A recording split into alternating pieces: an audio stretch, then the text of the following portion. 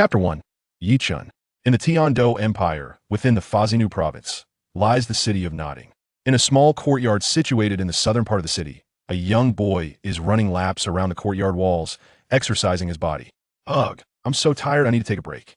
Perhaps having run for quite some time, the boy feels a bit fatigued and decides to rest for a moment.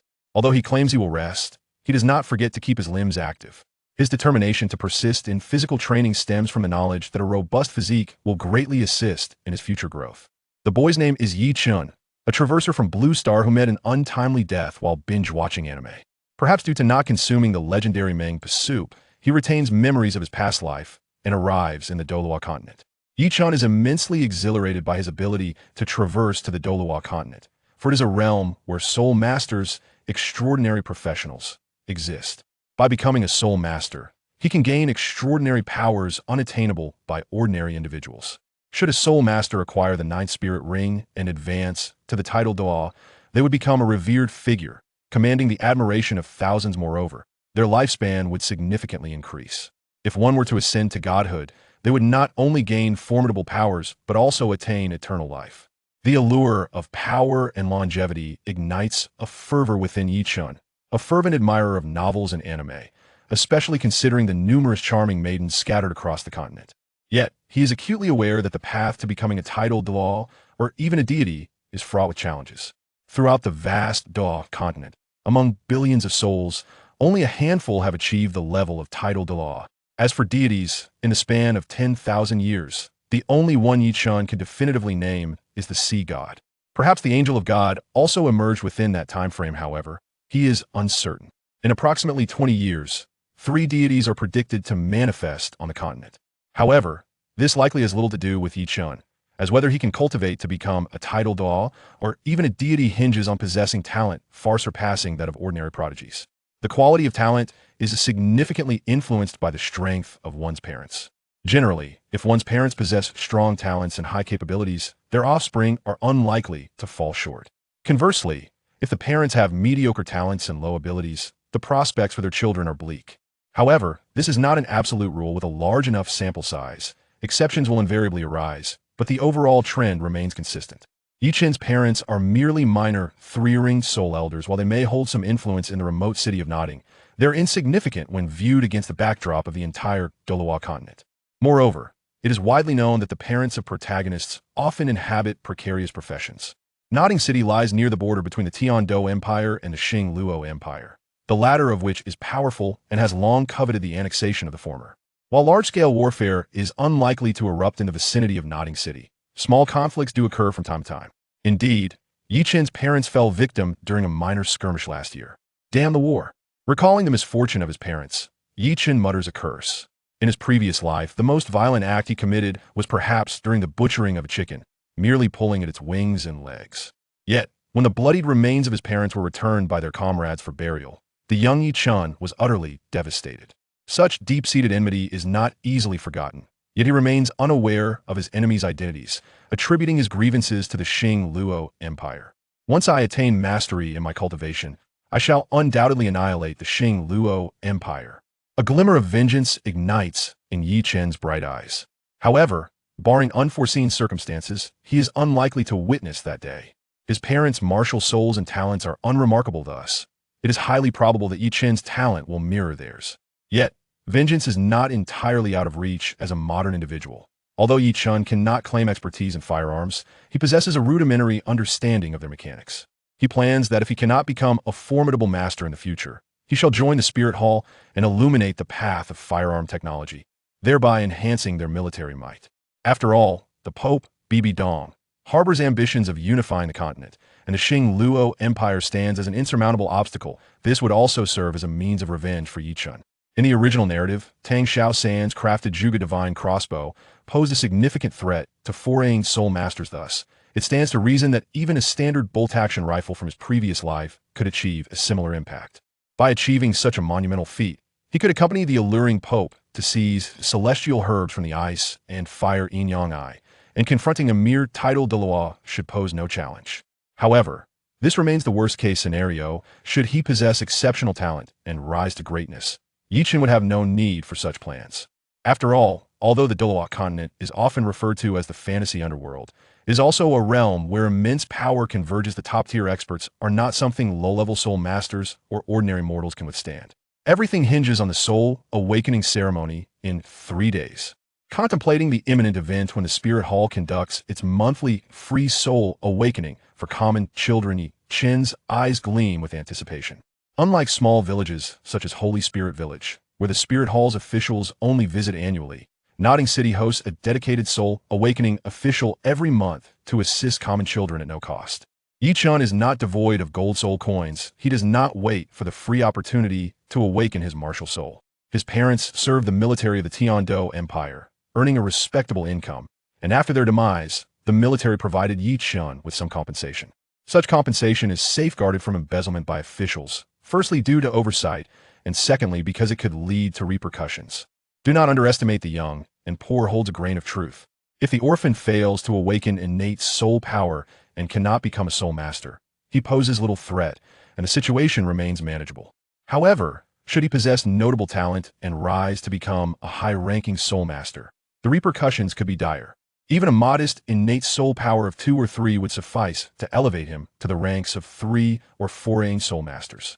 Given such compensation, soul masters of higher ranks would certainly disregard it. Nevertheless, Yi Chen has no intention of paying for his soul awakening, as he has only recently celebrated his 6th birthday. Even if he were to hire someone for an early awakening, it would merely afford him a few extra days of training.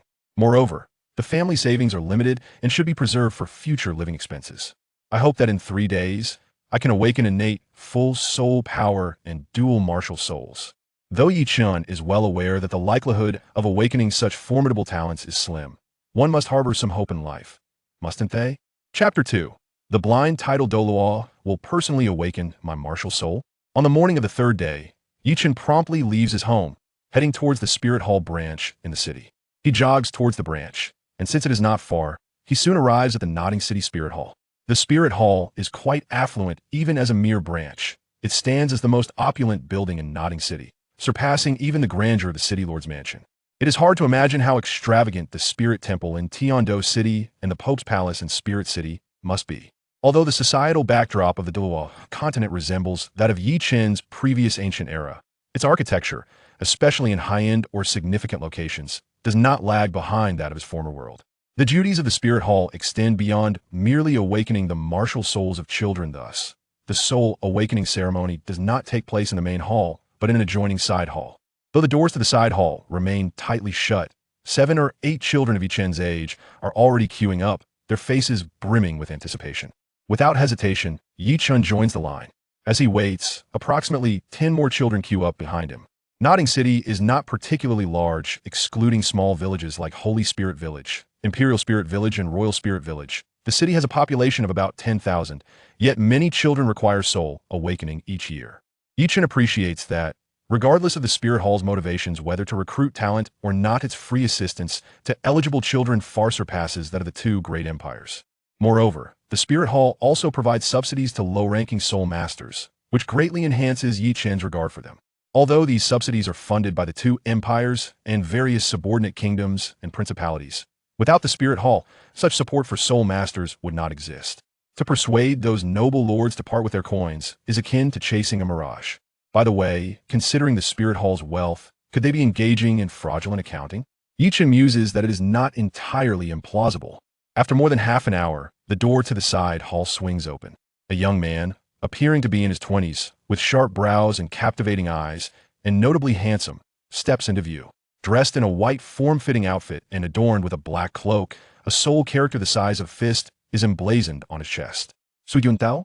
Upon spotting the young man while in line, Yi Chen's eyes brighten instantly. Although Yuntao is merely a touring soul master, he is a significant figure in the small locale of Nodding City, and his name is not unfamiliar to Yi Chen. As Yi Chen beheld Yuntao, the so-called blind Douluo, preparing to personally awaken his martial soul, he felt an unwavering confidence in the prospect of manifesting a more formidable innate talent. After all, Yuntao had previously awakened individuals with both innate full soul power and twin martial souls. Even if he himself did not possess such luck, he surely might experience some fortuitous enhancement. By the way, had Tang San awakened his martial soul yet? Although he too was born in the year 2630 of the Douluo calendar, the same as Tang San, Yichun remained oblivious to the current status regarding Tang San's martial soul awakening. Children, please come in, I shall awaken your martial souls now. Su Yuntao called out to Yichun and the others, who were obediently lined up. Having grown accustomed to the sight of children queuing at the entrance, Su Yuntao was unfazed. This occurred every beginning of the month at this particular side hall. Then, in accordance with their original order, Yichun and the others entered the side hall. It was not merely that the children understood the rules and would line up without prompting, rather. Their parents had instructed them to comply with the arrangements at the Martial Soul Hall, as those within were all soul masters whom they could not afford to offend. As for those from affluent families, or whose elders were soul masters, they would have already awakened their martial souls at home, and thus would not come to the Martial Soul Hall. I am Su Yuntao, a soul master of the 26th rank, and I shall guide you. Now, I will proceed to awaken your martial souls one by one. Remember, do not be afraid, no matter what happens. With a gentle demeanor, Su Yuntao addressed the gathered children as they all took their places. As the attendees settled, Su Yuntao produced 6 black awakening stones and a blue crystal ball for testing soul power, arranging them in a hexagonal formation on the ground. Do not be afraid. The children present wore expressions of bewilderment, yet Yichun understood that this was merely a precautionary measure from the blind Douluo. Given that Su Yuntao's martial soul was that of a wolf, and his soul power level was not particularly high, there had been instances where children were frightened to tears during their martial soul awakenings. Su Yuntao bellowed, "Lone wolf, manifest!" Instantly, 2 soul rings, one white and one yellow, appeared. A faint azure light emanated from the center of his brow, traveling upward and transforming his originally black hair into a striking gray, while it rapidly lengthened. Simultaneously, gray fur sprouted from his exposed arms, and his physique expanded, rendering him akin to a muscular werewolf. The emergence of the werewolf indeed startled several of the children present. Even Yichun, who had been mentally prepared, was taken aback, though he concealed his surprise. It was rather peculiar that Su Yuntao's martial soul was a wolf, and specifically a lone wolf wasn't that a rather fitting depiction of a single individual. Soon, under Su Yuntao's soothing guidance, the children regained their composure. All right, step into the awakening array. Su Yuntao gestured to the little boy at the front of the line. Then, with swift movements, Su Yuntao infused his soul power into the 6 awakening stones on the ground. Instantly, a layer of golden radiance emanated from the stones, forming a soft golden light shield that enveloped the little boy, with countless golden motes entering his body. Extend your right hand, Su Yuntao instructed the boy. The boy instinctively complied, and in an instant, a kitchen knife appeared in his grasp. Weapon martial soul, kitchen knife. Young one, concentrate and summon your martial soul back. Then test your soul power, Su Yuntao said, placing the soul power testing crystal ball before the boy. The tender little hand rested upon the crystal ball, yet it failed to emit any light. No soul power unable to cultivate. Next, Su Yuntao expressed a hint of disappointment. The first child to step forward had no innate soul power. Was today perhaps an inauspicious day for awakening martial souls? No soul power? If Su Yuntao felt a slight disappointment, the boy was utterly disheartened, for lacking innate soul power meant he could never become a soul master. Weapon martial soul, sickle no soul power. Weapon martial soul, ho innate level 1 soul power, able to become a soul master. Weapon martial soul, rolling pin no soul power. Before long, only one little girl remained in front of Yichun. Weapon martial soul, blue silver grass? No soul power indeed. Blue silver grass is a worthless martial soul. Su Yuntao remarked with a hint of sarcasm as he observed the little girl's awakened martial soul. Excuse me, handsome big brother, is it truly impossible for blue silver grass to possess innate soul power? Yichun inquired of Su Yuntao. Little friend, you have quite the sweet tongue, how perceptive. To my knowledge, it is not that blue silver grass absolutely cannot possess innate soul power, but the probability of its occurrence is significantly lower than that of other martial souls. Even if it does manifest innate soul power, it is certainly not high. I have been in this role of martial soul awakening for quite some time, and I have yet to witness a child with blue silver grass awakening who possesses innate soul power. Su Yuntao explained, thoroughly enjoying being referred to as handsome big brother while enlightening Yichun. Is that so? Upon hearing Su Yuntao's words, Yichun became convinced that Tang San had likely not yet awakened his martial soul. After all, a blue silver grass with innate full soul power would surely astonish Su Yuntao for a lifetime, could never forget. All right, little friend, it is your turn. I wish you the awakening of innate soul power." With a blend of politeness and charm, Su Yuntao offered Yi Chun his well wishes. Then, as Yi Chun stepped into the awakening array, a soft golden light ignited once more as Su Yuntao infused his soul power. How pleasant! Within the golden light, Yi Chun felt a warm current flow into his body, causing him to close his eyes in comfort. Before long, Yi Chun sensed something emerging from his right hand. Ah, is it merely a single martial soul? The stillness in his left hand indicated that he had awakened only one martial soul, shattering his dreams of manifesting a twin martial soul. There is still hope as long as I awaken a high-level innate soul power. My future will not be lacking. It was a rare opportunity to traverse the Douluo Continent, and if he could not reach the pinnacle, would that not be a lifelong regret? With such thoughts in mind, Yi Chun opened his eyes and gazed at his right hand. There, a verdant bamboo staff materialized in his palm. Bamboo staff martial soul? On the continent, there exists a diverse array of martial souls, each categorized by varying degrees of quality, ranging from the mundane to the extraordinary. Ordinary martial souls, advanced martial souls, top-tier martial souls, and divine martial souls.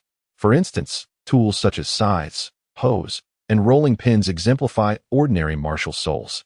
Although blue silvergrass is often derided as a useless martial soul, it nonetheless falls within the realm of the ordinary.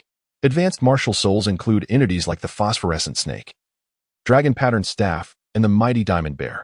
Top-tier martial souls are synonymous with formidable power, with the most renowned examples being the Haotian hammer, blue lightning tyrant dragon, and the white tiger. The Seven Treasures Glazed Tile School's Seven Treasures Glazed Tower martial soul, while unparalleled in its supportive capabilities, is classified as a pseudo-top-tier martial soul due to its inherent flaws. Only the Nine Treasures Glazed Tower can be deemed a true top-tier martial soul. As for divine martial souls, they require no elaboration. Only those inherited from deities qualify as such. Throughout the entirety of Douluo Continent, the six-winged angel martial soul from the Spirit Hall and the sea god martial soul from Sea God Island are the sole examples. Divine martial souls not only possess remarkable quality, but also inherently embody domains, and those who awaken a divine martial soul typically exhibit innate soul power that is markedly superior, effortlessly ascending to the status of title Douluo. In this life, Yi Chun's parents possessed ordinary martial souls. His father's was an iron rod, while his mother's was a bamboo staff, both being of similar quality. It was thus not surprising that he awakened the bamboo staff martial soul. However, he lamented the absence of a twin martial soul, as he had hoped to experience a transformation akin to that of Ma Hongzhun, where one's martial soul could evolve from humble beginnings to extraordinary heights. Alas, that hope now seemed futile. For those with a powerful ancestral martial soul, it may indeed be preferable for their soul not to undergo mutation.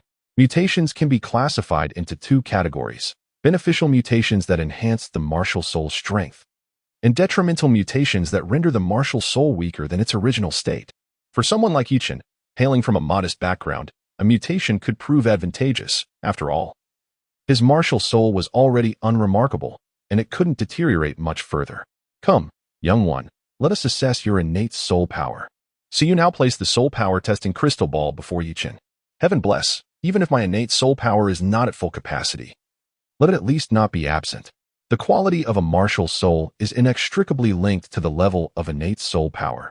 It is impossible for an unremarkable martial soul to possess full innate soul power. At this moment, Yi Chun was no longer concerned with attaining full innate soul power. He merely wished not to discover that he possessed none at all. If he had any innate soul power, even at the first level or half a level, there would still be hope for his future. Though treasures capable of altering one's innate talent are rare on the Douluo Continent, they do exist.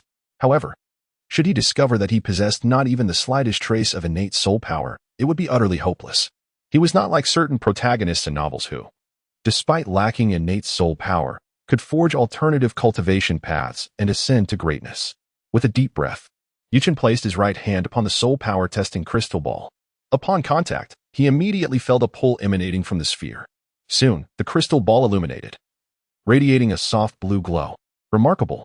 Innate soul power at level 3.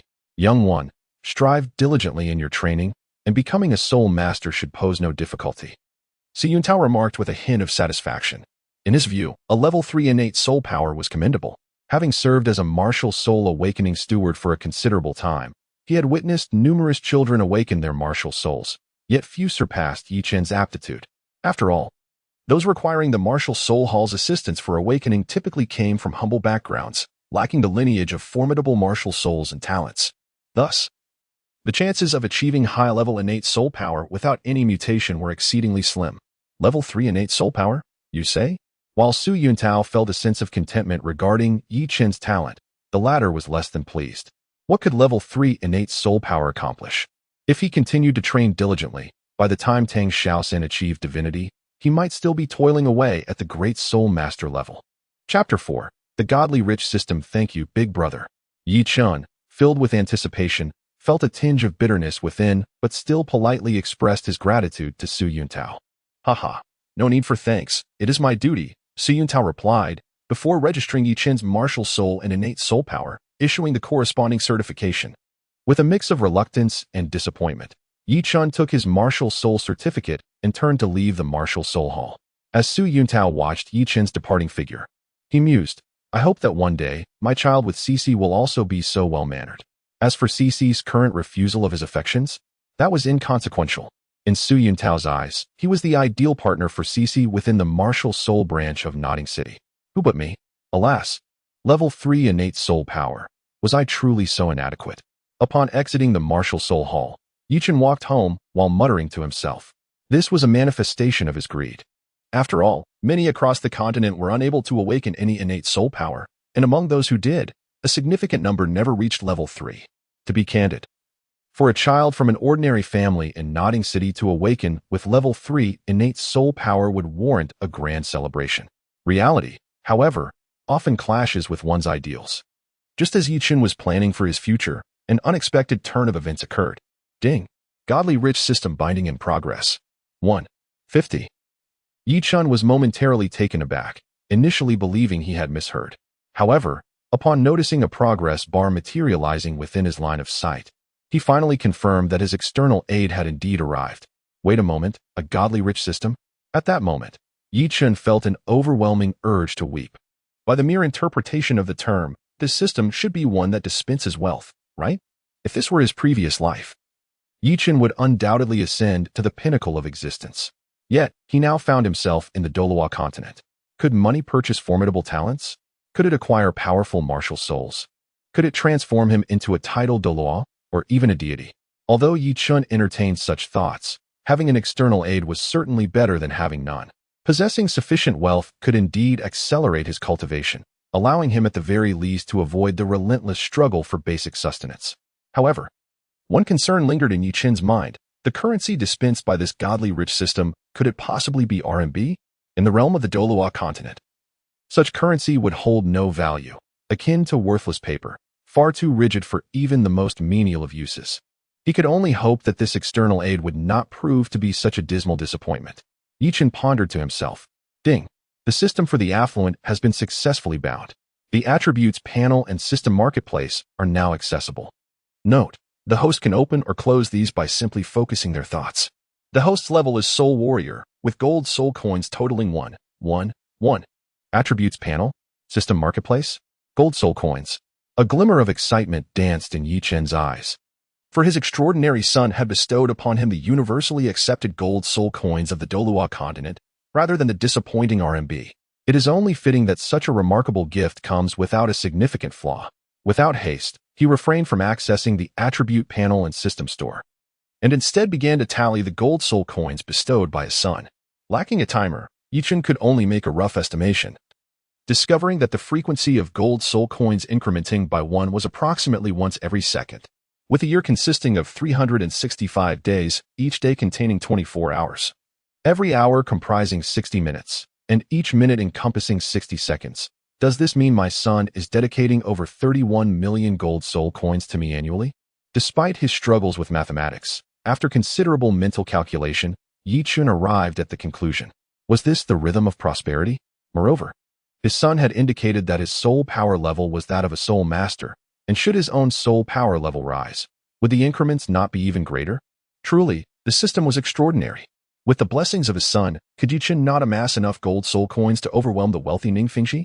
Fortunately, the notification of gold soul coins incrementing was silent, merely appearing as text in the lower right corner of his vision, and could be dismissed. sparing Yi Chun from experiencing the troubles of the affluent. Open the attribute panel. Instantly, a golden screen materialized before Yi Chun's eyes. Attribute panel host. Yi Chun's soul power. Level 3 martial soul. Bamboo staff soul rings. None. Upon glancing at his rudimentary attribute panel, Yi Chun felt a pang of reluctance and promptly closed it.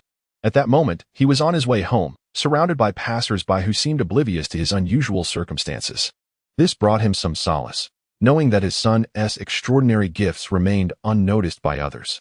As for the system store, Yi Chun harbored high hopes. Yet he resolved to return home first. Should the store offer something remarkable, he would undoubtedly leap with joy. Conversely, if it proved disappointing, he would still leap in frustration. He had no desire to be regarded as a spectacle on the street.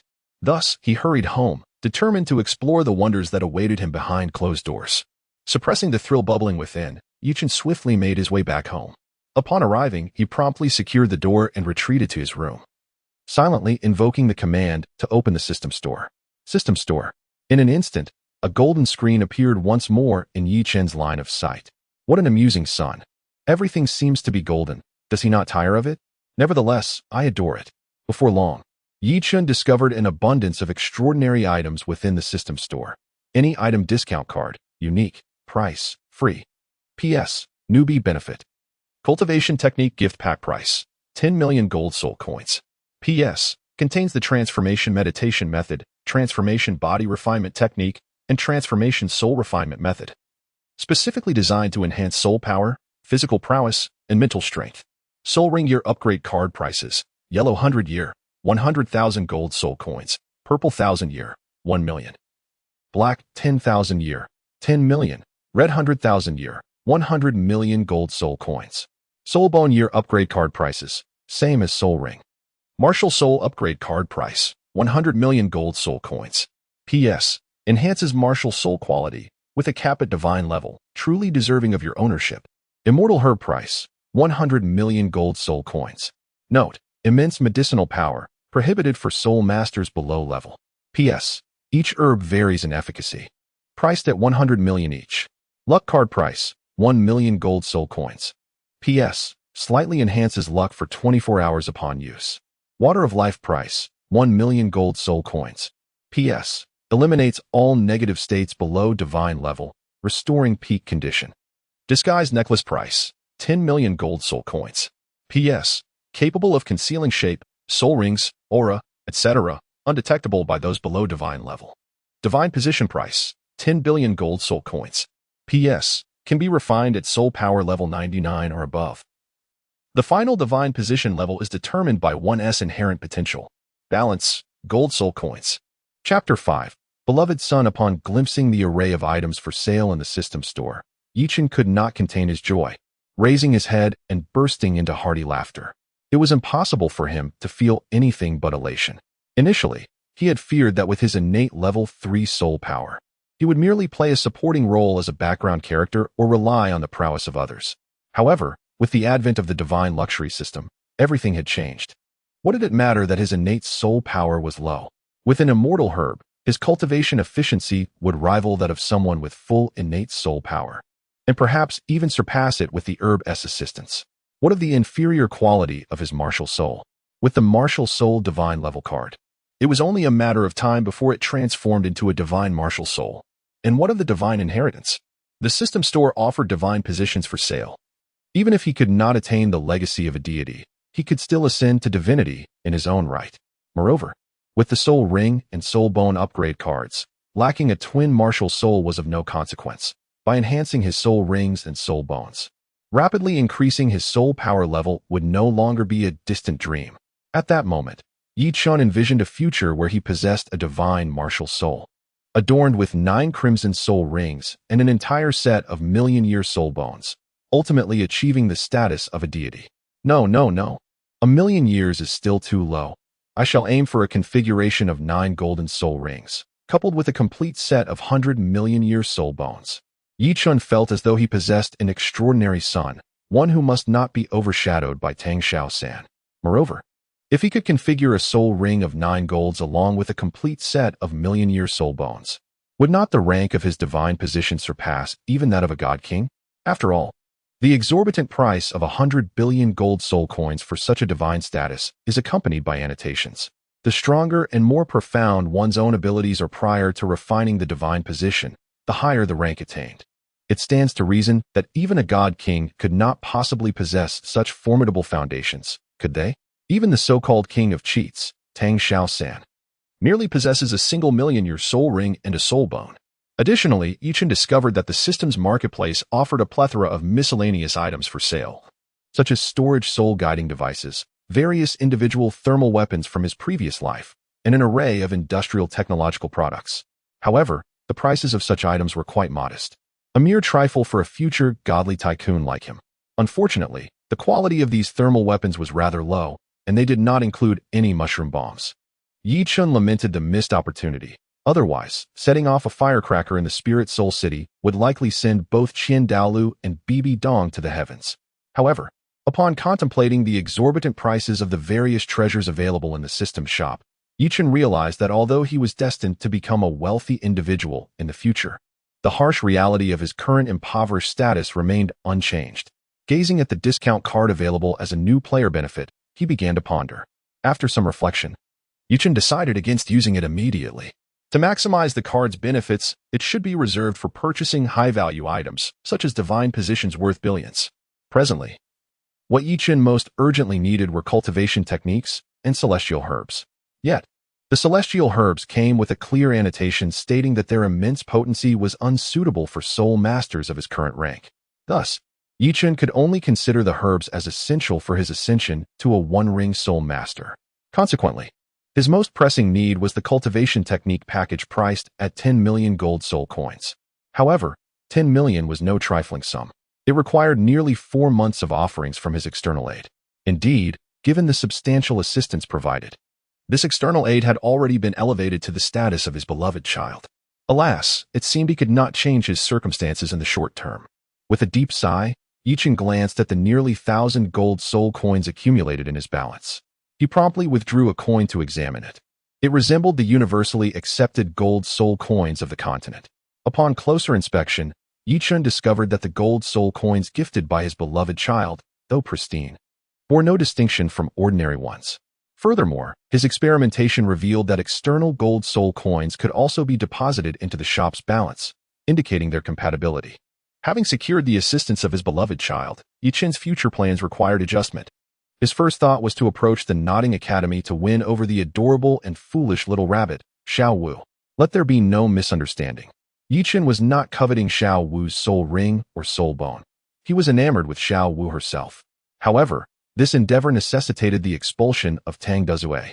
With Tang Dazue's tidal Douluo strength, he would undoubtedly recognize Shiau as a transformed 100,000-year spirit beast at first glance.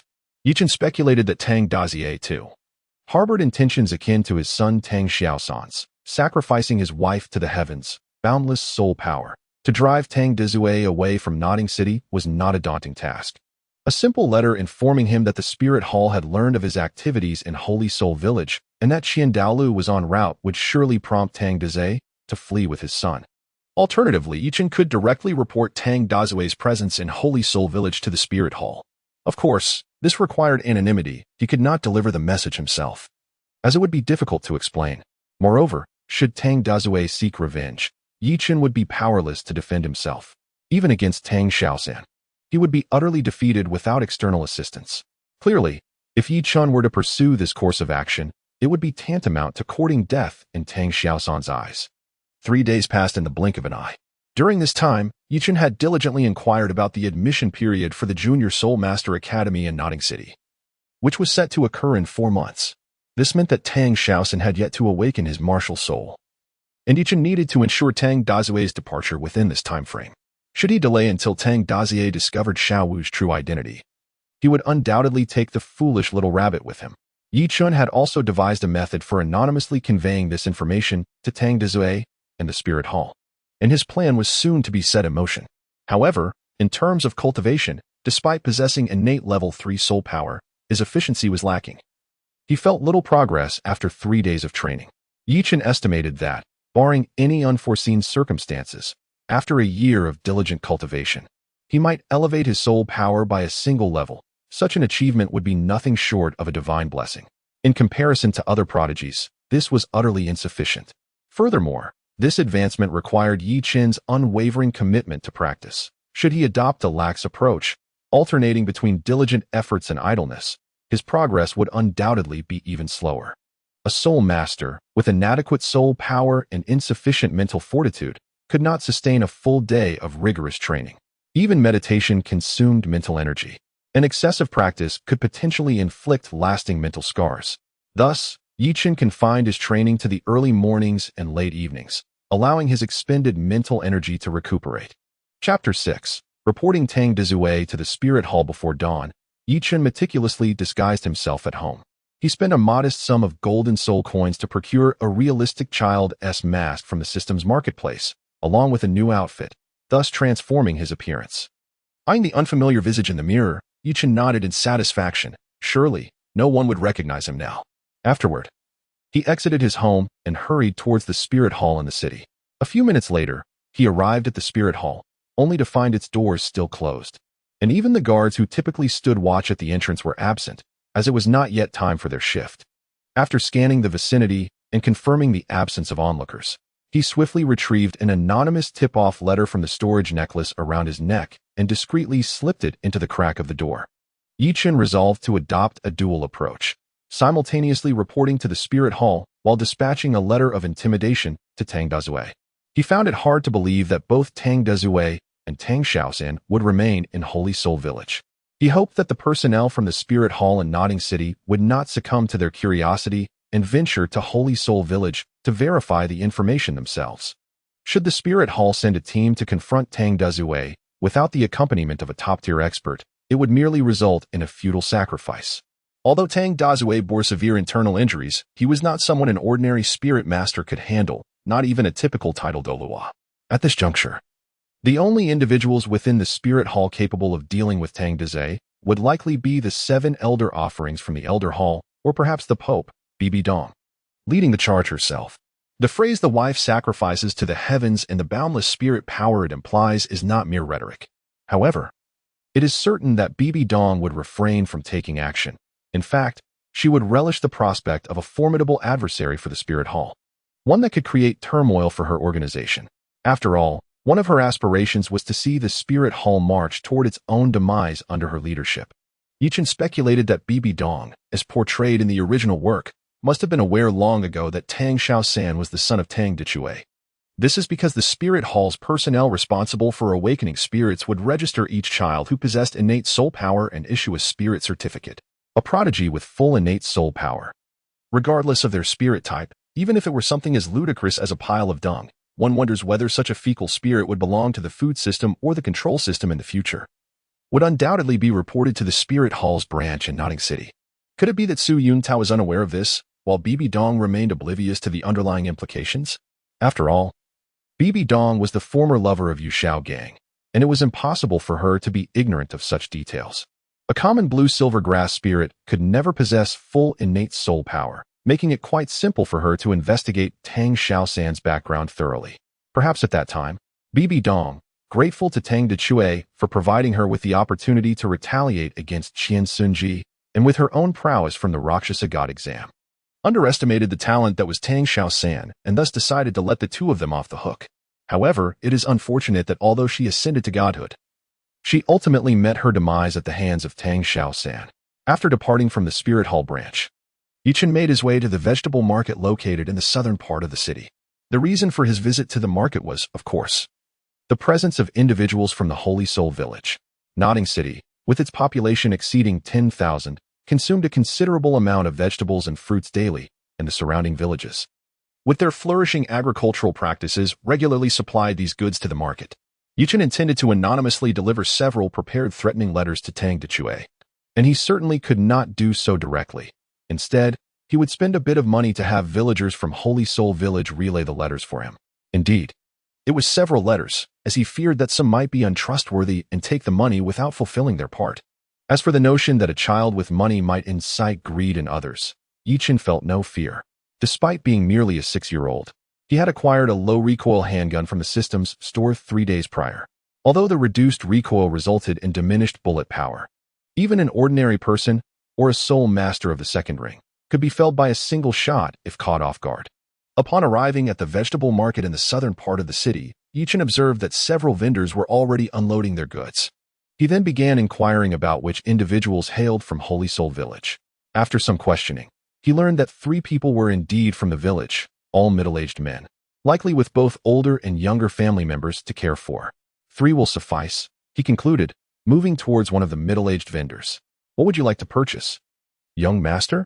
The vendor, noticing Yichen's fine attire and high-quality fabric, immediately adopted a respectful tone. Do you know Tang Hao? Tang Hao? The blacksmith from our village? The middle-aged man paused, surprised that a young master from the city was acquainted with their village's notorious drunkard blacksmith. Yes, he has a son named Tang San. Ah, yes. Tang Hao indeed has a son named Tang San. As he spoke, the vendor silently wondered, does that drunken Tang Hao have relatives in the city? Please deliver this letter to Tang Hao. Here is your reward. Yi Chun retrieved a threatening letter from his storage soul guide and presented a gold soul coin. Really? The middle-aged man's eyes lit up instantly, fixated on the gold coin in Yi Chun's hand. It is well known that on the Douluo Continent, the purchasing power of a gold soul coin is quite robust. A single coin suffices to cover the living expenses of an ordinary family of 3 for several months. To merely deliver a letter and earn such a coin? Very well. Just ensure the letter is delivered. However, if you take my money and fail to fulfill your duty, I trust one shall not have the misfortune of encountering you again. Yichen added a veiled threat. No problem, young master. I assure you the letter will reach its destination. The middle-aged man immediately patted his chest in assurance, as delivering a letter was hardly a troublesome task for him. Moreover, this young master appeared to hail from a wealthy family. If he were to accept payment and neglect his responsibility, it would surely lead to dire consequences for him. Excellent. Remember your words. Yichen nodded in satisfaction and departed from the stall. Subsequently, he employed the same method to relay instructions to 2 other villagers from the Holy Soul Village before leaving the vegetable market. It appears that the security in Nodding City is quite commendable. Remarkably, no one has attempted to take advantage of the situation. Yi Chun mused to himself after taking a long detour and discovering no one was following him. In truth, it was not the security of Nodding City that was commendable, but rather that Yi Chun had retrieved the gold soul coins and letters from his storage soul guide. Only soul masters possess such devices, which ordinary people would not dare to provoke. Chapter 7. Su Yuntao, I must achieve great merit. Part 1. Meanwhile, at the Martial Soul Branch Hall, Su Yuntao, a member of the Nodding City Martial Soul Branch, arrived early in the morning with breakfast in hand. When asked who the breakfast was for, it was naturally for his beloved goddess, Cici. There is a saying that opportunity favors the prepared mind, and Su Yuntao believed that in his pursuit of Cici, he must attend to every detail meticulously. Oh, what is this? Noticing a letter that Yi Chun had previously slipped through the door crack, Su Yuntao picked it up without hesitation. The envelope bore the inscription for the personal attention of the Martial Soul Hall personnel. With a raised eyebrow, Su Yuntao promptly opened the envelope. Fortunate one, congratulations. You have achieved great merit. I have achieved great merit? What merit? The opening line of the letter left Su Yuntao perplexed, prompting him to continue reading. The number 1 wanted criminal of the Martial Soul Hall. The murderer of former Pope Qian Xuanji, the Haotian Doa Tang Hao, is now hiding in the Holy Soul Village, forging iron. Quickly report this news to the Elder Hall, and to the Grand Offering Qian Daolu, who has a vendetta against him. He will surely reward you. Tang Hao the Haotian Douluo. Although the letter contained little information, its impact on Su Yuntao was significant. As a member of the Martial Soul Hall, he had heard of the notorious Haotian Douluo Tang Hao. Knowing that this ruthless individual had killed their former pope, Qian Xuanji, several years prior. Who is Qian Daolu? The father of the previous pope? Su Yuntao was aware that the elders in the Elder Hall were formidable figures within the Martial Soul Hall. But he had not realized that the Grand Offering Qian Daolu was indeed the father of former Pope Qian Xuanji. Having grasped such crucial information, Su Yuntao immediately set about taking action without delay. Half an hour later, the branch master of the Nodding City Martial Soul Branch and the various officials had gathered together. Let us discuss how we should proceed with this matter, the branch master inquired, observing that everyone was present. He was not foolish enough to think that their branch could capture Tang Hao in the Holy Soul Village. Tang Hao was a titled Douluo. If they attempted to confront him with their small force, it would undoubtedly lead to their demise. Furthermore, they could not act recklessly, lest they alert Tang Hao and cause him to flee. The news must be reported. A tidal Douluo is beyond our branch's capacity to confront. Even the Hall of the Heavenly Do City cannot handle it. Only the Pope Hall can dispatch experts to deal with this. As soon as the branch master finished speaking, one official interjected, "No, we must first verify whether this news is true. Otherwise, if it turns out to be false, we would be in serious trouble." Another official quickly added, "Indeed, if we make an error and the higher-ups place blame on us, our branch would suffer. So, who among you will verify the authenticity of this information?" The branch master nodded in agreement. It would be easy to determine the truth of the news. They simply needed to send someone to investigate. However, as soon as this suggestion was made, the room fell silent. If the information were false, it would only waste some effort, which was not a significant issue. But if it were true, and they were discovered by Tang Hao during their investigation, they would surely meet a grim fate. For the sake of their lives, everyone fell silent. The branch master, witnessing the silence of his subordinates, inwardly cursed their ineptitude. Just as he was contemplating whether to force someone to go, Yuntao stood up. "Branch master, I will go," Yuntao declared with confidence, standing tall and resolute. "Oh, it's you, Yuntao. Very well. Truly a commendable official of our martial soul hall. Do you have a plan?" The branch master, pleased to see a volunteer, eagerly inquired. "A few years ago, I was the one who awakened the martial souls of the children in the Holy Soul Village. Although the time isn't quite right yet, it is not far off. I plan to go early to awaken the martial souls of the children and discreetly inquire with their village chief about the presence of Tang Hao. I believe this will not alert him." Yuntao outlined his plan. Upon hearing this, the others in attendance nodded in agreement, and the branch master patted his chest, assuring Yuntao, "Yes, indeed. Your plan is excellent. If this news proves true, I will commend you to the higher-ups." "Thank you, branch master," Yuntao replied gratefully. "Everyone, if Tang Hao truly resides in the Holy Soul Village, and the higher-ups succeed in capturing him, not only will Yuntao earn great merit, but all of us in the branch will also share in the glory. Therefore, we must not leak this information," the branch master admonished, casting a stern gaze over the gathered officials. "Yes, branch master," they all responded in unison. The branch master was correct. If they succeeded in capturing Tang Hao, the higher-ups would be pleased, and promotions and raises would surely follow.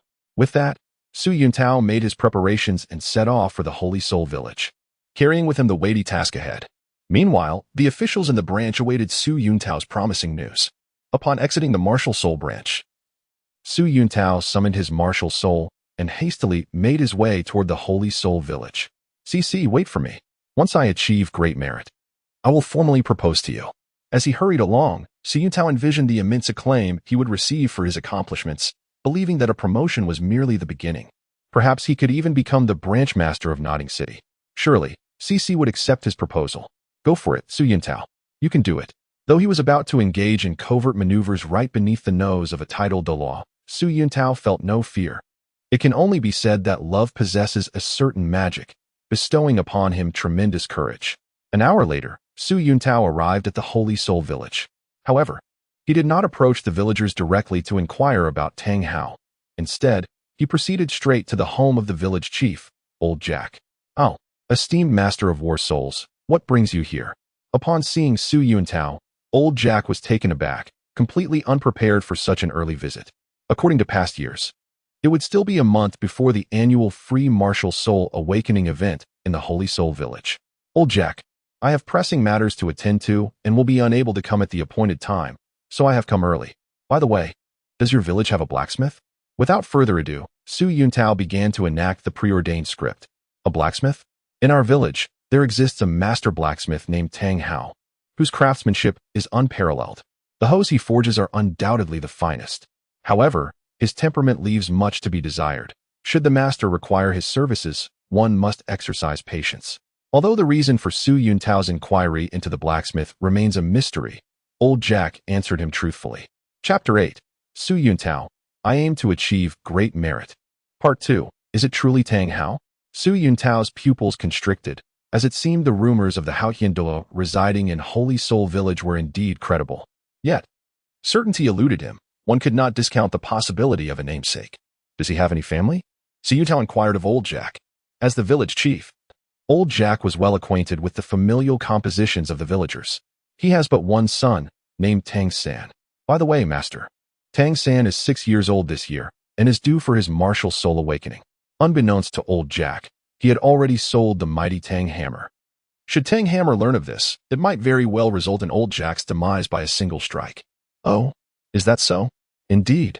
This old man would not deceive you. Su Yuntao's eyes brightened at the prospect.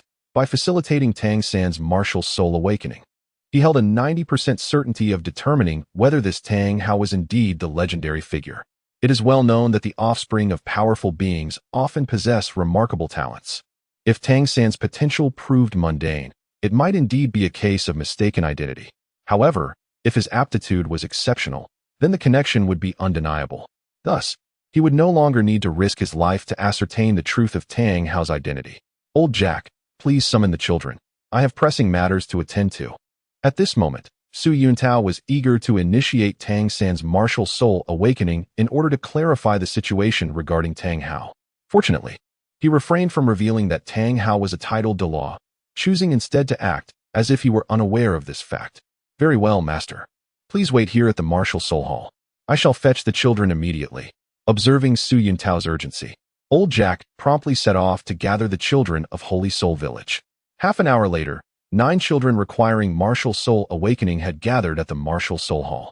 While it was termed the martial soul hall, it was merely a modest wooden structure, incomparable to the Grand Martial Soul Branch in Notting City. Children, what are your names? Su Yunao asked gently, his demeanor warm as he addressed the 9. I am Zhang San. I am Li Si. I am Tang San. Is this child truly Tang San? Among the other 8 children, Su Yuntao paid particular attention to Tang San. Upon glancing at him, he observed that Tang San appeared rather unremarkable, his physique somewhat frail, suggesting possible malnutrition. It was difficult to believe he was the son of a titled Douluo. All right. Line up one by one. I shall awaken your martial souls. With that, Su Yuntao retrieved the necessary tools and commenced the awakening process for the 9 children. Weapon Martial Soul, Scythe, no soul power. Weapon Martial Soul, Ho, no soul power. Weapon Martial Soul, Blue Silvergrass, no soul power. To no one's surprise, all 8 children failed to awaken innate soul power, as they were merely commoners, which was to be expected. At this juncture, only Tang San remained, and Su Yuntao felt a twinge of anxiety. His promotion hinged upon Tang San's results. Not only was Su Yuntao anxious, but Tang San too felt a sense of urgency. After witnessing the previous 8 children fail, he naturally grew concerned. Although he did not fully comprehend the significance of a soul master, he understood that innate soul power was crucial for his future. All right, you are the last. Come forth quickly. Su Yuntao beckoned Tang San to step onto the martial soul awakening array. As anticipated, the awakening ceremony for the destined protagonist was markedly different. The brilliance of the array during Tang San's awakening far surpassed that of the previous 8 children combined. Instantly, Su Yuntao focused his gaze on Tang San's hands, expecting a hammer to materialize. After all, Haotian Douluo Tang Hao wielded a mighty hammer. However, to his astonishment, instead of a hammer, a blue silvergrass emerged from Tang San's right hand. Could it be that this Tang Hao from Holy Soul Village is a fraud? It is well known that a child's martial soul is inherited from their parents, and if the parents possess differing qualities, the child inherits the superior one. The Haotian hammer and blue silvergrass are worlds apart. If this Tang San were truly the son of Haotian Douluo, it was inconceivable that he would awaken with anything but the Haotian hammer. Could it be that Tang San is not Tang Hao's biological child, but rather an adopted one? This thought crossed Su Yuntao's mind. Suddenly, he noticed that Tang San's left hand was clenched tightly, trembling slightly, as if something were attempting to emerge but was being suppressed. Could it be the legendary twin martial souls? The notion of twin martial souls sent a wave of excitement through Su Yuntao. Thankfully, he quickly regained his composure, suppressing his astonishment, and calmly addressed Tang San. Weapon Martial Soul, Blue Silvergrass. Young one, let us test your innate soul power. He presented the soul power testing crystal ball before Tang San. As a brilliant blue light erupted, Tang San's innate soul power was revealed. Full innate soul power. Su Yuntao exclaimed in astonishment. If he had previously been uncertain of Tang San's status as a twin martial soul, and whether Tang Hao was indeed the Haotian Douluo, he now possessed complete confidence. After all, he had been in this role long enough to recognize that never before had he encountered a blue silvergrass with full innate soul power, signifying that Tang San possessed a second martial soul. Full innate soul power. What does that even mean? Tang Xiaosan was somewhat perplexed. The cultivation talent of a soul master is determined by the level of innate soul power. And full innate soul power represents the highest potential achievable at the moment of spirit awakening. It is unfortunate, however, that your blue-silver grass is a useless martial spirit. Had it been replaced with a more formidable spirit, you would have been remarkable. As he spoke, Yuntao shook his head, feigning a look of sympathy for Tang San. Yet, internally, Yuntao could not help but feel envious. After all, he was the son of the Haotian Douluo, possessing twin martial spirits and full innate soul power. In the future, he would undoubtedly blossom into a top-tier powerhouse. After issuing the martial spirit certification to Tang San, Yuntao, brimming with excitement, hurriedly departed from Holy Soul Village and returned to the Martial Spirit Branch Hall in Notting City. Chapter 9. Tang Dazue's escape at that moment. Within the Martial Spirit Branch Hall in Notting City, the branch master and a group of attendants were anxiously awaiting news from Yuntao. Given that their promotions and salary increases hinged on this matter, none could remain calm. Just then, their great contributor Yuntao returned. Yuntao, you have finally returned. What happened? As soon as Yuntao entered, the branch master eagerly inquired. It has been confirmed. Tang Hao from Holy Soul Village is indeed the Haotian Douluo. Oh, really? Haha. That is splendid. The branch master exclaimed, his joy palpable. With such a significant achievement, the prospect of his promotion to the position of branch master in the capital of Fasnuo province now seemed possible. Yuntao, please tell us how you confirmed this. An attendant from the Martial Spirit Hall pressed. When I visited Holy Soul Village, Tang Hao's son Tang San was also about to awaken his martial spirit. You would never guess the circumstances surrounding Tang San's awakening, Yuntao said mysteriously. Could it be that he possesses full innate soul power? Someone interjected. How did you know? It's not just full innate soul power. He has twin martial spirits along with full innate soul power. The crowd erupted in astonished gasps. Indeed. Twin martial spirits. Yuntao continued. However, I only caught a glimpse of the blue-silver grass in his right hand, while he tightly clenched his left hand, preventing me from seeing what was there. But how could this useless blue-silver grass possibly possess full innate soul power? Unbeknownst to Yuntao, he was unaware of Tang San's true nature. Although surprised, he could not connect the dots, considering that while cases of twin martial spirits existed, they were exceedingly rare. Perhaps even a century could pass without one emerging. However, now that Yuntao was aware that Tang San might very well be the son of Haotian Douluo, and recalling that Tang San had tightly gripped his left hand, he immediately made the connection. The so-called blind idol Yuntao is not truly blind after all. Indeed, Yuntao is correct. How could this blue-silver grass possess full innate soul power? There must be another powerful martial spirit involved. The branch master nodded in agreement. In truth, the branch master had made an error. One prerequisite for twin martial spirits is that the quality of both spirits must be comparable. There should not be a disparity. On the surface, it appeared Tang San's blue-silver grass was not ordinary blue-silver grass, yet it did not definitively indicate that it was a twin martial spirit. It could merely be the awakening of the blue-silver emperor spirit. Master, you must treat us, exclaimed an attendant. After all, our branch has achieved such a significant feat. It would be remiss not to celebrate your impending promotion. Immediately, another attendant chimed in. Haha, if there has to be a celebration, it should come from Yuntao, for he is our branch's greatest contributor. Indeed, Yuntao, I have a niece, just 18 years old. Shall I introduce her to you? Get lost. Your 18-year-old niece is a ball of fat, heavier than a sow. How could she be worthy of a youth like Yuntao? My niece would be a better match. Yuntao, I only desire a goddess. As the members of the Martial Spirit Branch Hall in Notting City prepared to celebrate, 3 villagers from Holy Soul Village, who had been selling goods at the market, gradually finished their sales and returned to Holy Soul Village. Thus, in the afternoon, while forging at home, Tang Dazue received a threatening letter written by Yi Chun to Tang Hao personally. Who wrote this? Tang Dazue pondered, bewildered, as he gazed at the envelope marked with Tang Hao's name. It was worth noting that he and Tang San had been living in seclusion in Holy Soul Village, without even informing his elder brother Tang Shiau or younger sister Tang Hua. No acquaintances were aware of their existence, and strangers would not write to a mere blacksmith like him. Without hesitation, Tang Dazue tore open the envelope. Run. The Martial Spirit Hall has discovered your hiding place in Holy Soul Village. Daolu may already be on his way. The contents of the letter were minimal. Yet Tang Dazue's eyes widened in shock. Though he feared nothing in the world, the thought of encountering Daolu, a peerless Douluo at level 99, filled him with dread. After all, in Tang Dazue's eyes, he had killed Qian Doliu's son, Qian Xuanji. The enmity of a slain son is irreconcilable. If Qian Daolu were to learn of his presence in Holy Soul Village, would he not come to eliminate him? While Tang Dazue had a title as a one-star Douluo, capable of defeating 3 titled Douluos, he knew that against Qian Daolu, who had once been ranked alongside his grandfather Tang Chun, he stood no chance. Moreover, his current injuries were substantial, rendering him incapable of using the ring explosion technique. Otherwise, he would surely meet his demise. Even if Qian Daolu did not come, a mere increase in numbers would pose a significant threat to him in his weakened state. Regarding the claim in the letter about his identity being exposed, Tang Dazue had no doubts about its authenticity. Someone had taken the time to write him a letter, even mentioning Qian Daoliu's name. How could this be false? Regardless of the truth behind the matter, he knew he must leave Holy Soul Village. He could not afford to take chances. Should Qian Daolu truly arrive, escape would be impossible.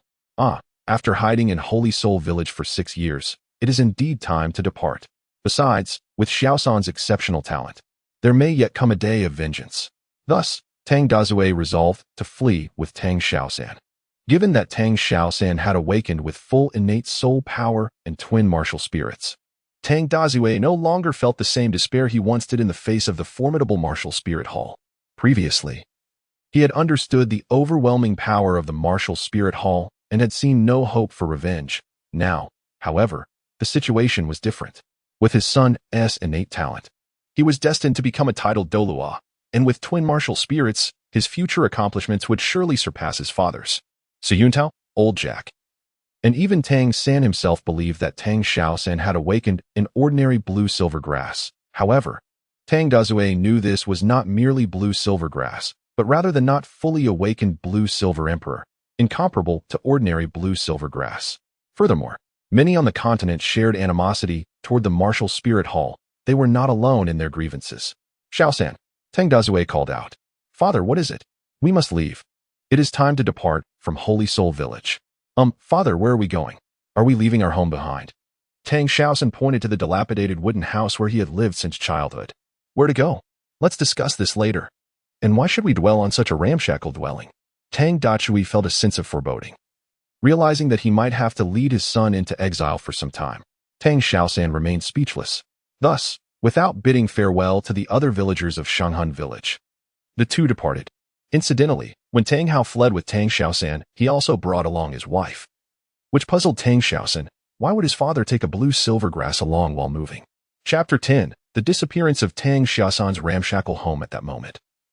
Yichen remained oblivious to the success of his scheme. Tang Dachui had indeed absconded with Tang Xiaosan. His decision to report Tang Dachui followed by sending him a threatening letter stemmed from concern for the innocent civilians of Shanghun Village. After all, a battle between titled Douluo experts could lead to catastrophic consequences, potentially endangering the lives of the villagers. To safeguard the lives of the hundreds residing in Shanghun Village, Yichen felt compelled to inform Tang Dachui, lest the latter fall victim to his machinations. Meanwhile, the people at the Wuhuan branch in Notting City were still in celebratory spirits, unaware of Tang Dachui's flight. After all, he was a titled Douluo powerhouse, and they could not afford to deploy personnel to monitor him, lest they inadvertently alert him. Weeks later, news regarding Tang Dachui and Tang Xiaosan was reported up the ranks to the Pope's Hall in Wuhuan City. Innate full spirit power and twin spirit souls? How intriguing. Bibi Dong glanced at the intelligence in her hand and muttered softly before dismissing it entirely. After all, even if her Pope's Hall chose not to intervene, others would certainly take up the mantle. Yichen's earlier thoughts proved astute. Regarding Tang Dazue, Bibi Dong harbored no animosity. In fact, it was Tang Dazue who had inadvertently assisted her. Had it not been for Tang Dazue's devastating blow to Qian Xuanji, she would not have so easily seized the opportunity to strike. While Bibi Dong chose to overlook this, Qian Daolu could not afford to do the same. Given that Bibi Dong had only recently assumed control, the Spirit Hall remained firmly under the influence of the Angel family. The information regarding Tang Dazue was known to Bibi Dong, and naturally, it reached Qian Daolu as well. However, Qian Daolu was aware that his son was not killed by Tang Dazue. Thus, he had no intention of taking matters into his own hands. Nonetheless, acknowledging that a portion of his son's demise could be attributed to Tang Dazue, Qian Daolu dispatched the two elders, Qian Jun and Jiang Emo, to St. Soul Village. With Qian Daolia's orders in hand, The duo wasted no time and hastened their journey to Notting City. As titled Douluo, their speed was remarkable. In merely 3 days, they arrived at the Spirit Hall branch in Notting City. Upon introducing themselves, the brothers were warmly welcomed by the officials at the branch. "Who is the branch master?" Jiang Imo Douluo inquired. "I am the master of the Notting City branch." The branch master promptly stepped forward, eager to show no signs of negligence. "Excellent. We shall make our way to St. Sol Village. You will guide us," Jiang Imo Douluo commanded. Gripping the branch master and taking flight alongside Qian Jundao towards St. Sol Village. In a short span, guided by the branch master, the trio arrived at the village. Not here. Upon reaching the entrance of St. Sol Village, Qian Jundao extended his spirit power to sense the surroundings, yet he found no trace of Tang Hao. In fact, there wasn't even a single soul master present within the village. After summoning Old Jack for inquiries, the brothers learned that Tang Dazue and Tang Shaosen had mysteriously vanished over a month prior. "Did your Notting City branch leak this information?" Jiang Imo Doluo's expression turned menacing as he smashed Tang Shaosan's dilapidated house into ruins, then seized the branch master's collar, lifting him into the air with a fierce glare. "And no, I assure you, the information was not leaked," the branch master protested, looking utterly innocent. "Forget it. If Tang Hao has fled, then so be it. The Notting City branch has reported the information regarding Tang Hao and his son, which is a significant contribution," Qian Jundao interjected, preventing his brother from escalating the situation. Let him escape for now." With a cold snort, Jiang Imo Douluo released the branch master. With the combined might of two 96th rank title Douluo, along with their impeccable coordination, they could easily engage in battles beyond their rank. If they were to encounter Tang Hao, defeating him, especially in his current weakened state, would pose no challenge. Although the primary target had eluded them, the rewards due must not be overlooked, lest morale falter and their team become difficult to manage. Thus, Su Yuntao, a young man, was appointed as the acting master of the Notting City branch, awaiting the moment he ascended to the rank of Soul Master to formally assume the position.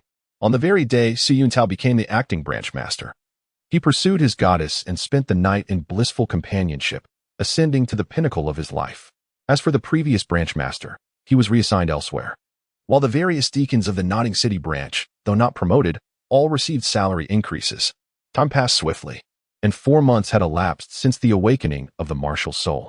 Days prior, Yichun had invested 1,000,000 gold soul coins in the system shop to acquire a comprehensive martial arts training package. In the Douluo Continent, aside from Tang Shaosan Xiantian Gong, other soul masters did not possess any specific martial arts techniques. All relied on the most basic method of meditation. Yichun was unsure of the efficacy of Xiantian Gong, having never practiced it. However, his own creation meditation method showed promising results. With his innate level 3 soul power, had he diligently trained for a year, he would have only improved by 1 level.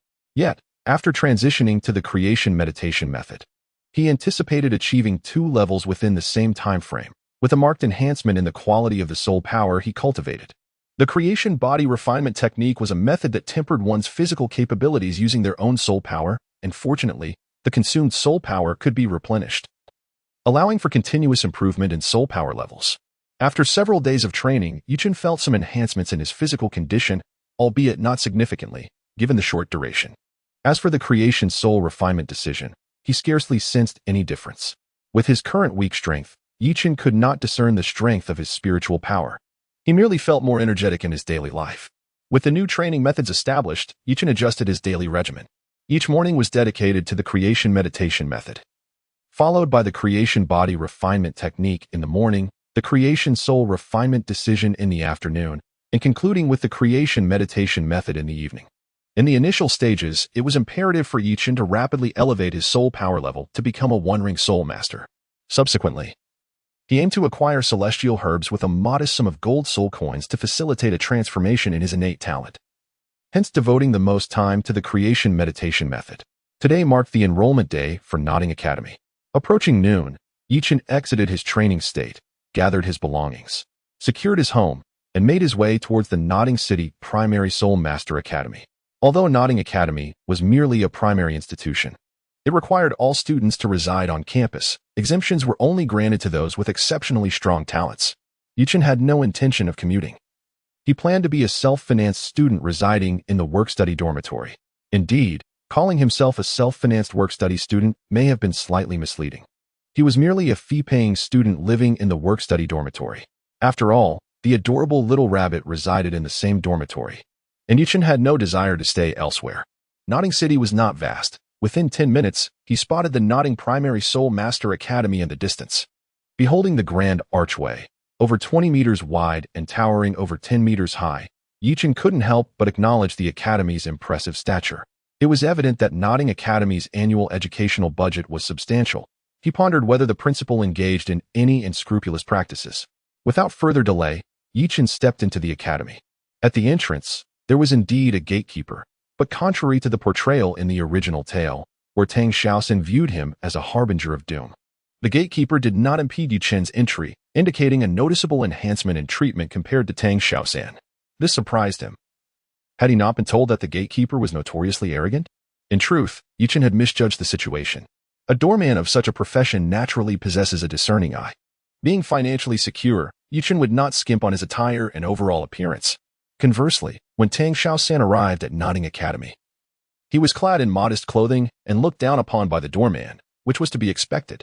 However, in the original narrative, the doorman's insight was insufficient, as he failed to recognize that the seemingly unremarkable Tang San was, in fact, a formidable character. Notting Academy, while not excessively large nor overly small, revealed itself to Yuchen upon his survey.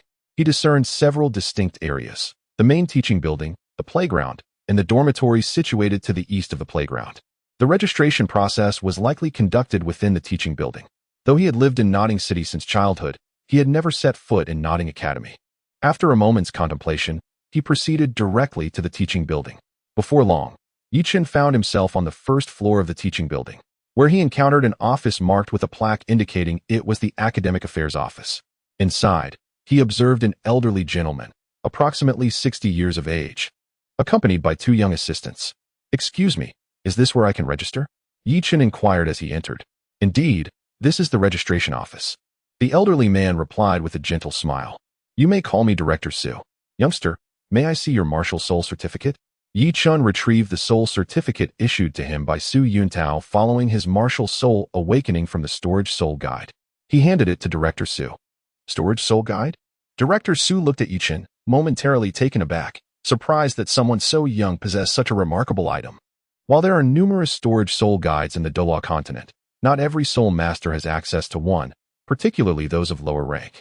Subsequently, Director Su examined Yuchen's soul certificate, a congenital level 3 soul power, with a bamboo staff as his martial soul.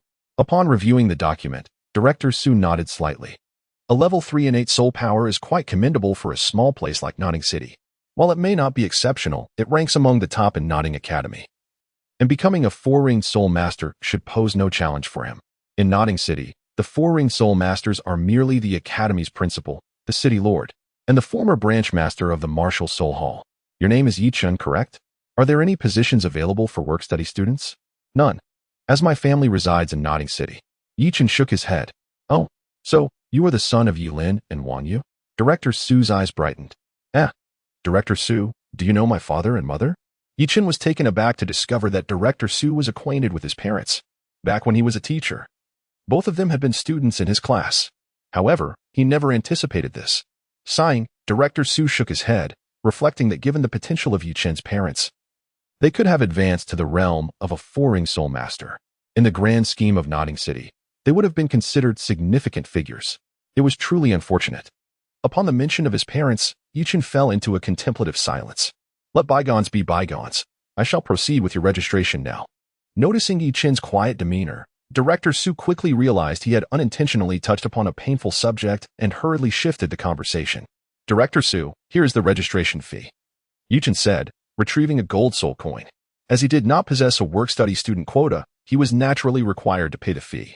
However, to Yuchen, this modest sum was merely a trifling matter. "Haha, forget about the registration fee. I shall cover it for you," Director Su replied cheerfully. To him, a single gold soul coin was inconsequential, especially considering Yuchen was the orphan of one of his former students, which established a certain connection. "Thank you, Director Su. By the way, I would like to reside in the work-study student dormitory." Given Director Su's goodwill towards him, Yuchen did not decline but instead made a small request. The work-study student dormitory? Are you certain? Director Su exclaimed, his eyes widening. While it couldn't be said that the work-study dormitory was uninhabitable, its conditions were certainly not as favorable as those of the other accommodations.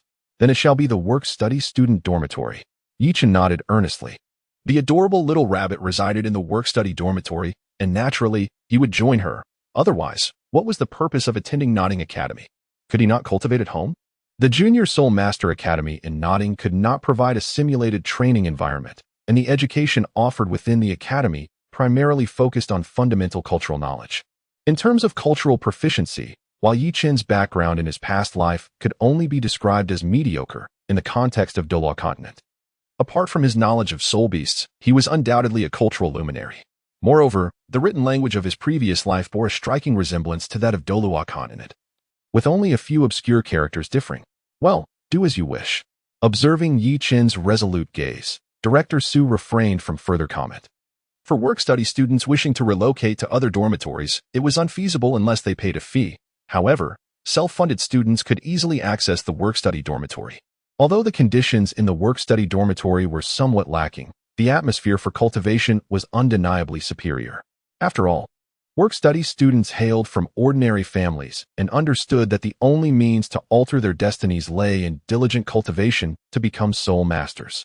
In contrast, self-funded students typically came from affluent backgrounds, and their commitment to cultivation paled in comparison to that of work-study students. Just as Director Su was registering Yi-chan, a melodious voice echoed within the office. Is this the registration area? Instantly, the four individuals in the office turned their gaze towards the entrance. There stood a soft and endearing little girl with rabbit ears, her delicate face flushed with a rosy hue, reminiscent of a perfectly ripened peach. Her long hair was styled into a scorpion braid cascading past her waist, and she donned an outfit of soft pink, her large, glistening eyes filled with curiosity. Chapter 12. You shall all call me Sister Xiao Wu. Little Xiao Wu was so adorable in her childhood. No wonder she grew up to be so stunning. Recognizing the little girl at the door, Yi-chan immediately identified her as Xiao Wu. Indeed, little one, you may register here. Responding to Xiao Wu's inquiry, Director Su promptly replied, That's wonderful. Here is my work-study proof. With that, Xiao Wu retrieved her work-study certificate from the bag she was carrying and handed it to Director Su. Xiao Wu's work-study position must have been obtained from one of the villages surrounding Nodding City, right? The money in Xiao Wu's pocket was as pristine as her cherubic face, utterly devoid of jingling coins, undoubtedly acquired through her charm or sheer strength. Despite her soft and innocent appearance, Xiao Wu was a formidable fighter. Ranked number 1 among the students at Nodding Academy. Work-study student? Where is your soul master proof? Director Su inquired of Xiao Wu. Ah, what is a soul master proof? Xiao Wu replied, bewildered. Her soul was not awakened by the awakening steward from the spirit hall, and thus, she lacked the corresponding proof. It is the certificate issued after your soul is awakened by the spirit hall's awakening steward. I do not have that, but I am a first-ring soul master. As she spoke, Xiao Wu summoned her soul, a brilliant yellow soul ring radiating around her. Hiss, you are already a soul master? Director Su's eyes widened in astonishment. Even the 2 young assistants beside him were equally stunned. Was this girl truly a prodigy with innate full soul power? There was no other explanation for how she had become a first-ring soul master at such a tender age. Haha, splendid. Our Nodding Academy shall soon produce a renowned powerhouse. Recovering from his surprise, Director Su exclaimed joyfully. A genius with innate full soul power, as long as she does not meet an untimely demise, would effortlessly rise to become a revered title de law. Little one, what is your name? Director Su asked with enthusiasm. My name is Xiao Wu, the Dance of Wu. Xiao Wu replied sweetly. Only a first name, no surname? Could it be that a hidden family has sent this genius to Nodding City? Director Su pondered privately. If Xiao Wu possessed innate full soul power, it was likely that her ancestors also bore remarkable talents and strength. However, he had not heard of any powerful individuals with the soul of a soft-bone rabbit, leading him to suspect that Xiao Wu hailed from a concealed lineage. After all, there were indeed numerous hidden families on the continent. While not every title de law was known, there were certainly those of the soul de law rank. You are called Xiao Wu, correct? I shall register you now. As a work-study student, you will reside in Dormitory 7. By the way, Yi-chan also lives in Dormitory 7. With that, Director Su gestured towards Yi-chan. Suddenly, as if a thought struck him, Director Su regarded Yi-chan with surprise. Could this lad possess foresight, knowing that a beautiful girl would be in the work-study dormitory, prompting him to choose it? Although Director Su was aware that no such ability existed, he could not help but entertain the notion. Are you also a work-study student? Xiao Wu inquired curiously, looking at Yichun. Yichun nodded slightly. Excellent. From now on, Sister Xiao will look after you. Although Xiao Wu's strength had diminished to a mere fraction after her transformation, her keen perception remained intact. She recognized Yichun's low soul power level and immediately assumed a commanding demeanor, contemplating the idea of taking Yichun under her wing as a subordinate. Yichun, I do not wish to be a subordinate. Ahem, I have already registered the two of you. Listening to Xiao Wu's words, Director Su was caught off guard, never expecting that such an adorable young lady could possess such a fierce temperament. Thank you, Director Su. Yichun expressed his gratitude to Director Su. All right, Shaolin. Please fetch them 2 sets of school uniforms, and then escort them to Dormitory 7, Director Su instructed a young assistant beside him. Had Yichun not shared a connection with Director Su, and had Xiao Wu's talent not been remarkable, the director would have likely remained indifferent, leaving them to find their own accommodation. However, given their acquaintance and Xiao Wu's commendable abilities, Director Su naturally extended a warmer welcome. Understood, Director, the young assistant nodded. Retrieving 2 sets of uniforms suitable for Yichun and Xiao Wu's sizes and handing them over. Please follow me. I shall guide you to Dormitory 7. Before long, the trio arrived at the entrance of Dormitory 7. After indicating the way for the two, the young assistant took his leave. Xiao Wu, did you forget to bring bedding? Yichun inquired at the doorway of the dormitory. Doesn't the academy provide bedding? Xiao Wu exclaimed, her eyes widening in disbelief. What were you thinking? Students in the work-study program enjoy free tuition. Would the academy be expected to subsidize your bedding as well? Yichun rolled his eyes. However, given Xiao Wu's exceptional talent, if she were to explain the situation to the academy, Nodding Academy would undoubtedly grant a scholarship immediately as a gesture of goodwill. Did you not also forget to bring your bedding? Yichun possessed only a new set of school uniform in his hands, devoid of any other luggage. However, I have a storage soul guide. All my belongings are contained within it. Yichun grasped the storage necklace around his neck and addressed Xiao Wu. Xiao Wu, the dormitory for work-study students is quite spacious, encompassing 300 square meters and equipped with 50 beds. However, the number of work-study students has dwindled in recent years, leaving only 11 beds occupied with bedding in the entire dormitory. At that moment, 7 or 8 students, slightly older than Yichun, were engaged in lively discussions, creating a somewhat boisterous atmosphere. Upon noticing the soft and adorable Xiao Wu entering with Yichun, the crowd instantly fell silent. Then, an older student stepped forward. Are you the work-study students of this year? Yes, I am Xiao Wu. I am Yichun. My name is Wang Xing. My martial spirit is the Battle Tiger, and I aspire to be a Battle Spirit Master. I am also the leader here. What is your martial spirit? Wang Xing was somewhat surprised. How did such a beautiful girl like Xiao Wu become a work-study student this year? Moreover, judging by Yichun's appearance, he seemed to hail from a wealthy family as well. Truth be told, the name Wang Xing carries a considerable weight, exuding a sense of prowess. Yet, within the confines of Nodding Academy, Wang Xing was not a formidable figure, but rather a spirit master without a single spirit ring. You are the leader here?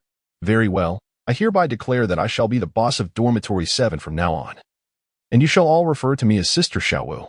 Upon hearing the term leader, Xiao Wu promptly set down her belongings, placed her hands on her hips, and stood tall, addressing Wang Xing and the others. How could Sister Xiao Wu be subordinate to anyone? She was destined to be the head. Chapter 13. A warning from Xiao Wu. What? You want to be the boss? Wang Xing's eyes widened in disbelief. How could such a soft and adorable girl aspire to be the boss? Would she not burst into tears with a single punch? Why not? Is that unacceptable? Seeing Wang Xing's astonishment, Xiao Wu felt displeased. Are you underestimating Sister Xiao Wu? Well, if you wish to take on the role of leader, you must defeat me first. Being the leader of the work-study students was no easy feat, as other students often looked down upon them and would bully them. Thus, a leader must step up during such times.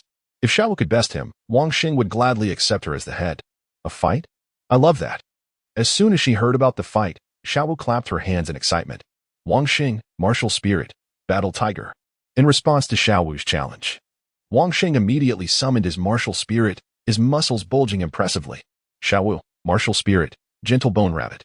Seeing Wang Xing manifest his martial spirit, Xiao Wu did the same.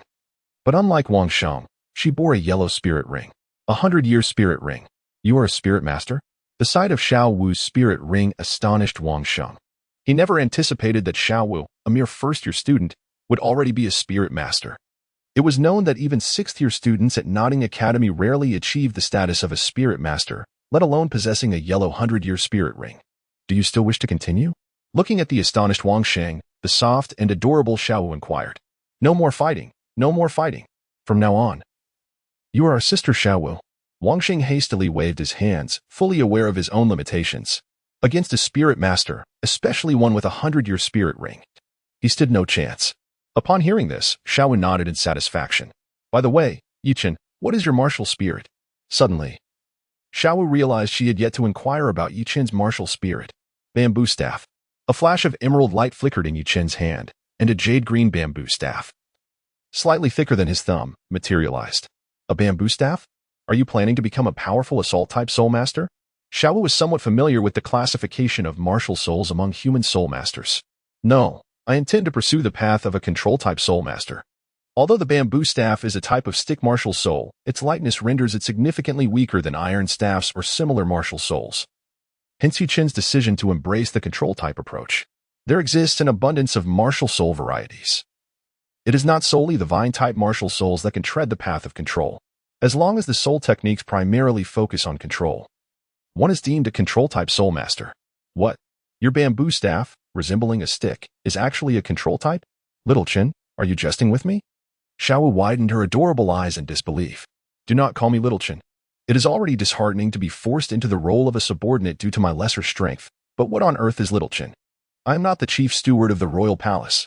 Humph. In the 7th dormitory, I am the boss, whatever title Sister Xiao Wu bestows upon you. That is what you shall be. With hands on her hips, Xiao Wu contemplated how to use her authority as the boss to compel Yichen to submit. Oh? As the boss, do you even have a blanket? With a playful smirk, Yichen remarked, instantly rendering Xiao Wu speechless. Indeed, as the leader of the 7th dormitory, she was too impoverished to afford bedding. Rest assured, my bedding is at your disposal, declared Wang Sheng, who had transformed into Xiao Wu's loyal sidekick, thumping his chest with confidence.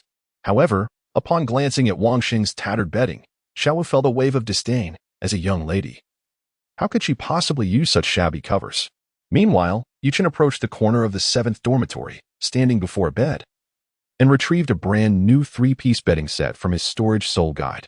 A large pillow, a quilt, and a mattress adorned with a plethora of carrot patterns exuding a delightful feminine charm. Indeed, this was a premeditated act on Yichen's part. Though he did not forge copper, who could resist the allure of holding a girl in their arms at night? Wow, Xiao Qin, your bedding is exquisite, exclaimed Xiao Wu, who had just criticized Wang Sheng's shabby covers, immediately captivated by Yichen's pristine and charming new set. What are you doing? Even though you are the leader of the 7th dormitory, you cannot just take my bedding. At that moment, Yichen instinctively shielded his bedding behind him, adopting a posture of indomitable strength. Ah, that's true. Mother always said that only bad people snatch things from others, and Xiao Wu is a good child. She murmured softly to herself. This little rabbit is actually attempting to rob me? Although her voice was barely above a whisper, Yichen caught every word, a vein throbbing on his forehead in irritation. If only his fists were larger than Xiao Wu's, he would have certainly pinned her down and given her a good spanking. How about this? Your bedding is quite large. It wouldn't be a problem for 2 people to share it. Let us just push the beds together, and we can both use it, right? After some contemplation, Xiao Wu devised a compromise. Why should I share my bedding with you? Present a valid reason, or I will never agree. Though Yichen internally consented, he knew he couldn't appear too eager. I am the leader here. In the 7th dormitory, my word is law. Xiao Chun, if you dare to disagree, shall we have a little spar? As she spoke, Xiao Wu waved her delicate little fist. What a humiliation. A great disgrace indeed. In 2 lifetimes of brilliance, I am actually being threatened by a little rabbit-eared girl. Once I grow up, I will make sure this little rabbit pays. Yichen silently vowed within himself to teach the little rabbit a proper lesson in the future. If you remain silent, then Sister Xiao Wu will take it as your consent. Hurry and come help. Thus, the 2 of them pulled over an empty bed nearby, merging it with another. Subsequently, Xiao Wu placed her bundle at the junction of the 2 beds, establishing a boundary. Little Chin, this is our dividing line. If you dare to cross it, don't blame Sister Xiao Wu for being impolite. With a fierce expression, Xiao Wu warned Yichen. Well, what difference does it make whether this boundary exists or not? Xiao Wu, I tend to have a rather restless sleep at night. If I accidentally cross the line, please refrain from hitting me. This was not Yi Chen's intention to take advantage. Rather, he genuinely struggled with his sleeping habits. Dare you. Just try it, and you'll meet your end. By the way, you must call me Sister Xiao Wu.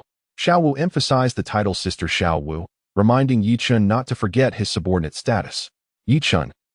Sister Xiao Wu, it's time for lunch. Shall we head to the cafeteria? Wang Sheng addressed the newly appointed Sister Xiao Wu of the 7th dormitory. Upon hearing the mention of food, Xiao Wu immediately sprang up with delight, exclaiming, "Great! What delicious food shall we have?" Chapter 14. Yi Chen's Strategic Retreat. Sister Xiao Wu, we working students come from humble backgrounds, so we can hardly indulge in anything extravagant. Let us just make do with something simple, Wang Sheng replied. Rolling his eyes at what seemed to be the naivety of their new head, Sister Xiao Wu, isn't there anything good to eat? By the way, don't we need that soul currency for meals? Upon hearing that there were no delicacies and that they would have to settle, Xiao Wu's thoughts drifted to her nearly empty pockets, causing her once perky rabbit ears to droop, her enthusiasm visibly waning. Wang Sheng and the others exchanged glances. Surely there was no meal in existence that didn't require payment. Did Sister Xiao Wu intend to dine and dash? Cough, cough. To celebrate Sister Xiao Wu's ascension to the head of the 7th dormitory, today I shall treat you all. Yi Chen, who was quite affluent, quickly interjected, noticing Xiao Wu's lackluster spirit. Yay, Xiao Chenzi, you're doing great. I have high hopes for you. Sister Xiao Wu wants something delicious. Upon hearing that Yi Chen would foot the bill, Xiao Wu instantly revived with enthusiasm. What did you call me? Xiao Chenzi. Well then, since I have no money, I want to treat you, and you can just starve. If any other nickname had been used, Yi Chen might have tolerated it. But being called Xiao Chenzi while she expected a feast? That was simply unacceptable. No way, Sister Xiao Wu insists on something delicious. Xiao Wu protested vehemently. It was agreed that you'd treat us to a meal, and you dare to go back on your word? Do you think Sister Xiao Wu is easily intimidated? If she wanted to enjoy a sumptuous meal, it was not out of reach, but she must refrain from calling him Xiao Chenzi. If you call me Chingu from now on, then you can have whatever you desire. Yi Chen's words echoed in Xiao Wu's ears like the seductive whispers of a demon. What do you want to eat? Ba ba ba. How could Sister Xiao Wu acknowledge you as my elder brother? I absolutely refuse. The beastmen shall never be enslaved, not even with room and board. Thus, I shall call you Xiao Chen, and you shall bear all my living expenses from now on. If anyone dares to bully you, just tell Sister Xiao Wu, and I shall stand up for you. After contemplating, in order to enjoy delectable meals in the future, Xiao Wu conceded to Yi Chen's terms. Who would dare to bully me but you? Yi Chen disdainfully curled his lips. Although he acknowledged that, based on his genuine abilities, he could hardly be considered formidable within the Nodding Academy, he possessed external resources to compensate. In the system's marketplace, an abundance of weaponry, including firearms, was at his disposal, along with numerous non-lethal gadgets such as tear gas grenades, flashbangs, and stun grenades. Dominating the entire Nodding Academy would be a mere trifle for him. That was settled. Xiao Wu disregarded Yi Chen's explanation and unilaterally enforced her decision. As a mere soul master, could he possibly defy the mighty Xiao Wu? Subsequently, the formidable Xiao Wu, accompanied by her entourage of underlings, followed Wang Sheng's lead to the cafeteria for a meal. The cafeteria of the Nodding Junior Soul Master Academy was quite spacious, spanning 2 levels and capable of accommodating over 300 individuals, including 6 classes and their teachers. At that moment, a long queue had already formed at the first-floor cafeteria window. Upon entering, an unpleasant voice immediately pierced the air. Isn't that Wang Sheng and his band of paupers? At this remark, Yi Chen and his companions turned their gaze towards the speaker, a strikingly handsome youth of approximately 11 or 12 years, his eyes brimming with contempt as he pointed mockingly at Wang Sheng. Being someone like Yi Chen, who was not short on funds, it was the first time he had been scorned as a beggar. Unable to tolerate the insult, he retorted without hesitation, "So, you must be quite wealthy?" "Truly." A toad unaware of the heavens above, flaunting a little money, Yi Chen spoke with a look of disdain, asserting that while there were indeed many individuals on the continent wealthier than himself, the person before him was certainly not among them. "Are you a new work-study student?"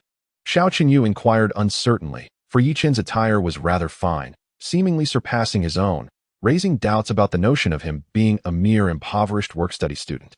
Indeed, Yi Chen nodded slightly. What arrogance is this from a mere work-study student? Have you inquired about who I, Xiao Chenyu, truly am? Upon confirming that Yichen was indeed a work-study student, Xiao Qinyu immediately reverted to his haughty demeanor. What do you amount to? In Notting Academy, there is no one I cannot confront. To be frank, even in the entirety of Notting City, there is no one whom Yi Chun cannot contend with. After all, the most formidable force in Notting City is merely the Four-Ring Soul sect. Moreover, within Yi Chun's storage soul guide lies a machine gun for self-defense. A mere Four-Ring Soul sect would certainly be unable to withstand the barrage of a machine gun. However, Yi Chun would not reveal such a weapon unless absolutely necessary. You are quite arrogant, young one. How about a one-on-one duel? Xiao Qinyu believed himself to be a one-ring soul master, while Yi Chun was merely a 6-year-old child. It was undoubtedly within his capability to subdue Yi Chun effortlessly. Xiao Wu, step in. This is your moment to shine. If you emerge victorious, I shall cover all your dining expenses in the cafeteria for the entire week. Yi Chun promptly executed a strategic retreat, summoning reinforcements. Had he practiced the transformation body refinement technique for an extended period, significantly enhancing his physical capabilities, he might have entertained the notion of engaging in combat. However, the duration since he acquired the technique has been insufficient, and the improvement in his physical prowess remains subtle. At present, Yi Chun is still rather feeble. This is your promise, so don't try to back out later. Xiao Wu remarked with a joyful expression. Rest assured, I always keep my word. Yi Chun immediately patted his chest and assured, very well. Who is that? I am Xiao Wu, Wuhuan, Soft-Bone Rabbit, a level 12 soul master. Let us engage in a duel. Instantly, Xiao Wu activated her Wuhuan, a yellow soul ring glowing around her, beckoning towards Xiao Qinyu with a playful gesture. 100-year soul ring. Upon witnessing the 100-year soul ring on Xiao Wu, Xiao Qinyu, who was standing on the staircase, gasped in astonishment, nearly losing his balance and tumbling down. It was astonishing to note that Xiao Wu, at merely 6 years of age, had already become a soul master and possessed a yellow 100-year soul ring, indicating that she must have formidable elders in her family. After all, had her family not been powerful, she could not possibly have such exceptional talent, and a 100-year soul beast was certainly beyond the capabilities of a 6-year-old child. Enough chatter. Let us fight. Xiao Wu was eager to commence the battle. I still have to eat. I shall not stoop to your level. After realizing Xiao Wu's extraordinary background, Xiao Qinyu promptly yielded. He was indeed somewhat arrogant, yet he was not foolish. Faced with Xiao Wu, who possessed a 100-year soul ring while he himself was at a lower soul power level, it was highly probable that he would not be her match. The thought of being humiliated in front of others by losing to Xiao Wu was unbearable. How cowardly to run away. Observing Xiao Qinyu's retreat, Xiao Wu felt a tinge of displeasure. Chapter 15. We share the same bed, boss. How valiant. While Xiao Wu was somewhat discontent, Wang Sheng and the others were all smiles, immediately showering her with praise. Xiao Qinyu often bullied them, but now that they had the powerful Xiao Wu as their ally, they no longer needed to fear being oppressed. Indeed, Xiao Wu relished the praise, feeling as if she had achieved a great victory. By the way, Xiao Qin, it's your time to shine. In her moment of triumph, Xiao Wu did not forget the purpose of her visit to the cafeteria. All right, let us head to the second floor. I shall treat you. Though Xiao Wu had not truly defeated Xiao Qinyu, Yi Chen's purpose in coming to Notting Academy was indeed for the little rabbit. Dining was merely a trivial matter. After all, the cafeteria on the second floor of Notting Academy, while offering la carte options, was not exorbitantly priced. As night fell and darkness enveloped the surroundings, after an early dinner, the entire 7th dormitory entered a state of cultivation. At this moment, Yi Chen sat on his bed practicing the creation meditation method, while Xiao Wu, who was a short distance away, found herself unable to withstand the boredom. After all, the nature of a rabbit is to be active, and she simply could not sit still. Moreover, Xiao Wu's situation was different from ordinary individuals. Even without cultivation, her soul power level would automatically rise during the early stages. However, Yi Chun bore no envy towards this. For every 10,000-year soul beast that transformed required immense courage and determination. A moment's carelessness could lead to being discovered by a soul Douluo-level soul master, resulting in the loss of one's soul ring and essence. Furthermore, generally speaking, the transformation of a soul beast was a perilous path. Once a soul beast transforms, its lifespan becomes akin to that of a human. Although a transformed soul beast possesses an innate full soul power equivalent to that of a human, the number of humans with innate full soul power is not insignificant. Yet only a few achieve divinity. Records indicate that in the past century, approximately 20 individuals with innate full soul power have appeared on the continent. Extending the timeline to 10,000 years, the number increases, yet in that span, only Poseidon has been definitively recognized as a deity. Even considering those who may ascend to divinity in the coming 20 years, such as Bibi Dong and Qianren Xue, the original Shrek 7 monsters amount to merely 10 individuals, rendering it a rarity indeed. Failing to achieve divinity, even the maximum lifespan of a tidal Douluo is limited to a millennium. A mere blink compared to the extensive lifespan of a soul beast. Xiao Chun, wake up, stop cultivating. The bored Xiao Wu shook Yichen's arm.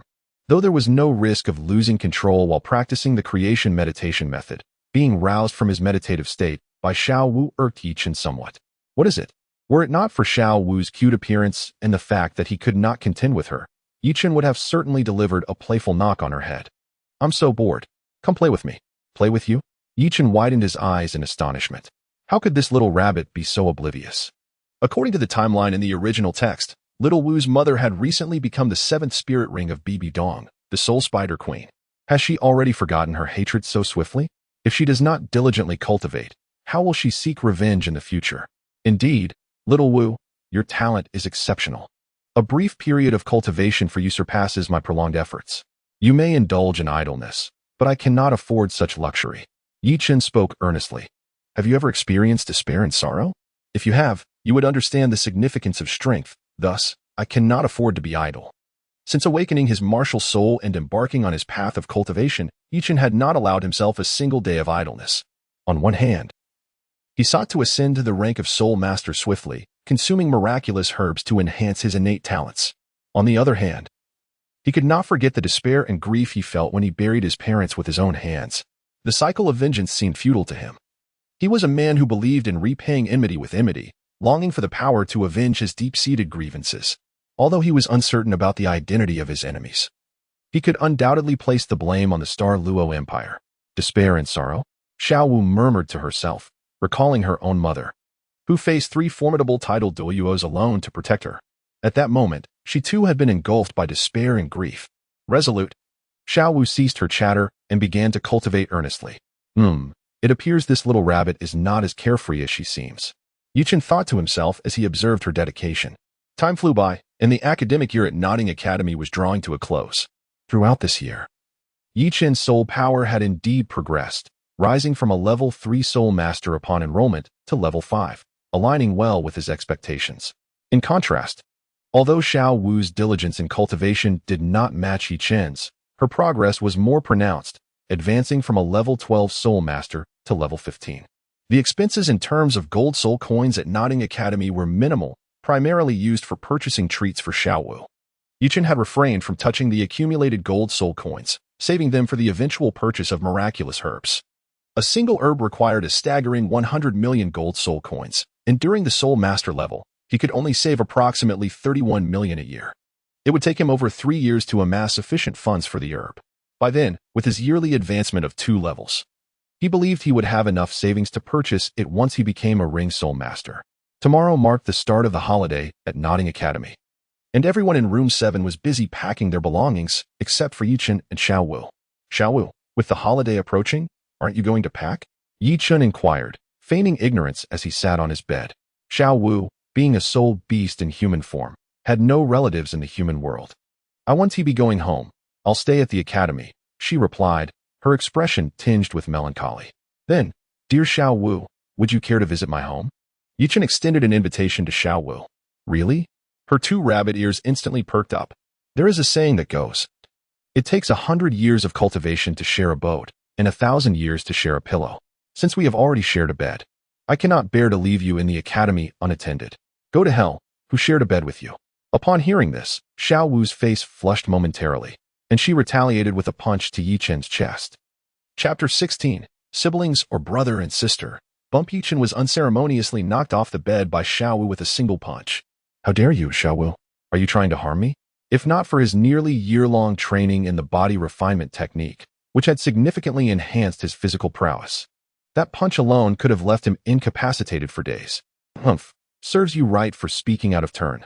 Xiao Wu pouted her adorable nose, noticing that Yichen's resilience seemed to have increased since their last encounter. Previously, she had considered him a weakling, but after an incident where his poor sleeping posture had him inadvertently pinning her down, she had given him a stern lesson. Since then, She had realized that while Yuchin's soul power was not particularly high, his ability to withstand blows and his strength were commendable. Not to mention his remarkably swift recovery from injuries. You might wonder how Yi Chun acquired his injuries. Naturally, they were the result of a restless night and a subsequent beating from Shiau Wu. The following morning, Yi Chun and Shiau Wu departed from the Nodding Academy. Making their way home. Shiau Chun, is your home located within Nodding City? Shiau Wu, her spirits buoyant and her steps light, bounced alongside him. Yes. It's in the southern part of the city. By the way, Shiau Chun, I thought you were an orphan. How is it that you possess such wealth? Shiau Wu inquired curiously, recalling how she had enjoyed delightful meals during their year at the academy, suggesting that her expenses must have been considerable. Yet Yi Chun showed no signs of financial ruin. If Yi Chun knew that Shiau Wu was contemplating consuming him into bankruptcy, he would surely chuckle. The idea that he, the Grand Yi Chun, could ever be financially drained by mere food and drink was laughable. In truth, the gold soul coins he possessed in the systems shop would suffice to purchase the entire Nodding Academy, were it ever to be available for sale. Though it was highly unlikely, as it was an official Soul Master Academy established by the Tiando Empire. This is a secret. You can't impoverish me with your appetite. If you want to share, then so be it. Don't get too pleased with yourself. With the holidays upon us, I plan to indulge in every delicacy available. And I'll make sure to eat you into poverty. Indeed, when I'm so broke I can't afford a meal. We'll have to beg for food together on the streets. Yi Chun nodded and spoke with a semblance of seriousness. Nonsense. Sister Shiau Wu would never resort to begging. She reassured him, rest assured, no matter how much you consume, it will not impoverish me. Is that true? What would I gain from deceiving you?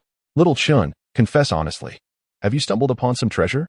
Suddenly, Shiau Wu leaned in closer, whispering, what are you thinking? Treasure? If you have the ability, why not find one for me to see? Yi Chun rolled his eyes, finding the little rabbit's imagination quite absurd. Could it be that you have an extraordinarily wealthy relative? As for me, I am but an orphan. Enough said, I've arrived home. Yi Chun pointed to a small courtyard ahead. Is this your home? The courtyard was unremarkable, and due to a prolonged absence of care, the entrance was cloaked in dust. Well, I haven't returned in almost a year. If we don't tidy up, it would be uninhabitable. Don't worry, Sister Shiau Wu will assist you in the cleaning, Shiau Wu proclaimed, thumping her chest in assurance. After a considerable time of diligent effort, the two finally restored the house to cleanliness.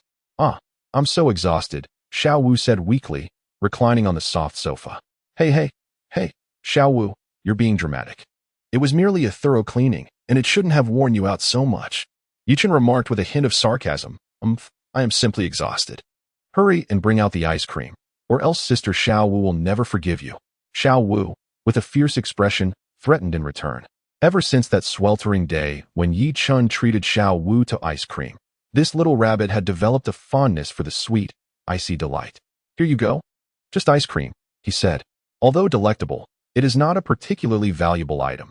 In the system's marketplace, a single ice cream only costs a few copper soul coins, and it appears as if it has just been retrieved from the freezer. So delicious, Shiau Wu exclaimed, savoring the treat. As evening descended, Yi Chun and Shiau Wu sat on the balcony of the second floor, gazing at the fiery sunset. Shiau Wu, do you have any family? He inquired. No, she replied. Deming and Ming, we are not human. Then I too have no family. How about you consider me your brother? Your birthday is at the end of August, and mine is at the beginning. It would be quite fitting. Not a chance. I'm Sister Shiau Wu. I refuse to be your little sister. You might as well be my little brother, she retorted defiantly. Shiau Wu, if I were to be your brother, I would certainly protect you. Hey, Shiau Chun. Do you really think Sister Shiau Wu needs your protection? With those skinny limbs of yours, even two of you combined would not stand a chance against me.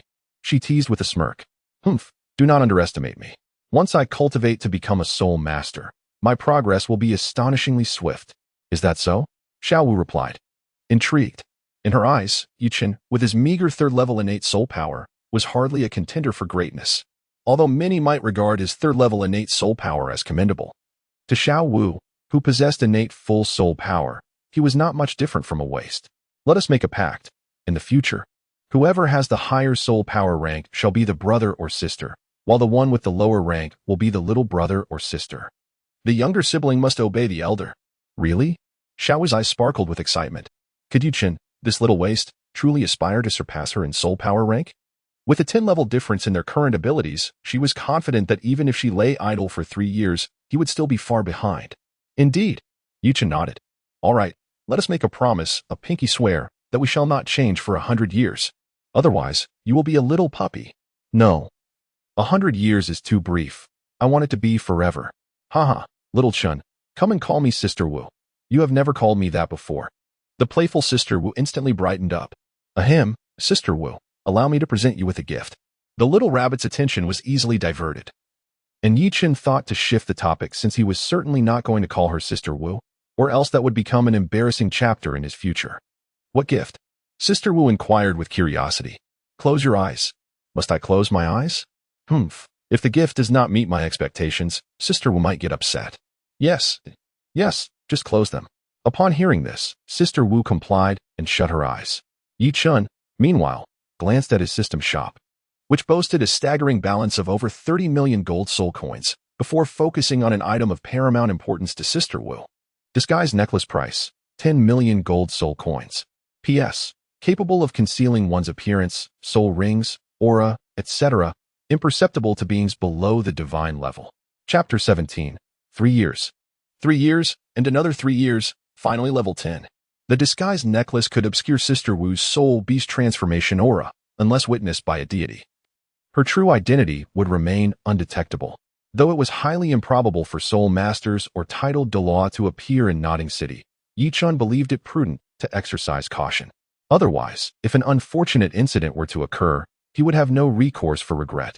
After all, the price of the disguised necklace was merely 10 million gold soul coins.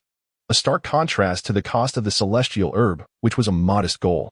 Yichen estimated that even after purchasing the necklace, he would soon have enough wealth to acquire the celestial herb once he advanced as a soul master. Are there various styles?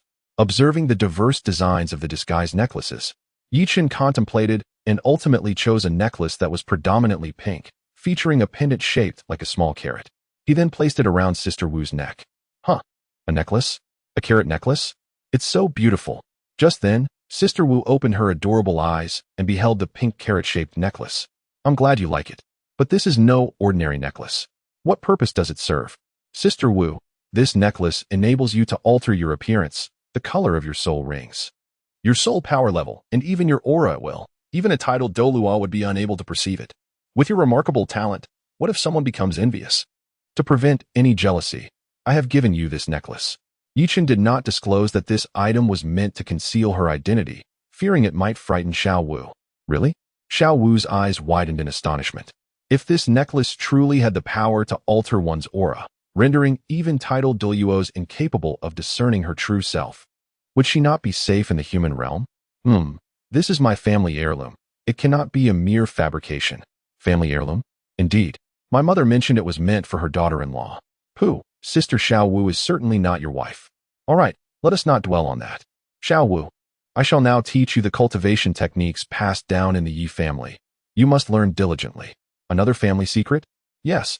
The cultivation techniques of the Yi family consist of meditation methods, body refinement techniques, and soul forging techniques, each enhancing soul power, physical prowess, and mental fortitude respectively. No wonder you are so resilient, Yichen. It appears you have practiced the family's body refinement techniques. Shiau Wu suddenly comprehended. Having long noticed that Yichen's physical condition was severely mismatched with his soul power level.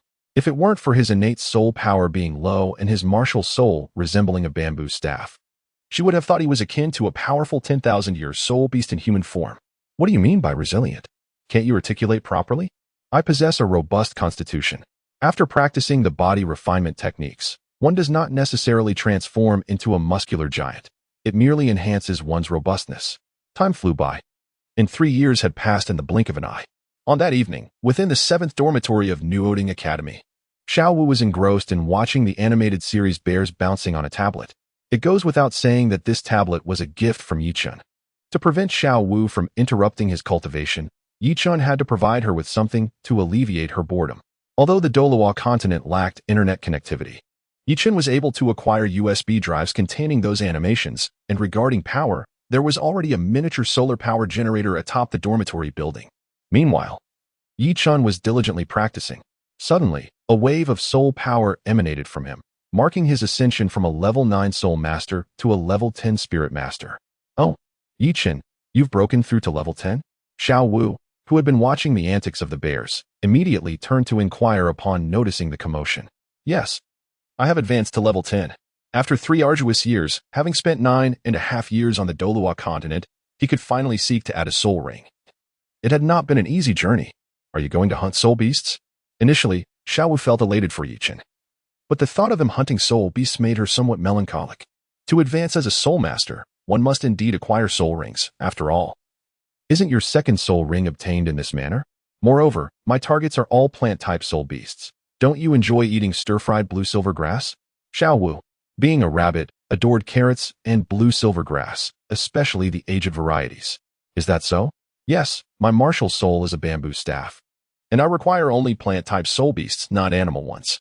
Although some animal-type soul rings could be attached to his bamboo staff martial soul. Plant soul beasts were undoubtedly more compatible, particularly those of the bamboo variety. However, it seemed that high-age bamboo soul beasts were exceedingly rare. One could hardly find a 10,000-year bamboo soul beast across the entire continent. What a pity. Yichin, how about I accompany you tomorrow to obtain a soul ring? Xiao Wu suggested. Having practiced the creation meditation method for over 3 years, she was now a level 24 Great Soul Master. And her second soul ring was a purple 1,000-year one. The possession of a purple 1,000-year second soul ring was undoubtedly attributed to the body refinement techniques Yichin had imparted to her. With her current strength, Xiao Wu was confident that she could handle any opponent that was a 1,000-year soul beast. You would accompany me? Yichin raised an eyebrow. He initially intended to spend some golden soul coins to hire a reputable soul hunting team. It was not that Yichin lacked the ability to eliminate his target, but rather, at the crucial moment of absorbing the soul ring, he would be defenseless and required someone to guard him. Indeed. Soul beasts under 1,000 years are certainly no match for my sister, Xiao Wu, she assured, patting her chest. Very well then, we shall set off tomorrow. Yichin nodded thoughtfully. He had no intention of bringing along the Academy's instructors, for his expedition to the soul hunting forest was likely to necessitate the acquisition of 2 additional soul rings. With his current physical prowess and the age of the first soul ring, while he could not guarantee the attainment of a purple 1,000-year soul ring, it was certain that absorbing a century ring of no less than 500 years would elevate him to the rank of a level 12 soul master. Furthermore, the potent medicinal properties of the celestial herb would likely enhance his capabilities significantly, even if the herb's level was relatively low and the absorption efficiency was subpar. Much of its power would remain dormant within his body, presumably allowing him to directly ascend to the threshold of a level 20 quasi-great soul master. In the original narrative, Ning Rongrong and Zhu Qing experienced an increase of 6 to 7 levels in their soul power after consuming celestial herbs, even at the 3-ring soul sovereign realm. As a 1-ring soul master, it would be illogical for him not to achieve an enhancement of at least 8 levels, regardless of the differences in herb types. Having acquired the extraordinary abilities of his own son, Yichin had long coveted the myriad celestial herbs available in the system's marketplace. After gaining a general understanding, he resolved to select the Mo Yushinju, for his martial soul was a bamboo staff, making this particular type of celestial herb the most harmonious match for him. It was entirely possible that consuming the would not only elevate the quality of his martial soul but also save him the expense of a martial soul upgrade card, which was equally costly. Chapter 18. The Soul Hunting Forest. Early the following morning, after obtaining leave, the two departed from Dormitory Academy. The nearest soul hunting forest was located a mere 400 miles away. Unlike the wild soul beast forests such as the Sunset Forest and the Stardo Forest, the soul beasts within the soul hunting forest were all domesticated by humans, specifically to facilitate the addition of soul rings for lower-ranked soul masters. Typically, the soul beasts found in these forests were not of exceptionally high age. 1,000-year soul beasts were quite rare, with the majority being either century or sub-century beasts, suitable for soul masters of levels 10 or 20 seeking to acquire soul rings. However, to venture into the soul hunting forest, one required a soul hunting token, which could be obtained by reaching a soul power level at a multiple of 10 and purchasing it from the Spirit Hall with a few gold soul coins. Moreover, acquiring this token necessitated the endorsement of 3 nobles, a requirement that was quite manageable given the abundance of aristocrats in the Tiando Empire. Any soul sovereign of 3 rings who joined the official ranks of the Tiando Empire could easily attain the rank of Baron. Nevertheless, most noble titles did not come with a fief, and these titles without land were among the best means for the Tiando Empire to attract soul masters. Yichin and Xiao Wu departed from Dormitory Academy, making their way directly to the Spirit Hall.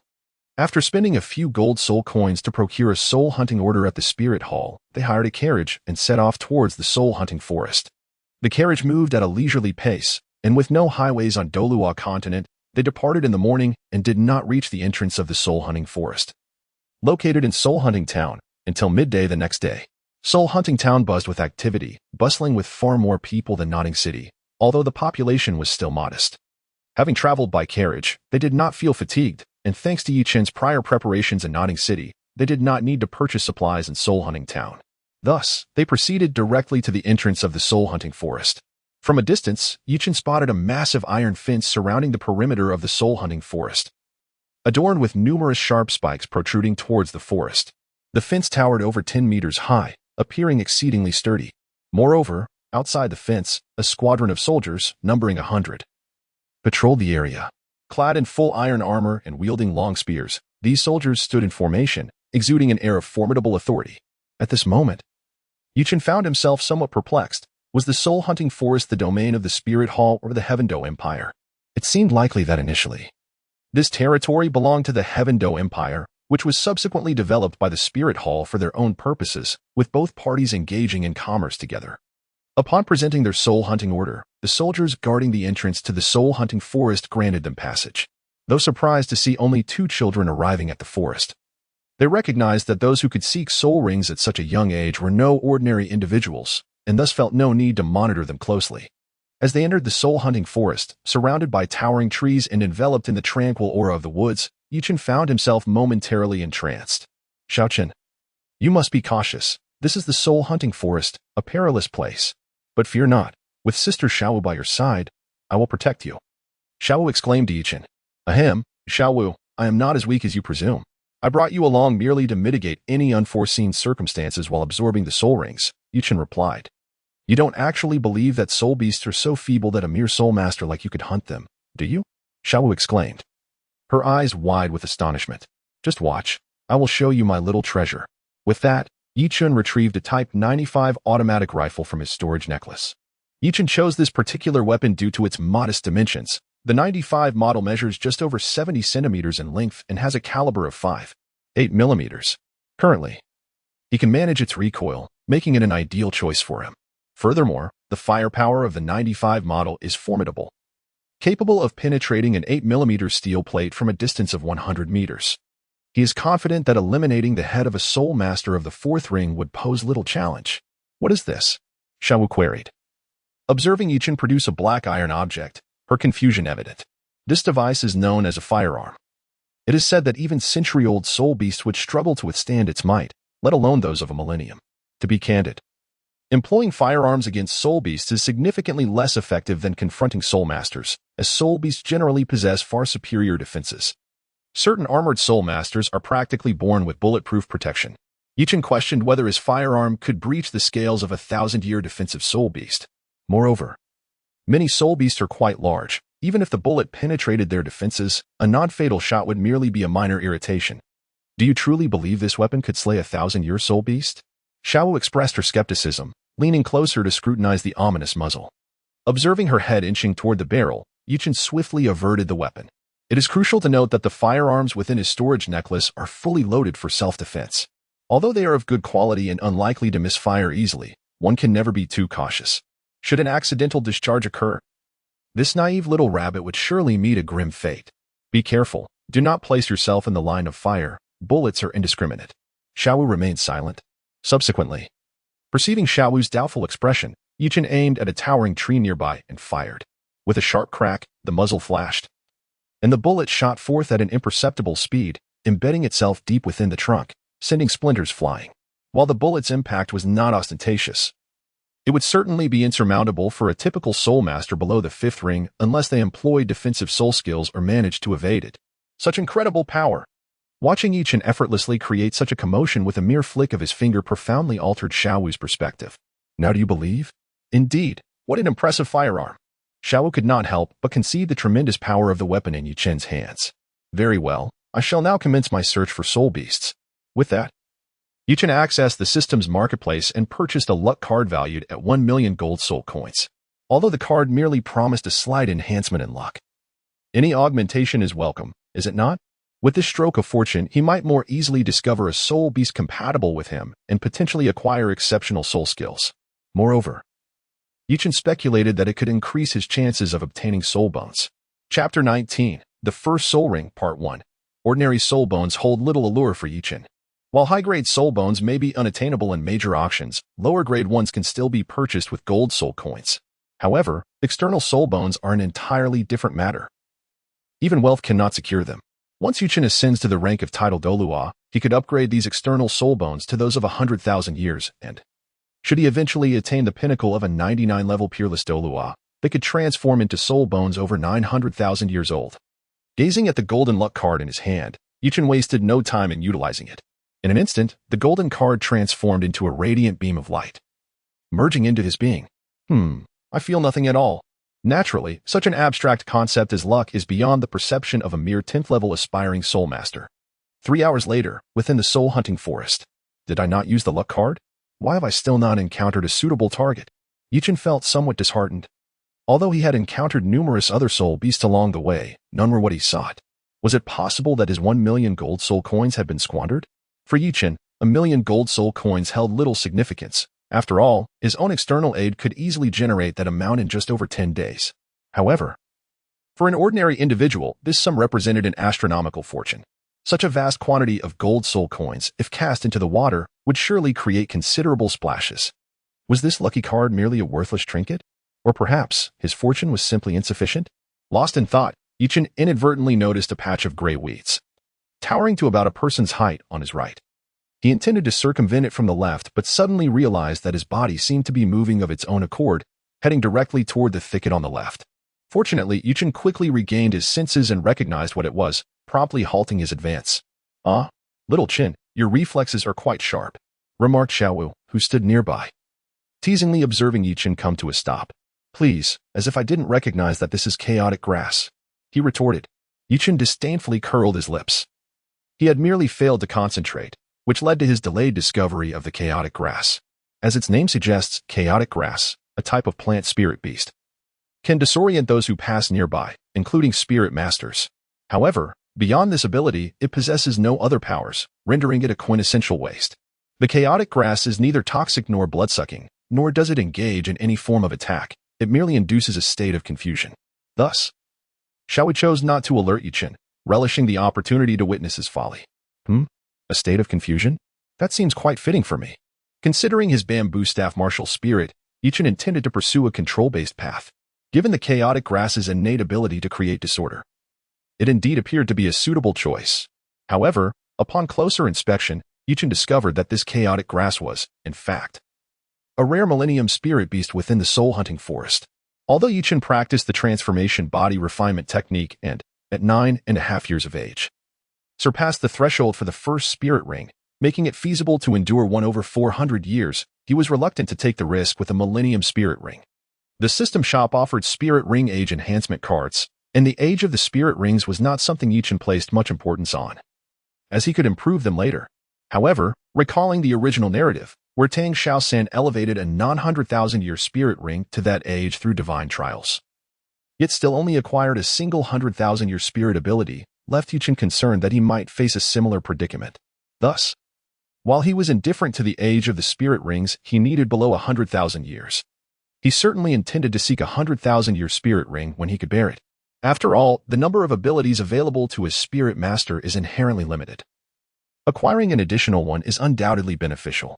After some contemplation, Yuchen resolved to designate this chaotic grass as the target for his second spirit ring and decided to temporarily set it aside. Fortune smiled upon him. After more than 2 hours of searching, he finally arrived at the foot of a small mountain, where he encountered a climbing tiger spirit beast over 600 years old. The climbing tiger was not a feline spirit beast, but rather a plant-based spirit beast characterized by its entwining and binding abilities, somewhat akin to a common climbing vine from his previous life, albeit with considerably sturdier roots. Excellent. This climbing tiger shall be my first spirit ring. Yuchen nodded in satisfaction as he gazed at the distant climbing tiger. Little Chin, you wish to acquire this climbing tiger? It hardly seems suitable for your bamboo staff. Does it? Are you suggesting that your staff will sprout tendrils to ensnare your foes? Shiau mused. envisioning Yichen's bamboo staff sprouting long vines to bind an adversary. I shall not engage in trivial disputes with you. Yichen rolled his eyes at Xiaowu's lack of knowledge and unwillingness to learn. Who dictated that control-type spirit masters could only rely on binding and entangling their foes? That was merely one of many methods of expression. Well, as long as you're content. How do you plan to deal with this climbing tiger? Your firearms are hardly suited for combating a vine-type spirit beast. Perhaps you should implore Sister Xiao for assistance? That won't be necessary, just watch from the sidelines. In truth, Yichen had numerous strategies for dealing with this immobile plant spirit beast, although firearms were not appropriate. Who said he possessed only one external tool? Immediately, Yichen purchased a white phosphorus incendiary grenade from the system shop. Using fire against plant-type spirit beasts is the most effective approach. While the white phosphorus grenade might not pose a significant threat to higher-aged plant spirit beasts, he was confident it would suffice against this climbing tiger. With that, he swiftly pulled the pin from the grenade and hurled it towards the distant climbing tiger. Fortune favored him. Although it did not land directly on the spirit beast's core roots, it was still quite close. As plant spirit beasts generally lack the intelligence of their animal counterparts, this climbing tiger, being only over 600 years old, remained blissfully unaware of the impending danger. Just as Xiao contemplated teasing Yichen, she was startled by a sudden explosion of flames in the distance, engulfing the area in yellow flames. The climbing tiger, scorched by the searing fire, thrashed its tendrils in desperation amidst the inferno. Is it truly that terrifying? Even from a considerable distance, Xiao felt a wave of heat wash over her. The flames produced by white phosphorus combustion are unlike ordinary fire, reaching temperatures of up to 1,000 degrees Celsius. And if not extinguished promptly upon contact, white phosphorus will continue to burn until it is entirely consumed. Even the most steadfast, iron-willed warrior would dread encountering such a phenomenon. Chapter 20. The First Spirit Ring Part 2. TSK. Had this been my previous life, I would surely have faced dire consequences for such actions in the wilderness. Yichen mused as he observed the blazing inferno. Fortunately, this was the Douluo Continent, where there were no laws against arson in the wild. Or else fire-type spirit masters would be the first to object. Before long, the climbing tiger within the flames ceased all movement, and through the billowing smoke, Yichen beheld a dazzling yellow spirit ring emerge. On the Douluo Continent, one could ascertain a spirit beast's demise simply by the presence of a spirit ring. If a spirit ring appeared, it was indisputable that the beast had perished. Playing dead was futile. Little Chun, the flames are still raging over there. It's so hot. How do you intend to absorb the spirit ring? Xiao posed a question. This is quite manageable. Just a brief wait will suffice. The white phosphorus incendiary, with its low ignition point and rapid combustion, combined with the fact that it is merely a grenade containing a modest amount of white phosphorus, would soon burn out. As for the spirit ring, although it dissipates after a certain period, it is not significantly affected by a brief delay. After a short while, the flames gradually extinguished, leaving only a smoldering ground without triggering a forest fire. In the Douluo Continent, fires do not ignite so easily. Many of the plants within the spirit beast forest are, in fact, spirit beasts themselves, and are not particularly fearful of flames. Moreover, the air is humid, rendering large-scale fires virtually impossible. Subsequently, Yichen approached the edge of the climbing tiger spirit ring. With his bamboo staff spirit manifesting, he began to draw upon the spirit ring. As soon as the climbing tiger spirit ring was attracted, it immediately descended upon Yichen, rapidly shrinking and enveloping the bamboo staff spirit.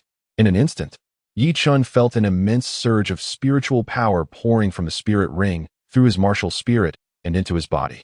Without hesitation, Yichen promptly activated the creation meditation method, commencing the refinement of the spiritual power flooding into him. This climbing tiger spirit ring, merely over 600 years old and a relatively easy-to-absorb plant-type spirit ring, posed little challenge for Yichen, especially after cultivating the creation body refinement technique, which significantly enhanced his physical prowess compared to other spirit masters of the same rank.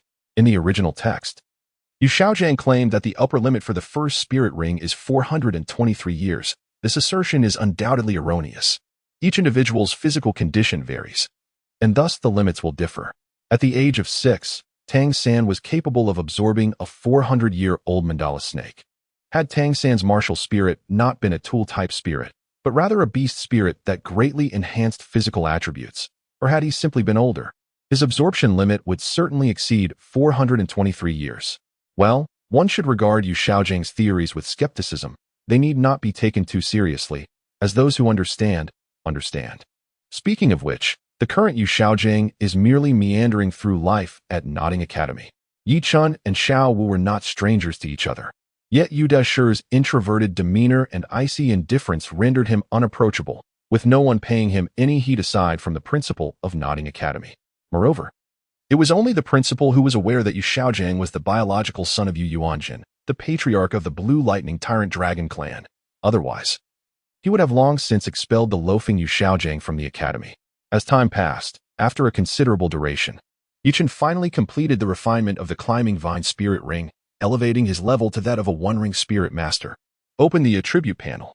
Instantly, an invisible golden light curtain appeared before Yichen's eyes.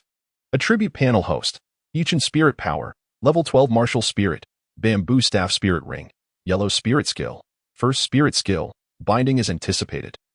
Following the addition of a spirit ring aged over 600 years, Yichen's spirit power level surged to that of a level 12 Spirit Master. And he was already more than halfway to level 13.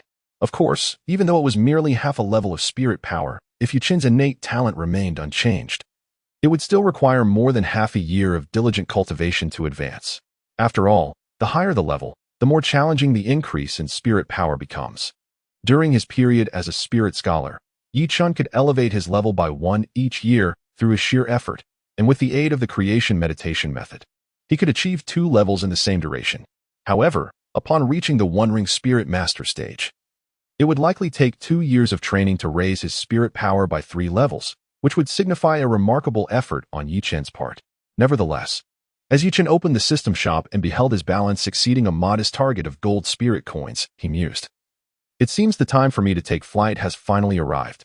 Moreover, upon his ascension to a One-Ring Spirit Master, Yi Chen discovered that his so-called beloved son was now bestowing upon him 2 gold spirit coins per second instead of just 1, effectively doubling the amount. What a delightful turn of events. Xiao Chen, why are you dawdling? What is your spirit skill? Xiao Wu, observing Yi Chen's dazed expression after awakening, thought he was lost in thought and promptly reminded him, why not give it a try? Gazing at Xiao Wu, Yi Chen felt a surge of excitement. Over the years, due to his poor sleeping posture, he had often encouraged Xiao Wu's playful punches. In truth, now that Xiao Wu was aware of Yi Chen's financial capabilities, she could easily procure another blanket, yet for reasons unknown, she had not broached the subject, and Yi Chen had simply chosen to remain oblivious. Ah, Xiao Chen, are you feeling a bit adventurous? A mere One-Ring Spirit Master. What gives you the audacity to challenge Sister Xiao Wu? I only suggested you test your spirit skill, not to challenge you. Though he thought this, Yi Chen did not wish to bicker with the adorably naive little rabbit. All right, then you give it a try. After some contemplation, Xiao Wu acquiesced, reasoning that since it was a control-type spirit skill, it likely possessed minimal offensive capability. First spirit skill, Binding. In an instant, Yi Chen activated his first spirit skill, the solitary yellow spirit ring on his body flickering slightly. He swung his bamboo staff toward Xiao Wu. A phantom of the bamboo staff, composed of spirit power, emerged from Yi Chen and swiftly descended upon Xiao Wu's head. With a dull thud, Xiao Wu felt a sharp pain in her head from the bamboo staff's impact, leaving her momentarily bewildered. Then, she noticed 3 azure rings of light enveloping her, binding her in place and rendering her immobile. Hey, I can't move.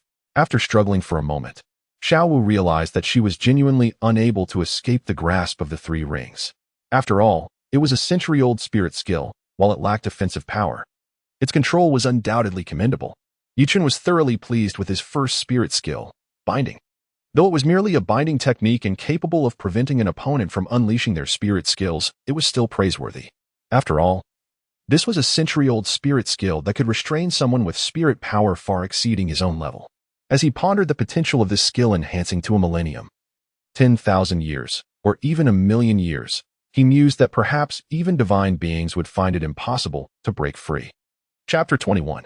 About to take flight, much like the first spirit skill of Tang San in the original tale, Entanglement, which could both control and inflict toxins, was undoubtedly a misstep. The Mandala Snake Spirit Ring, being merely a century old, provided control capabilities yet also carried toxins, leading to a failure to optimize either effect. Moreover, Tang San's blue-silver grass was fundamentally an unawakened blue-silver emperor, possessing commendable quality, were it to be replaced with ordinary blue-silver grass. The results would undoubtedly be less than satisfactory. Furthermore, for Tang San, by the time the opponent succumbed to the poison. It would be faster to launch a few hidden weapons instead. In the later stages, the potency of such minimal toxins would hardly pose any threat to high-ranking spirit masters. Additionally, blue silver grass, as a spirit beast, was most renowned for its tenacious vitality. Attaching a poison-infused spirit skill could hinder the evolution of the martial spirit. It is essential to understand that with the elevation of levels and the addition of spirit rings, the martial spirit would gradually strengthen. Even upon reaching the titled Douluo stage, the quality of the martial spirit would not fall short of the top-tier spirits. It is merely that, in general, they would not compare favorably to those that were originally of top-tier quality. Considering that Tang San absorbed a spirit ring from an animal-type spirit beast, without the subsequent aid of the blue-silver king and numerous blue-silver grasses, awakening the bloodline of the blue-silver emperor in this lifetime would have been a mere fantasy. Although Yi Qin's binding soul skill proved to be quite effective, it was ultimately merely a century-old technique. After a while, the 3 luminous rings around Xiao Wu dissipated, restoring her freedom. Xiao Chun, your control over this soul skill is commendable, yet it lacks any substantial offensive power. Xiao Wu began her critique. What were you expecting? It is merely a century-old soul skill. It cannot excel in every aspect. Yi Qin cast a glance of exasperation at Xiao Wu. He believed that, in the initial stages, his ability to wield offensive power was of little consequence. As long as he remained immobilized, would he not be at the mercy of being shot at? In the later phases, he could supplement his arsenal with formidable control-type soul skills or refine soul bones to acquire soul bone techniques, thereby compensating for his lack of offensive capabilities. The sky was growing dim, and since you have obtained your soul ring, we should return, Xiao Wu suggested to Yi Qin. That won't do. I may need to add another soul ring, he replied. What? You wish to add another soul ring? Have you lost your senses?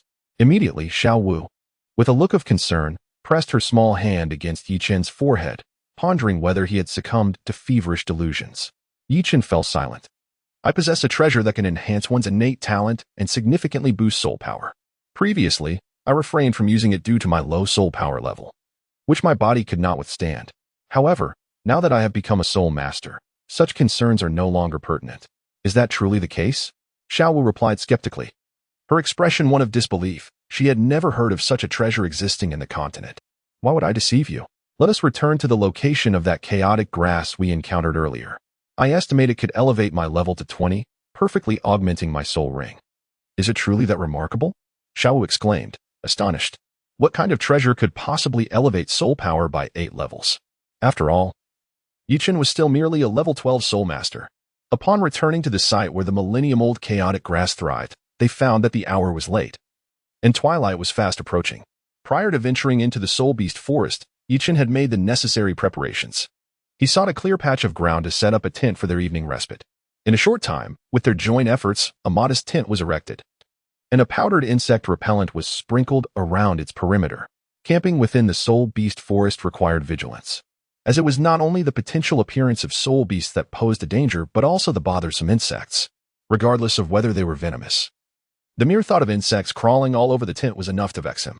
After hastily consuming some prepared jerky, Yi Qin eagerly contemplated the consumption of the ink jade divine bamboo. However, he decided to retrieve a firearm from his storage necklace along with several rounds of ammunition, handing them to Xiao Wu and instructing her on how to operate it.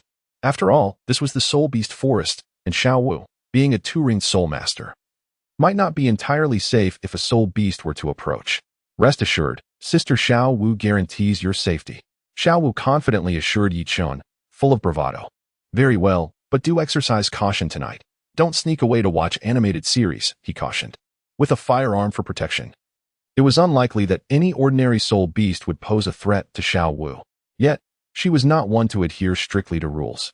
There was always the chance that, in a moment of boredom, she might resort to watching animation on her tablet. Am I that kind of person? Xiao Wu protested, feeling wronged. While she was indeed playful, she could be relied upon during critical moments, couldn't she? Yes, you're the best, Xiao Wu, but still. Be cautious. The Soul Beast Forest is not like the Academy. Got it. You're even more nagging than our menopausal teacher. Xiao Wu waved her hand dismissively, muttering under her breath. Although she excelled in her training, being a veritable prodigy, in other areas, she could only be considered academically challenged. It was only last year that she learned to write all the commonly used characters. It was not that she lacked intelligence. On the contrary, she was quite clever, but simply preferred to be lazy and avoid study. Fortunately, in the Douluo Continent, academic prowess was not of utmost importance. Possessing good talent and strength sufficed. Even with a lackluster education, one could still become a soul master. Once inside the tent, Yichen accessed the system marketplace and purchased the celestial herb, Ink Jade Divine Bamboo. Contrary to his expectations of a bamboo stalk appearing, what manifested was a bulbous shoot, roughly the size of a fist, resembling a flower bud, and possessing a lustrous, jade-like appearance. The method for consuming the Ink Jade Divine Bamboo shoot was rather straightforward. One merely needed to peel away the outer shell and consume the tender flesh within. Would it taste better roasted or stir-fried? Suddenly, such thoughts flashed through Yichen's mind. Shaking his head, he dismissed these frivolous ideas and began to consume the shoot. As the tender flesh entered his mouth, Yichen immediately sensed the immense energy it contained. Without delay, he devoured the shoot, then entered a meditative state to refine and absorb its essence. As time elapsed, within the tent, Yichen was fervently consuming the celestial herb, and his soul power began to increase rapidly. Meanwhile, outside the tent, Xiao Wu remained dutifully guarding him. After all, this was a commitment Xiao Wu had made, and she could not allow any mishaps to occur. Fortunately, despite her youth, Xiao Wu was a soul master of level 24, possessing more vitality than the average person. Staying awake for a day was not an insurmountable challenge for her. As the sun rose and set, a new dawn broke over the eastern sky, heralding the arrival of a new day. The speed at which Yichen refined the medicinal power of the Ink Jade Divine Bamboo shoot was rather slow. After all, his soul power level was merely that of a level 12 soul master, which naturally limited the efficiency of his refinement of the celestial herb's potency. Last night, it was not that no soul beasts had sought him out. Rather, they were effortlessly driven away by Xiao Wu, who prevented him from having the opportunity to engage. At this moment, within the confines of the tent, Yichen was nearing the end of his refinement process. Suddenly, upon completing the refinement of the celestial herb's power, he opened his eyes. While it could be said that the refinement was complete, the truth was that the majority of the herb's potency had already lain dormant within him. Until Yichen reached the rank of Soul Sage, this latent celestial herb power would significantly expedite his cultivation speed. Then, Yichen revealed a dark jade-colored bamboo staff martial spirit in his hand. As anticipated, my conjecture was correct. The martial spirit had evolved from an ordinary bamboo into the Ink Jade Divine Bamboo. Observing his martial spirit transform from an unremarkable staff into the Ink Jade Divine Bamboo staff filled Yichen's heart with exhilaration. According to the classification of martial spirit quality, the original bamboo staff was merely a common martial spirit, but now, having metamorphosed into the Ink Jade Divine Bamboo staff, he possessed a top-tier martial spirit. This meant that consuming the Ink Jade Divine Bamboo shoot had saved Yichen a significant amount of gold soul coins that would have been required to reach a small target.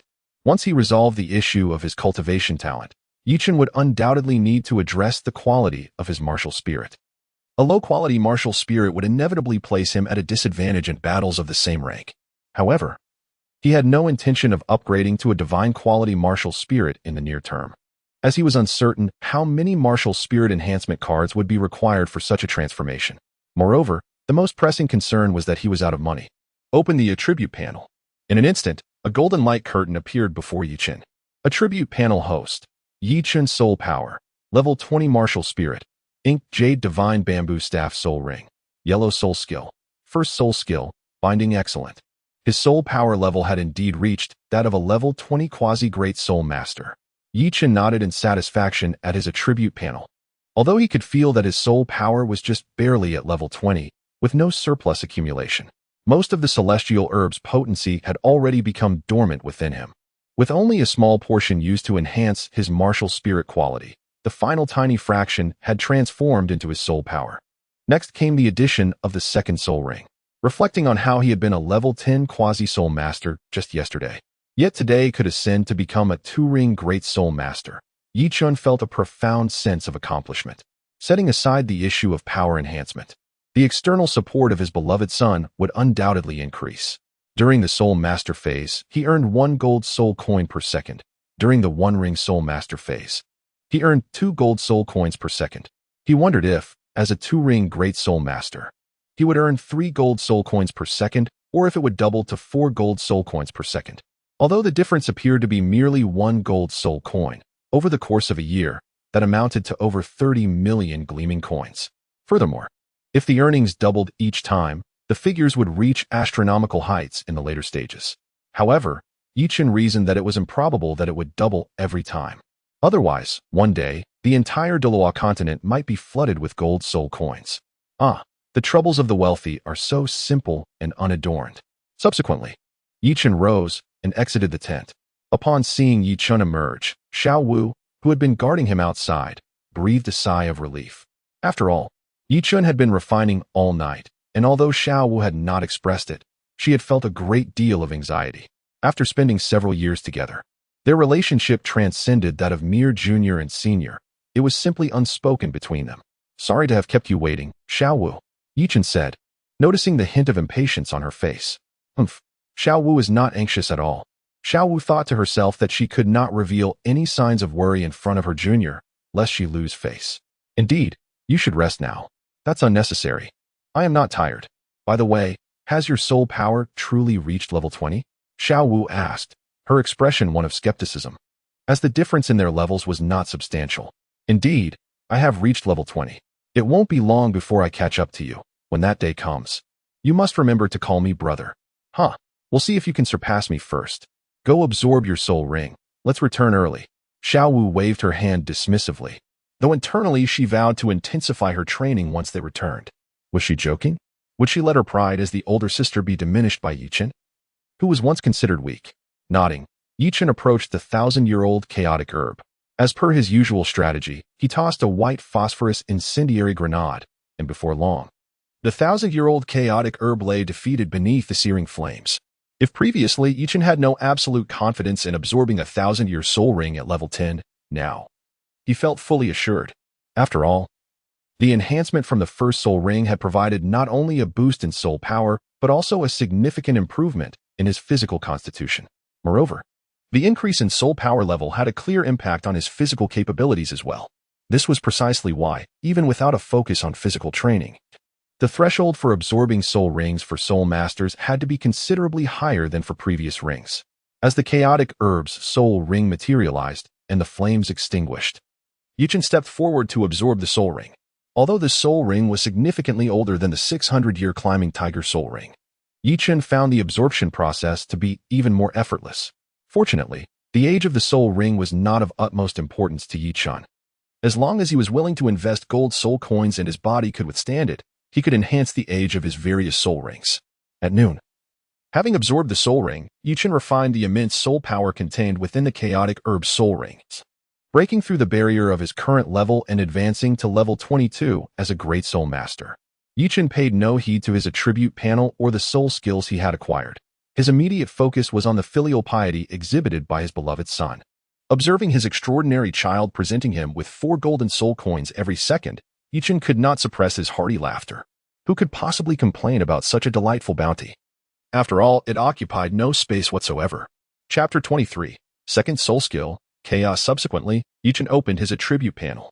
Attribute panel host, Yichen Soul Power, Level 22 Martial Spirit, Inkjade Divine Bamboo Staff Soul Rings, Yellow. Purple First Soul Skill, Binding Second Soul Skill, Chaos. As Yichen reveled in the realization that he had become a second ring soul master, his companion, Xiao Wu, observed him alternating between joyous laughter and contemplative silence.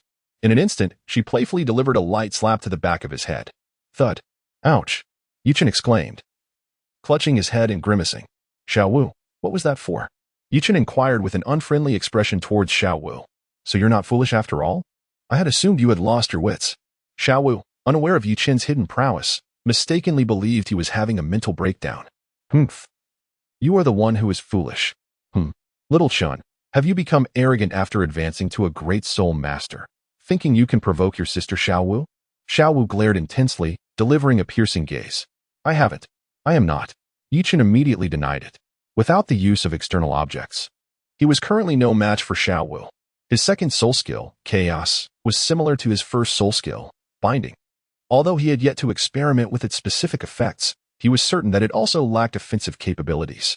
His control soul skill was indeed quite effective. But much like skills in a game, soul skills had a cooldown period and could not be unleashed in rapid succession. should he face Xiao Wu. By the time she broke free from his control, Yichen would inevitably suffer a beating. Well, at least you were self-aware. Seeing Yichen shrink back, Xiao Wu nodded in satisfaction. By the way, what is your second soul skill? Hiki, why not give it a try? Let us see how effective your soul skill really is. Xiao Wu thought of personally experiencing Yichen's soul skill to gauge its true effect, so that in the future, when Yichen, her little brother, might fancy himself a big brother and challenge her, she would be prepared. Then you better watch closely. Second soul skill, Chaos. With that, Yichen activated his second soul skill, Chaos. The second soul ring, radiating a violet glow, flickered slightly as Yichen wielded his ink jade divine bamboo staff and swung it towards Xiao Wu. In an instant, a shadow of the bamboo staff shot forth from his body, swiftly descending upon Xiao Wu's head. Although Xiao Wu made every effort to evade, the shadow seemed to track her, landing a solid hit on her rabbit-like head. Bang! Xiao Wu felt that while the control effect of Yichen's soul skill was yet to be determined, its humiliating nature was undeniably strong. Each time he used his soul skill against her, it involved striking her head, and the most frustrating part was that it was impossible to evade. However, since Yichen specialized in control-type skills, his offensive power was not particularly formidable. This time, Xiao Wu was prepared and was not knocked senseless by a single hit. But when she charged forward to knock Yichen out, she found herself inexplicably retreating. Is this the effect of chaos? In a fleeting moment, Xiao Wu deduced that Yichen's soul skill operated similarly to the innate ability of the chaos grass. Once affected, one had to move in the opposite direction. Immediately realizing this, Xiao Wu attempted to control her retreat. Yet, reality diverged from her expectations. Her conscious intention was to step back, aiming to advance. But her body involuntarily veered to the left. This soul skill is utterly shameless. After a few attempts, Xiao Wu discovered that Yichen's second soul skill was akin to a trickster's. It was not merely about moving in the opposite direction. Rather, every passing second, the direction would change randomly. One moment she wanted to advance but ended up retreating. The next moment, she aimed to move forward but found herself veering right, leaving her utterly bewildered about which direction was truly correct. Observing the flustered Xiao Wu, Yichen could not help but chuckle. Fortunately, being merely a millennium-old soul skill, its effects wore off quickly, and Xiao Wu regained her sense of direction. How could such a disgusting soul skill exist? Xiao Wu exclaimed indignantly. Hee. Now you understand my prowess, don't you? Yichen speculated that if his martial soul had not undergone transformation and remained an ordinary bamboo staff, then his second soul skill, Chaos, would likely merely reverse direction. However, now that his martial soul is an exceptionally high-quality ink jade divine bamboo staff, it was certainly not so simplistic. Humph. Can you still not defeat Sister Xiao Wu? Yichen, indeed, Xiao Wu's words hold merit. Although a rabbit employing charm may seem peculiar, one cannot deny the effectiveness of Xiao Wu's charm soul skill. With a fierce glare from her rabbit eyes, her opponents fall prey instantly, allowing her to swiftly unleash a series of attacks. Moreover, having cultivated the creation meditation technique, her mental prowess is formidable. No soul master of the same rank can withstand her charm. Subsequently, Yichen glanced at his balance in the system store, noting over 1 million gold soul coins. He promptly purchased 10 yellow soul ring age enhancement cards. His first soul ring, aged over 600 years, required 4 enhancement cards to elevate it to 1,000 years. On the other hand, Xiao Wu's first soul ring, aged over 400 years, necessitated 6 cards for its transformation into a purple 1,000-year ring. With surplus funds at his disposal, Yichen did not hesitate to spend. A flash of light revealed 10 yellow cards, akin to bank cards from his past life. In Yichen's hand, what is this? Xiao Wu inquired, gazing curiously at the soul ring age enhancement cards. These are treasures capable of enhancing the age of your soul ring. Here, take 6 to boost your first soul ring's age. Yichen generously distributed 6 enhancement cards to Xiao Wu. He was not a miser, and besides, this adorably foolish little rabbit would eventually become a valued ally. Such a thing exists? Xiao Wu exclaimed, momentarily stunned by the yellow cards. No big deal, just a minor matter. Let me let you in on a secret. I am the reincarnation of the god of wealth. With enough funds, enhancing your soul ring to 100,000 years is but a trifle. Is that true? The god of wealth reincarnated? Xiao Wu's eyes widened in disbelief. Indeed, Xiao Wu. Why not cling tightly to my leg? I shall take you on a splendid journey. Uft, just don't end up in a garbage heap, Xiao Wu scoffed, rolling her eyes in skepticism. How do you use this? Release your martial soul and integrate the card into your soul ring, Yichen instructed, demonstrating by touching one enhancement card to his first soul ring. Instantly, the card transformed into a beam of yellow light, merging into the soul ring, visibly deepening its color. With the use of the remaining 3 cards, Yichen's first soul ring completely transformed into a purple thousand-year ring, while the configuration changed to 2 purple rings. The enhancement also significantly boosted his soul power, elevating him from a level 22 Great Soul Master to a level 23.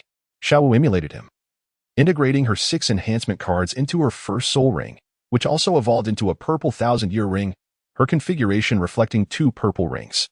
Originally a level 24 Great Soul Master, she ascended to level 25 following the transformation. Although Yichen harbored aspirations to surpass Shiau in soul power, he was more than willing to enhance her abilities. Previously, he refrained from such measures solely to save for an immortal herb. Moreover, he planned to purchase an immortal herb once he accumulated enough gold soul coins, intending for Shiau to consume it to elevate her innate talent. While the ice and fire yin-yang I possessed immortal herbs, Yichen lacked the connections to procure them from the notorious Douluo currently. Yichen was not in dire need of immortal herbs. His own son could generously provide over 12 million annually, and once he ascended to Soul Sovereign, he would undoubtedly acquire even more.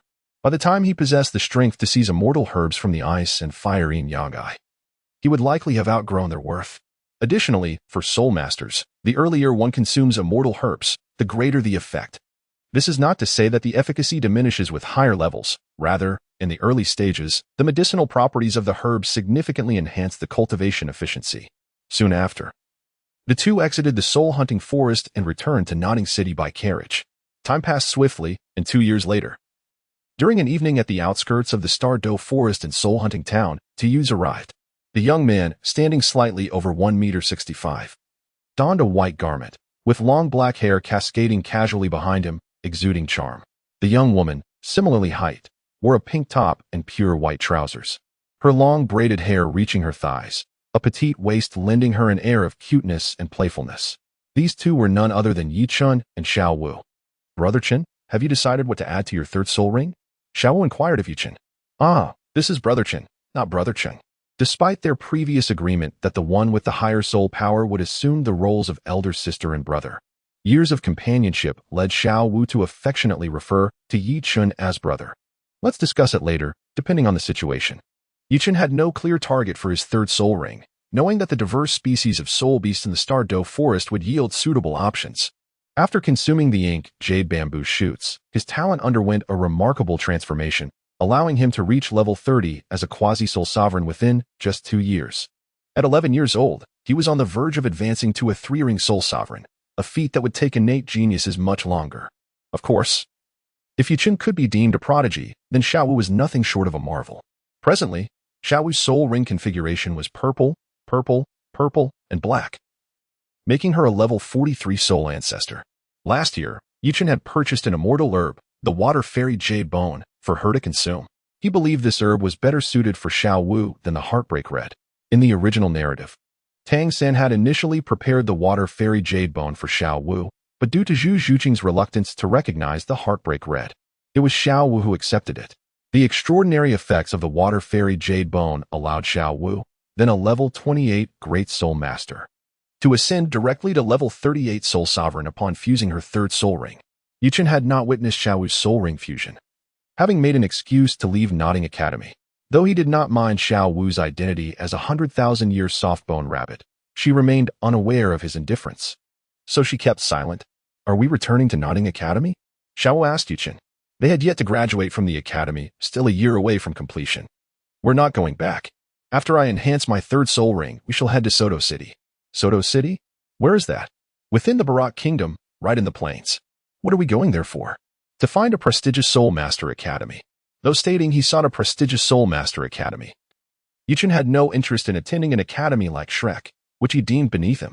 Shrek Academy, dilapidated and lacking even a simulated training environment, finds itself overshadowed by any prestigious Soul Master institution.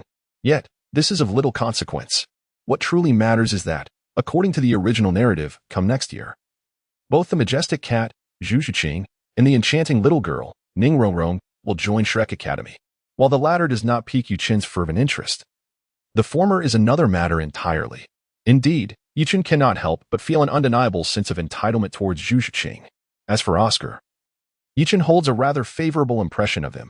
His soul skills may be somewhat dubious, yet he excels in other respects. The peculiarity of his soul abilities is not a matter of choice but rather circumstance. Thus, Yichen intends to keep his distance from Ning Rongrong, unless, of course, she were to approach him first, in which case he would not hesitate to reciprocate. Conversely, Dai Mubai presents a different scenario altogether. He embodies the quintessential master of time management, 8,000 kills kind of character, and to add to the intrigue, he is a twin, promising double the delight.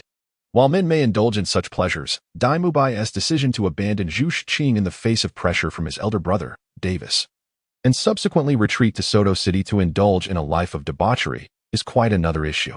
Therefore, it is imperative that Zhu Shiqing remains shielded from Dai Mubai's influence. In the world of Douluo Continent, much like ancient times in Yichen's past life, wealth, power, and influence do not adhere to the conventions of monogamy. While a primary wife may exist, concubines are boundless. For instance, the affluent Ning Fingji is known for his proclivity to frequent the Heaven Do Grand Auction House, rescuing cat girls and aiding them in escaping their plight. This is also the reason he is often depicted with a cane. It is simply due to a back ailment. Moreover, Yichen harbors considerable animosity towards the Stardo royal family. He remains oblivious to the identity of his adversaries, lacking power or influence to inquire further. However, placing the blame on the Dai family within the royal lineage seems justified, as they have seized the future princess of the Stardo Empire, does it not? Chapter 25, The Prodigal Yichen Xiaowu. Let us rest for the night in the soul-hunting town outside, and venture into the Stardo Forest tomorrow. With the sky dimming, Yichen decided against entering the Stardo Forest at this late hour. It is important to note that the Stardo Forest, unlike the human-cultivated soul-hunting forest, is the largest sanctuary for wild spirit beasts on the continent, occasionally erupting into minor beast tides. Although the soul-hunting town is said to be adjacent to the Stardo Forest, it is, in fact, over 100 kilometers away.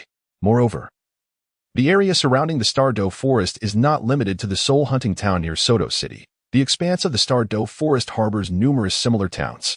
Xiao nodded in agreement. The two found an inn in the soul-hunting town to rest for the night. At the break of dawn, before the sun had risen, they set forth towards the Stardo Forest. As Yichen gazed upon the towering trees, he was utterly awestruck by the grandeur of the Stardo Forest. A first-time visitor. Although the soul-hunting forest boasted abundant vegetation, its diversity and quantity could not compare to the Stardo Forest. Furthermore, Yichen sensed the pervasive spirit energy within the Stardo Forest far exceeded that of Notting City. Such a phenomenon could also be observed in the soul-hunting forest, but it was markedly more pronounced here. Upon entering the Stardo Forest, Yichen, observing over 14 million gold soul coins in the system's marketplace, promptly purchased a lucky card. Wandering aimlessly in search of spirit beasts would surely yield low efficiency, although he could not ascertain the efficacy of the lucky card. He opted to buy it nonetheless. It served as a form of psychological comfort, as 100,000 gold soul coins were mere trifles to him at this juncture. Now that the little rabbit has arrived in the Stardo Forest, will the big monkey make an appearance? Suddenly, Yichen pondered this thought. In the original tale, when Xiao arrived at the Stardo Forest, her little brother, Erming, followed shortly after, instilling fear in the hearts of the Shrek group. Yichen wondered if he would encounter a similar fate. In stark contrast to Yichen's cautious demeanor, Xiao was exuberant, skipping about like a jubilant rabbit. Well, she was indeed a rabbit at heart. Xiao, are you feeling particularly joyous? Yichen spoke to Xiao. Indeed. It has been quite a while since I last returned home, so of course, I am elated. In her exuberance, Xiao inadvertently let slip a secret. Home? Does your family reside in the Stardo Forest? Xiao's eyes widened in shock. Clearing her throat, she continued. My mother brought me to live in the Stardo Forest to escape from the pursuit of our enemies.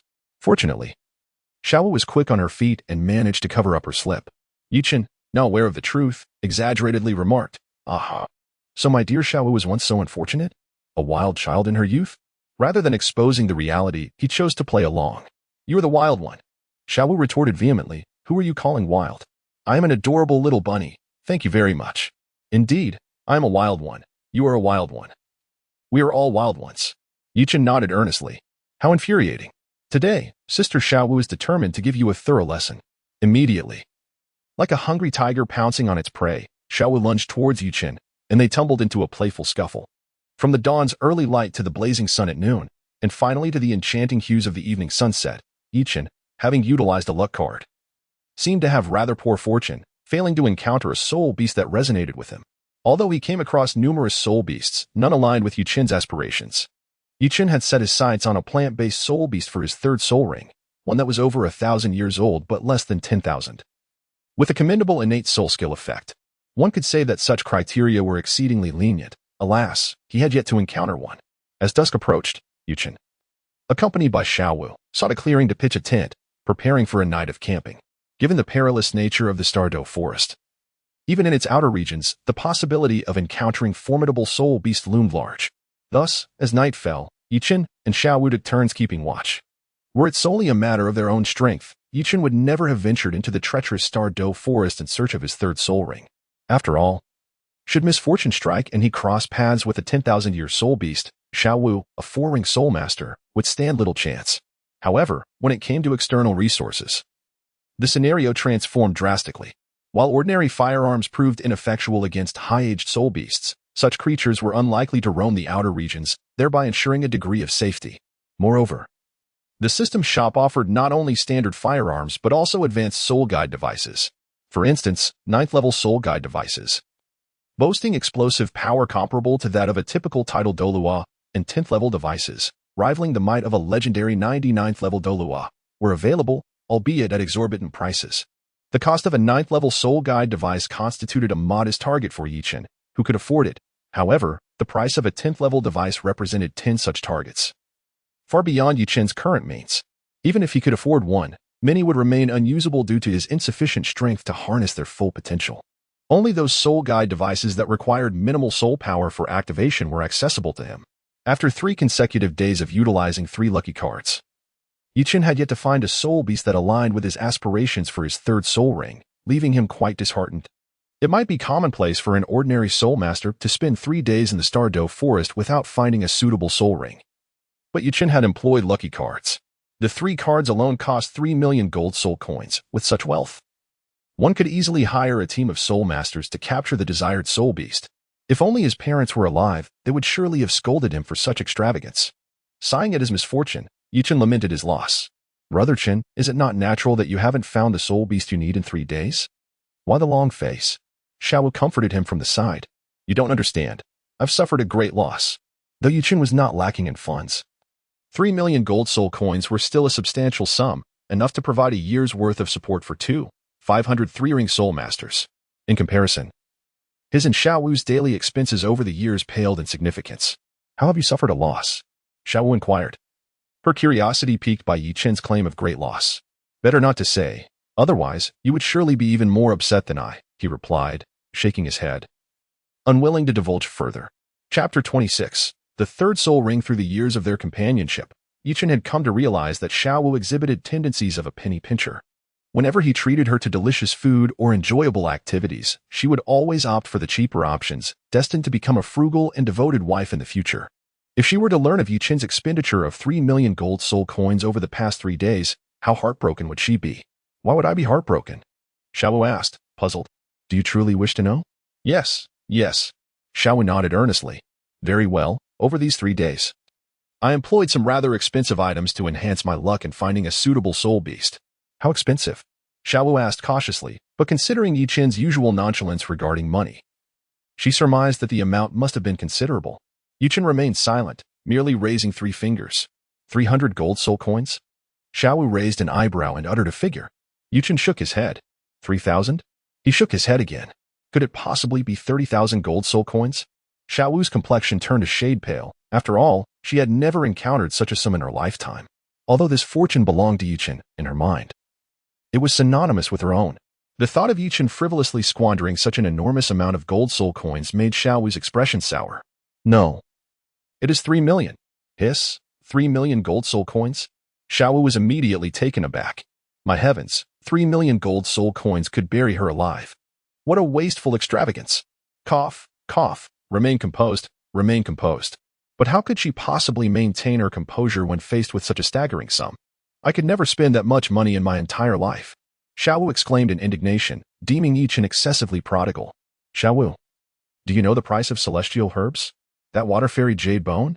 The memory of the water fairy jade bone she had consumed the previous year flashed in her mind. How much? 100 million.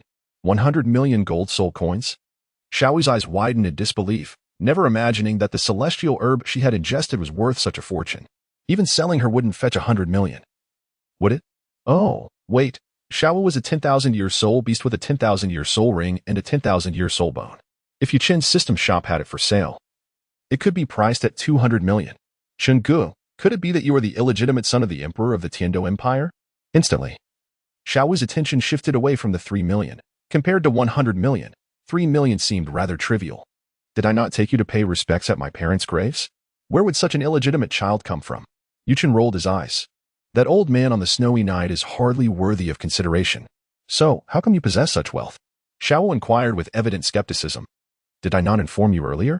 I am the reincarnation of the god of wealth. Are you jesting? If you were truly the god of wealth, why would your martial spirit not be a golden coin or something akin to a treasure trove? How could it possibly be a bamboo staff? Shiau was entirely unconvinced by Yuchen's claims. If Yuchen were indeed the god of wealth, his martial spirit would at the very least resemble a golden coin or a magical cauldron, rather than a mere walking stick. The little rabbit has grown up. It is no longer so easily deceived. Yuchen secretly mused, after all, I am the god of wealth. Humph, dear god of wealth, it's getting late. Hurry and set up the tent, Shiau remarked with a look of disdain, noting that it was already evening. Yuchen, subsequently. The two individuals sought a clear space to commence the erection of their tent. However, at that moment, a black-backed wild boar, approximately 600 years old, came into their line of sight. Yuchen's eyes brightened instantly as he turned to Shiau and said, How about we forego our dry rations tonight and indulge in some barbecue instead? Despite the unseemly appearance of the black-backed mountain pig, its meat is remarkably succulent. For the past 3 days, the two had subsisted on pre-prepared provisions, which, while palatable, had begun to wear on Yuchen, who yearned for a change in flavor. Shiau, too, expressed her disdain for the dry food, craving something delectable. Although she was a rabbit and had a penchant for grass and carrots, her transformation into human form had broadened her culinary preferences. Apart from rabbit, monkey, and snake meat, she welcomed any other flavorful meats into her diet. Particularly, after Yuchen procured some convenient grilling equipment along with an array of exquisite spices, she had developed a fondness for skewered delicacies. With that thought, Yuchen summoned his ink jade staff and aimed it at the distant black-backed mountain pig, delivering a decisive strike. First soul skill, binding. In an instant, an ethereal shadow of the staff descended upon the pig's head, delivering a resounding blow. 3 azure rings of light materialized, restraining the black-backed mountain pig in place, rendering it unable to escape despite its struggles. Subsequently, Yuchen retrieved a Type 95 rifle from his storage soul guide and unleashed a volley of bullets at the pig's head. With a series of muffled thuds, blood erupted as the black-backed mountain pig collapsed into a pool of crimson, a yellow soul ring emerging thereafter. After draining the blood from the pig, Yuchen stored it in his soul guide and, alongside Shiau, sought out a nearby water source. Before long, they arrived at the bank of a crystal-clear stream, where Yuchen began to skin and butcher the black-backed mountain pig. Hey, Chenggu, that lotus flower over there is stunning, Shiau exclaimed, pointing to the other side of the stream. While busy with his task, Yuchen turned to follow her gaze and beheld a solitary azure lotus gracefully blooming atop the water. Could it be a 3,000-year-old blue lotus? Yuchen raised his eyebrows, astonished to discover that within this seemingly unremarkable stream, there thrived a plant-type soul beast that had existed for approximately 3 millennia. Wait a moment. The innate soul skill of the Chingi Hua, a plant-type soul beast, is said to be the ability to seal mental energy? At this thought, Yuchen's eyes sparkled with excitement. Sealing mental energy, wasn't that a formidable control-type soul skill? The significance of mental energy is self-evident.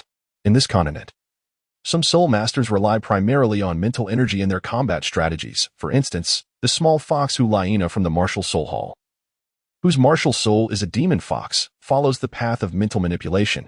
Should Yuchen possess the soul skill that seals mental energy, it would undoubtedly be a natural counter to Hulaina, especially since she is lacking in other abilities aside from her mental prowess.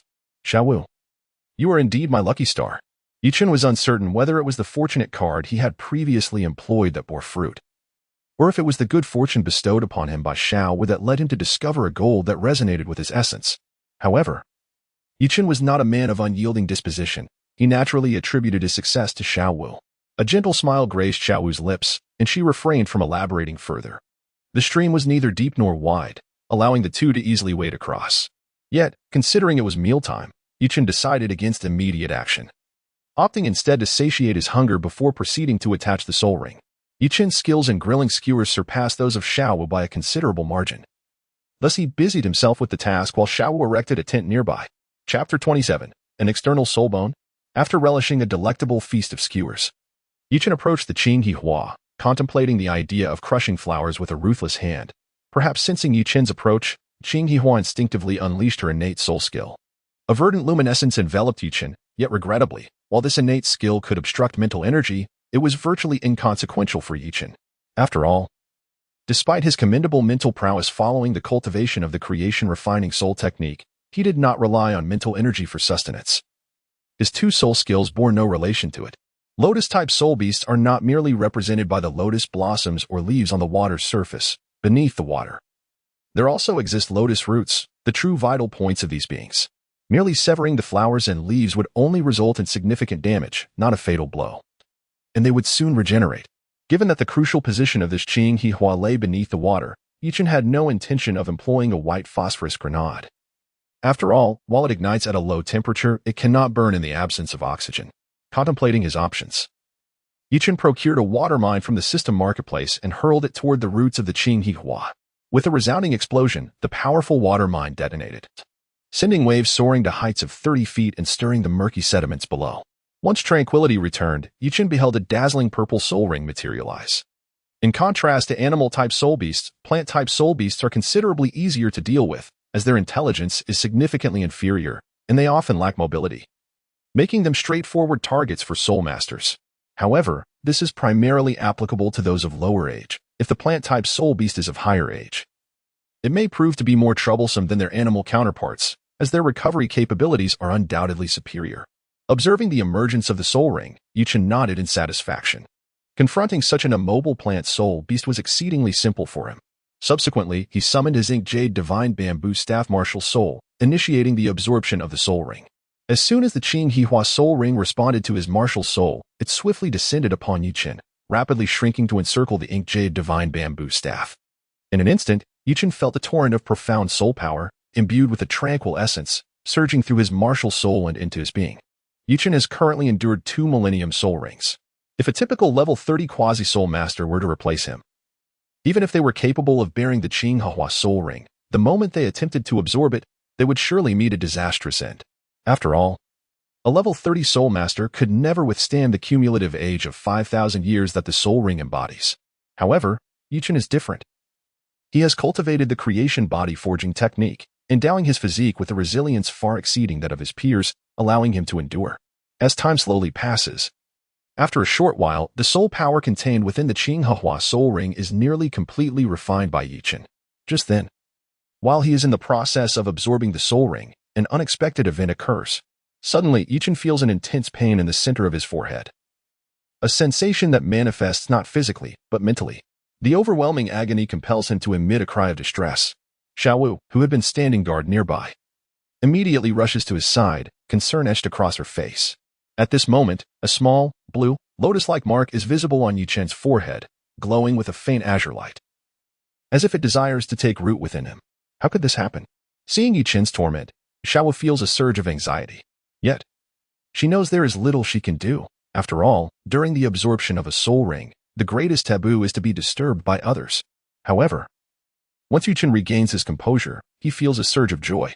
With Shiau by his side providing protection and the age of the Chingi Hua soul ring still within his capacity to endure, he believes there is no cause for concern. But the sudden change must indicate that he has encountered a rare external soul bone.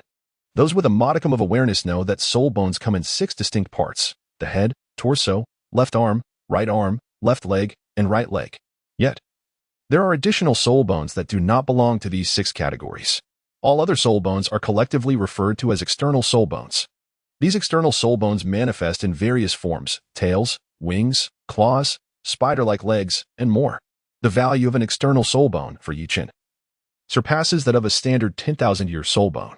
This is because external soul bones can enhance their age in accordance with the soul master's increasing strength.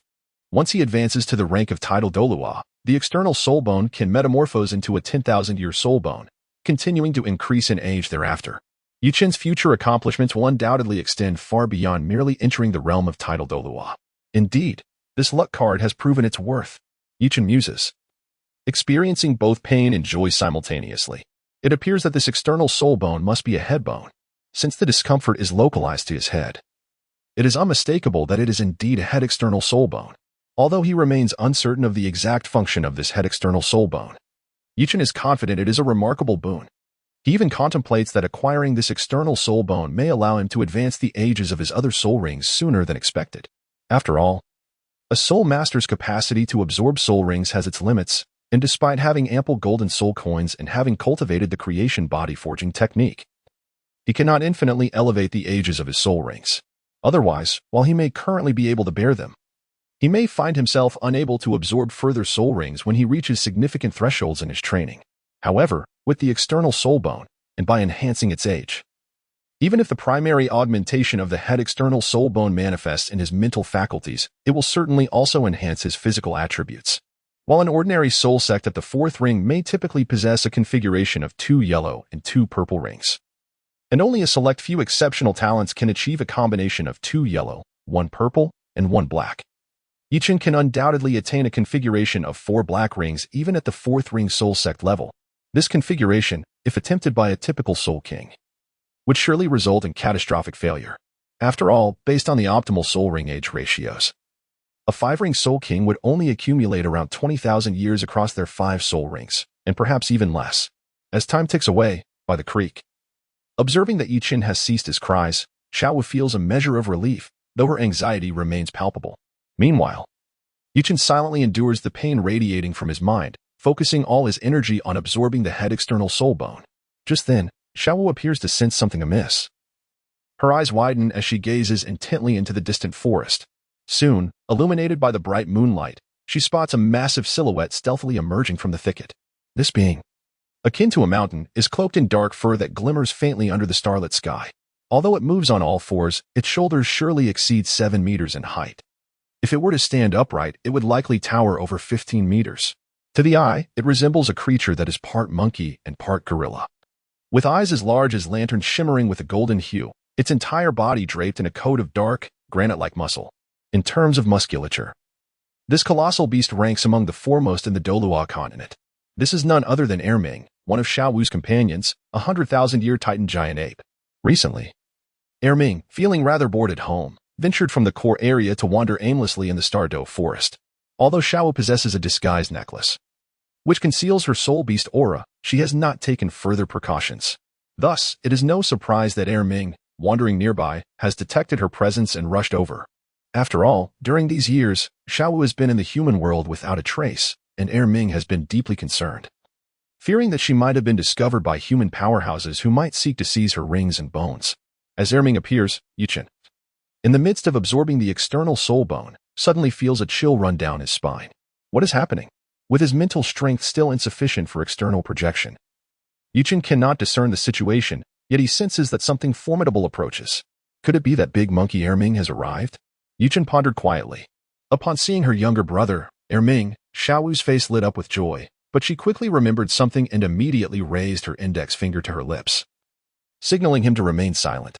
Then, glancing at Yichen, she stealthily approached Erming and led him away to a secluded spot. Roar. Sister Shiau, I have missed you so much, Erming whispered with a low growl. Although Erming had yet to learn to speak, Sister Shiau, with her remarkable abilities, naturally understood what her little brother was expressing. Hiki, Erming, I missed you too. How is Deming? Upon hearing this, the Titan Great Ape nodded. That's good to know. Rest assured, Erming, I am safe in the human world. Now, can you sense if my aura has changed? Shiau spoke to Erming. Roar? What is going on? Instantly, Erming's eyes widened in surprise as he sensed that Shiau's aura had indeed transformed. If he hadn't witnessed it with his own eyes, he would have thought someone was impersonating his dear sister. This necklace allows me to alter my aura at will. So you need not worry, I will certainly not be detected by any soul master. As she spoke, Shiau lifted the carrot necklace adorning her neck. Erming, you should hurry back now. I am very safe in the human world, and you and Deming must find a good hiding place in the forest. With a soft growl, Erming leaped away, disappearing from Shiau's sight in an instant. He needed to rush back to inform Deming that their dear sister was safe and sound. In the Stardo Forest, apart from the Titan Great Ape and the Sky Blue Bull Python, there were indeed other 10,000-year soul beasts, but they were well concealed and scarcely known.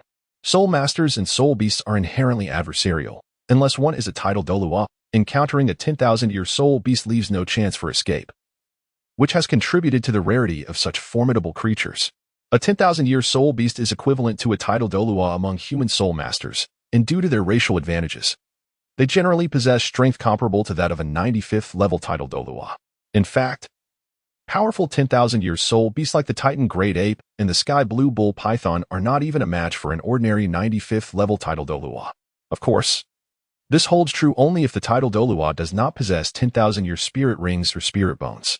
However, one aspect seems puzzling. Despite BB Dong having 2 10,000-year spirit rings and over 4 10,000-year spirit bones, along with several subordinates at the titled Douluo level, she still could not subdue the 10,000-year Titan Great Ape and the Sky Blue Bull Python. Isn't that somewhat disgraceful? With such a configuration, combined with the extraordinary soul power level of a 99th level Super Douluo, it stands to reason that she could easily take down even 10,000-year soul beasts, let alone those with even greater age. As the moon waned and the sun ascended high into the sky, nearing midday, Yuchen finally succeeded in absorbing the external spirit bone attached to his head.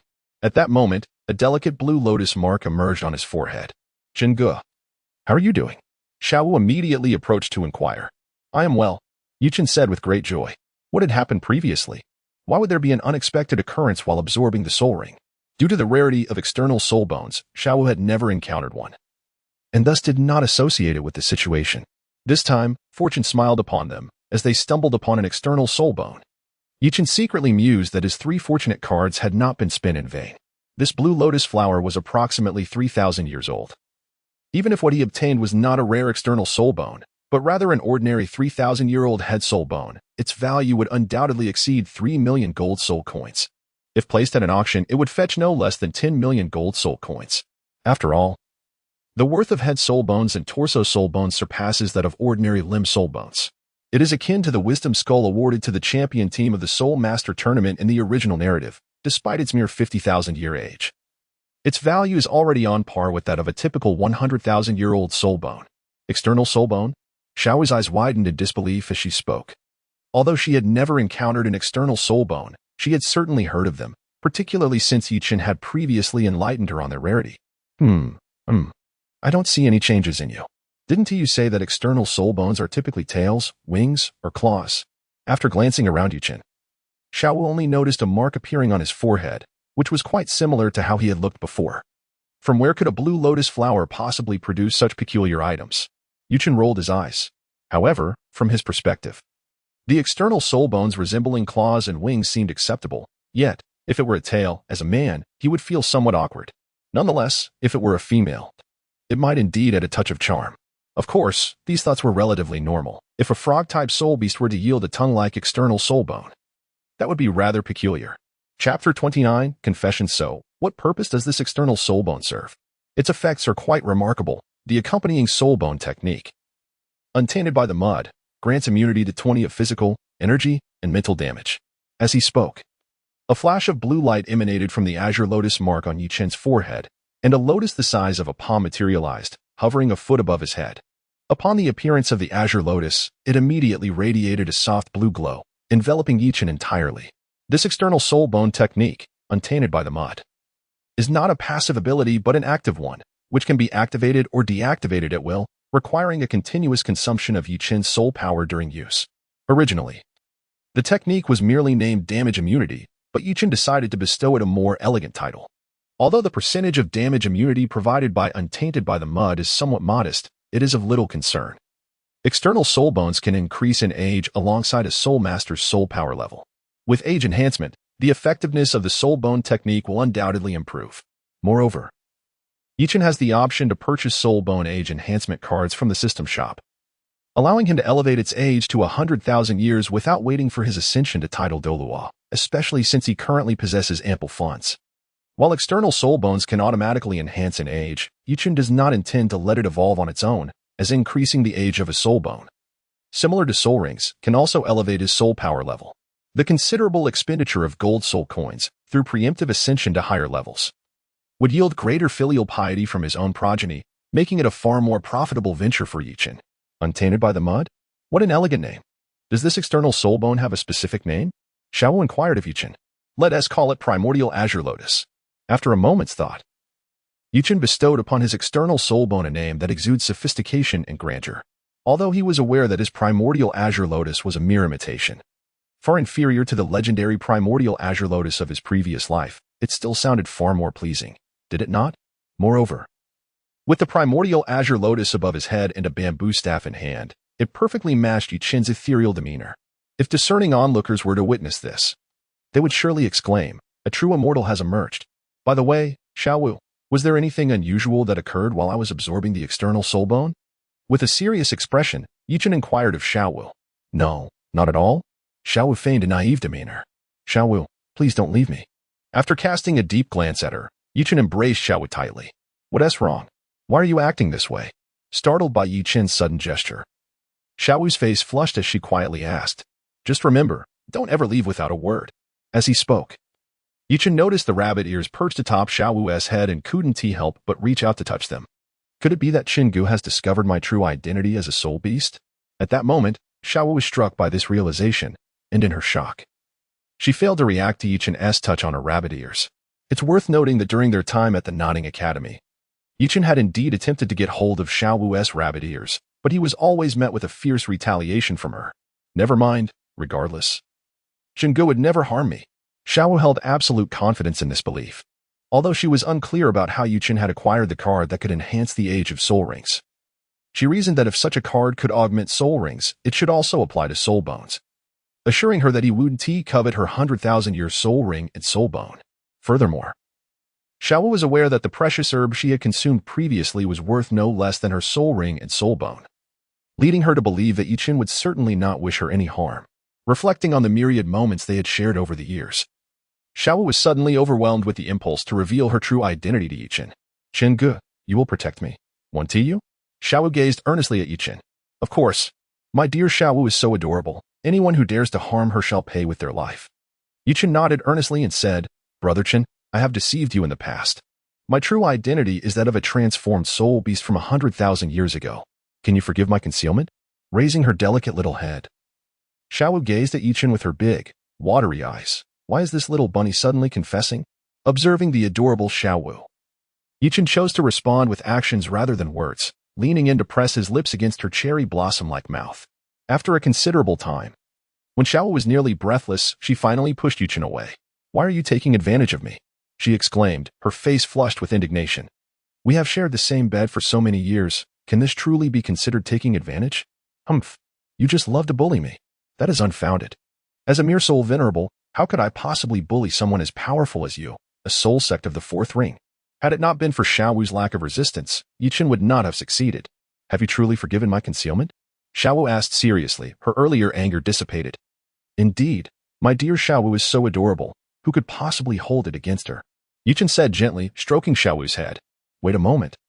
Could it be that you already knew? Suddenly, Shiau recalled the disguised necklace Yuchen had gifted her, pondering if he had known from that time. Ah, I didn't see that coming. Shiau, you were quite clever. Yuchen was taken aback. When did this foolish yet endearing little rabbit become so astute? Quickly. Tell me, when did you realize it? In an instant, Shiau reverted to her previous domineering demeanor. Haven't I already told you? I am the reincarnation of the god of wealth. The moment I laid eyes on you, I recognized you as an adorable little rabbit. You're deceiving me. I am not lying. After all, Shiau is indeed a little rabbit. How infuriating. Without hesitation, Shiau pounced on Yuchen, and they began to playfully tussle. Chingu, thank you. After their playful scuffle, Shiau sat beside Yuchen and spoke to him. Thank me for what? If you truly wish to express gratitude, then call me brother. From now on, I shall protect you, my little rabbit. Brother. Yes, Shiau is truly obedient. At that moment, the bond between them became even more intimate. Wait a moment, brother, you are the third ring soul master, while I am a fourth ring soul sect member. Why would I need your protection? Suddenly, Shiau recalled this fact and said with a look of disdain, Yuchen, just wait, I will soon become a soul sect. It is something that my uncle can endure, but my aunt cannot. Chapter 30, the effect of rising above the mud without staining it subsequently. Yuchen began to examine the changes within himself after advancing to the third ring of Soul Master. The first thing he checked was the amount of soul coins his auxiliary system bestowed upon him, which had increased from 4 coins at the second ring to 6 after his promotion. In just 1 year, this accumulation would amount to a staggering 18 million shiny coins. Attribute Panel Host, Yichin Soul Power, Level 33 Martial Soul, Inkjade Divine Bamboo Staff Soul Rings, Purple, Purple.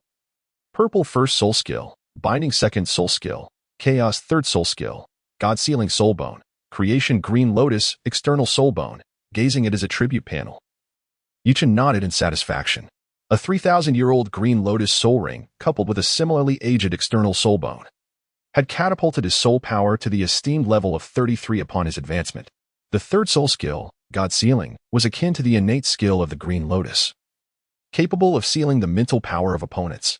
While this skill may not have significant effects in the early stages, its true potential would manifest as mental prowess became increasingly relevant in later phases.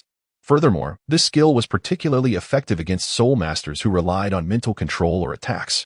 Noticing he had a surplus of soul coins in his system S shop, Yichin promptly purchased 7 cards for enhancing the age of Purple 1,000-year soul bones and 9 cards for Black 10,000-year soul bones. For the time being, elevating the external soul bone, Creation Green Lotus, to the 10,000-year mark would suffice. He decided to reserve the remaining soul coins for future use, contemplating enhancing all his soul rings to the Black 10,000-year level upon advancing to the Soul Sect, with the utilization of the 7 Purple 1,000-year soul bone enhancement cards.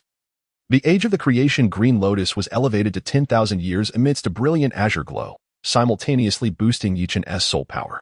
The soul bone skill, rising above the mud without staining it, also improved its immunity from 20 to 30 against physical, energy, and mental damage. Excellent, it has indeed improved.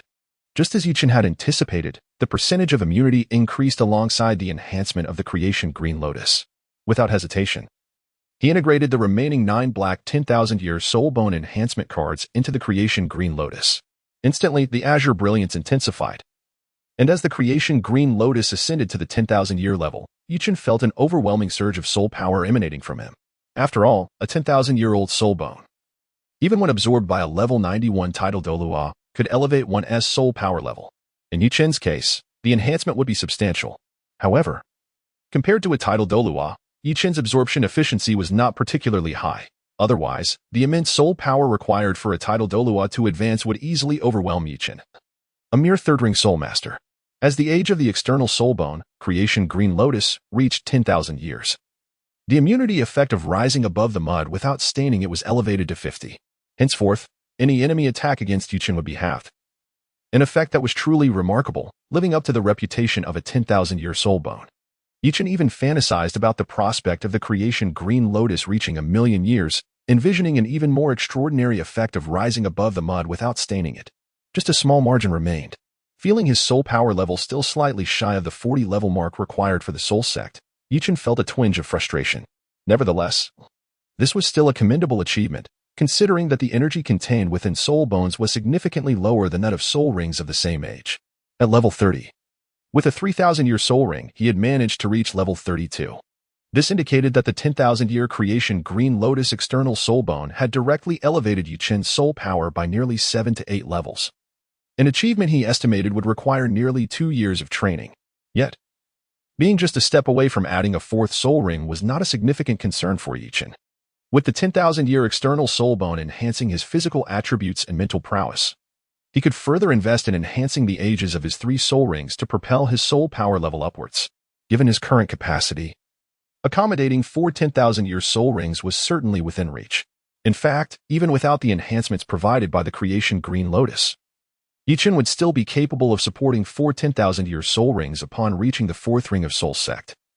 Thanks to the years of dedication he had devoted to practicing the art of body refinement, since he intended to enhance the ages of his soul rings, Yichin also purchased soul ring age enhancement cards for Shiau. Aside from her 4th soul ring, Xiao's current soul ring configuration was comparable to Yichin's, with her 1st and 2nd soul rings having been elevated to just over 1,000 years, and her 3rd soul ring exceeding 3,000 years. For both of them to upgrade their soul rings to the black level, it would require a considerable amount of soul coins, prompting Yichin to focus on acquiring purple 1,000-year soul ring enhancement cards. The reason for opting for the purple 1,000-year cards instead of the black 10,000-year ones was primarily due to the fact that these enhancement cards could not be split for use. Had he purchased the black 10,000-year cards, his treasury would have been insufficient. After acquiring 50 purple 1,000-year soul ring enhancement cards, Yichen found that his balance in the system shop had nearly been depleted. However, Yichen's savings were accumulating rapidly. In just one day, he could amass over 300,000 soul coins, and within a little over 6 months, he would restore his financial status to a healthy level. Moreover, once he obtained his 4th soul ring, this accumulation rate would only accelerate. Xiao, I shall share half with you. Yichen divided a large stack of soul ring year enhancement cards, giving half to Xiao. The purple ones? Could they elevate the years to a millennium? Xiao had previously used such cards in the soul hunting forest, so she was well aware of their purpose. However, the last time she used only yellow cards, which represented centuries, and now they had transformed into purple cards for millennia. Well, they were essentially the same, but these treasures could not be used in parts. One could not simultaneously enhance the years of 2 soul rings. Oh, there are 25 cards? This implies that I could elevate all 3 of my previous soul rings to the millennia level? After counting the cards in her hand, Xiao's eyes widened in astonishment. As a 4-ring soul master, she could possess 4 soul rings of the millennia rank, an unprecedented occurrence. In the Douluo Continent, not even a titled Douluo could achieve this. Only a few had their first 4 soul rings reach the black millennia level. According to Yuchen, currently, only a handful like Qin Daolu, Bibi Dong, and the soul-eating spider King S. Martial Soul had all 4 soul rings at the millennia level. Chapter 31. The configuration of all black soul rings. Tang San. Trapped in the city of slaughter and controlled by the blood-red 9-headed bat king, transformed into the king of slaughter, might also possess such power. After all, Tang San was ambushed during the latter stages of the Shura God examination, and it is reasonable to assume that the esteemed Shura God would not be as miserly as the Rakshasa God.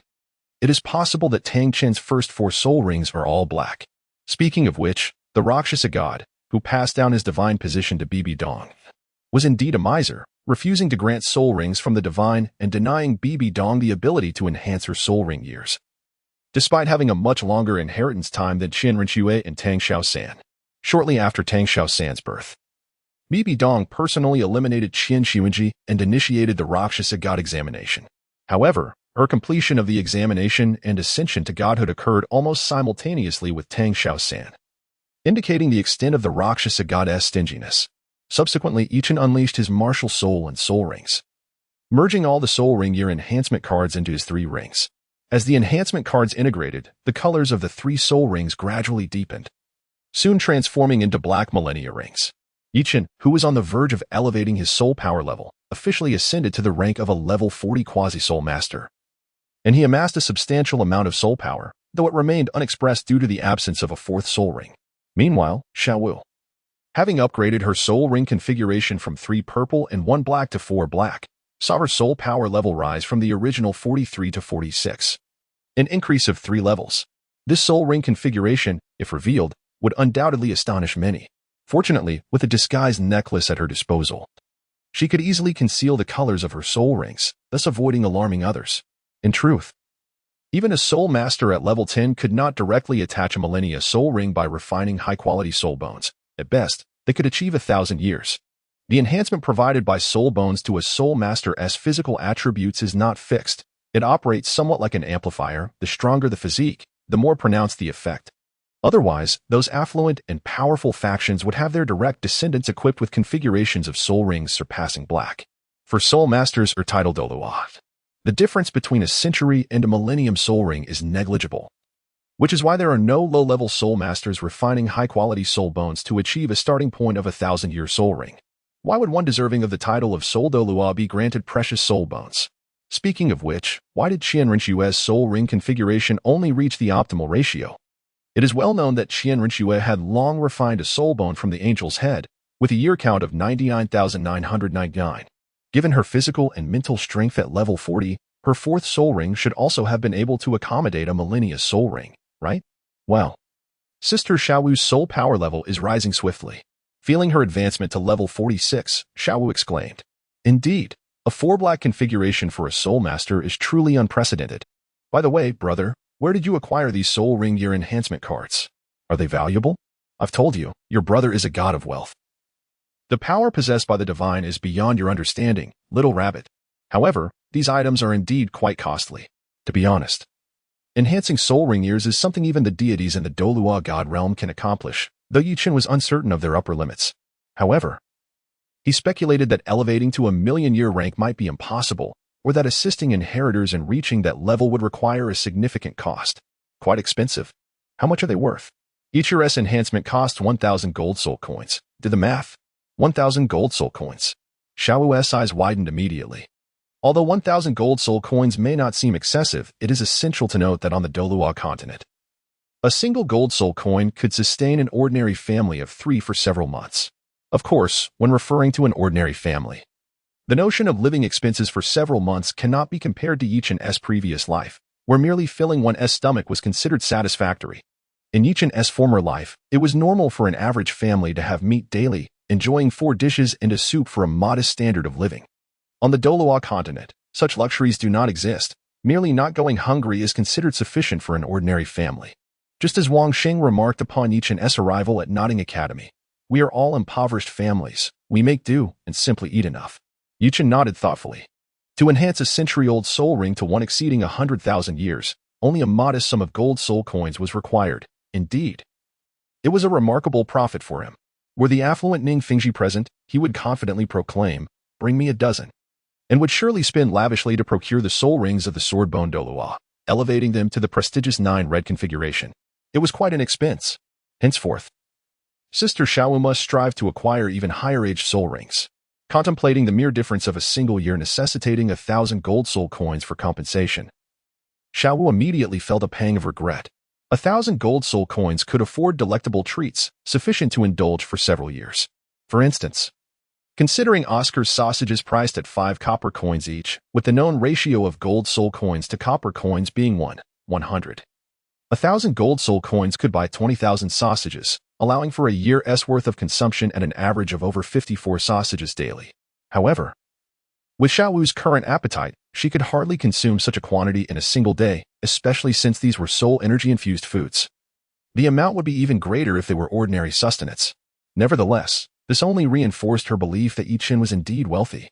All right, I have advanced to level 40.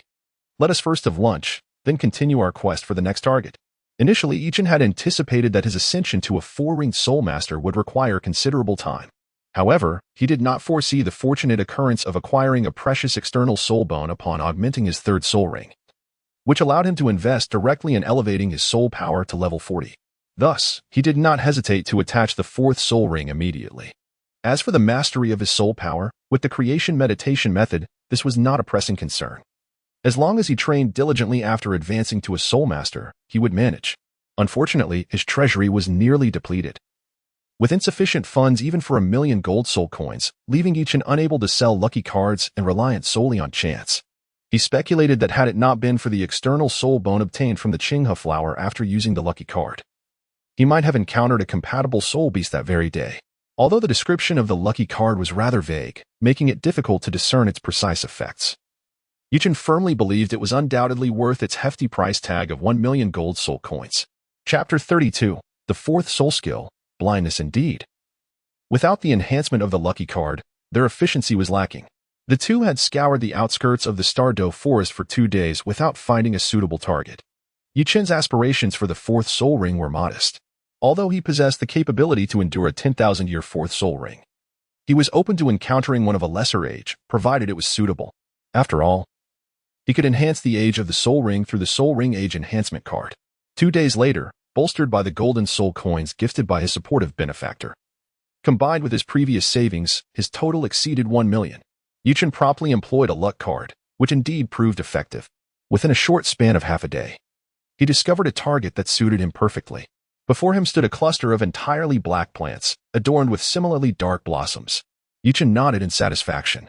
This was a dark spirit flower, approximately 10,000 years old, whose innate soul skill could induce temporary blindness, making it a formidable control-type soul skill, ideally suited for him.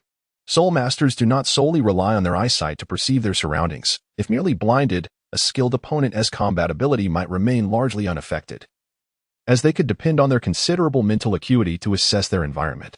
However, when paired with the 3rd soul skill, divine restraint, the combination would undoubtedly render Yichen's future adversaries blind with their eyes wide open, though a powerful being might still discern their surroundings through hearing, in the throes of intense combat. Auditory perception could hardly compare to visual or mental acuity. However, given how swiftly he had identified a fitting target. Yichen was certain that encountering an external soul bone of such fortune again would be improbable. Subsequently, adhering to his usual strategy, Yichen hurled a white phosphorus incendiary towards the distant dark spirit flower.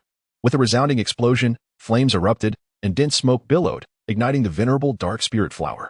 Nevertheless, being a creature of considerable age, when the flames subsided, no soul ring emerged. It was evident that a single incendiary had not vanquished the dark spirit flower. Without hesitation, Yichen cast another bomb. This time, the beleaguered dark spirit flower succumbed entirely to the inferno. Countless golden specks emanated from the remnants, gradually coalescing into a deep purple. Nearly black soul ring. Not yet 10,000 years? Observing the hue of the dark spirit flower's soul ring, Yichen raised an eyebrow, surprised that its age had not yet reached the coveted milestone, though it appeared to be quite close, likely just a few decades shy of a century. Accurately discerning the age of soul beasts to the exact year, or even to the unit's digit, was an endeavor fraught with difficulty. Furthermore, even among the same species, individual variations exist. Even among a litter of piglets, distinctions in size are apparent. One could not help but wonder how that esteemed master Yu determined the maximum age limit for the first soul ring to be 423 years. Had he somehow gained an advantage? A slight discrepancy in age held little significance for Yichen, as a mere yellow 100-year soul ring age enhancement card represented only a small fraction of his savings amassed over a brief period. Thereafter, Yichen summoned his martial spirit and began to attract the soul ring. As soon as the dark spirit flower's soul ring was influenced by his martial spirit, it immediately descended upon him, swiftly contracting into a deep purple ring with black undertones, encircling the onyx bamboo staff. In an instant, Yichen felt a surge of immense, somewhat dark soul power entering his body. Indeed, the dark spirit flower was a rare dark attribute botanical soul beast. Fortunately, as the onyx bamboo staff was not aligned with elemental manipulation, it was well suited to absorb this dark attribute soul ring. As time gradually passed, after a considerable portion of the day had elapsed, Yichen finally completed the refinement of the dark spirit flower's soul ring. His soul power level surged from the previous rank of level 40 quasi-soul master directly to level 45 soul master, with his progress towards the next threshold now exceeding the halfway mark. This substantial elevation resulted from the nearly 10,000-year-old fourth soul ring he had acquired, in addition to the considerable soul power accumulated from his prior enhancements. A soul ring nearing 10,000 years of age was sufficient to elevate a level 40 quasi-soul master to level 42 soul master. So such a significant advancement was to be expected given the total of 25,000 years worth of soul rings he had previously amassed. Immediately, Yichen began to assess the changes in his supportive benefactor's offerings. Originally at the 3-ring soul respect level, he had garnered 6 golden soul coins from his benefactor. Now, having ascended to 4-ring soul master, he received 8 golden soul coins per instance. Although the increase was modest, over the course of a year, Yichen could save more than 2.5 small targets worth of golden soul coins. He could not help but ponder whether his current rate of savings had surpassed that of Ningfengji from the 7 Treasures glazed tile school. Surely, it must have exceeded. He mused. Yichen pondered quietly. After all, Ningfengji was merely the leader of the 7 Treasure glazed tile school, and the disciples of this sect were numerous. Not all of their annual income could possibly end up in Ningfengji's pockets. Moreover, could the 7 Treasure glazed tile school truly earn enough each year to afford 2 10,000-year soul bones? Yichen found that utterly implausible. However, he could simply visit various auction houses and purchase 2 low-grade, inferior soul bones, and with sufficient funds, elevate them to the status of 10,000-year soul bones. Although the enhancement process would only endow them with a single 10,000-year soul bone skill, it was still quite advantageous. Subsequently, Yichen invested in a yellow card for elevating the age of soul rings, enhancing the age of his 4th soul ring to a black 10,000-year level. This increase in age was modest, resulting in only a slight enhancement in his soul power level. He merely felt a minor improvement, which was not particularly noticeable. Attribute panel. Host. Yichen soul power. Level 45 martial soul. Dark jade divine bamboo staff soul rings. Black, black, black. Black first soul skill. Binding second soul skill. Chaos 3rd soul skill, God restriction 4th soul skill, blindness soul bone, creation blue lotus, external attached soul bone. Indeed, it is the blind soul skill. As expected, Yichen's 4th soul skill was the innate soul skill of the dark spirit flower, blindness. Contemplating this, he glanced at Shiau beside him. Shiau, would you like to try my 4th soul skill? Not a chance. Xiaowei thought to herself how foolish she had been in the past to even consider testing the effects of Yu Qin's soul skills. Although Yu Qin's soul skills lacked offensive power, their effects were indeed quite repulsive, and the method of activation, striking her head with the bamboo staff, was exceedingly humiliating. Chapter 33. The Rose Hotel. Are you not tempted to try? Yu Qin felt a tinge of disappointment, as he had been eager to witness the effects of his fourth soul skill, particularly its ability to induce blindness. Meanwhile, the third soul skill, Divine Restraint, held little value for soul masters of lower rank, unless their adversary specialized in mental manipulation. However, this skill proved advantageous against Xiaowei, as it rendered her second soul skill, Enchantment, ineffective. Is something troubling you, brother? Noticing Yu Qin's discontent, Xiaowei immediately fixed him with an intense gaze. Ah, well? Let us depart from the Stardo Forest, he suggested, clearing his throat. Yu Qin swiftly diverted the topic. To be honest, while his control over his soul skills was indeed impressive, allowing him to easily overpower an ordinary soul master of the fourth rank, facing Xiaowei without external assistance rendered the outcome uncertain. At present, Yu Qin's most significant shortcoming lay in his lack of direct offensive capabilities. However, this was of little concern. In the early stages, there was no need to pursue excessive lethality. Should he encounter an adversary, he could simply employ his soul skills to restrain them and then swiftly eliminate them. In the later stages, he could compensate for this deficiency with control soul skills that possessed inherent offensive power or even utilize soul bone techniques. Furthermore, the soul skills Yu Qin currently possessed were not devoid of offensive capabilities. For instance, the bamboo staff Shadow Strike certainly had its potency, albeit overshadowed by its formidable control effects.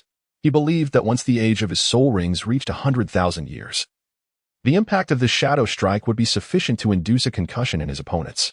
3 days later, during the evening, the two arrived at Soto City. Brother, Soto City is so lively. It's far more bustling than Nodding City, Xiaowei remarked, observing the throngs of people and the numerous shops lining the streets. Of course, Nodding City is merely a remote little town. Although Soto City is not the largest city on the continent, within the Balik Kingdom, only the capital, Balik City, can be compared to it. Where is the Shrek Academy? Xiaowei inquired curiously. At that moment, she had no inkling that Yu Qin's primary motivation for visiting Shrek was to pursue romantic interests. Had she been aware, she would undoubtedly have ensured that he experienced the formidable charm of her waist. Indeed, Xiaowei's waist and legs are unparalleled in the Douluo Continent. Ordinary individuals would find themselves unworthy of such enjoyment. The Shrek Academy is located not far south of Soto City. However, the day is already late, and we should secure accommodations first, visiting tomorrow instead. Although it is not the enrollment period for Shrek Academy, I have little doubt that Fran would refuse our presence, given our exceptional talents and high spirit power levels. Moreover, my financial capabilities would surely be warmly welcomed by Fran, with his merchant-like disposition. Suddenly, Xiaowei spotted a uniquely designed hotel on the street corner. The 3-story establishment, while not exceedingly large, was adorned in a vibrant rose-red hue, its architectural style reminiscent of a colossal rose, instantly captivating the eye. Brother, let us stay at that Rose Hotel, Xiaowei exclaimed, pointing at the sign hanging above the hotel's entrance. Xiaowei, do you know what kind of hotel the Rose Hotel is? With a cheerful expression, Yu Qin addressed Xiaowei. Are there different types of hotels? Xiaowei replied, somewhat puzzled. You'll find out shortly. The Rose Hotel is renowned in Soto City as a popular rendezvous for couples, famously notorious for its claim that there remains but a single room available for any guest. The so-called master of time management and heartbreaker known as Dai Mubai is a frequent patron, often engaging with the ladies within the establishment. Ma Hongjuan's lecherous tendencies stem from the nature of his martial soul, which generates a forbidden fire that he cannot endure without release. Thus he seeks solace amongst the older women. In contrast, Dai Mubai's pursuits are purely hedonistic, changing partners with a frequency that surpasses even that of changing garments. Upon his arrival, he brings forth a duality of joy that is seldom experienced by the average individual. As Yu Qin stepped into the Rose Hotel, he was greeted by an intoxicating aroma of roses that enveloped him, the fragrant air imbued with a hint of suggestiveness, providing a sense of comfort and ease. The hotel's decor featured a triad of colors, white, silver, and rose red, creating a warm and elegant ambience that is instantly appealing.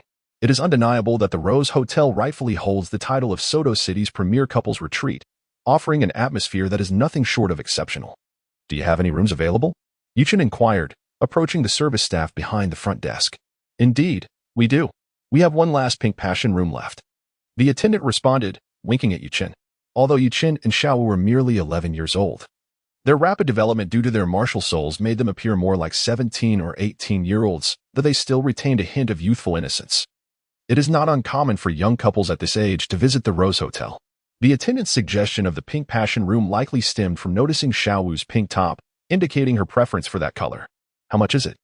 We would like to stay for one night. Yuchen secretly mused. Indeed, this was the renowned Rose Hotel, claiming to have but one room left. 10 golden soul coins. Here you go. Although 10 golden soul coins were not inexpensive, Yuchen was not short of money. After all, it was merely a moment's tribute to his beloved son.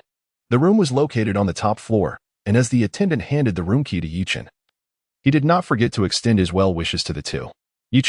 Although Yuchen harbored the notion of experiencing the Rose Hotel, he had no intention of engaging in any serious endeavors. After all, he was merely an 11-year-old child. It would be prudent to avoid inappropriate activities until at least his companion, Xiaowu, had matured enough to partake in such mischief. Brother? What did that waiter mean when he said to enjoy ourselves tonight? Xiaowu inquired curiously as they ascended the staircase to the top floor. Xiaowu, are you not aware? Yuchen's eyes widened in disbelief. Did this little rabbit genuinely not know, or was she feigning ignorance? Should I be aware? Xiaowu blinked, her expression one of confusion. Gazing into Xiaowu's innocent eyes, devoid of any impurities, Yuchen felt a surge of guilt. Ahem, the Rose Hotel is a couple's retreat. Which explains the waiter's remarks. Upon hearing this, Xiaowu's face flushed a deep crimson. She never anticipated that her casual choice of a seemingly pleasant hotel would lead her to a couple's establishment. Chapter 34. Stirring Trouble. On the top floor of the Rose Hotel, the two discovered the Pink Tenderness Room. The highest level housed only a handful of rooms, including Blue Enchantment, Yellow Sincerity, White Innocence, Green Parting, and Red Ocean, among others. Yuchen felt that everything else was acceptable, but he couldn't help but wonder if this green departure truly lacked depth. Could it possibly be a venue reserved for young lovers? What a transgression. Upon entering the Pink Tenderness Room, one was greeted by a spacious living area exceeding 50 square meters. Within this room, all the furnishings gleamed in silver, intricately adorned with exquisite patterns. The pink carpet was embellished with raised motifs of delicate roses. And at the heart of the living space lay a magnificent pink heart crafted from an abundance of pink roses. This heart spanned nearly 2 square meters, requiring at least 1,000 pink roses to create. A slender satin ribbon draped above it, inscribed with the words 999, forever long. In addition to the 999 pink roses, elegant vases were artfully placed throughout the room, each filled with more pink roses, their intoxicating fragrance permeating every corner, enchanting all who entered. Wow, how beautiful! After recovering from her astonishment, Xiaowu's eyes sparkled with rapture as she exclaimed, Do you like it? Yes, I absolutely adore it. Brother, shall we come here often in the future? Come often? I'm afraid I might succumb to temptation and devour you. Yuchen rolled his eyes, thinking that if this were to occur frequently, he would lack the confidence to endure it. You want to eat me? Brother, did you not promise to protect me? Why would you want to consume me? Xiaowu exclaimed in shock. The bunny is so adorable. Why would anyone wish to eat a bunny? Hee. I was not referring to eating the bunny, but rather to devouring you. Yuchen pointed at Xiaowu with a mischievous grin. Upon hearing this, Xiaowu glanced down at herself, her cheeks instantly flushed with embarrassment. She comprehended Yuchen's meaning, feeling a mix of shyness and awareness. Gently caressing her rabbit ears, Yuchen chose not to pursue the matter, deciding to wait until Xiaowu matured for such discussions. Stop touching my ears, Xiaowu protested, her sensitive ears reacting to his playful touch, prompting her to swat away his mischievous hand. By the way, Xiaowu, with 4 ears, are your hearing abilities more acute than others? On either side of her head were 2 ordinary ears, while atop her head were 2 rabbit ears, suggesting that her auditory perception might indeed be sharper than that of an average person. Xiaowu rolled her eyes and headed towards the bedroom, while Yuchen, feeling a bit awkward, followed closely behind. Upon entering the room, they were once again taken aback. The bedroom featured a large heart-shaped bed that occupied nearly half of the space, draped with pink gauzy curtains that hung from the ceiling, creating an ethereal and dreamlike atmosphere. The bedding adorned with pink roses and the pillows patterned with pink floral designs exuded an air of subtle intimacy, stirring an uncontainable excitement within Yuchen. Though he was not financially challenged, he had never encountered such an enchanting ambience before. Xiaowu, filled with joy, let out a cheer and leaped onto the bouncy heart-shaped bed, joyfully tumbling and bouncing with unrestrained excitement. Surrounded by the soft pink hues, she experienced a novelty that was entirely unfamiliar to her. That night, as they lay on the heart-shaped bed, The atmosphere was thick with tension. Although Yuchen felt a stirring desire within him, he ultimately restrained himself from indulging his impulses. Each time he thought of Xiaowu and the omnipresent deity of restraint, he managed to suppress his wicked urges. While Xiaowu drifted into a blissful slumber, Yuchen found himself in a state of torment, unable to find rest. Consequently, he resorted to cultivation to alleviate his restless hours. However, just as he began to focus, strange sounds emanated from the adjacent room, filled with vibrant colors. Yuchen, being a person of discernment, was naturally aware of the source of the sound. He glanced at the still sleeping Xiaowu and began to silently recite Amitofu, striving to suppress the tumultuous emotions within him. However, the unfolding events diverged sharply from his expectations. The strange cries grew increasingly louder, and Yuchen discerned an air of merriment within them.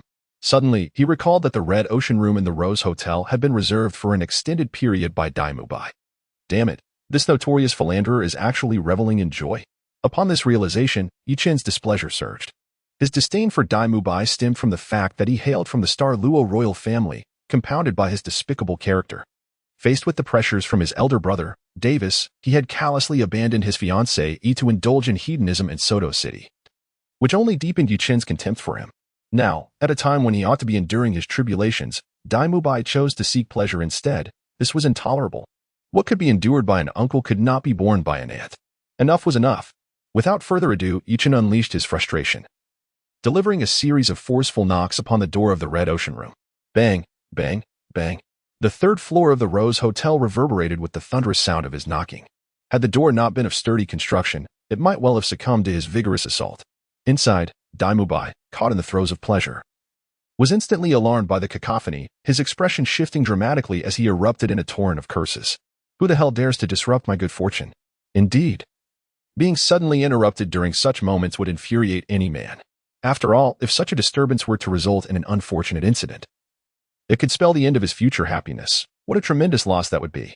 As the incessant knocking continued, Daimubai reluctantly relinquished the two women in his embrace and rose to uncover the identity of the audacious intruder who dared to interrupt his revelry. Creak. The door swung open. Before Daimubai could unleash his rebuke, Yuchen launched into an accusatory tirade. What on earth are you making such a racket for in the dead of night? Are you trying to keep everyone awake? Do you have no sense of public decency? Yuchen possessed considerable mental acuity, immediately discerning that the man at the door was a three-ring soul master, characterized by his sinister gaze and golden hair. Undoubtedly, he was Daimubai. At that moment, Yuchen's heart swelled with a sense of delight and exhilaration. Tonight, I shall ensure that you find no joy. Indeed, he was intent on instigating trouble. What would he do if he found Daimubai displeasing? Naturally, he would deliver a thorough beating. If there were grievances, a beating would suffice. Should displeasure persist, another thrashing would follow. There would inevitably come a moment of satisfaction. Chapter 35. A thorough beating for Daimubai Kid. Are you the one who has disturbed my good fortune? Daimubai, regarding Yuchen, whose youthful visage and shorter stature contrasted sharply with his own, spoke with a darkened expression and an unfriendly tone. Who do you think you were to address me in such a manner? What gives you the right? The original intention of Yuchen was to deliver a severe beating to Daimubai. Naturally, he sought out trouble, and since Daimubai was arrogant, he needed to be even more so.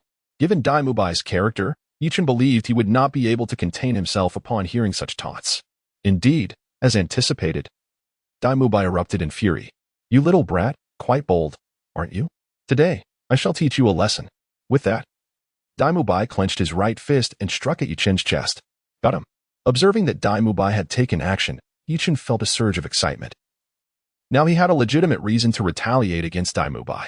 After all, Yuchen was a model student, and attacking someone without cause was simply wrong. There had to be an excuse. Although Daimubai was a battle-focused soul master and excelled in strength, Yuchen was a control-type soul master and not particularly strong. However, Yuchen had trained in the art of body refinement and possessed the celestial green lotus, a soul bone of 100,000 years, which ensured that his physical condition was undoubtedly superior to that of Daimubai.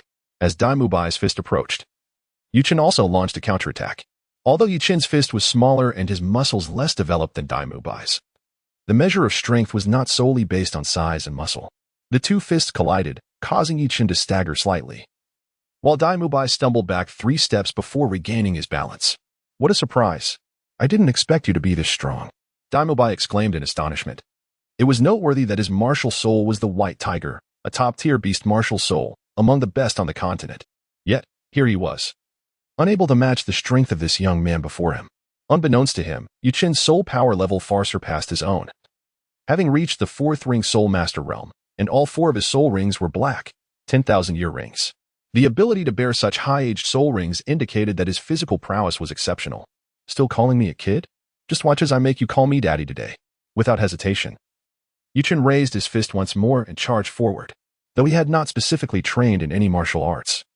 There is a saying, a flurry of random punches can fell a master. While Dai Mubai might excel in combat skills, when it came to raw strength, he was no match for Yuchen. In just a few exchanges, Dai Mubai found himself overwhelmed by Yuchen's relentless barrage of punches. Damn it! It seems that I can't hold back any longer, he shouted. White Tiger, manifest! With a powerful roar, Dai Mubai activated his martial soul. A brilliant pale light erupted from him, his chest puffed out, and his bones crackled as his muscles expanded dramatically, straining against his clothing. His golden hair transformed into a mix of black and white, and 10 sharp claws emerged from his hands, each resembling a blade, measuring 8 inches and gleaming ominously. Additionally, 2 yellow and 1 purple soul rings radiated from him. Oh, so you're using your martial soul now? Are you scared? Just submit to a beating from me. And if I'm in a good mood, I might just let you off the hook. At this moment, Dai Mubai felt confident of victory. Although he could not fathom why Yuchen possessed such immense strength, he assumed that due to his young age, Yuchen could not possibly be a 3rd ring soul master, could he?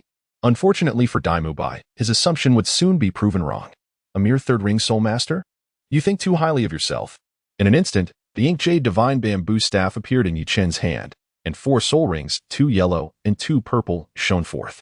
The reason they were not 4 black rings was that Yuchen used a disguised necklace to alter the colors of his soul rings, without a powerful backing. Revealing the existence of his 4 black soul rings would undoubtedly attract unwanted attention and scrutiny. 4th ring soul master. Upon seeing Yuchen's 4 soul rings, Dai Mubai nearly dropped his jaw in disbelief. This youth, who appeared to be younger than himself, had already achieved the 4th ring soul master level. Even with innate full soul power, it was inconceivable to reach such a level so quickly. Where did this prodigy come from? Are you scared now?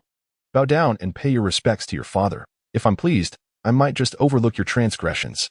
Yuchen returned Dai Mubai's earlier words with an even more arrogant tone. Seeking death. As Yuchen spoke, Dai Mubai's fury could no longer be contained. What did it matter if he was from the 4-ring soul sect? He would never call him father. Even if it meant death, he would refuse to say it. For his real father would never forgive him. Nonetheless, he understood that tonight, he was undoubtedly in for a beating. However, Dai Mubai believed that his life should still be secure, as there had been no significant enmity between them previously. Murder was unlikely to occur. With this thought in mind, Dai Mubai resolved to fight with all his might. Even if he were ultimately defeated, he would at least have made an effort to resist. 3rd soul skill. White Tiger Iron Body. In an instant, after his martial spirit manifested, Dai Mubai's muscles bulged significantly, expanding once more. 2nd soul skill, White Tiger Radiance. Before Dai Mubai could unleash his 2nd soul skill, Yuchen struck first. 4th soul skill, Blindness. As the 4th soul skill was activated, the phantom of a bamboo staff struck Dai Mubai's head, plunging him into darkness. This darkness was indeed profound, although Dai Mubai's eyes remained intact. He could see nothing at all. 1st soul skill, Binding. 2nd soul skill, Confusion. Before Dai Mubai could gather his wits, Yuchen swiftly unleashed 2 soul skills in succession, leaving the disoriented and blind Dai Mubai immobilized. Subsequently, Yuchen approached with the Ink Jade Bamboo Staff, entering the mode of thrashing. Oh, please don't hit my face. Humph. Does he not know that one ought not to strike the face? Hearing Dai Mubai plead not to hit his face, Yuchen disregarded the request. If not striking the face, how could it be considered striking at all? He then focused on delivering blows to Dai Mubai's face. The melodious cries of anguish echoed through the 3rd floor of the Rose Hotel, prompting the guests to emerge and witness the commotion. Upon seeing Yuchen mercilessly beating Dai Mubai, the onlookers transformed into mere spectators, reveling in the spectacle. Even the previously slumbering Shiau rushed out to cheer for Yuchen. Chapter 36. Beating Dai Mubai until he calls me father. Seeking collections, recommendations, and monthly tickets. Oh, isn't that young Master Dai being pressed to the ground and rubbed in the dirt? Clearly, this onlooker recognized the wealthy and young Dai Mubai. Goodness, who is this youth? At such a tender age. He is already of the 4-ring soul sect. No wonder young Master Dai is no match for him. The crowd couldn't help but exclaim as they observed the 4 soul rings surrounding Yuchen. realizing that he was being recognized while being pummeled by Yichen. Daimubai hastily covered his face with his hands, utterly ashamed. TCH, what a futile gesture. Seeing Daimubai attempt to shield his face, Yichen immediately objected. If he did that, how could he continue to strike? Without hesitation, Yichen pulled Daimubai's hands away and resumed his onslaught. After a considerable time, Yichen ceased his actions. At this point, Daimubai was unrecognizable, his head swollen to an alarming degree, bruised and battered. Of course, despite Daimubai's pitiful state, these were merely superficial injuries. Even without treatment, his recovery as a soul master would be swift, and he would be back to normal in no time. Now tell me, have you realized your mistake? With a beaming smile, Yichen addressed the fallen pig-head Daimubai. The only response to his joviality was a cold snort and a glare filled with animosity from Daimubai. It was evident that Daimubai was not a magnanimous individual. Being beaten into a pig's head in front of a crowd was not something one could easily forgive. TSK, it appeared that the beating was far from over. Without hesitation, Yichen resumed his relentless assault. Will you cry out? Silence. Another round of thrashing. Will you cry out? Silence again. The beating continued. Will you cry out? Daddy. At last, Daimubai succumbed to the force of Yichen's fists. I don't have a son like you. However, Yichen, feeling rather pleased with himself, decided to spare Daimubai this time, saying, though I have no intention of acknowledging you as my son. I am in a good mood today. I'll let you off this time, little brain axe. Feel free to seek revenge on me in the future. At that moment, Yichen felt an overwhelming sense of satisfaction, relishing the fact that Daimubai had called him daddy. Yet, the notion of having a son older than himself was something he found hard to accept. He had no intention of taking on this master of time management. Cough, cough. Let us disperse, everyone return to your homes and find your mothers. Noticing the crowd that had gathered, Yichen made a remark before taking Shiau and heading back to their room. Meanwhile, Daimubai, forsaking his room and two sisters, dashed out of the Rose Hotel, seeking a place to wallow in his sorrow. The following morning, Yichen donned his attire and, accompanied by Shiau, set off towards Shrek Academy located outside Soto City. Upon exiting the Rose Hotel and walking down the street leading to the southern gate of Soto City, Yichen suddenly spotted a peculiar shop. This establishment was related to Soul Masters, with a circular sign at its entrance, embellished with several unique symbols.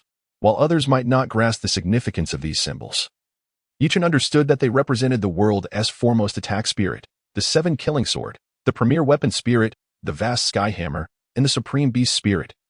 The Blue Lightning Tyrant Dragon, symbolizing the three great sects of the continent. A shop associated with Soul Masters typically exuded an air of sophistication.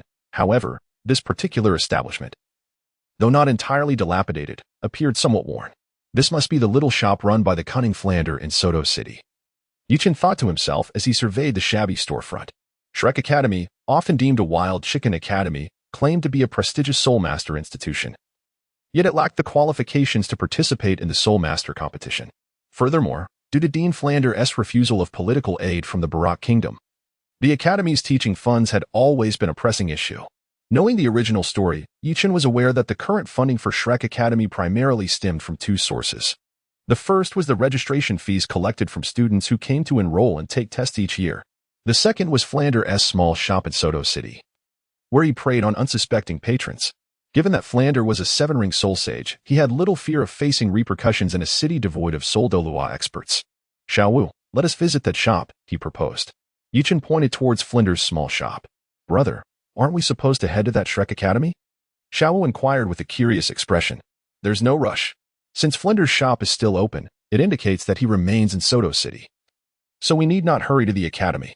Upon entering the dimly lit shop, Yichen immediately sensed a unique energy fluctuation. He recognized this to be the influence of soul tools, which emanate a wave of soul power. If not in use and unbound to an individual's soul power, these tools exhibit an outward release of energy.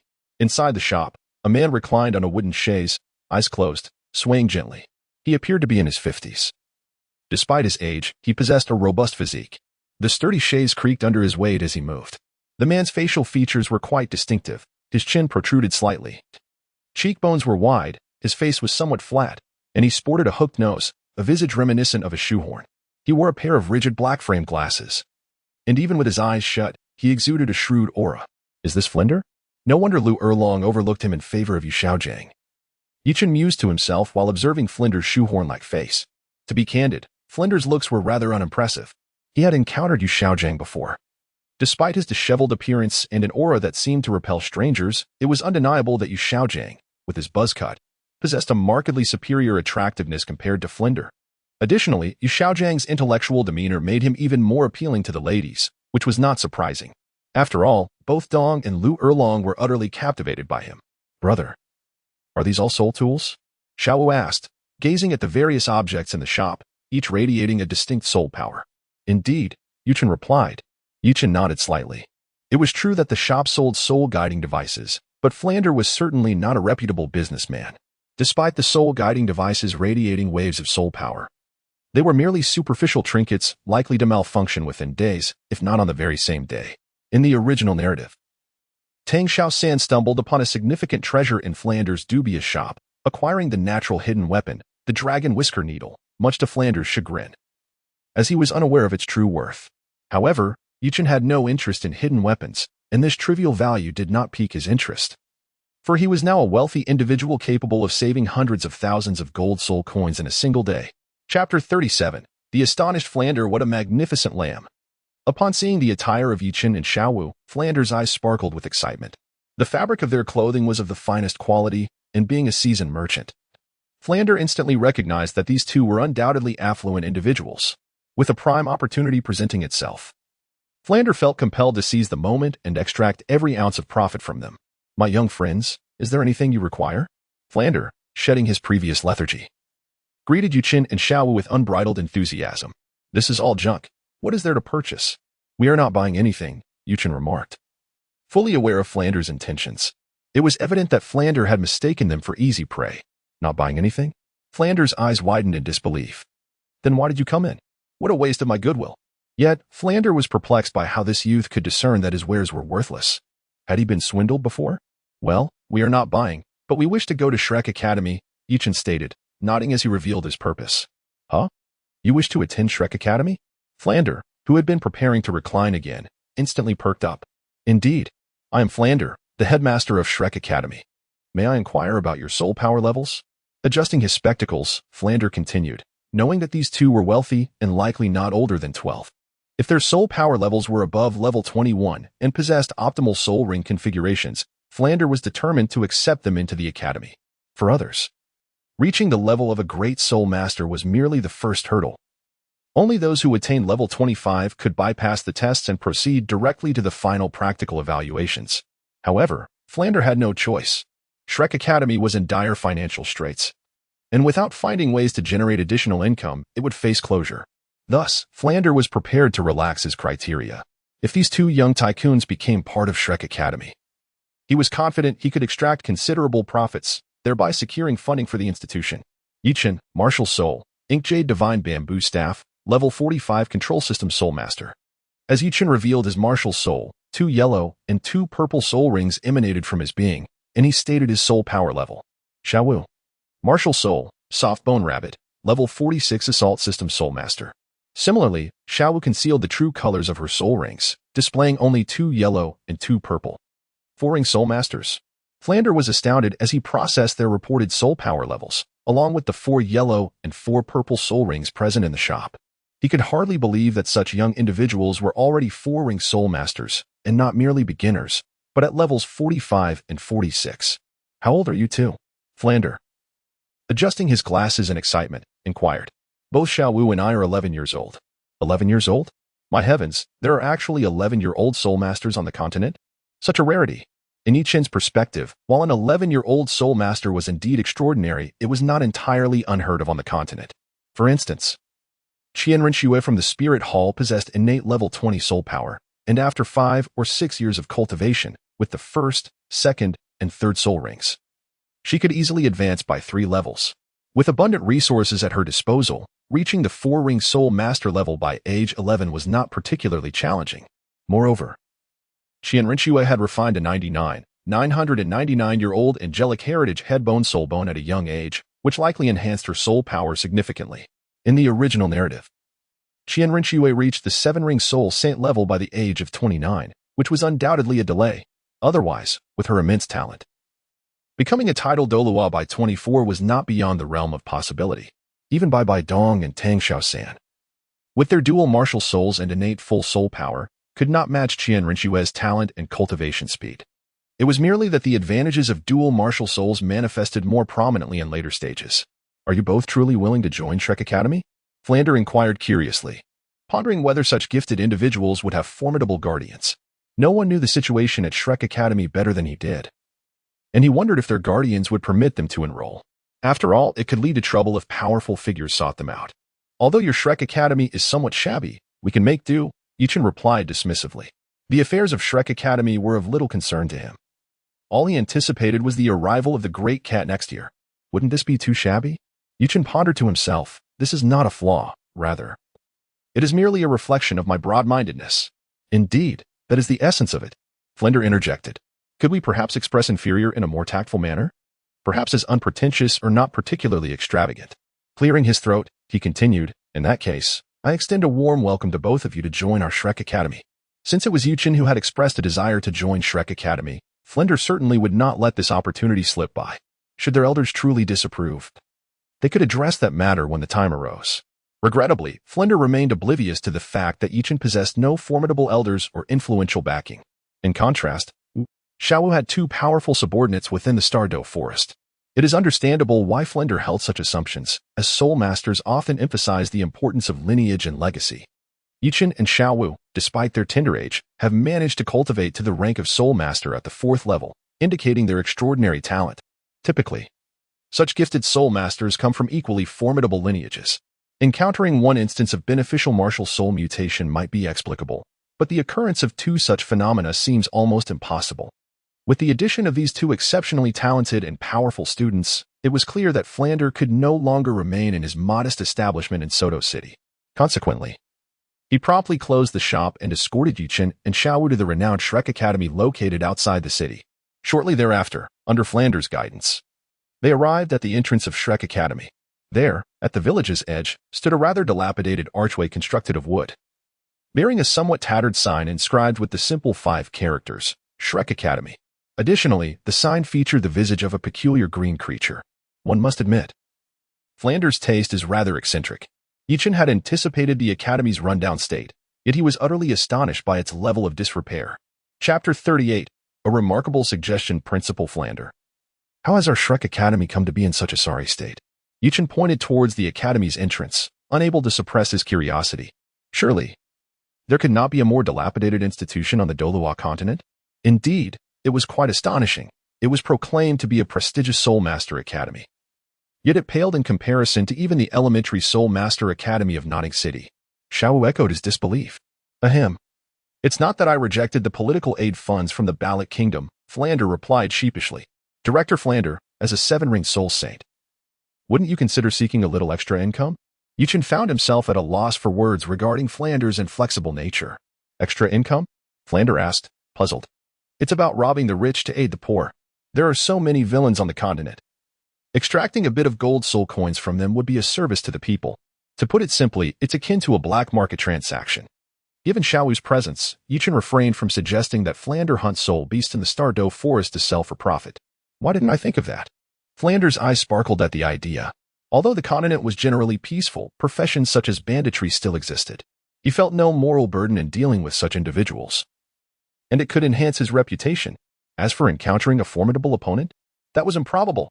As a 7-ring soul saint, Flander held a respectable standing even among the titled Douluo of the Spirit Hall, and he would hardly stoop to engage in murder and robbery. Furthermore, Soto City, being a large urban center, surely housed some gangs. As a soul saint level expert, borrowing a few gold soul coins from them and repaying when wealthy seemed entirely reasonable. This scenario was not uncommon even in Yichen's past life in a major city. In Soto City, Flander was regarded as a top-tier expert. What was wrong with borrowing money from these gangs? As for repayment, why return money borrowed based on capability? If they refused, he would simply eliminate them. Indeed. Excellent suggestion, Flander exclaimed, clearly intrigued by Yichen's proposal. Curse it, why hadn't I thought of this before? Contemplating the impending closure of Shrek Academy and the overdue wages owed to Zhao Wujing and others, Flander felt an urgent desire to act. However, as Yichen and Shiau had just arrived, it would be inappropriate for him to abandon them. He resolved to make arrangements for them first. Subsequently, Flander led Yichen and Shiau into Shrek Academy. The exterior was shabby, and the interior was no better. Flanders' office was a wooden hut. The dormitories were also wooden structures, and as for the classrooms, Shrek Academy had none. It operated on an open-air teaching model. However, Shrek Academy could boast two aspects that rivaled or even surpassed Nodding Academy. The first was its expansive grounds, which were not smaller than those of Nodding Academy. As Shrek Academy was situated in a small village where land was inexpensive. The second was the superior strength of its teachers, all starting from the rank of 6-ringed soul emperors, including 3 soul saints. In contrast, the strongest at Nodding Academy was merely a 4-ringed soul master. Notably, among Shrek Academy's 3 soul saints was an exceptionally rare food system soul saint. Nevertheless, overall, when compared to the renowned high-level soul master academies on the continent, Shrek Academy fell short. For instance, the 4 Elements Academy and the Tiando Royal Academy each had an 8th-ring title Douluo overseeing them, with a multitude of soul saint-level instructors. And their student population and resources far surpassed those of Shrek Academy. Most critically, Shrek Academy lacked a simulated training environment. Establishing such an environment would require substantial funds, which Flander could not afford. However, Yichen contemplated creating a small-scale simulated training area within Shrek Academy. His martial soul was a bamboo staff, and he believed that cultivating a bamboo grove at their residence could serve as a simulated training ground.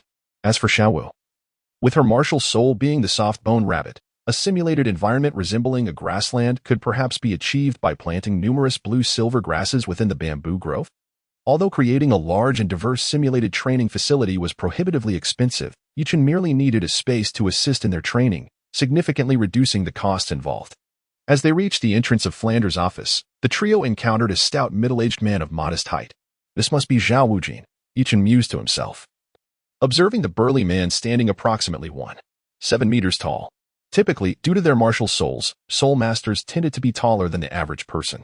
Logically, Zhao Wujin, whose martial soul was the powerful golden bear, should be a towering figure, yet while he had muscle, his height was surprisingly short. If Zhao Wujin were an ordinary person standing around 1.7 meters, he would not be considered particularly short. However, among soul masters, this height was indeed rather diminutive. Even beautiful girls often exceeded 1.7 meters in height. Currently, Yichen and Shiau were merely 11 years old and nearly matching Zhao Wujin's height. It was conceivable that by the following year, they might surpass him. Flander, who are these two? Zhao Wujin inquired, glancing at Yichen and Shiau following Flander. Haha. Old Zhao, these are our new students.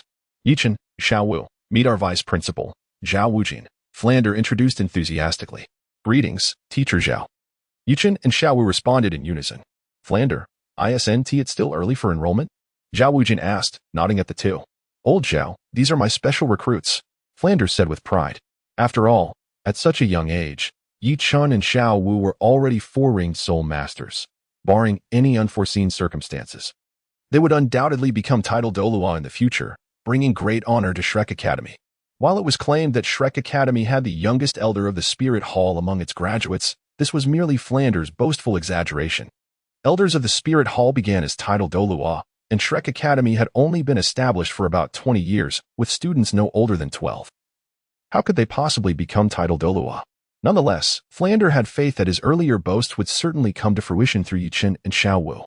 They might not become elders of the Spirit Hall, but they would undoubtedly become the youngest titled Douluo on the continent. Chapter 39. Impossible. Absolutely impossible. Special recruits? Zhao Wujin's eyes widened in disbelief as he glanced at Yichen and Shiau. Indeed, at merely 11 years old, they had already attained the rank of 4-ringed soul masters, truly remarkable prodigies. An 11-year-old 4-ringed soul master. Zhao Wujia immediately gasped, nearly causing the glaciers of the extreme north to melt and inundate the Douluo Continent. Previously, due to the disguise of a necklace, Zhao Wujia had been unable to discern the soul power levels of the two individuals. However, he never anticipated that their soul power levels would be so elevated.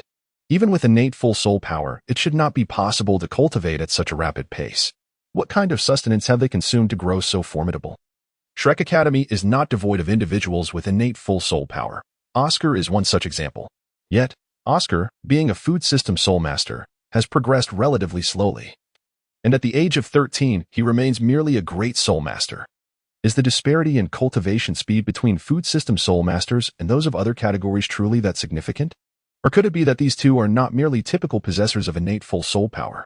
In truth, Zhao Wuzhe and Flander are unaware that while Shiau can indeed be classified as having innate full soul power, Yuchen's innate soul power is merely at level 3. And he had already turned 9 by the time he broke through to become a one-ring soul master. Presently, Yuchen's ascent to a 4-ring soul sect is entirely due to the advantages bestowed upon him. Without such fortuitous circumstances, he would still be meandering at the level of a 1-ring soul master. By the way, old Zhao, there are matters to attend to this evening. Do not leave the academy. After pondering, Flander addressed Zhao Wujie. What is it? You will find out tonight. If you won't say, then forget it. Observing Flander's mysterious demeanor, Zhao Wujie curled his lip in disdain. Yuchen surmised that when Flanders mentioned having matters to attend to, he was undoubtedly preparing to engage in some underhanded dealings. Such nefarious activities should rightly be reserved for the cover of night, as undertaking them in broad daylight felt rather inappropriate. Within Flanders' office, he gestured for Yi Chun and Shiau Wu to take their seats. However, there was little comfort to be found, as they were merely ordinary wooden chairs. Clearing his throat, Flanders inquired, "Well then, esteemed new students, it is time to settle your tuition fees, is it not?" Dean Flanders, that seems rather unscrupulous of you. Aren't you supposed to be out seeking extra income this evening? I provided you with that suggestion, so consider it a trade-off for the tuition. Although Yichen was not particularly troubled by the monetary aspect, he was acutely aware that Flanders, the cunning merchant, would undoubtedly attempt to extract a hefty sum from him. Furthermore, Yichen believed that Flanders would likely make outrageous demands, viewing him as a prime target for exploitation. Moreover, his advice was undeniably valuable, was it not? One must adhere to the principle that students enrolling in an academy are expected to pay their registration fees. Flanders smiled amiably at Yichen as he spoke. The prospect of nighttime earnings is still uncertain, and judging by your appearance, you seem to be quite affluent. Therefore, the tuition must be collected, and I intend to ensure it is a substantial amount.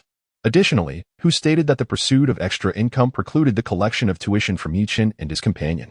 There was no inherent conflict in this arrangement, was there? Damnable merchant! May you be cursed with a son who has no rear end. Yi Chun inwardly cursed as he regarded Flanders' grinning visage, reminiscent of a shoehorn. However, it appeared that Flanders was a confirmed bachelor, and thus did not have a son. Shiau Wu, do you still have any money left?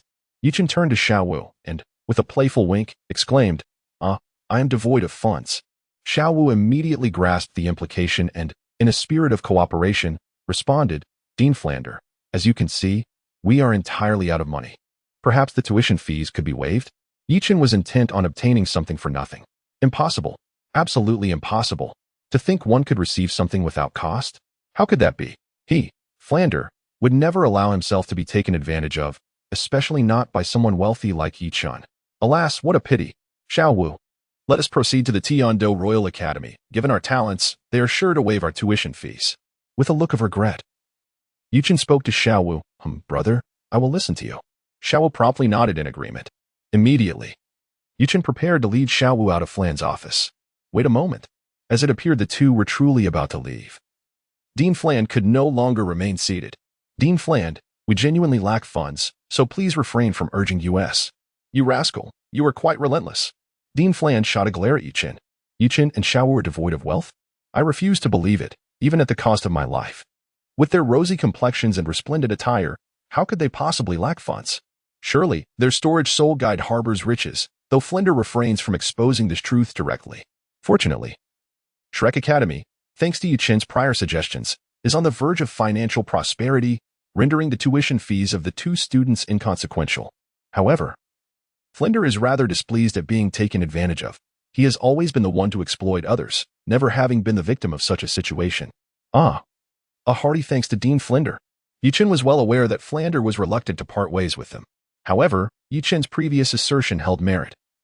Given their extraordinary talents, their admission into the Heaven-Do Royal Academy would surely elate the 3 members of the teaching committee and the Old Man of the Snowy Night. After all, the Heaven-Do Empire had no shortage of soul masters of various ranks, including a considerable number of soul Douluos. Yet it was precisely the title Douluo-level experts that were in short supply. With their remarkable potential, not only would they be exempt from tuition fees at the Heaven-Do Royal Academy, but they could even receive financial incentives. The prospect of gaining such advantages filled Yichen with immense satisfaction, particularly since it was from the shrewd Flander that he would benefit. All right. That house is yours to stay in, Flander said, gesturing towards a wooden cabin not far from the window. He had discerned that Yuqin and Shiau were likely a couple, and given that there were no other female students at Shrek Academy, it seemed appropriate to allow Shiau to reside with Yuqin. One could only hope that the cabin would not leak during the rainy days. Yuqin gazed at the somewhat dilapidated wooden house in the distance and spoke with uncertainty. Rest assured, that house was repaired just 2 years ago. Flander assured him with a pat on his chest. Repaired just 2 years ago? Does that mean it will indeed leak? Yuqin remarked. I say, Dean. We must never let the children suffer, nor can we allow education to be impoverished.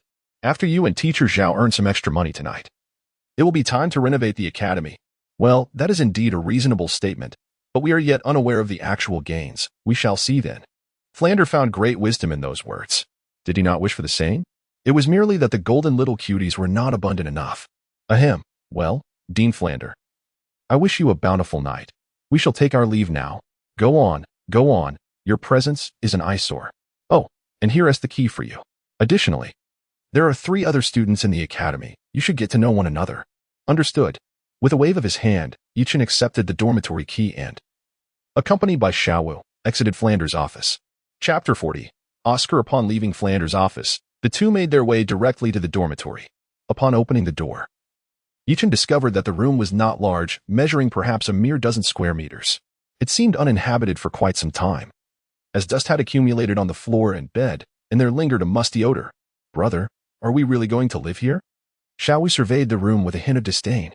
Observing the state of the room, Yuqin was at a loss for words. It was truly befitting of Shrek Academy, wasn't it? If he were to reside here alone, it might suffice. But sharing this shabby abode with Shiau made him feel it fell short of their standard. Subsequently, Yuqin opened the system's marketplace, hoping to see if there were any simple housing options available. However, he soon discovered a new target. Soul Guidance Mini Villa price, 100,000 gold soul coins. P.S. A lifestyle-type soul guide device, equipped with various soul guidance arrays, an essential item for home and travel. As the name suggests, this contraption is a convenient little villa. And with ample funds, Yuqin promptly purchased it. Come on, Shiau, we shall not reside in this wretched house any longer.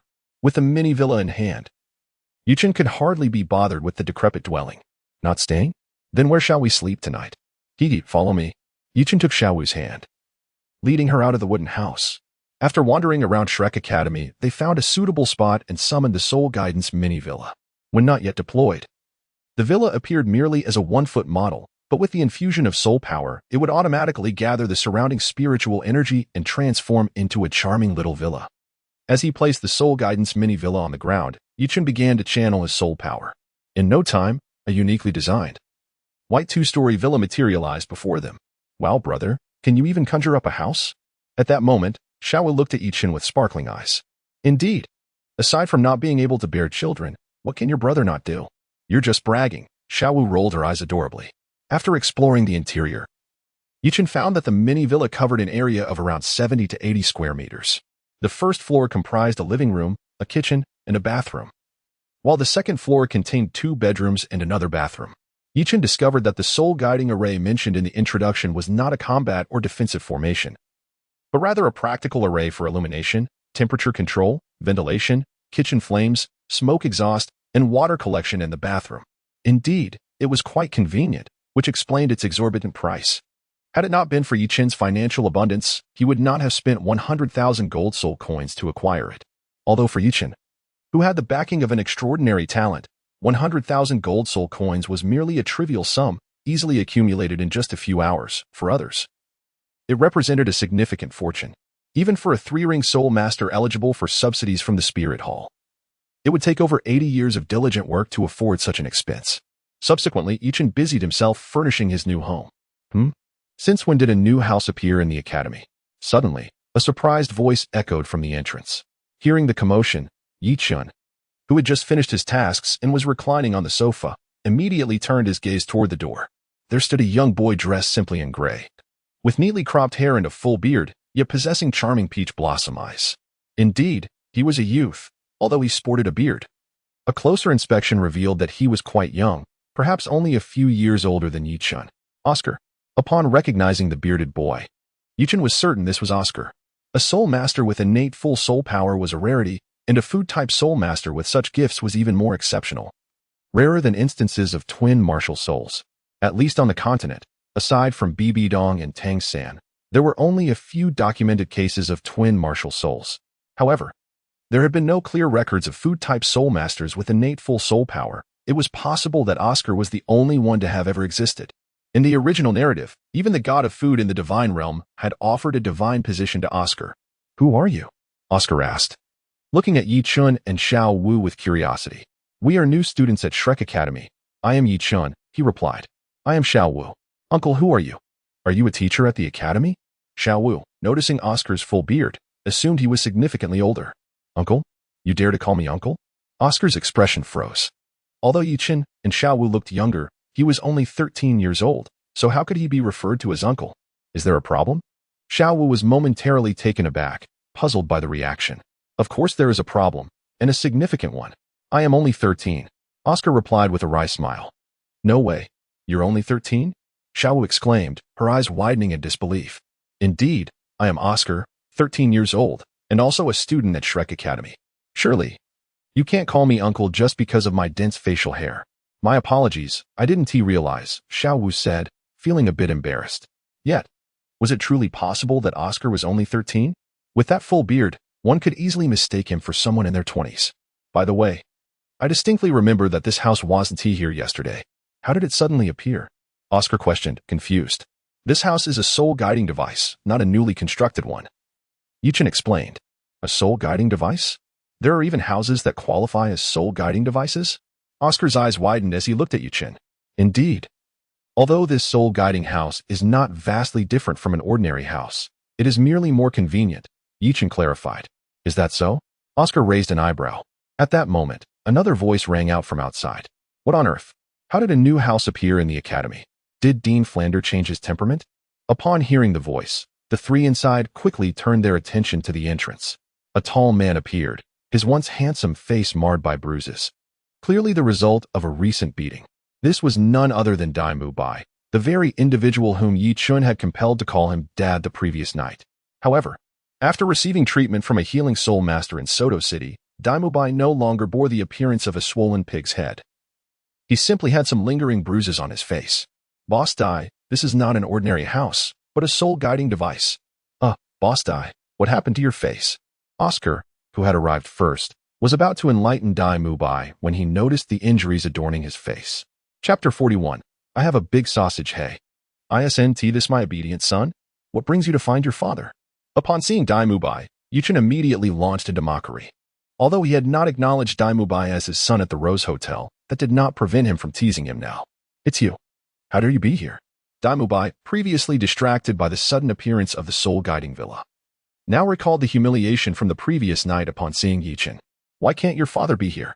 Yi Chun quipped, causing Xiao Wu to stifle a laugh at his repeated use of father. "What is going on? When did Boss Dai become an obedient son?" Oscar whispered to Xiao Wu. "He disturbed my brother's rest last night and ended up being beaten into calling someone father." Xiao Wu briefly recounted the events from the previous night at the Rose Hotel. "Wow, Boss Dai, you actually got beaten into calling someone father?" Oscar remarked, a strange expression crossing his face. In Shrek Academy, both Oscar and Ma Hongjun had some grievances against Dai Mu Bai. Oscar, whose soul skill incantations were rather peculiar, had long been disliked by Dai Mu Bai, which naturally left Oscar feeling resentful. As for Ma Hongjun, due to his own fiery temperament and lack of funds, he often sought companionship with older women, which made him a target of disdain for the more refined Dai Mu Bai. With Dai Mu Bai's domineering personality, their animosity towards him was quite understandable. "You, Oscar, are you looking for trouble?" Dai Mu Bai, his wounds reopened, glared fiercely at Oscar. Dai Mu Bai, the bruises on your face haven't even faded, and you're already acting all high and mighty? Perhaps your father can remind you of your place?" Yi Chun spoke with a hint of playful sarcasm. How infuriating. Listening to Yi Chun's threatening words, Dai Mu Bai felt his anger surge, yet he found himself utterly powerless. After all, he truly could not contend with Yi Chun, and this was not the Stardo Empire. There would be no one to support him. "What are you waiting for? Are you expecting me to treat you to a meal? Go find somewhere cooler to linger." Yi Chun displayed a demeanor akin to swatting flies, exuding palpable disdain. With a suppressed fury simmering within, Dai Mu Bai emitted a cold snort and departed without uttering any words reminiscent of 30 years on the east bank of the river. 30 years on the west bank. Do not underestimate the youth and destitution. For even when it came to innate talent, he fell short of Yuchin's prowess. As time unfolded, their disparity would only magnify. TSK, is this really Dai Mu Bai? Observing Dai Mu Bai's vexed retreat, Oscar felt a twinge of astonishment. Was this truly the Dai Mu Bai he remembered? Surely, he had not been replaced. Dai Mu Bai's behavior had indeed altered Oscar's perception, transforming his address from the familiar boss Dai to the more formal Dai Mu Bai, for the title of boss no longer suited him. Ah, Yuchin. If you can best Dai Mu Bai, then it follows that your strength is formidable, is it not? Oscar turned his gaze toward Yuchin. Just average, nothing particularly remarkable. Yichun waved his hand humbly and remarked that he would not be overly arrogant before becoming invincible. As the saying goes, humility breeds progress. Oscar, you previously referred to that Dai Mu Bai as Big Brother Dai. Is there a Big Brother in Shrek Academy as well? Shiau was particularly sensitive to the term Big Brother back at Notting Academy. She was the head sister, and now that she has arrived at Shrek Academy, she intends to become the head sister there as well. Previously, Dai Mu Bai was the strongest among the Academy's students, naturally earning the title of Big Brother. However, now that Brother Chen has defeated Dai Mu Bai, it is only fitting that he be referred to as Big Brother Yi from now on. I have no desire to be called Big Brother. I will be the future Big Brother of Shrek Academy, Oscar. You shall call me Sister Xiaowu from now on. Xiaowu corrected Oscar's misunderstanding. Well, Xiaowu, to be a Big Brother, you must have the support of the crowd. Oscar assessed Xiaowu from head to toe but could not discern the extent of her strength. Such a beautiful and adorable girl. A single punch from her would surely be devastating. Oscar mused inwardly. Do not underestimate me. If you require support, Oscar, let us step outside for a duel. Feeling belittled by Oscar, Xiaowu decided that her journey to becoming the head sister would commence with defeating Oscar. Ahem, I am a food-type soul master. Not adept at fighting. Oscar was reluctant to engage in combat. Although he was a rank 2 soul master, his martial spirit was food-based, and he would likely struggle against most rank 1 soul masters in a fight. Xiaowu, being a rank 2 soul master to gain admission to Shrek Academy, had no desire to seek out punishment. Food-type soul master? What kind of food? Upon hearing Oscar declare himself a food-type soul master, Xiaowu's eyes sparkled with excitement. After all, her greatest loves were eating and playing. My martial spirit is a sausage. A sausage? Produce one for me to taste. Xiaowu eagerly anticipated the delicious treat. Although Yuchin could indeed conjure many delectable items, Xiaowu had limited experience with soul energy-infused food. After all, food-type soul masters were rare, and in Notting City, there was only one rank 1 food-type soul master, who could hardly create much soul food due to their low rank. Let's not bother with that, shall we? Oscar felt a bit awkward. Due to the peculiar nature of his soul skill incantations, he had always prepared the sausages in advance rather than making them on-site. He feared that attempting to produce one in front of Xiaowu and Yichen might lead to trouble. Don't worry, Sister Xiaowu pays for her food. I want to let you work for nothing. Xiaowu assumed Oscar was being stingy and unwilling to treat her for free. Meanwhile, Yichen, who understood the situation, found amusement in Xiaowu's comment. Are you certain you want to eat? Oscar asked uncertainly. Yes. All right, but don't hit me. I have a big sausage. With that, Oscar raised his right hand, reciting an incantation, as a yellow glow suddenly condensed in his palm. 2 yellow soul rings emerged, and soon after, a large sausage appeared in his grasp. Although the sausage in Oscar's hand exuded a rich aroma, Xiaowu's expression turned sour, as though she had just ingested a dead fly. Go away. After a brief silence, Xiaowu exclaimed, raising her fist, ready to charge at Oscar. Wait. We agreed not to fight. Moreover, this was beyond my control. When using a food-type martial spirit to alter the food, one must employ various soul incantations. This phrase is an incantation, not merely what I wish to say. Furthermore, the quality of the sausage I produced is unquestionable. Observing Xiaowu's raised fist, Oscar felt a sense of dread and hurriedly explained. Get lost. Such a disgusting thing, you might as well eat it yourself. Xiaowu, showing her disdain, dismissed Oscar's explanation but lowered her fist. Sigh. I knew it would be like this. My delicious sausage goes uneaten. Oscar took a hearty bite of his large sausage, lamenting its lack of appreciation, wondering where the discerning connoisseur was. Oscar, you know, when you wish to activate your soul skill, it is not absolutely necessary to recite an incantation. Yichen turned to Oscar and remarked, Really? If this truly resolves the issue, from now on, Brother Chen, when you instruct me to go east, I shall unequivocally refrain from heading west. Oscar's eyes lit up instantly, and he thumped his chest to assure Yichen. Although he harbored disdain for the incantations of his soul techniques, he found himself with no alternative. As a soul master, the use of soul techniques was inevitable. If there were a way to forego those peculiar incantations, accepting Yichin as his leader would pose no problem. The necessity of reciting incantations arises from a lack of proficiency in soul power control, should one's mastery of soul power be sufficiently robust. It would no longer be essential to articulate the incantations, or at the very least, one could merely recite them silently in their mind.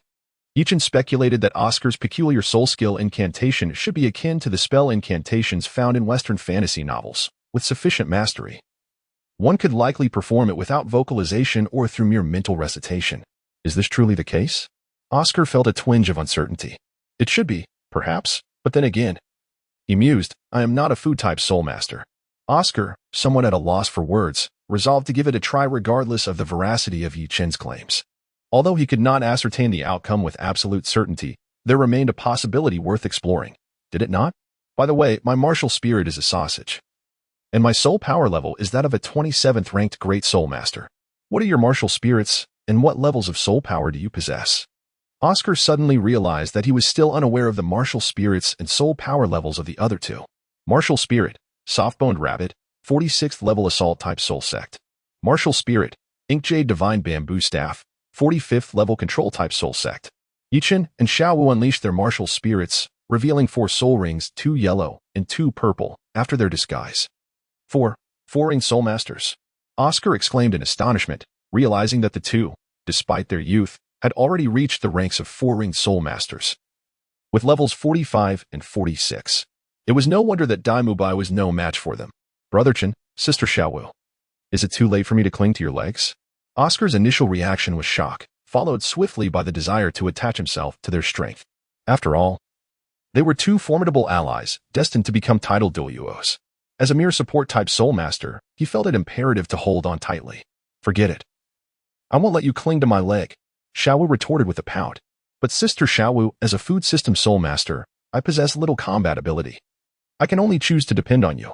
Oscar replied, his tone laced with grievance. Truth be told, while it was a delight for anyone to have a food or support-type soul master as an ally, the situation changed when it pertained to one's own capabilities. Although food and support-type soul masters might hold a relatively higher status among peers of the same level, their combat prowess was often lacking, leaving them vulnerable. This was also a stipulation of the 7 Treasures Glazed Tile sect. Any direct disciple of the support system must have a partner capable of fighting. In fact, food system soul masters could possess formidable combat power as well.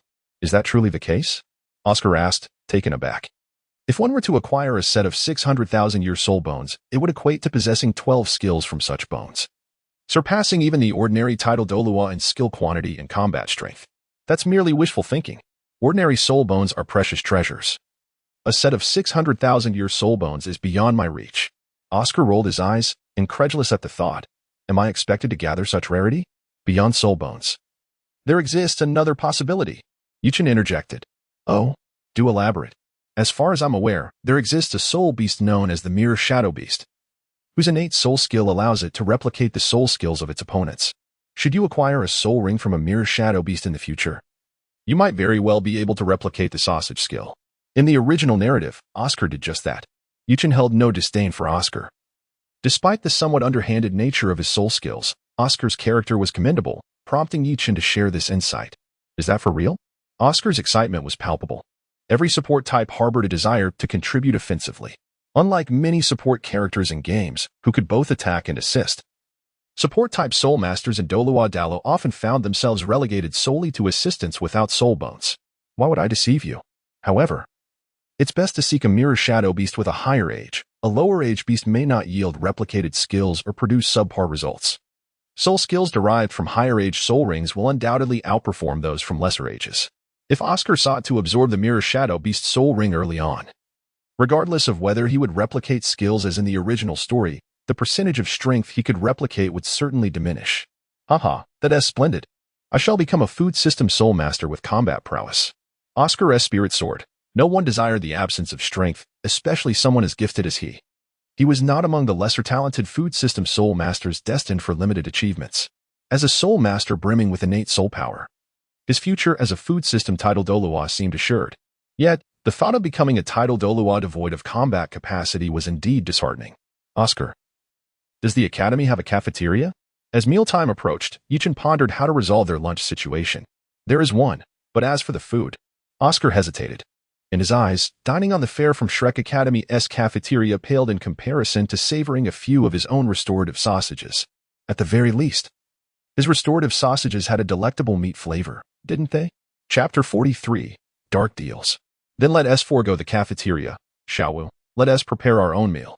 Yichen recalled that before Xiaozhang arrived at Shrek Academy, the cafeteria served only bland soup, sufficient merely to satiate hunger, with no consideration given to flavor. However, since Yichen had covertly reported Tang Dachui and Tang San, the latter did not attend Notting Academy and consequently did not have the opportunity to apprentice under Xiaozhang. Thus, it was likely that Xiaozhang would not come to Shrek Academy next year, not one to skimp on his own enjoyment. Yichen resolved to prepare his own meals, especially since he now had a kitchen at home. As night fell over Shrek Academy, two figures hurriedly emerged, making their way towards Soto City beneath the soft glow of the moonlight. In the dark of night, those with nefarious intentions often favored the cover of darkness for their deeds. Flander, why are we dressed like this? Zhao Wujie, clad in a full set of night attire, inquired with a puzzled expression. Old Zhao, we are engaging in a bit of black eating black. It is best we do not reveal our identities, Flander replied. Black eating black? Flander, you're quite the schemer, Zhao Wujie responded, invigorated by the idea. Our academy is in dire need of funds, and I plan to borrow some gold soul coins from the gangs in Soto City. Since when did you become so unscrupulous? Have you found a target? Zhao Wujie, known as the immovable king on the continent, was far from a paragon of virtue. It was only after becoming a teacher at Shrek Academy that he tempered his temperament. Otherwise, he would undoubtedly be a rogue. Moreover, he bore no moral qualms about black eating black. I scouted Soto City earlier today. The Axe Gang is one of the top gangs in the area, led by Li Gui, whose martial spirit is the Shin Iron Axe, with a soul power level of a 6-ring soul emperor. The other members are at most 5-ring soul kings. With our strengths, they will be easy prey, Flander explained. While there were certainly wealthier factions in Soto City than the Axe Gang, Flander was not foolish enough to act recklessly. For instance, the Seven Treasures Glazed Tile School had the Seven Treasures Commerce Association, which possessed significant wealth and was not protected by a 7-ring soul saint. Additionally, the Martial Spirit Hall in the city housed a considerable amount of gold soul coins, backed by a 7-ring soul saint. Yet Flander believed their combined strength surpassed that of the hall's guardian. However, Flander was wise enough not to provoke the Seven Treasures Glazed Tile School or the Martial Spirit Hall. Doing so would jeopardize Shrek Academy's future. The Seven Treasures Glazed Tile School ranked among the top 3 sects, while the Martial Spirit Hall was the most formidable soul master organization on the continent, far beyond Shrek Academy's capacity to confront. Li Gui of the Axe Gang? Well, I suppose he's out of luck, Zhao Wujie mused, offering a moment of silence for the gang leader. With their sights set on him, it was certain that he would face a considerable loss tonight. Later that evening, within a luxurious mansion in Soto City, Li Gui, the Axe Gang leader, reveled in the company of 2 delicate concubines, enjoying a moment of bliss. Suddenly, a loud knock echoed through the room, startling him. Who the hell dares to interrupt my good time? Li Gui exclaimed, checking his belongings to ensure nothing was amiss before cursing under his breath. The incessant knocking fueled his anger, prompting him to don his clothes and confront the disturbance. Flander, you are indeed wicked, intruding while others are engaged in pleasurable activities, Zhao Wujie chuckled, having discerned the peculiar sounds emanating from within. Old Zhao, keep it low-key. We must not expose our identities, Flander cautioned, mindful of his position as the head of a prestigious academy. Although Shrek Academy was considered a lesser institution, he wished to avoid any scandal that might arise from their actions. Zhao Wujie sighed, recognizing the irony of their situation. They were willing to act but not face the consequences. Nonetheless, he remained silent, aware that should their identities be revealed, the students at the academy could suffer retaliation. Upon opening the door, Li Gui, still grumbling about the interruption, was taken aback to find 2 figures clad in dark attire before him. May I inquire about the purpose of your late-night visit? Li Gui asked, recognizing that in the world of gangs, mere brute force was insufficient to lead. One had to possess acumen to discern whom to offend and whom to avoid. Despite being a 6-ring soul emperor, he could not gauge the true strength of the 2 intruders. Sensing their potent aura, he realized they were likely 7-ring soul saints, prompting him to yield. You are Li Gui of the Axe Gang? Flander inquired in a gravelly tone. Indeed, I am Li Gui. What brings you 2 here? He hoped to avoid conflict. recognizing that he had a prosperous life ahead of him that he did not wish to jeopardize. Someone has offered 10,000 gold soul coins for your life. Flander pretended to threaten. Before their encounter, Flander had devised a plan, rather than depleting the Axe Gang's resources in one fell swoop. It was wiser to foster a relationship with them. The gang's wealth primarily lay in real estate, which could not be easily liquidated. Instead, he sought to extract cash and maintain a steady source of income for future needs. Li Gui's eyes widened in disbelief. My life is worth only 10,000 gold soul coins? The Axe Gang's assets are valued at over 1,000,000 gold soul coins. As the leader, my life is surely worth more than a paltry sum. Additionally, when did the price for a Soul Sage level assassin become so low? Enough of this nonsense. Let us proceed swiftly. Zhao Wujie interjected, his imposing presence casting a shadow over Li Gui. Gulping with difficulty, Li Gui spoke up. Gentlemen, can we not negotiate? Surely. Violence is not the answer. If there is still room for discussion, I am open to it, as long as my life is spared. This, indeed, could be negotiated. If you were to lend us 100,000 gold soul coins, we could consider this matter settled. And my brother and I will take care of the employer on your behalf. Flander feigned hesitation as he stated the sum, placing particular emphasis on the word lend. As for an employer, that was merely a fabrication of his imagination. Upon hearing this, Li Gui's heart soared, realizing that his life could be preserved tonight. However, was 100,000 gold soul coins not excessive? Just moments ago, contemplating his life being worth hundreds of thousands of gold soul coins. He now felt a pang of regret at the mere thought of lending such a sum. While the Axe Gang's assets were indeed substantial, his personal treasury barely amounted to a few tens of thousands of gold soul coins. After all, as a gang leader, one cannot be greedy. A portion must be shared with the subordinates, lest they refuse to serve him. Flander spoke of a loan, yet Li Gui understood that this 100,000 gold soul coins would be a debt without repayment, for would he dare to pursue Flander for it? Not only did he not know who Flander was, but even if he did, he would not have the audacity to demand payment. Gentlemen, is this not too much? Li Gui cautiously inquired. Too much? If you feel it is excessive, then save it for your next life. Zhao Wujie sneered, adopting a stance as if to strike. Wait, I shall pay. Realizing Zhao Wujie was about to act, Li Gui panicked, abandoning any further negotiations. Compared to material wealth, his life was undoubtedly of greater value. Not to mention, he would consider parting with even the entirety of the Axe Gang if necessary. The next morning, the clear chimes of a bell resonated throughout the Shrek Academy. In the kitchen, Yichen and Xiao paused mid-meal. Brother, what is the meaning of this bell? Xiao inquired. It must be the assembly bell for the academy. Yichen surmised, though no one had informed him of this upon his arrival at Shrek Academy. Swiftly finishing their breakfast, the two made their way toward the sound of the bell. Upon arriving at the playground, they discovered a considerable gathering. In addition to Flander, Zhao Wujie, Daimo Bai, and Oscar, there were two elderly men, a middle-aged individual, and a chubby boy sporting a fiery red buzz cut. Ahem, well then. All faculty and students of Shrek Academy are present. I have several announcements to make, Flander declared, clearing his throat as he surveyed the assembled crowd. Firstly, let the two new students introduce themselves, Flander said with a beaming smile directed at Yichen. Why does Flander seem so pleased? Could it be he had a bountiful night? Yichen mused silently, though he refrained from asking directly, opting instead to introduce himself. I'm Yichen. With the Martial Soul, Dark Jade Divine Bamboo Staff, a level 45 Control-type Soul Master. I am Xiao with the Martial Soul, Soft Bone Rabbit, a level 46 Assault-type Soul Master. Gasp. As Yichen and Xiao Wu proclaimed their soul power levels, everyone, aside from Flander and Oscar, gasped in astonishment, their eyes widening in disbelief. Even Daimo Bai was taken aback. While he was aware that Yichen was a 4-ring Soul Master, he had never anticipated that Yichen's soul power would reach an astonishing level of 45. It is known that even a genius requires 2 years of training to progress from a level 41 to a level 45 Soul Master.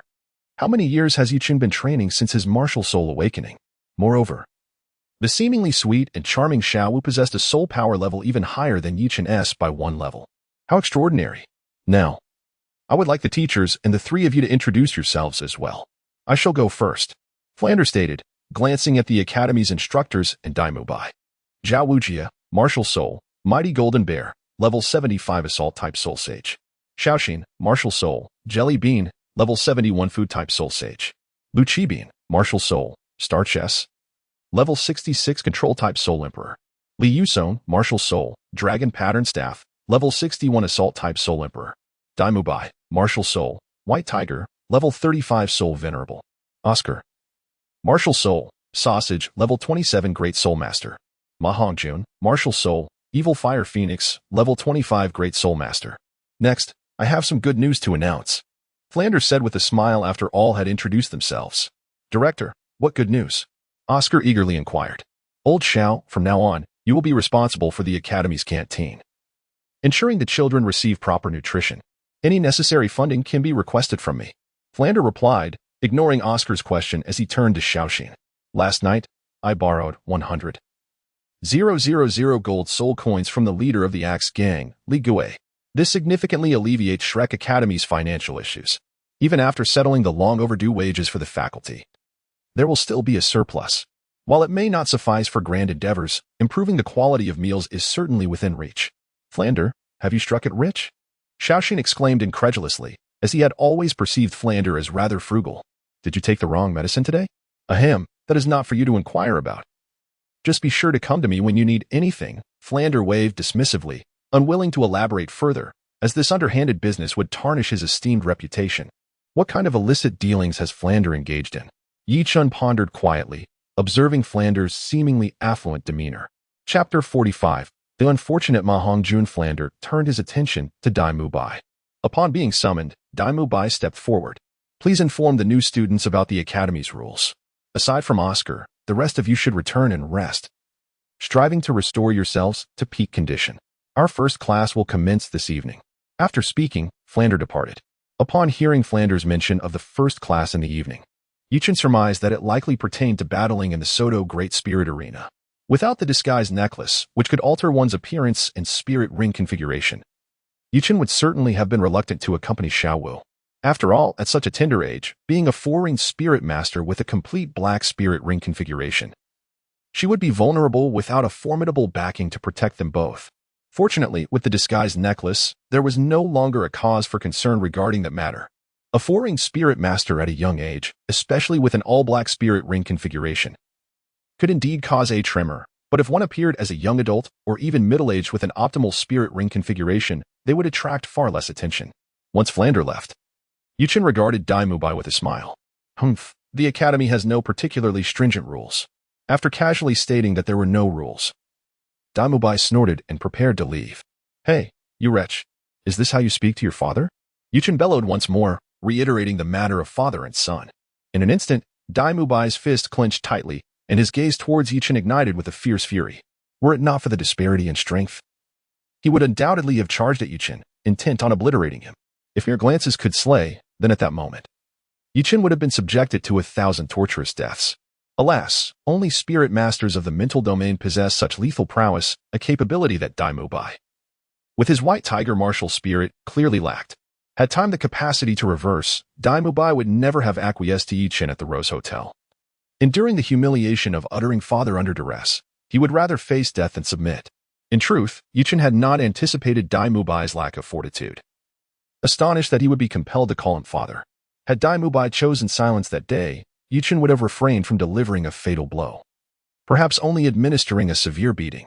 Although Dai Mubai was not favored, he remained a prince of the Starluo Empire. Should he be slain, the imperial family would certainly seek retribution. Suppressing his seething rage, Dai Mubai, devoid of viable options, disregarded Yuchen's taunts and departed. He feared that his impulse might lead him to another thrashing. Little Ao, did you hear? Dai Mubai was called a scoundrel, yet he showed no reaction. What is going on? Let me tell you a secret, Fatty whispered. Before Brother Chen arrived at the academy, they had a confrontation. Dai Mubai was knocked down by Brother Chen and even called him father. Wow, is he really that formidable? Well, it makes sense, considering the vast difference in their levels. Ma Hongjun was initially taken aback, but upon recalling Yi Chen's soul power level, he quickly regained his composure. Yi Chen's soul power level surpassed Dai Mubai's by a staggering 10 tiers, making it a trivial matter to reduce Dai Mubai to calling him father. Yet, what a pity it was that Dai Mubai exhibited such a lack of resolve.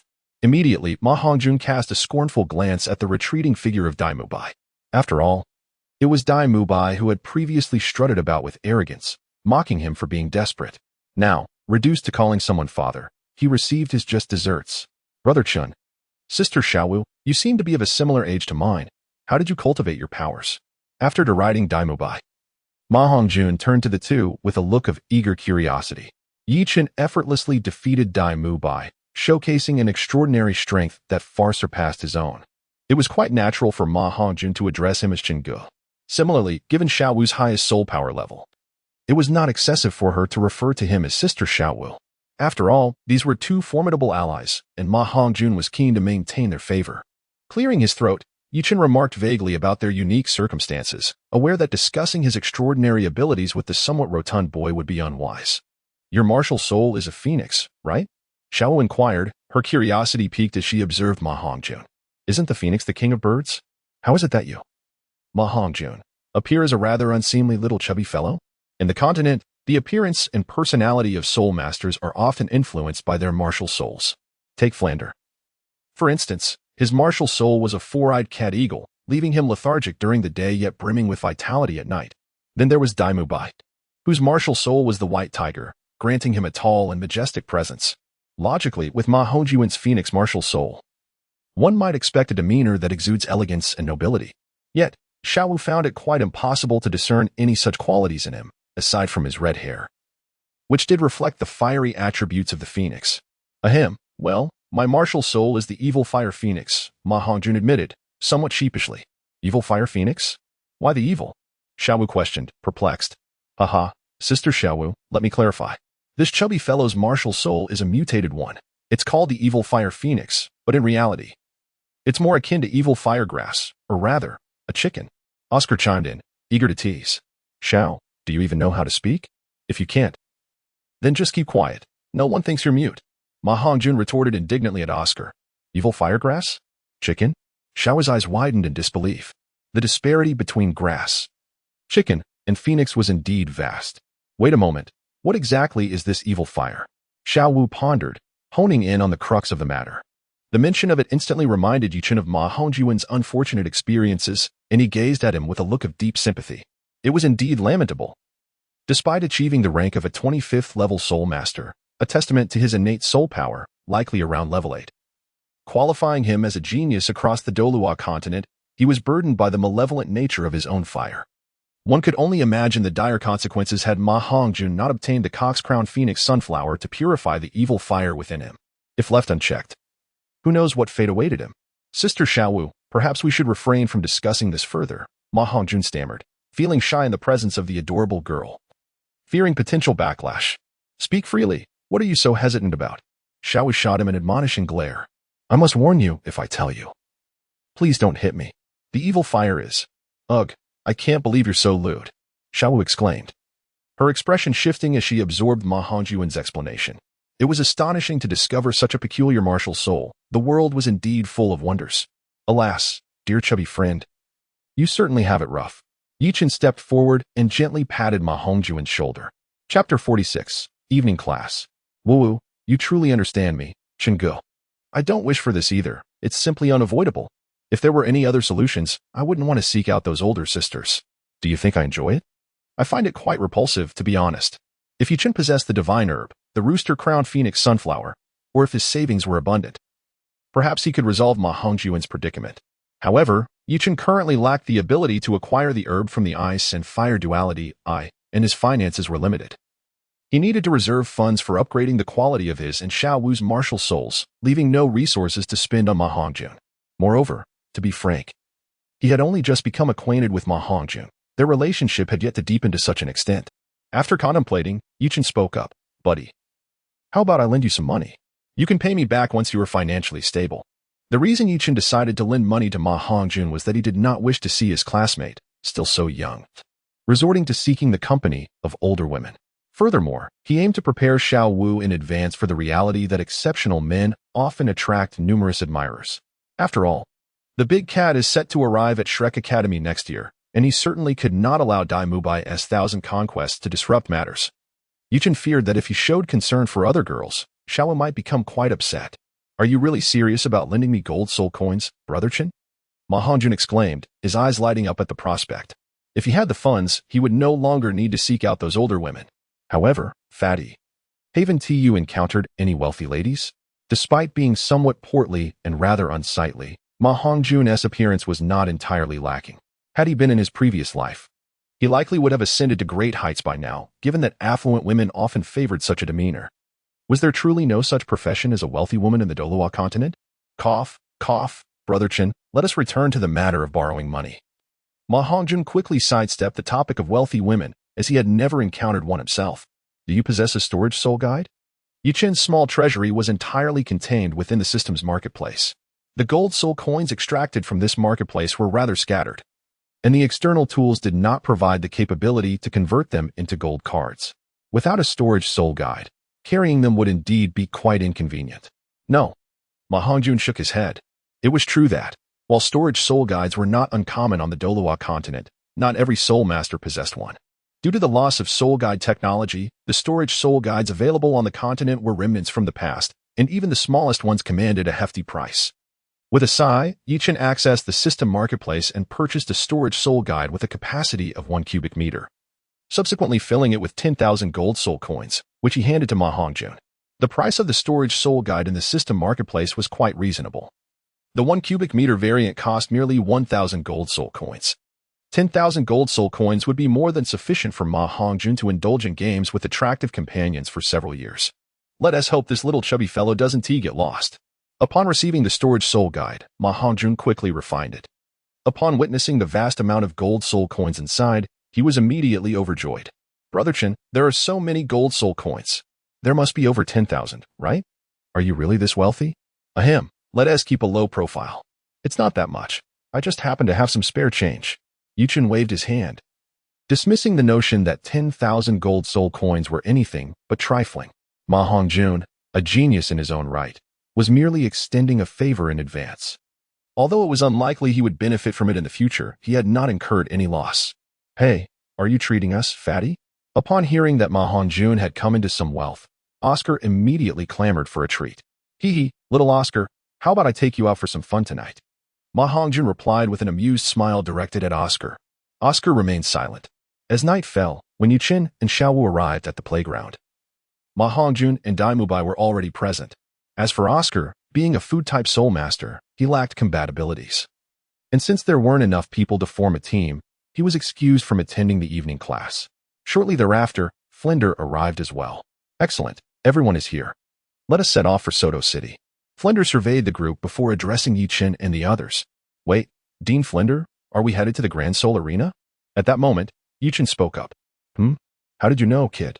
Flender was somewhat surprised, not expecting Yuchen to be aware of his plans in advance. Indeed. We will be attending class at the Grand Soul Arena in Soto City shortly. Shiau, let us disguise ourselves. Yuchen spoke to Shiau, then utilized the ability of his disguise necklace to alter his appearance.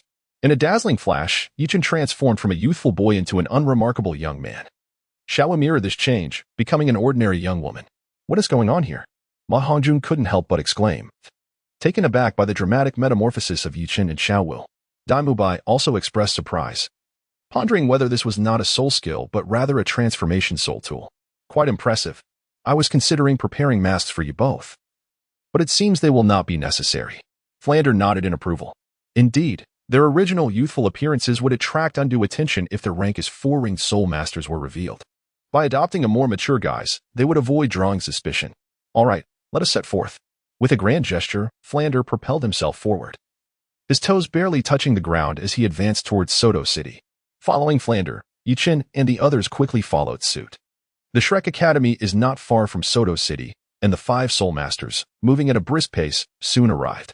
Soto City, nestled within the borders of the Barak Kingdom, was shielded from external threats, allowing its gates to remain open at all hours. The group entered the city without hindrance. Though night had fallen, Soto City was more vibrant than during the day. The streets were aglow with lights, and various vendors emerged to peddle snacks and trinkets at their favorite spots. Upon entering Soto City, Ma Hongjun's attention was immediately drawn to the numerous young women passing by, his gaze almost salivating. What's with you, fatty? Are you that eager? Yuchen, quick to notice, elbowed Ma Hongjun. Ahem, I couldn't help it. Ma Hongjun sheepishly replied, yet now, as a man of wealth, he need not seek out brothels. Instead, he contemplated visiting a high-end club to see if the experience was truly as indulgent as Daimubai had claimed. Chapter 47. The disparity among people. Without lingering on the streets, the group made their way directly to the Soto Great Spirit Arena. The Soto Great Spirit Arena stood as one of the most magnificent structures in Soto City.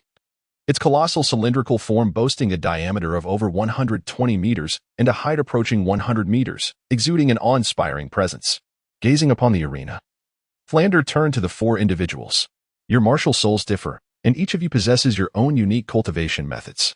What the Academy can teach you is how to better utilize your martial souls, aid you in acquiring superior spirit rings, and gain invaluable combat experience to unlock your potential. Furthermore, you will learn various aspects of martial souls and the circumstances of soul masters across the continent. Among all that you must learn, the most crucial is practical combat experience. In battles where soul power levels are comparable and other factors are similar, the amount of combat experience will determine the outcome. Only through continuous combat can you enhance your adaptability in battle, so your first lesson is to accumulate practical experience at the Great Spirit Arena. In response, Yichen nodded slightly. Indeed, Flander's words rang true. Practical experience was of paramount importance. In the original narrative, although Qianren possessed soul power at the rank of Soul Sage, her lack of combat experience led to her defeat by Tang San, a Soul Emperor, underscoring the significance of real-world experience. However, Yichen felt that as long as one attained a satisfactory level of combat experience, it would suffice. There is a saying that sheer strength can overcome skill. If the disparity between opponents is too great, even the highest level of combat experience would be futile. In the Great Spirit Arena, all Soul Masters, regardless of their level, are simply referred to as combatants. With each victory, points are accrued, and upon reaching a certain threshold, the level of a badge is elevated. This badge symbolizes one's rank within the arena and is universally recognized across all major cities on the continent. The benefits of a higher-level badge are numerous, though I shall refrain from detailing them. The badge levels are categorized according to the quality of minerals, starting from the lowest. The Iron Badge, or Iron Combat Badge, followed by Copper, Silver, Gold, Purple Gold, Sapphire, Ruby, and Diamond, totaling 8 ranks. Your task is to obtain at least a Silver Combat Badge before graduation. Do you understand? Flander scanned the 4 of them with a discerning gaze. A Silver Combat Badge? Only the 3rd rank? That sounds easy. Shiau chimed in innocently from the side. Easy? Do you think a Silver Combat Badge is as common as cabbage? Mubai enlightened Shiau Wu on the requirements for elevating badge levels. Flander was visibly exasperated by Shiau Wu's naivety. Upon registration at the Great Spirit Arena, one begins as an Iron Combatant. To advance from Iron to Copper, one needs 100 points. Each victory awards 1 point, but a defeat deducts 1 point as well. If one achieves a winning streak of over 5 consecutive victories, each additional win will grant 10 points. If the streak reaches 10 wins, the next victory will yield 100 points. However, even if one reaches the Copper Combat Badge, should their points drop below 100, they will lose their status as a Copper Combatant. To progress from Copper to Silver, one must accumulate 1,000 points. In battles among Copper combatants, each victory grants 10 points, while a defeat deducts 10 points. The points system for consecutive wins remains the same as for Iron combatants. Thus far, I have participated in 42 matches, with a record of 23 wins and 19 losses, currently holding 4 points, still as an Iron combatant. Dai Mubai stated with a disdainful expression, feeling that Shiau was unaware of the reality of the situation. You are you, and we are we. Have you never heard the saying? The disparity between people can sometimes be greater than that between man and dog. Before Shiau could respond, Yichen interjected. What a jest! Although he and Shiau had only displayed the optimal ratio of 2 yellow and 2 purple spirit rings, in truth, their spirit rings were all 4-ring black. Moreover, both had trained in the creation meditation method, the creation body refining technique, and the creation soul refining method, resulting in their soul power quality, physical fitness, and mental prowess far exceeding that of their peers. Additionally, both possessed top-tier martial souls, making them rare gems among soul masters in the Great Spirit Arena. Yichen even boasted a 10,000-year external spirit bone. If he couldn't defeat opponents of a similar rank, he might as well find a block of tofu to end his own embarrassment. Hearing Yichen liken himself and Dai Mubai to man and dog, Flander and Ma Hongjun exchanged glances, sensing the tension in the air. You, Dai Mubai's anger surged, pointing at Yichen, momentarily at a loss for words. What are you going to do about it, little brain? Yichen quipped. How about we make a bet? Dai Mubai.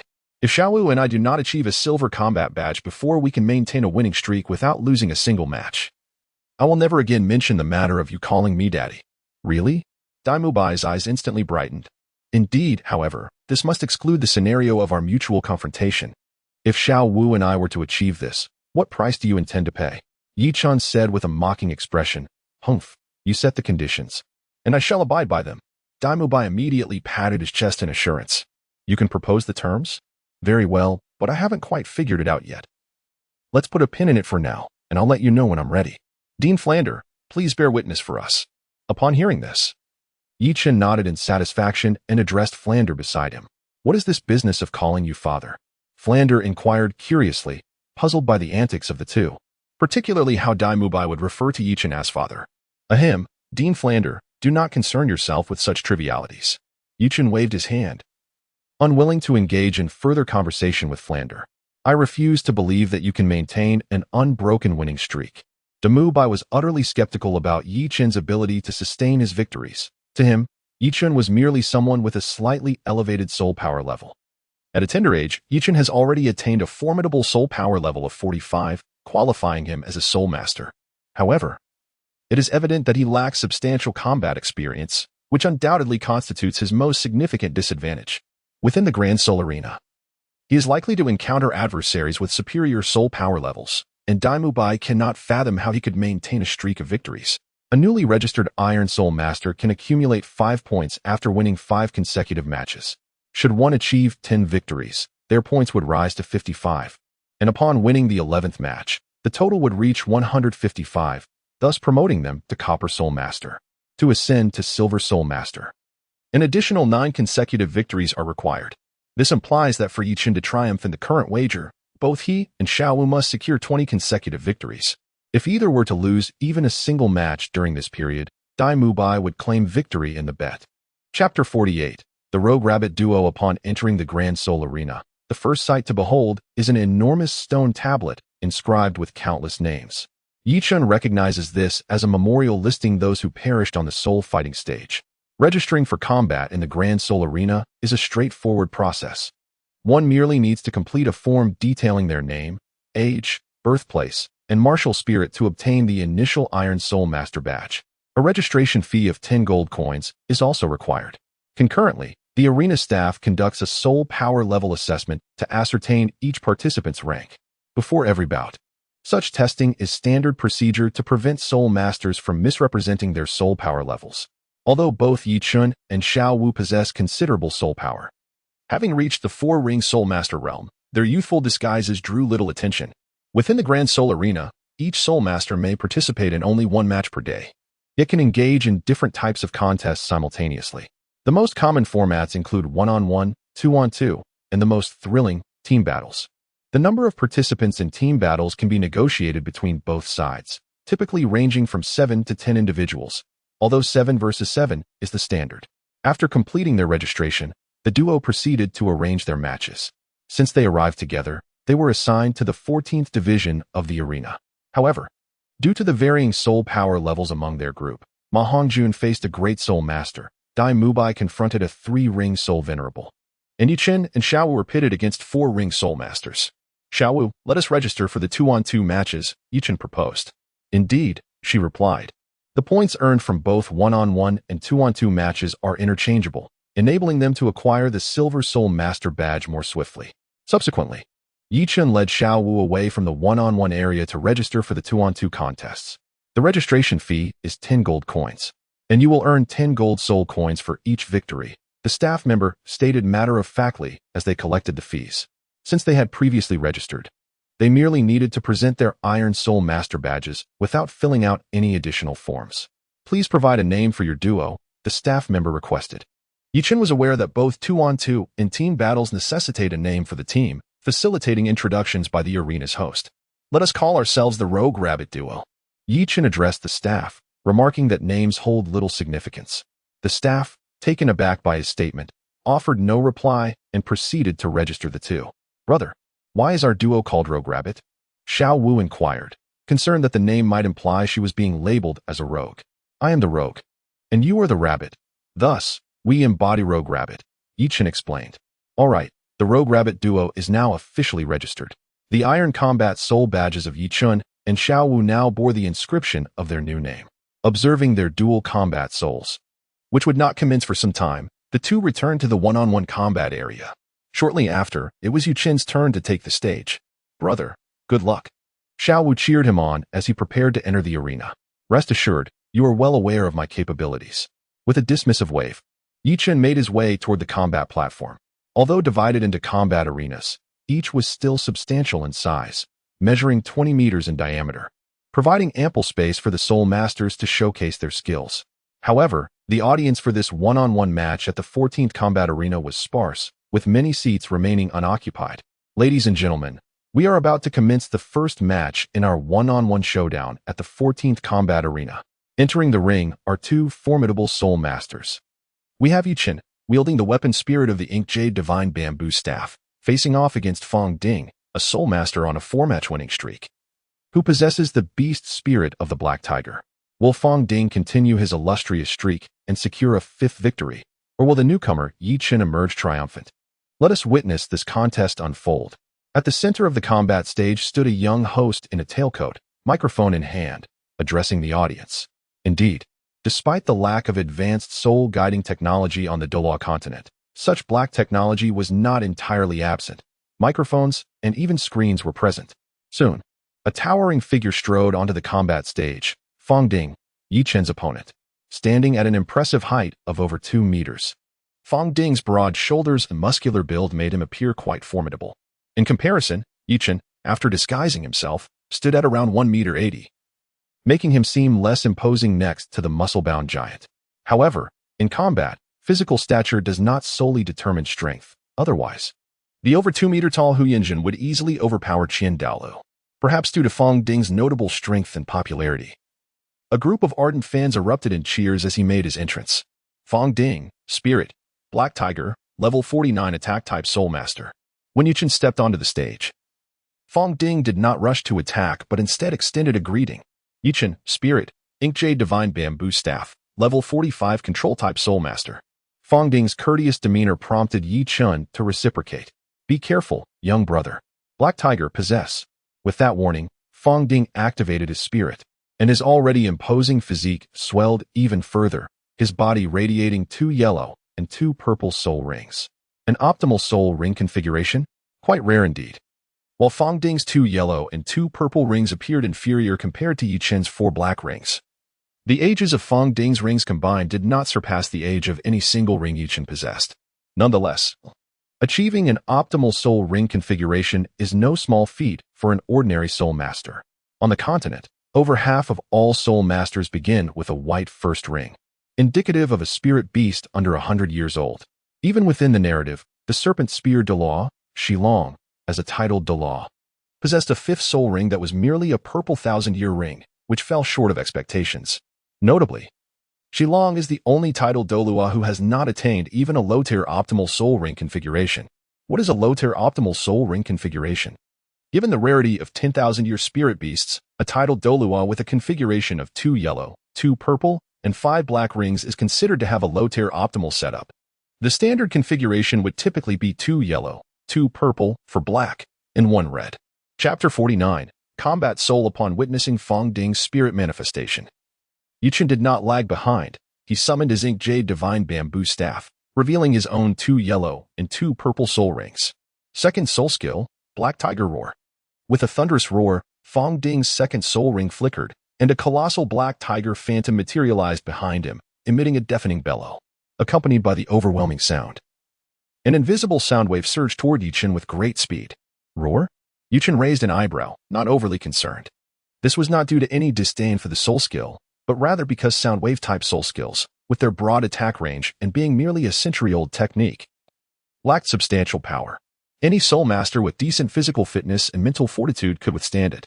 Perhaps this soul skill was effective when Fong Ding was still a second-ring soul master, but now he had ascended to a 4th-ring soul master, rendering it rather ineffective against peers, particularly against someone as formidable as Yuchen. Although the potency of lower-aged soul skills tends to increase with the rise in a soul master's level, they could never match the efficacy of higher-aged skills. Unless it was a fixed percentage enhancement type of skill, using a lower-aged soul skill against a peer was somewhat redundant.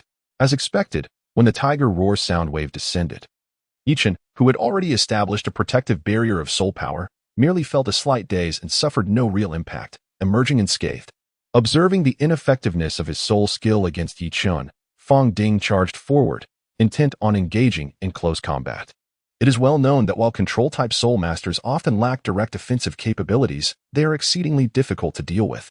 The best strategy against them is to leverage one's south-own advantages in close quarters, preventing the opponent from utilizing their skills. Regrettably, Fong Ding's speed was insufficient. Before he could reach Yichen, the latter's second soul skill was activated. With a flicker of the soul ring, Yichen swung his, and an ethereal bamboo staff projection soared forth, descending directly upon Fong Ding's head. Though Fong Ding attempted to evade, the speed of the projection was too swift, and he was struck squarely upon the head. Witnessing this unconventional execution of Yichen's soul skill, Ma Hongjun below the arena was momentarily stunned. Sister Xiaowu, is this how Brother Chen's soul skill operates? He observed that the bamboo staff striking the head was not only peculiar, but also carried a strong sense of humiliation. Let me tell you, my brother's soul skill is unavoidable for any soul master of the same level, and it possesses formidable special effects. Xiaowu. Yichen's soul skill was not only imbued with a strong sense of insult, but also displayed impressive effectiveness, something she had personally experienced. Meanwhile, Fong Ding, struck by the blow, felt utterly disoriented. His head was left spinning, and when he regained his senses, he realized he had lost control of his body. Instead of charging at Yichen, he found himself veering left. Given the small size of the arena and Fong Ding's swift speed, by the time he comprehended the situation, it was too late to stop. He barreled out of the arena's confines. In the spirit arena, exiting the bounds of the fighting platform and touching the ground outside signified a loss. With Fong Ding having dashed out of the arena, the outcome of the duel was decisively settled.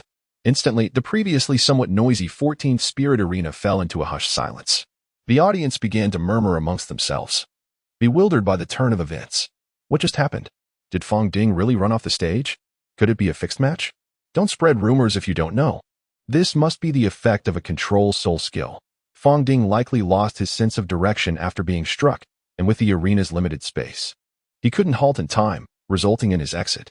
At that moment, the host rushed to the arena's center and announced loudly, "I declare that in this duel, Master Yichen of the Battle Spirit Sect emerges victorious. His record stands at 1 win and 0 losses. Master Yichen, please proceed to register your points after stepping down." Upon hearing this, Yichen nodded, feeling a tinge of embarrassment at being referred to as Master Yichen. After all, he was merely a 4th-ring soul master, hardly worthy of such a grand title.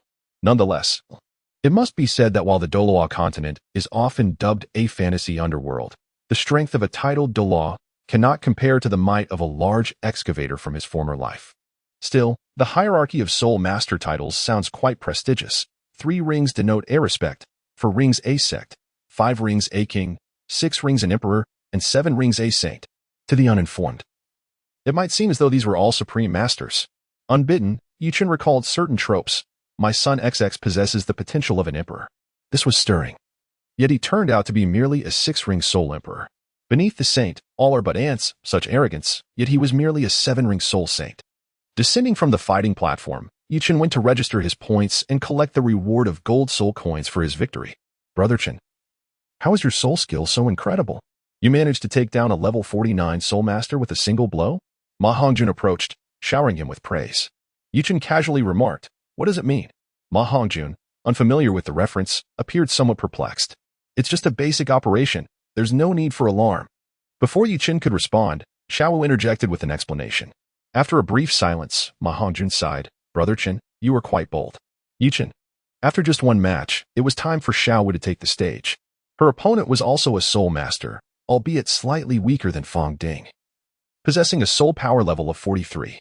His martial soul was a hammer, and his soul ring configuration was far from optimal, consisting merely of white, yellow, purple, and purple rings. This match, too, exhibited a trend of swift domination. As the match commenced, Xiao unleashed her second soul skill, Enchantment. With a fierce glare from her rabbit-like eyes, her opponent fell under her spell. She then charged forward, utilizing her first soul skill, Waist Bow, and effortlessly flung her adversary off the stage, securing an easy victory. TSK, you two are truly extraordinary. Observing Xiao's performance on the battle platform, Ma Hongjun remarked to Yichen, Little fatty, I grant you a chance to rephrase your thoughts." Yichen cast a disapproving glance at Ma Hongjun. After all, the term pervert was rather inappropriate when applied to himself and Xiao Wu. Did I say anything? Ma Hongjun quickly denied, realizing his blunder.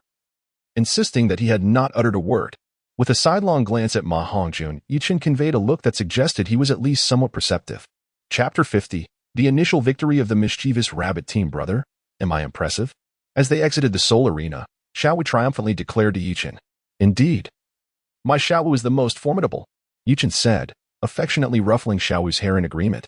The two then proceeded to the area for the duo battles. Before long, it was time for the mischievous rabbit team to make their appearance. The audience for the duo battles was noticeably larger than that for the singles, brimming with enthusiasm. Furthermore, the arena for duo battles was twice the size of the singles arena, as the increased number of Soul Masters required more space to showcase their skills. At that moment, the host on stage was announcing the combatants.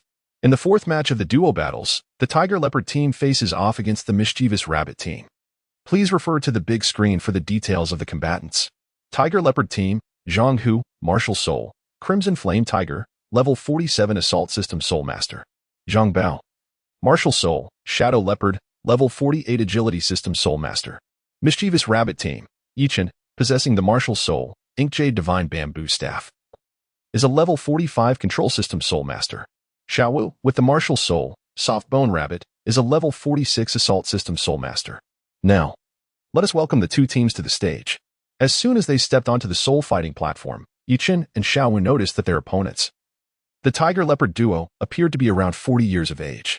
One was tall and imposing, while the other was agile and well-proportioned, with strikingly similar features, suggesting they were likely biological siblings. Although their martial souls differed, it was presumed they were inherited from their respective parents. Both sides began to unleash their martial souls, marking the official commencement of the soul battle. As the host's voice faded, Zhang Hu and Zhang Bao activated their martial souls, each revealing 2 yellow and 2 purple soul rings. Are they both equipped with the optimal soul ring configuration? Yichen raised an eyebrow, surprised to discover that both individuals possessed optimal soul ring configurations. However, this was to be expected, achieving levels 47 and 48 in their 40s. While not indicative of extraordinary talent, was commendable nonetheless, suggesting that their mentors were likely skilled soul masters, even if they could not attain the utmost years of experience. Securing 2 yellow and 2 purple rings was not an insurmountable feat typically. Soul Masters who fail to achieve the best soul ring configurations possess only the 1st and 5th rings. If one does not elevate their soul power to level 10 within the 6 years at a Junior Soul Master Academy, they are unable to enroll in a mid-level academy upon graduation, rendering them incapable of independently hunting century-old soul beasts. Moreover, without formal recognition as a soul master, they cannot receive the subsidies designated for low-level soul masters, leaving ordinary individuals without the means to seek assistance in the soul-hunting forest for their required soul rings. The might of a 10,000-year soul beast is such that, in solitary combat, most soul kings would find themselves outmatched. Without joining a faction or finding a well-coordinated team of soul masters, acquiring a 10,000-year soul ring would be impossible, forcing one to settle for a 1,000-year ring instead. Little Wu, focus on that assault-type opponent, Yichen instructed, as the Muyu Divine Bamboo Staff manifested in his grasp. He briefly outlined their strategy to Little Wu. Understood. She replied with a slight nod. Meanwhile, Zhang Hu and Zhang Bao, having activated their martial spirits, immediately launched their assault. First soul skill, Phantom Claw. First soul skill, Crimson Flame Tiger Strike. One was an assault type, the other a swift attacker, facing Yichen and Little Wu's control-enhanced offensive combination. They knew they had to engage in close combat to prevent Yichen, a control-type soul master, from exerting his influence, for otherwise, defeat would be inevitable. First soul skill, Bind. In an instant, Yichen directed his first soul skill at the agile Zhang Bao, as Yichen summoned a shadowy bamboo staff. It swiftly descended upon Zhang Bao's head, delivering a resounding thud. A deep, muffled sound echoed as 3 azure rings materialized around Zhang Bao, binding him in place and rendering him immobile. Although the bamboo staff lacked formidable offensive power, Zhang Bao, momentarily dazed from the strike, quickly regained his composure, yet felt utterly defeated. As a sensitive attack-type soul master, he was as fragile as paper. His defenses paled in comparison to those of food-type and support-type soul masters. With his movements restricted, he had effectively become a target. Witnessing his younger brother's predicament, Zhang Hu was momentarily stunned. However, Yichen and Xiao Wu were unrelenting. The second soul skill, Chaos, was invoked as the bamboo staff struck Zhang Hu's head, disorienting him. Following this, Shiau would charge forward, utilizing her flexibility to slam Zhang Hu onto the soul fighting platform. The impact sent shockwaves through Zhang Hu's spine, causing blood to spill from his mouth. Emboldened, Shiau would then dispatched the disoriented Zhang Long from the arena with a swift kick. After eliminating one adversary, she wasted no time in approaching the immobilized Zhang Bao. "Wait. I concede," Zhang Bao exclaimed, surrendering before Shiau could make her move. "How dull," Shiau muttered, somewhat disappointed that her opponent had surrendered so soon after her warm-up. After all, this was not a life-or-death battle, and with the opponent conceding, there was no need to continue the fight. Zhang Bao felt a pang of embarrassment at her words. It wasn't a matter of lacking courage, but rather acknowledging the overwhelming strength of his adversaries. Had he continued to resist, defeat was inevitable. Surrendering allowed him to evade further harm. He glanced at his older brother, who was tenderly clutching his back, and silently hoped, "I hope my brother isn't seriously injured. Otherwise, I'll have to answer to my sister-in-law. I hereby declare the victory of the Rogue Rabbit duo," the host announced, following Zhang Bao's concession. Subsequently, Yi Chun and Shiau Wu registered their points, collected their gold soul coins, and exited the 2v2 arena. Upon arriving at the 1v1 arena, they found Dai Mubai and Ma Hongjun had also completed their respective matches, with Dai Mubai suffering defeat while Ma Hongjun emerged victorious. Observing Yi Chun and Shiau Wu's radiant smiles, Dai Mubai felt a twinge of dissatisfaction. He had lost while his rival Yi Chun triumphed, which did little to elevate his spirits. Just then, Flender approached with a beaming smile. "Haha, splendid. Well done." He praised Yi Chun and Shiau Wu. "Flender, did you place a bet?" he inquired, recognizing the seasoned merchant's delight. It was clear that something favorable had transpired, likely involving a lucrative gain in the grand arena. Though both Yi Chun and Shiau Wu were newcomers, their betting odds were still decent, albeit modest. Not much, Flender waved dismissively, not intending to elaborate. He had observed Yi Chun and Shiau Wu's unwavering confidence as they expressed their determination to achieve consecutive victories and swiftly ascend to silver rank in soul fighting. Considering their youth and remarkable capabilities, Flender took a chance and placed a bet. Indeed, their confidence was well-founded, resulting in a windfall of 2,000 gold soul coins for him. Although it paled in comparison to previous ventures, it was still a satisfactory sum. Yi Chun had previously contemplated betting in the grand arena to accumulate gold soul coins. After all, with both he and Shiau Wu's prowess in one-on-one and two-on-two battles, their chances of losing were negligible, provided they did not engage in match-fixing. Yet, upon further reflection, he abandoned the idea. For one, their streak of victories would likely diminish the betting odds, potentially even leading to the cancellation of bets. Additionally, the Sachuo City Grand Arena could hardly yield substantial gold soul coins. While hundreds of thousands or millions might be significant for others, for Yi Chun, it was merely a fleeting matter, insufficient compared to his future needs. Moreover, he considered the risk of winning excessively. It could invite trouble. The Douluo Continent was a realm governed by strength, and accumulating vast sums of money could attract lethal consequences. The fighting arenas across the major cities were operated by the same consortium, and it was implausible that there were no formidable experts lurking in the shadows. Even if the pinnacle of soul masters did not intervene directly, the vast quantities of gold soul coins could easily entice someone to act against them. "Flender, since you've profited, will you treat us to a meal?" With a cheerful smile, Yi Chun addressed Flender. What does my earnings in gold soul coins have to do with you? One cannot simply say such things. Without me and Shiau Wu, would you have been able to profit? Moreover, let us not forget that last night, you and teacher Zhao initiated a transaction, and that was entirely my suggestion. Although the exact amount Flender and Zhao Wujie gained from their clandestine dealings remains a mystery, Yi Chun was certain it was not insignificant. As the strategist who devised the plan, he had not received any dividends, but surely, a meal on his behalf should not be too much to ask. Ahem, how about I treat you all to a feast? After some contemplation, Flender waved his hand in acquiescence, reasoning that a meal would not cost him much. Now that is more like it. Little fatty, which is the most upscale hotel in Soto City? Yi Chun promptly inquired of Ma Hongjun. Having never visited Soto City before, he was unaware of the intricacies, yet Flender, known for his frugality, would surely need to loosen his purse strings this time. I hope Flander's little treasury can withstand the strain. Teacher is treating us? Why don't we go to the Soto Grand Hotel? I have always heard that their dishes are exquisite. I simply never had the funds to go. Flender, not only the dean of Shrek Academy but also Ma Hongjun's mentor, had taken him under his wing due to Ma Hongjun's remarkable talent and their shared winged martial spirits. The Soto Grand Hotel? Perhaps we should settle for a modest restaurant instead. Flander twitched his lips. Although he had never been there, he had heard that the prices were quite steep. So he immediately contemplated something more economical. Dean Flander, is the Soto Grand Hotel not suitable? It is indeed commendable, but what? Dean, could it be that you are as financially constrained as I am? TSK, you are the esteemed dean of this great academy, a dignified seven-ringed soul saint. One of the illustrious golden iron triangle. Surely not. Yichen exclaimed dramatically, how outrageous. You still lacking in funds? Observing Yichen's antics, Flander felt a surge of irritation.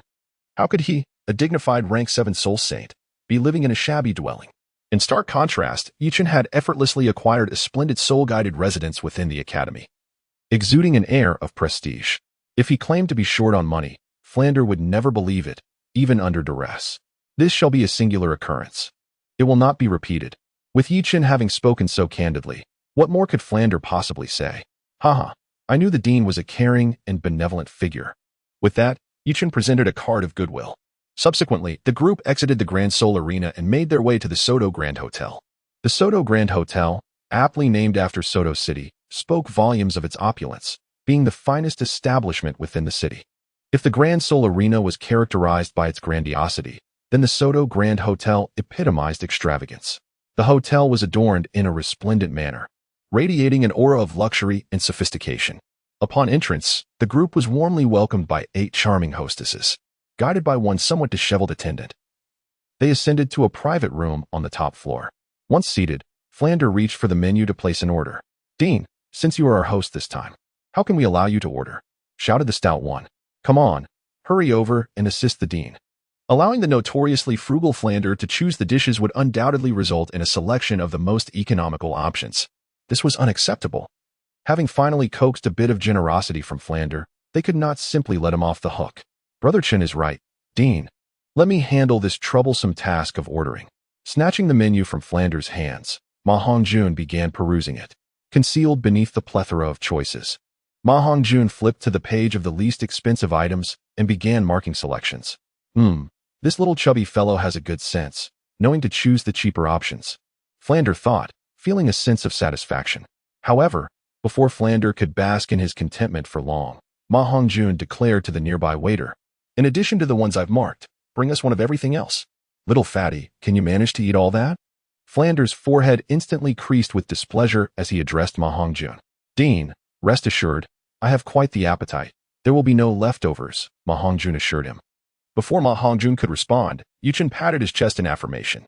Hearing this, Flander shot a fierce glare at both Yichen and Ma Hongjun and reluctantly acquiesced. Chapter 52. The Tranquil Bamboo Staff. After a hearty meal and settling the bill, Flander felt a pang of regret. The private room's total cost amounted to 3,060 gold soul coins, but the lobby manager, in a gesture of courtesy, rounded it down to 3,000 gold soul coins. It could be said that Flander had earned a windfall at the Grand Seoul Arena that evening. Yet he would still have to part with an additional 1,000 gold soul coins. To be frank, 3,000 gold soul coins was not an exorbitant sum, after all. When converted to copper coins, it amounted to merely 300,000. Furthermore, considering the high-quality ingredients consumed, 3,000 gold soul coins was hardly unreasonable. Upon leaving the Soto Grand Hotel, Flander, Yichen, and Shiau returned directly to Shrek Academy, while Ma Hongjun ventured to a high-end club in Soto City, eager for new experiences. As for Daimubai, he, without a doubt, had forgotten the pain of his wounds and had arranged to meet a young lady at the Rose Hotel. Half a month later, as the Rogue Rabbit duo once again triumphed over their opponents, Yichen and Shiau finally secured their Silver Soul badge. Although the points earned from one-on-one and two-on-two competitions were interchangeable, the victories in each format did not accumulate. A 10-game winning streak in one-on-one battles would not contribute to the tally for two-on-two matches. Thus, it was only on the 15th day that their accumulated points exceeded the 1,000 required for the Silver Soul badge. Little brain. It seems that I have emerged victorious in our wager. Yichen beamed at Daimubai, shaking the newly acquired Silver Soul badge in his hand. Daimubai snorted, turning away to leave the Grand Seoul Arena. Watching him depart, Yichen remained silent, confident that Daimubai's character would prevent him from being dishonest. However, even if Daimubai were to renege on the agreement in the future, it would not matter. After all, might makes right.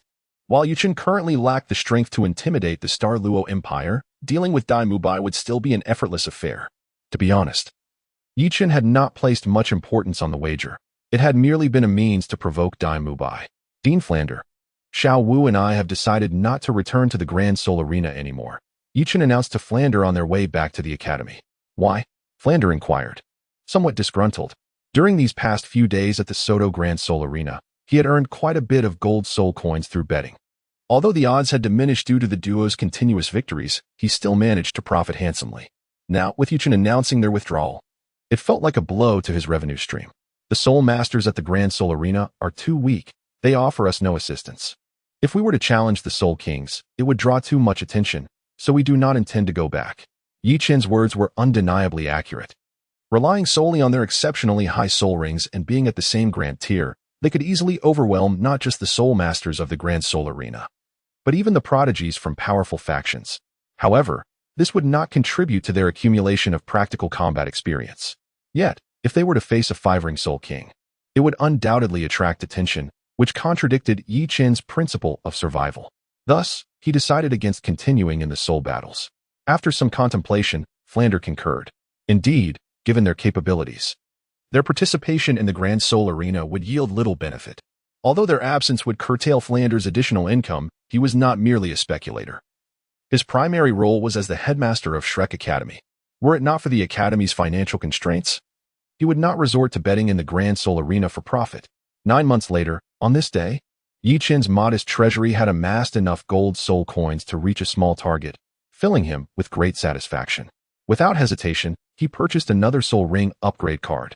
This time, he hoped it would elevate his martial soul to divine quality. Gazing at the resplendent golden card in his hand, he murmured to himself. Prior to this, after reaching a small target in his treasury, Yi Chen had indeed bought a soul ring upgrade card. However, due to the significant disparity between top-tier and divine martial souls, his previous attempt to transform his inked jade divine bamboo staff did not succeed in attaining divine quality, which had left him quite disheartened. Nevertheless, that prior upgrade card was not in vain. Yi Chen sensed that his martial soul was now quite close to divine quality. With just one more card, he was certain it would ascend to divine status. Subsequently, Yi Chen summoned his martial soul, the inked jade divine bamboo staff, and infused the upgrade card into it.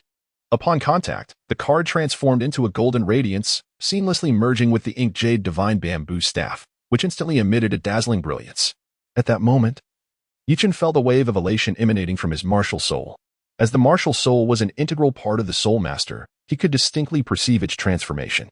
Unlike his previous experience with the upgrade card, where the sensations were minimal, this time, the metamorphosis of his martial soul persisted for over an hour before it finally ascended to divine quality. The original inked jade divine bamboo staff, which was entirely dark green, had now transformed into a staff of white jade hue, resembling exquisite mutton fat jade, shimmering with a gentle glow and exuding an aura of tranquility and focus. System. Open the Attribute panel. Attribute panel. Host. Yi Chen's Soul Power. Level 47 Martial Soul. Tranquil Bamboo Staff Soul Rings. Black. Black. Black. Black First Soul Skill. Confinement Second Soul Skill. Cognition Third Soul Skill. Divine Restraint Fourth Soul Skill. Blindness Soul Bone. Creation Green Lotus. External Soul Bone. Domain. Tranquil Domain Tranquil Bamboo Staff? Even the soul skills have changed? After the transformation of the inked jade divine bamboo staff into a divine martial soul, not only had its name changed to Tranquil Bamboo Staff, but the effects of its soul skills had also been slightly altered. The third and fourth soul skills had not changed much, merely enhanced in effect. However, the first and second soul skills exhibited significant differences. The original first soul skill, Binding, relied on the appearance of 3 circles of soul power to restrain the opponent, rendering them immobile, though they could still unleash their soul skills and resist. Now, the first soul skill, Confinement, directly renders the opponent immobile. While their thoughts may still function, they cannot utilize any soul skills requiring physical movement, and any part of their body is completely paralyzed. One could say that Confinement has evolved into a superior version of Binding.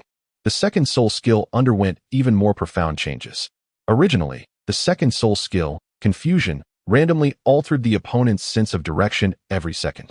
Now, the second soul skill, Cognition, can directly halt the opponent's cognitive processes. Chapter 53. tranquil domain with their thoughts halted. The opponent is akin to a vegetative state, allowing Yi Chen to do as he pleases.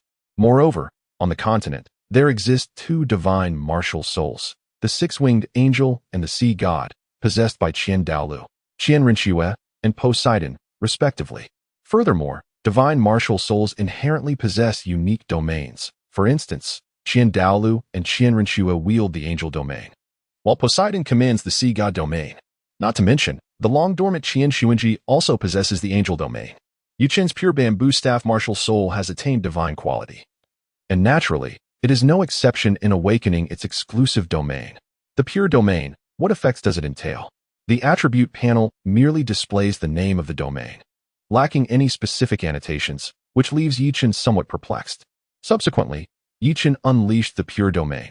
In an instant, a realm emanating a lustrous white jade hue blossomed forth, enveloping the surroundings, allowing Yi Chen to perceive every detail within with utmost clarity. After a moment of contemplation, Yi Chen grasped the essence of the pure domain. Unlike the slaughter domain, which suppresses foes and enhances one's own strength, the pure domain leans towards a supportive nature.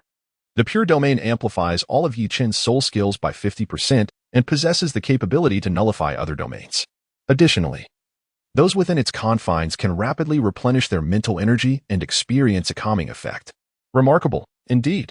Relishing the effects of the pure domain, Yi Chen felt a profound satisfaction.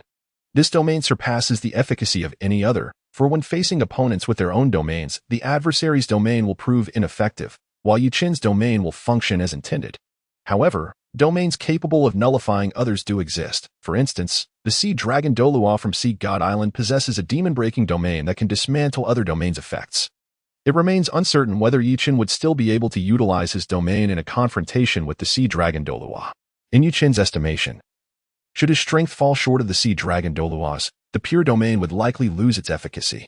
Conversely, if his strength exceeds that of the sea dragon Douluo, it would presumably take effect. Similarly, when facing soul masters endowed with their own domains, if Yi Chen's power pales in comparison, the pure domain's ability to nullify others would likely remain ineffective. Brother, is this your domain? At that moment, Xiaowu's voice chimed in from the side. Yes, this is my pure domain. Yi Chen was not surprised that Xiaowu recognized the domain. Although she did not possess one herself, her younger brothers, Deming and Heir Ming, certainly did. Has your martial soul evolved? Observing the white, jade-hued pure bamboo staff in Yi Chen's hand, Xiaowu inquired with astonishment.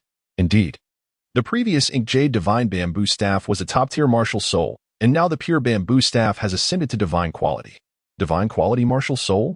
Xiaowu had only heard of ordinary, advanced, and top-tier martial souls, never of a divine quality martial soul. Martial souls are inherited from one's parents and ancestors. When a soul master attains divinity, the martial soul passed down can reach divine quality. Yi Chen provided Xiaowu with some insight. Yet he remained uncertain about the lineage of the six-winged angel and the sea god's martial spirits. Were they inherited through progeny or directly bestowed? In the original narrative, there was no mention of the angel god marrying or Poseidon having a spouse. As for how Yi Chen could ascertain that the angel god was indeed a goddess, the answer was evident. The statue of the angel god enshrined in the spirit hall prominently featured a grand bosom. It is worth noting that the quality of a martial spirit does not necessarily correlate with the strength of its wielder. For instance, although Qian Daolu possessed a six-winged angel martial spirit of divine quality, he was ultimately outmatched by Tang Chun, whose Haotian hammer martial spirit ranked at the pinnacle of quality. The disparity in strength was even more pronounced when comparing Qian Xuanji to Tang Ritian. Is he truly that formidable? Xiaowu exclaimed, her eyes widening in astonishment, recalling that Yi Chen's initial martial spirit was a rather unremarkable bamboo staff. During its first evolution, it transformed from an ordinary bamboo staff into the exquisite, and now it had astonishingly evolved into the divine quality of the pure bamboo staff. Indeed, your brother is no ordinary individual. Yi Chen straightened his chest with a sense of pride and said, by the way, Xiaowu, my martial soul has evolved, and the effects of my soul skills have changed somewhat. Would you like to give it a try? I don't want to. Xiaowu immediately shook her head vigorously, like a rattle drum. Are you kidding? Do you think Sister Xiaowu is still the same stubborn Xiaowu from before? All right then. Yi Chen felt a tinge of disappointment. As Xiaowu grew older, she appeared increasingly intelligent and beautiful, no longer the adorably naive child she once was. Humph, brother. All you know how to do is bully me. Upon seeing Yi Chen's slightly disheartened expression, Xiao Wu expressed her indignation. Haha, absolutely not. My dear Xiao Wu is far too precious for me to ever bully her. With that, Yi Chen affectionately patted Xiao Wu's rabbit ears. How annoying. Time passed swiftly, and soon it was the enrollment period for Shrek Academy this year. In fact, after Yi Chen and Xiao Wu arrived at Shrek Academy last year, there had been a previous enrollment, but despite a considerable number of applicants, none were admitted. After all, the conditions at Shrek Academy were rather unimpressive, offering little allure to exceptionally gifted talents. Why would those who met the prerequisites for Shrek Academy not seek admission to superior institutions like the Tiando Royal Academy or the Four Elements Academy? As for ordinary talents, Flinder had no interest in them, resulting in Shrek Academy having only 5 students to date, including Yi Chen and Xiao Wu. However, this year's circumstances were different. If the original plot had not been altered, Zhu Zhuqing and Ning Rongrong were expected to join Shrek Academy. Surely, my little butterfly has not caused too significant a change? Yi Chen pondered quietly. He was well aware of the butterfly effect, yet he believed that he had not significantly altered the trajectory of the original narrative thus far. It seemed that he had merely taken a detour toward Xiao Wu and expelled Tang San and Tang Ritian from the Holy Soul Village, while he could not ascertain other aspects. 2 points were certain. Tang San would undoubtedly not attend Shrek Academy and could not possess the 8 Spider Lance's external spirit bone. Without the opportunity to apprentice under Yu Xiaojiang, he would never set foot in such a mediocre institution as Shrek Academy. Furthermore, due to the changes brought about by Yi Chen, it was possible that Tang San had already ascended to the rank of a 3-ringed spirit master. Even if the protagonist were exceptionally fortunate enough to acquire an external spirit bone, it certainly would not be the 8 Spider Lances. Moreover, external spirit bones were far rarer than those aged 100,000 years. It was unlikely that Tang San possessed such fortune. Chapter 54. It wasn't intentional. Ever since Flander embraced the principle of black eating black, the financial situation of Shrek Academy had improved significantly. The dilapidated wooden huts that once characterized the academy had been demolished and replaced with brand new structures. Although they remained wooden, they were now far more aesthetically pleasing.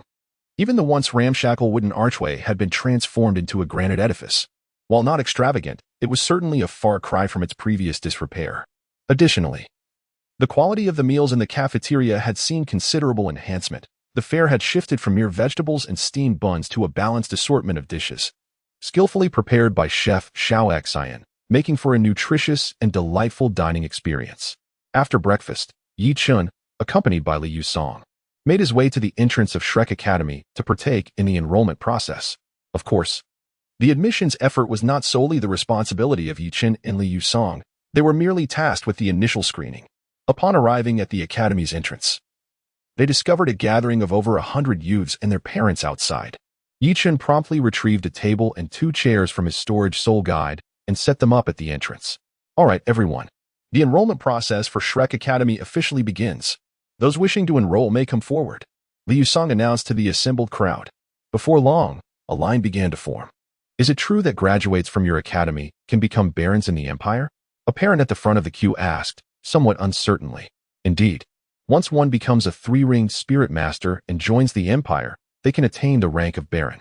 The prerequisite for graduating from Shrek Academy is to become a 4-ringed spirit master, and graduates who join the empire will naturally ascend to the rank of viscount. Yi Chen interjected before Li Yusong could respond. Can your academy truly cultivate my son into a spirit master? The parent inquired, his eyes brightening as he pointed to the youth behind him. Your son does not qualify. He does not meet the admission requirements of Shrek Academy. It would be best for you to leave to avoid wasting the enrollment fee. Although the youth was of similar age to Yi Chen, his spirit power level remained at level 19, disqualifying him from admission. The Academy's requirements stipulated that applicants must be no older than 12 years and possess a spirit power level above 20, with a configuration of 2 yellow spirit rings. Furthermore, this was merely the first stage. Only those with a spirit power level of 25 could bypass the preliminary assessments and proceed directly to the final practical evaluation. Yi Chen's remarks were made with the consideration of the young applicants and their parents, although he regarded 10 gold soul coins as a trivial sum for ordinary individuals. It constituted a considerable amount. Why? My son is a standout at the Junior Soulmaster Academy. The parent of the youth, indignant, believed that while his son may not possess extraordinary talent, he was still commendable enough not to be deemed unworthy of this modest academy. Our academy's admission criteria stipulate that candidates must not exceed the age of 12, must possess a soul power level of a great soul master, and must have 2 yellow soul rings. Those who do not meet these requirements should leave immediately. Yi-chun directed this statement not only at the irate parent before him, but also to those waiting in line behind. Li Yusong, standing nearby, couldn't help but twitch his mouth upon hearing Yi-chun's words. It is important to note that the registration fee of 10 gold soul coins per applicant is a significant source of income for Shrek Academy. However, with Yi-chun's comments, this income would undoubtedly diminish substantially. Fortunately, Flinder had managed to acquire a considerable amount of gold soul coins through underhanded means. Otherwise, the Academy's expenses this year would certainly be unsustainable. Is this Shrek Academy so shabby and yet so stringent in its requirements? Exclaimed the parent, wide-eyed, pointing towards the Academy's entrance in disbelief. Although Shrek Academy had improved somewhat compared to the past, its enhancements were limited, still falling short of those junior Soul Master academies. In the eyes of this parent, he had yet to express his disdain for Shrek Academy's shortcomings, only to find that the Academy had already rejected him.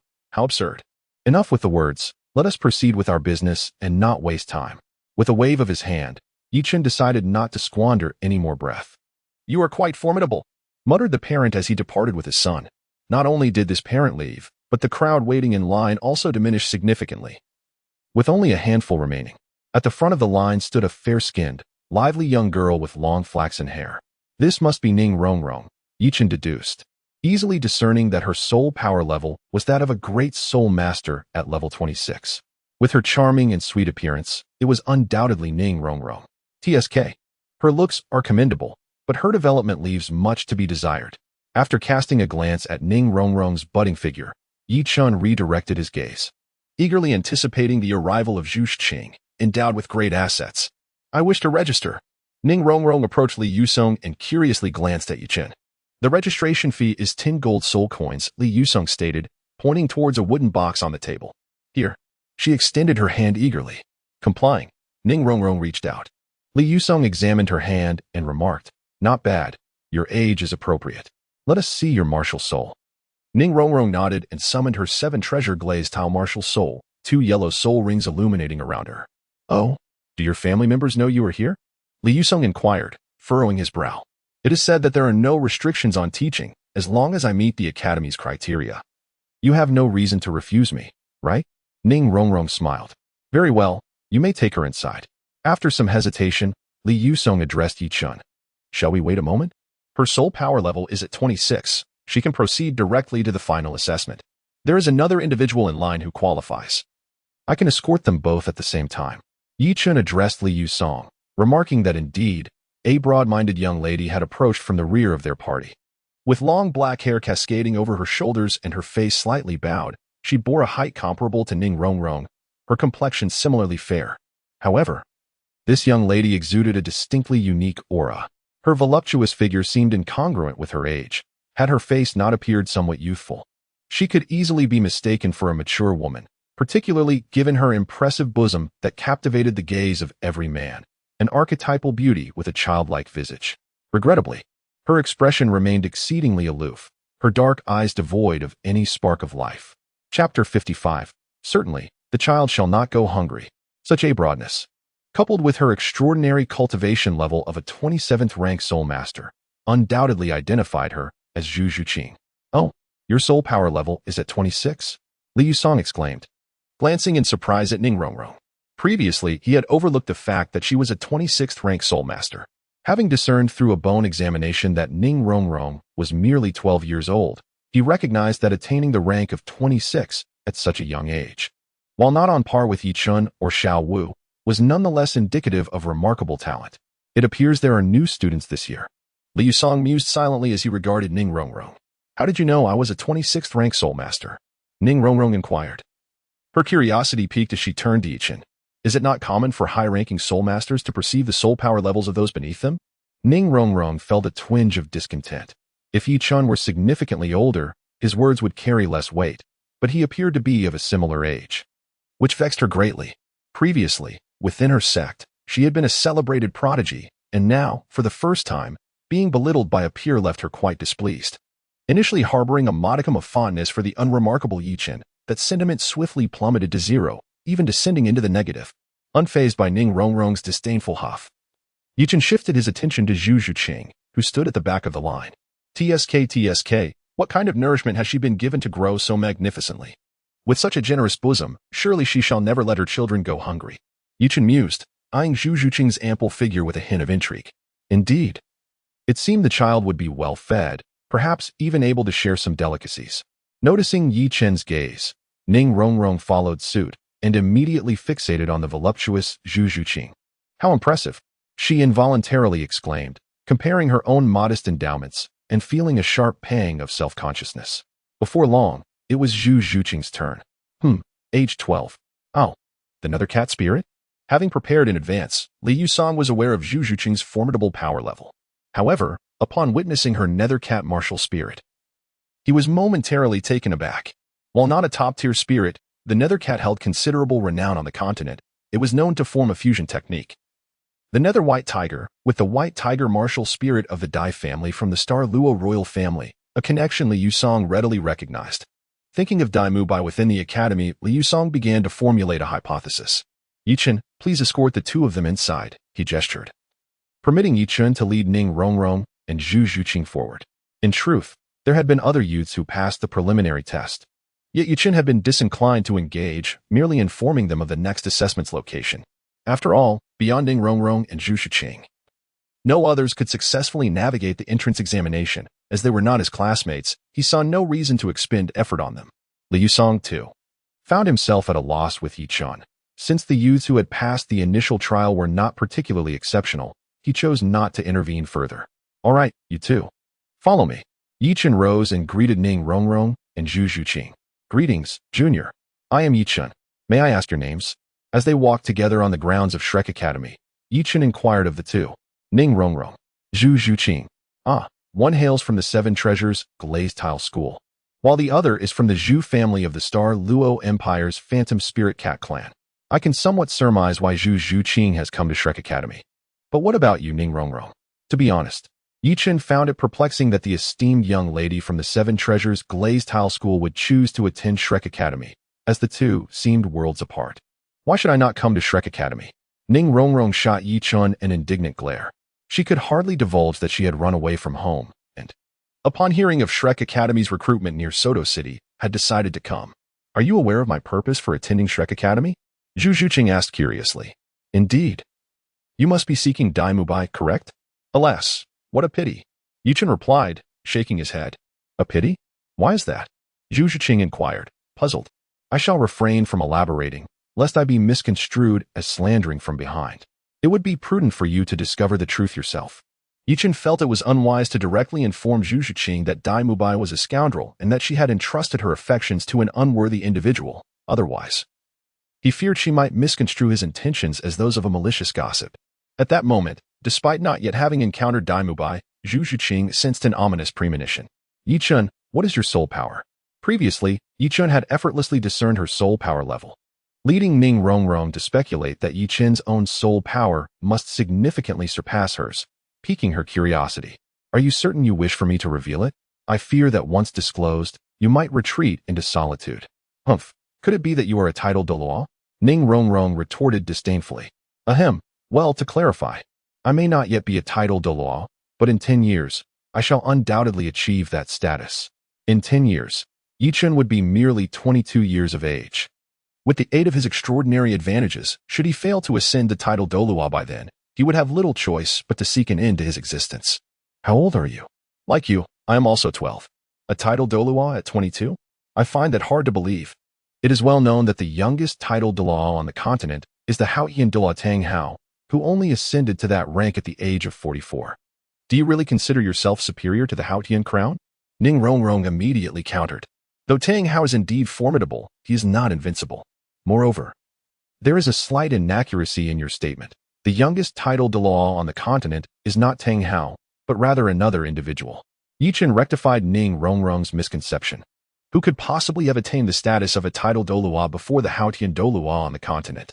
Exclaimed Ning Rongrong, her expression one of astonishment. Even Zhu Zhuqing, who stood nearby, perked up her ears in curiosity. If only someone were to beseech me, I might generously impart this knowledge to her. Yichen spoke with intention. Forget it. Ning Rongrong pouted, finding it impossible to ask for help. Well, for the sake of Junior Bamboo Ching, I shall share this with you. But you must not disclose it. This matter is a secret known to very few on the continent.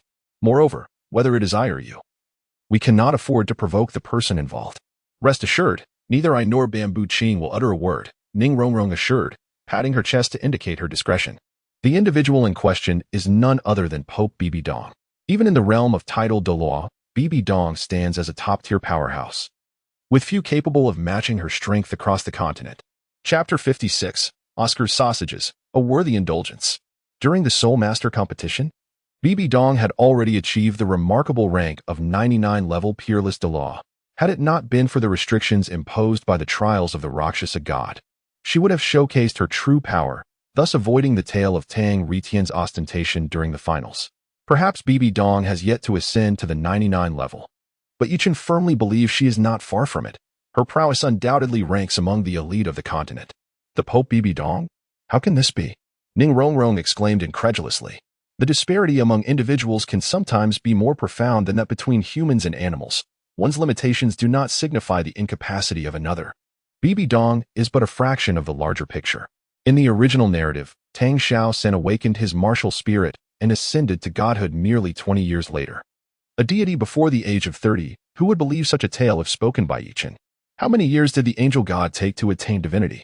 Yichen is unaware, yet the sea god Poseidon took over 1,000 years to achieve his status. Naturally, such prolonged efforts are tied to the nature of Poseidon's divinity, formed through the power of faith. If one were to pursue the inheritance of a divine position, the duration would certainly be shortened. Feeling likened to a mere dog by Yichen's words sparked a surge of indignation within Ning Rongrong, her gaze towards him increasingly displeased. Were it not for the need to maintain her demure image in public, she would have surely erupted in anger. At that moment, a soft, enticing voice broke through the tension. Sausages for sale. Come and have a look. Don't miss out as you pass by. Oscar's sausages are deliciously sweet, reasonably priced, and generously portioned, only 5 copper coins each. Consuming Oscar's sausages guarantees an easier time passing your entrance exams. Yichen observed Oscar pushing a food cart, calling out to sell his sausages. Remarkably, despite the slightly questionable incantation associated with Oscar's sausages, they emitted a delightful aroma and proved quite effective. Naturally, both Yichen and Shiau were in unanimous agreement that they would not partake in Oscar's sausages until he could recite the spell without hesitation. The delicious law was of no relevance here. Sausages? They do smell quite appealing, Zhu Qing. Shall I treat you to some? Ning Rongrong remarked, inhaling the enticing fragrance and turning to Zhu Qing. No, thank you, Zhu Qing replied, shaking her head. They had only just met, and she felt too shy to accept a treat. Come on, it's our first meeting. Let me treat you. Ning Rongrong insisted, adopting a carefree demeanor. As the little princess of the 7 treasures glazed tile school, she certainly had the means. Well, all right then. After a moment of contemplation, Zhu Qing accepted Ning Rongrong's kind offer. Thus, Ning Rongrong took Zhu Qing by the hand, leading her toward Oscar's food cart. Yichen, intrigued by the spectacle, followed suit. Hello, lovely ladies. Would you like some sausages? Just 5 copper coins each. Oscar's face lit up upon seeing the 2 young women approach. His greatest delight was treating beautiful ladies to sausages. Hello, we'll have 2 sausages, please. Ning Rongrong proclaimed, producing a silver coin from her storage soul guide. She refrained from calling him uncle, as Oscar had already shaved off his bushy beard. After grooming himself, Oscar's appearance was not inferior to Yichen's. All right. Please wait a moment. Oh, Chingi, you're here too? Oscar's expression shifted to one of hesitation upon noticing Yichen. These 2 ladies were with him, and Oscar found himself torn about whether to proceed with the sale. If Yichen disapproved and revealed the truth, it could lead to an embarrassing situation. While he was indifferent to the opinions of others, he was certainly mindful of the beautiful ladies' perspectives. Go ahead and sell, Yichen remarked, sensing Oscar's uncertainty. All right. Here you are, young lady. Oscar swiftly skewered a sausage with a bamboo stick and handed it to Ning Rongrong. It tastes delightful. Zhu Qing. You should try it too, Ning Rongrong exclaimed eagerly, taking a bite and discovering the flavor was indeed pleasant. She then offered the other sausage to Zhu Qing. Wait a moment, Yichen interjected as he observed Ning Rongrong enjoying her sausage. What is it? Both ladies queried, somewhat puzzled. Ahem, Zhu Qing. You might want to familiarize yourself with the sausage-making process before deciding whether to eat it, Yichen suggested slowly, under Oscar's desperate gaze. Chingi, have I wronged you in any way? Why are you trying to trick me? Oscar lamented. Little Oscar, selling your sausages to others is one thing. But these two will be your junior sisters in the future. It's better to clarify certain matters in advance. Despite Oscar's outward demeanor of distress, Yichen was well aware of his inner thoughts, as Oscar was quite the reserved yet mischievous character. Is there something wrong with your sausages? Ning Rongrong's expression darkened as she scrutinized Oscar. No, my sausages are absolutely clean and hygienic. There's no problem whatsoever. Oscar stammered, feeling a prickling unease under Ning Rongrong's glare. Then what do you mean? Ning Rongrong turned to Yichen for clarification. Well, the sausages are indeed fine. It's just that Oscar's incantation for making them is rather peculiar. How peculiar? Ning Rongrong inquired, directing her attention back to Oscar. Let's not delve into that. You've already tasted it, so let us just forget about it, Oscar awkwardly suggested. Just spill it, or you'll regret it. Ning Rongrong insisted, her tone threatening. All right. Fine. I do have a rather large sausage. Oscar relented, demonstrating on the spot. Instantly, Zhu Qing hastily returned the sausage she held to Oscar's cart, her expression darkening as she glared at him. Meanwhile, Ning Rongrong's face flushed crimson, clearly recalling something distasteful, and she began to gag. How dare you sell us such a disgusting sausage? What were you thinking? And you didn't even warn me, Ning Rongrong exclaimed, pointing accusatorily at Oscar and Yichen, her face a picture of indignation. Ning Rongrong, you've got this all wrong. Is there really anything wrong with Oscar's sausages? They are perfectly fine. Yichen interjected. Only those with a twisted mind would think of it in that manner. Isn't your mindset a bit unhealthy? Yichen maintained a solemn expression, speaking with utmost seriousness, presenting himself as a paragon of virtue. Observing the half-eaten sausage in her hand, Ning Rongrong's countenance fluctuated between various emotions. Chapter 57. Uncle can tolerate it, but Aunt cannot. If she were to counter his remarks, wouldn't that imply an unhealthy mindset? Yet if she continued to eat, wouldn't that be utterly revolting? At this moment, Ning Rongrong was engulfed in inner turmoil. Indeed, Chingi was right. I swear, when I crafted this sausage, my intentions were wholly pure. You may consume it with confidence. Hearing Yichen's defense, Oscar cast a grateful glance in his direction before turning to Ning Rongrong. Yichen and Zhu Qing remarked, when making sausages, you may still be innocent, but when selling them, you are undoubtedly not. How ridiculous. How can you eat this? Ning Rongrong momentarily forgot her refined demeanor and shouted angrily at Oscar, hurling the sausage she held far away. Alas, it is a pity that such a delectable sausage was so ruthlessly discarded. Witnessing this scene, Oscar felt a wave of melancholy wash over him. Cough, little Oscar. Do not be disheartened.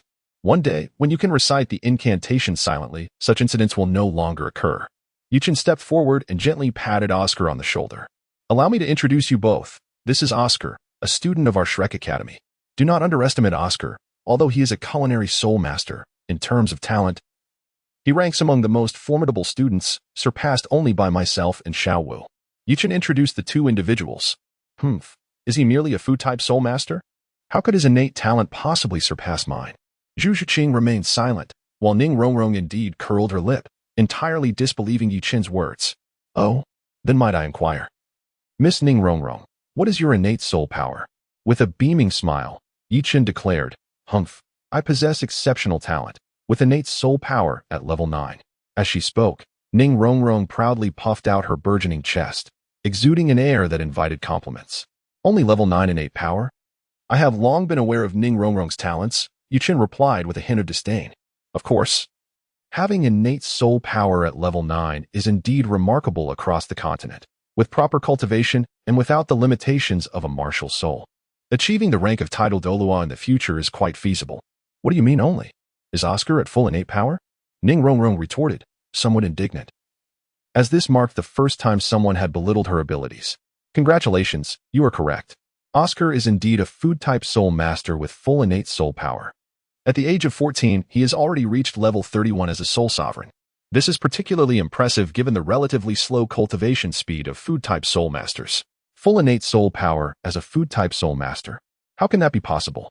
Ning Rongrong's eyes widened in disbelief, astonished by the strength of Oscar's talent. Due to their scarcity, food-type soul masters with innate soul power above level 7 are exceedingly rare.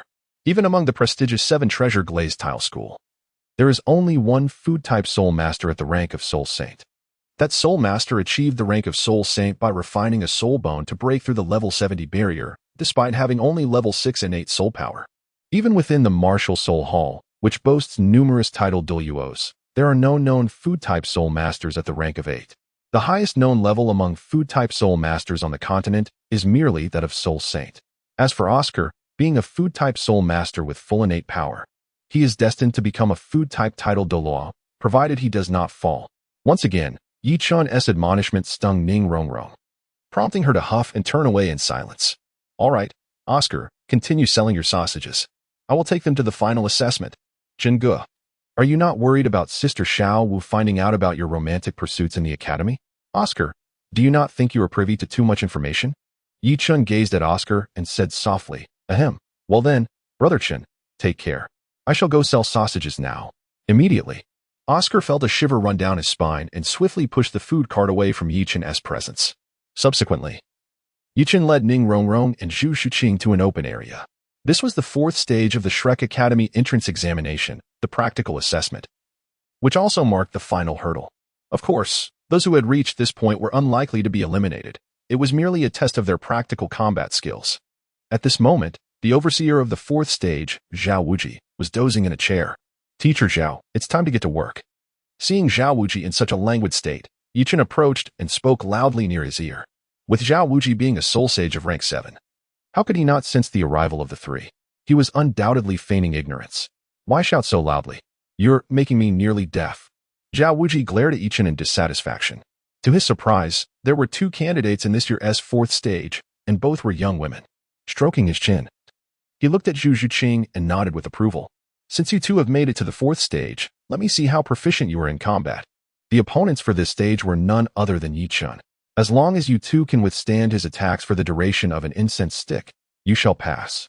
Zhao Wuji pointed at Yi Chun while addressing Ning Rongrong and Zhu Shuqing. Teacher Zhao, don't say it's just them. Even if you brought 10 of them, they wouldn't be able to defeat me. Are you intentionally making things difficult for them? Yi Chun rolled his eyes. 2 powerful soul masters, one of whom was a mere support with no strength to bind a chicken. How could they possibly be his opponents, even without using soul skills? Yi Chun could easily overpower both with his formidable physical prowess. Don't underestimate people. Zhu Qing, let us show him what we are made of. Hearing Yi Chun's claim that even 10 of them could not defeat him, Ning Rongrong felt belittled, thinking, this is something an uncle can endure, but an aunt cannot. In response, Zhu Shuqing nodded in agreement. Fine, but don't cry later. I'll give you time to devise a strategy. Devise a strategy? What nonsense. Just buff up and rush into attack. Zhu Qing, I will amplify your strength and speed. We must show him what we're capable of. Ning Rongrong said fiercely to Zhu Shuqing. All right. Zhu Shuqing nodded, feeling that Yi Chun was indeed a bit arrogant. Are you ready? Ready. Then. Zhao Wuji lit a stick of incense. Excellent, Yi Chun, martial soul, pure bamboo staff, level 48 control system soul master. As he spoke, Yi Chun summoned the pure bamboo staff, and his 2 yellow and 2 purple soul rings glimmered. Level 48 soul master? Ning Rongrong and Zhu Shuqing were immediately struck dumb, receiving a devastating blow. Yi Chun was the same age as them. Yet how could his soul power level be so high? This was absurd. Chapter 58. I didn't mean it. No wonder Yi Chun had previously stated that even 10 of them combined could not defeat him. Indeed, logically speaking, even if there were 5 level 27 agility type soul masters, they would still be unable to contend with the 4-ringed soul master, let alone the fact that Yi Chun was not a novice soul master. As for support, the difference between 5 supports and 1 is negligible, as the amplification effects do not stack but only take the highest value. Oh no, Shuqing, it seems we cannot win. Realizing Yi Chun's soul power level, Ning Rongrong whispered to Zhu Shuqing. Rongrong, even if we fail, we must not give up. Zhu Shuqing declared resolutely, throughout her life. She believed in effort above all, with no room for surrender. Yes, Shuqing, you are right. Ning Rongrong nodded earnestly. However, Ning Rongrong was determined that if she failed the assessment, she would return home to inform her beloved grandfathers, who would then teach Yi Chun a lesson and show him what for. Ghostly Spirit Cat, embody. First soul skill, Ghostly Lunge. In an instant, Zhu Shuqing's martial soul manifested, and she launched her first soul skill towards Yichun. As an agility-type soul master, she excelled in close combat, unlike control-type soul masters. Zhu Shiqing intended to exploit her strengths against his weaknesses. The 7 treasure glaze tile appeared in Ning Rongrong's hand, and she activated her 2 yellow soul rings, preparing to amplify Zhu Shiqing's attributes. Second soul skill, Empowerment. Just as Ning Rongrong's martial soul appeared to boost Zhu Shiqing, Yichun activated his second soul skill. The second soul ring flickered slightly, and a white, jade-colored bamboo staff phantom swiftly shot out from Yichun, descending upon Ning Rongrong's head with a resounding thwack. Bang! Although Yichun's soul skill was not particularly strong in physical attack, it was all relative. As a weak support, Ning Rongrong's soul power level was low. And being a delicate young lady, her physical resilience was quite ordinary. The blow rendered her dazed, interrupting her incantation for the amplification soul skill. Indeed, the impact left a slight bump on her forehead, indicating she had been struck. Of course, the control effect of empowerment was to halt thought processes. Whether Ning Rongrong was dazed or not was of little consequence, especially since she could not perceive pain at that moment. With Ning Rongrong incapacitated, Zhu Shiqing, the agility-type soul master, had already reached Yichun. Yichun had no intention of directly eliminating Zhu Shiqing. That would take the fun out of it. As her sharp claws swiped at him, Yichun raised his bamboo staff to block the attack. The crisp sound of the impact echoed as the cat's claws collided with the pure bamboo staff. While it was true that control-type soul masters generally lacked close combat capabilities, Yichun's training in the body refinement technique had endowed him with physical strength far surpassing that of his peers, making him quite competent in close quarters. However, dealing with an agility-type second-ring soul master was still a pleasant challenge. Second soul skill, Ghostly 100 Claws. In an instant, Zhu Shiqing's claws transformed into a flurry of shadowy strikes aimed at Yichun. TSK, such speed. One could live a lifetime without seeing anything like it. Though Yichun's mental acuity allowed him to keep pace with the barrage of claw strikes, his physical reflexes could not match the speed. Fortunately, while the Ghostly 100 Claws had a high attack frequency, its individual strike power was not particularly formidable, even with its piercing effects. Yichun's robust physique and protective soul power sustained him well. However, his clothing did not share the same resilience. In a matter of moments, Yichun's shirt was shredded into tatters. Big Cat, your attack power is lacking. Squinting with a smile, Yichun addressed Zhu Shiqing. Although he appeared somewhat disheveled, he had sustained no actual damage. How infuriating. Seeing her soul skill fail to breach Yichun's defenses, Zhu Shiqing gritted her teeth. As an agility-type soul master, her greatest frustration was insufficient offensive power. If she could not inflict damage on her opponent, no matter how flashy her soul skills were, they were utterly futile. Nevertheless, Zhu Shiqing was not one to surrender easily. Even though her attacks could not harm Yichun, and her 2 soul skills were now on cooldown, she remained undeterred. Observing the determination in the big cat's eyes, Yichun nodded in satisfaction. Although Zhu Shiqing's talent was considered the weakest among the Shrek 7 monsters in the original story, her effort surpassed even that of Tang San. After some contemplation, Yichun withdrew the pure bamboo staff and began to engage Zhu Shiqing in a melee combat. Yes, this melee refers simply to unarmed combat. He was still clothed, so there is no need for misunderstandings.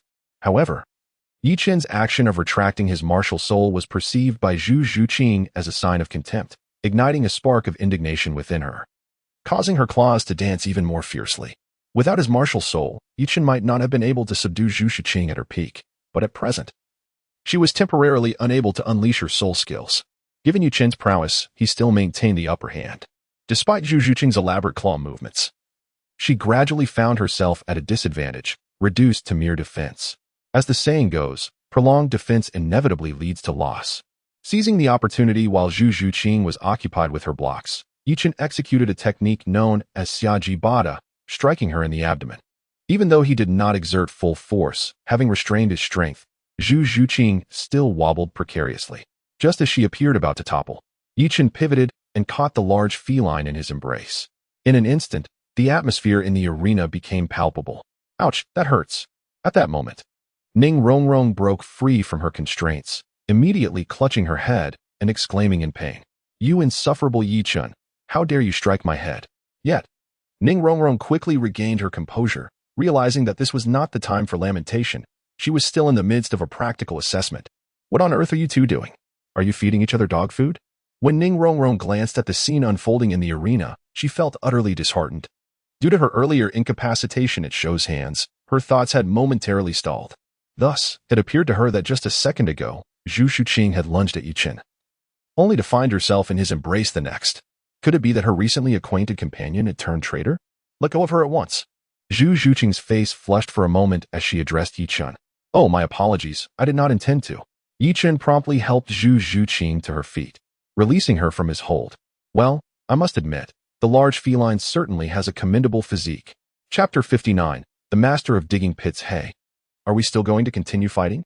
Ning Rongrong observed Yichen, who had retracted his martial soul, and inquired. Teacher Xiao, I believe their abilities are quite impressive. Perhaps we should allow them to pass.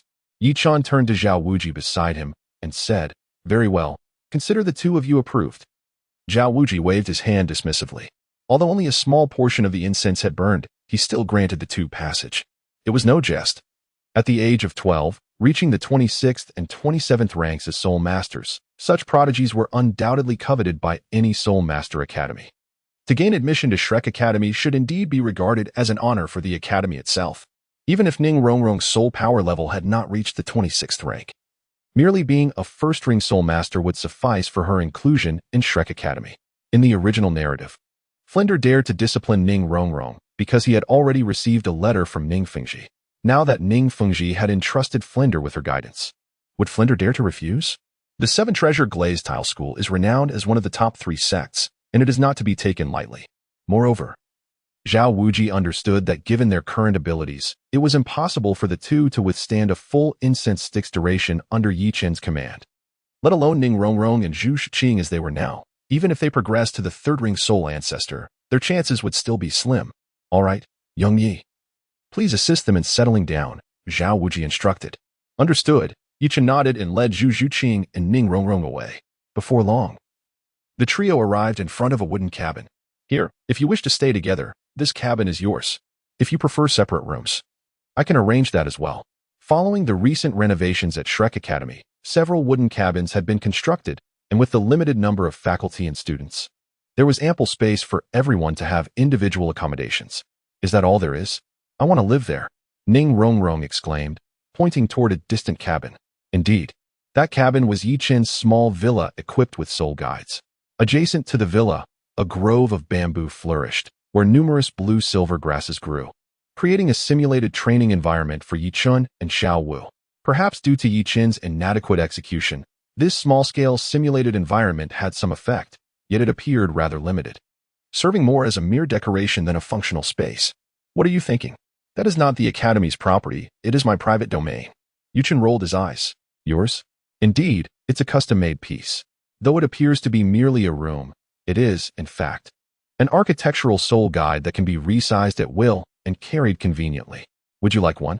However, it does not come cheaply. Architectural soul guide. Name your price. I shall take it, Ning Rongrong declared with an air of affluence. Come now, as the young lady of the Seven Treasure Glazed Tile School. With a father who is a wealthy magnate, do you think I lack gold soul coins? Very well, considering our camaraderie as classmates, I shall part with it for you. For a mere 200,000 gold soul coins, you shall possess it. Yichen, unwilling to incur a loss, had simply doubled the cost. Were it not for the fact that Ning Rongrong would be his companion in the future, he would have been reluctant to sell it at all. 200,000 gold soul coins? Why don't you go rob a bank instead? Ning Rongrong's eyes widened in disbelief as she gazed at Yichen in shock. This time, her visit to Shrek Academy was a hasty escape from home, and given her youth, Ning Fengzheng could not possibly provide her with an excess of gold soul coins.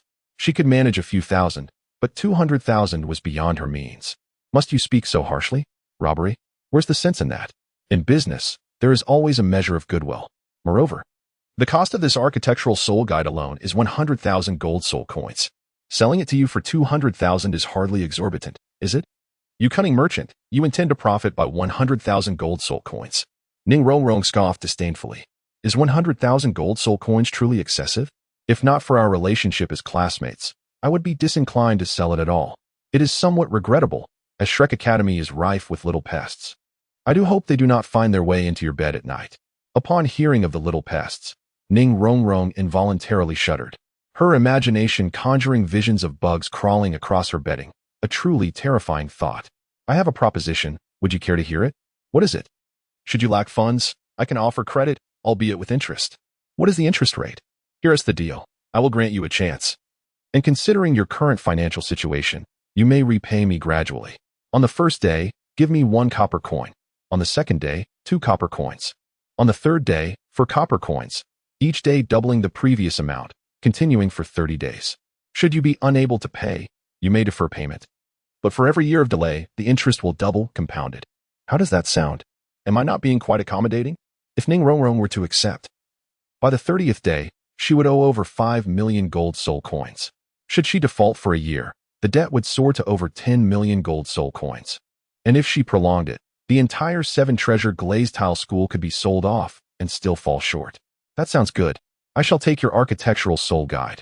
Upon hearing that the first day's payment was merely 1 copper coin, with subsequent payments merely doubling, Ning Rongrong, not particularly adept in mathematics, was immediately elated. Beside her, Zhu Zhuqing sensed something amiss but could not articulate her concerns, thus remained silent. Let us proceed to draft an IOU. Otherwise, what shall we do if you default?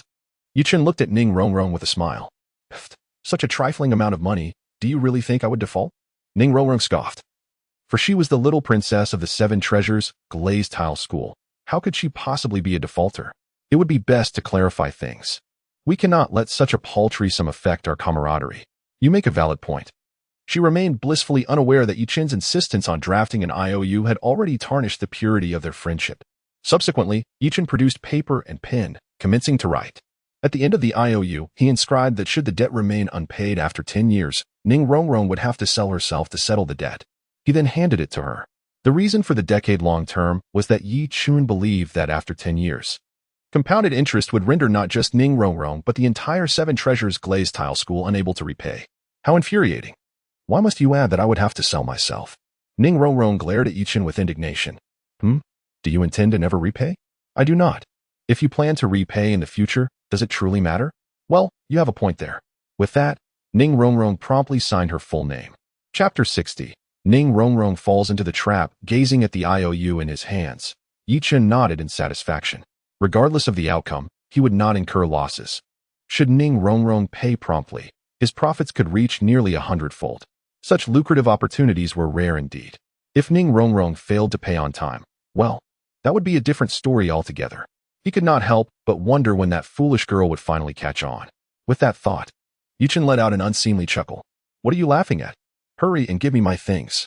Observing Yi Chun's foolish grin, Ning Rongrong frowned, clearly displeased. All right. I'm on it. By the way, what color do you want? Can I really choose a color? Indeed, my services are quite considerate. Since the soul-guided villas available in the system marketplace could be any color, Yi Chun was more than willing to accommodate. Then I want it in rainbow colors. Ning Rongrong, whose martial spirit was the 7 treasures glazed pagoda, had a particular fondness for the 7 hues of the rainbow. Here you go. Immediately, Yi Chun spent 100,000 gold soul coins in the system marketplace to purchase a soul-guided villa. As Ning Rongrong stared at the villa, resembling a model, she was momentarily bewildered. How does one even use this? First, you must refine it with soul power, then choose an empty plot of land. Infuse it with some soul power, and it will expand on its own. Afterward, Ning Rongrong surveyed her surroundings and placed her rainbow-colored soul-guided villa not far from Yi Chun's home. All right, I've given you the item. As a gesture of our friendship. You need not pay me today. Let's settle from tomorrow onwards. Don't forget. Oh, and over there is the cafeteria of the academy, unless you plan to cook. You can eat there. Meals are available 3 times a day. Yi Chun gestured towards the direction of the cafeteria. Go on, go on. Do not disturb me while I explore my own abode. Ning Rongrong waved her hand, indicating that Yi Chun could take his leave. You little minx. Should you fail to pay up in the future, you shall see what consequences await you, she thought to herself, feeling a twinge of disdain. Zhuqing. Shall we proceed to explore inside? With that, Ning Rongrong took Zhuqing's hand and entered the quaint villa. Subsequently, Yi Chun returned to his own small villa. Brother, how have you managed to acquire yet another house? Upon spotting Yi Chun, Xiao Wu pointed towards the colorful villa in the distance and inquired. I sold it. Sold it?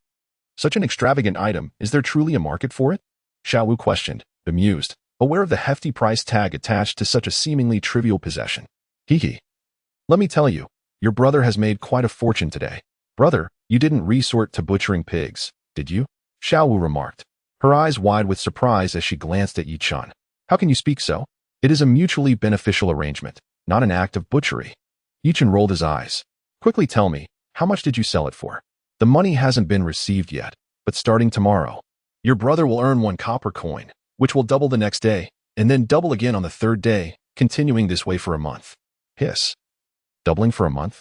That could amount to over 10 million gold soul coins. After a brief calculation, Xiao Wu's eyes widened. Previously, she had little understanding of mathematics. But after Yi Chen's guidance, she had developed into a well-rounded student excelling in various fields. The seemingly trivial amount on the first day could grow into an enormous figure over time. Never mind, the buyer is wealthy. Although Ning Rongrong may not have 10 million gold soul coins, her father, Ning Fengji, certainly does. Besides, if the payment is delayed, selling oneself is also an option.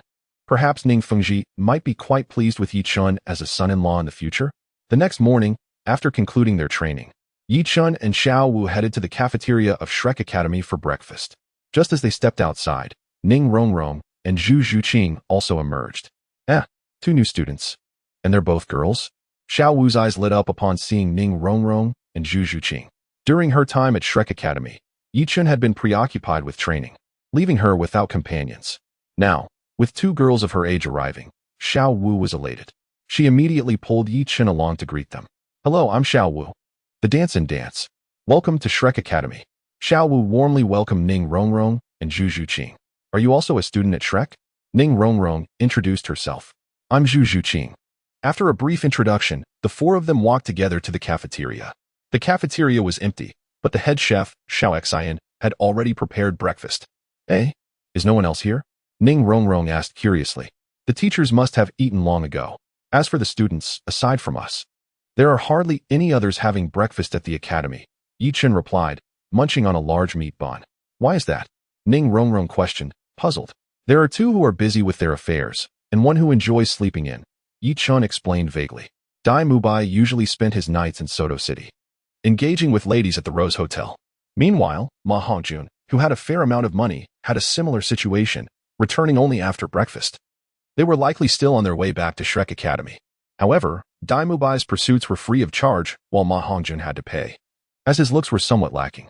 As for Oscar, he produced his own sausages and likely remained asleep, rarely coming to the cafeteria for breakfast. Busy with affairs? What does that mean? Zhu Zhuqing furrowed her brow. It means they don't stay overnight at the academy. They're out seeking women. Xiao Wu interjected before Yi Chun could respond. Dai Mubai is looking for women outside. Zhu Zhuqing's expression gradually darkened. Zhuqing, do you know Dai Mubai? Xiao Wu asked. I'm telling you, Dai Mubai is not a good person. I've been at the academy for over a year, and he spends nearly every day outside looking for women. I heard he recently got involved with a pair of twins. Zhuqing, what's wrong? Xiao Wu noticed Zhu Zhuqing's face turning pale. It's nothing, Zhu Zhuqing replied, feeling a deep bitterness within. It suddenly made sense why Yi Chun had been reluctant to discuss Dai Mubai when he learned she was looking for him. She had initially thought Dai Mubai, having left her behind, would strive for success and defy fate at Shrek Academy. Little did she know, he was indulging himself in revelry in Soto City every night. Reflecting on the older Davis and his sister Zhu Zhuyun, Zhu Zhuqing felt a wave of despair wash over her. Chapter 61. The heartbroken big cat. In terms of talent and resources, Zhu Zhuqing could not compete with Ning Rongrong, and she was also slightly younger. However, her soul power level exceeded Ning Rongrong's by 1 rank, a testament to her relentless training over the years. Yet now, Zhu Zhuqing realized that despite her efforts and struggles, what did it matter?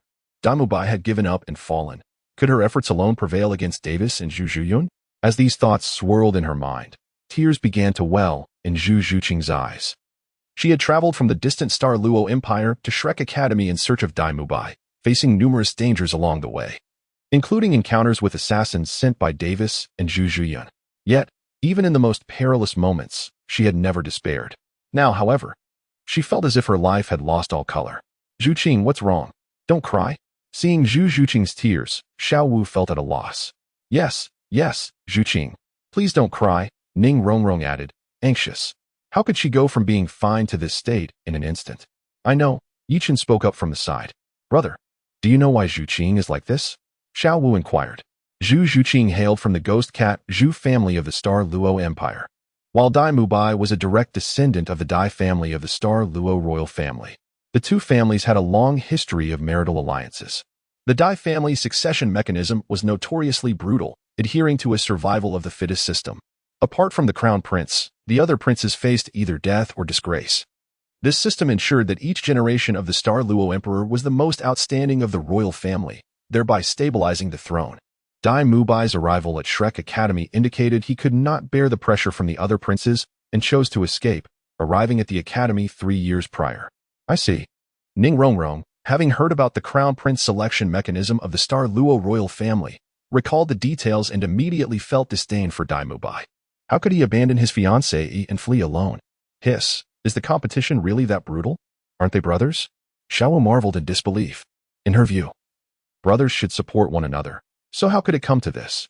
Even ordinary brothers could fall out over unequal inheritance, let alone the royal throne of the Stardo Empire. What was so precious about a mere throne? Shiau Wu, we may not cherish it because of our talents. But for others, it is entirely different. Even if you choose not to compete, others will find ways to do so. There is no such thing as retreating to a broader horizon. Yuqin cast an exasperated glance at his naive little bunny.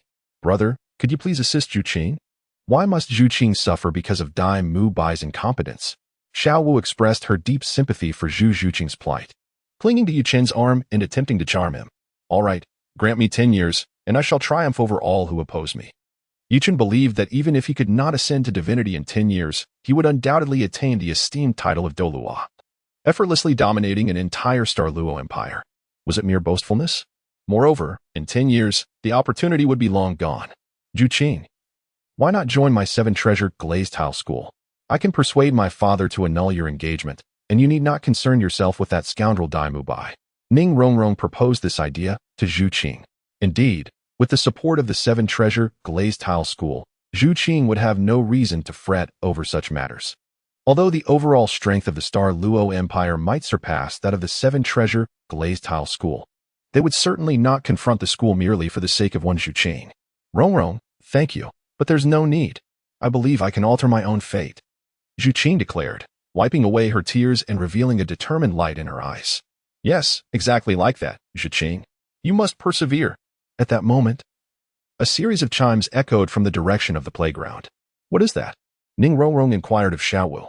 That's the bell calling the students together. Let us finish our meal quickly and head over. The four swiftly concluded their breakfast and made their way toward the playground. When Yuqin arrived at the large playground, Oscar was already there, chewing on a sausage he had crafted himself. Shortly thereafter, Dai Mubai and Ma Hongjun returned together. However, a vivid strawberry mark adorned Dai Mubai's neck, evidently a remnant from a playful night, overlooked in the morning. While Dai Mubai remained oblivious, the others noticed immediately. Upon seeing the mark, Yuqin's expression darkened instantly. Yuqin, do not be disheartened. Such scum is unworthy of your sorrow. Ning Rongrong, aware of Yuqin's distress, immediately reassured her. Hey, Mubai, you have a strawberry mark on your neck. Oscar pointed at Dai Mubai's neck. Shiau, you understand nothing. This is a testament to true manhood. Dai Mubai, with an air of pride, could hardly admit he had just emerged from the red ocean of the Rose Hotel. Ah, 2 new female students have arrived at the academy? At this moment, Dai Mubai noticed the newcomers, Ning Rongrong and Yuqin. Suddenly, his expression shifted, sensing an unusual reaction from his white tiger martial soul, the source of which was Yuqin. Who are you? Dai Mubai asked Yuqin. Though they were betrothed, there was no emotional foundation between them, after all. When Dai Mubai fled to Shrek Academy, he was only 12, while Yuqin was merely 9. Given Yuqin's rapid development over the years, Dai Mubai failed to recognize her, nor did he expect his fiancée from the Stardo Empire to seek him out at Shrek Academy. Scum, step aside. Shiau Wu rebuked him immediately. As a girl, she was inherently emotional, and given her understanding of Dai Mubai's actions, she naturally held deep disdain for him. Being reprimanded by Shiau Wu, fury ignited in Dai Mubai's eyes as he angrily pointed at her, yet he refrained from making threats. Aware that both Yuqin and Shiau Wu were stronger than he. What are you pointing at? Keep it up, and I'll take you down a notch. Yuqin cast a disapproving glance at Dai Mubai. Humph. Dai Mubai suppressed the anger simmering within him, letting out a cold snort as he turned his head away. Oscar and Ma Hongjun exchanged glances. Despite Dai Mubai's usual bravado, it was evident that he would be at a disadvantage when facing Yuqin. Chapter 62. The true support at that moment, Flander approached. He surveyed Ning Rongrong and Zhu Zhuqing with his 4 eyes before addressing the crowd. Excellent. This year, our academy has welcomed 2 more exceptional talents. I, Flander, the headmaster of Shrek Academy, extend a warm welcome to you both. Shortly, each of you is to submit 100 gold coins to Teacher Li, who oversees our finances. Wait a moment. Yichen spoke. Do you have something to discuss? Flander adjusted his glasses. Dean Flander, we had an agreement. Both Xiao Wu and I were granted admission free of charge. Yichen spoke earnestly. Flander. Ahem. Well, as for you and Xiao Wu, let's leave that aside. In fact, due to the circumstances of the black market dealings, Flander is not particularly in need of these few gold soul coins. It is merely a matter of adhering to tradition. Well, thank you, Dean Flander. Yichen nodded in satisfaction. Although he did not particularly need the gold soul coins, it was a matter of principle. They had made a prior agreement, and he valued trustworthiness. Director, considering that Brother Chen and Sister Xiao Wu are exempt from tuition, might you grant me the same favor? Oscar, who had little money in his pocket, was the first to respond, and Ma Hongjun was also eager, as 100 gold soul coins could attract quite a few charming ladies. Oscar, discuss this with me again once you advance to the Soul Sovereign level. Flander shot a disapproving glance at Oscar. While Shrek Academy was not in dire need of that 100 gold soul coins, Flander's notoriously frugal nature had not changed in the slightest. What was due must be paid in full. All right, Xiao Wu. Please explain the Academy's rules to Ning Rongrong and Zhu Shiqing later. For now, aside from Oscar and Ning Rongrong, you all may return to rest. We have evening classes to attend. With that, Flander waved his hand. Upon hearing this, Ma Hongjun and Dai Mubai departed, having exerted themselves the previous night. They needed to conserve their energy during the day to be invigorated for the evening. However, Yi Chun, Xiao Wu, and Zhu Zhuqing chose to remain. Yi Chun was in no hurry to depart. As long as Yi Chun remained, Xiao Wu did not leave either, observing the 2 girls still present in the academy. Zhu Zhuqing decided to stay and see what Flander was up to, noticing that Yi Chun and the others did not leave. Flander paid them no mind and began lecturing Oscar and Ning Rongrong. You both are support-type soul masters. One of you enhances attributes, while the other possesses a food-type martial soul. Soul masters like you, whether on the battlefield or in everyday life, require the protection of companions. Otherwise, survival becomes exceedingly difficult. Can anyone explain how a support-type soul master can better ensure their safety on the battlefield? I know. Before the 2 support types could respond, Yichen interjected. Oh? Pray tell, what do you have to say? Flander, intrigued, leaned in to hear Yichen's insights. Low-tier support typically hides behind powerful teammates or learns to flee. Low-tier support? So, there is a distinction of high tier as well? Flander pondered, confused as to why support types would be categorized as such. Indeed. High-tier support is characterized by charging forward to assist teammates in vanquishing all adversaries. That is the essence of true support. Yichen spoke earnestly. It is likely that in the Douluo Continent, most soul masters perceive auxiliary soul masters as weaklings who merely whine. However, Yichen understood that during group battles, the auxiliary role could sometimes be the most formidable. Capable of both dealing damage and providing support, as well as healing, they are incredibly powerful. Of course, high-level auxiliary soul masters are not something just anyone can become. Similarly, in the Douluo Continent, certain prerequisites must be met. Cough, cough, Yichen. Do you harbor some misconceptions about auxiliaries? Flander was caught off guard, and even the others nearby cast him strange glances. This assertion is erroneous. Who says that auxiliary soul masters cannot rival battle soul masters? Oh, you claim that auxiliary soul masters can surpass battle soul masters? Pray, do enlighten us. Flander was curious to hear how Yi Chun intended to elevate an auxiliary to be more powerful than a battle soul master. Oscar had an inkling, as Yi Chun had mentioned it to him before. However, Ning Rongrong, also an auxiliary, and one who could be described as having no strength to crush a chicken, looked at Yi Chun with sparkling eyes. Every auxiliary possesses a heart that longs for output, and Ning Rongrong was no exception. One could compensate for a lack of strength through soul bones. If one could gather an entire set of 100,000-year soul bones, one could wield 12 techniques akin to 100,000-year soul skills. In such a case, their combat power would undoubtedly surpass that of battle soul masters of the same rank. Even without 100,000-year soul bones, assembling a complete set of 10,000-year soul bones would suffice, possessing 6 10,000-year soul techniques, supplemented by their own auxiliary soul skills and the enhancements from soul bones. Their strength would generally exceed that of battle soul masters of equivalent rank. Flinder was at a loss for words. He had expected Yi Chun to offer some brilliant strategy, but was disappointed to find it was just this. Who does not know that soul bones come with soul techniques? Yet, soul bones are rare treasures. Are they so easily obtained? Flinder, do not look at me like that. I bet that Oscar and Ning Rongrong will undoubtedly possess combat strength that rivals battle soul masters of their level in the future. Is that truly the case? Flinder was somewhat surprised. It is indeed true. Ordinary people cannot acquire soul bones, but can Ning Rongrong not? While the 7-treasure glazed tile school may not be able to procure 100,000-year soul bones, obtaining 10,000-year soul bones is still feasible. As for Oscar, there exists a soul beast known as the Mirror Shadow Beast, whose innate soul skill is replication. After Oscar acquires such a soul ring, he should be able to replicate sausages. Then, he could find a powerful genius of the same rank, even if the effect of the replicated soul skill is diminished. Oscar's combat power would still be formidable. Unlike soul rings, which vanish upon a soul master's death, soul bones can be inherited. The 7-treasure glazed tile school has a long-standing tradition. Even if each generation acquires few new soul bones, they accumulate over time, resulting in a considerable collection within the sect. As the young lady of the 7-treasure glazed tile school, Ning Rongrong is undoubtedly qualified to obtain soul bones. Perhaps Ning Fengji had already prepared some for her once she awakened her martial soul. However, due to her young age and the numerous examples of fatalities associated with soul bone refinement, she has yet to undergo the process. Flinder raised an eyebrow. According to Yi Chen's assertion, it appears that Oscar and Ning Rongrong may indeed develop impressive combat prowess. Chapter 63. Flinder's Plan. Wait, I almost fell into this boy's trap. Flinder's purpose in lecturing Oscar and Ning Rongrong was not genuinely to inquire about their views on auxiliary roles. Previously, Flinder had received a letter from Ning Fengji, requesting him to provide guidance to Ning Rongrong. After contemplating for a long time upon receiving Ning Fengji's commission, Flinder finally devised a strategy and was now following the original script. He could not allow Yi Chun to interfere. All right, we will discuss these matters later. Yi Chun made a valid point earlier. An auxiliary soul master must learn to flee when necessary. Your lesson today will consist of physical training. From this moment onward, run 20 laps around the entire village.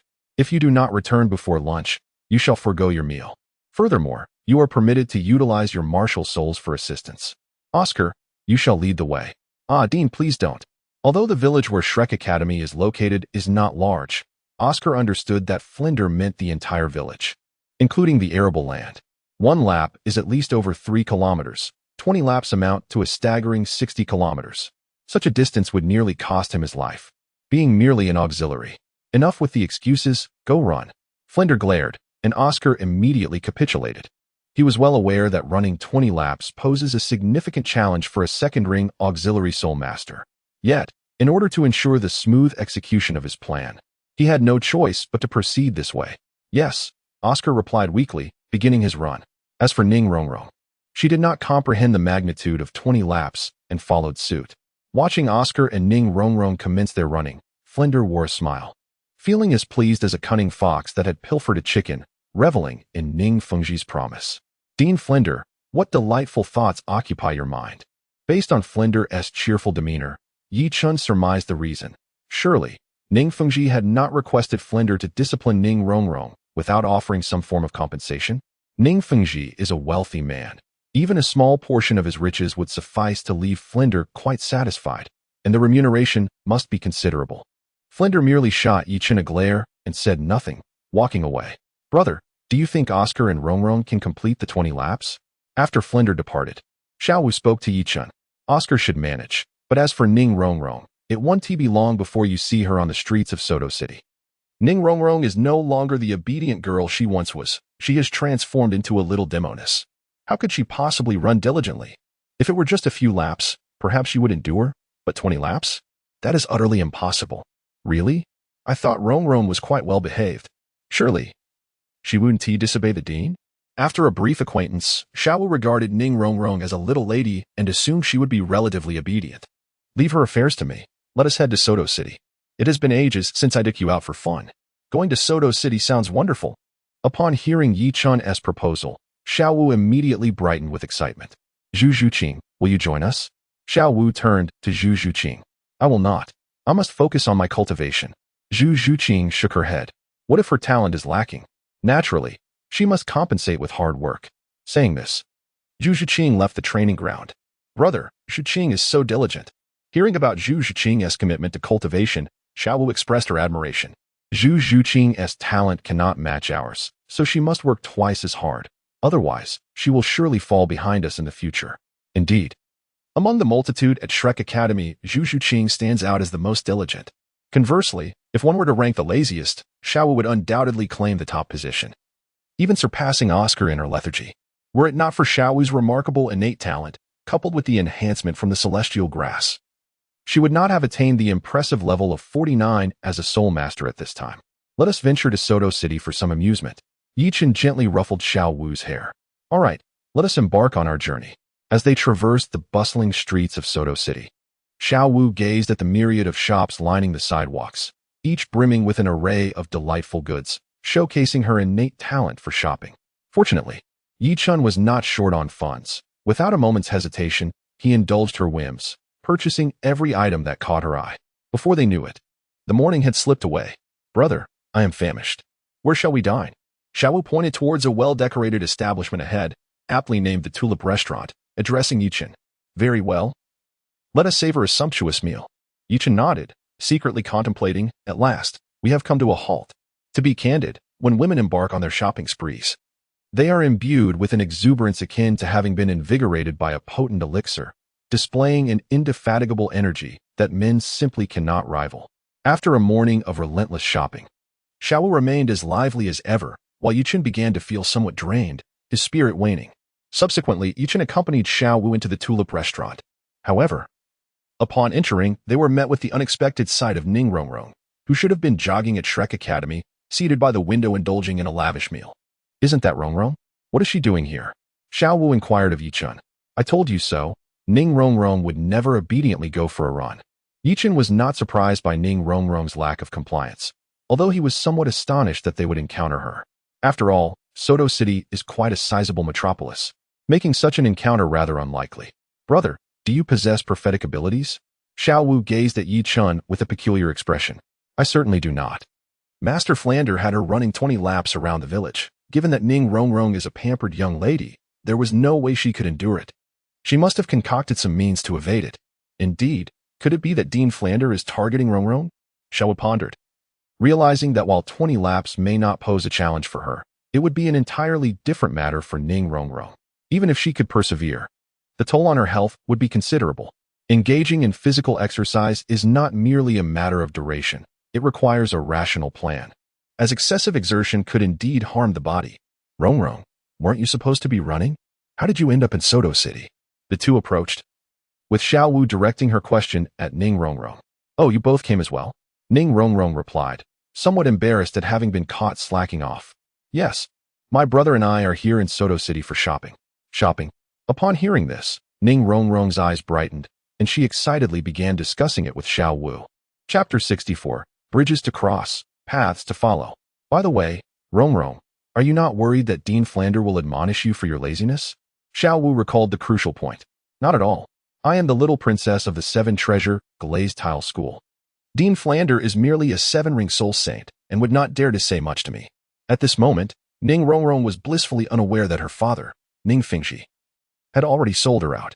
Had Ning Fingji not given prior notice, the Flander from the original story would have indeed refrained from reprimanding Ning Rongrong. The 7-treasure glazed tile school is not an entity to be trifled with by Shrek Academy, should this little lady return home to lodge a complaint. Flander would find himself in dire straits. It was only due to Ning Fingji's commission that Flander possessed the audacity to discipline Ning Rongrong. After lunch, with Ning Rongrong joining them, Xiao Wu's enthusiasm for shopping was greatly enhanced. For the entire afternoon, the beleaguered Yichen was on the verge of exhaustion. By evening, after indulging in their shopping spree, Xiao Wu and Ning Rongrong finally ceased their wanderings and returned to Shrek Academy. Oddly enough, upon halting their shopping, Yichen felt as though he had been rejuvenated. As night fell, everyone gathered on the Academy's playground. Shortly thereafter, Dean Flander arrived. After surveying the scene, he cast a discontented glance at Yichen and Xiao Wu before shifting his focus to Oscar and Ning Rongrong. Oscar, have you completed your 20 laps? Flander's piercing gaze fixed upon Oscar. Dean, I have finished, Oscar declared loudly. Humph, I was inquiring about all of you, not just you. Observing Flanders' displeased expression, Oscar turned to Ning Rongrong, who was also looking at him, her beautiful eyes seemingly pleading innocence. Yes, we have all completed it. Oscar gritted his teeth, speaking with earnestness. At this, Flander revealed a sinister smile. Excellent, Oscar. I did not anticipate you to be so altruistic. Step forward. Flander gestured to the spot before him. A wry smile crossed Oscar's face as he walked up to stand before Flander. Your spirit of camaraderie is commendable. Therefore, you shall run an additional 20 laps. And I shall observe the depth of your altruism. If you do not finish, you shall forfeit your meal. I have sealed your soul power. Do not attempt to break free. Go. Flander raised his right hand and lightly patted Oscar's shoulder, sealing his soul power.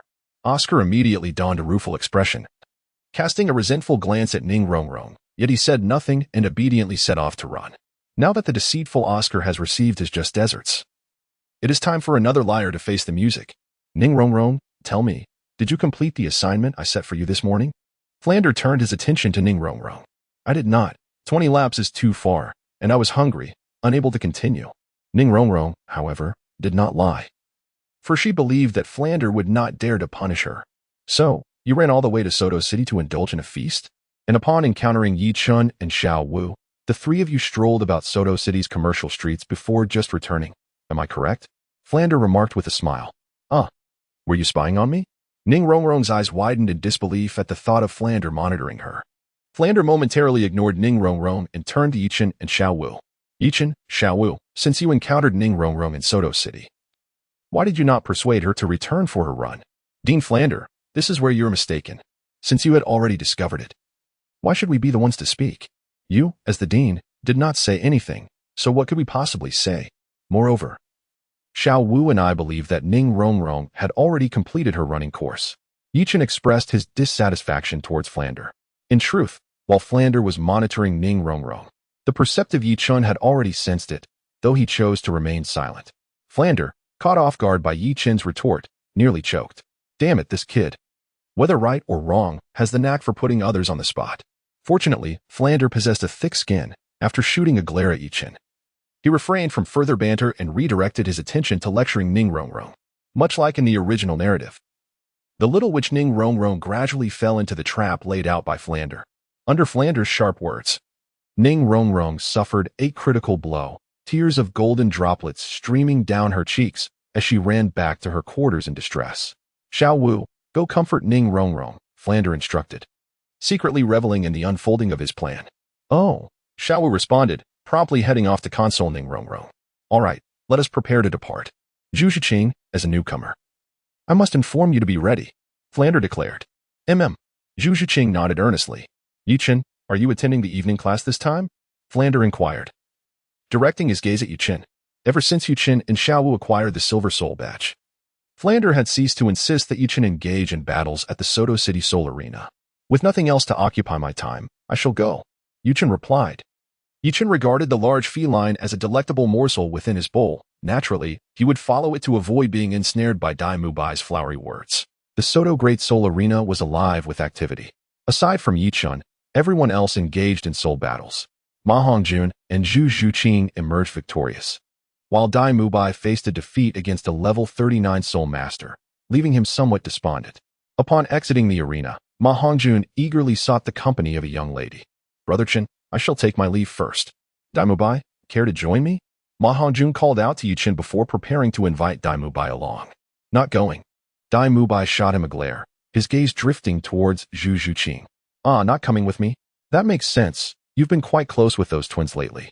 So of course, you wouldn't need me. Ma Hongjun, momentarily slow on the uptake, suddenly grasped the situation. Just go away. If you want to go by yourself. Dai Mubai waved his hand impatiently, signaling Ma Hongjun to depart promptly. Dai Mubai, this is where you are in the wrong. We are classmates. How can you say go away? Yichen stood on the moral high ground, embodying the spirit of harmony and friendship among peers. You. Dai Mubai felt his temper flare in response to Yichen's pointed remarks, but dared not retaliate. Brother Chen truly lives up to his reputation. Observing Dai Mubai's embarrassment, Ma Hongjun secretly reveled in his triumph. What about you? Feeling mischievous again? What are you pretending for in front of Shiqing? Yichen disdainfully remarked. Dai Mubai, you have greatly disappointed me. From this moment forth, our paths shall diverge. At that moment, Zhu Zhiqing, who had remained silent until now, finally spoke. Her gaze toward Dai Mubai suddenly brimmed with disdain and scorn. After uttering her words, she turned and returned to the academy. Chapter 65, The Law of True Flavor? Non-existent. Infuriated, Dai Mubai could no longer contain his wrath. Although he had initially been taken aback upon encountering Zhu Zhiqing, upon learning her name and martial spirit, he swiftly realized that she was his fiancée from the distant Stardo Empire. Now, with Yuchen exposing the truth, how could he possibly endure Zhu Zhiqing's words? Oh, little brain axe, are you feeling mischievous again? Yuchen cast a mocking glance at Dai Mubai. Damn it, White Tiger, possess me. In an instant. The furious Dai Mubai activated his martial spirit and launched a punch toward Yuchen. In a display of remarkable agility, Yuchen raised his left arm and deftly seized Dai Mubai's incoming fist, following it up with a powerful strike known as Black Tiger Prowling the Heart, which landed squarely on Dai Mubai's chest, sending him flying. Dai Mubai, from now on, keep your distance from Zhu Qing, and stop dreaming of swans when you're just a toad. After delivering this warning, Yuchen turned and departed from the Grand Soul Arena. My word, what a scandal. Could it be that Brother Chen has taken a liking to Zhu Zhiqing? Exclaimed Ma Hongjun, his tongue clicking in astonishment at the revelation. Although he was unclear about the nature of the relationship between Zhu Zhiqing and Dai Mubai, he deduced from Zhu Zhiqing's earlier words that they were indeed acquainted, possibly suggesting that she was Dai Mubai's ex-girlfriend. But wait, Dai Mubai has been at the academy for 3 years, and I've never seen Zhu Zhiqing. Was she only 9 years old 3 years ago? Goodness, how could Dai Mubai even consider such a thing? The thought horrified Ma Hongjun. Dai Mubai's behavior was simply too outrageous. To change partners as frequently as one changes clothes was one thing, but to even entertain the notion of a 9-year-old girl was beyond comprehension. Resolving to distance himself from Dai Mubai, Ma Hongjun vowed to avoid any association that might cast him in a poor light. While he had his own vices, he was not so depraved as to sink to that level. The following morning, the members of Shrek Academy gathered on the playground. All right, everyone is here. Let's commence our second lesson. Flender glanced at Ning Rongrong before turning his attention to Oscar. In that moment, Yuchen felt an unsettling premonition. Surely they weren't going to make him consume Oscar's sausage? If Oscar had been a cute girl, even with the oddities of the sausage's incantation, Yuchen would have felt no moral qualms about indulging. However, Oscar was decidedly a rough fellow, which changed the entire dynamic. Furthermore, with the considerable disparity in soul power levels between them, Yuchen had no need for such assistance. Yuchen, would rather starve, perish outside, or leap from the rooftop than partake of Oscar's sausage. Yuchen resolutely made up his mind. The law of it smells good was non-existent. Today's lesson was quite simple. Oscar, you are the protagonist today. Apart from Oscar, each of you will consume the sausages crafted from Oscar's soul power. Flender said with a smile. Eat sausages made by Oscar? Dean, what kind of lesson is this? As soon as Shiau heard Flender's words, she could not help but exclaim. Such a peculiar item. Sister Shiau would never eat it. This is called adaptive training. I ask you, is life more important or face? This is also a test of your mindset. If you cannot even manage this, how will you survive in the world of soul masters in the future? To survive, one must resort to any means necessary. Don't say it's just eating a sausage. When faced with life-threatening situations, one must be prepared to consume even rats, cockroaches, or earthworms. Flender said with a serious expression. Dean, life is indeed more important than face. However, it's not as dire as you suggest. Storage soul tools can hold plenty of food, so there is no need to resort to eating rats or cockroaches. Shiau immediately retorted. Sister Shiau was not easily frightened. Joking aside, without food system soul masters, would she really starve to death? Ning Rongrong and Zhu Zhiqing, who had initially turned pale at the thought of eating rats and cockroaches, also regained their composure and looked dissatisfied at Flender. Shiau is right. Without food system soul masters, can't you just stockpile some provisions in the storage soul tool? The space in the storage soul tool may be limited, but for one person, it should be more than sufficient. Ahem. Well, Shiau, the sausages made by Oscar not only satiate hunger, but also possess special effects. Flender almost lost face after Shiau's rebuttal. The food crafted by food system soul masters is less effective than the enhancements from support system soul masters. Given the considerable level difference between Oscar and myself, the effects would be diminished, so I refuse to eat. Shiau shook her head vigorously. Besides, Sister Shiau is the head of Shrek Academy. Consuming Oscar's bizarre sausages would undermine her authority. Despite Oscar's usually serious demeanor, he is, in fact, Somewhat of a quirky character. Yichen, what do you say? Unable to persuade Xiao Wu, Flinder turned to Yichen. Dean, while Oscar's soul power sausages are indeed effective, if Xiao Wu does not wish to eat them, then let it be. Yichen had no intention of eating from the start. And now that Xiao Wu had rejected it first, he naturally seized the opportunity to further dissuade Flinder from insisting they consume the sausages. Flinder was left speechless. He had initially hoped Yichen would persuade Xiao Wu, but to his surprise, Yichen mirrored Xiao Wu's resistance to Oscar's sausages. Am I getting old and out of touch? Do the younger generation not appreciate the value of an excellent food system soul master anymore? Flinder mused silently. In Flinder's view, although Oscar's incantations were peculiar, their effects were undeniably effective. If he had such an outstanding food system soul master as a teammate, he would be overjoyed, not complaining at all. Dean, both Chingu and Sister Xiao Wu are correct. I think it's best we skip Oscar's sausages. Xiao Ao's thoughts seem rather unhealthy, and it feels quite awkward. Observing Flinder's silence, Ma Hongjun cautiously spoke. How dare you say my thoughts are unhealthy? Oscar inwardly cursed. Who could match Ma Hongjun when it came to being lewd? Little fatty. You are quite bold. Flinder shot a glare at Ma Hongjun, reproaching him for learning the wrong things. Dean, I believe this matter should be approached with caution. The two new students have only just arrived at the academy and are unfamiliar with Oscar. Their resistance is understandable. Perhaps once they become accustomed to him, they will not resist. After some thought, Yichen decided to provide Flinder with an easy way out to spare him from embarrassment. Upon hearing this, Ning Rongrong and Zhu Zhuqing secretly nodded in agreement. Even Ma Hongjun and Dai Mubai concurred, while Xiao Wu began to cheer excitedly. Thus, Flinder's plan was declared a failure. Apart from Oscar himself, no one was willing to eat the sausages, rendering today's lesson impossible to continue.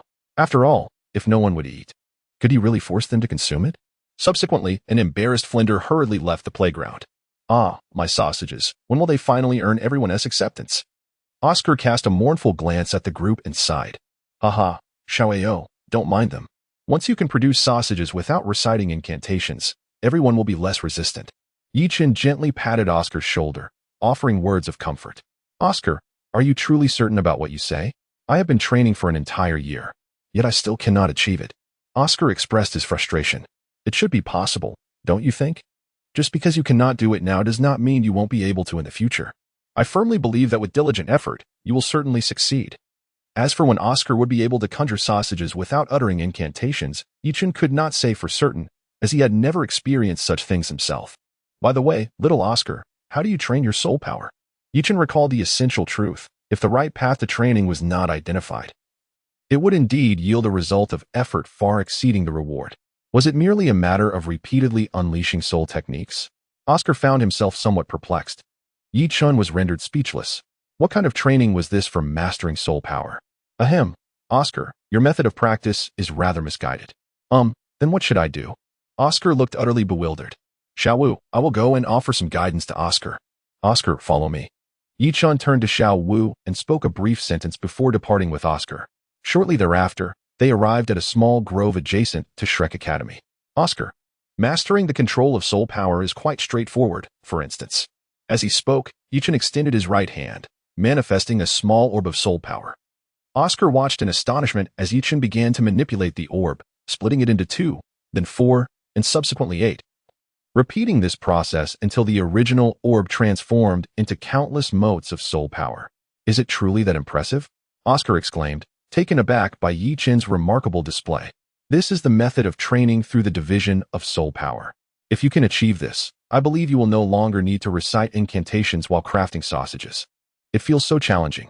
Is there a simpler method? Well, Oscar, there are no shortcuts in cultivation, but other training techniques do exist. Let me show you. Yichen then approached a large tree. With his hands behind his back, he effortlessly ascended to the treetop, suspending himself upside down from a branch. Brother Chun, how are you accomplishing this? Oscar's eyes widened in disbelief. I apply my soul power to the soles of my feet, firmly adhering to the trunk. With ample practice, it becomes quite manageable. Additionally, one can also train by walking on water. Keep at it, Oscar. I have faith in your abilities. Yichen leaped down and landed steadily on the ground, then patted Oscar on the shoulder. In his previous life, Yichen had indulged in numerous anime and novels, so he possessed a vivid imagination. Oscar nodded eagerly, unable to contain his excitement as he began to experiment. Unfortunately, while placing one foot on the surface posed no issue. The moment he placed his other foot down, he lost his balance and landed squarely on his rear. Ouch. Brother Chin, this method is flawed.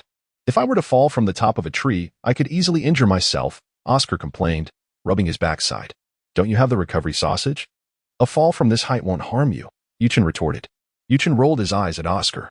In truth, conducting tree climbing training could indeed involve placing soft mats at the base of the tree to prevent injuries. However, if soft mats were utilized, the efficacy would diminish. For it is only through the pain of falling that one realizes the importance of avoiding mistakes, thus enhancing the training experience. Very well, entertain yourself. I shall take my leave. Having imparted the method to Oscar, Yichen did not linger and departed the grove. Upon returning to Shrek Academy, Yichen was on his way back to his room for training when he noticed Dai Mubai and Zhu Zhuqing embroiled in a heated argument on the playground. Dai Mubai, I have made it abundantly clear, from this moment forth, we part ways, with no ties between us, Zhu Zhuqing declared with evident disdain. Zhuqing, I acknowledge my past mistakes. Please forgive me, Dai Mubai pleaded. How can you still have the audacity to say such things? Your actions repulse me, Zhu Zhuqing retorted. Humph, Zhu Zhuqing. The engagement between the royal family and your Zhu family is not for you to decide. Seeing that gentle persuasion had failed, Dai Mubai opted for a more aggressive approach. And what of it? Death is merely the worst consequence, Zhu Zhuqing asserted resolutely. Well, what is this about life and death? At that moment, Yichen made his appearance. Yichen, this is a private matter between Zhuqing and me. It does not concern you, Dai Mubai said impatiently upon seeing Yichen.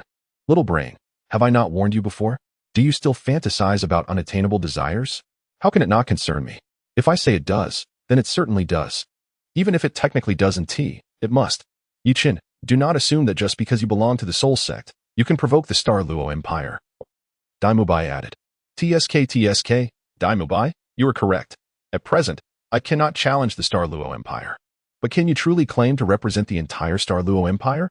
Indeed, I may not dare to provoke the Empire, but you? Even if there were 10 of you, you would not intimidate me. Yichen disdainfully addressed Dai Mubai. How foolish. Do not presume that I am unaware of your affections for Zhuqing. Let me enlighten you. Zhuqing is a citizen of the Stardo Empire in life and a specter of the same in death. Oblivious to the imminent peril. In a decade or so, who can ascertain the fate of the Stardo Empire? The original trajectory has already shifted, yet the overarching trend remains unchanged. If Yichen does not intervene, or lacks the capacity to do so, Bibi Dong will inevitably establish the Spirit Empire and instigate a war for continental unification. At that juncture, the Stardo Empire would surely meet its demise. The survival of the Stardo and Tiando empires in the original narrative was solely reliant upon the ascension of Tang San. Otherwise, how could they withstand the divine might of Qianren Xue and Bibi Dong? Chapter 67. A Hand of Cards Ruined Currently. Tang San has not apprenticed under Yu Shaojiang nor attended Shrek Academy, and in the future, Yichen will ensure he does not acquire the divine herb of the ice and fire Yin Yang Ai. Without the transformative power of the herb, it remains uncertain whether Tang San will attract the attention of the Sea God and the Shura God, thus becoming a candidate for divine inheritance. The Stardo Empire has stood firm on this continent for countless years. It cannot simply vanish into thin air. Dai Mubai utterly dismisses the notion that the Stardo Empire will cease to exist in a decade. If you choose not to believe, then by all means, take your leave to a more comfortable place. Do not linger here and become an eyesore. Continue your prattle, and I shall not hesitate to strike you. Yichen raised his fist, signaling Dai Mubai to take his leave. You hum. Dai Mubai scoffed and departed without hesitation. He understood that Yichen regarded him with disdain. Lingering any longer would surely result in a severe beating. After Dai Mubai left, Zhu Zhuqing cast a complex glance at Yichen, pondering the astonishing notion that he might harbor feelings for her. Would the Stardo Empire truly meet its demise in a decade or so? Reflecting on this, Zhu Zhuqing inquired, if the Stardo Empire were to vanish, would that not signify my liberation from fate? This was certainly a possibility. Perhaps within a mere decade, the Stardo Empire would indeed cease to exist. In the coming years, it would be the Spirit Hall. No, the Spirit Empire. That would take action, while within the next decade, it would be Yichen himself who would initiate the change. Yichen believed that in 10 years, he would be 22 years old. And with the assistance of his own son, he would undoubtedly have become a titled Douluo by then. Moreover, Yuchin's title Douluo status would not be of the ordinary kind. He would possess a complete set of red soul rings, along with 7 soul bones each exceeding 100,000 years in age. At this moment, Yuchin already owned the 100,000-year external soul bone known as the Creation Blue Lotus. Even if all his soul rings and the 6 other normal soul bones were at a 0 foundation, achieving the milestone of 100,000 years for all of them would merely require several billion gold soul coins. While several billion gold soul coins might seem substantial as a 4-ring soul sect, Yuchin could accumulate the equivalent of 2.5 small goals worth of gold soul coins each year from his son's filial piety. Over a decade, saving up several small goals would pose no challenge at all. Furthermore, as Yuchin continued to enhance his level, the efficiency of accumulating gold soul coins would only improve. With all soul rings in red and all soul bones exceeding 100,000 years, even if his soul power level were not particularly high, Yuchin believed he would be invincible across the world. Eradicating the Stardo Empire would be a trivial task. There would be no need for a massacre. Merely eliminating all title Douluo and soul Douluo from the Stardo Empire would suffice. And the Heaven Do Empire and the Spirit Hall would undoubtedly take advantage of the situation. While he mentioned a decade, Yuchin was being conservative. Accomplishing this in a few years was entirely plausible. Why? Zhu Zhiqing was somewhat puzzled as to why Yuchin was so certain. Yuqing, do you have any understanding of the Spirit Hall? Are you suggesting that the Spirit Hall will wage war against the Stardo Empire in the future? Why not? Surely not. The Spirit Hall is merely a soul master organization, not a nation. Do you think that, given the strength of the Spirit Hall, it would face any difficulty in establishing a nation? I'm not sure, but the 2 great empires would likely not agree. The Spirit Hall is already the strongest soul master organization on the continent. If it were to become an empire, it would be quite a situation. The Stardo and Heaven Do empires would definitely be the first to object. The 2 great empires? Zhuqing, do you know how many powerful individuals the Spirit Hall possesses? Before Zhu Zhiqing could respond, Yuchin continued, currently, the Spirit Hall has over 20 titled Douluo level experts. Have you heard of the Hall of Offerings in the Spirit City? Only those with a soul power level of 95 or above are eligible to become offerings, and there are currently as many as 7. The Spirit Hall has that many titled Douluo? Zhu Zhiqing's eyes widened. Titled Douluo are not commonplace. There are only about 20 openly acknowledged across the continent, indicating how deeply the Spirit Hall conceals its true strength. Do you think these 20-plus titled Douluo are the Spirit Hall's greatest trump card? Isn't that so?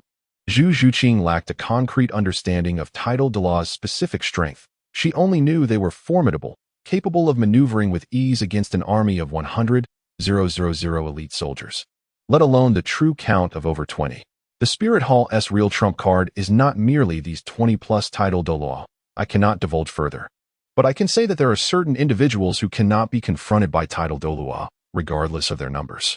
The Spirit Hall's ultimate trump card lies in the future divinities of Qianren and Bibidong. If the Spirit Hall is so powerful, why not take action now? Zhu Zhiqing pondered. If the Spirit Hall truly had the strength Yuchin claimed, the Stardo and Heaven Do empires should have already faced their demise. I cannot disclose the specifics. I can only inform you that they are waiting for an opportunity to minimize casualties in the war. In fact, Yuchin believed that with the Spirit Hall's strength, if they united and launched a campaign for unification at this juncture, it would be a trivial endeavor. Unfortunately, due to the hidden room Douluo Qian Xuanji's good deeds, the Spirit Hall had now split into 2 factions. One faction is led by Bibidong, while the other is led by Qiandaolu. Due to the discord between the 2 factions, if the Hall of Offerings does not lend its strength, the Pope Hall alone cannot suppress the entire continent, which is why Bibidong is still waiting for the right moment. The Hall of Offerings, naturally, is withholding its support to pave the way for Qianren, his granddaughter. If the Spirit Hall were to unify the continent under Bibidong's leadership, the hierarchy would ultimately fall under her control, leaving no room for the Angel family's interests. For Qiandaolu, the ancestral legacy must not fall entirely into the hands of an outsider like Bibidong. Hence, the Hall of Offerings is waiting for the unprecedented genius Qianren to ascend to the position of the angel deity. Once a deity emerges, the unascended soul masters would be no match, regardless of their numbers. Crushing the entire continent would be effortless. Yet, while Bibidong and Qiandaolu had their grand designs, they inadvertently overlooked Tang San, leading to a disastrous outcome for the Spirit Hall. An opportunity? Zhu Zhuqing was somewhat bewildered, but since Yi Chun did not elaborate, she refrained from inquiring further. Zhuqing, do you wish to grow stronger more swiftly? Do you have a way? Zhu Zhuqing's eyes sparkled with interest. Indeed. Yi Chun nodded thoughtfully. Could there be any adverse effects? I have heard that some soul masters, in their haste to rapidly enhance their powers, resort to external substances, resulting in an unstable foundation that hampers their future progress. Although Zhu Zhuqing desired to grow stronger swiftly, she would never compromise her integrity for temporary gains. Chapter 68. You are my good friend. Rest assured, there are absolutely no side effects. It would be preposterous, after all. This big cat is akin to the meat in our own bowl. Yi Chun would not merely focus on the present, he aspired to ascend to divinity in the future. Short-sightedness was not an option. Please, continue to enlighten me. With that, Zhu Zhuqing bowed deeply to Yi Chun. Follow me. Subsequently, Yi Chun guided Zhu Zhuqing away from the training ground to a secluded area. Now, I will impart to you a unique method of meditation. This technique surpasses ordinary meditation in efficacy, enhancing not only the efficiency of soul power cultivation, but also the quality thereof. In truth, Yi Chun possessed numerous methods to rapidly elevate Zhu Zhuqing's strength in a short period. However, imparting cultivation techniques was the slowest approach. For instance, using a soul ring age enhancement card could elevate the age of her soul rings. If Zhu Zhuqing's soul rings were upgraded to 2 purple ones, it could potentially elevate the 27th level Great Soul Master Zhu Zhuqing to 29th level, possibly even close to 30th level. Additionally, Yi Chun had recently accumulated a small gold's worth of gold soul coins in his treasury, which could be utilized to purchase a spirit herb that perfectly matched Zhu Zhuqing, significantly boosting her soul power while enhancing her innate talent. However, it was still too early. They had only recently acquainted themselves, and the endeavor to win over the big cat must be approached gradually without haste. The distinction with cultivation techniques lay in the fact that resources were consumables, while cultivation techniques could be replicated countless times without depleting Yi Chun's own assets. Is there truly a difference in this meditation method?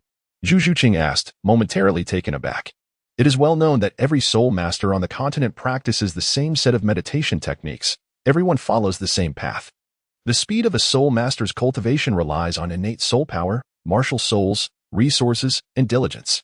She had never heard of any meditation method that possessed extraordinary effects.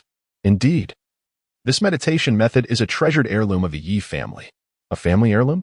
Wouldn't it be inappropriate for you to teach it to me? Zhu Zhuqing expressed hesitation, visibly conflicted. In the Douluo Continent, sectarian bias did exist. Typically, self-created soul skills passed down through families were not taught to outsiders. For instance, the dragon transformation secret technique of the blue electric Tyrannosaurus family has strict regulations preventing non-clan members from practicing it. Although the dragon transformation technique is quite demanding, being most compatible with soul masters who awaken the blue electric Tyrannosaurus martial soul, other dragon martial soul families on the continent could also cultivate it. However, if others acquired it through various means, they would not dare to practice or openly use it, lest they invoke the wrath of the blue electric Tyrannosaurus clan.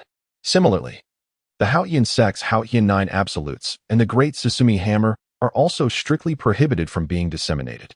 Indeed, even the Great Susumi Hammer's ultimate technique can only be practiced by the sect master of the Haotian sect and the next successor. The unique meditation technique spoken of by Yi Chun is likely of a similar nature. There is no need for concern. You are my dear friend, and it is quite all right. Of course, this designation of friend must be devoid of the character for son, for otherwise, Yi Chun would not divulge it. Presently, aside from Yi Chun, the only other practitioner of the transformative meditation technique is Shiau Wu.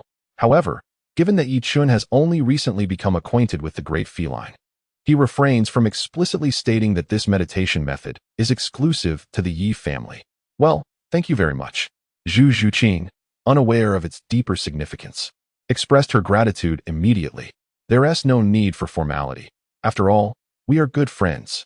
Yi Chun appeared with an air of camaraderie, suggesting that there was no need for formality between friends. Friends? When did we become such? Zhu Zhuqing found herself somewhat at a loss in response to Yi Chun's familiarity. Subsequently, Yi Chun meticulously imparted the method of creation meditation to Zhu Zhuqing. Let there be no misunderstanding. Yi Chun was not akin to the malevolent instructors depicted in certain sinister tales, seeking to exploit the vulnerable. Under Yi Chun's careful guidance, Zhu Zhuqing swiftly mastered the creation meditation technique. Upon initiating the practice, she realized that her cultivation speed had indeed accelerated significantly since adopting Yi Chen's method. However, due to the brevity of time, she could not yet discern any changes in the quality of her soul power. Well, that will suffice for today. Tomorrow morning, we shall reconvene here, and I will teach you more. As for the Great Soul Arena, you need not concern yourself with it just yet. Let us focus on practical experience together. Yi Chen addressed Zhu Zhuqing. After parting ways with her, he realized that Ning Rongrong had yet to provide him with today's housing loan, prompting him to visit her charming little villa adorned in vibrant colors. Unfortunately, he found no trace of Ning Rongrong. Given her absence, Yi Chen decided not to linger and prepared to return home for some cultivation. However, upon arriving at his dwelling, he discovered that both Xiao Wu and Ning Rongrong were reclining on the living room sofa, engrossed in an episode of Pleasant Goat and Big Wolf. Although the Douluo Continent lacked wireless internet, this did not preclude the possibility of watching television. Indeed, they were likely enjoying a VCD, which did not require a wireless connection. Xiao Wu, that big wolf, is so foolish. As a wolf, he can't catch sheep and instead resorts to catching frogs, Ning Rongrong remarked, critiquing the ineptitude of the character as she watched him face defeat in the sheep village once more, only to return home with a frog. Rongrong, the big wolf, isn't foolish. He's quite clever and has invented many amusing contraptions. It's just that he struggles to catch sheep, Xiao Wu countered, holding a different perspective on the wolf's intelligence. Listening to their conversation, Yi Chen found himself at a loss for words. Nonetheless, it seemed somewhat fitting for the 12-year-old Xiao Wu and Ning Rongrong to be watching Pleasant Goat and Big Wolf. Ning Rongrong, you are here as well. Just in time, I have something to discuss with you. Yi Chen contemplated reminding Ning Rongrong, lest she forget about her mortgage. What is it? Speak quickly. Don't interrupt my viewing of this animation. Ning Rongrong expressed her displeasure at the interruption. Come on, have you forgotten that you still owe money? Please, it's just a few copper coins. Today is the first day. It's merely 1 copper coin, right? I'll get it for you right now. Saying this, Ning Rongrong began rummaging through her storage soul guide. However, she soon realized that, as a wealthy individual, she was not one to be stingy. Within her storage soul guide, she found only gold and silver coins, not a single copper coin. Therefore, Ning Rongrong cheerfully retrieved a silver coin for Yi Chen. I'm in a good mood today, so here is a silver coin for you. No need for change. Consider the excess as a tip. With an air of generosity, she regarded a copper coin and a silver coin as virtually indistinguishable. Oh, the young lady of the 7-treasure glazed tile school only gives a tip of 9 copper coins, and you dare to be so brazen? Yi Chen scoffed. Who do you look down upon? Am I really so desperate for your 9 copper coins? If you find them insufficient, then procure them for me. Ning Rongrong immediately became displeased. Here I am, generously offering you a tip, and yet you do not express any gratitude? Chapter 69. The Astonishment of Ning Rongrong. TSK. Ning Rongrong, you are the esteemed young lady of the 7 treasures glazed tile school. How can you be so petty as to reclaim a mere 9 copper coins in gratuity? Do you not realize that such behavior tarnishes the reputation of your prestigious sect? Yi Chen exclaimed in astonishment. With a soft chuckle, Xiao Wu could no longer contain her laughter. After Yi Chen's words, Ning Rongrong felt utterly embarrassed. How dare you say that? Ning Rongrong fumed. You complain when I give you a meager tip, yet you also grumble when I withhold one. What do you mean by that? Clearing his throat, Yi Chen replied, I jest not. I sincerely appreciate the tip you provided, Miss Ning. Sensing that Ning Rongrong was on the verge of losing her temper, he refrained from further teasing. Well, that seems more reasonable. As it stands, I have some gold soul coins remaining, so I shall settle the payment in full. Ning Rongrong nodded in satisfaction, contemplating the need to first clear her mortgage, lest she be hounded daily by Yi Chen for repayment. Are you certain you wish to pay it off in one go? Yi Chen raised an eyebrow. Well, I am not particularly in need of these few copper coins. Ning Rongrong nodded, completely oblivious to the fact that what she owed was a substantial sum. Very well, Miss Ning, if you wish to settle the debt in one go, you will need to pay me a total of 1,734,184,000 copper coins. Over 1 billion copper coins equates to over 10 million gold soul coins. Considering that you wish to pay in full, I shall round it down for you, and we shall consider it 10 million gold soul coins. Yi Chen was exceptionally generous, directly waiving the small change for Ning Rongrong. Over 10 million gold soul coins? Why don't you just go and seize it? Ning Rongrong's eyes widened in astonishment. Did Yi Chen truly regard her as a plump sheep to be sheared? Such words could not be uttered. If you claim I am robbing, I shall accuse you of slander. Moreover, robbery does not occur at such a swift pace. We had previously agreed upon the price, and you had even signed an IOU in black and white. Yi Chen spoke with a grave expression. But why is there such a large sum? In Ning Rongrong's perspective, wasn't the initial amount merely a copper coin? How could it transform into over 10 million gold soul coins? This seemed utterly absurd. Ning Rongrong, does it not clearly state here that the first day is a copper coin, doubling each subsequent day for a duration of 30 days? Yi Chen retrieved the housing debt note from his storage soul guide and waved it in front of Ning Rongrong. Indeed, this is my signature. But you cannot resort to extortion. Otherwise, I shall inform my two grandfathers. Ning Rongrong contemplated that if Yi Chen dared to bully her with his strength, she would certainly return home to summon her guardians. I am not extorting you. Allow me to calculate this account for you. On the first day, it amounts to 1 copper coin. On the 5th day, it escalates to 32 copper coins. By the 10th day, it reaches 1,024 copper coins, which translates to over 10 golden soul coins. On the 15th day, it totals a little over 300 golden soul coins. On the 20th day, it surpasses 10,000 golden soul coins. On the 25th day, it exceeds 300,000 golden soul coins. And finally, on the 30th day, it culminates in over 5 million golden soul coins. Altogether, does it not sum to over 10 million golden soul coins? Yi Chen did not resort to calculating using 2 raised to the 30th power. Instead, he meticulously documented the daily debts, sparing Ning Rongrong, who was mathematically challenged, from the arduous task of counting. How could there be so much? Upon glancing at the figures Yi Chen had compiled, Ning Rongrong's complexion instantly paled in shock. Although for the 7 treasures glazed tile school, tens of millions of gold soul coins were merely trifles, Ning Rongrong could not speak on behalf of the sect. Unlike Ning Fengji, she lacked such wealth and, having eloped, had not brought along a substantial amount of gold soul coins.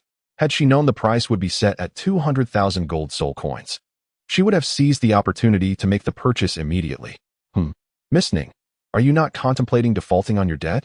Yi Chen gazed at Ning Rongrong with a hint of suspicion, yet he understood that the current Ning Rongrong was unlikely to produce any funds. For the first time in her life, Ning Rongrong spoke without her usual assertiveness, declaring her financial incapacity. No money? Yi Chen retorted, that is not your prerogative. It is a fundamental principle to repay debts. Furthermore, I must remind you that failing to repay on time will result in accumulating interest. If you delay too long, you may find that even liquidating the entire 7-treasure glazed tile school would not suffice to settle your debts. Ning Rongrong had never before encountered someone who claimed that even selling the entirety of the 7-treasure glazed tile school would not cover the owed amount. If you have the audacity, go ask my father, she shot back defiantly. She had resolved not to repay the debt. After all, how could she possibly produce such a vast sum of gold soul coins? Even if she could, she would not allow Yi Chen to benefit from her misfortune. If Yi Chen possessed any capability, he should approach her father, Ning Fengji, instead. Should Yi Chen dare to come to her home to demand payment, her two grandfathers might very well deal with him decisively, for as the saying goes, when a person dies, their debts are extinguished. Without a creditor, to whom would the money be repaid? It would simply disappear. Fine, once I ascend to the rank of titled Douluo and become invincible across the lands, I shall return to your 7-treasure glazed tile school to reclaim my debts. At that time, the school will no longer bear the surname Ning, but rather my own. Speak boldly, yet beware of the consequences. I shall have Grandpa Jian and Grandpa Gu deal with you when the time comes. Suddenly, an idea struck Ning Rongrong, a way to evade repayment. Oh, you wish to sell yourself to clear the debt? That is not entirely out of the question. If you cannot repay, you may serve us by brewing tea, washing clothes, and so forth. Yet, Yi Chen was far too astute to fall into such a blatant trap, knowing that it would surely provoke jealousy from Xiao. Xiao, did you hear that? This scoundrel insists I sell myself to repay the debt. Aren't you going to say something? Serve tea and wash clothes? How could I, the esteemed Miss Ning, ever stoop to such menial tasks? Absolutely not. Rongrong, my brother is right. Even Xiao needs someone to attend to her. I am parched. Why don't you fetch me a glass of water? Xiao immediately assumed an authoritative demeanor, prompting Ning Rongrong's frustration. How dare you conspire against me? Ning Rongrong seethed, her teeth clenched in indignation. What was wrong with Xiao? Was she truly not the slightest bit envious? Did you hear that, Miss Ning? You must either repay the debt or sell yourself. Choose one. I no longer want that dilapidated house. Return the IOU to me. Ning Rongrong protested, declaring that she could not afford such an expensive dwelling. Refuse it? How could such a generous offer exist in this world? Let me make this clear. Regardless of whether you want the item or not, you must repay the debt. The IOU is quite explicit. From now on, you must either repay the money or sell yourself to clear the debt. There is no third option. Yichen spoke solemnly. Humph, I don't care. I will not pay. And let's see what you can do about it. Ning Rongrong snorted softly, turning her head away. She believed that there was no way she would repay the money. Did Yichen truly dare to force her? Chapter 70. Yichen's good friends. All right, brother. Do not bully Rongrong any further, Xiao Wu interjected. Fine, I shall let you be for now. After all, while the monk may run, the temple remains. Yichen nodded slightly, intending to temporarily set the matter aside. It was essential for him to cultivate a favorable relationship with the Seven Treasures Glazed Tile School as part of his strategy. Yichen shares a student relationship with Ning Rongrong, and possessing the coveted item that Ning Fengji longs for. Cultivating a rapport with the Seven Treasure Glazed Tile School is not particularly challenging. The Seven Treasure Glazed Tile School boasts considerable strength. And prior to the growth of himself and Xiao Wu, establishing a favorable relationship could offer them support, thus averting potential assassination attempts from rival factions. Although such occurrences are not guaranteed, Yichen is nonetheless committed to preparing for any eventualities. Isn't it Ning Fengji's fervent wish for their Seven Treasure Glazed Tower Martial Soul to evolve into the Nine Treasure Glazed Tower Martial Soul? With sufficient golden soul coins and the exquisite Chilua tulip, a celestial herb capable of facilitating the evolution of the Seven Treasure Glazed Tile School's martial soul, Yichen can procure as much as he desires. However, to discuss finances would seem rather pedestrian. They are close friends, and soon to be one family. How could one broach the topic of money? That would surely dampen their camaraderie. Indeed, Yichen swears he is not merely enamored with the golden soul coins of the Seven Treasure Glazed Tile School. The following day, Yichen invited Zhu Zhuqing to commence their training session. Initially, they engaged in practical combat, during which Yichen observed that Zhu Zhuqing performed commendably in real-world scenarios. Although her abilities could not be deemed extraordinary, they were certainly respectable. In Yichen's perspective, the correlation between one's strength and the richness of practical experience was not particularly significant.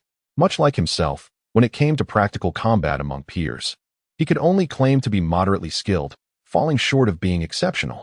However, Yichen's formidable martial spirit, superior soul ring configuration, high-quality soul bones, coupled with the enhancement from his cultivation techniques, enabled him to triumph over opponents of a higher tier effortlessly. In the realm of soul masters, there exists what is termed the golden training period, and during adolescence, the focus should be on diligently enhancing one's soul power. Nevertheless, if time permits, it would be beneficial to learn some techniques. Zhuqing, I shall impart to you a set of techniques that diverge from the meditation method. These are not aimed at increasing soul power, but rather a regimen to strengthen the body. Body strengthening techniques? Zhu Zhuqing responded, somewhat bewildered. Is there really a method dedicated to physical training? Indeed, after practicing, your physical attributes will significantly improve. With enhanced physical capabilities, you will be able to incorporate higher quality soul rings in the future. Is that true? Aren't your soul rings also the optimal configuration? Zhu Zhuqing questioned, puzzled. If you have also practiced this body strengthening technique, why do your soul rings still consist of 2 yellow and 2 purple? Was it possible that the technique was ineffective? My soul rings, along with Xiao Wu's, may appear to be 2 yellow and 2 purple at first glance, but they are not what they seem. They have been disguised by a special soul guiding device. As he spoke, Yichen's 4 soul rings transformed from 2 yellow and 2 purple into a striking red. 100,000-year soul rings? Zhu Zhuqing exclaimed, her eyes widening. Ahem, I've mentioned the ability to disguise them. How could I possibly possess 100,000-year soul rings? Yichen continued, to have such rings at the 4th ring soul master level. One would need a 100,000-year soul beast to voluntarily sacrifice itself. I reckon one would also need a set of million-year soul bones, otherwise. A 4th ring soul master's body could not withstand the pressure exerted by 100,000-year soul rings. What is the age of your soul rings, then? That is something I cannot disclose, unless we. Yichen did not elaborate further. Upon hearing this, Zhu Zhuqing's cheeks flushed with rare embarrassment. Very well, I shall impart to you the body tempering technique. If you fail to acquire a soul bone, your third soul ring will merely be 1,000 years old. However, after practicing the body tempering technique, it is estimated that you could potentially enhance it by adding 3,000 years to its age. In the future, it would not be impossible for your fourth soul ring to reach 10,000 years. Of course, merely possessing a robust physique is insufficient for absorbing a 10,000-year soul ring. Your mental fortitude must also keep pace. A black 10,000-year soul ring, you say? Zhu Zhuqing's eyes sparkled with intrigue. It is well known that the higher the age of the soul ring, the greater the enhancement post-advancement, resulting in more potent soul skills. However, throughout the entirety of Douluo Continent, those capable of absorbing soul rings exceeding their limits are exceedingly rare. Each year, numerous soul masters perish due to their desire for higher-aged soul rings, resulting in their bodies exploding. Such occurrences typically involve gifted soul masters. After all, for ordinary soul masters, achieving the optimal soul ring configuration is a dream come true. They would hardly contemplate surpassing their limits to absorb a soul ring. Currently, both my and Xiao Wu's fourth soul rings are 10,000 years old. However, to absorb a 10,000-year soul ring, not only must your physical condition meet the requirements, but your mental strength must also be adequate. I will teach you this tomorrow. For now, let us focus on the body tempering technique. By the way, Zhuqing, mastering body tempering is not an overnight endeavor. It requires your diligent effort over time. The creation body tempering technique is not a method for quick success. It demands substantial time invested in refining the body with soul power. Practicing for just a day or two yields minimal results, but with prolonged effort, the effects become remarkably evident. For instance, even without soul bones and soul skills, Yichen's strength can already reach the threshold of a four-ring soul master. Indeed, Zhu Zhuqing nodded in agreement. Subsequently, Yichen meticulously taught the creation body tempering technique to Zhu Zhuqing. A day later, he again guided her in the creation soul refinement technique. It can be said that after practicing the creation meditation method, the creation body tempering technique, and the creation soul refinement technique, Zhu Zhuqing would possess the capability to challenge her limits in the future.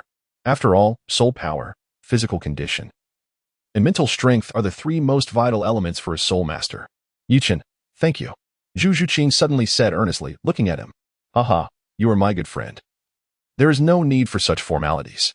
Yichen pronounced the word good with considerable emphasis. If gratitude is truly warranted, then I shall offer myself in return.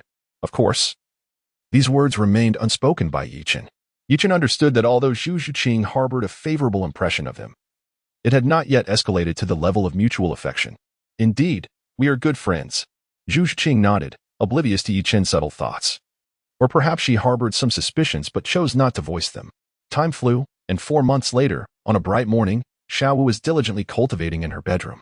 Suddenly, a surge of soul power enveloped her, and she broke through her bottleneck, advancing to the esteemed rank of a level 50 soul king. Truly, my Xiao Wu has demonstrated remarkable progress, achieving the status of a 5-panel soul king in such a short span. Observing her breakthrough, Yichen promptly approached to extend his congratulations. Of course, one must consider who Xiao Wu is. Xiao Wu graciously accepted Yichen's praise, puffing out her chest with pride. Chapter 71. The jealous Xiao Wu. Soon after, Xiao Wu eagerly contemplated the manifestation of her 5th soul ring. Wait, Xiao Wu. Do not attempt to condense your 5th soul ring within the academy, or it will be difficult to explain. Seeing her intent, Yichen immediately intervened. The academy was not solely occupied by him and Xiao Wu. There were numerous individuals, including 3 with the rank of 7-panel soul sage. Should anyone discern that Xiao Wu was capable of independently condensing a soul ring, it would lead to unavoidable complications. While it was possible that Flinder and his companions might not recognize Xiao Wu's true identity, for the sake of safety, Yichen resolved to prevent her from doing so within the academy. Indeed, you are correct. Upon hearing this, Xiao Wu nodded in agreement. Let us inform Dean Flinder of our intention to leave the academy and seek a suitable location outside to condense the 5th soul ring. Agreed. In Dean Flinder's office. Dean Flinder, Xiao Wu and I have a matter for which we seek leave. Yichen addressed Flinder. Oh, what is it that you need? My friend, Xiao Wu has already reached level 50 and needs to venture into the soul hunting forest to acquire her 5th soul ring. What? Xiao Wu, you have attained level 50 already? My goodness, that was swift. Flinder exclaimed, his eyes nearly bulging in astonishment as he turned to Xiao Wu. Due to the disguising necklaces they wore, Flinder could not discern the true level of Xiao Wu's soul power. Indeed, Dean Flander, I am now a level 50 Soul King. Shiau Wu replied earnestly. Given that, I shall take it upon myself to assist you in obtaining your 5th soul ring, Flander declared, thumping his chest in assurance.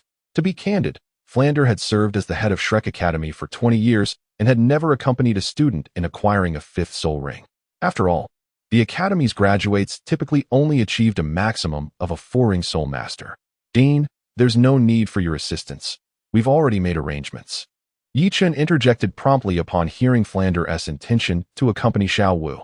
It would be absurd for Flander to follow along simply to observe Shiau Wu condense her soul ring, wouldn't he? Is that so? Very well then. Flander conceded, recognizing that Yi Chen had already made plans. In Flander's perspective, with the remarkable talents of Yi Chen and Shiau Wu, it was evident they had capable mentors supporting them, rendering his involvement unnecessary. After all, Shiau Wu's 5th soul ring would require at least 10,000 years of age, with the most suitable habitat being the Stardo Forest. The Stardo Forest was the largest wild soul beast gathering area on the continent, fraught with peril. And as a mere 7-ring soul sage, Flander could not guarantee absolute safety. Upon exiting Flander's office, the two exchanged pleasantries with Ning Rongrong and Zhu Xing before departing from Shrek Academy. Brother, where are we headed? Shiau Wu inquired of Yi Chen. Let us seek a secluded spot near Soto City. In a few days, we shall return to the academy. Consider it a camping trip, he suggested. Yi Chen had no intention of running far. He simply sought a secluded spot devoid of formidable foes. After a journey of over 2 hours towards a remote area, the two arrived at a hillside adorned with a variety of flowers and lush greenery, a picturesque scene. Brother, the view here is delightful. Let us settle here. Very well, Yi Chen replied, subsequently choosing a suitable location to manifest his soul-guided small villa. When venturing outside, especially not within the confines of a soul beast forest, he naturally kept this artifact close at hand. Inside the villa, Shiau Wu began to sit cross-legged on the bed, preparing to condense her 5th soul ring. With a graceful flourish, she positioned her right hand, palm facing upward, resting on her thigh, while her left hand stood erect before her chest, uttering a series of peculiar sounds. As these extraordinary sounds resonated, her eyes gradually transformed into a crimson hue, and the soft-boned rabbit spirit alongside 4 black soul rings silently emerged, pulsating rhythmically around her form. A faint red glow began to emanate from Shiau Wu, intensifying over time. The vibrant crimson radiance resembling a stream of blood. Initially, the 5th soul ring she summoned was a yellow century ring. However, as moments passed, the age of the soul ring ascended from the yellow century ring to the purple 1,000-year ring, and then to the black 10,000-year ring, with its age continuing to rise. Had Shiau Wu not practiced the transformation body refinement technique, the lifespan of her 5th soul ring would have been limited to around 10,000 years. Yet, due to her training, her physical prowess surpassed that of her peers, and the age exceeding 10,000 was far from her limit. By the afternoon, Shiau Wu successfully condensed her 5th soul ring. Based on Yi Chen's observation, the age of her 5th soul ring appeared to be approximately 20,000 years, fluctuating no more than a century. As for a more precise measurement, Yi Chen regrettably could not discern it. Brother, my 5th soul ring is 20,000 years old. I am now a level 52 soul king. Upon opening her eyes, Shiau Wu exclaimed excitedly to Yi Chen. Indeed, my dear Shiau Wu is the best. Yi Chen observed that after Shiau Wu advanced to the soul king level, her figure had matured considerably. The youthful innocence that once adorned her face had vanished, transforming her into a strikingly beautiful young woman. He speculated that once Shiau Wu reached the rank of 6-ring soul emperor, she would fully blossom, leading him to entertain certain enticing thoughts. With this in mind, Yi Chen couldn't help but chuckle to himself. Hey, brother, why do you have such a lewd smile? What nonsense. How could your brother be lewd? I am simply delighted that our Shiau Wu has grown up and become even more beautiful. Humph. If I am so beautiful, why are you still eyeing Zhu Qing? Suddenly, Shiau Wu pouted, expressing her dissatisfaction. It was evident that she was feeling quite jealous. Over the past few months, although Yi Chen had made an effort to avoid Shiau Wu whenever he interacted with Zhu Qing, the confines of Shrek Academy were too small for Shiau Wu to remain oblivious. Well, I was just trying to help Zhu Qing, who seemed to be in need of assistance. Yes, that's exactly it. Yi Chen spoke with a hint of hesitation. Is it true? Shiau Wu gazed at Yi Chen with a smile that was neither fully a smile nor a frown. Indeed, it is absolutely true. Yi Chen promptly nodded. But what about Rongrong? Surely she does not require your assistance, does she?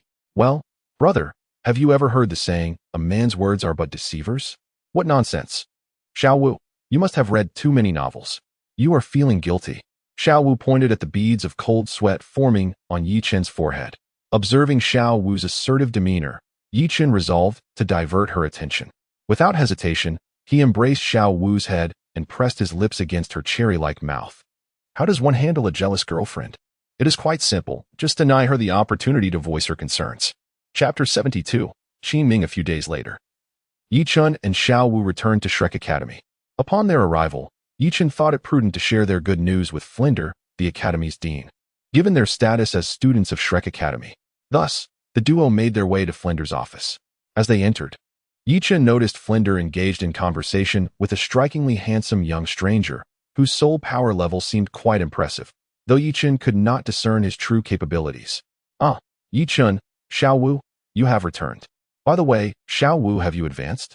Flinder inquired with genuine concern upon seeing the pair. If this were the case, it would signify that Shrek Academy had a student at the level of a rank 5 Soul King, a first in Flinder's 2-decade teaching career. Dean, I have advanced. Xiao Wu affirmed with a nod towards Flinder. Excellent. Truly, my student lives up to her potential. Flinder beamed with pride, exuding the joy of a mentor whose pupil has achieved great success. As for Xiao Wu's accomplishments, Flinder felt a sense of connection, as any achievement by a Shrek Academy student reflected upon him. Dean, who is this? Yi Chen gazed at the unfamiliar young man before him, supporting Flinder as he inquired with curiosity. Allow me to introduce you. This is your senior, Qin Ming. He is a distinguished graduate of our academy's inaugural class and one of the most exceptional students at Shrek Academy. Flinder proceeded with the introductions. As Flinder spoke, Yi Chen immediately formed an impression. Although Qin Ming's appearances in the original narrative were limited, Yi Chen was aware of his considerable talent. At present, Qin Ming, age 34, had attained a soul power level of 62. Given his innate abilities, it was certain that he would eventually become a soul Douluo. With a glimmer of hope for reaching the rank of title Douluo, Qin Ming served as the captain of the royal fighting team at the Tiando Royal Academy. According to the original storyline, he should have been leading the royal fighting team in the Soul Arena of Soto City at this time. While Shrek Academy could also form a 7-member team, the disparity in their soul power levels was significant, ranging from a 4-ring Soul Master to a 2-ring Great Soul Master. Consequently, they did not form the Shrek team as depicted in the original tale and consequently did not encounter the royal fighting team in the Grand Soul Arena of Soto City. Qin Ming's visit to Shrek Academy was likely to pay a visit to Flinder and his colleagues. Greetings, Senior Qin Ming. Yi Chen and Xiao Wu exchanged greetings with Qin Ming. Hello to you both. By the way, the dean seemed particularly joyous earlier, mentioning that Xiao Wu has advanced. Have you truly become a soul sect, Xiao Wu? Xiao Wu wore a disguised necklace, making it impossible for Qin Ming to discern her soul power level. Although she was merely 12 years of age, her high soul power had accelerated her development, causing her to appear as a young woman of 15 or 16 in Qin Ming's eyes. If she were a 3-ring soul master, Flinder wouldn't have been so ecstatic. However, if she had reached the 4-ring soul sect, Qin Ming could comprehend the excitement. Achieving a 4-ring soul sect at the tender age of 16 or 17 is indeed impressive, even among the esteemed academies of the continent. Haha, Qin Ming, you're mistaken. The current Xiao Wu is a 5-ring soul king, Flinder proclaimed with pride. What? A 5-ring soul king? Is that for real? Upon hearing Xiao Wu's soul power level, Qin Ming was utterly astonished, his face reflecting disbelief. But she looks no older than 15 or 16. How could she possibly be a 5-ring soul king? This seems rather extraordinary. Xiao Wu merely smiled and remained silent as her martial soul, the soft bone rabbit, was unleashed, revealing 5 soul rings, yellow, yellow, purple, purple, and black, radiating from her. Wow. It truly is a 5-ring soul king. Congratulations to the dean, Qin Ming exclaimed. I initially thought the royal fighting team was quite remarkable, but compared to Xiao Wu, it pales in comparison. As a teacher at the Royal Academy of Tiando, Qin Ming was somewhat knowledgeable, yet he had never encountered a soul king of such tender years. Not even at the Royal Academy of Tiando or the Spirit Hall was there any precedent. Haha, indeed. You might want to consider who the Dean of Shrek Academy is. Flinder relished the flattery from Qin Ming. So what if Shrek Academy is deemed a lesser institution? Can other prestigious Soul Master Academies produce Soul King level students? Perhaps they can. But their ages would certainly be much greater than Xiao Wu's. Others may not know her age, but Flinder is well aware.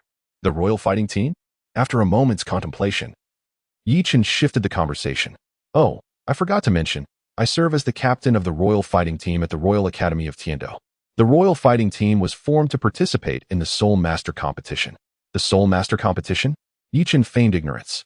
He was well aware of the Soul Master competition and had no intention of missing it. His objective in speaking was to secure a place for Shrek Academy to participate. However, he certainly did not wish for Shrek Academy to merge with the Tiando Royal Academy. In the original narrative, the members of Shrek Academy were expelled shortly after joining the Tiando Royal Academy, cast out by Xuebang, Xuexing, and Du Gubo. The expulsion of Shrek Academy was undoubtedly orchestrated by Xuebang. Within the Tiando Royal Academy, all matters, great and small, were managed by 3 members of the faculty, each possessing an 8th rank Soul Douluo rank. Nevertheless, the ultimate authority rested with the Snow Knight Emperor. Due to his advanced age, the Snow Knight Emperor entrusted the management of the academy to Xuexing, who was disguised as the Crown Prince. Xuebang, the 4th Prince, and Xuexing were political rivals. The 7 monsters of Shrek possessed exceptional talents, and it was conceivable that they could give rise to title Douluo-level experts in the future. In the Tiando Empire, the influence of a title Douluo was immensely significant. Should the members of Shrek be recruited by Xuexing, Xuebang would find himself entirely estranged from the throne. Consequently, upon receiving this information, Xuebang devised various schemes to sabotage them. Ultimately, the outcome unfolded as he had anticipated. The members of Shrek Academy were expelled from the Tiando Royal Academy. Yuchen harbored no penchant for masochism, nor did he aspire to attend the Royal Academy of Tiando. Instead, his sights were firmly set on the Blue Tyrant Academy within Tiando City. The headmaster of Blue Tyrant Academy, Lu Erlong, shared a close bond with Flander. In their youth, they, alongside Yu Xiaojiang, traversed the continent. Both remained single, and Flander harbors feelings for Lu Erlong, prompting Yi Chun to contemplate playing matchmaker. As for Yu Xiaojing, he could find solace elsewhere. Although Flander's appearance, marked by a rather angular visage, detracted somewhat from his charm, his innate talent promised a future as an 8-ring Soul Douluo, which was far superior to Yu Xiaojiang's shortcomings. If someone were to lend Flander a helping hand, such an endeavor should not prove overly challenging. Moreover, it would be beneficial if Shrek Academy could absorb Blue Tyrant Academy, ensuring mutual prosperity for all. Chapter 73. Indeed, quite delightful. The Soul Master Competition, formerly known as the Elite Competition of Advanced Soul Master Academies across the continent, is the most prestigious martial spirit contest organized by the royal families of the Tiando and Xinglua empires with the assistance of the Martial Soul Hall. This grand event occurs once every 5 years, as Qin Ming elaborated to Yichen. When is the next Soul Master competition? Before Yichen could respond, Shiau interjected. The scale and excitement of the competition piqued her naturally lively and adventurous spirit. The next competition is scheduled for the middle of the year after next. Principal, I wish to participate in the Soul Master competition, Shiau declared immediately to Flander. This caught Flander off guard. Although Shrek Academy prided itself on being an advanced institution, it lacked recognition from the Balak Kingdom and could only be regarded as a second-rate academy, rendering it ineligible for participation in the competition. Cough, cough, Shiau Wu. Let us discuss this matter at a later time, Flander suggested awkwardly. Sensing Flander's discomfort, Yichen gently tugged at Shiau Wu's sleeve and whispered, Shiau Wu, by the way, Principal, has the funding situation for our academy improved? Qin Ming, noticing the awkward atmosphere, swiftly redirected the conversation. Well, it could be better. While we cannot afford a simulated training environment, our funds are generally sufficient. Ever since Yi Chun provided guidance, Flander has adopted a strategy of seizing opportunities. Shrek Academy may not be exceedingly affluent, but it can manage basic sustenance and enjoyment. Even the salaries of Zhao Wujia and others are disbursed punctually each month. Oh, you found a way? Qin Ming expressed surprise as he recalled that Shrek Academy was not particularly wealthy. Cough, cough. Qin Ming, let us talk about something else. Seizing opportunities is not exactly commendable. Within the academy, only Zhao Wujia and a few others, along with Yichen and Shiau Wu, were privy to this information. Flander was keen to maintain the esteemed image of Four-Eyed Cat Eagle and therefore refrained from disclosing his methods to Qin Ming. Subsequently, Flander and Qin Ming engaged in casual conversation, while Yi Chun and Shiau Wu, finding it dull, departed from Flander's office. Later that evening, Yi Chun arrived at Flander's residence. Knock, knock, knock. Fellow townsman. Ahem, Principal Flander, opened the door. Upon noticing that Flander's door was tightly shut, Yi Chun began to knock. Creak. The door opened. What do you want, you rascal? Flander inquired, puzzled at the sight of Yichen. Let us go inside and discuss, Yichen said, stepping in without a hint of guestly decorum. Speak, why have you come to see me so late at night? Flander asked as he took a seat. Principal Flander. Do you not wish to expand and strengthen Shrek Academy? Yichen tempted, crossing his legs. Expand and strengthen? Of course, I do, but we lack the funds. Speaking of which, you seem to be quite affluent. Do you intend to sponsor me? Flander's expression shifted from doubt to expectation as he recalled Yichen's lavish spending habits. Cough, cough, I have no money. While the system's marketplace boasts a plethora of gold soul coins, lending them to Flander would indeed suffice to elevate Shrek Academy to an esteemed status. However, Yichen would not part with such resources. As he anticipated acquiring them shortly, why would he need a bicycle when one is readily available? You have no money yet you speak nonsense. Can one truly achieve success without investment? Flander rolled his eyes, feeling somewhat let down. Precisely, it is about achieving success without investment. Yichen nodded solemnly. Well, did you perhaps suffer a blow to the head when you ventured out a few days ago? You haven't even slept yet, and you're already dreaming? I am serious. Oh, serious, you say? Then do enlighten me. Flander's interest was piqued. He was eager to discover the nature of such an extraordinary proposition. Within the city of Heaven-Do, there exists a prestigious Soul Master Academy known as the Blue Tyrant Academy. The president of this academy is someone you are already acquainted with, and she remains unmarried, none other than President Flander. Have you considered pursuing her? Not only would you win the affection of a beauty, but you would also gain a renowned Soul Master Academy in the bargain. As he spoke, Yichen winked at Flander. Blue Tyrant Academy? Could it be Lu Erlong? The very name of the Blue Tyrant Academy immediately suggested a connection to the Blue Electric Tyrant Dragon clan, coupled with the revelation that it was an old acquaintance. And a female at that. Flander swiftly made the connection to Lu Erlong. Indeed, it is Lu Erlong. President Flander, do you not harbor feelings for her? If you love her, then pursue her boldly. We shall all stand by your side. Yichen encouraged Flander. Do you think I, Flander, am someone who relies on others? Reflecting on my beloved heir Long Mei, whom I have not seen for many years, I feel a stir of emotions. However, I am quite resistant to the notion of being dependent on others. How could a true man ever do so? Clearly, Flander has not heard of the so-called truth of desire. Dean, your words are somewhat inappropriate. How can this be considered reliance? Only those lacking ability would be labeled as such. You, dear Dean, are a level 78 soul sage, and it is certainly not far-fetched to anticipate your ascension to Soul Douluo in the coming years. No one would dare accuse you of being dependent. Besides, isn't your dream to expand and strengthen Shrek Academy? If you were to marry Senior Erlong, what would be the distinction between you two? Go for it. I have faith in you. With that, Yichen made an Ali-gay gesture. Flander, feeling somewhat conflicted, replied, Isn't this a bit inappropriate? On one hand, I know that Lu Erlong has feelings for you, Xiaojiang. If I were to take advantage of this situation, I would feel quite disloyal to my brother. On the other hand, I am also reluctant to be seen as reliant. What does it matter? Dean, even if you do not consider your own interests, you must think of us students. The Academy lacks simulated environment training grounds, and Blue Tyrant Academy has them in abundance.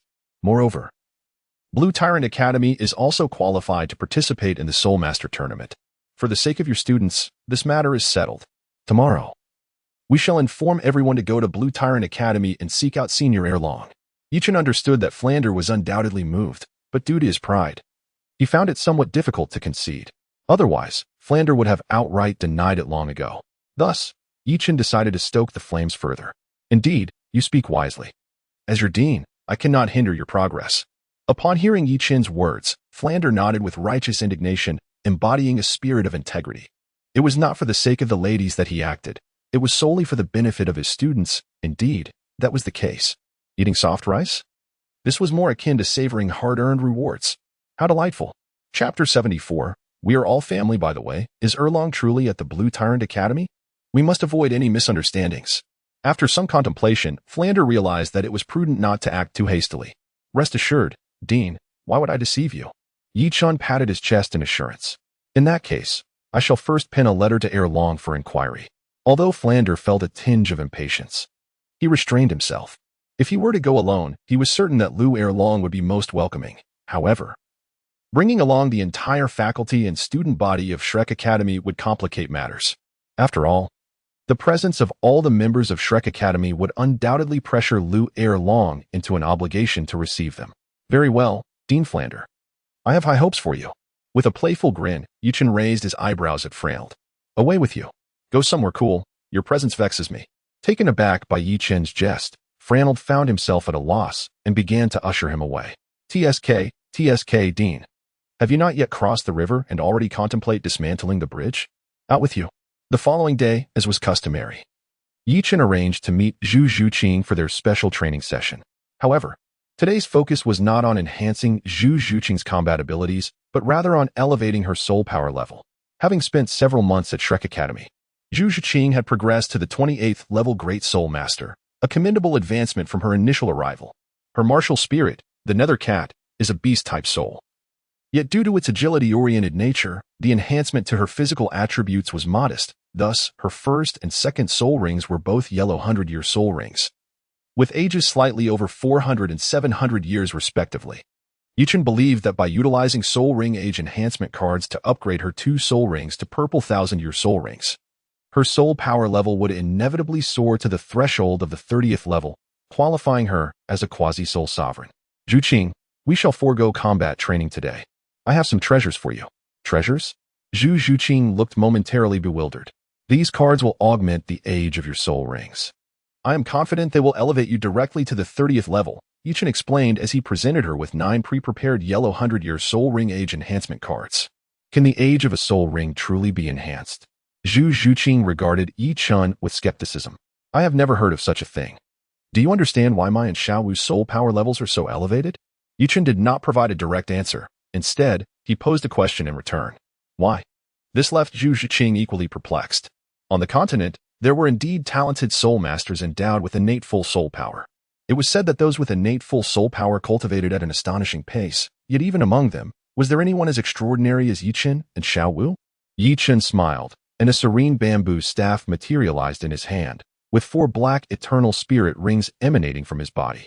Are these truly the ages of your spirit rings? Zhu Zhuqing inquired, astonished. If Yi Chen's 4 black spirit rings were mere disguises, there would be no need to reveal them.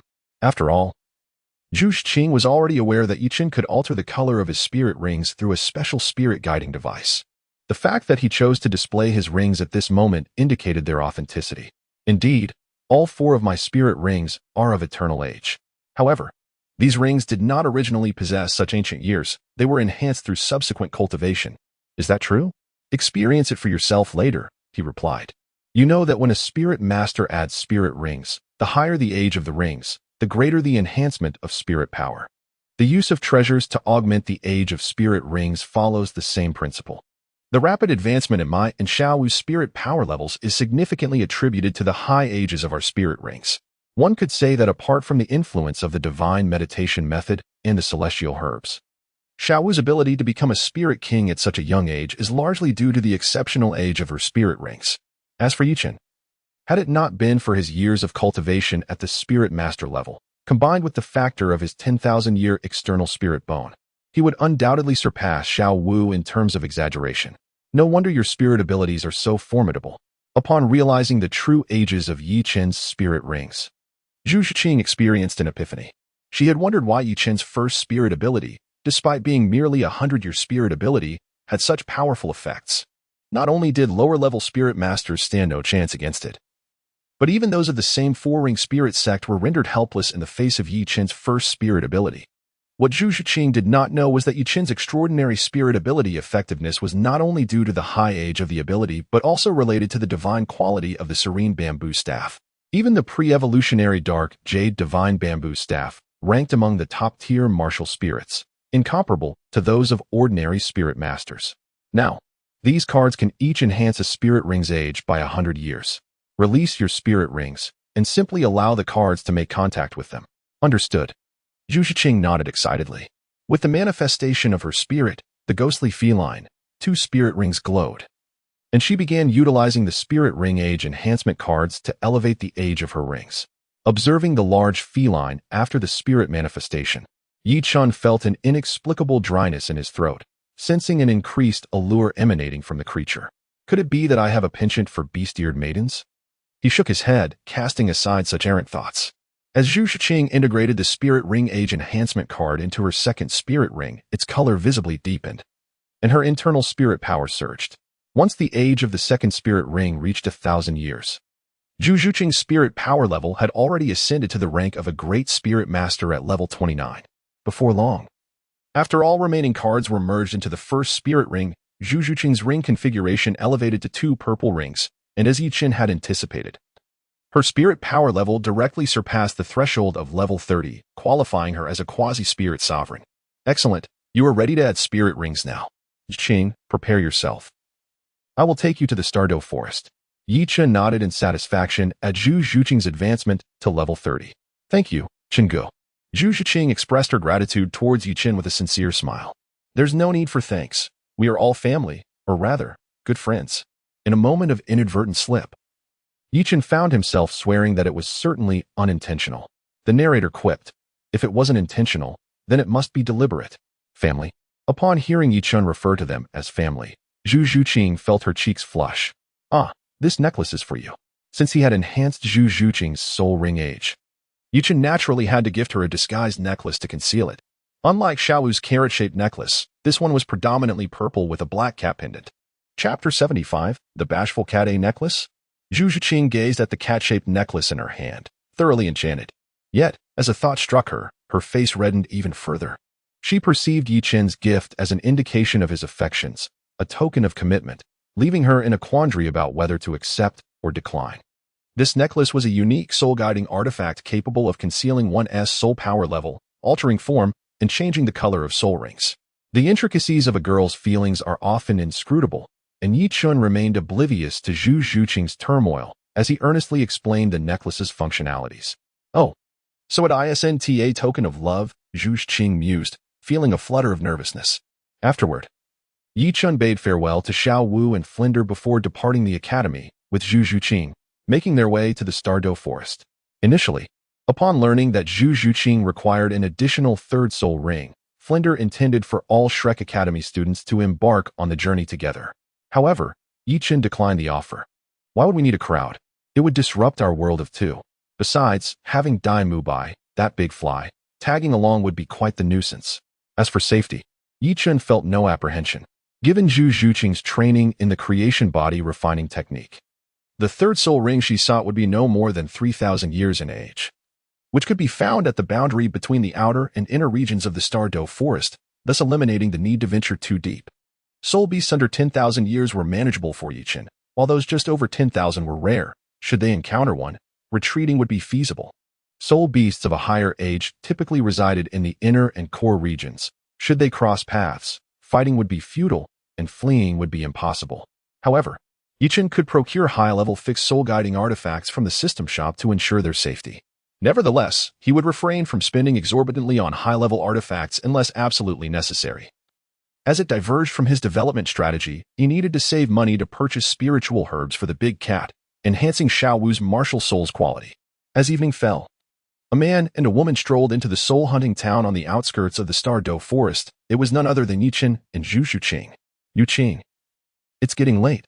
Let us rest for the night in soul-hunting town, and we shall enter the Stardo Forest tomorrow. Yichen glanced at the sky and addressed Zhu Zhuqing. Zhu Zhuqing nodded in agreement. The soul-hunting town bustled with activity, with a steady stream of visitors. However, the two did not linger. After enjoying dinner at a restaurant, nightfall enveloped the town, and they made their way directly to an inn located within the heart of the town. Do you have any rooms available? Yichen inquired of a server as they entered the lobby of an establishment named Pinyin. Yes, we do, came the reply. Then please provide us with 2 rooms. Zhu Zhuqing was not like Xiao Wu. As she had not yet become his girlfriend, Yichen felt hesitant to suggest they share a room. Although he personally had no objections, he was concerned that Zhu Zhuqing might. I apologize, dear guests, but we only have 1 room remaining. Only 1 room left? Yichen's eyes widened in astonishment. If he remembered correctly, was this not the Rose Hotel in Soto City? Could it be that this piece inn also had the theme of only 1 room left? Indeed, there was just 1 room remaining, but are you not a couple? The waiter glanced at Yichen and Zhu Zhuqing, speaking with evident confusion. He could discern that both were soul masters, and although he did not know their exact ranks, it was clear they had ventured to soul-hunting town near the Stardo Forest to augment their soul rings. He found it hard to believe they were not a couple. After all, hunting soul beasts was no trivial task if they were not closely related. How could they possibly assist one another? Typically, A close friendship between a man and a woman of similar age, without being a couple, would be quite suspicious. Ahem.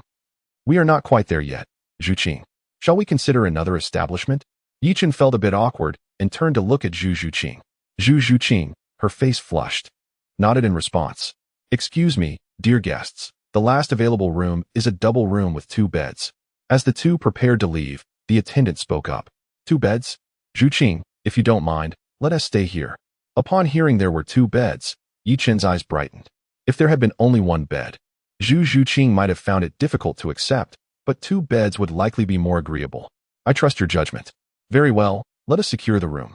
After handing over a gold soul coin, Yichen received the key to their accommodation. Upon entering the second-floor room, Yichen was struck by the simplicity of the space.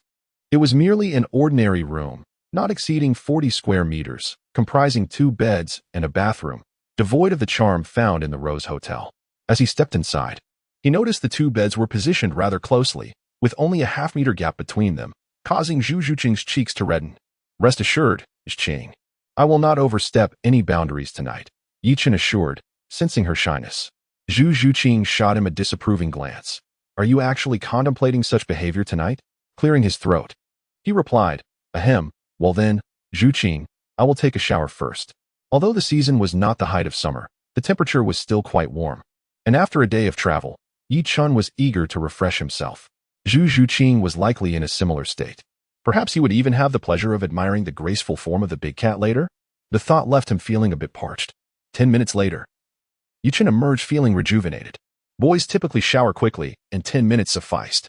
Had he engaged in any unspeakable mischief, that duration would hardly have been adequate.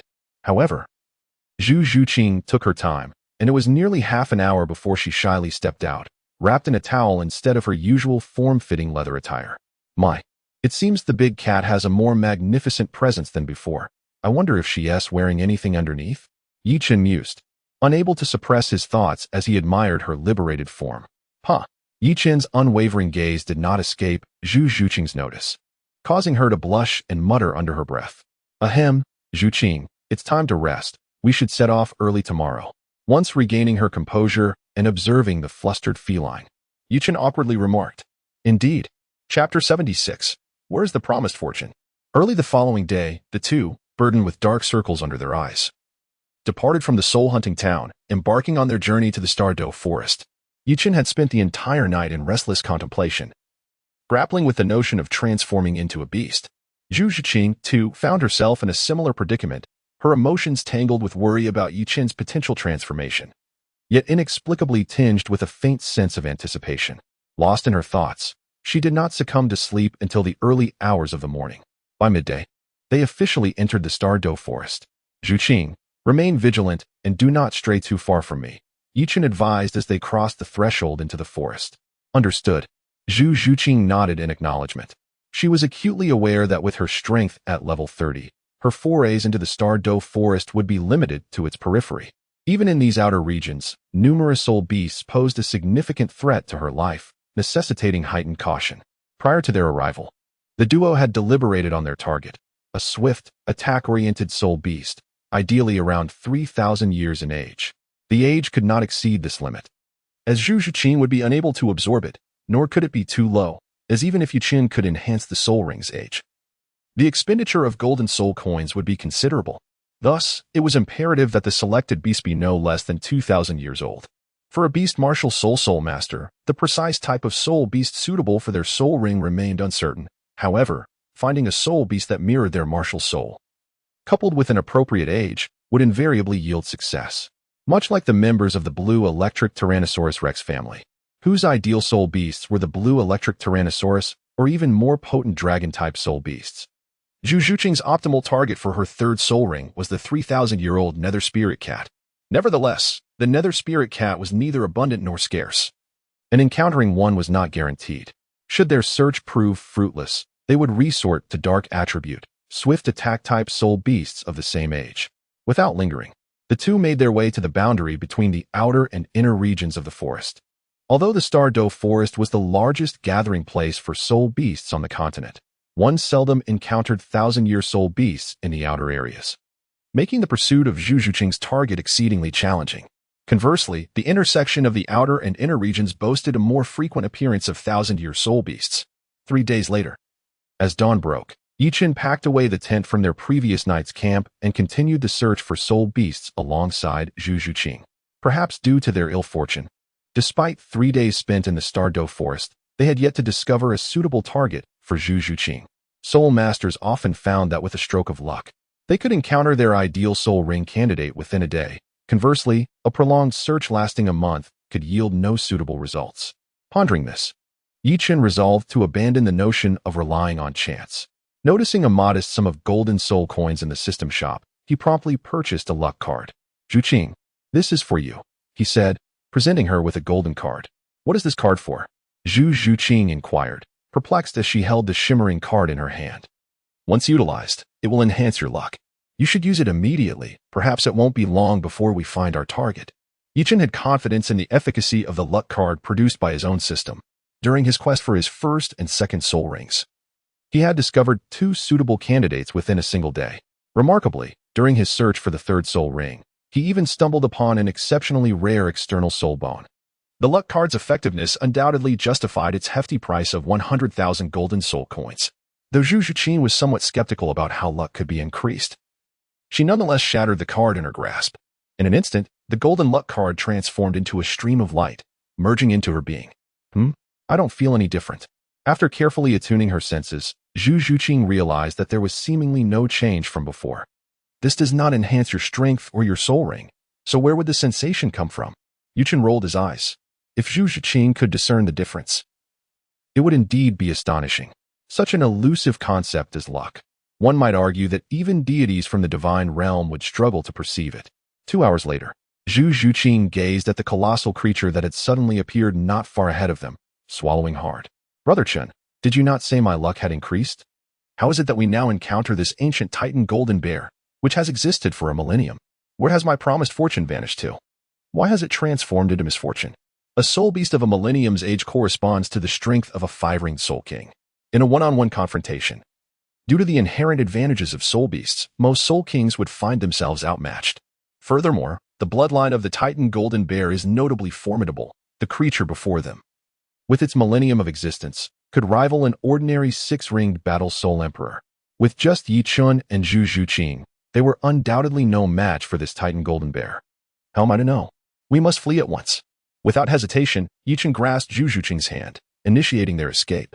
Typically, soul beasts of such ancient lineage do not appear in the outer regions. They are mostly found in the core of the Stardo Forest.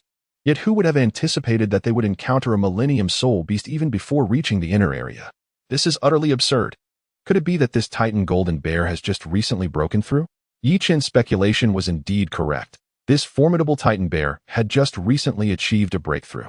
However, this particular Titan bear was no ordinary one. Its temperament was exceedingly cautious. Its parents had warned it of the perils lurking deep within the forest when it was merely a cub, advising it to refrain from venturing into the more dangerous regions until it had matured. Thus, it had remained at the periphery of the Stardo Forest, enduring the passage of time until it finally transformed into a 10,000-year soul beast just days prior. It was now preparing to delve into the heart of the forest to endure for another 100,000 years, aiming to reach the pinnacle of its bare existence. When it unexpectedly encountered Yichin and Zhu Zhuqing, spotting the two as an uninvited banquet and feeling a pang of hunger, the Titan bear had no intentions of being polite and immediately contemplated making a meal of them. However, it was taken aback when the duo, upon realizing its presence, promptly fled. Roaring in frustration at the prospect of losing its meal, the Titan bear thumped its chest and gave chase with powerful strides. Observing the relentless pursuit from behind, Yichin could not help but curse under his breath. If this Titan bear were of a lesser age, below 10,000 years, he would not have considered fleeing. He possessed a 6-barreled Gatling gun in his storage soul guide, capable of unleashing a torrent of bullets that could easily obliterate its skull.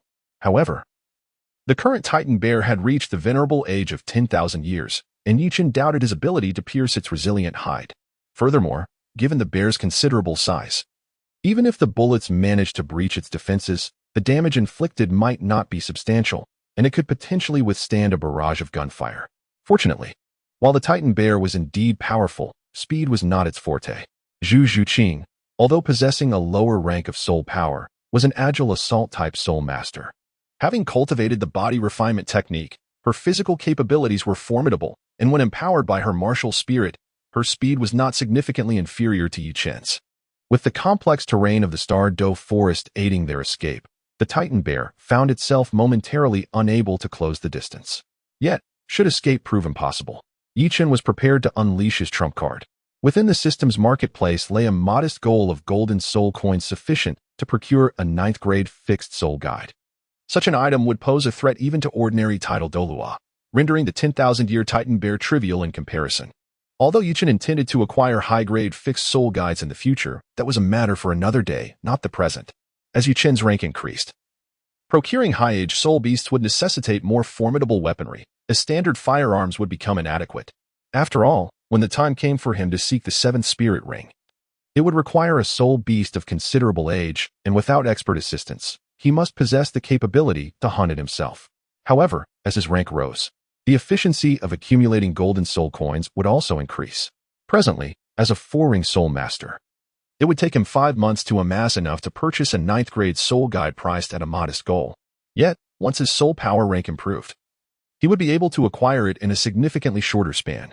Nevertheless, alternatives existed, such as the 8th-grade fixed soul guide starting at 30 million golden soul coins, or the 7th-grade fixed soul guide beginning at 10 million. As for lower-tier options, they were best avoided, as their effectiveness was uncertain. However, investing in a 7th or 8th-grade soul guide might render them redundant in the future, posing a risk of waste. Of course, if it came down to a matter of survival, Yichen would not hesitate to make the purchase. After a frantic 3-minute escape, with the Titan bear still hot on their heels, Yichen began to contemplate a more aggressive approach. As he ran, he summoned his pure bamboo staff, which enhanced his soul skills, manifesting the realm of tranquility. His first soul skill, confinement, was unleashed. In an instant, a phantasmal image of the bamboo staff shot forth from Yichen, descending upon the Titan bear's head with remarkable speed, delivering a resounding blow. The impact reverberated with a dull thud as the staff collided with the bear's skull. Despite the considerable disparity in their power levels, the enhancement from the realm of tranquility amplified the effectiveness of the soul skill by 50%, resulting in a significant effect. Caught off guard while in pursuit, the Titan bear was abruptly immobilized, toppling to the ground and rendering it unable to move. Seizing the moment, Yichen swiftly retrieved the 6-barreled Gatling gun from his storage soul guide, aiming it at the fallen Titan bear and pulling the trigger. In an instant, the Gatling gun's barrels whirled into action, unleashing a torrent of bullets that surged forth like a metallic tide, engulfing the Titan bear. As the storm of bullets descended upon it, a flurry of crimson blossoms erupted from its body. However, as Yichen had anticipated, while the bullets penetrated the bear's tough hide, the wounds were shallow, merely breaching the skin and becoming lodged within its muscle.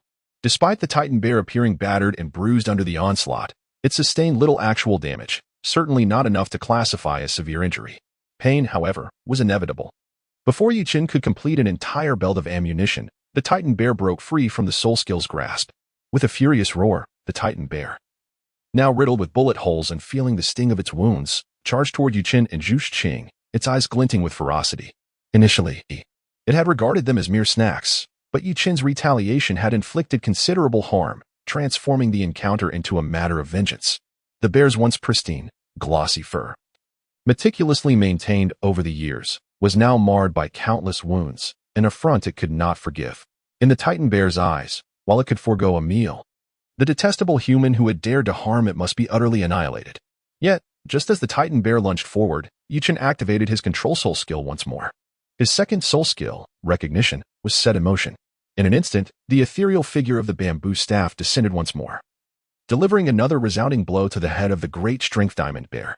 Having just liberated itself from control, the bear's thought processes ceased, plunging it back into a state of subjugation. The 6 barrels of the Gatling gun whirled into a frenzy once again. This time, Yichen refrained from spraying bullets across the bear's massive body. Instead, he aimed directly at its head. As fate would have it, the great strength diamond bear was not in a prone position but stood tall, its formidable face aligned with the muzzle of Yichen's weapon. Even sans a targeting system, the dense barrage of bullets found their mark in the bear's eye. Regardless of the creature, the eyes remain its most vulnerable point, unable to withstand the force of the projectiles. Just as Yichen shattered one of the bear's eyes and prepared to destroy the other, he discovered that his machine gun had run dry. Upon inspecting the weapon, he realized that the entire belt of ammunition had been expended. Damn, the bullets are so insufficient. He muttered under his breath, abandoning the assault and swiftly fleeing with Zhu Zhuqing. Reloading the belt would require time, and the great strength diamond bear would soon shake off its control. For safety's sake, Yichen opted for retreat. With the first and second soul skills already utilized and in cooldown, the only ability left to restrain the bear was the fourth soul skill, blindness. As for the third soul skill, divine sealing, its effect of closing off mental prowess would not impede the great strength diamond bear. Should the bear still choose to pursue them after the fourth skill was employed, Yichen would have no choice but to resort to his final trump card. Chapter 78. The Nether Spirit Cat. The pair had not fled far when the great strength diamond bear broke free from its state of control. Roaring with fury, it unleashed a thunderous cry. Yichen's second soul skill, determination, halts the flow of thought in his opponents. Currently, his head is riddled with wounds, and he has lost vision in one eye, leaving the powerful Titan giant bear utterly bewildered about the events that transpired. From the bear's perspective, just as it was about to charge forward to crush those two tiny beings, that detestable human struck it with a blow, and in the blink of an eye, it found itself in this battered state.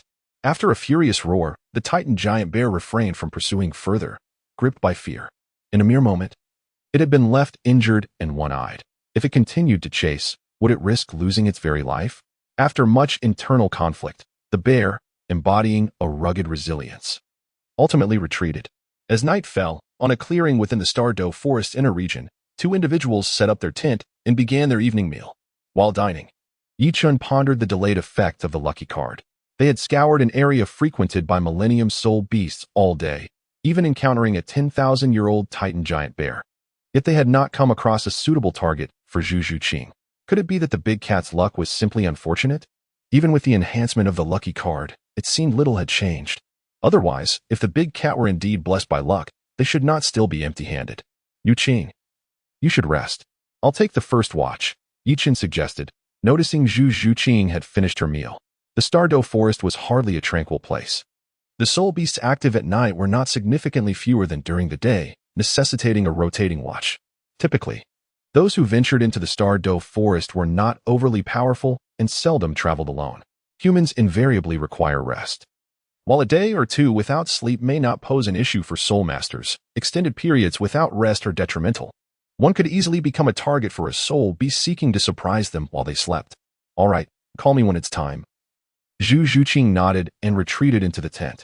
As deep night enveloped the surroundings, Yichen vigilantly surveyed the area. While on watch, he dared not enter a meditative state. Any sudden turn of events would require prompt action. Estimating that it was already well into the latter half of the night, Yichen prepared to switch shifts with Zhu Zhuqing when he suddenly raised an eyebrow. With his superior spiritual perception, he sensed an unexpected guest approaching the camp. Illuminated by the bright moonlight, he peered into the dense, dark forest ahead. Soon, an agile soul beast, adorned in hues of purple and black, stealthily emerged from the shadows. A 2,500-year-old nether spirit cat? Yichen recognized the uninvited guest immediately. Zhuqing, come out. Your delivery has arrived. He called into the tent, though his gaze remained fixed on the nether spirit cat. As a speed-oriented soul beast, the nether spirit cat posed a significant threat if it slipped into the forest unnoticed. Yichen was uncertain if he could track it down again.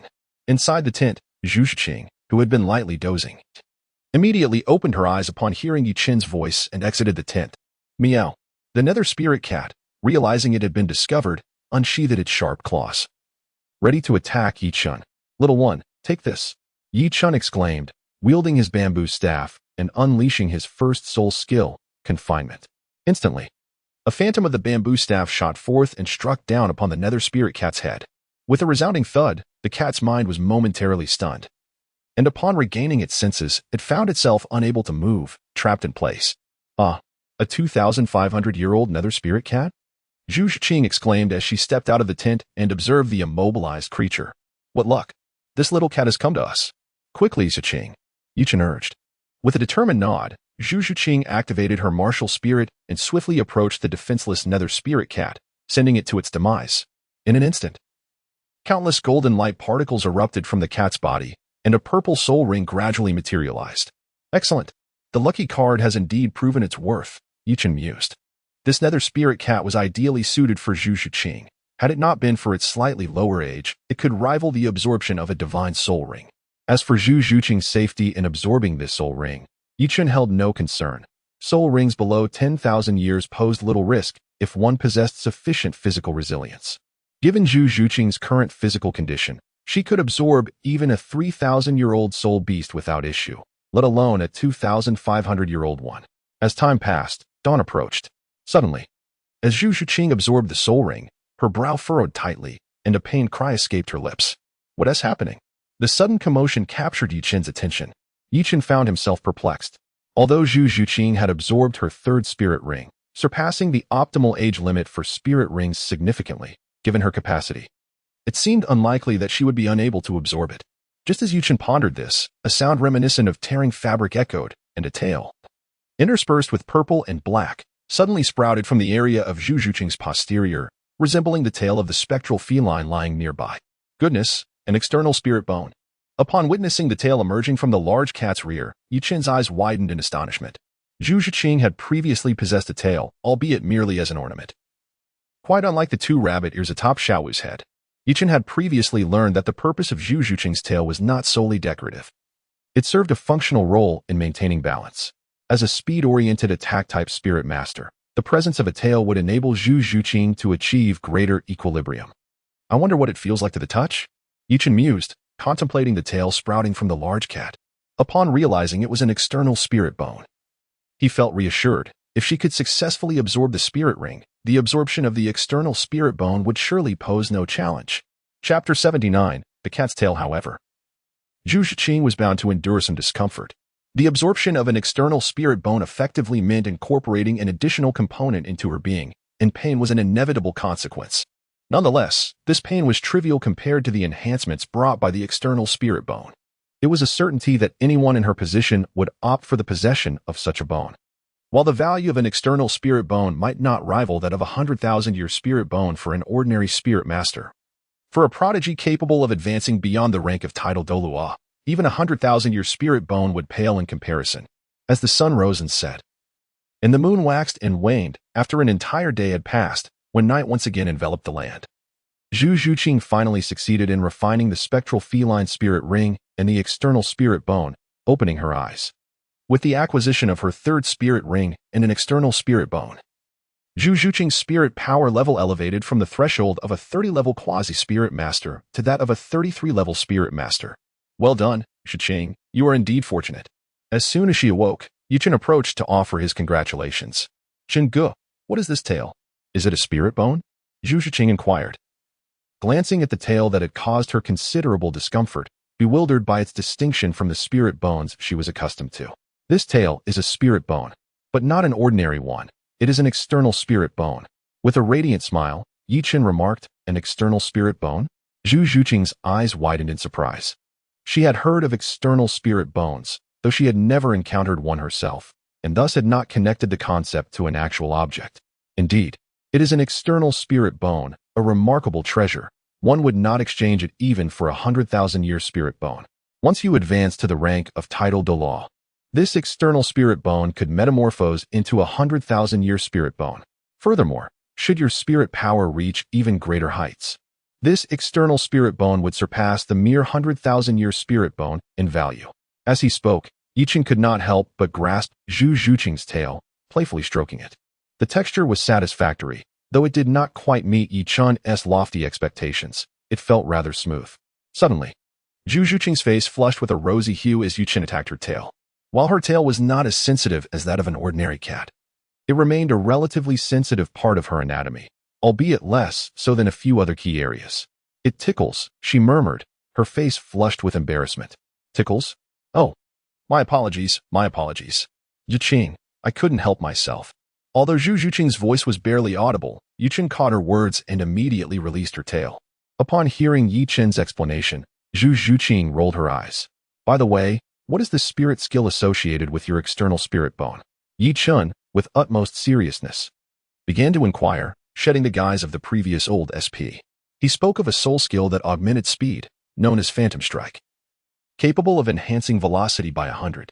The critical question remained whether this enhancement was limited to mere movement speed or encompassed various other speed attributes as well. This was significant, as speed-related attributes included not only movement speed but also attack speed, reaction speed, and the speed of soul skill deployment. All these factors were included. This is indeed commendable. Furthermore, the external soul bone you possess is merely a millennium old. Should its age increase to 10,000 or even 100,000 years, the amplification effect would surely be more pronounced. As a soul master, Zhu Zhuqing's soul bone skill, Phantom Strike, is perfectly aligned with her agility. Moreover, this external soul bone does not solely enhance agility.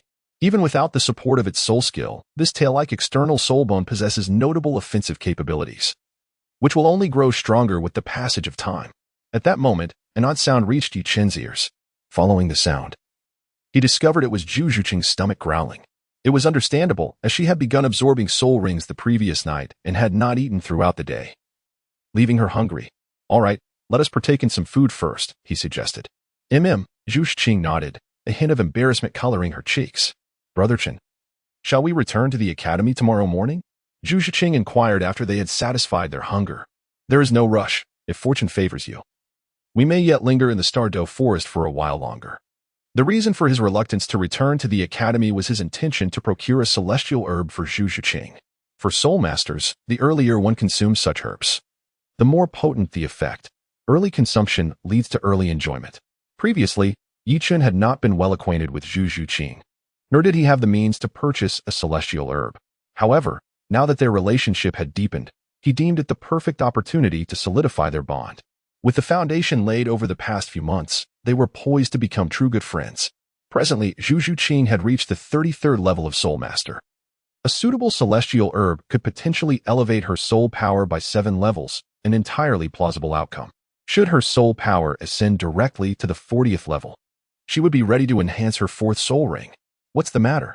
Zhu Zhuqing queried, somewhat perplexed. Rest for now. I shall reveal more in the morning. Very well. She acquiesced, retreating to the tent for some much-needed rest, having expended considerable energy during the absorption of the soul ring and external soul bone. Yi Chen's decision to acquire the celestial herb from the system mall rather than daringly plucking it from the ice and fire yin-yang was well considered.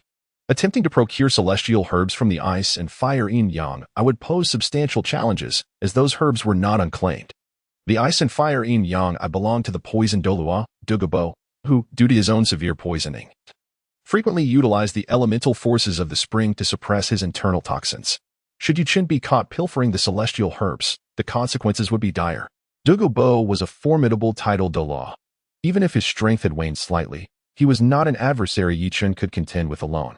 Moreover, even if Yi Chen evaded capture, the celestial herbs within the ice and fire yin-yang apart from the Heartbreak Red, were not suitable for Zhu Zhuqing. Heartbreak Red was a celestial herb that could be consumed by all soul masters, yet whether one could claim it as their own was an entirely different matter. Yi Chen did not believe Zhu Zhuqing was capable of claiming the Heartbreak Red at this stage.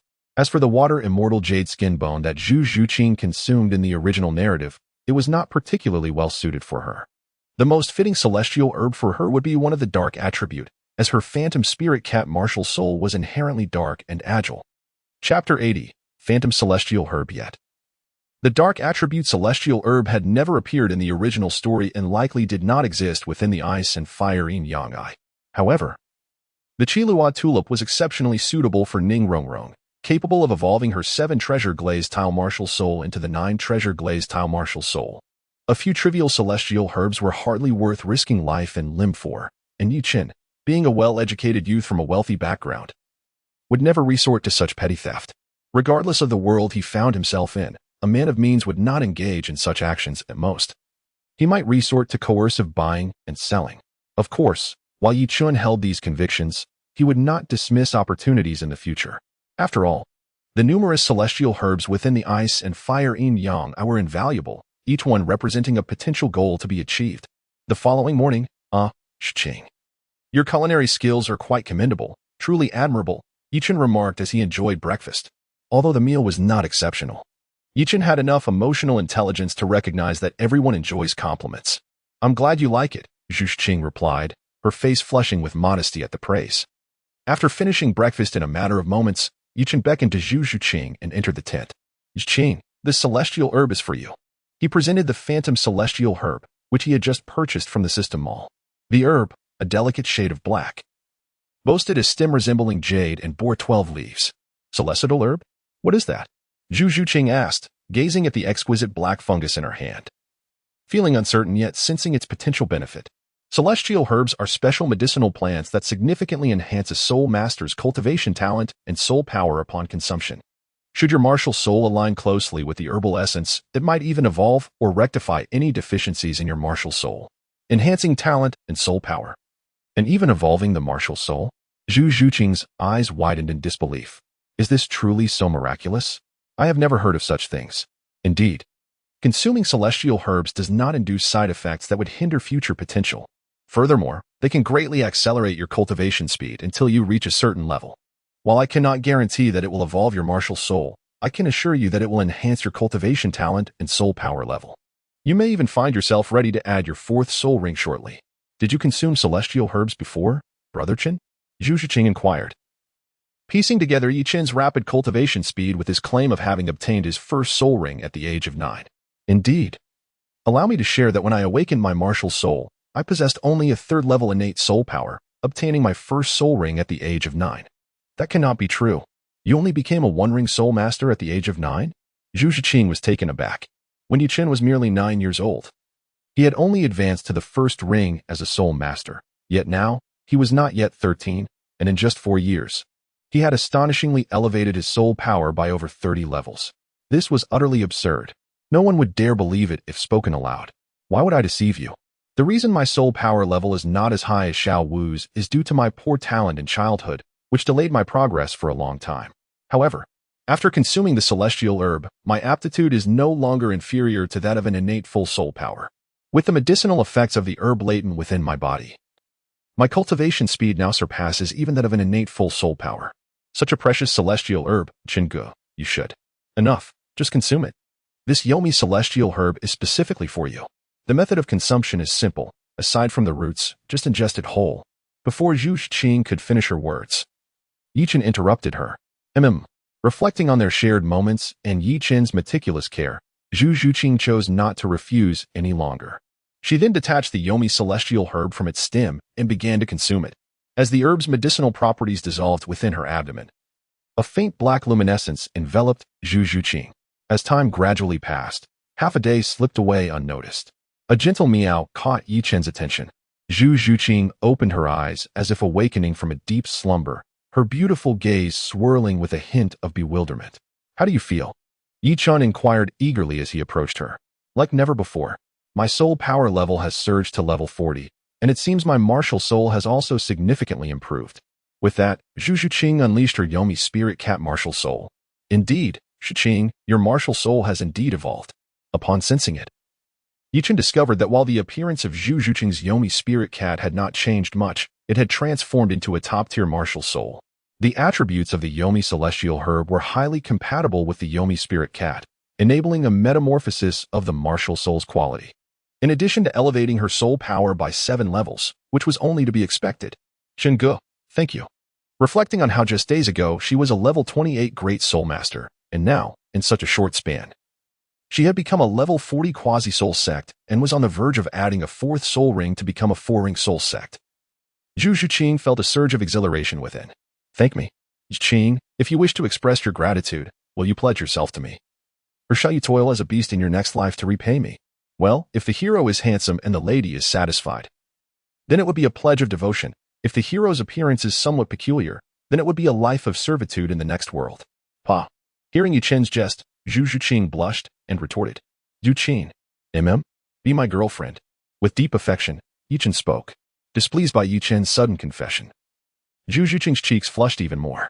Observing Zhu Zhuqing's bashful demeanor, coupled with her lack of rejection, Yi Chen immediately embraced the adorable feline in his arms.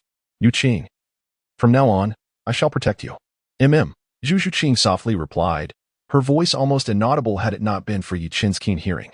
Gazing at the flushed face of the girl in his embrace, and aiming for her alluring red lips, Yi Chen gently kissed her. After a considerable time, when Zhu Zhuqing was nearly out of breath, she finally pushed Yi Chen away. Brother Chen, please do not bully me in the future. Huh? Bully you? If I do not, how shall we ever have little ones? Yi Chen smiled and said, if I do not bully you, Whom shall I bully? Oh, by the way, we must add Shiau to the list. As for whether there will be more targets for bullying in the future, I have yet to decide. Zhu Zhuqing. Chapter 81. Beyond control 2 days later, in the inner region of the Stardo Forest, Zhu Zhuqing sat cross-legged on the ground, absorbing a black 10,000-year soul ring. Beside her lay a lifeless ghost leopard, its age exceeding 10,000 years. The ghost leopard is a dark attribute, agile attacking soul beast.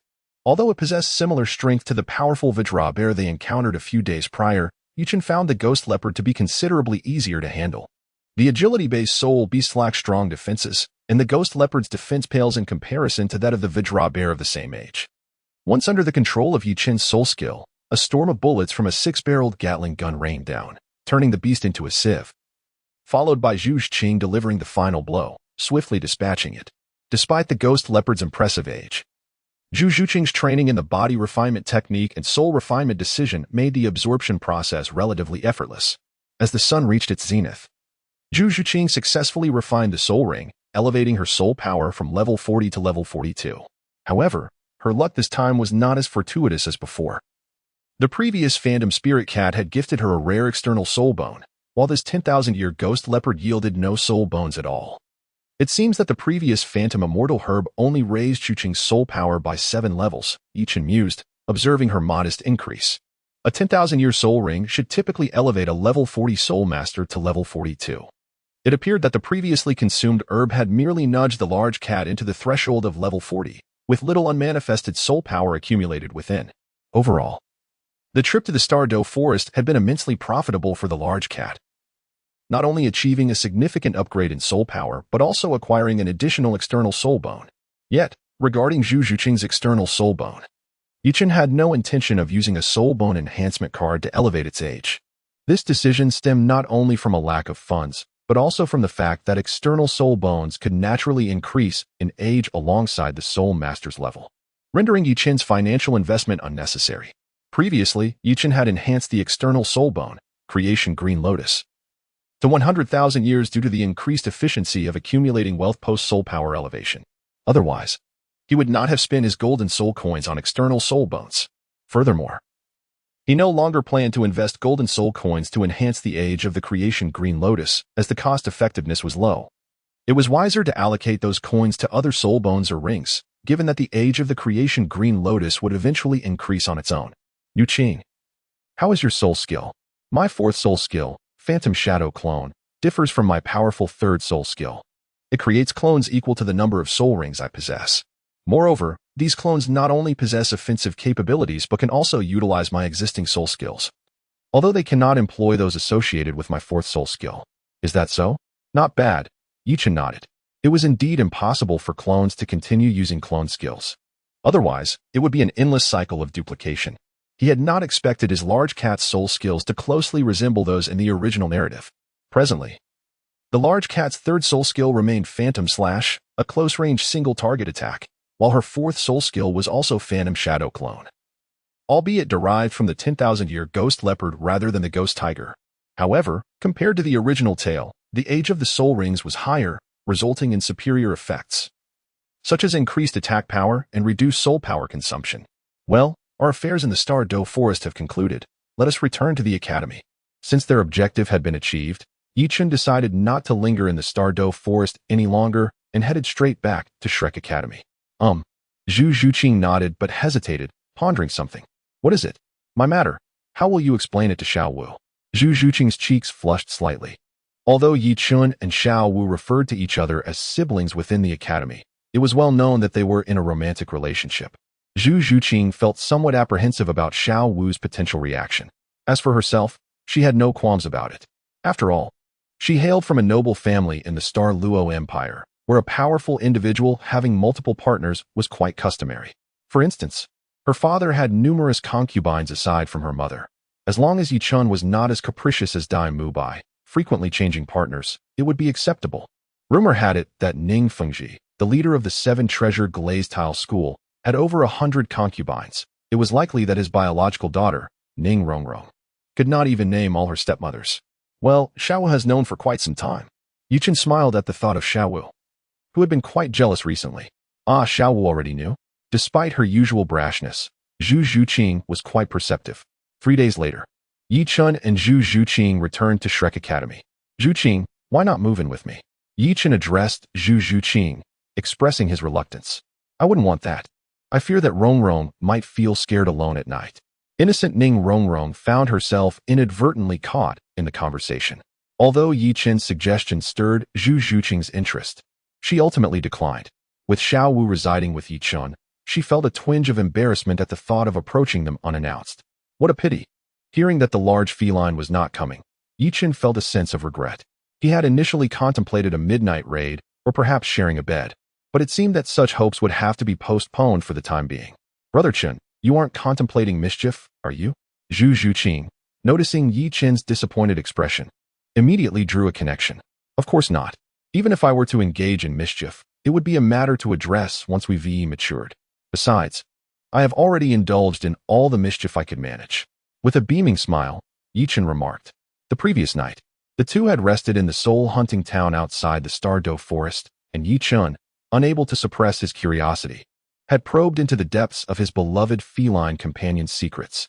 Indeed, the grandiosity of the feline was as remarkable as one would expect. Leaving the young Yi Chun utterly bewildered, cursing inwardly, he recalled the mischief he had engaged in the night prior, causing a blush to rise on Zhu Zhuqing's fair cheeks. Subsequently, after exchanging words with Flander, Yi Chun escorted Zhu Zhuqing back to her residence. Zhuqing, pray tell, where have you been these past few days? Why have you not been at the academy? Upon entering, Yi Chun was met with the sight of Ning Rongrong, hands on her hips, pointing an accusatory finger at Zhu Zhuqing. The two exchanged glances, realizing that during their excursion to the Stardo Forest, they had only informed Shiau Wu and Flander and had neglected to mention it to Ning Rongrong. Chapter 82. Flander preparing to live off others' Rongrong. I apologize for my oversight. I should have informed you that I ventured to the Stardo Forest to enhance my spirit rings. Observing her close friend's vexed demeanor, Zhu Zhuqing began to elucidate. Zhuqing, weren't you a rank 28 spirit master just recently? Why would you need to enhance your spirit rings now? Ning Rongrong queried. Somewhat puzzled. If memory served her right, Zhu Zhuqing had been a rank 28 spirit master before her departure. Even if she had achieved a breakthrough, would she not only be a rank 29? What need was there for additional spirit rings? Hearing this, Zhu Zhuqing turned her gaze towards Yi Chun, seeking answers. Yi Chun raised an eyebrow at Ning Rongrong. Ning Rongrong nodded eagerly, as if she had uncovered a momentous secret. Her curiosity piqued. If you wish to know, you must first return the money to me. Several months have passed since then, and the 30-day mortgage repayment period has long expired, even disregarding compound interest. Ning Rongrong still owes him over 10 million gold soul coins. With no money in sight, she wouldn't part with her life either. The mere mention of this caused Ning Rongrong to huff coldly, turning her head away in defiance. Well, when the day comes that your 7-treasure glazed tile school cannot repay, be prepared to pay with flesh. Yi Chun spoke with a mocking expression. Zhu Zhuqing remarked, goodness. Yi Chun is indulging in the beauty before him, Shiau Wu, while coveting the one in the pot, me, and still yearning for the one outside, Ning Rongrong. How audacious. A meat compensation? If Shiau has no objections, I would not mind either. Ning Rongrong, living up to her reputation as a little witch, made an astonishing statement. Rongrong, what are you saying? You are a girl. Zhu Zhuqing reproached her gently. TSK, you are still a bit small, if you desire meat compensation. You are not quite there yet. Yi Chun shook his head regretfully as he looked at Ning Rongrong. You are despicable, taking advantage too far. While she may not be as developed as Zhu Zhuqing, she certainly met the average standard for her age, didn't she? Moreover, she was still young and would surely grow in the future, right? All right. Do not provoke Rongrong's anger any further. Let us depart. Observing the escalating tension between the two, Zhu Zhuqing promptly pushed Yi Chun outside. For Zhuqing's sake, I shall refrain from further argument. Yi Chun spoke with a demeanor of great magnanimity.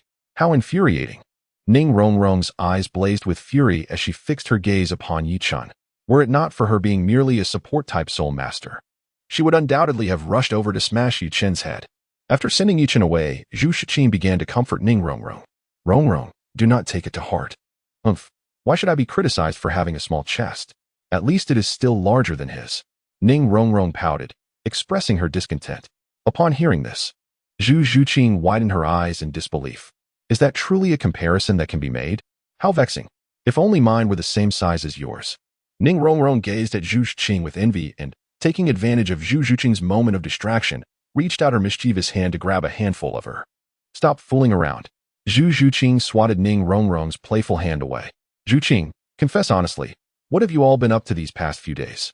Ning Rongrong insisted as she pushed Zhu Zhuqing down onto the sofa. What have we been up to? Zhu Zhuqing felt her face heat up as she pondered the events of the past few days. You must be hiding something. Do not deny it. Otherwise, why is your face turning red?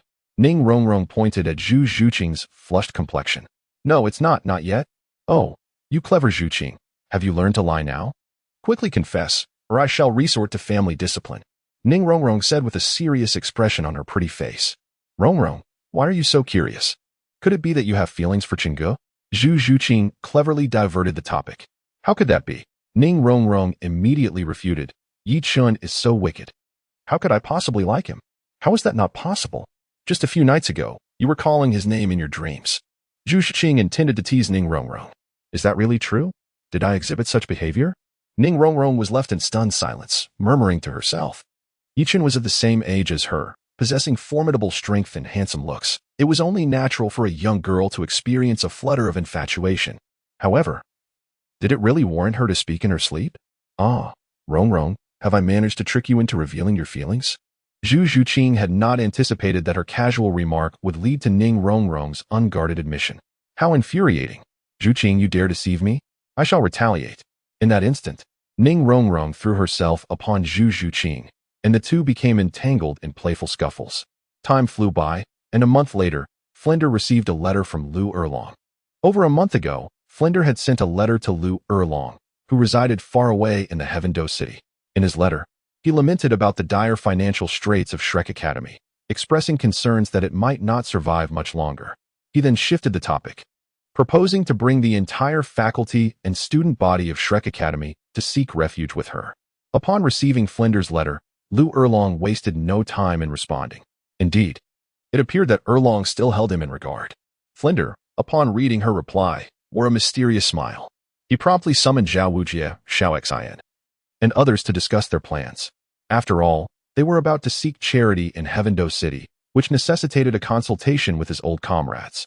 The following morning, all the students of Shrek Academy gathered on the playground. Ahem, I have an important announcement to make to everyone. Flinder surveyed the crowd, cleared his throat, and spoke with a serious expression. Upon hearing this, Yi Chun suspected that Flinder, under his wise guidance, had resolved to lead everyone to the Blue Tyrant Academy to seek assistance. Director, what is this important matter? Ma Hongjun was the first to interject. I hereby declare that Shrek Academy shall close its doors from this day forth. Flinder's words were startling. What?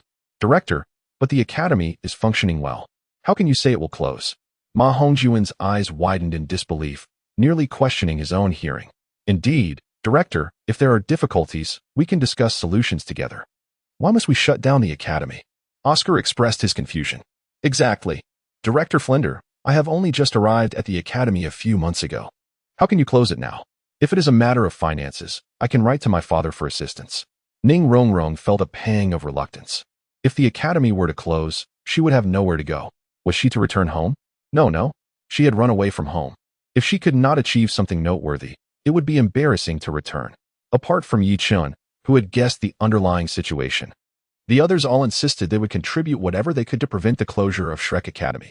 Chapter 83, The Fearless Ma Hongjun. Haha, I have not finished speaking yet.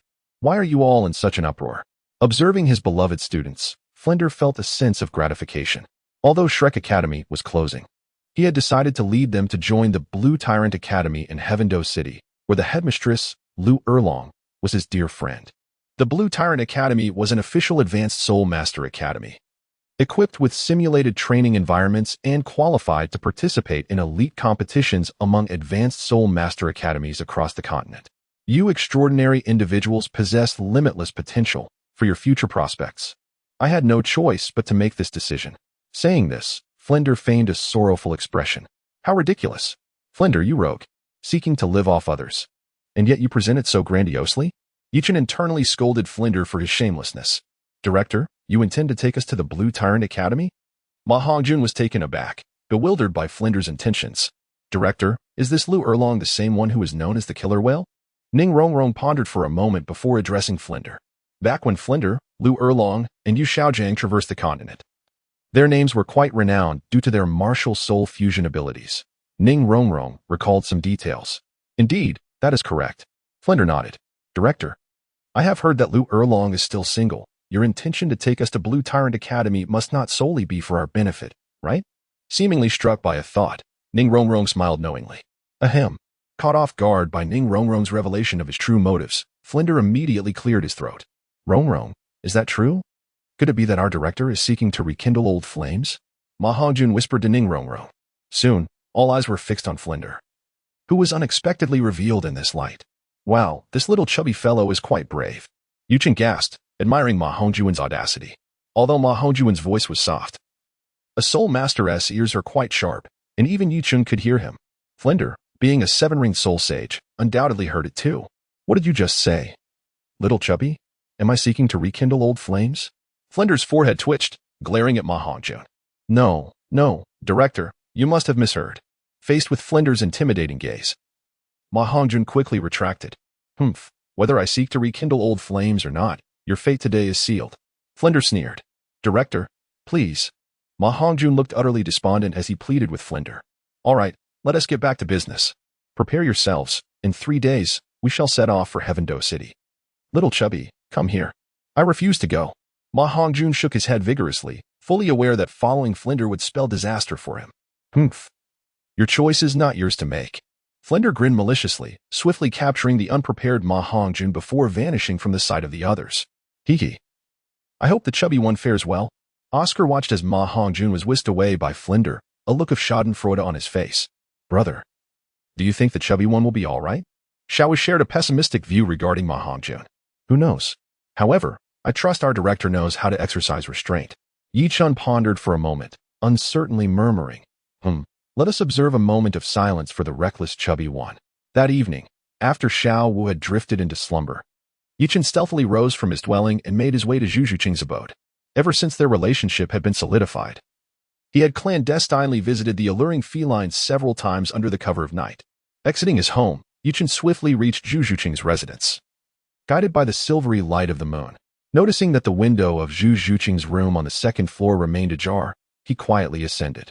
The soul-guided villa boasted 2 bedrooms on the upper level, and with Ning Rongrong and Zhu Zhuqing sleeping separately, it facilitated Yichen's surprise visits. Upon arriving at Zhu Zhuqing's chamber, he wasted no time and began to explore beneath the covers. Why does it feel somewhat amiss? Could it be that the enchanting feline has lost some weight these past few days? Yichen sensed that something was amiss. Wait, this feeling. Yichen was overcome with an ominous premonition. After Flandra announced that the group would be heading to the Blue Tyrant Academy in Heavendo City, Ning Rongrong felt a surge of excitement, thinking about how her family S7 Treasure Glaze Tile School was just outside the city, allowing her the convenience of visiting home. Unable to sleep that night, she decided to confide in Zhu Zhuqing, her neighbor. As fatigue set in, the late hour prompted Ning Rongrong to forego returning to her own room, instead choosing to share a bed with Zhu Zhuqing, positioned conveniently near the window. As Ning Rongrong drifted into a deep slumber, she soon sensed something amiss and awoke abruptly. Initially, she suspected that Zhu Zhuqing was playing a prank. But the increasingly bold hands soon dispelled that notion. Upon opening her eyes and illuminated by the moonlight streaming through the window, she was confronted by a shadow, leaving her utterly bewildered. She could feel Zhu Zhuqing still lying beside her. So who was the shadow? Regaining her composure, Ning Rongrong realized that it was not Zhu Zhuqing who had intruded upon her, and she let out a piercing scream. Rongrong, what is going on? Zhu Zhuqing, startled and confused by the scream, awoke and quickly turned on the room's lights. Oh, Chingu, what are you doing here? The moment the lights illuminated the room, Zhu Zhuqing immediately recognized Yu Chen's presence. Ning Rongrong, how did you end up in Zhu Qing's room? Confronted with Ning Rongrong's distressed expression and Zhu Zhuqing's confusion, Yu Chen found himself at a loss. It was no wonder he had sensed something was off earlier. It turned out to be Ning Rongrong. Yet, he couldn't deny that despite her smaller frame, she felt quite pleasant. Yu Chen? Wu reflecting on the mischief Yu Chen had just perpetrated. Ning Rongrong felt a wave of emotion, her eyes welling up with tears. Hey, Rongrong, please don't cry. When Yu Chen spoke, it only deepened Ning Rongrong's sorrow, causing her to weep profusely. Brother Chen, what is happening here? Zhu Zhuqing inquired with a hint of confusion. I hadn't anticipated that Rongrong would be here as well. I thought it was just you. Yichen spoke somewhat awkwardly. Chapter 84. The Shameless Yichen. Zhu Shiqing was rendered speechless upon hearing Yichen's words. She deduced the reason behind Ning Rongrong's tears. Yichen had previously engaged in ambushes, and now, seeing Ning Rongrong weep so profusely, it was evident that she had fallen victim to Yichen's malicious hands. Rongrong, do not cry. With a roll of her eyes directed at Yichen, Zhu Shiqing began to console Ning Rongrong. Woo-woo, Shiqing, woo-woo, my innocence. At that moment, Ning Rongrong felt utterly wronged. She could not have felt more grieved. Had she foreseen such an outcome, she would not have sought out Zhu Shiqing that evening, which ultimately led to the ruin of her years of innocence. That aside, Rongrong, please do not cry. Yichen anxiously spoke from the side. However, Ning Rongrong paid no attention to him and continued to weep in Zhu Shiqing's embrace. Although she harbored a slight fondness for Yichen, it did not diminish the significance of her own integrity. After a considerable time, with Zhu Shiqing's comforting presence, Ning Rongrong, perhaps exhausted from her tears, ceased her sobbing. What will you do to take responsibility? With eyes tinged with redness and swelling, Ning Rongrong fixed her gaze upon Yichen. It was my fault before. Whatever you say goes. After a moment's contemplation, Yichen mustered the courage to speak, acknowledging that the incident had already transpired, making further discussion futile. Hearing Yichen's straightforwardness, Ning Rongrong realized that, regardless of the circumstances, she had undoubtedly suffered a significant loss. The more she pondered, the more aggrieved she felt, and tears cascaded down her cheeks once more. Rongrong, please stop crying, Zhu Shiqing interjected. Leave me alone. I do not wish to see you. Ning Rongrong, with reddened eyes, issued an eviction order to Yichen. Faced with Ning Rongrong's tantrum, Yichen found himself at a loss. Brother Chen, perhaps you should return for now. I will talk to Rongrong, Zhu Shiqing suggested. Very well, Yichen, please console Rongrong properly, Yichen replied, realizing he had no better course of action at the moment. Upon exiting Zhu Shiqing's room, Yichen looked up at the bright moonlight, feeling a tinge of melancholy. What on earth is this all about? The following morning, Yichen and Shiau proceeded to the dining hall for breakfast. Before long, Zhu Shiqing and Ning Rongrong arrived as well. Upon seeing Yichen, Ning Rongrong immediately huffed in disdain, choosing not to join him at the usual table but instead sitting at another. It was evident that she was still troubled by the events of the previous night. Brother, what happened with Rongrong? Did you bully her? Shiau inquired with a puzzled expression, recalling how well things had gone during dinner the night before. Why does she look so vengeful this morning? Cough. Shiau, it's best if you refrain from asking. Let us eat, Yichen replied. Yichen took a large bun and stuffed it into Shiau's mouth. Shiau, don't think I'm unaware that you're trying to change the subject. After a moment's contemplation, Shiau rose and seated herself beside Ning Rongrong. Rongrong, what troubles you? Are you feeling unwell? Shiau inquired with genuine concern. Faced with Shiau's questioning gaze, Ning Rongrong opened her mouth but found herself at a loss for words. It was too difficult to articulate that Yichen had wronged her the previous night. The breakfast unfolded in an atmosphere heavy with unspoken tension. After they finished eating, Yichen turned to Ning Rongrong and said, Rongrong, please come with me. Upon hearing this, Ning Rongrong pondered for a moment. The events of last night needed resolution, and she followed Yichen outside. In a secluded corner of Shrek Academy, Yichen began, Rongrong, I sincerely apologize for my actions last night. Humph. Does an apology hold any value? You have tarnished my reputation. Ning Rongrong glared at Yichen. In that case, how about you become my girlfriend? This way, your honor would be restored. Yichen shamelessly remarked. This statement is quite valid. After all, they are good friends, and embracing, hugging, and kissing are perfectly normal, aren't they? Yichen merely took a step ahead. One might say he boarded the train early and would pay the fare later. No, wait, they haven't even boarded yet. You are utterly shameless. Ning Rongrong was nearly driven to madness. She had never encountered someone as brazen as Yichen. After having bullied her, he actually intended to continue his antics in the future. Is this what one might call human? Toothless? No, look at how orderly my teeth are. Yichen opened his mouth and pointed at his perfectly aligned white teeth. How infuriating. Ning Rongrong felt herself teetering on the brink of an explosion due to Yichen's feigned ignorance. As she prepared to unleash her fury, Yichen, without a moment's hesitation, reached out with his index finger and lifted Ning Rongrong's chin. What are you doing? She asked, suddenly struck by an ominous premonition. Doing? With that? Yichen leaned in and kissed Ning Rongrong. Caught off guard by this sudden assault, Ning Rongrong's mind went blank, and she instinctively thought of resisting.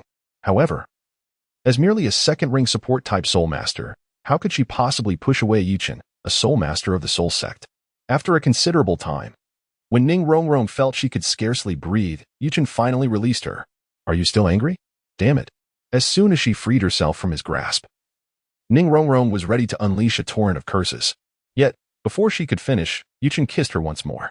Their lips parted. Are you still angry? You. Another kiss. Their lips parted again. Are you still angry? You're. Yet another kiss. This continued. And when Yuchen leaned in for another kiss, he realized that Ning Rongrong no longer resisted. Instead, she began to reciprocate. Yuchen mused. Does this little girl truly have an affinity for such a tune? Yuchen pondered quietly. Just as he was reveling in his thoughts, he suddenly felt a sharp bite on his lips. Ouch, are you a dog or something? Experiencing the pain and metallic taste of blood in his mouth, Yuchen pushed Ning Rongrong away.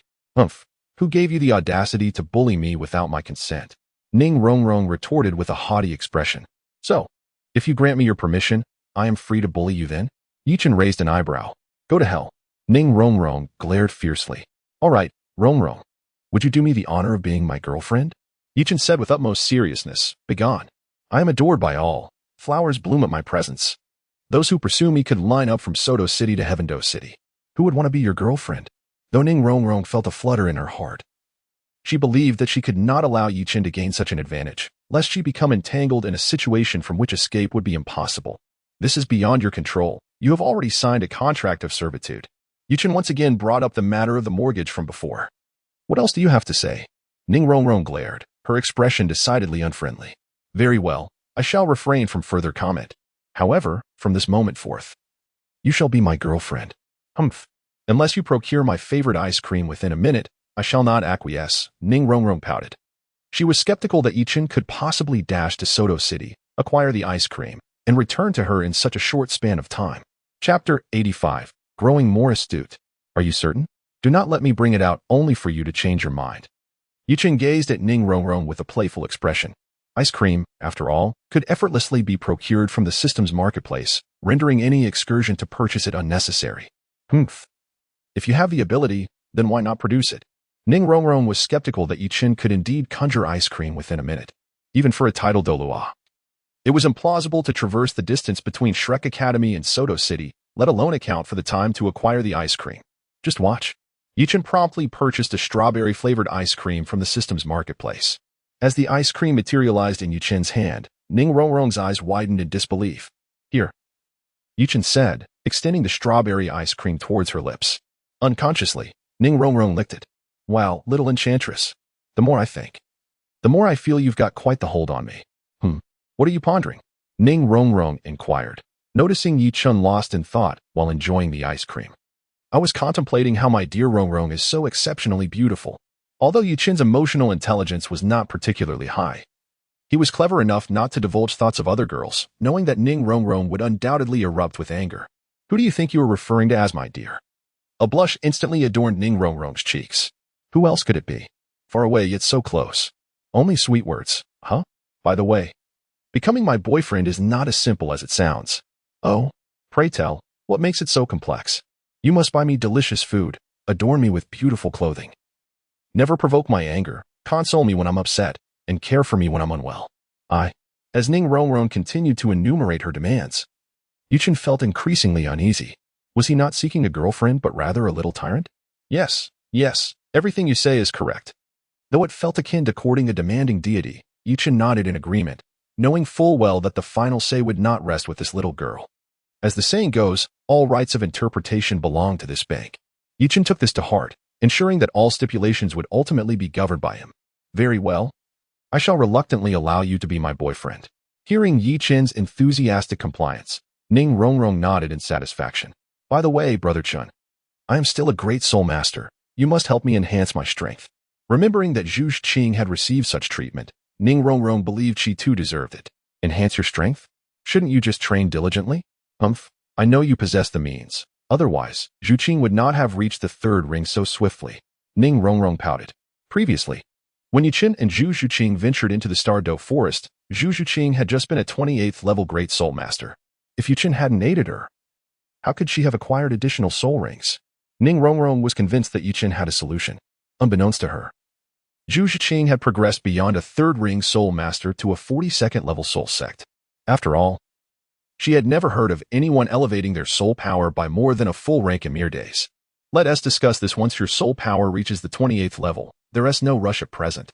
Currently, Ning Rongrong was merely a 27th level Great Soul Master. Even if she upgraded the age of her first and second soul rings to the Purple Millennium level, it would only elevate her soul power by 2 ranks at most.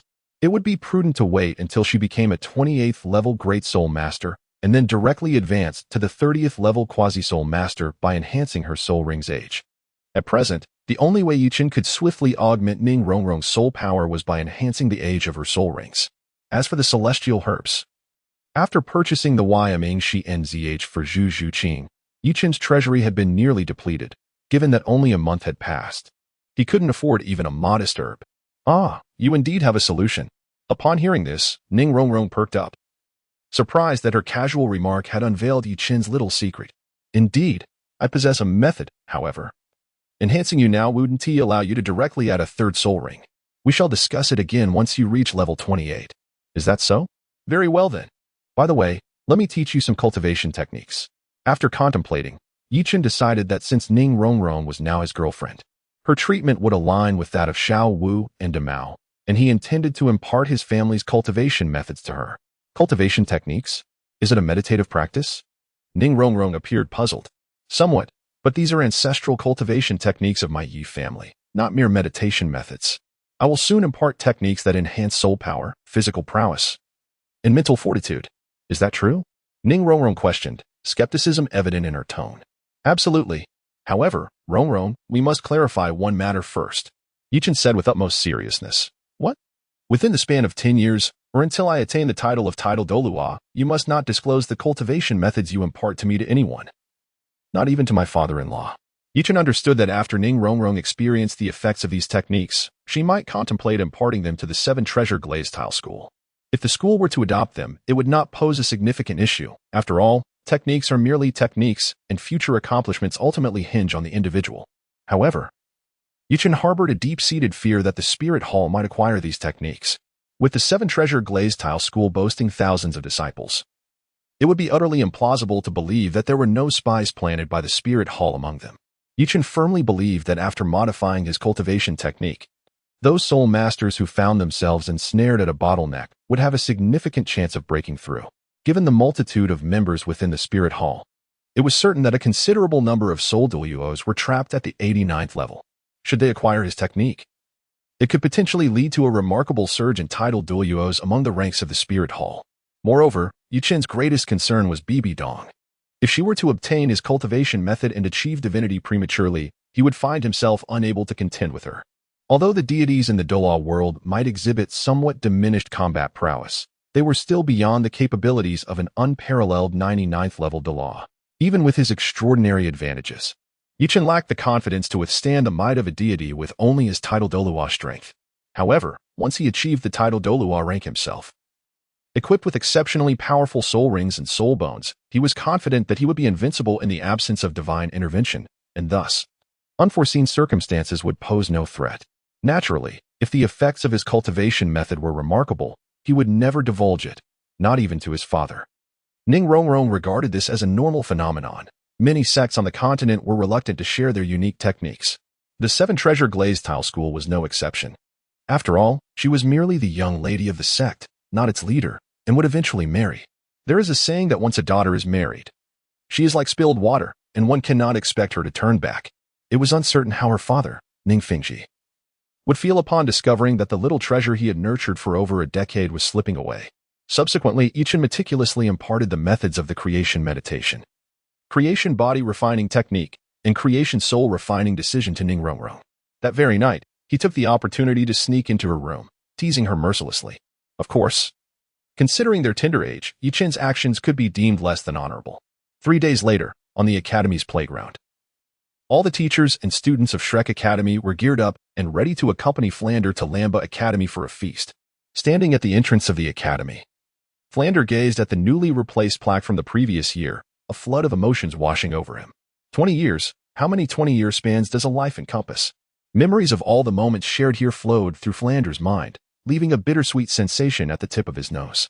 Dean, don't be melancholic. We are heading to Lamba Academy for a feast. Who are you putting on this expression for? Yichen remarked upon observing Flandra's wistfulness. Flandra truly was a paradox. Was it necessary to feel so sentimental? Go on, go on. If you remain silent, no one will mistake you for a mute. What do you mean by a feast? I am doing this for your benefit. With his true intentions exposed, and under the scrutiny of others' peculiar gazes, Flandra nearly succumbed to embarrassment and anger. Yes, yes, you are indeed doing this for our benefit, and it is certainly not to indulge in a feast. Yichen nodded in agreement, his expression one of approval. How infuriating. Have you become too restless? Flandra glared at Yichen with fierce intensity. Flandra, do not bicker with the child. If he chooses to live off others, so be it. The rest of us will not mock you, Zhao Wujie interjected, playfully draping an arm around Flandra's shoulders. Exactly. Flandra, we are all old friends, we assure you. We will not view you through a biased lens, Shiau Xian added, joining in the jest. Teacher Shiau, at least Flandra has a place to rely on. You all are still unattached and have nowhere to find support. At that moment, Yichen unleashed his sharp tongue. This mischievous child is definitely feeling cheeky. Zhao Wujie, Shiau Xian, and the others fixed their gazes upon Yichen, their thoughts in silent agreement. Haha, well said, young lad. Old Zhao, perhaps you should all hasten to find wives. Hearing Yichen's words, Flandra felt a surge of joy. At least he had a place to lean on, unlike certain individuals who remain solitary. With that thought, Flandra cast a disdainful glance at Zhao Wujie and the others. Observing Flandra's self-satisfied demeanor, Zhao Wujie and the others fell silent. Soto City lies within the borders of the Barak Kingdom, a considerable distance from Tiando City, approximately 2,000 miles away. The frugal Flandra did not spend money on a carriage. Instead, the entire Shrek Academy faculty and students relied on their own legs, taking over 10 days to reach the vicinity of Tiando City. Wow, is this Tiando City? How bustling. Upon entering Tiando City, Ma Hongjun exclaimed, gazing at the wide streets paved with blue bricks and the throngs of people. Instantly, the Shrek group distanced themselves from Ma Hongjun, adopting expressions that conveyed unfamiliarity. Where did this rustic bumpkin come from? Clearly, he has never seen the world and is making a fuss over nothing. Is he here to beg? The passers-by began to murmur upon hearing Ma Hongjun's astonishment. Beg? Ma Hongjun widened his eyes, bewildered by the notion that he could be mistaken for a beggar. Admittedly, his attire was rather ordinary, and after days of travel, he appeared somewhat disheveled, indeed resembling a beggar. However, there were many beggars on the streets of Tiando City who were dressed better than Ma Hongjun. Little fatty, if you can't speak properly. Just stay silent and spare me the embarrassment. Flandra shot an irritable glare at Ma Hongjun, feeling that he had tarnished his glorious image. Ahem, I couldn't help it. Ma Hongjun sheepishly scratched his head. After a brief incident, Flandra inquired about the address from several passing pedestrians and led the group toward the Lamba Academy. Navigating through the streets, they quickly found their destination. Principal, is this Lamba Academy? It certainly seems far more prestigious than our Shrek Academy, Ma Hongjun remarked. Gazing at the imposing entrance adorned with the gilded words Lamba Advanced Soul Master Academy, towering 10 meters high. Little fatty, are you disparaging Shrek Academy? Flandra cast a menacing glare at Ma Hongjun. No, not at all. Feeling the weight of Flandra's gaze, Ma Hongjun felt a shiver run down his spine, realizing that if he did not navigate this situation carefully, he would face dire consequences. Then what do you mean? Flandra sensed that since their arrival in Tiando City, Ma Hongjun had become increasingly irksome. It was one thing to appear rustic, now he was even expressing disdain. Flandra, having made up his mind, felt it necessary to properly educate Ma Hongjun moving forward. Ma Hongjun stammered, at a loss for words. Principal. The fatty certainly did not mean any offense. He simply meant that from now on, this Lamba Academy will belong to you. Liefchen interjected, coming to Ma Hongjun's rescue. Ahem, don't say nonsense. That is not true. Flandra felt a wave of anxiety wash over him upon hearing Liefchen's words. Even if Flandra was indeed reliant on others, it shouldn't be so blatant, should it?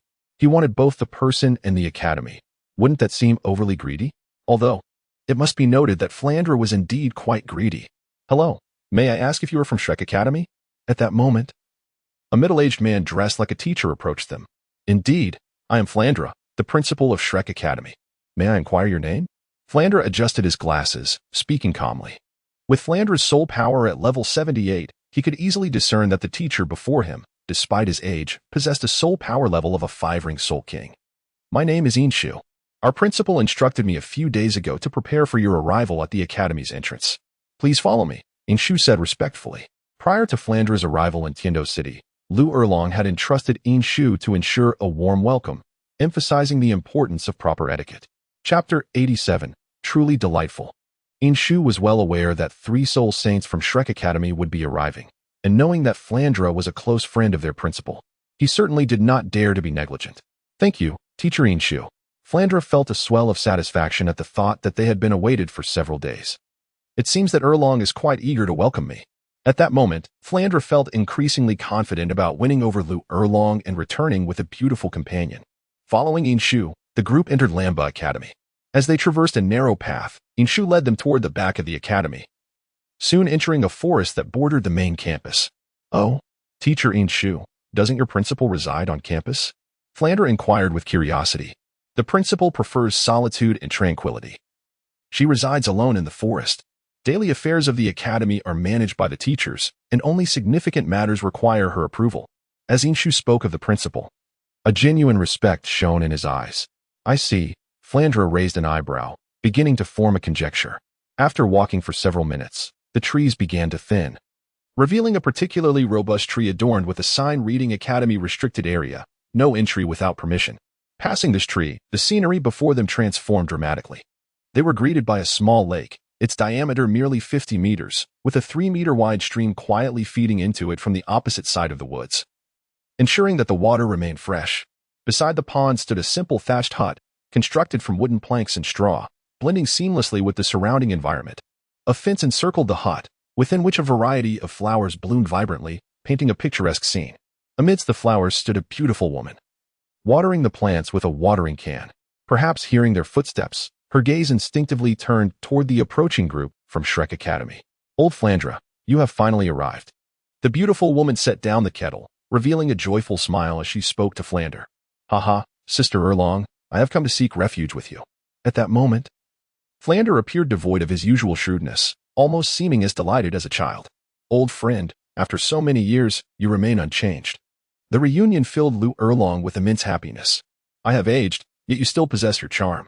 Observing Lu Erlong's visage, which bore a striking resemblance to 20 years ago, Flandra couldn't help but stroke his own beard, sighing with nostalgia.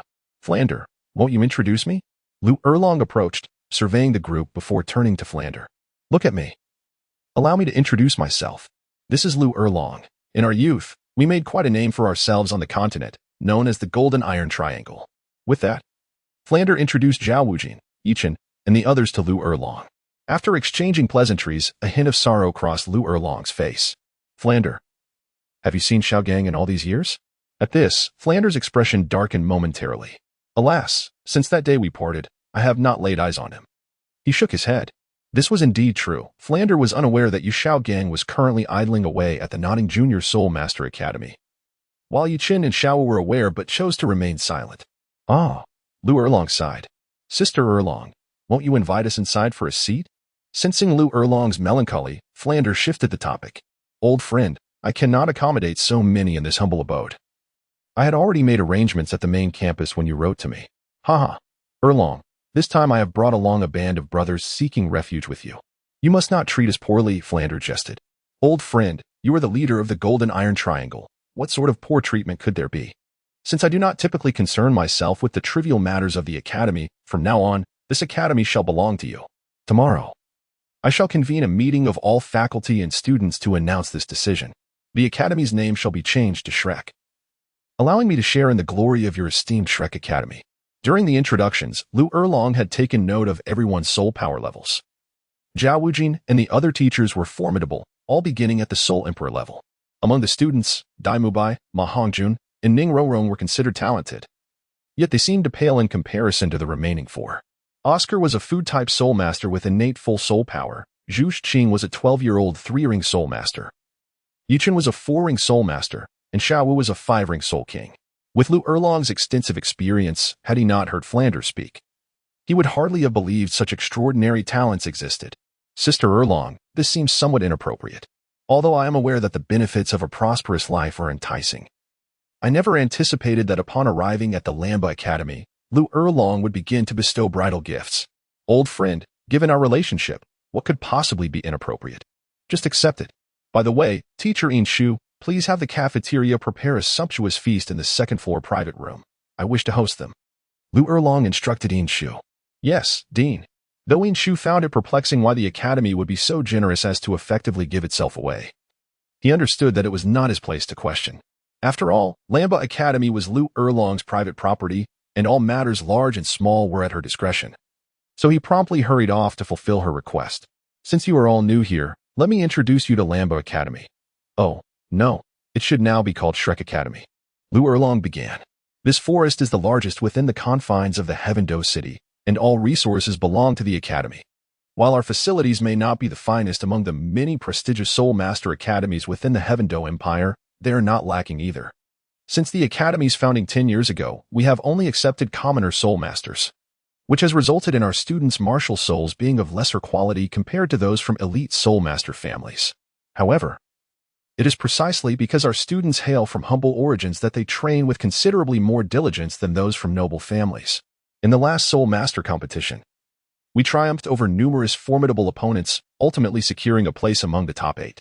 Our performance was only slightly inferior to that of the first team from the Heavendo Royal Academy, while their second team fell to us. Lu Erlong recounted with pride.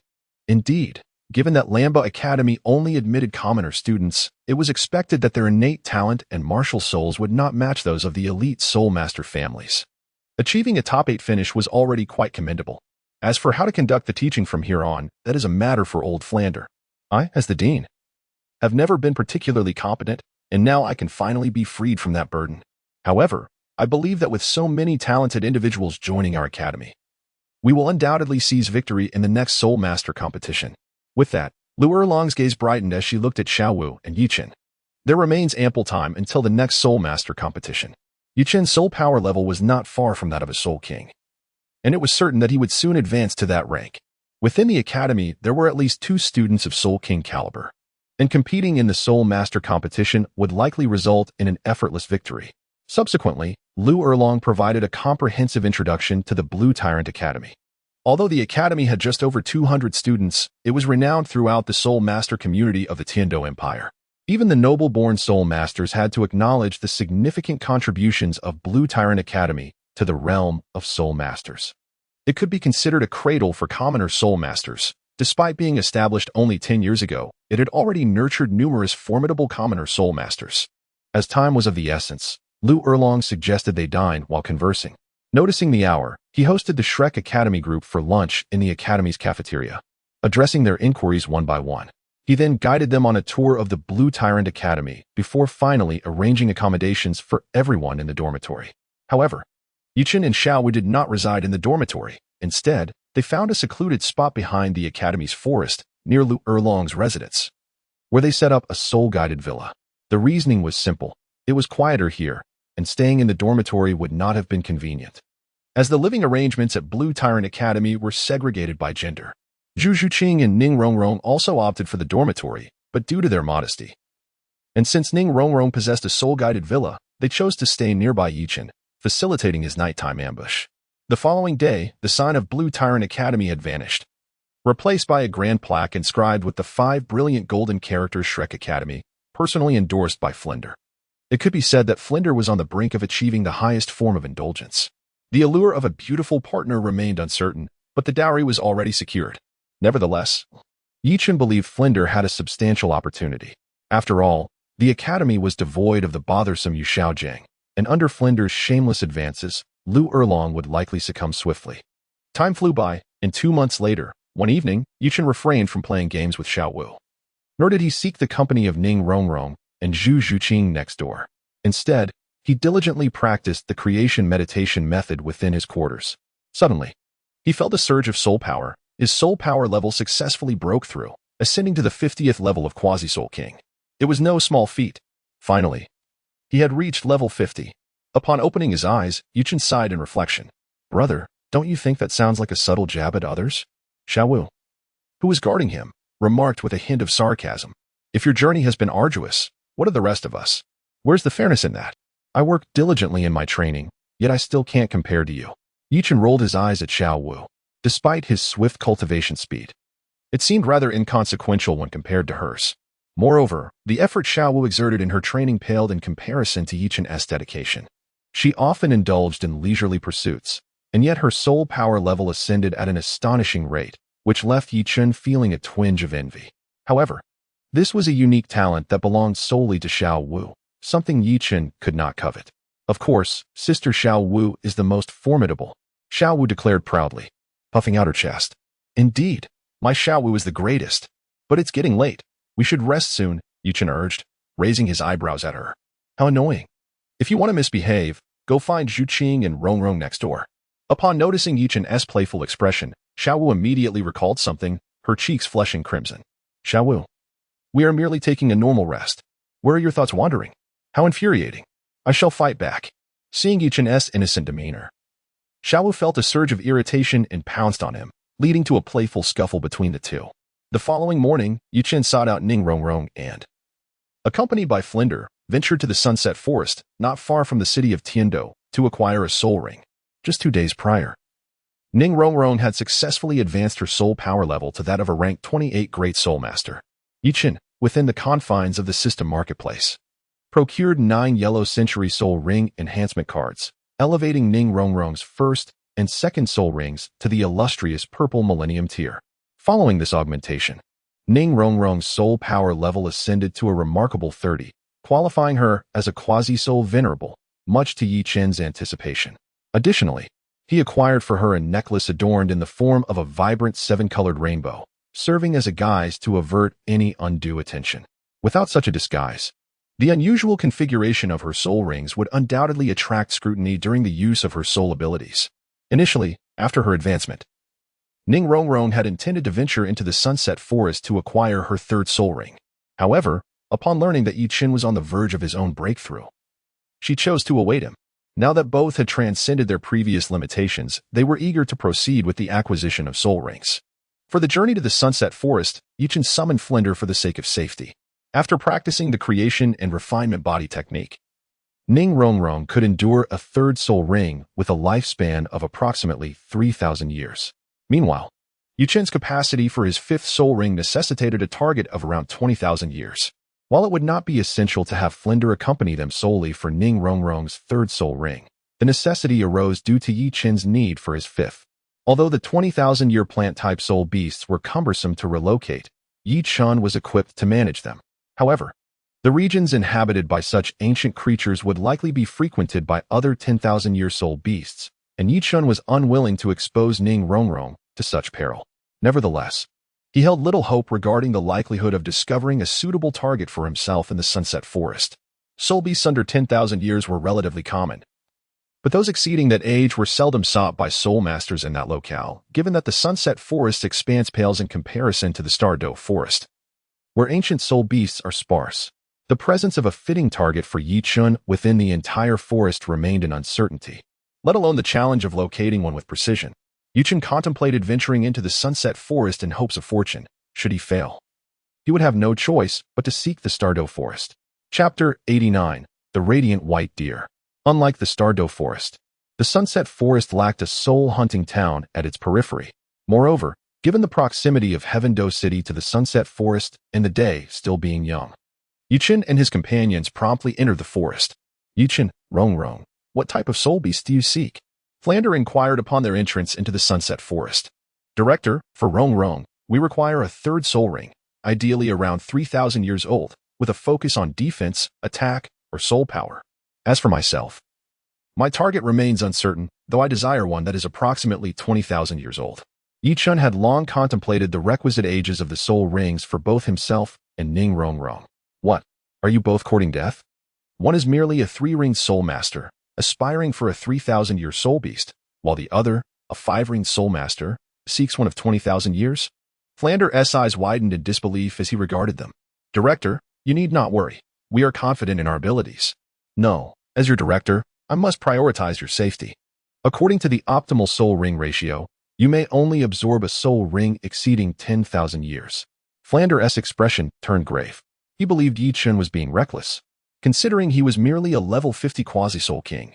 Daring to seek a soul ring of 20,000 years, such an endeavor seemed tantamount to inviting disaster. Director, one cannot generalize among soul masters. Both Rong Rong and I possess soul bones, which allows us to surpass the limit for absorbing soul rings without issue. Prior to their departure, Yichen had arranged with Ning Rong Rong to feign that she had refined a soul bone. With Flander present, he would undoubtedly disallow their attempts to exceed the limit without a plausible explanation. Regardless, Yichen understood Flander's nature. Even if he were aware of their precious soul bones, he would not resort to violence over them. Is that true? Flander responded, his skepticism evident. However, if that were the case, he could comprehend it, as the little princess of the Seven Treasure Glazed Tile School. It was not unusual for Ning Rong Rong to possess a soul bone. Such treasures were rare and typically unattainable by ordinary soul masters. Could they truly pose a challenge to a powerful sect like the Seven Treasure Glazed Tile School? As for Yichen and Flander's eyes, his mysterious origins, impressive talent, and the possibility of having received a soul bone from an elder did not seem implausible. Director Flander, why would we deceive you? I am still young and committed. I certainly do not wish to court death. Yichen rolled his eyes. Indeed, given your cunning nature, you must possess considerable confidence. However, I must caution you that high-age soul rings are not easily absorbed and one must act within their capabilities. Flander nodded in agreement. Yichen did not appear to be a fool, and it was unlikely he would court danger recklessly. Yet, regarding the statement, I am a man of family, Flander felt as though he had been struck by a critical blow. At that moment, he longed to seize Yichen by the collar and angrily demand, is having 3 girlfriends truly something to boast about? Indeed, it is quite impressive. For 2 months, despite Flander's shameless advances, Lu Erlong had shown some signs of affection. However, he ultimately had not won her heart, and Flander remained a solitary bachelor. Meanwhile, Ning Rong Rong, upon hearing Yichen speak of his familial ties, felt a flush of embarrassment spread across her face, leaving her somewhat flustered. 2 days later, Flander, Yichen, and Ning Rong Rong were exploring the inner regions of the Sunset Forest in search of suitable soul beasts. Suddenly, the sharp-eyed Yichen spotted a graceful deer-like soul beast, entirely snow-white, delightfully grazing on the blue-silver grass in the distance. Rong Rong, there is a light white deer over there, aged over 2,800 years. It should be quite suitable for you. Yichen pointed towards the distant bright white deer, which was grazing on the blue-silver grass, and quietly spoke to Ning Rong Rong. He had some recollection of the bright white deer, a support-type spirit beast known for its lack of offensive capabilities. This spirit beast belonged to the auxiliary category, and its innate spirit skill was healing and amplifying spirit power. If Ning Rong Rong were to attach the spirit ring of this bright white deer, it would likely result in a spirit skill that enhances spirit power. Bright white deer? Indeed, it is quite suitable for me. Ning Rong Rong nodded while gazing at the creature in the distance. The Seven Treasure Glazed Tile School boasts a long-standing tradition and has thoroughly researched how to combine their 7 Treasure Glazed Tile martial soul with various spirit beasts to create specific spirit skills. Naturally, Ning Rong Rong understood that by attaching the spirit ring of the bright white deer, she would be able to generate a spirit skill that amplifies spirit power. Well then, this one it shall be. Dean, you can stand by and support us. We will handle the rest. Yichen spoke to Flander. Very well. I shall entrust this matter to you. Rong Rong, once I have tamed this radiant white deer, it will be your turn to take action. Yichen meticulously devised a strategy. Ning Rong Rong, filled with excitement, nodded eagerly as she retrieved a fully loaded 6-barreled Gatling gun from her storage soul guide. After Ning Rong Rong became Yichen's good friend, he bestowed upon her numerous valuable items. Given that she was merely a fragile support character with no combat prowess, equipping her with firearms was intended to provide her with a means of self-defense. Although firearms may not be particularly effective against large, formidable soul beasts with significant defense, they could unleash a storm of bullets that even a 6-ring soul emperor would find insurmountable when directed at soul masters. Yichen believed that if Flander did not unleash his martial soul's true form, he would struggle to withstand even a burst from the Gatling gun. Although Ning Rong Rong wielded the 6-barreled Gatling gun with a somewhat incongruous appearance, its efficacy rendered such concerns trivial. Fortunately, having practiced the creation body refinement technique, her physical prowess was commendable, and being a soul master herself, handling a small-caliber Gatling gun posed no challenge. Subsequently, the tranquil bamboo staff materialized in Yichen's grasp. The first soul skill, confinement. The initial soul ring flickered slightly, and a spectral bamboo staff swiftly shot forth from Yichen, descending upon the unsuspecting radiant white deer above its head. A dull thud resounded as the deer, blissfully feasting on the blue-silver grass, was immobilized by the confinement. Unable to move, Witnessing Yichin's swift success, Ning Rongrong regained her composure. She raised the six-barreled Gatling gun and aimed it at the distant radiant white deer. Pulling the trigger, the gun erupted with a cacophony of sounds as the six barrels spun frantically, unleashing a torrent of bullets that surged toward the deer. A flurry of crimson blossoms erupted as the deer succumbed to the onslaught, collapsing lifelessly to the ground. Soon after, countless golden specks emanated from its body, coalescing into a violet thousand-year soul ring. Chapter 90. Ordinary, yet extraordinary. What is this? So formidable? Flander could not help but click his tongue in astonishment. His surprise was not merely at how effortlessly Ning Rongrong dispatched the over 2,800-year-old radiant white deer, but rather at the sheer power of the six-barreled Gatling gun in her hands. Flander had not detected any fluctuations of soul power emanating from the weapon, indicating that it was not a soul-guided device, but rather an ordinary weapon that did not require soul power to operate. From Flander's perspective, each of those small iron projectiles, bullets, posed a significant threat even to a five-ring Soul King lacking defensive capabilities. While their individual damage may not have been overwhelming, the law of mass could lead to a qualitative shift.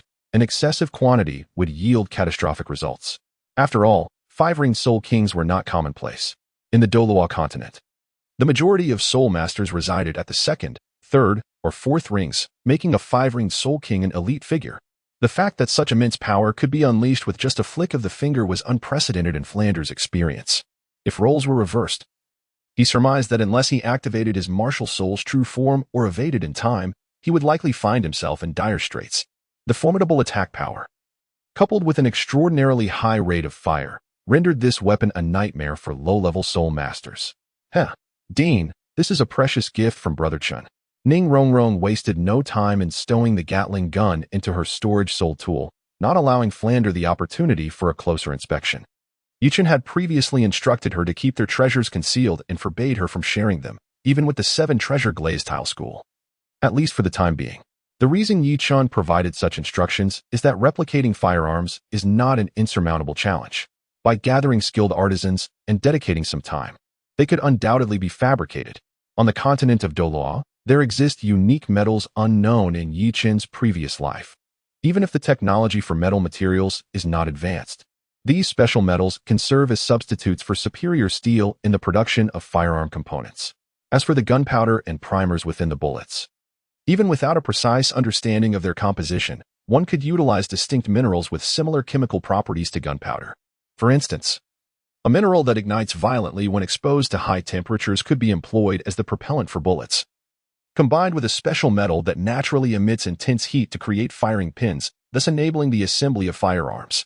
Moreover, due to the superior performance of these materials, such firearms could potentially possess greater lethality than those produced by the system's marketplace. While Yichin is not overly concerned about other factions advancing their firearms technology, the situation would be drastically different if the Spirit Hall were to acquire it. The Spirit Hall already possesses formidable high-end combat capabilities, and although it has not yet unified the entire continent, its numerous Soul Master legions have yet to crush the millions of troops from the 2 great empires. After all, the armies of these empires are not devoid of Soul Master legions, they simply do not match the Spirit Hall in numbers. Should the Spirit Hall's forces be armed with firearms, engaging in combat, while the soldiers of the 2 empires wield traditional weapons, even if they are more numerous, they would only be offering themselves as easy targets. You are quite the enigma. Flander cast a surprised glance at Yichin, initially believing that this item was merely a defensive tool given to Ning Rongrong by Ning Fengji, only to discover it was a gift from Yichin. Just average. Third in the world. Yichin waved his hand. Well, the heavens rank first, the earth second, and Yichin humbly considers himself third. Yichin offered little explanation, turning to Ning Rongrong and saying, Rongrong, quickly absorb the spirit ring. Ning Rongrong nodded. Her 7 treasure glazed tile martial soul materializing as she approached to absorb the spirit ring.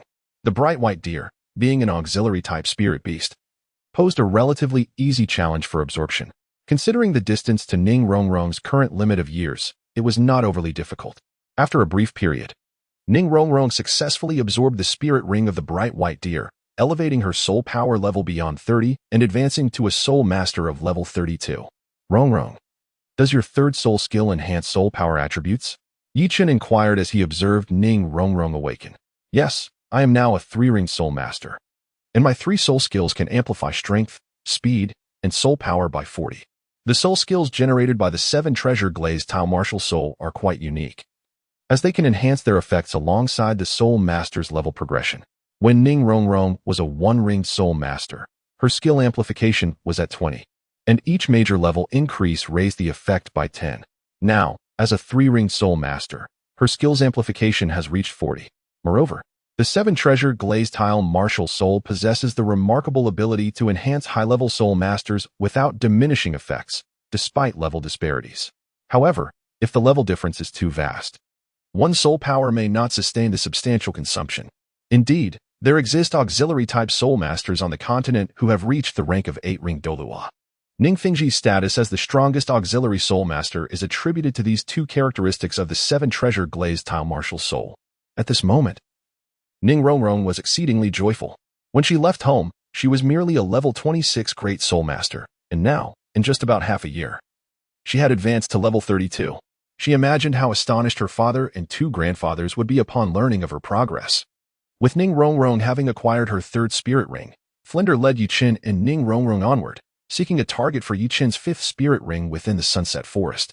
However, luck was not on their side, as they failed to encounter any suitable targets throughout the day spent exploring the inner region of the forest. They did come across some plants that possessed commendable innate soul skills, but their ages were far too low, not even reaching 10,000 years. Yuqin would not consider them, although he could enhance the years of the spirit rings through the Soul Ring Year Enhancement card. The cost would be substantial if the year difference was too great. A 10,000-year gap equated to a full 10 million gold soul coins, a sum even Yuqin could not overlook. Indeed, the Sunset Forest paled in comparison to the Stardo Forest, with the inner region boasting a pitifully small number of 10,000-year soul beasts. I will take you to the core area to search. If we cannot find anything there, we will first return Rongrong to the academy, and I will take you to the Stardo Forest, Flinder suggested to Yuqin. Having never visited the Sunset Forest before, Flinder was not well acquainted with its conditions. Previously, he had refrained from leading the 2 into the core area for Rongrong's safety. Although the Sunset Forest is less perilous than the Stardo Forest, it does not completely rule out the presence of soul beasts exceeding 50,000 years. In the event of an encounter, even if they were not a match, Flinder, as a flying-type soul sage, could swiftly retreat. However, with Yuqin and Ning Rongrong in tow, that certainty was diminished. After a day of exploration, Flinder recognized that finding the target Yuqin needed in the inner region was virtually impossible. They would have to delve deeper. The core area? Very well. After some contemplation, Yuqin agreed. As long as their luck was not exceedingly poor, and with Flinder by their side, their safety should be assured, even if complications arose. Yuqin held a final trump card. In the system's treasury, he had accumulated half of a small target over the past few days. While he could not afford a 9th-level fixed soul guide, comparable to the attack of a typical title de law, he could procure an 8th-level fixed soul guide capable of delivering an attack akin to that of an 8-ring Douluo. Given the relatively low ages of soul beasts in the Sunset Forest, possessing an 8th-level fixed soul guide would ensure their safety, barring any large-scale beast tides. Upon entering the core area of the Sunset Forest, Yuqin observed that the soul beasts they encountered were significantly older than those previously seen, prompting him to discreetly activate an enhancement. A golden lucky card appeared in his hand, and with a slight squeeze, it transformed into a streak of golden light, merging into Yuqin's being. As long as there existed a suitable target for him within the Sunset Forest, the use of this lucky card should facilitate its discovery. However, the timing of such a find remained uncertain, perhaps due to the rarity of soul beast aligning with Yuqin's 5th spirit ring within the Sunset Forest. It wasn't until the 3rd day and after utilizing 3 lucky cards that he finally encountered a fitting target. Not far ahead, a strikingly beautiful flower-type plant spirit beast, entirely white, came into view. Noticing Yuqin's intense gaze fixed upon the flower spirit beast, Flinder expressed his curiosity. Yuqin, what spirit beast is that? Although Flinder was the head of a prestigious Soul Master Academy, his knowledge of spirit beasts was not exhaustive. He could recognize common spirit beasts, but the rarer ones posed a challenge for him. Director, that is a forbidden spirit flower, aged at an impressive 20,000 years. Yuqin addressed Flinder as confusion. In truth, compared to Flinder, Yuqin's theoretical knowledge concerning soul beasts was not particularly profound. However, due to the nature of his martial soul, he possessed considerable understanding of the botanical soul beasts documented across the continent. Is this the forbidden spirit flower? Exclaimed Ning Rongrong, astonished. Rongrong, You are aware of it? How come I have never heard of such a soul beast? Flander inquired, a perplexed expression crossing his face. Director Flander, do not underestimate the forbidden spirit flower. This botanical soul beast can be deemed a nemesis to all soul masters. While it poses minimal danger, its innate soul abilities are remarkably powerful. Yi Chen remained silent, and Ning Rongrong had yet to associate the white flower before her with the forbidden spirit flower. Oh, pray, enlighten us, exclaimed Flandra, intrigued. How could he have overlooked the formidable nature of this flower? The forbidden spirit flower may lack offensive and defensive capabilities, appearing quite innocuous, yet its innate soul skill, silence, could render a soul master incapable of utilizing any soul ring or soul bone skills apart from their self-created techniques for a limited duration. Ning Rongrong spoke slowly. What? Is that true? Flandra gasped in astonishment. The significance of soul skills to a soul master is undeniable. If a soul master could only exhibit a fraction of their potential, that would be considered extraordinary. An ordinary title Douluo, unable to employ their soul skills, could still maintain the combat power of an 8-ring soul Douluo, which is indeed quite impressive. No wonder Ning Rongrong claimed the innate soul skill of the forbidden spirit flower to be remarkable. Even if one could still utilize their self-created skills, the silent skill of the forbidden spirit flower would be regarded as an exceptionally powerful control technique for any soul master, as few possess self-created techniques and most are of moderate strength. Indeed, Ning Rongrong nodded in agreement. Ah, young man, you are fortunate. If you truly acquire this silent skill, how many soul masters could stand against you in the future? Flandra regarded Yi Chun as though he were an unprecedented anomaly. Brother Chun, if you absorb the soul ring of the forbidden spirit flower, can you genuinely manifest the silent skill? Ning Rongrong inquired, her tone tinged with uncertainty. The potency of the forbidden spirit flower's innate soul skill had attracted the attention of many soul masters, yet she had never heard of a successful case. It should be possible, Yi Chun replied confidently. With the enhancement of the luck card and the divine quality of his pure bamboo staff martial soul, he believed the likelihood was quite substantial. Once more, Yi Chun refrained from allowing Flandra to intervene. When it came to immobile plant-type soul beasts, Yi Chun was exceptionally adept. Simply hurling incendiary grenades would suffice. Perhaps high-age plant-type soul beasts might withstand the intense heat of white phosphorus grenades, but a 20,000-year-old plant-type soul beast, particularly one as relatively fragile as a flower, should not endure such an onslaught. Subsequently, a white phosphorus grenade materialized in Yi Chun's hand. He removed the fuse and hurled it towards the branch of the forbidden spirit flower. Even plant-type soul beasts of a millennium in age are not particularly astute, and this forbidden spirit flower was entirely oblivious to the impending danger, perhaps due to Yi Chun's fortunate use of the luck card. The grenade landed remarkably close to the branch, less than a foot away. Boom. In an instant, the white phosphorus grenade detonated, erupting in a brilliant blaze and releasing a thick cloud of acrid smoke. What on earth is this? Flandra exclaimed, his eyes wide with disbelief. Moments ago, he had merely seen Yi Chun toss a small iron object, no larger than a fist, yet it had unleashed such intense heat. Where did Yi Chun acquire such peculiar items? Yi Chun chose not to elaborate, feeling it unnecessary to delve into further inquiries. Yi Chun understood that a mere white phosphorus incendiary device could not possibly eradicate the 2,000-year-old forbidden spirit flower. Thus, without waiting for the flames to subside, he hurled 2 more explosives into the fray. Boom. If anyone had been hovering nearby at that moment, they would have witnessed billowing white smoke rising from the forest below, as though a fire had been ignited within its depths. I'm still a miner, even if I set fire to a forest in the wild. I shouldn't face any dire consequences, right? Yi Chun mused, gazing at the forbidden spirit flower enveloped in flames and thick smoke. Chapter 92. The test of mental strength. Before long, the flames gradually extinguished, and the dense smoke dissipated, revealing the battered form of the forbidden spirit flower. Had it not been vanquished? Yi Chun raised an eyebrow, displaying a hint of dissatisfaction. Yi Chun felt that the white phosphorus incendiary bombs were becoming increasingly ineffective. He had already deployed 3 of them, yet they had failed to swiftly eliminate even a plant-type soul beast that had existed for 20 millennia. He surmised that by the time he required an additional 6th soul ring, these bombs might prove to be of little use. After all, the forbidden spirit flower, being diminutive in stature, had the poorest fire resistance among all plant-type soul beasts. If he were to replace it with a larger tree-type soul beast of the same age, it would likely serve merely as a source of warmth. Of course, describing it as warmth might be a tad exaggerated, but its efficacy would undoubtedly be minimal. Fortunately, Despite the deployment of 3 white phosphorus incendiary bombs not being entirely in vain, the forbidden spirit flower was now in a state of near death. When Yuchen threw another incendiary bomb, countless golden specks emanated from the charred remnants of the forbidden spirit flower, gradually coalescing into a black soul ring. Once the temperature had lowered sufficiently for adaptation, Yuchen summoned his martial soul, the tranquil bamboo staff, stepping forward to draw in the soul ring. As soon as the forbidden spirit flower's soul ring felt the pull of his martial soul, it swiftly descended upon him, rapidly shrinking until it became a small black circle encircling the outermost part of the tranquil bamboo staff. In an instant, Yuchen sensed a tremendous surge of soul power flooding into his body through the soul ring and his martial soul. Yuchen dared not to be negligent.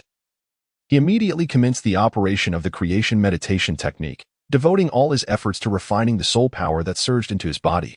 Fortunately, his physical constitution was robust, and the soul power contained within the forbidden spirit flower's soul ring was not excessively violent, allowing him to endure it.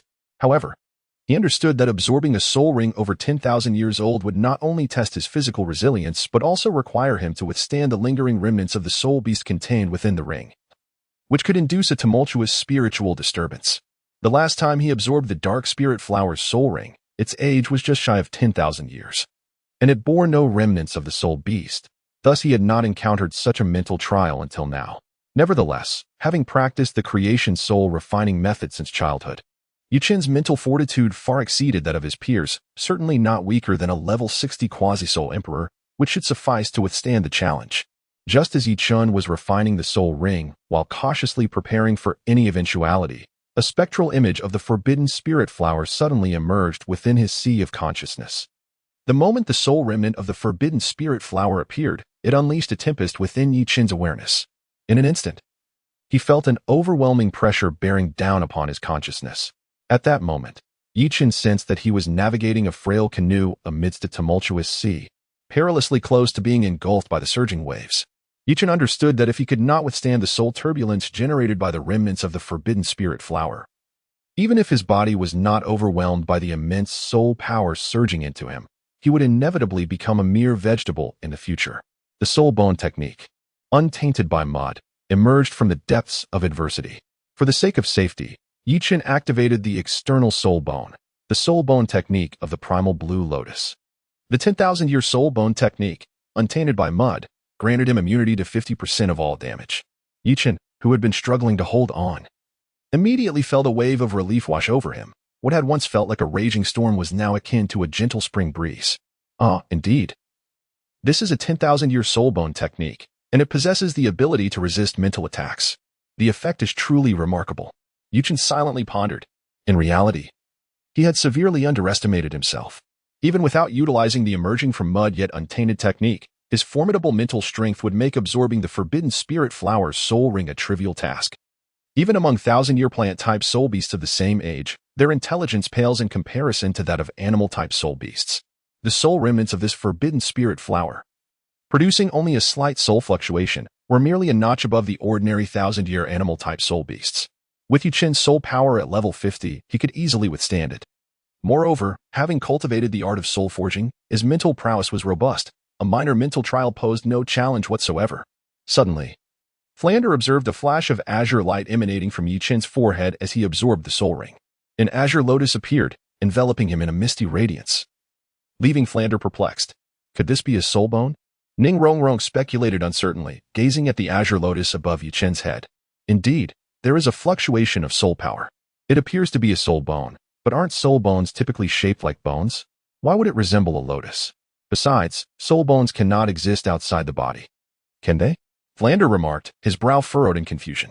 In his memory, soul bones resembled human bones closely, and he had never heard of a soul bone being able to leave the body.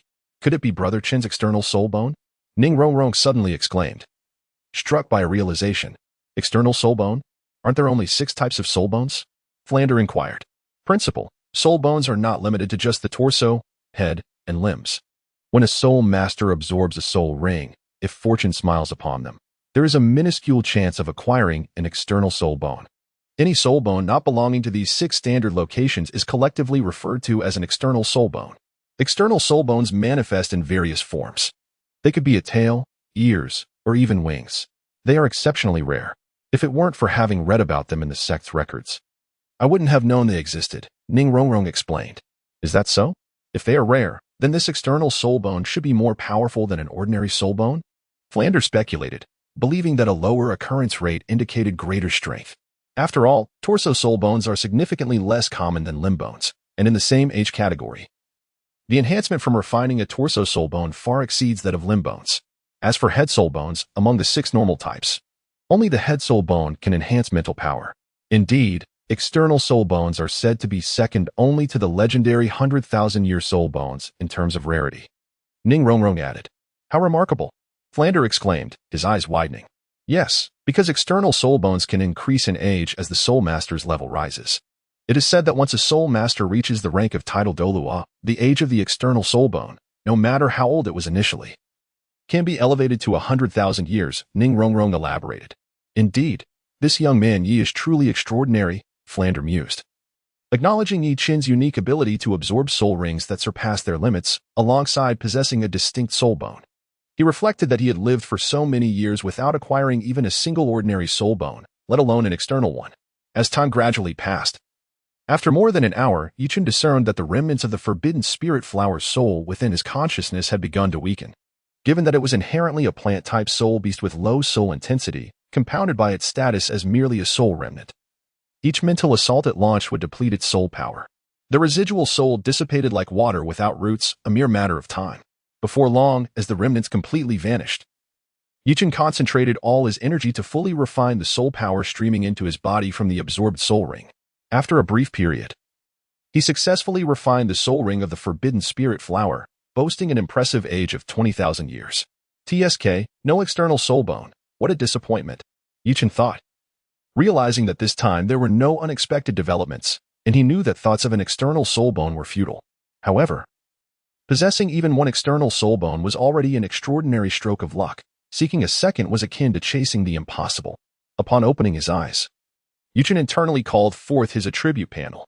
Attribute panel host, Yi Qin soul power, level 52 martial soul, pure bamboo staff soul rings, black, black, black, black.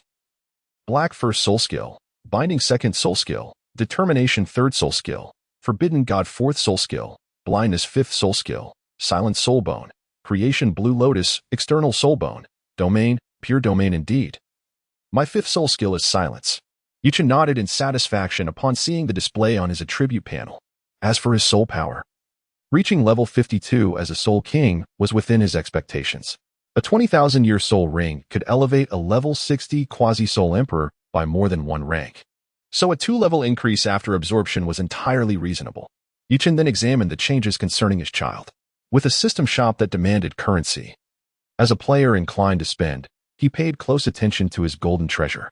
Observing the 10 gold soul coins appearing every second, Yi Qin felt content. Previously, while he was a 4-ring soul master, he received 8 gold soul coins each second. Now, at 5-ring soul king, it increased to 10. Estimating, Yi Qin realized that he could save over 3 small goals worth of gold soul coins each year. This was a 10-fold increase compared to when he was just a soul scholar.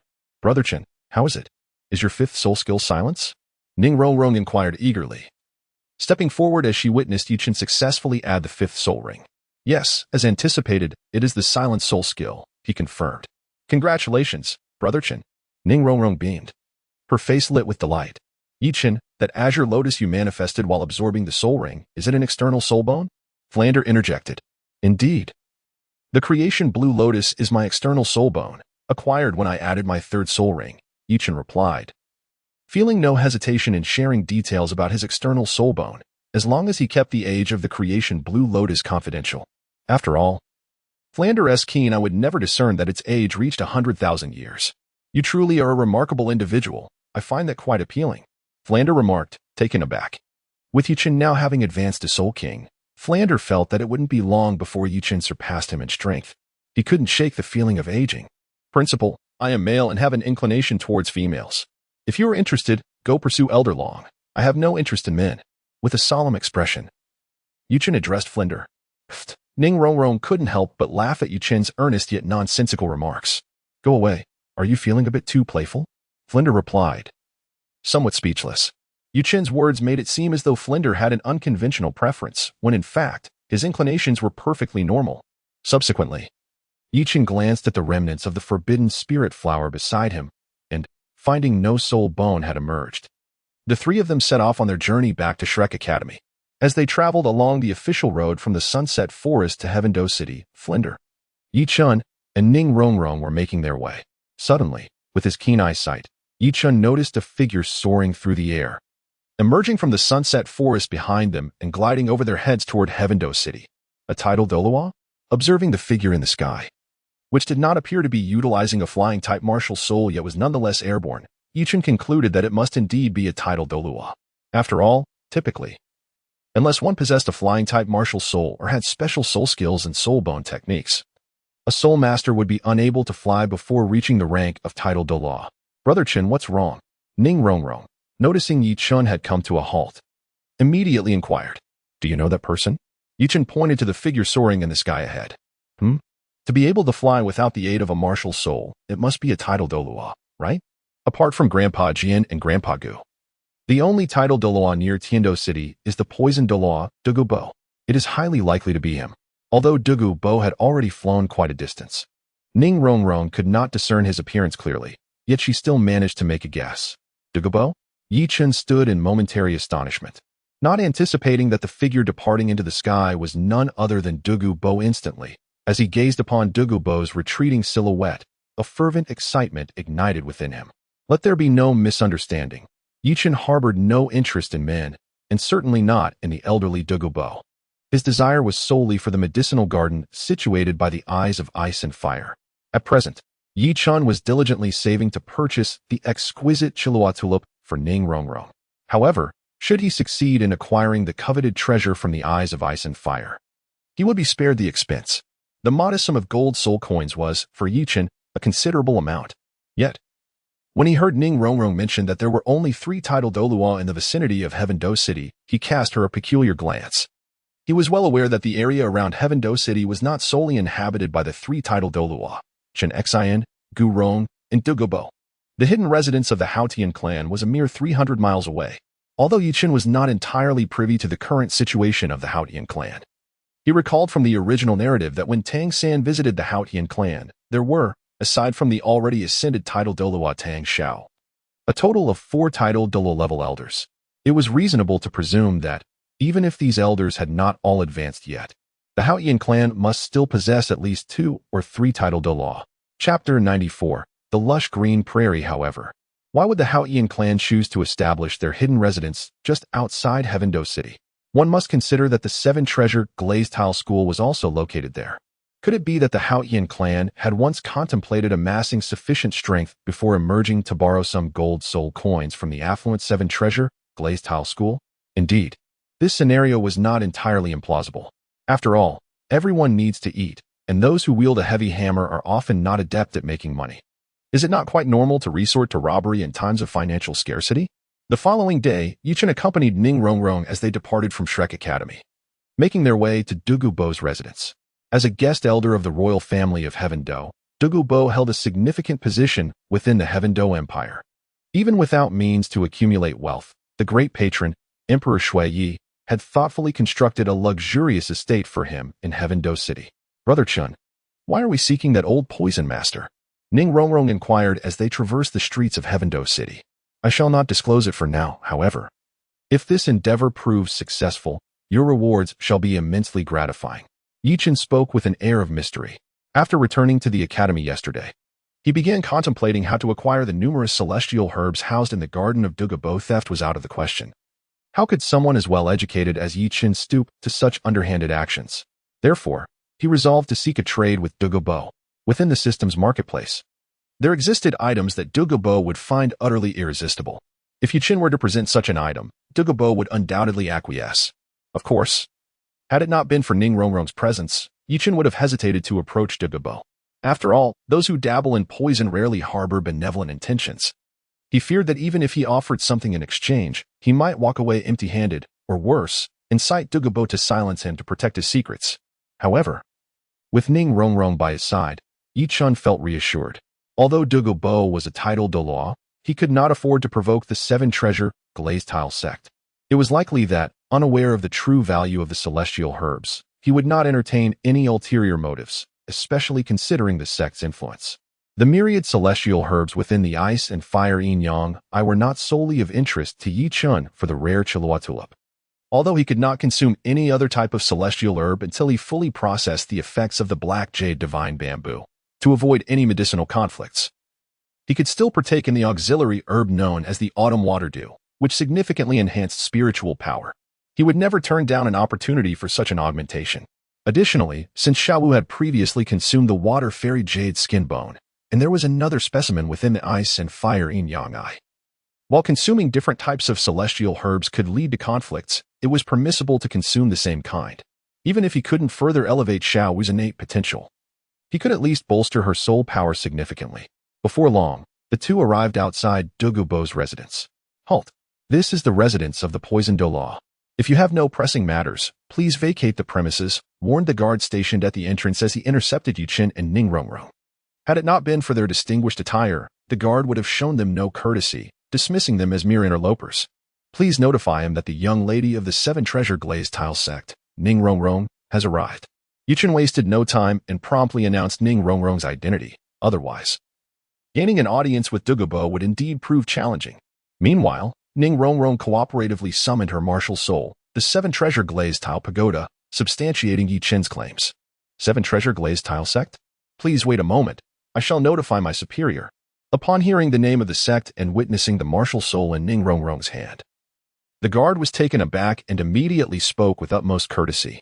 The reputation of the Seven Treasure Glazed Tile sect held significant weight in Heavendo City. Had it been Ning Fingji himself, there would have been no hesitation in granting immediate access. However, with Ning Rongrong, there remained a slight hesitation. After all, Douluo Bo was a titled Douluo, which carried its own prestige. Within the confines of a secluded chamber in the estate, Douluo Bo was immersed in his cultivation. Suddenly, the voice of the steward echoed from outside.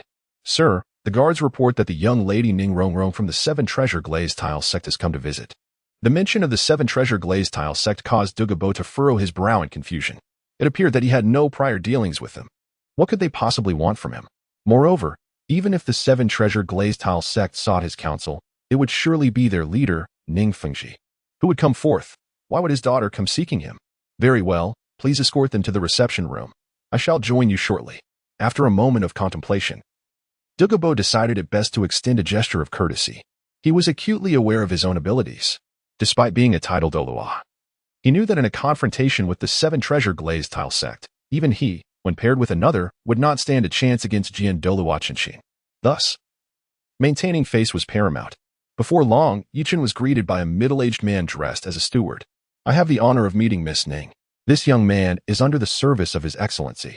Please, follow me, the steward said with a courteous demeanor. Thank you for your assistance, Yuqin replied. Yuqin nodded and, accompanied by Ning Rongrong, followed the butler into the mansion. Soon, in the reception hall, Yuqin beheld the striking figure of Douluo Bo, whose hair was a deep shade of emerald green. What an unusual color for an old poison master. I wonder if he has ever visited the verdant grasslands. Yuqin mused silently, unable to suppress his thoughts upon seeing Douluo Bo's vibrant locks. Should Douluo Bo possess the ability to read minds, he would undoubtedly unleash a torrent of venom from his emerald phosphor serpent upon Yuqin for such musings. Here stood Yuqin and Ning Rongrong. In the presence of the poisoned Douluo, Yuqin and Ning Rongrong bowed respectfully to Douluo Bo. Miss Ning, may I inquire about the purpose of your visit? Douluo Bo replied coolly, dismissing Yuqin and addressing Ning Rongrong. Your Excellency, I seek to engage in a transaction. Yuqin interjected before Ning Rongrong could speak. Oh? A transaction? Douluo Bo raised an eyebrow, intrigued by the rarity of such an occurrence.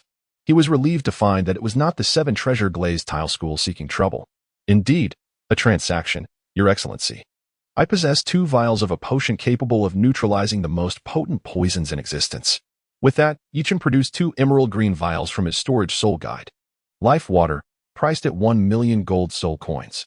P.S. It removes all adverse conditions below the divine level, restoring 1 to peak condition. It is important to note that the life water available in the system mall is not to be confused with the waters of the life lake, used by the heavenly blue bull python for bathing in the core region of the Stardo Forest. Chapter 95. Douluo Bo's assuredness poisoning is classified as an adverse condition. Since the life water is stated to eliminate all adverse conditions below the divine level, it should adequately serve to cure Douluo Bo's affliction. Yichun was not well versed in pharmacology. Had it not been for the life-giving water, he would have been unable to detoxify Douluo Bo. The reason for possessing 2 vials was that Douluo Bo was not alone. He had a cherished granddaughter.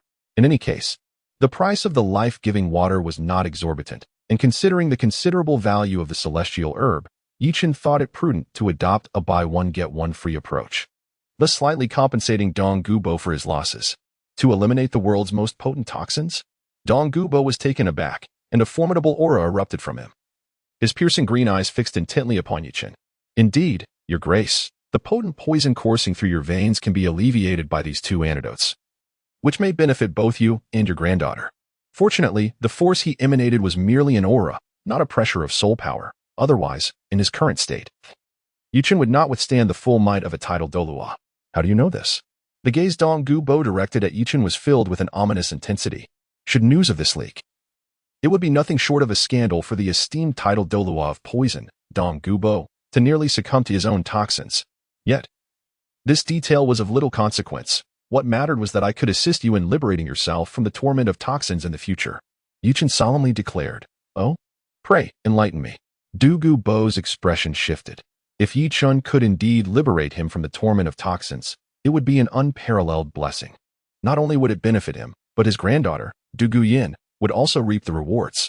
Although Douluo Yin possessed the spirit of the phosphor snake, which did not match the potency of the phosphor snake emperor's toxin, it remained a significant concern for her future. Presently, she was still young and not particularly powerful, with symptoms of poisoning not yet pronounced. However, as time advanced and her strength grew, the severity of this affliction would inevitably escalate.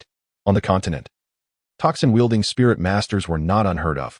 The reason the Duke was afflicted so gravely was due to his formidable power, which amplified the potency of the Phosphor Snake Emperor's toxins. If it were merely a weapon spirit, the repercussions would be minimal. But since the Phosphor Snake Emperor was a beast spirit, each utilization required manifestation, thereby unavoidable exposure to toxins. Even if the toxins were purged now, future use of the spirit would inevitably lead to recontamination. Indeed, Douluo Bo nodded. If it were a singular instance of toxin, his skills would allow him to detoxify himself, or at the very least, to cleanse Douluo Yin. However, if it merely alleviated the symptoms without addressing the root cause, it would be futile. After all, as a spirit master, he could not forsake his spirit in the future. In truth, the solution was not overly complicated. If you were to refine a soul bone, the toxins acquired henceforth could be transferred into the soul bone, thereby solving the problem. The toxins affecting Douluo Bo and Douluo Yin originated from their spirits, not ordinary poisons, but rather toxic attribute soul power, energy rather than sustenance, thus allowing for internal transference. Hiss, why didn't I think of that? Douluo Bo's eyes brightened upon hearing Yichun's words. However, a concern arose. After some contemplation, Yichun spoke. What is the issue? Though the method of storing toxins within soul bones is feasible, it does carry certain risks. There exists a limit to the total amount of toxins a soul bone can contain. It is imperative to release the stored toxins before reaching this limit, lest a sudden outburst of toxins occur, leading to severe consequences. Furthermore, only limb and torso soul bones may be used for toxin storage. Utilizing a head soul bone could result in catastrophic outcomes with one misstep.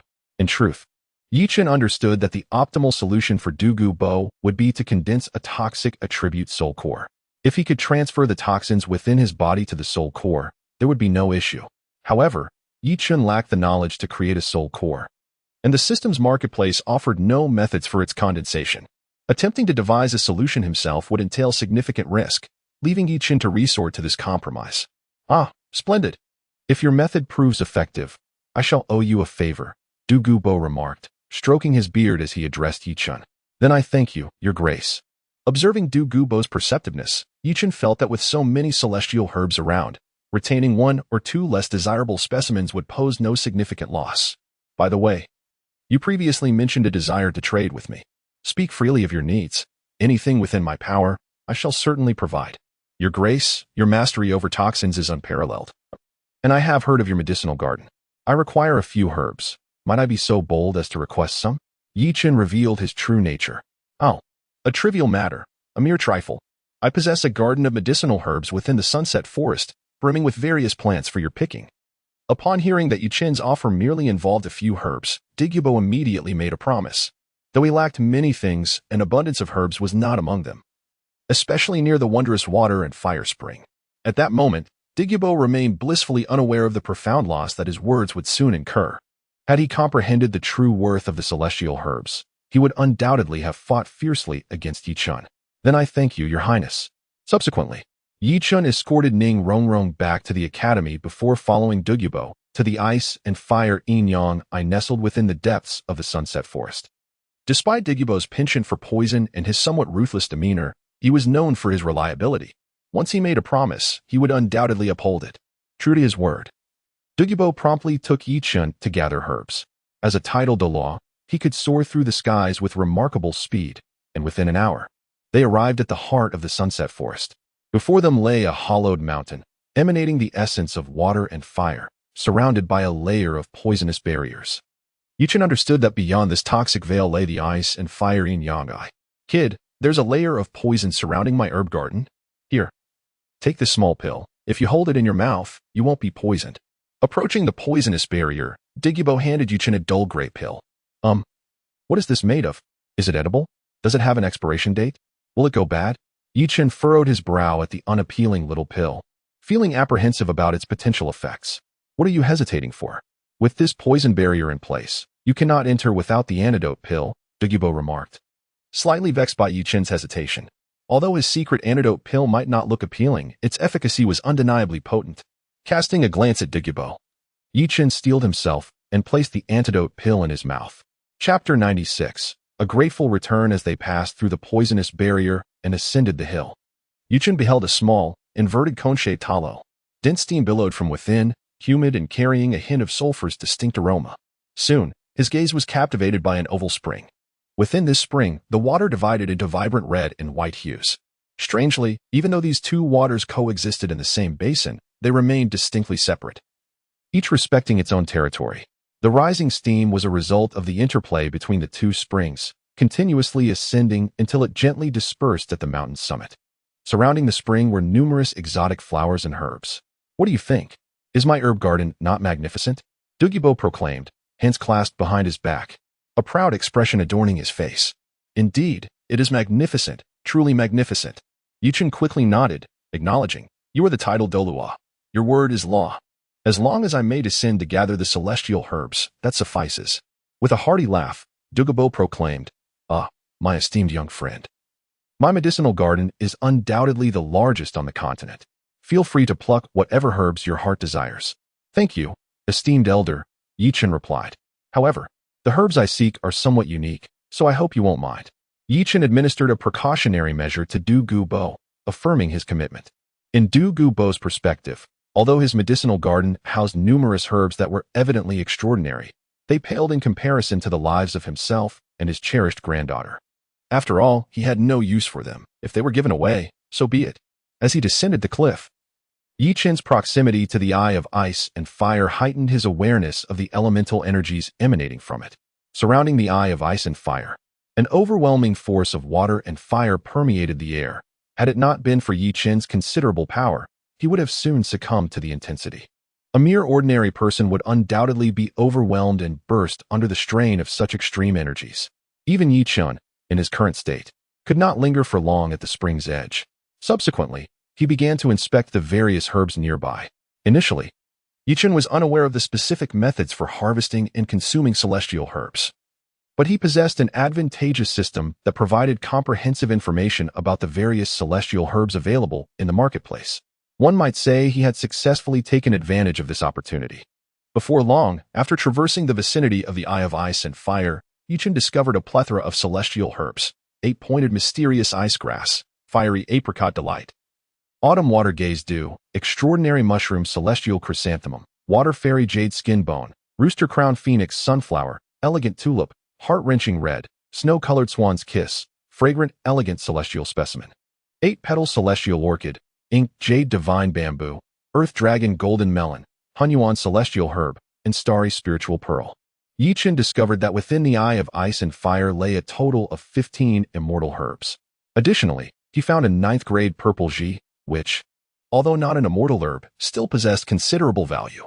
Among these immortal herbs, all those that appeared in the original text were fully matured, while the 4 herbs, Mo Yu Xinzhu, Dilong Jinghua, Hun Yuan Xian Chao, and Xing Luo Lingzhu, had yet to reach complete maturity. However, the immaturity of these 4 herbs did not render them useless. Their efficacy would simply be diminished compared to their fully matured counterparts. After a moment of contemplation, Yi Chun decided to preserve the roots or seeds of all the immortal herbs, except for the 8-pointed Xianbing grass and the fierce fire apricot blossom, along with the 9th-grade purple Ji. He meticulously harvested them using a special method and stored them in a jade box, placing it within a unique storage soul guide device. The system's marketplace offered soul guides capable of preserving living entities, albeit at a higher price than ordinary ones. Yi Chun opted to purchase one to better maintain the medicinal properties of the herbs.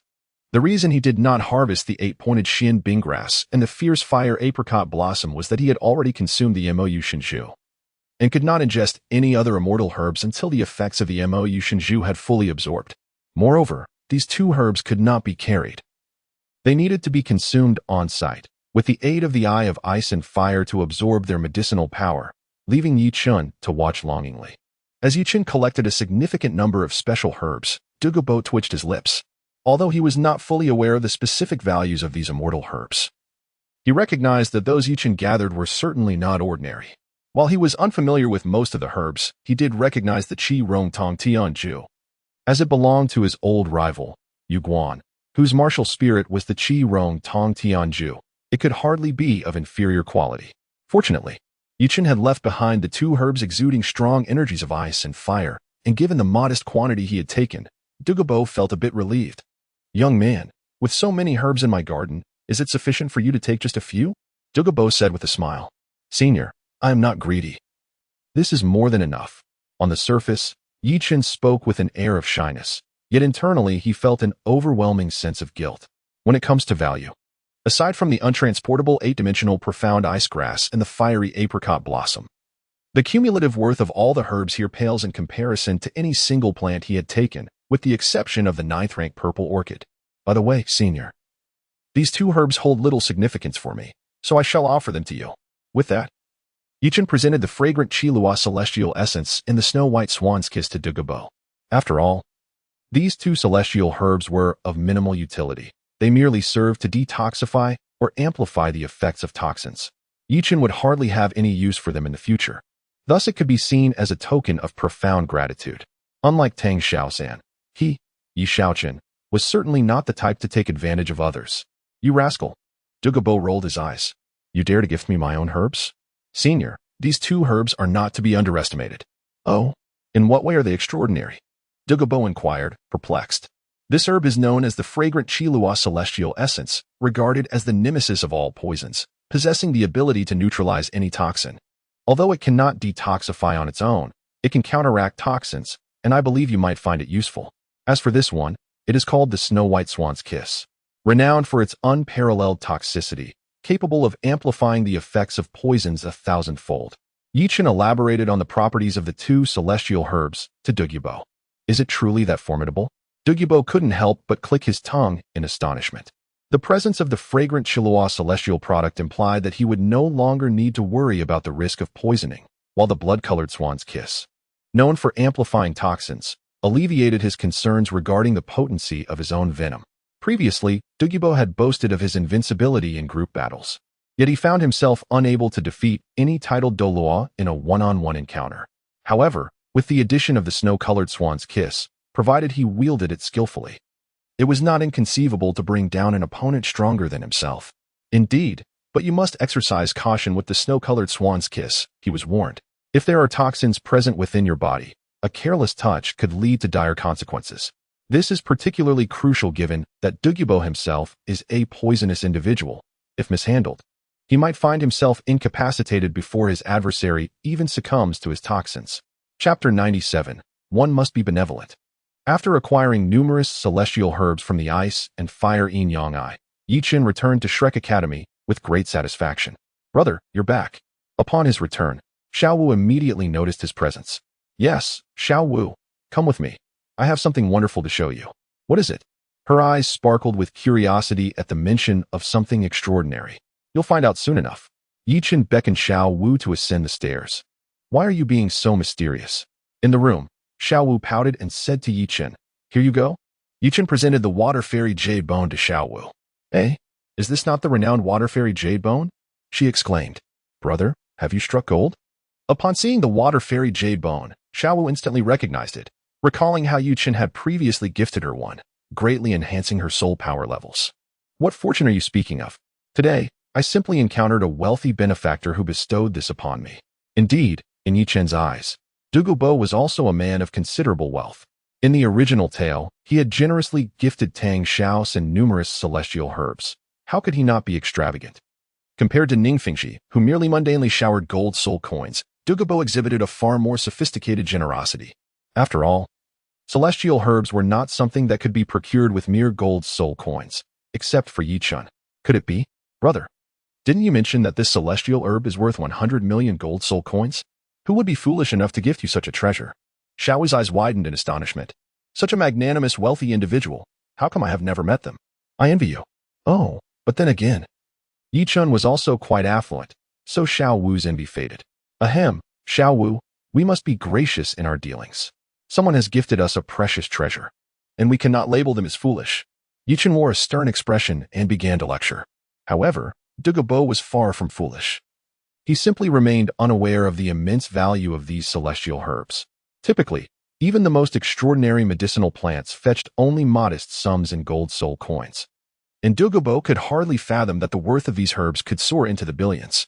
Indeed, after a moment's reflection, Xiao Wu tilted her head and realized that Yichen's points were valid.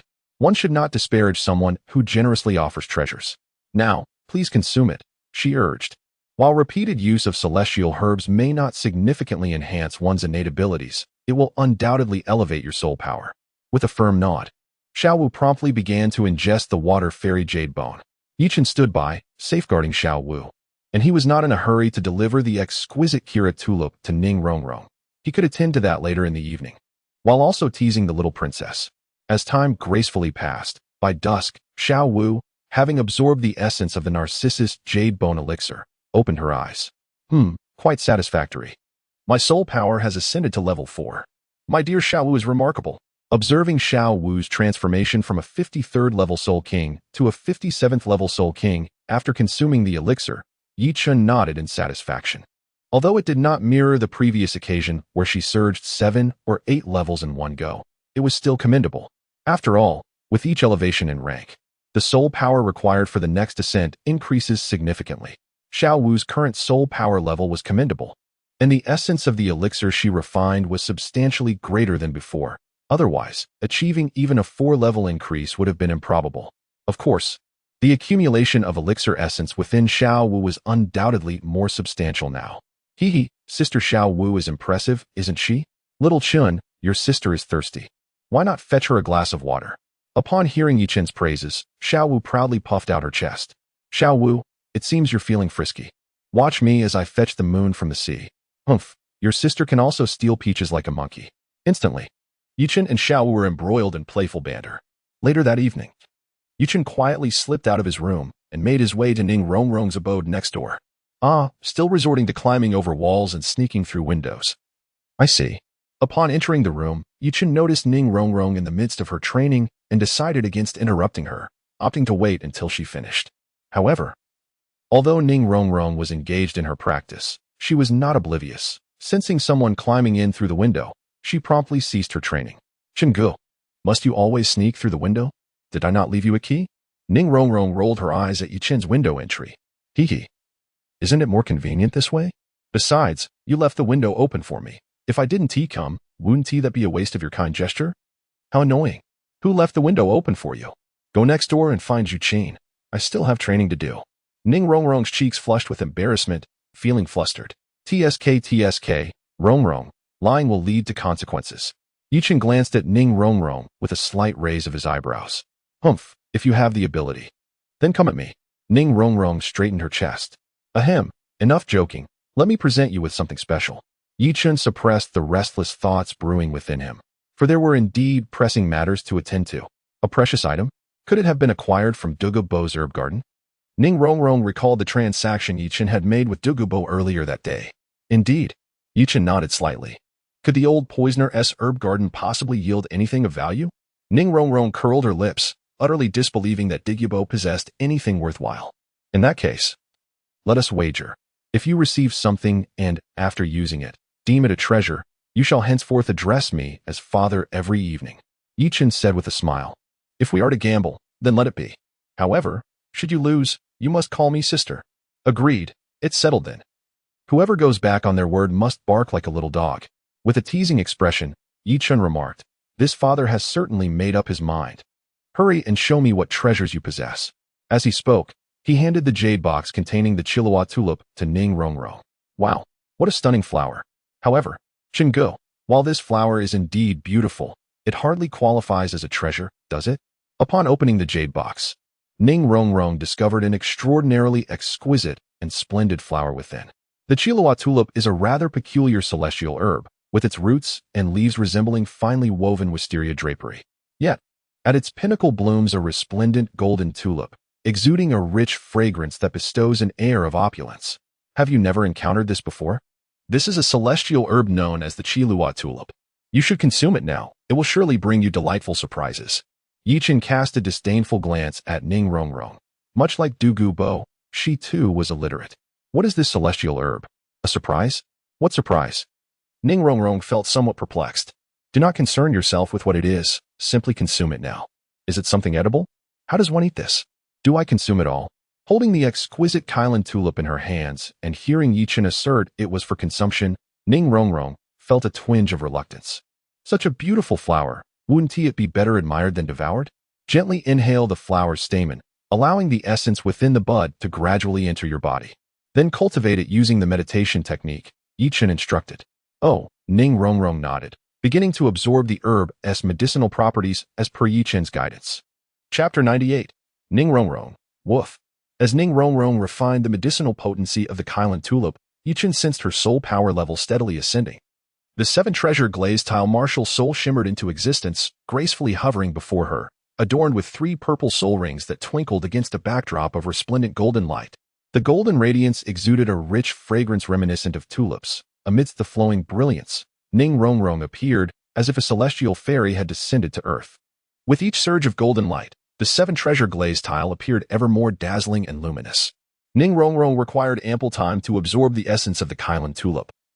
Yichen, not wishing to squander his own opportunity, retrieved the autumn water dew and began to consume it. This herb, seemingly unremarkable, was a vibrant green, with a few droplets of transparent dew nestled among 3 pristine white leaves, reminiscent of morning dew. Tilting the autumn water dew slightly, several droplets of the clear liquid fell into Yichen's mouth. As the last droplet departed the leaves, the entire plant withered in his grasp, disintegrating into dust in an instant. Immediately, the powerful medicinal effects began to take hold. Yichen, refusing to be negligent, activated the soul refining technique to absorb the potency of the autumn water dew. As time flowed steadily, after a considerable duration, Yichen finally opened his eyes. At that moment, his gaze was exceptionally bright, as if he could perceive the very fabric of the universe. Of course, he understood this was merely a subjective sensation. After all, it was just a single herb and not an extraordinary phenomenon. Nevertheless, it was indeed a celestial herb, and while it may not elevate his soul power level, he felt confident that his mental prowess now rivaled that of an 8-ring soul Douluo. With aspirations of advancing to the rank of a soul emperor at level 60 in the future, acquiring a 6th soul ring with an age exceeding 50,000 years should pose no challenge. Glancing at the still slumbering Ning Rongrong, Yichen contemplated retrieving the not yet fully matured ink jade bamboo, or rather, the ink jade bamboo shoot. Honestly, Yichen found it perplexing. Bamboo and bamboo shoots, while both classified as plants, seemed entirely unrelated to flowers and herbs. Yet, his confusion did not hinder his ability to absorb its medicinal properties. As long as it yielded an enhancement, it sufficed, even if this particular ink jade bamboo shoot was not fully mature. Observing the shoot, which had shrunk somewhat since his initial consumption, Yichen peeled away its outer layer and consumed it whole, activating the soul refining technique to absorb its potency. Soon, as the medicinal energy radiated, Yichen found himself enveloped in a layer of ink jade luminescence. As dawn broke and the morning sun streamed through the window, illuminating the room, Yichen opened his eyes. Upon introspection, he discovered that after consuming the ink jade bamboo shoot, his soul power level had ascended from level 52 to 54. compared to Xiao Wu's consumption of the fully matured water fairy jade bone. His own enhancement from the immature ink jade bamboo shoot was halved. Nevertheless, he did not feel disheartened. After all, the herb had not been fully matured. A 50% effectiveness was still commendable. Observing Yichen awaken, Ning Rongrong, who had risen earlier, immediately bestowed a kiss upon him. Naturally, Yichen reciprocated the gesture. After a prolonged moment, their lips parted. So, has your 7-treasure glaze tile evolved into the 9-treasure glaze tile? Yichen addressed Ning Rongrong, exclaiming, Indeed. My martial soul has transcended its limitations and evolved into the 9-treasure glaze tile. Moreover, not only has my martial soul undergone this transformation, but my soul power has also ascended by 6 levels, reaching the esteemed rank of Soul Master at level 38. Ning Rongrong, brimming with excitement, displayed the radiant 9-treasure glaze tile martial soul in her hand. That is splendid. Yichen nodded, acknowledging that Ning Rongrong's transformation after consuming the Qilua tulip fell well within his expectations. Brother Chen, I am utterly enamored with you. If my martial spirit had not undergone this metamorphosis, I would have remained, like my father, forever trapped at the 79th level of Soul Sage. Now, with these limitations lifted, I too shall aspire to become a titled Douluo. Ning Rongrong had previously harbored hopes of transcending the constraints of her martial spirit. However, she understood that barring unforeseen circumstances, her prospects were rather dim. After all, her father, Ning Fengxi, possessed comparable talent, boasting an innate level of 8 in soul power. Logically, he should have easily advanced to the 8th ring Soul Douluo, yet he remained ensnared at the 79th level of Soul Sage due to the restrictions of his martial spirit. Little did she anticipate that this unexpected turn of events would manifest, not through the Baobab Glazed Tower, but rather through the 9-treasure Glazed Tower, as documented in the sect's ancient texts. Oh, so you too perceive that the Qilua tulip is a treasure? Indeed, Ning Rongrong replied eagerly. Anything that aids the evolution of my martial spirit must surely be considered a treasure. As long as you acknowledge it, why not call me father? Yichen spoke with a beaming smile, remarking that it was now daylight. Ning Rongrong, blushing and with her head bowed, softly uttered a few words. As a little enchantress, she naturally understood the implications of calling one's partner daddy. I shall not concern myself with it. Yichen shook his head, indifferent to whether it was day or night. Wang pondered for a considerable time, rather than calling him father. Ning Rongrong felt it would be better to mimic the sound of a little dog, for otherwise, how embarrassing it would be. Rongrong. Is it truly necessary to feel such embarrassment? Yichen jested, damn it, go die. As he spoke, Ning Rongrong lunged towards him, and they began to playfully tussle. After a while, she blushed and said, Brother Chun, my martial soul has evolved from the 7-treasure glazed tile to the 9-treasure glazed tile. I must return home. Returning home, you say? Indeed, such a significant matter must be conveyed to my father. He has long dreamed of transforming the 7-treasure glazed tile martial soul into the 9-treasure glazed tile. When Ning Rongrong left home, she was merely a level 26 soul master, and now she had ascended to level 38 soul sovereign. Having achieved such remarkable success, she felt it was time to showcase her accomplishments before her father and 2 grandfathers. Very well, but when you go back, please bring something for my father-in-law. Having taken away Ning Fengxi's little cotton-padded jacket, Yi Chun, the prospective son-in-law, ought to make a gesture of goodwill, shouldn't he? If Yi Chun had only Ning Rongrong as his good friend, he would not need to worry about Ning Fengxi harboring any resentment. In fact, Ning Fengxi would be eager to have such an excellent son-in-law. However, Yi Chun's good friends were not limited to one. As the saying goes, one must be cautious when accepting favors. A little gift beforehand can silence a father-in-law. Chapter 99. Honoring the father-in-law brings something? What kind of item? Ning Rongrong inquired with curiosity. You're overthinking it. While there are other fine items, I no longer possess the Qilua tulip. Presently, Yichen could not produce the Qilua tulip. Nevertheless, should he eventually amass an abundance of gold soul coins, purchasing a Qilua tulip to honor his father-in-law would not pose a problem. What is it, then? Ning Rongrong, undeterred, believed that something capable of evolving the 7-treasure glazed tile martial soul into the 9-treasure glazed tile must be rare, and it was not unusual for there to be no duplicates. I have prepared an immortal herb for my father-in-law and both grandfathers. But I cannot guarantee that the Star Luo Spirit Pearl I prepared for your father will enable the evolution of his 7-treasure glazed tile martial soul.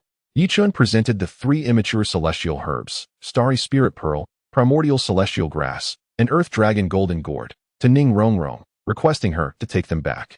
In truth, Yi Chun possessed a surplus of mature celestial herbs. However, Ning Fengji's situation was rather unique. Should his martial soul fail to undergo transformation, the consumption of these herbs would bear little significance. Apart from the Qilua tulip, no other herb would suitably align with Ning Fengji. Yet the starry spirit pearl held potential for the evolution of his martial soul, even if it could not transform into the 9 treasure glazed tower. Evolving into the 8 treasure glazed tower would still be commendable. Nevertheless, Yichen could not ascertain its effectiveness. After all, the starry spirit pearl, which absorbs the essence of stars and moons to enhance itself, bore little relation to the gem-type martial soul of the 7 treasure glazed tower, especially considering it was still an immature herb. Chen Xian and Gu Rong, both titled Douluos at levels 96 and 95 respectively, had been stuck at their bottlenecks for many years. It was reasonable to assume that even these 2 immature herbs could aid them in breaking through their current limitations. Given that they owed Yichen a favor, coupled with the fact that he was their prospective grandson-in-law, it was likely that they would offer him protection until he matured. Did even Grandpa Jen and Grandpa Gu possess such strength? Ning Rongrong's eyes sparkled with excitement.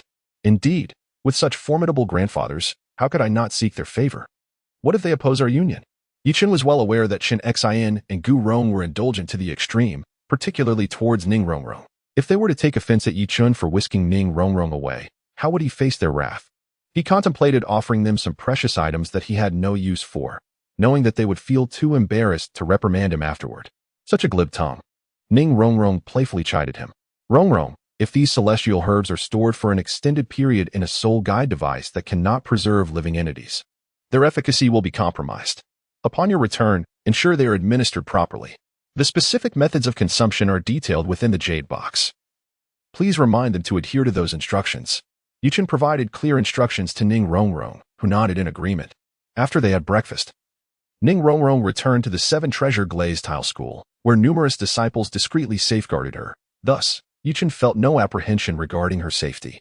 Meanwhile, Yichen proceeded to the dean's office within the main teaching building to meet with Flender.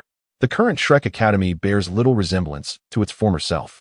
Previously, Flender's office was merely a wooden hut disguised as an office. However, since Flender has indulged in a more comfortable lifestyle, his office has transformed into a spacious and elegant area, spanning over 50 square meters. Dean Flender, this is for you. Yichen handed the prized 9-grade purple Ganoderma to Flander. Although Flander had been enjoying a life of ease lately, lavishing attention on Lu Erlong, he had not neglected his training, having already attained the esteemed rank of Soul Sage at level 79. After consuming the 9-grade purple Ganoderma, it was anticipated that Flander would break through to level 80. At that juncture, the Shrek Academy would boast a formidable 8-ringed Soul Douluo, which, while still not on par with the 4 Elements Academy or the Tiando Royal Academy, would nonetheless rank commendably among the numerous advanced Soul Master Academies within the Tiando Empire. Why are you giving me this spirit herb? I have no need to replenish my vitality, Flander remarked, adjusting his glasses, somewhat perplexed. Uninformed fool. This is 9-grade purple Ganoderma, which can elevate one's soul power level. Whether you desire it or not is of little concern. Yichen replied, feigning an intent to reclaim the herb. Of course I want it. But can this truly enable me to reach level 80? Flander questioned, skepticism evident in his voice. Despite his not insubstantial rank as a 7-ringed Soul Sage, he understood that merely consuming external items would not suffice to enhance one's strength. Although it was feasible for him to eventually ascend to 8-ringed Soul Douluo through diligent training over the next few years, achieving a breakthrough sooner would certainly be advantageous. Perhaps it could work? After all, the 9-grade purple Ganoderma is known for its ability to solidify one's foundation and augment one's energy. Even if it does not lead to a breakthrough, it will still prove beneficial. In truth, to maximize the effects of this extraordinary herb, it would be best administered to a Soul Douluo who had been stalled at the 89th level for years. It might just help them shatter their bottleneck and ascend to the status of a titled Douluo. While the 9-grade purple Ganoderma may not rival the legendary celestial herbs, it certainly surpasses ordinary medicinal plants, making it a valuable asset for those soul masters who are on the cusp of their next level. Naturally, this is contingent upon the recipient not being of excessively high rank, as the herb is merely of mortal quality, not celestial. However, Yichen did not know any such experts, so he deemed it appropriate to bestow it upon Flander. You rascal, consider this a token of my affection, Flander exclaimed, a look of contentment gracing his features as he patted Yichen on the shoulder. In response, Yichen rolled his eyes, feeling no sense of Flander's affection. What nonsense! Ahem, I have matters to attend to. I shall take my leave. Yichen had no time to engage in idle chatter with the old man Flinder. Instead, he found it far more delightful to seek out Xiao and the enchanting cat, indulging in tender moments.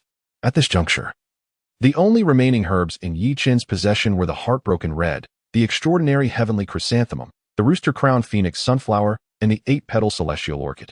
Furthermore, he and his good friends had already consumed other herbs, and any further ingestion would result in a clash of medicinal properties, since his son's system store lacked a recycling function. And these herbs were currently of no use. Yichen resolved to utilize them to recruit some underlings. The rooster-crowned phoenix sunflower was destined for Ma Hongjun, as it would remedy his internal evil fire and facilitate the evolution of his evil fire spirit, the chicken martial soul, into a fire phoenix. The 8-petal celestial orchid was earmarked for Oscar. However, Yichen would never bestow the extraordinary heavenly chrysanthemum upon Dai Mubai. To do so would be tantamount to aiding an adversary, thus he would rather let it gather dust in his pocket than part with it. As for the heartbroken red, Yichen intended to hold on to it temporarily, waiting to see which among Xiao Wu, Zhu Zhuqing, or Ning Rongrong would first fully assimilate the medicinal power within their bodies, so he could bestow it upon her. Chapter 100, regarding the chicken matter nonetheless. Once the trio had completely digested the medicinal properties of the herbs lying dormant within them, Yichen's soul power level would undoubtedly rise significantly.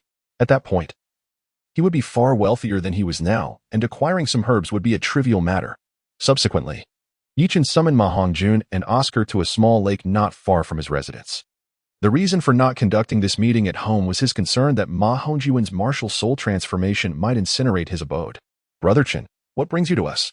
Ma Hongjun inquired, a look of perplexity on his face. Oscar, standing beside him, cast a curious glance as well. I have something valuable for you, Yichen replied. From now on, you needn't venture to the brothel to seek the company of charming ladies. Of course, if you find the allure of the ladies within the establishment irresistible, then consider my words forgotten. Yichen gently patted Ma Hongjun's shoulder.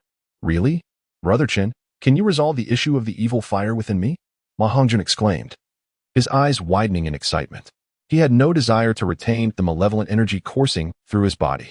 While this evil fire could indeed enhance the enjoyment during his gaming sessions with the ladies, Ma Hongjun was acutely aware that for others, excessive indulgence might merely lead to a decline in vitality. For him, however, it was a matter of life and death, as the evil fire drained his life force. With the elevation of his soul power and the passage of time, he had begun to notice an alarming increase in the frequency of the evil fire's eruptions. The more frequent these outbursts became, the more his vitality waned, hastening his demise. If he did not address this issue promptly, he would inevitably meet his end upon the very bosom of the lady he so adored. Thus, upon hearing Yichen claim he could remedy his condition, how could he possibly contain his excitement? Why would I deceive you? Yichen rolled his eyes. Brother Chen, you are truly like my reborn parents.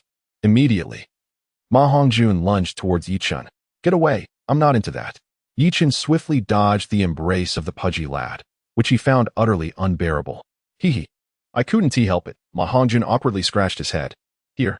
With that, Yichen handed the coxcomb phoenix sunflower to Ma Hongjun. The coxcomb phoenix sunflower was a vibrant, crimson herb, soft and delicate in texture, appearing deceptively simple, composed solely of red grass leaves. The topmost leaves were shaped like a coxcomb, but upon closer inspection, one could discern its uniqueness. Its veins shimmered in a radiant golden hue. As soon as Yichen unveiled the coxcomb phoenix sunflower, the temperature of the surrounding air noticeably increased. Brother Chen, what is this? Ma Hongjun inquired, eyeing the beautiful plant.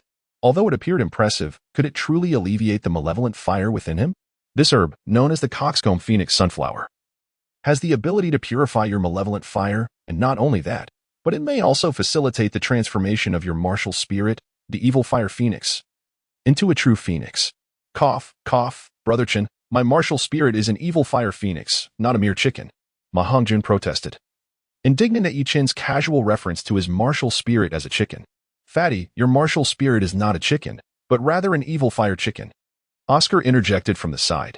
How infuriating. Are you itching for a fight, little Oscar? Ma Hongjun shot a glare at Oscar. While he could not contend with others, he felt he could easily handle Oscar, a mere support with slightly higher spirit power. Little fatty, don't dwell on it. Regardless of whether your martial spirit is a chicken or an evil fire chicken, it's certainly one to remain a chicken forever, Yichen said with a smile. Can we refrain from discussing chickens? Ma Hongjun replied with a hint of frustration. All right, you should begin your intake now. This substance is not meant for consumption in the conventional sense. It requires your soul power to guide it. Remember, no matter how excruciating it may be, you must endure. Otherwise, your martial spirit will forever be limited to mere grass and chicken. Ma Hongjun nodded earnestly. Oscar, although you possess innate full soul power, your martial spirit belongs to the food category, which results in a relatively slower cultivation pace. However, this 8-petal immortal orchid possesses gentle and rich medicinal properties, making it easy to absorb. It can strengthen your foundation, eliminate impurities within your body, and accelerate your soul power cultivation. Yichun presented the 8-petal fairy orchid to Oscar. This flower, adorned with 8 delicate petals, radiated a pristine white brilliance, appearing somewhat unremarkable, yet exuding an ethereal elegance. Thank you, Brother Chun. Oscar expressed joyfully as he accepted the mystical herb. You're welcome. Simply chew it thoroughly and refine it with your soul power, Yichun replied. Oscar nodded eagerly, promptly consuming the entire plant without hesitation. Witnessing this, Yichun couldn't help but twitch his lips. The 8-petal fairy orchid's efficacy lay solely in its petals. The leaves held no beneficial properties. To his surprise, Oscar devoured both the flowers and leaves. Fortunately, while the leaves were ineffective, they bore no adverse effects. So Yichun refrained from commenting to spare Oscar's feelings. After ingesting the herb, Oscar remained rather subdued, quietly seated as a unique fragrance characteristic of the 8-petal orchid enveloped him. A faint mist of white emanated from his skin, swirling gently around his form. Conversely, Ma Hongjun's transformation was far more pronounced. At this moment, his upper garments had disintegrated into ashes, revealing a plump figure reminiscent of a boiled shrimp. The potent effects of the coxcomb phoenix sunflower were indeed formidable, as dark impurities continuously seeped from beneath his skin. With each layer of black liquid that emerged, his corpulent physique visibly contracted, prompting Yichun to click his tongue in surprise. He hadn't anticipated that the coxcomb phoenix sunflower would also possess slimming properties. One could only believe that this rather unrefined, chubby fellow, Ma Hongjun, would undergo a remarkable transformation into a spirited young man following the consumption of the sunflower. With nothing pressing to attend to, Yichun chose to remain nearby. As the two absorbed the mystical herb's potency, it was essential that they not be disturbed. Thus, he settled down to meditate quietly. Given his current level of mental acuity, he was capable of both training and observing his surroundings simultaneously. As time gradually passed, by afternoon, Oscar had refined the essence of the 8-petal fairy orchid and awakened. Ah, that feels wonderful, he exclaimed, stretching languorously. Be gentle. The fat one is still absorbing the herb's power. Yichun whispered to Oscar. Ah, indeed. Brother Chun, this 8-petal immortal orchid is truly remarkable. It has elevated my soul power by 6 levels. I am now a rank 38 soul master. After savoring the transformation within himself, Oscar exclaimed with palpable excitement. 6 levels? Quite impressive. Yichun recalled that in the original work, Oscar, after consuming the 8-petal immortal orchid, only experienced a modest increase of 5 levels in his soul power. This discrepancy was likely due to the fact that Oscar was already quite close to becoming a 33rd level soul master. Chapter 101. A stroll. At that moment, a resounding phoenix cry echoed through the air. Golden red flames erupted suddenly from Ma Hongjun, soaring into the sky. Thankfully, Yichun had not brought Ma Hongjun into his home. Otherwise, the place would undoubtedly have been reduced to ashes. After consuming the rooster-crowned phoenix flower, although Ma Hongjun still appeared somewhat plump, the excess fat on his body had noticeably diminished, lending him a more spirited demeanor. Furthermore, his mohawk of red hair had grown several-fold, cascading down his back, while flames danced around him, revealing a faint phoenix pattern behind him, as if he were reborn from the ashes. In this moment, Ma Hongjun was devoid of any remnants of his previous lecherous demeanor. He threw his head back and let out a triumphant roar, embodying the spirit of a conqueror. The majestic aura of the phoenix, the king of birds, made the surrounding air feel palpably heavier. Indeed, this was the fire phoenix. The previous evil fire phoenix was hardly more than a mere chicken, utterly unworthy of the title. Observing the noble presence of the fire phoenix spirit emanating from Ma Hongjun, Yichun nodded in satisfaction. Ma Hongjun, already a 29th level Great Soul Master, was on the verge of breaking through to level 30. However, after consuming the rooster-crowned phoenix flower, he found himself impeded by the absence of a 3rd soul ring, causing his soul power level to remain at the threshold of a soul master. Nevertheless, once he added the 3rd soul ring, the enhanced power from the medicinal herb would surely manifest. It's so hot, yet so invigorating. Ma Hongjun exclaimed, opening his mouth wide as he inhaled deeply. The golden red flames surrounding him coalesced into threads and rushed into his mouth, disappearing in a matter of moments. Brother-chan, Shiau, it seems my flames have transformed. They feel richer than ever. Do you sense the regal aura within my fire? Ma Hongjun could not contain his pride as he reveled in his remarkable transformation. Fatty. That regal aura you speak of is more akin to a turtle's aura, isn't it? Oscar chuckled, teasing Ma Hongjun. How dare you, Shiau? If I don't show you a thing or two, you won't realize how many eyes the great Ma has. Ma Hongjun retorted, visibly displeased with Oscar's jibe. Fatty. You should go wash up. You smell dreadful. Yuchen pointed at the stains on Ma Hongjun's clothing. Under the potent effects of the rooster-crowned phoenix flower, a considerable amount of dark impurities had seeped from Ma Hongjun's body, which, after being scorched by high temperatures, had transformed into a clumpy sludge, exuding a foul odor. Upon hearing this, Ma Hongjun glanced down and was horrified to discover his filthy state, sticky and uncomfortable, prompting him to rush outside for a wash. After sending the two away, Yuchen returned indoors, preparing to cultivate. Brother, I'm so bored. It's been ages since we went shopping. And we've been in Heaven-Do City for quite some time.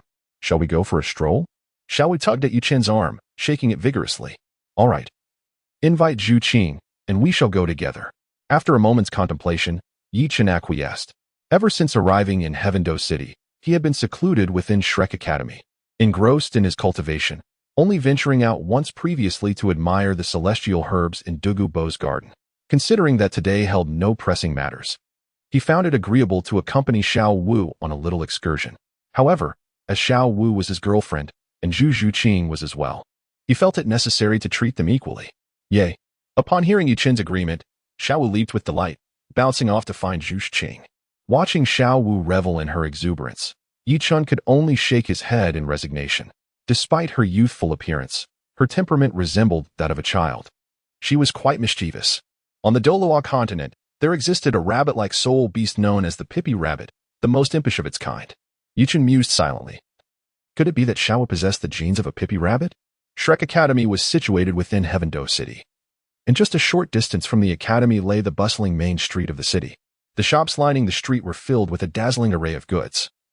Igniting Xiaowu's insatiable desire to shop, she purchased everything that caught her fancy. In contrast, Zhu Qing, with her more reserved nature, indulged in shopping but acquired far fewer items than Xiao Wu, embodying the essence of a virtuous wife. Fortunately, all three possessed storage soul guides. Otherwise, they would have struggled to carry their purchases. Despite the quantity of items bought, they were mostly trifles of little value. For Yuchen, who was not short on funds, they were merely a drop in the bucket. On the Douluo Continent, items unrelated to soul masters were generally quite affordable. Brother, what is that place over there? Suddenly, Xiao Wu pointed ahead at a domed structure. The building appeared rather peculiar, perfectly spherical, resembling a hemisphere resting upon the ground. It bore no signage, only an image of a hammer. This half-sphere, entirely milky white, had an estimated diameter of nearly 500 meters, with its highest point exceeding 80 meters, rivaling the scale of large soul arenas in major cities. This should be the Heaven-Do Grand Auction House, Yuchen deduced, recognizing the hammer symbol atop the structure as an auction hammer rather than a blacksmith's tool. Situated in the heart of Heaven-Do City, where land was immensely valuable, it seemed improbable for any blacksmith shop to possess such a grand scale. An auction house? Brother, Zhu Qing, shall we take a look? Upon hearing of the Grand Auction House, Xiao Wu, ever eager for excitement, immediately wished to explore inside. Let us go, but it's getting late. Let us have dinner first, Yuchen replied. Yuchen gently touched the rabbit ears atop Xiao Wu's head. How annoying. In front of so many people. Don't touch my ears. Xiao Wu swiftly swatted away Yuchen's wolf claw. All right, I'll wait until we return. Yuchen expressed that there was no issue. Beside him, Zhu Qing, upon hearing Yuchen's words, recalled his fondness for playfully toying with his own tail, which caused a blush to creep onto her cheeks. Oh, Yuchen. Why are you blushing? Yuchen gazed curiously at Zhu Qing, who, without uttering a word, rolled her eyes in response. After enjoying dinner at a nearby restaurant, Yuchen, accompanied by Xiao Wu and Zhu Qing, made their way to the Heaven-Do Grand Auction House. As nightfall enveloped the surroundings, they approached the grand entrance, where four tall young women stood as welcoming attendants. These young ladies were evidently selected with great care. Each stood approximately 1.75 meters tall, possessing remarkably proportionate figures. While they may not be considered stunningly beautiful, their appearances were certainly commendable, and they appeared to be no older than 20. As Yuchen and his companions approached, one of the attendants stepped forward, slightly bowing, and inquired, "Esteemed guests, how may we assist you? Please, lead us inside for a look." Yuchen spoke. Chapter 102. I am a person of principles. Excuse me, esteemed guests, may I inquire if you possess the auction qualification certification? The young girl asked with a bright smile. Although Yuchen and his companions appeared elegantly dressed, the auction house had its own rules. There were indeed thresholds to meet. Those who did not meet the requirements were not permitted entry. Wealthy individuals were welcomed, while those lacking funds were left to fend for themselves. Auction qualification certification? What is that? Shiau was taken aback. It seemed there were quite a few cumbersome regulations. Only guests possessing the auction qualification certification could enter the auction house to bid. The certification was divided into several levels, with the entry threshold set at 10,000 gold soul coins. In other words, one needed to provide proof of assets amounting to 10,000 gold soul coins to participate in the auction. This was implemented to prevent malicious bidding, and the young girl politely requested their understanding. Furthermore, during this particular time frame, the auction house was conducting premium auctions, and only buyers with a deposit exceeding 1 million gold soul coins could take part. The girl slightly bowed and began to explain to Shiau. Displaying a lack of discernment, did she truly believe that I am in dire need of funds? Feeling somewhat displeased at being questioned about his financial capabilities, Yuchen understood that the auction house indeed required certain prerequisites. He promptly retrieved a substantial stack of gold coin cards, each valued at 100,000 gold soul coins, from his storage soul guide. This pile of gold coin cards was sufficient to exceed the million mark. Although his personal system did not provide a function for converting gold soul coins into gold coin cards, it did not imply that Yuchen was incapable of acquiring them. These gold coin cards were exchanged at the Seven Treasure Merchant Association in Soto City, specifically for facilitating large transactions in the future. I apologize for the inconvenience, esteemed guests. Observing the gold coin cards in Yuchen's possession, the welcoming girl realized that this young man was certainly not short on funds. Very well, lead the way. Yuchen nodded slightly, placing the gold card into his spatial soul guide. The first floor hall of the Tiando Grand Auction House, though vast, lacked the capability for auctions. The actual auction venue was situated on the second floor. Before ascending, the welcoming maiden explained many of the auction house's rules to the trio and, for the sake of their safety as esteemed guests, provided them with 3 masks. Although each of them possessed a disguised necklace that allowed them to alter their appearances at will, the crowded surroundings made it impractical to change their looks openly. The welcoming maiden escorted them to the entrance of the auction center before turning to leave, as other attendants were present for the auction. However, unlike the previous guiding maiden, the attendants at the auction wore garments that appeared somewhat tattered. They donned white outfits, similar in style with skirts, yet the impression they conveyed was entirely different. These attendants were of a height comparable to that of the welcoming maiden, yet their figures were significantly more alluring, clad in white skirts with plunging necklines and sleeveless designs. The garments barely reached 7 inches above the waist, revealing long, enticing legs. Coupled with white high-heeled shoes, their appearance was decidedly captivating. The deep cleavages and the pronounced curves beneath the short skirts stirred the imagination. Nevertheless, Yuchen, a seasoned individual, cast merely a fleeting glance before redirecting his attention elsewhere. After all, in terms of beauty, these attendants could not possibly compare to Shiau and her companions. As for physique, they still fell short of his beloved cat. Moreover, Yuchen was not a man of base desires, thus, they failed to capture his interest. Brother, aren't all men rather lecherous? Why don't you take a longer look? Shiau, following behind the attendant, whispered to Yuchen as she observed the swaying curves ahead of her. Shiau, do you perceive me as someone of such vulgar nature? Yuchen widened his eyes, feigning a look of deep sorrow, as if the words of Shiau had inflicted upon him a tremendous wound. Was it not so? Shiau blinked, and beside her, Zhu Shuqing also nodded in agreement, her expression one of approval. Very well, how could these superficial individuals possibly compare to you and Shuqing? Yuchen spoke the truth. Upon discovering the reality, the two exchanged exasperated glances. The second floor of the Tiando Grand Auction House, in contrast to an ordinary auction venue, evokes the ambience of a grand auditorium. Its arrangement is reminiscent of the main arena of the Soto City Great Spirit Arena, with a circular dais at its center and concentric rows of seating arranged in a fan shape around it. The seating is divided into 5 distinct sections. The 3 rows closest to the dais are adorned in red, followed sequentially by black, purple, yellow, and white. This color scheme aligns with the hues of spirit rings from spirit beasts, clearly designated according to the varying ranks of bidders. The innermost red VIP seats represent the prestigious million-level VIP area, accessible solely to individuals of significant status. Surrounding this are the black VIP seats, designated as the ordinary million-level VIP area, where financial means suffice for entry. Yi Chun and his companions belong to this echelon. Further outward lie the purple VIP seats for the 500,000 level, followed by the yellow VIP for the 100,000 level, with the outermost white seats. The most expansive section, requiring merely an asset of 10,000 gold soul coins for access, as the premium auction, held nightly at the Tiando Grand Auction House, is about to commence. The attendees here predominantly consist of red and black VIPs. Despite this, the red and black seating sections are nearly at full capacity. It appears that there are indeed quite a number of affluent individuals in Tiando City. Yuchen pondered quietly. 1 million gold soul coins equated to a modest target of copper coins, and given that the societal backdrop of the Douluo Continent resembled that of ancient times, the value of a billionaire here surpassed that of his previous life by a significant margin. The raggedly clad attendant, after ushering the trio into the luxurious black VIP section, did not take her leave immediately. Instead, she warmly greeted Yuchen. After all, those attending the exquisite auction were all affluent individuals, each worth over 1 million, and certainly not lacking in wealth.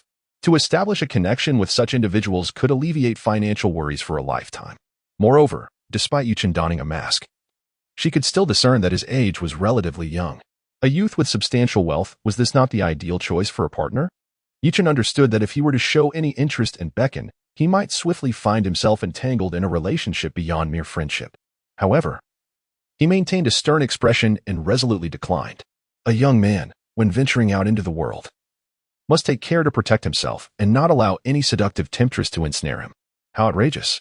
That vixen actually dared to flirt with you, Shiau remarked, her gaze fixed on the voluptuous waitress who sauntered away with an enticing sway, expressing her discontent towards Yuchen. It was evident that she harbored some dissatisfaction. Rest assured, Shiau, I am a man of principles. Yuchen patted his chest and assured. Of course, what Yuchen did not mention was that when he lacked principles, he could no longer be considered human. Chapter 103. What to do? Waiting online, urgent.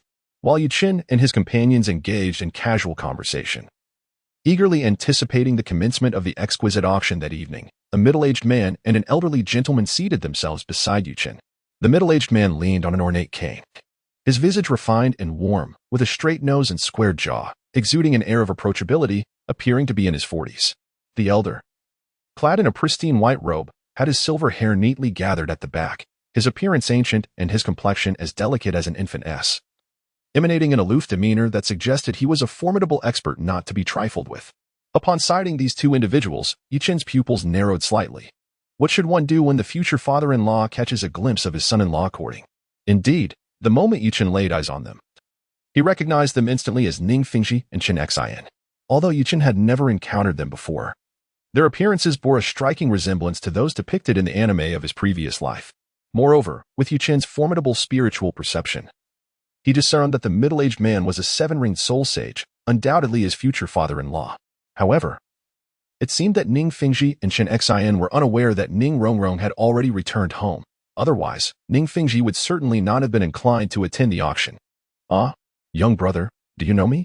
Ning Fingji, ever the cunning fox, immediately recognized the nervousness in Yuchen's eyes despite the mask concealing his face. Am I allowed to say I don't know you? Chen Xian interjected. Haha, young brother, you are quite amusing. Ning Fingji laughed heartily, finding the youth intriguing. Brother, who is this uncle? Do you know him? Shiau inquired curiously, her gaze shifting to Yuchen, while Zhu Zhuqing beside her cast a questioning look as well. I have met the sect master Ning and the esteemed Chen Xian. Shiau, Zhuqing, these two gentlemen are Rongrong's father and grandfather. Yuchen first greeted Ning Fingji and Chen Xian, then proceeded to introduce Shiau and Zhu Zhuqing. Is this your father and grandfather, Rongrong? Brother, is this the wealthy dog family you previously criticized? Shiau inquired with an innocent expression. Instantly, Yuchen felt a wave of discomfort wash over him. Shiau, how could you articulate that so bluntly?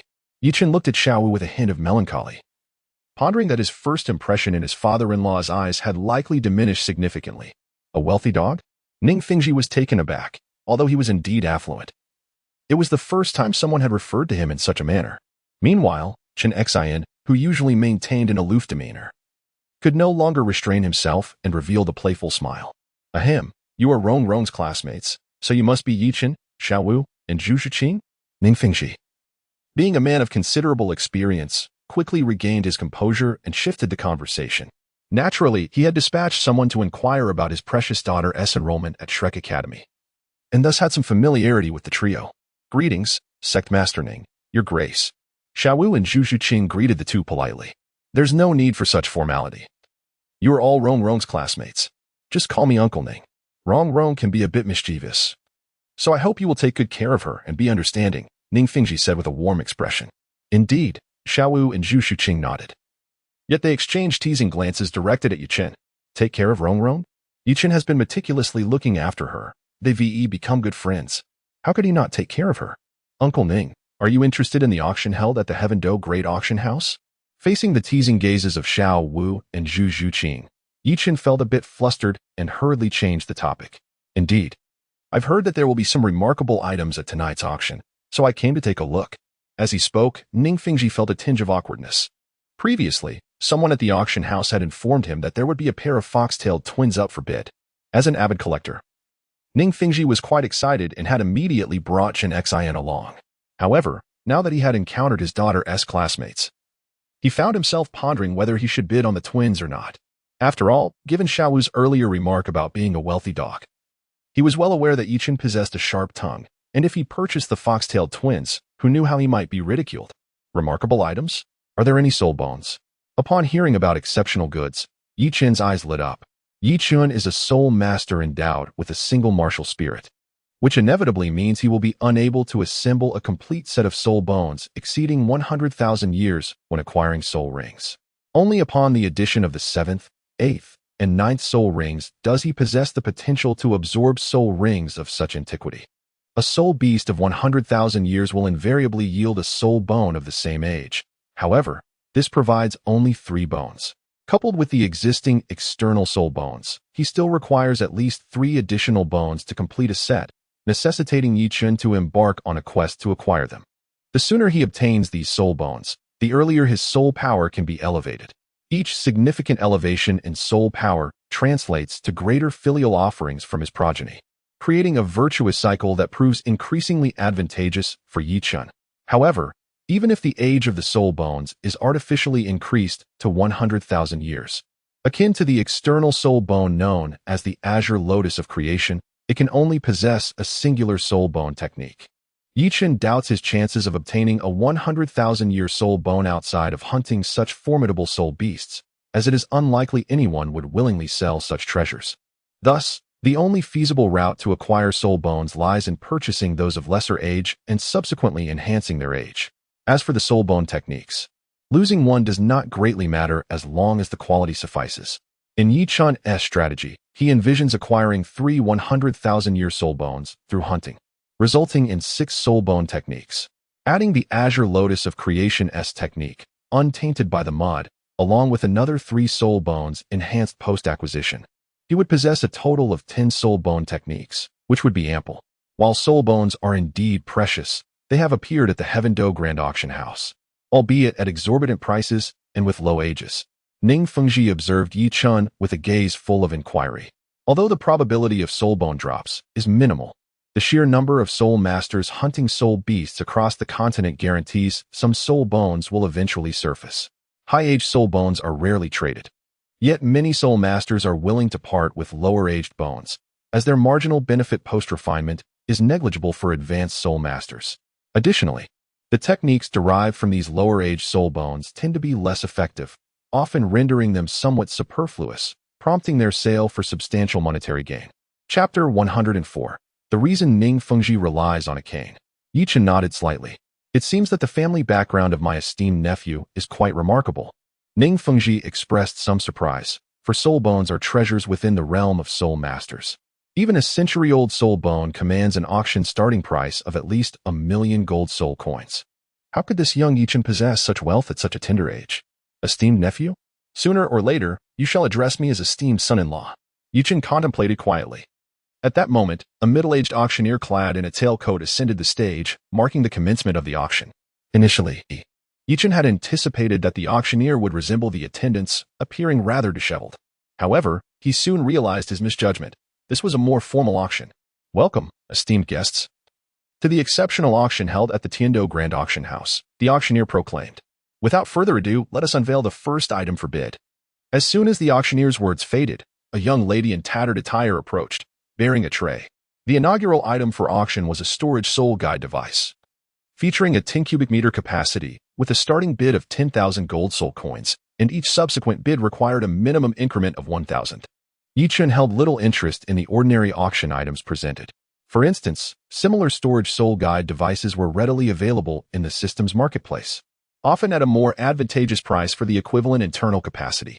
Yichen had contemplated the idea of trading items from the system's marketplace to profit from the price differences. However, after auctioning off a few select items and realizing the returns were meager, he reconsidered. Should he amass a larger quantity, the complications would surely escalate, drawing unwarranted attention. The potential for unscrupulous practices at the auction, such as underhanded dealings, was a concern.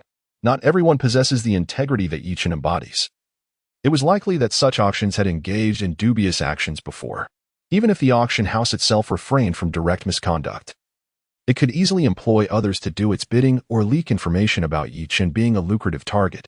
Given the low returns from small quantities and the considerable risks associated with larger sales, Yichen prudently decided to abandon this notion. In light of the substantial deficit he faced in gold soul coins, potentially in the tens or hundreds of billions, trading these items would yield only a drop in the ocean. Thus, he resolved to rely on the filial piety of his own son for swifter gains. Occasionally, he procured items that appealed to Shiau and Zhu Shiqing.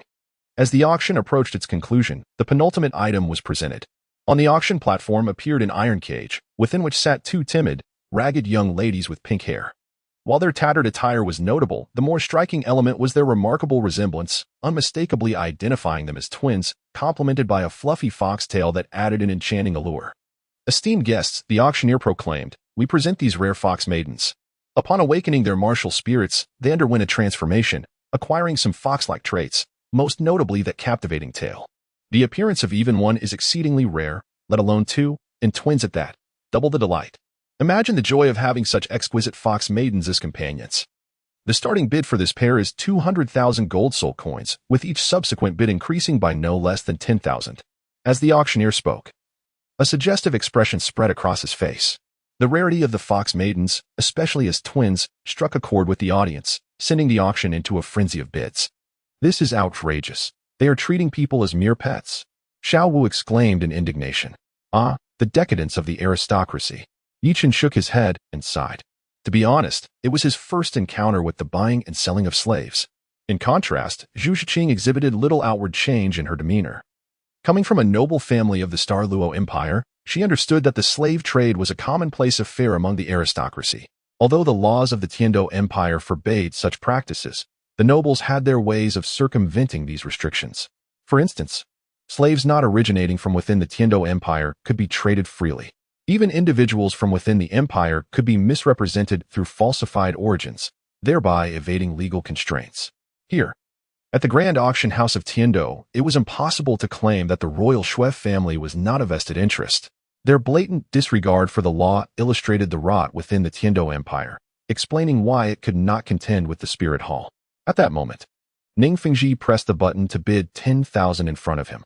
Initially, he had been conflicted about whether to make a purchase.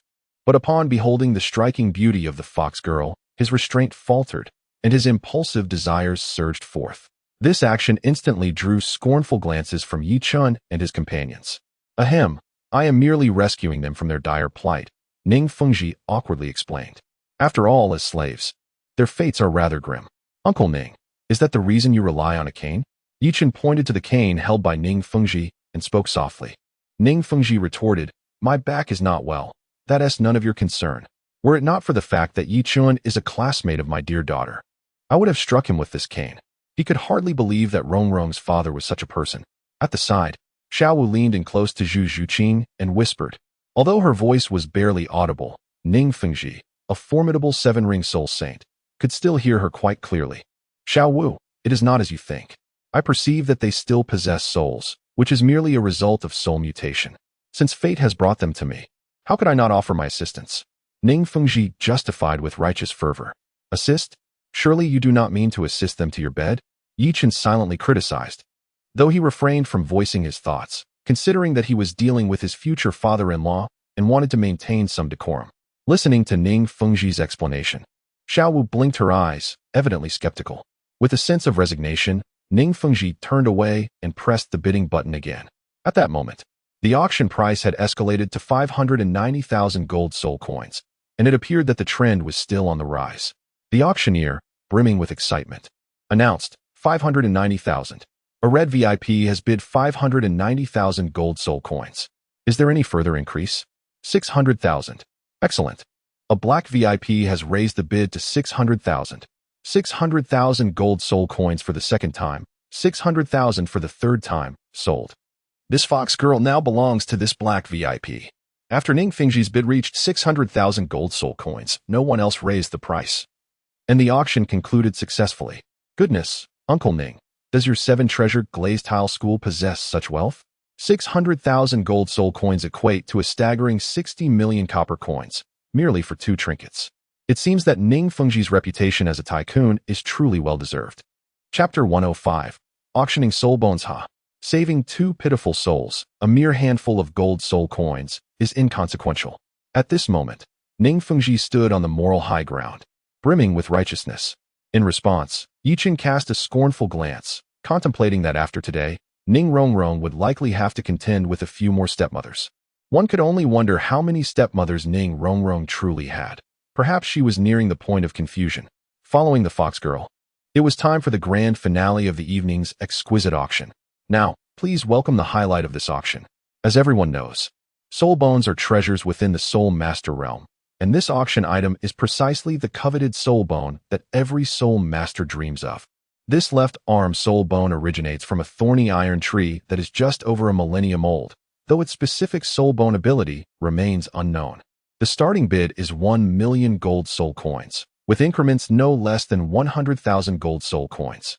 The auctioneer, microphone in hand, announced with fervor, "Let the bidding commence." Soul bone. Upon hearing the mention of a soul bone, particularly one from a plant-based soul beast, Yi Chen immediately became intrigued. He had some understanding of the thorny iron tree soul beast, which possesses 2 innate soul techniques, Thorn Whip and Thorn Guardian. Thorn Whip is a powerful offensive soul technique that allows the user to strike with thorny branches, functioning as a standard attack skill. Thorn Guardian is a supportive soul technique that excels in defense, providing immunity and reflecting a certain percentage of physical melee damage. While it cannot reflect energy or mental damage, it remains formidable. After some contemplation, Yi Chen decided to acquire this left arm bone from the thorny iron tree. He recognized that, moving forward, he would not be able to assemble a complete set of 10,000-year soul bones through additional soul rings alone. He would need to hunt soul beasts over 10,000 years old. Furthermore, purchasing this now would allow him to enhance its age to 10,000 years sooner, thereby significantly increasing his soul power level upon refinement. A 10,000-year soul bone would save him over a year of cultivation time. Currently, Yi Chen was at the 5th ring of a soul king, and in just a year, he could expect returns exceeding 3 small targets from his son.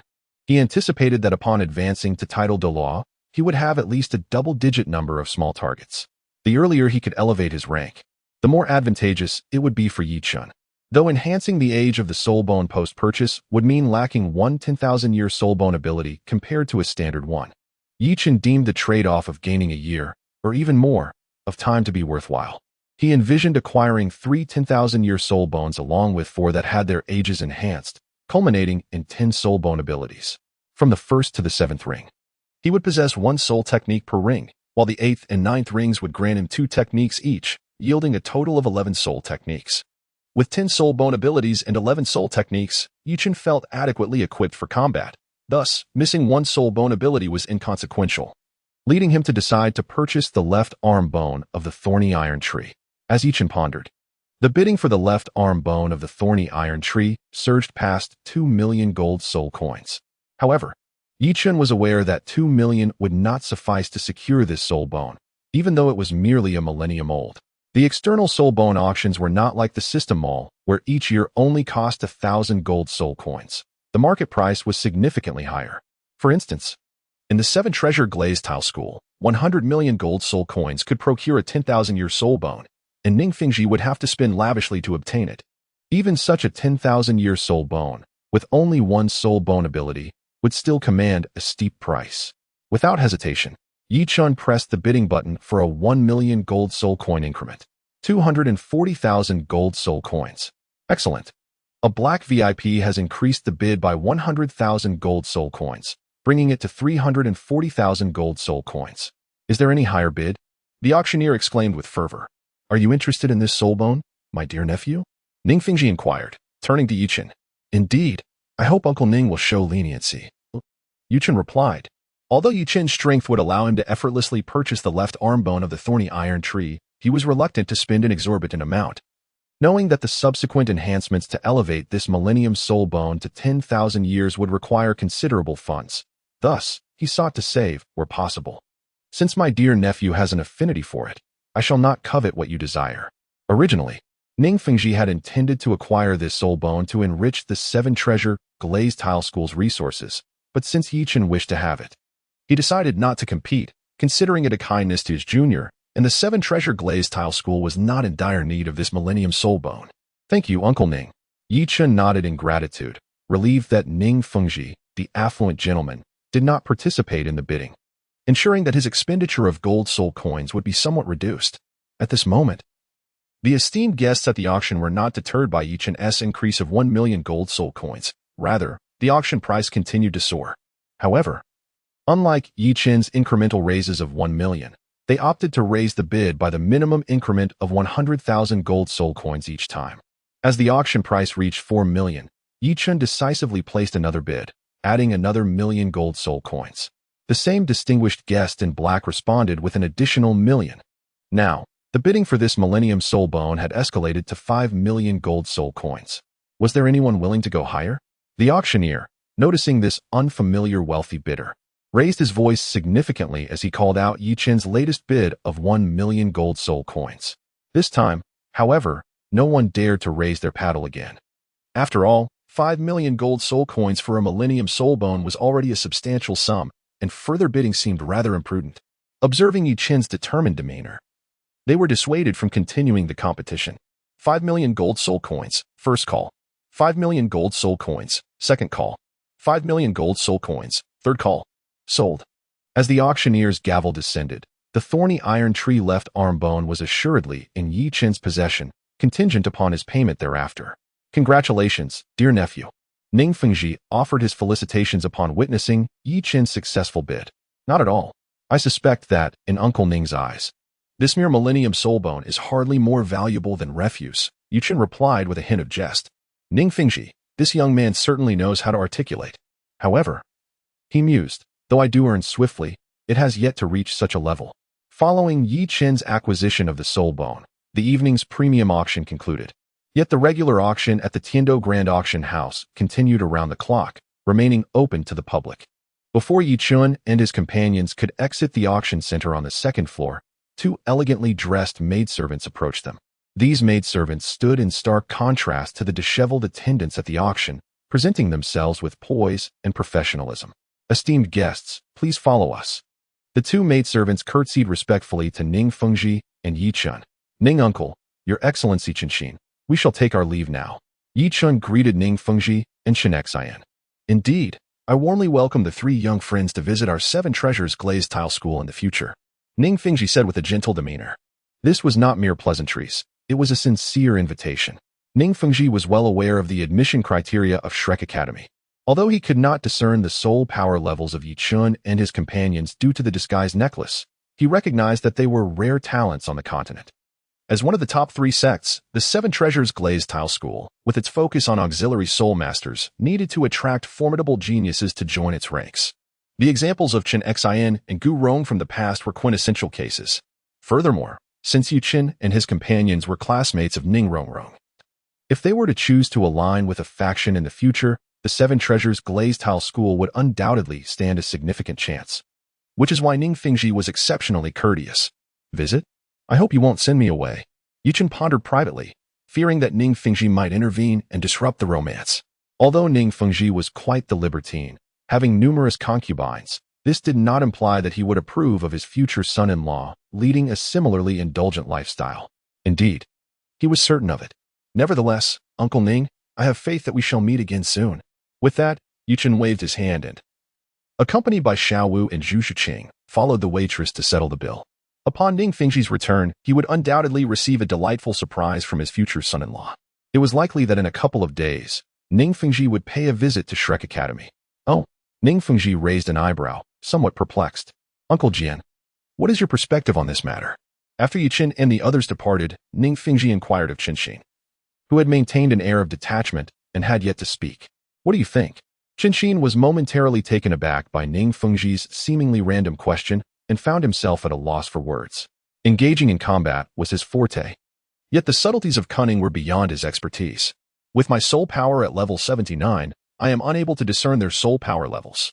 Ning Fengxi expressed a sense of helplessness and clarified his statement to Qinxin. I cannot see through them either, Qinxin replied, somewhat disheartened. In truth, he had noticed this peculiarity the moment he laid eyes on Yi Chun and his companions. As Ning Fengxi's personal bodyguard, it was imperative for him to be aware of the capabilities of those nearby to avoid any unforeseen complications. Given the youthful appearance of Yi Chen's group, Qinxin presumed their soul power levels were not particularly high. Otherwise, he would not allow Ning Fengxi to interact with unknown figures of uncertain strength. Even you cannot see through them, Sir Uncle? Ning Fengxi furrowed his brow, surprised. Qinxin, a title Douluo at level 96, was unable to perceive their soul power levels, which suggested they were either ordinary individuals devoid of soul power or possessed soul power levels that far surpassed his own. However, considering the age of Yi Chun and his companions, it was improbable that they could exceed Qinxin's strength. Furthermore, even a peerless Douluo at level 99 would still emit some aura detectable by Qinxin. Additionally, gaining admission to the Shrek Academy would preclude them from being mere ordinary individuals without soul power. Excluding these two possibilities, the only conclusion Ning Fengxi could reach was the presence of a special soul tool of considerable quality, one that could elude the perception of even a title Douluo.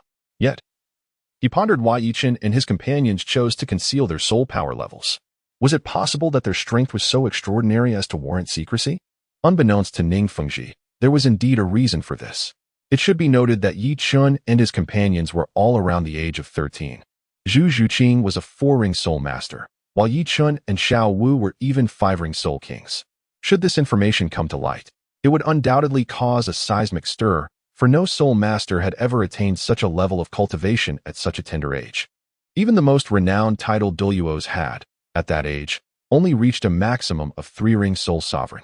Never mind. It seems they are unlikely to become adversaries in the future. Unable to fathom the situation, Ning Fengxi resolved to abandon his inquiries but was determined to forge a connection with them. After all, in recent years, aside from Ning Rongrong, the Seven Treasure Glazed Tile School had not produced any exceptionally talented young individuals.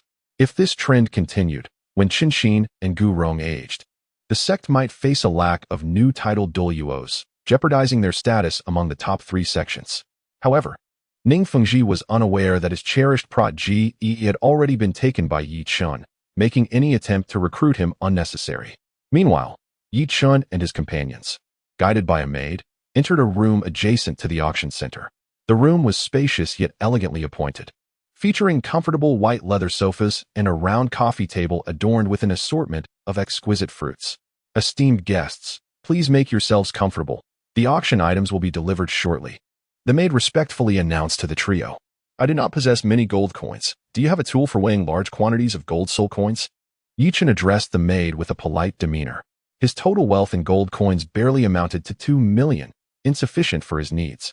Thus, he could only redeem loose change within the confines of the system's marketplace. That is permissible. However, the loose gold soul coins must be pristine and unblemished. The maid's insistence on the new condition of the gold soul coins was not without reason. Without specialized scanning devices, counting 5 million gold soul coins would indeed prove to be a Herculean task, and the labor could lead to strained hands from such meticulous counting. Fortunately, the gold soul coins were uniformly weighted during their minting process. As long as they were unworn, one could swiftly gauge their quantity through bulk weighing. Any minor discrepancies would be of little concern to the Heavenly Dough Grand Auction House. As long as the coins were in pristine condition, the variance would be negligible. Perhaps only a few pieces at most. Very well, Please bring forth a box. Thankfully, the gold soul coins redeemed from the system's marketplace were all in immaculate condition. Before long, the soul bones arrived, and after a thorough weighing, Yi Chun paid 1 million in gold coin cards along with an additional 4 million in loose gold soul coins, ultimately acquiring the left arm bone of the thorny iron tree. Esteemed guest, would you like the auction house to assist you in converting your loose gold soul coins into gold coin cards? After the transaction, considering Yi Chun likely possessed a considerable amount of loose gold soul coins but lacked gold coin cards, the maid inquired. No need. Yi Chun waved his hand dismissively. If it weren't for his need to procure a soul bone this time, what use would he have for the gold coin card? For him, the gold coin card was merely a means to make purchases in the outside world. Within the system's marketplace, it was the golden soul coins that held value, rendering the gold coin card effectively useless. Subsequently, after securing the soul bone into his storage soul guide, Yi Chun, accompanied by Xiao Wu and Zhu Zhuqing, departed from the Tiando Grand Auction House and returned to Shrek Academy. Chapter 107, Ning Rongrong. Where has father gone? After Yi Chun and his companions left, Ning Fengji paid for his purchases and, along with the 2 fox maidens, returned to the 7 Treasures glazed tile school under Qinxin's watchful protection. Just as Ning Fengji prepared to enjoy a delightful evening in the cover of night, he was interrupted by an unexpected turn of events. Master, the young lady has returned, reported a disciple of the 7 Treasures glazed tile school to Ning Fengji. Oh, Rongrong is back? When did she return? Ning Fengji was taken aback. Had his little darling really returned after running away from home? Shortly after you and Elder Jian left for Tiando City, the young lady returned. Then where is she now? Ning Fengji raised an eyebrow. He and Qinxin had gone to Tiando City afternoon, which meant his little darling had been waiting for him for quite some time. At that moment, a sense of foreboding crept over Ning Fengji. He was well aware of his little darling's temperament. Making her wait for so long would undoubtedly ignite her ire. It would not be an easy task to placate her. After returning, the young lady has been waiting for you in the main hall, along with Elder Gu. Yes, I understand. Ning Fengji nodded, casting a reluctant glance at the 2 fox maidens beside him before making his way to the main hall of the sect. Which is more important, my precious daughter or a mere plaything? Naturally, my beloved daughter holds greater significance. After all, I have only one cherished daughter, while playthings can be replaced.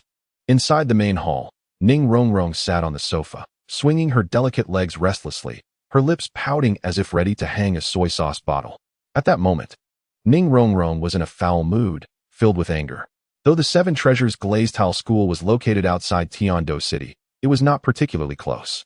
Ning Rongrong had left Shrek Academy in the morning, yet by the time she returned to the school, it was already past noon. Her martial spirit had evolved from the 7 Treasures glazed tower to the 9 Treasures glazed tower, and during this period, her soul power had increased significantly. She had originally planned to share the good news with her father and 2 grandfathers, and to present them with the 3 immortal herbs that Yi Chun had gifted her. However, to her dismay, both her father and Elder Jian were absent from home, with only Elder Gu present. What a pity! Where have father and the others gone? Why aren't they back yet? Ning Rongrong asked Elder Gu, her dissatisfaction evident. Rongrong, you've asked that question 100 times, and I still don't know where Fengji and that cowardly man have gone.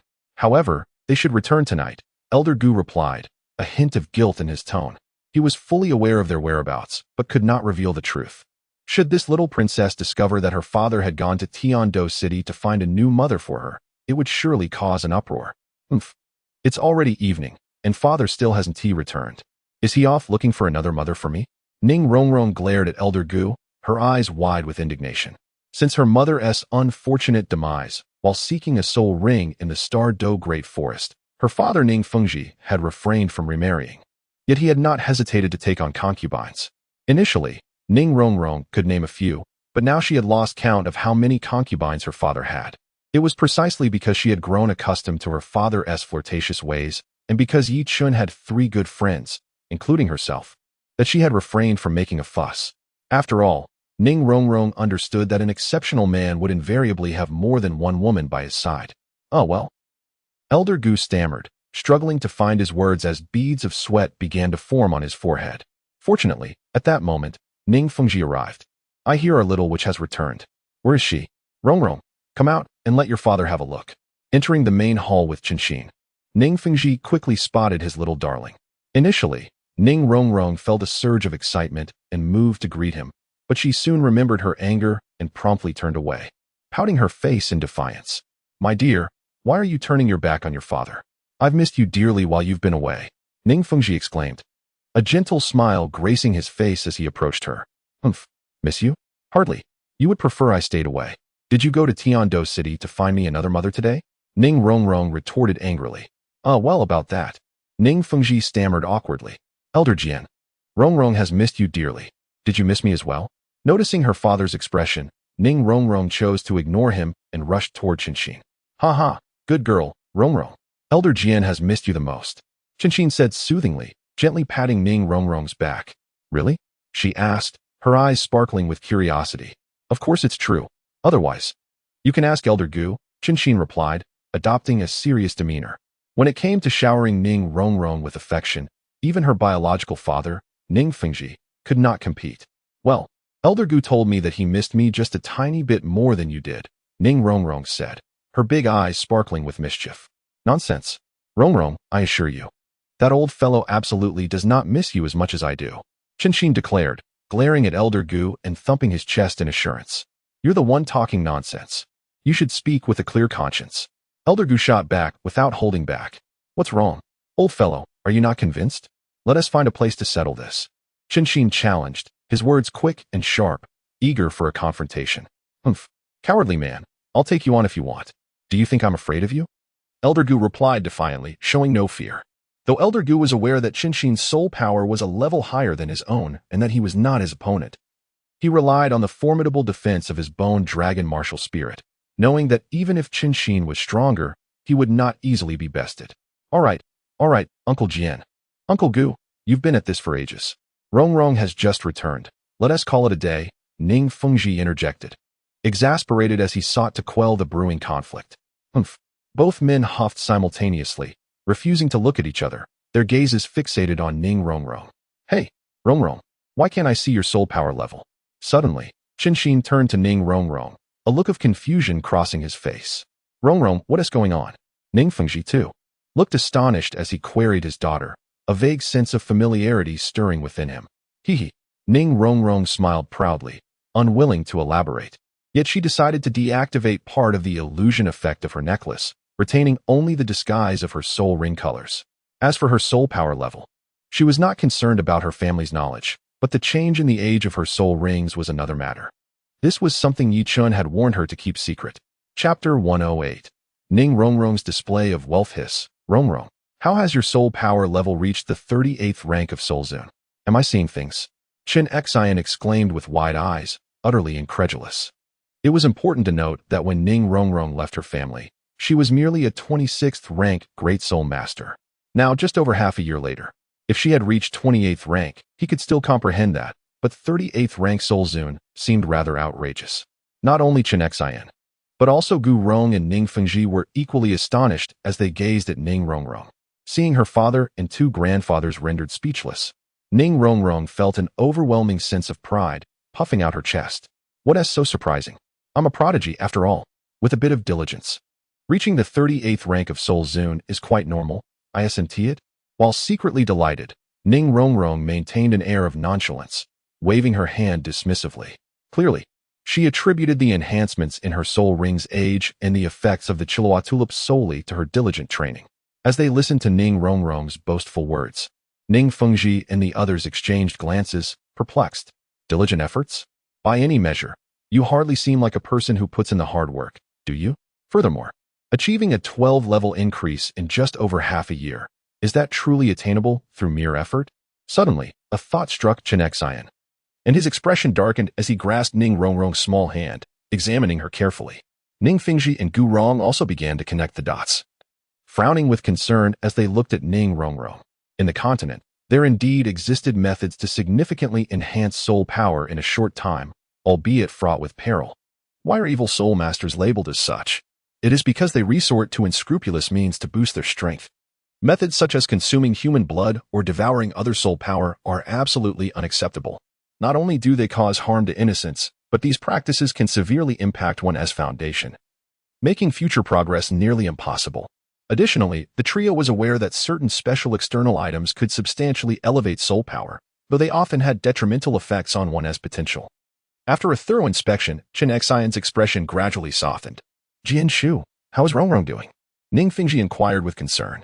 Rongrong is doing splendidly. Her foundation remains unaffected and is, in fact, quite solid, surpassing that of the disciples within the sect in terms of soul power quality.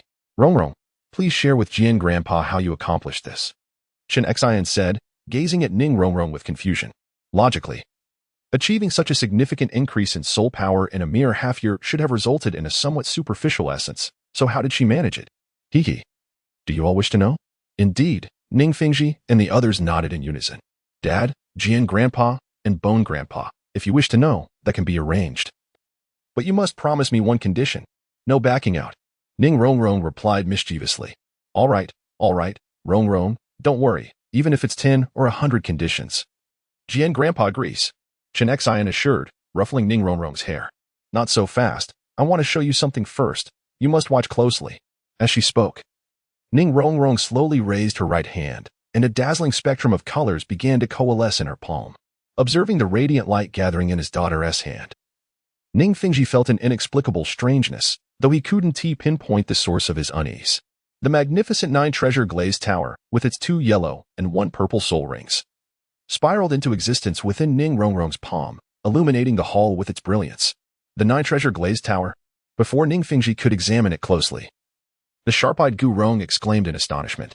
Gu Rong's exclamation immediately captured the attention of Ning Fingji and Chen Xian, both leaning forward with wide eyes, staring at the 9-treasure glazed tower in Ning Rongrong's grasp.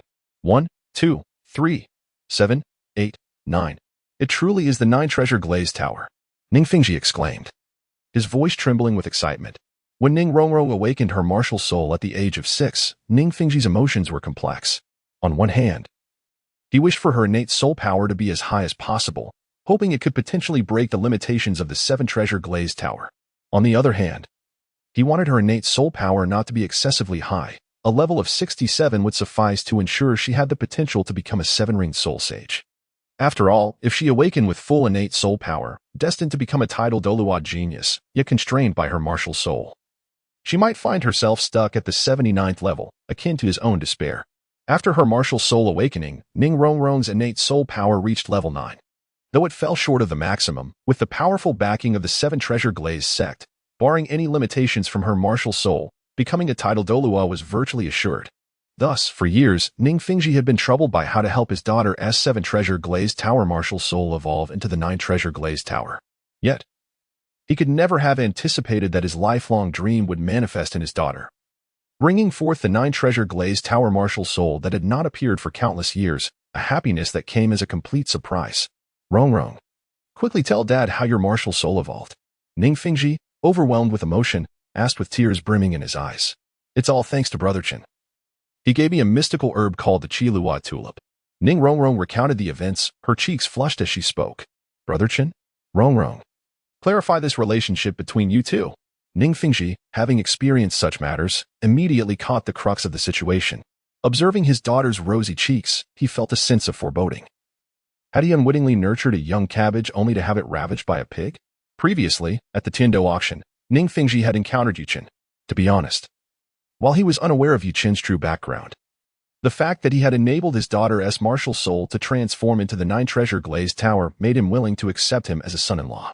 However, he felt Yuchen was not a suitable match for his daughter. Although he had not directly inquired about the relationships between Xiao and Zhu Shuqing with Yuchen, he perceived that both seemed to be his girlfriends. Ning Fingji had several concubines, but that did not imply he would permit his future son-in-law to be similarly unfaithful. Moreover, Ning Fingji intended to accept a son-in-law. Judging from Yuchen's demeanor, he appeared to be financially secure. Potentially backed by an unknown force, could he truly accept such a man into his family? Chapter 109. An excited Ning Fingji, Dad, please don't ask. As Ning Rongrong observed her father's inclination to investigate, her cheeks flushed with embarrassment. Noticing her demeanor, Ning Fingji and the others exchanged glances, their understanding palpable. Beasts. They're worse than beasts. Ning Fingji silently cursed, for his little cotton-padded jacket was merely 13, still in her tender years. How could she have been taken away by Yuchen at such a young age? Rongrong, you weren't mistreated, were you? Gu Rong inquired with genuine concern. As an old bachelor, he could hardly discern the difference between a girl and a woman. Grandpa Gu, what are you thinking? Of course not, Ning Rongrong replied, lowering her head and fabricating a lie. Mistreated by Yichen? How could that be? They had done everything except for the final step. Phew, that's a relief. Gu Rong sighed. If things had escalated to a consummation, he might have considered taking Yichen's life. Well, eliminating his granddaughter's fiancé was too extreme. But a good beating wouldn't be out of the question. Rongrong, I have encountered Yichen before. He is quite charming. Grandpa Jian does not advise you to develop feelings for him.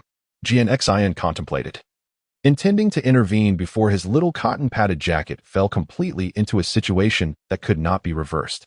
Oh dear, Grandpa Jian, what are you saying? Let us not dwell on that. I have returned this time bearing wonderful gifts. Yichen Hua's heart was fickle. How could Ning Rongrong be unaware of this? She was the third good friend of Yichen, following Xiao Wu and Zhu Shiqing. However, the allure of an exceptional man is undeniably potent. Having been captivated since childhood by romantic tales, Ning Rongrong had already succumbed to this charm. It was too late to express her thoughts now. What good thing? Gu Rong pondered, somewhat bewildered. Grandpa Gu, this is for you, Ning Rongrong declared, presenting a jade box containing a soil attribute immortal herb known as the Earth Dragon Golden Melon. You will be pleasantly surprised after consuming it. Immortal herb? Isn't this just a melon? What does this have to do with herbs? Gu Rong was perplexed as he gazed at the golden melon adorned with dragon patterns inside the jade box. Ahem, Grandpa Gu, that is not the main point. The crux is that it can help you break through your bottleneck. Although Ning Rongrong was also puzzled as to why a perfectly fine melon was deemed an herb. That was not the focus. As long as it was effective, it did not matter whether it was a melon or an herb. Break through the bottleneck? Gu Rong's eyes brightened. He had been stuck at the 95th level title Douluo for quite some time. Unfortunately, once a soul power level reached title Douluo, each subsequent level posed a significant challenge. Before reaching level 95, the hurdles were manageable, but after that, each breakthrough was as daunting as advancing from level 89 to 90. Of course, the enhancement in strength after each breakthrough corresponded with the difficulty. The increase in power post, 95, was considerably more substantial than prior levels. Without a fortuitous opportunity, Gu Rong feared it might take him over a decade to advance, or perhaps he would remain stagnant for life. Yet, he never anticipated that this peculiar golden melon would grant him a breakthrough. Grandpa Gu, you have been at the peak of level 95 for many years, so this herb should undoubtedly facilitate your advancement. If Gu Rong were merely entering level 95, this unripe Earth Dragon Golden Melon might not guarantee success. However, since Gu Rong was already at the pinnacle, he was just a step away from level 96. Breaking through was not an issue. Haha, splendid. Once I break through, we'll see how you, cowardly man, dare to challenge me. Gu Rong provocatively glanced at Chen Xin beside him. Humph, old bone. Even if you break through, I will still overpower you. Chen Xin retorted, feeling a tinge of envy yet genuinely pleased for his old friend's potential advancement. Grandpa Gu, not only can you break through, but Grandpa Jian can as well. As she spoke, Ning Rongrong produced the Hunyuan Immortal Herb. Really, Rongrong? Grandpa Jian did not dote on you in vain. Upon hearing that he too had a chance, Chen Xion's spirits soared. If everyone could break through, it meant he would continue to dominate his old friend. Did you hear that, old bone? Not only can you break through, but I can too. What are you so proud of? Chen Xion disdainfully shot a glance at Gu Rong. Grandpa Jian, this herb is called the Hunyuan Immortal Herb. It not only enhances soul power, but also purifies the quality of soul power. Subsequently, Ning Rongrong explained the consumption methods for both herbs to Chen Xion and Gu Rong. Ahem, Rongrong, since both Grandpa Jian and Grandpa Gu have their herbs, what about Dad? Ning Fengji interjected, observing that both Chen Xion and Gu Rong had received splendid gifts. Being a cunning old fox, he speculated about the origins of these herbs. They were likely gifts from Yichen. Otherwise, how could his little cotton-padded jacket possess such treasures? If he were to be left out this time, Ning Fengji would never allow Yu Qin to take his daughter away. Well, although this little cotton-padded jacket has become somewhat callous and a bit drafty, it still keeps warm, right? Yet, if it could resolve my martial soul issues, perhaps this future son-in-law wouldn't be so unacceptable? After all, seeing Ning Rongrong significantly enhance her strength in such a short time, it was evident that Yichen had surely partaken in such treasures. Ning Fengji was quite envious of such an exceptional young man. Had he not known that Yichen had other romantic ties, he would have wasted no time in bringing Chen Xin to Shrek Academy to abduct Yichen and force him into becoming a son-in-law. Dad, I also have an immortal herb called the Starluo Spirit Pearl, but it may not align well with the 7 treasure glazed tile martial soul. I cannot guarantee whether it will allow you to break the limitations of your martial soul. Ning Rongrong handed the Starluo Spirit Pearl to Ning Fengji. The Starluo Spirit Pearl appeared exceptionally beautiful, its rare black trunk contrasting with a golden fruit at the top, resembling a large pearl. However, upon closer inspection, one would discover that the golden fruit was composed of countless golden specks, making it quite extraordinary. Can it truly break the limitations of the martial soul? Ning Fengji inquired excitedly. Not certain. I have never tried. The Chihuahua tulip might work, but Chun Gu insisted I consume it. Good. As long as there is hope. Ning Fengji responded to Ning Rongrong. You are right to consume the Chihuahua tulip. Your talent surpasses mine, and I am getting old. The future lies in the hands of the younger generation. Please consume it quickly. Ning Rongrong urged her father to take the Starluo Spirit Pearl. Chapter 110. Too much. Given Ning Rongrong was not concerned about whether her father could break the limitations of his martial soul after consuming it. If it worked, then splendid. If not, it was not a significant loss. Before her return, Yichen had assured her that if this attempt did not succeed, he would procure a Chihuahua tulip for her father in the future. As a girl in the throes of love, whatever her beloved said was gospel. Moreover, Yichen had not deceived Ning Rongrong. Once his resources were abundant, obtaining a Chihuahua tulip for her father would be a mere formality, a token of engagement. And Yichen would undoubtedly benefit. As the young lady of the 7 treasure glazed tile sect, Ning Rongrong's dowry would surely be considerable. Subsequently, Ning Fengji commanded the disciples guarding the hall outside not to disturb them and began consuming the Starluo Spirit Pearl. Old Bone, you should consume it together with Fengji. I will provide protection for you both first. Rubbing his chin, Chen Xian addressed Gu Rong. Given that consuming such treasures would surely take some time, Chen Xian intended to safeguard the two from any interruptions. Indeed, Ancient Banyan nodded and began to consume the Earth Dragon Golden Melon. Although there were no unexpected developments, both Chen Xian and Ancient Banyan managed to break through, and Ning Fengji also had a chance to transcend the limitations of his martial soul. However, these matters had yet to yield results. Ning Rongrong had no intention of returning to her room. Instead, she prepared to rest in the Great Hall, eager to learn the outcome at the earliest possible moment. Observing the two as they ingested the celestial herbs, Chen Xian, having nothing else to occupy his time, engaged Ning Rongrong in conversation about Yi Chen's situation. In Chen Xian's heart, although Ning Rongrong was not his biological granddaughter, he had watched her grow up since childhood. Being childless himself, he regarded her as his own, perhaps even more dearly than a true granddaughter. Now that his precious granddaughter was in love, it was only fitting for him, as a grandfather, to inquire into the matter and offer his guidance. As time passed, nearing dawn, Ning Fengji was the first to refine the medicinal power of the Starluo Ling Pearl fruit and awakened. After some introspection, he discovered that his soul power level had reached the threshold of an 80th level quasi-tidal Douluo. In that moment, Ning Fengji felt an overwhelming surge of excitement. Without even needing to examine his martial soul, he intuitively knew that his 7 treasure glazed tile had undergone a transformation. Given the inherent flaws in the 7 treasure glazed tile martial soul, had it not evolved, his soul power would certainly not have reached the 80th level. The very fact that he had broken through to this level indicated that his martial soul had undoubtedly evolved. Subsequently, a burst of colorful light flashed, and a magnificent, multi-hued treasure tower materialized in Ning Fengji's hand. 1, 2, 3, 6, 7, 8. Indeed, it had transformed. Observing the 8-layered, multicolored 8 treasure glazed tile in his grasp, Ning Fengji nodded in satisfaction. Although it was not the highest 9 treasure glazed tile, he felt content. After all, possessing innate 8th level soul power. Even with the abundant resources provided by the 7 treasure glazed sect, it was merely a possibility, not a certainty, that he could become a tidal Douluo of the support type. Therefore, he did not harbor excessive disappointment. Of course, what Ning Fengji was unaware of was that after consuming the celestial herb, his innate talent and potential had also undergone a transformation.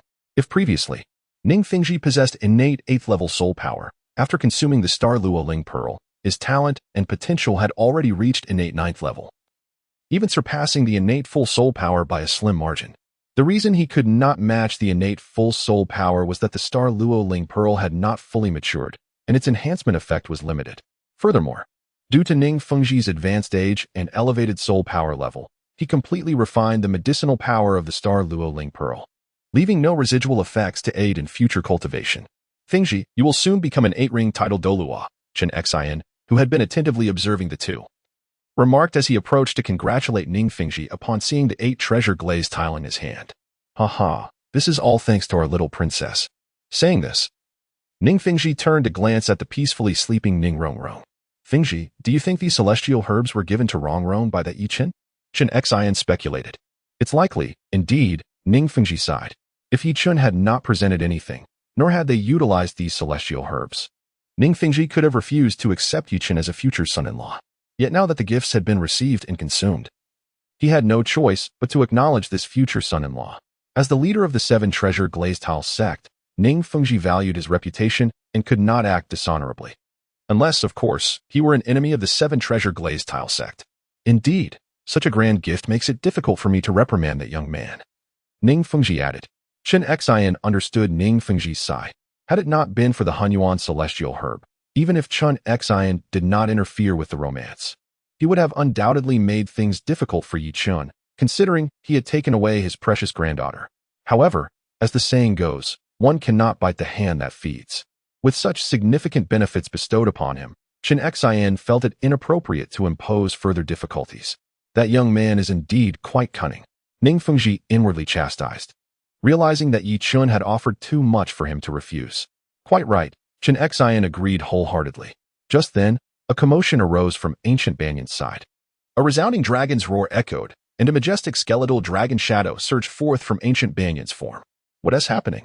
The loud dragon's roar startled the peacefully slumbering Ning Rongrong awake. Old Bones has broken through. Chen Xian raised his eyebrows, instantly recognizing that Ancient Banyan had now ascended to the 96th level title Douluo. Haha, I have broken through. Upon awakening and sensing the rupture of his bottleneck, Ancient Banyan erupted into a triumphant laughter that echoed through the hall. His laughter, combined with the imposing skeletal dragon behind him, made him appear like a formidable villain. Congratulations, Uncle Bone. Ning Fengji stepped forward to offer his congratulations to Ancient Banyan. With Chen Xian at 96th level and Ancient Banyan at 95th level, alongside a multitude of disciples, the 7 treasure glazed tile sect held a prominent position as the second among the 3 great sects of the continent. Now that Ancient Banyan had broken through, and with Chen Xian soon to follow suit, the position of the 7 treasure glazed tile sect as the second strongest sect was increasingly solidified. Perhaps in a few years, the 7 treasure glazed tile sect could even challenge the reclusive Haotian sect for the top position. After all, in recent years, news of Tang San from the Haotian sect had grown scarce, and it was likely that he had perished. On the surface, the Haotian sect only had Tang Xiao and Tang Hao as titled Douluos. Furthermore, Tang Hao had been expelled from the Haotian sect years ago, leaving only the sect leader, Tang Xiao, as the sole title Douluo. With his support, the upcoming 97th level Chen Xian, alongside the 96th level Ancient Banyan, could easily overpower Tang Xiao. Of course, Ning Fengji was unaware that the Haotian sect was not solely reliant on Tang Xiao as its title Douluo. Several elders would also break through in the ensuing years. Subsequently, Chen Xian began to consume the Hunyuan celestial herb.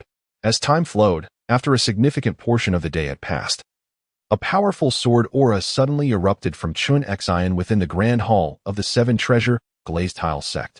The sword aura surged into the sky, directly shattering a massive hole in the roof of the hall. The debris of the shattered roof was obliterated by the immense sword aura, leaving not a single stone to fall. Without a doubt, Chen Xian had successfully broken through his bottleneck, ascending to the 97th level title Douluo. Although the damage to their residence would require a considerable amount of gold soul coins for repairs, Ning Fengji paid it no mind. His gaze filled with joy as he looked at Chen Xian. Compared to Chen Xian's breakthrough, the cost of repairs was trivial. A 97th level title Douluo was exceedingly rare across the continent, coupled with his imminent rise to an 8-ring title Douluo of the support type. It could be asserted that as long as a 99th level peerless Douluo did not appear, Chen Xian would be an invincible emblem of power. Excellent, excellent. Sword Uncle has also broken through. Ning Fengji nodded in satisfaction. Indeed, the coward's sword aura has grown even stronger. Observing the sharp sword aura encircling Chen Xian, Gu Rong couldn't help but click his tongue in astonishment. Although he had experienced a breakthrough, so had Chen Xian, and the disparity between them had grown even more pronounced. The higher the soul power level, the more significant the difference becomes with each level of variance. Fortunately, Gu Rong's martial soul excelled in defense. Even though Chen Xin possessed greater strength, he found himself unable to overpower Gu Rong, at most managing to suppress him in a brawl. Much like Hu Yinjin, who relied on the formidable defensive capabilities of his diamond mammoth martial soul, even a titled Douluo might struggle to breach his defenses. It was precisely due to excessive confidence in his own defense that Hu Yinjin, in the original narrative, stubbornly chose to withstand Tang San's sea god trident with his head. The following morning, Ning Fengxi, accompanied by Gu Rong, Ning Rongrong, and several disciples from the Seven Treasures Glazed Tile School, set off for Shrek Academy. Ning Fengxi had also ascended to the rank of an 80th level quasi-soul Douluo and intended to meet Yichen, his future son-in-law, before proceeding to the Stardo Great Forest to acquire his 8th soul ring. As for expressing gratitude, Ning Fengxi had no such intention, after all. Yichen had taken away his precious daughter, so expressing thanks seemed rather absurd. Instead of showing gratitude, he felt justified in considering a visit to teach Yichen a lesson, especially given the previous instances involving those celestial herbs. Gratitude was reserved for outsiders. It was only natural for a future son-in-law to honor his wife's family. The reason for bringing along several disciples from the Seven Treasures Glazed Tile School was that Ning Fengxi intended to test Yichen, to gauge his capabilities and see if he could be properly managed. At Shrek Academy, Yichen was currently engaged in a battle with Shiau, accumulating practical combat experience. Before the match began, Shiau had clearly established the rules. Neither party was permitted to use soul skills. Although her soul ring configuration was quite comparable to Yichen's, and her soul power level was even slightly higher, she was reluctant to experience the sensation of being struck down by Yichen's overwhelming soul skills. This led to the situation where, should they employ their soul skills, Shiau would dominate Yichen, but utilizing her abilities would result in her swift defeat. Stop, stop! I concede, Yichen exclaimed, unable to withstand the assault from Shiau Wu's long, slender legs. Brother, why have you stopped? I was just getting into the groove. Shiau Wu pouted, momentarily discontent with the sudden cessation of their match, as it had interrupted her enjoyment. Shiau Wu, without using soul skills, I simply cannot compete against you. If it were an ordinary soul king, even one of a higher level, Yichen would be confident in not falling behind in a match devoid of soul skills. However, Shiau Wu was no ordinary soul king. Her exceptionally high configuration of soul rings granted her significant enhancements in all aspects. Coupled with her training in the creation body forging technique, her physical prowess was not much inferior to Yichen's. This was also due to Yichen possessing the 100,000, your external spirit bone, the creation blue lotus. Otherwise, under comparable conditions, beast martial soul masters generally exhibited superior physical characteristics compared to weapon martial soul masters. As for the thorn iron tree left arm bone acquired during the Tiando Great Auction, Yichen had yet to refine it. This particular bone, being only 1,000 years old, would not significantly enhance his strength even if refined now. Moreover, his savings had only reached over 40 million. And to elevate the age of this soul bone to 100,000 years, he would need to save for at least a couple more months. Yichen intended to wait until his personal treasury was sufficiently filled before enhancing the age of his soul bone. It is conceivable that 100,000-year soul bone, once refined, would elevate his soul power by several levels. With the addition of the 5th soul ring, his soul power had already reached the 52nd level of Soul King. And after consuming an incompletely matured, it surged to 54. After a year of diligent cultivation, he anticipated an increase of 2 or 3 levels in soul power. If the thorn iron tree left arm bone could grant him 3 or 4 additional levels, he would ascend to become a 6-ringed soul emperor by next year. Would the strength of a 6-ringed soul emperor be too overwhelming in the soul master competition? At this moment, Zhu Zhuqing approached him. Chen Gu, Rongrong has returned. Moreover, someone is looking for you in Dean Flinder's office, she informed Yichen. Rongrong is back? Didn't she just return the day before yesterday? Shiau remarked, surprised. Has Ning Rongrong been away for so long, yet is in such a hurry to return to the academy? And someone is looking for me. Yichen raised an eyebrow, for it was highly likely that Ning Fengxi had arrived. Rongrong's father and grandfather are here. Wishing you the best of luck. Zhu Zhuqing winked at Yichen, her face radiating with joy. Yichen has absconded with someone's daughter, and now the father-in-law has come knocking. A good show is certainly on the horizon. Ah, brother. Rongrong's father and grandfather have arrived. Perhaps you should find a place to hide? Shiau Wu gazed at Yichen with a teasing expression, certain that today would not end well for him. Hide? Why would I hide? Just watch closely. I can handle this in no time. With the mocking glances from Zhu Zhiqing and Xiao Wu, Yichen puffed out his chest, showing no signs of worry. Had he not prepared in advance, he would undoubtedly be anxious. After all, with 3 girlfriends, facing the father-in-law would not be easy. However, given the groundwork laid previously, it seemed that Ning Fengji would have no choice but to accept this unorthodox son-in-law. This was also the reason Yichen had allowed Ning Rongrong to take those 3 divine herbs back. Otherwise, even if he had no use for such treasures, Yichen would never casually gift them to others. The same went for Ma Hongjun and Oscar, whom he regarded favorably due to their exceptional talents and familiarity, considering their bond as potential subordinates. In the office of the dean, Flinder, Lu Erlong, and Zhao Wujie were entertaining Ning Fengji and Gu Rong. Having consumed the 9-grade purple Ji, Flinder's soul power had surged to the level of an 80th ranked quasi-soul Douluo, preparing for a journey to the Stardo Forest to acquire his 8th spirit ring. However, finding a suitable spirit beast in the vast expanse of the forest was not guaranteed, and the distance from Heaven Do City to the Stardo Forest was considerable. Even with the ability to fly, it would take him a significant amount of time. Flinder had not yet set off because, as the dean of Shrek Academy, he could not simply vanish without notice. He needed to make proper arrangements. Furthermore, to secure a high-quality spirit ring, he needed the assistance of Lu Erlong and Zhao Wujie, both soul saints. Early that day, having settled the affairs of the academy, Flinder intended to set off with Lu Erlong and Zhao Wujie to the Stardo Forest when unexpectedly, Ning Fengji and Gu Rong arrived. Upon seeing the wealthy Ning Fengji, Flinder immediately altered his plans and welcomed them warmly. After all, he could afford to delay his quest for a spirit ring. With Ning Fengji's wealth, there might be lucrative opportunities to exploit. Dean Flinder, you have broken through to the 80th level quasi-soul Douluo? Ning Fengji inquired, astonished as he took a seat. Although his soul power was on par with Flinder's, his formidable mental prowess prevented him from discerning Flinder's true capabilities. However, Gu Rong, seated beside him, quickly recognized Flinder's soul power level and discreetly informed Ning Fengji. The surprise stemmed from the fact that when Ning Rongrong first enrolled at Shrek Academy, he had inquired about the Academy's members, and at that time, Flinder was merely a 78th level soul sage. Even if Flinder had been on the cusp of breaking through to 79, it was implausible that he could have achieved such advancement in just over half a year. The significance of a soul Douluo cannot be understated, for within the entire continent, an 80th level soul Douluo is undoubtedly a formidable expert. Indeed, I was fortunate enough to break through recently, Flinder modestly replied. Haha, there is no such thing as luck in breakthroughs. Congratulations, Dean Flinder. By the way, since you are heading to acquire the 8th spirit ring, why not accompany us?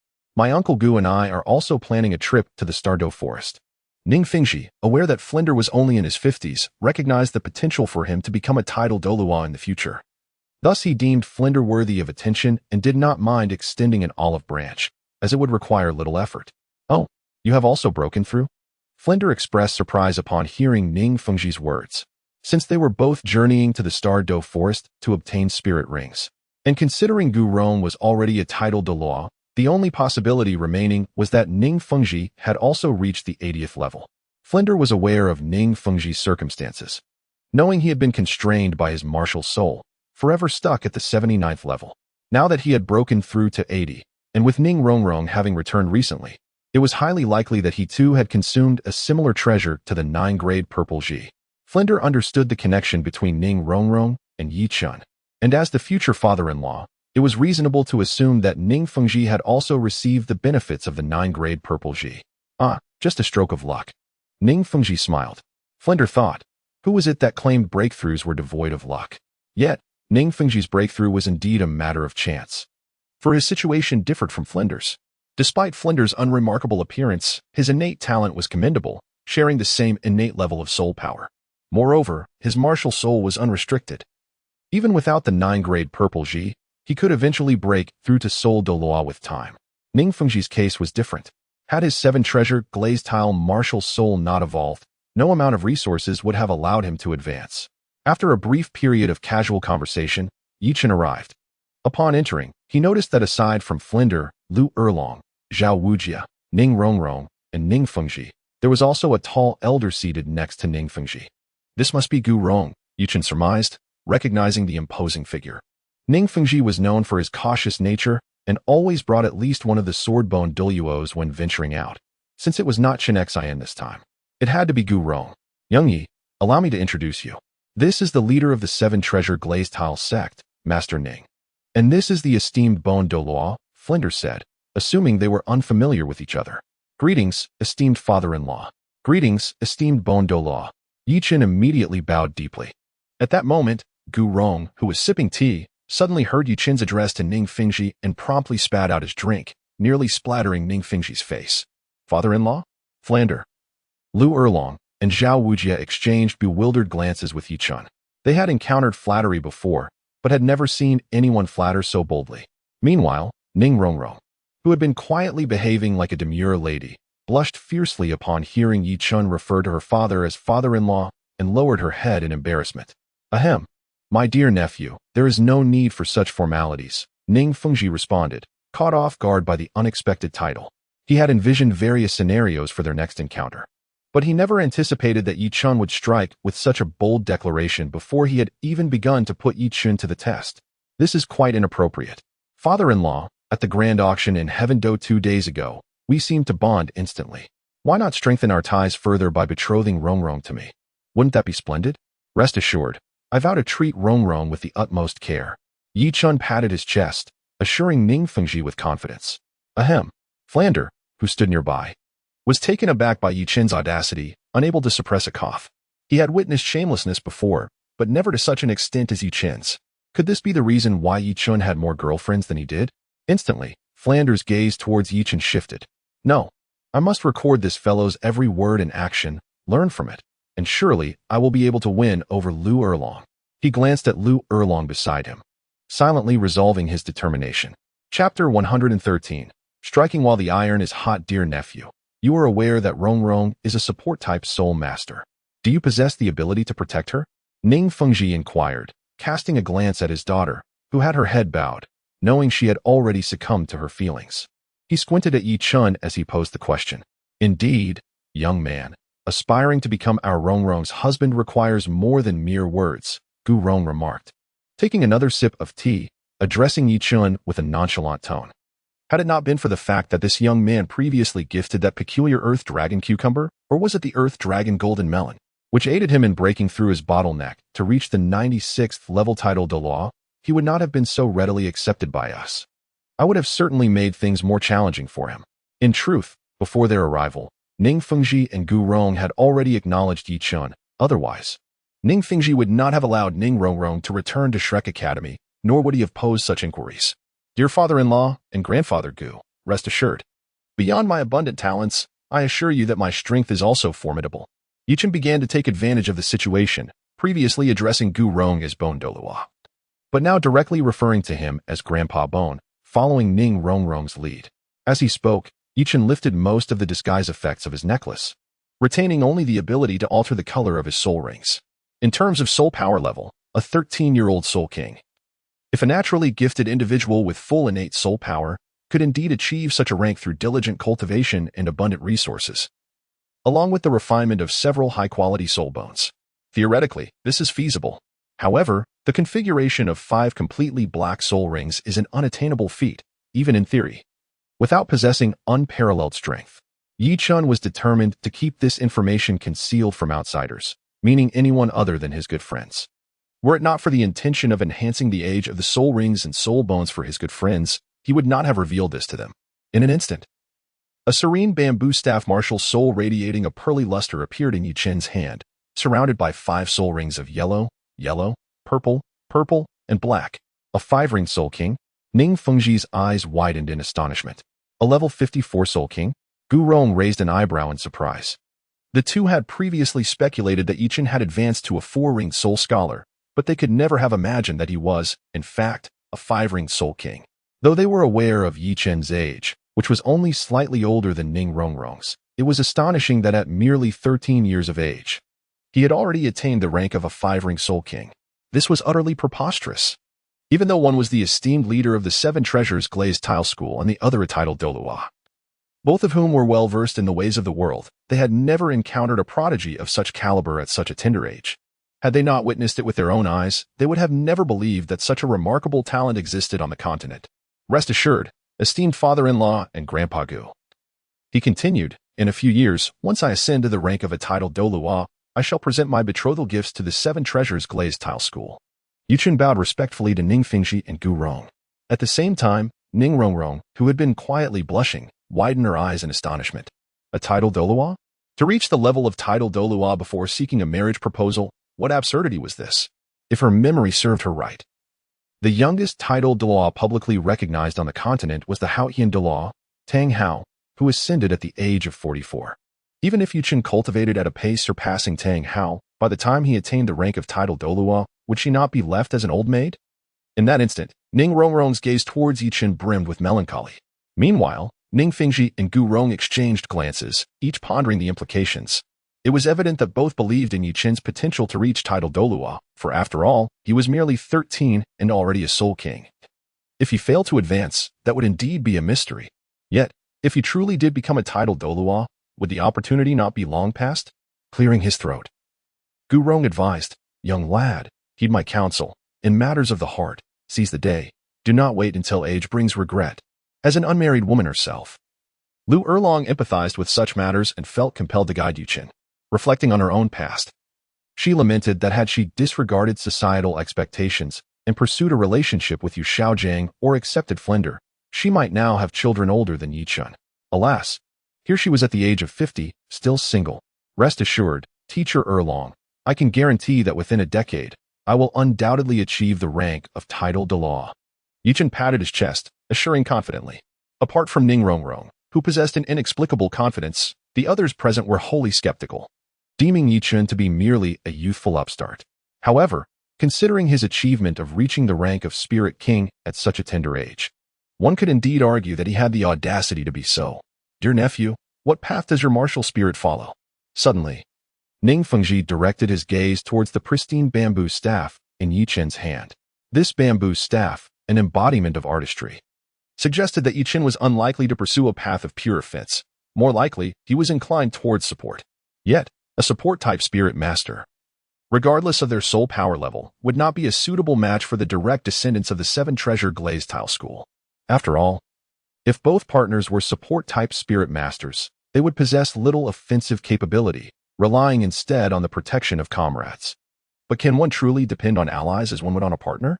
Thus, the 7 treasure glazed tile school has a rule. Any direct descendant awakened with the 7 treasure pagoda martial spirit must have a partner who is a battle spirit master. Control type? Ning Fengji raised an eyebrow.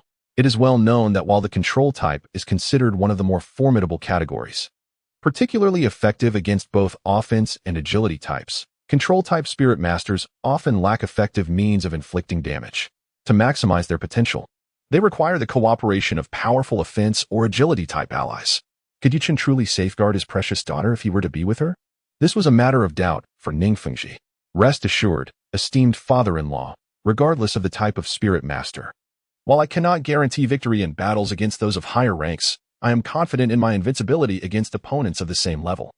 Yichen discerned the skepticism in Ning Fengji's eyes and promptly addressed him. Oh, unrivaled among peers?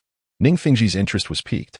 If Yichen were a high-ranking Soul King, he might have been somewhat inclined to believe his claim of invincibility among Soul Kings. However, Yichun was merely a level 54 Soul King. Could he truly challenge a level 59 Soul King? Although they belonged to the same broad rank, there was a significant 5-level disparity in their soul power. While Yichun might prevail against an ordinary level 59 Soul King, could he genuinely triumph over one nurtured by a formidable faction? Thus, my esteemed nephew, during my visit to Shrek Academy, I have brought several disciples from my sect. If you can demonstrate your prowess and defeat them, I shall acknowledge your capabilities. Ning Fengji remarked after a moment of contemplation. Chapter 114, The Trial on this occasion at Shrek Academy. Ning Fengji and Gu Rong had brought 6 disciples from the 7 treasure glazed tile school to test Yichen. Among them were 2 level 39 soul sovereigns, 2 level 49 soul masters, and 2 high-level soul kings, one at level 59 and the other at level 58. Initially, the intended challenge for Yichun comprised only the 2 soul sovereigns and soul masters, with the 2 soul kings merely serving as attendants. However, since Yichun was also a 5-ring soul king, their involvement became necessary. Otherwise, the likelihood of the 2 soul sovereigns and 2 soul masters defeating a soul king would be exceedingly slim. Should Yichun truly succeed in vanquishing these 6 opponents specifically, The two Soul Kings. Ning Fengji would indeed consider allowing his cherished niece to be with him, if not for Yi Chen's other female companions. He would have long since instructed Gu Rong to bring Yi Chen back to the Seven Treasure Glazed Tile School to become a son-in-law. Here it comes. The trial from the esteemed elder. Yi Chen understood that as long as he navigated his father-in-law's test flawlessly, his affair with Ning Rongrong would essentially be secured. He was not particularly concerned about this minor trial. As long as the doting duo, Qinxin and Gu Rong, refrained from intervening, it was unlikely that his father-in-law, Ning Fengji, would irrationally employ a seven-ring soul sage to challenge him. If it were merely a six-ring soul emperor, with his exceptional soul ring configuration, divine quality martial soul, unique cultivation techniques, and the soul bone ability unsoiled by mud, Yi Chen felt quite confident, provided he did not encounter an extraordinary soul emperor. Furthermore, he surmised that Ning Fengji would likely refrain from using a six-ring soul emperor against him. After all, it appeared that Ning Rongrong had not disclosed his soul power level to them, thus they would not be prepared with a small expert of the soul emperor rank. Rest assured, esteemed father-in-law, whether it be a one-on-one duel or a melee, I am ready to face it. In that moment, Yi Chen exuded an impressive aura, causing Ning Rongrong to gaze at him with sparkling eyes. Is that so? I hope you maintain such confidence shortly, Ning Fengji remarked with a hint of profundity. If it were a one-on-one confrontation, there might be a chance for Yi Chen to triumph. However, in a collective setting, Ning Fengji doubted that a level 54 Soul King could overcome two higher-level Soul Kings, two level 49 Soul Masters, and two level 39 Soul Scholars. As the saying goes, two fists cannot contend with four hands. A Soul Master's techniques are limited. They cannot develop comprehensively, thus exhibiting certain deficiencies. The challenge of a single individual taking on a team remains formidable. Soon after, the group arrived at the soul fighting platform of Shrek Academy. As a prestigious Soul Master Academy, Shrek offered ample opportunities for its numerous students to engage in practical combat training. While the arena could not compare to a professional grand soul fighting ground, it was still equipped for combat. Once Flinder cleared the platform, Yi Chen promptly stepped onto it. Do you see that young man on the stage? He claims he will challenge all six of you. Listen closely. I require you to unleash your full strength and show him what you're made of. Should you succeed, I shall generously reward you. Ning Fengji solemnly instructed the six disciples he had brought along, standing beneath the arena. While Yi Chen's rank was somewhat lacking, the fact that he was to be beset by six disciples from his own sect was truly unacceptable. Ning Fengji believed that their Seven Treasures Glazed Tile School was being underestimated by Yi Chen, and it was imperative to demonstrate their strength to him to prevent any overconfidence. Are we truly going to surround and attack him? The highest ranked among the six, a level 59 Soul King, gazed incredulously at Ning Fengji while pointing towards Yi Chen on the battle platform. Yi Chen appeared quite young, likely just a 3-ring Soul Master or 4-ring Soul Scholar. Did he warrant such a collective assault? Due to the minor difference in ranks and the lack of formidable spiritual power, the Soul King failed to discern the true level of Yi Chen's soul power. Do not be deceived by his age, though he is indeed younger than all of you. He has cultivated his soul power to the level of a 54th rank Soul King. Do not underestimate him, Ning Fengji cautioned. Soul King? Understood, Sect Master. The six, now fully aware of Yi Chen's impressive cultivation at such a young age, immediately cast aside their previous disdain, responding with a solemn demeanor. Very well. I look forward to your performance, Ning Fengji nodded in affirmation. Following this, the six ascended the battle platform. Ahem, allow me to clarify the rules for this duel. No permanent injuries are to be inflicted, and stepping off the battle platform signifies defeat. You now have 1 minute to prepare your martial souls, Flandra. The adjudicator for this special duel addressed both parties.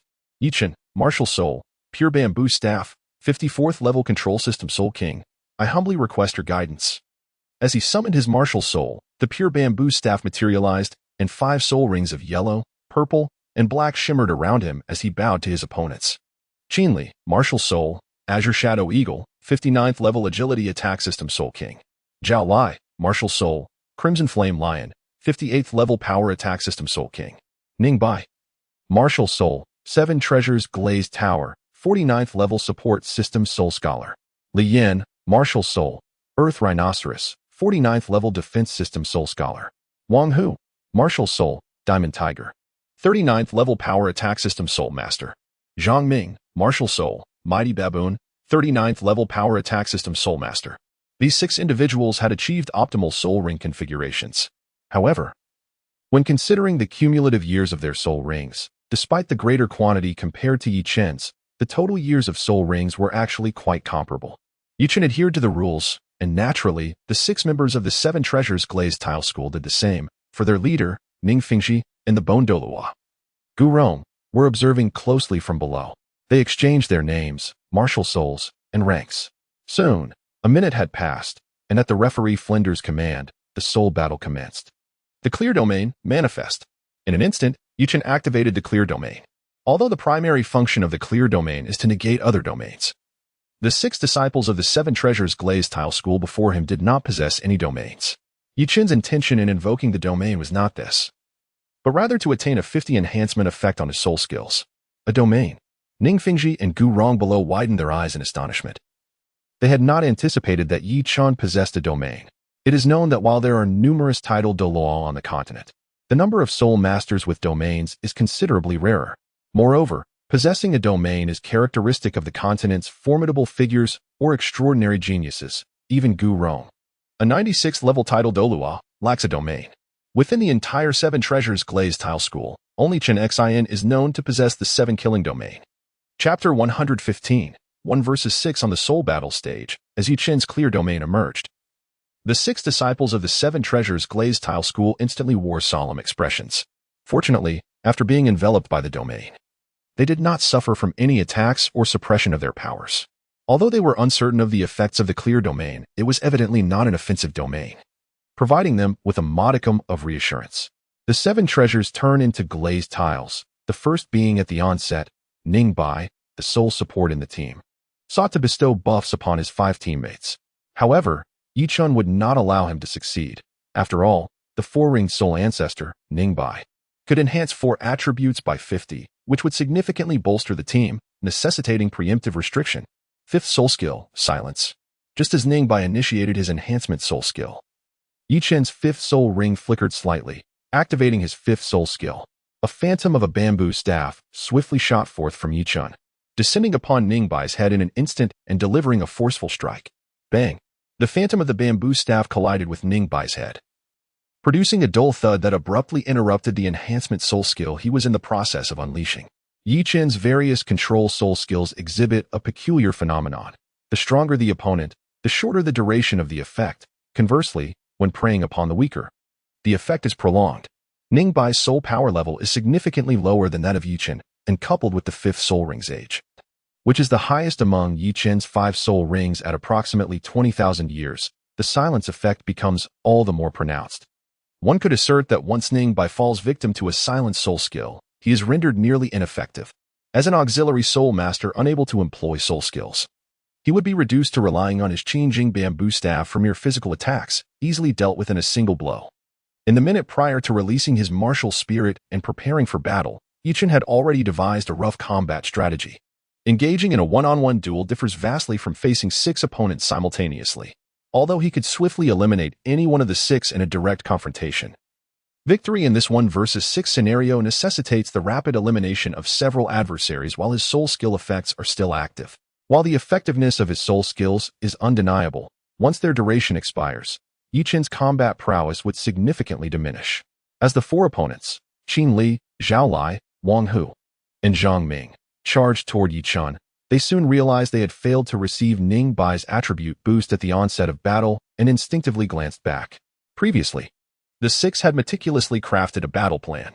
Ning Bai, as the auxiliary, was to bestow buffs upon his 5 teammates before retreating to be safeguarded by the defensive soul master, Li Yin, while the 4 would engage Yi Chen. However, much to their dismay, Ning Bai, the auxiliary, faltered right at the beginning. At that moment, Ning Bai found himself in a predicament. Although Yi Chen's 5th soul skill primarily induces silence, the blow that struck him squarely on the forehead was no trivial matter, interrupting his ongoing soul skill release. Had he not been of a lower level and employing a less powerful offensive soul skill, the interruption could have resulted in a backlash from his own technique.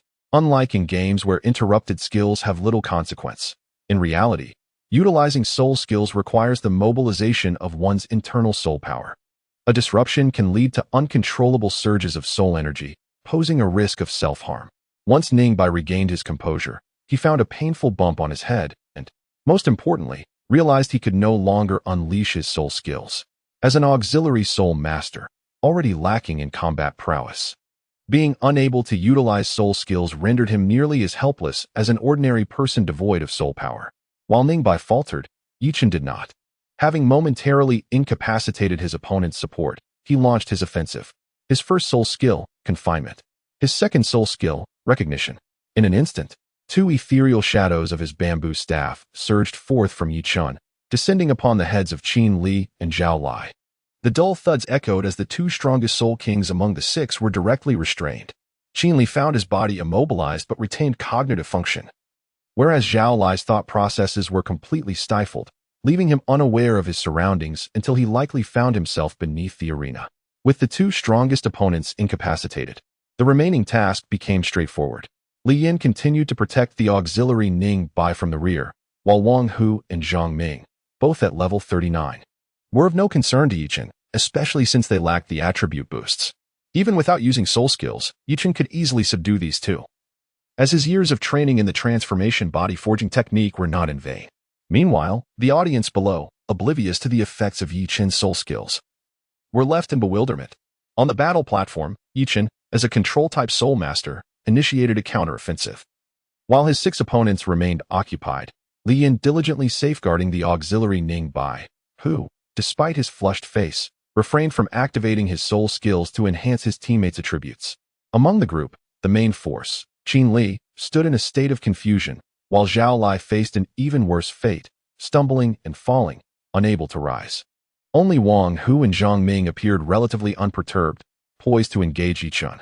However, could two level 39 soul masters truly contend with a level 54 soul king?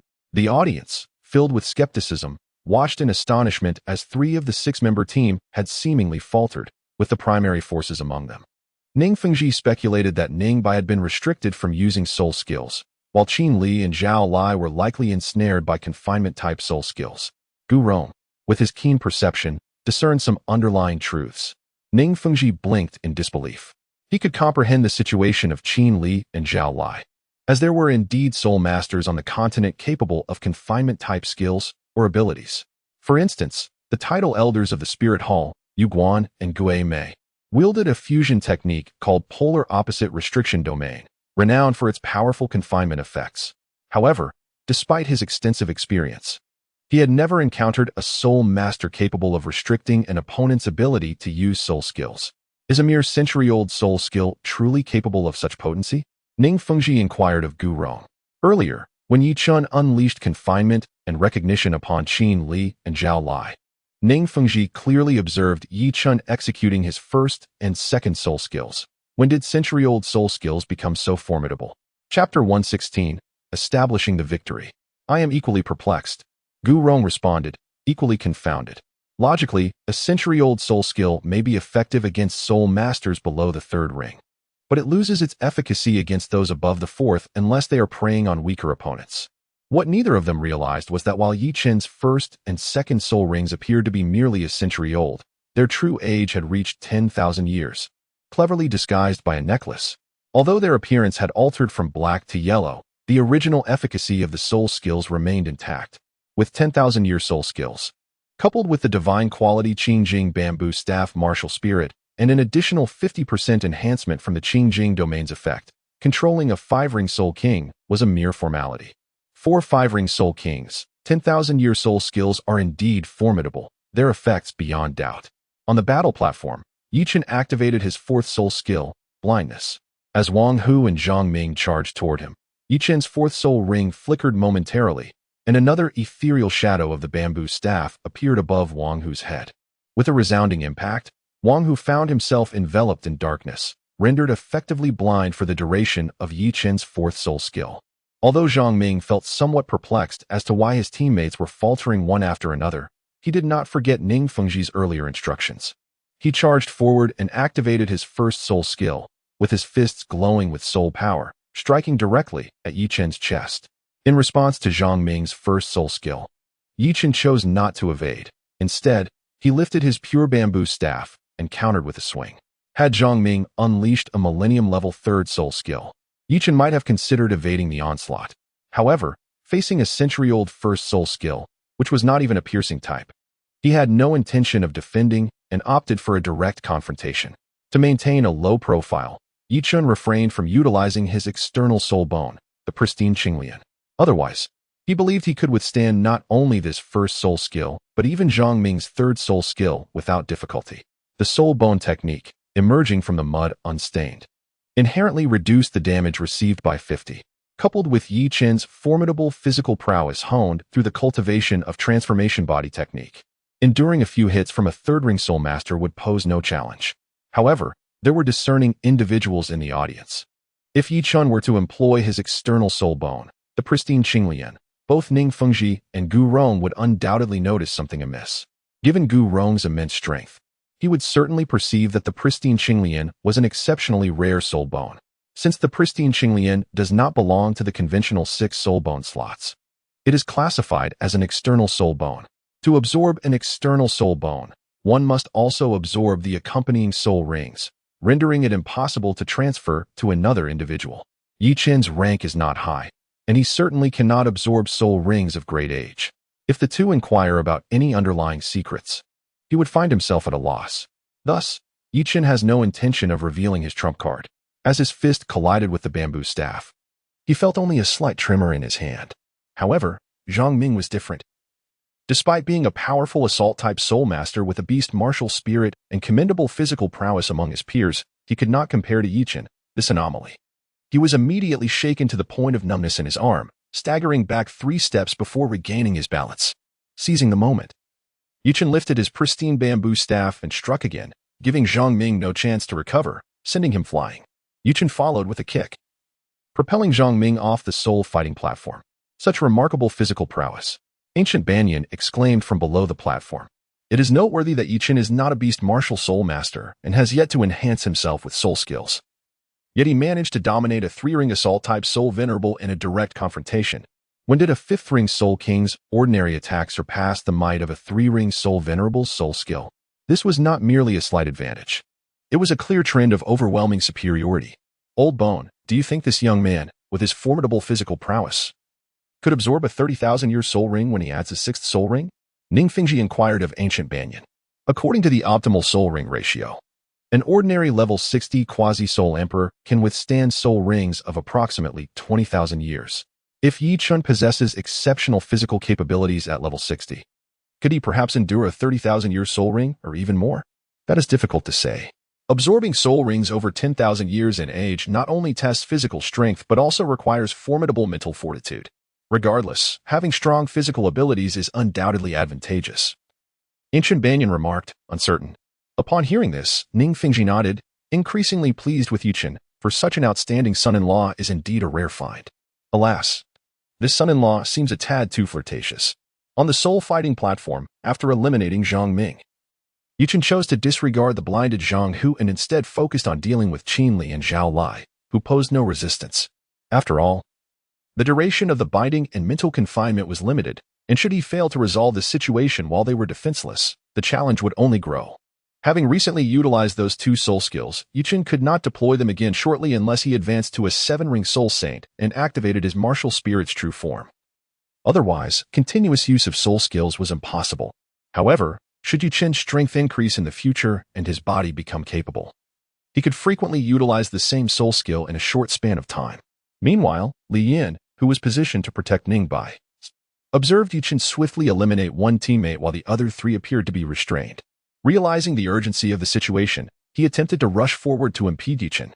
Unfortunately, the soul fighting platform, though not vast, was still considerable. Before he could offer support, Yi Chen dispatched Qin Li and Zhao Lai with ease, kicking them off the platform without resistance. With 3 adversaries eliminated, Yi Chen effectively sealed the victory. Now, only 1 blind assault-type soul venerable and 1 crippled support-type soul master remained. Alongside a 4-ring defensive soul master, it seemed increasingly unlikely that they could defeat Yi Chen. 4th soul skill, Earth Guardian. 3rd soul skill, Earthquake.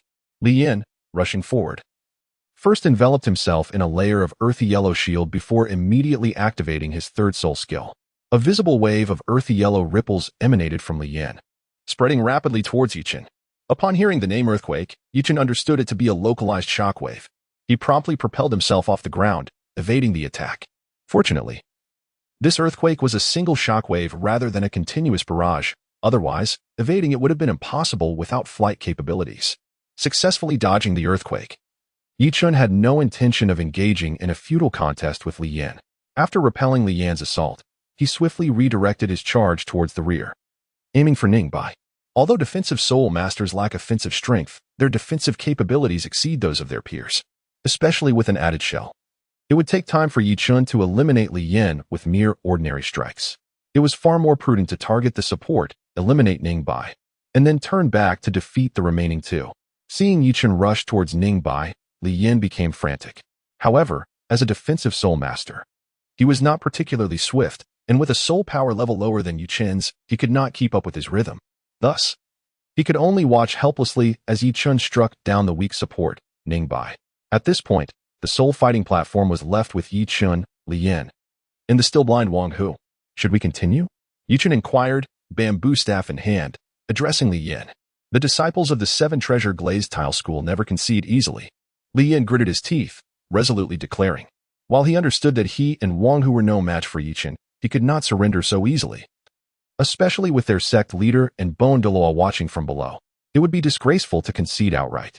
Regardless, even if he were to hold out, Yi Chun would not strike him down completely. It was better to display some fortitude and leave a good impression on the esteemed figures of his sect. Very well, I shall indulge you. Yi Chun then launched his attack once more. With one defensive soul master and one blind soul venerable, how could they withstand Yi Chun's onslaught? In less than a minute, both were swept off the soul fighting platform. Yay, Brother Chun is amazing. Ning Rongrong clapped her hands joyfully, beaming with excitement at Yi Chun's decisive victory over 6 opponents. Observing his delighted granddaughter, Ning Fengji and Ancient Banyan exchanged glances, their foreheads adorned with black lines. As the young lady of the Seven Treasure Glazed Tile School, was it truly necessary to be so jubilant at the defeat of her own sect's disciples? Such behavior felt like a betrayal. Just then, Zhao Lai, who had previously been temporarily incapacitated by Yi Chun's second soul skill, mental lock, shook off the confines of his mind. What just happened? Blinking in confusion, Zhao Lai surveyed his surroundings and realized he was lying beneath the soul fighting platform. He distinctly remembered charging at Yi Chun, only to feel a sharp pain in his head as if struck by something, and then he found himself down below, bewildered. Brother, take it easy, Qin Li, who had escaped control first, patted Zhao Lai on the shoulder. Though Zhao Lai had been unable to think clearly during his confinement, he was still aware of his surroundings. Brotherly, what on earth happened? Alas, it appears my skills are lacking, Qin Li sighed, shrugging his shoulders in resignation. It was not that he and his brother were inadequate. Rather, Yi Chun's soul technique was exceedingly formidable. Once ensnared, one was utterly at the mercy of their opponent. Upon descending from the battle arena, Yi Chun greeted Ning Fengji and Gu Rong with a beaming smile. It seems I underestimated my esteemed nephew, Ning Fengji mused. Despite his disciple's defeat at the hands of Yi Chun, he felt little discontent. After all, Yi Chun would not be considered an outsider in the future, would he? He harbored no fear of Yi Chun's power. On the contrary, he welcomed it, as Yi Chun was to become his son-in-law, and the stronger he was, the better. Not at all, esteemed father-in-law. Your praise is excessive, Yi Chun replied modestly. Acknowledging that humility fosters growth while arrogance leads to decline, he rarely indulged in such modesty. Indeed, my nephew, I have but one daughter, and I hope you will cherish her well, Ning Fengji continued, growing increasingly pleased with Yi Chun. Not only was he endowed with remarkable talent and strength, but his humility was commendable, truly befitting of a future son-in-law. The sole regret was that such an exceptional suitor was not unique to the Seven Treasure Glazed Tile School. You young man, should you dare mistreat Rong in the future, I shall not hesitate to teach you a lesson. Gu Rong glared at Yi Chun menacingly, issuing a stern warning. Rest assured, both of you, I will treat Rong with the utmost care. Yi Chun assured them earnestly. Yi Chun patted his chest with assurance, declaring that he would never bully Ning Rong. How could that possibly be? He felt it was imperative to tease her mercilessly. However, having successfully navigated the challenge posed by his father-in-law, he realized that Ning Fengji's words signified his acceptance of this clumsy son-in-law. After arriving at Shrek Academy, Yi Chun had proven himself worthy, thereby securing a promising future son-in-law in Ning Fengji's eyes. Consequently, both Ning Fengji and Gu Rong did not linger, departing from Shrek Academy to venture into the Stardo Forest in pursuit of the 8th Spirit Ring, accompanied by Flinder. Rong. What did my esteemed father-in-law convey to you earlier? Once Ning Fingji had taken his leave, Yuchen discreetly inquired about Ning Rongrong. He had observed the earnest conversation between them before Ning Fengji's departure, which piqued his curiosity. I want to tell you. Ning Rongrong blushed and refrained from answering Yi Chun's question. What could it possibly entail? It was merely Ning Fingji advising her that they should not engage in mischief too soon. Yet, as a young woman, she found it inappropriate to voice such matters. You refuse to tell me? Rongrong, you've become quite mischievous. I shall have to punish you tonight. Yuchen licked the corner of his mouth, a mischievous smile dancing on his lips.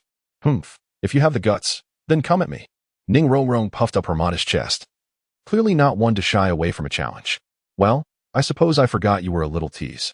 Yi Chun felt a twinge of helplessness, uncertain whether the girl's coy remarks were merely a result of her excessive reading. The more he teased her, the more spirited she became. It was hard to discern who truly benefited from the exchanges. Time passed swiftly, and 2 months later, it was time to enhance the age of the thorny iron tree's left arm bone. Upon observing the balance in his small treasury, which had finally accumulated a staggering 99 million gold soul coins, Yi Chun was immediately filled with excitement. Originally, this thorny iron tree left arm bone was already over a millennium old, but with the addition of a minuscule target of 0.99, it could undoubtedly be upgraded to an impressive 100,000 years. Without delay, Yi Chun retrieved the left arm bone and dedicated some time to its refinement, completing the process with remarkable speed. The lower the age of the soul bone, the less energy it contained. And given that this millennium-old left arm bone was relatively swift to refine, Yi Chun made quick work of it.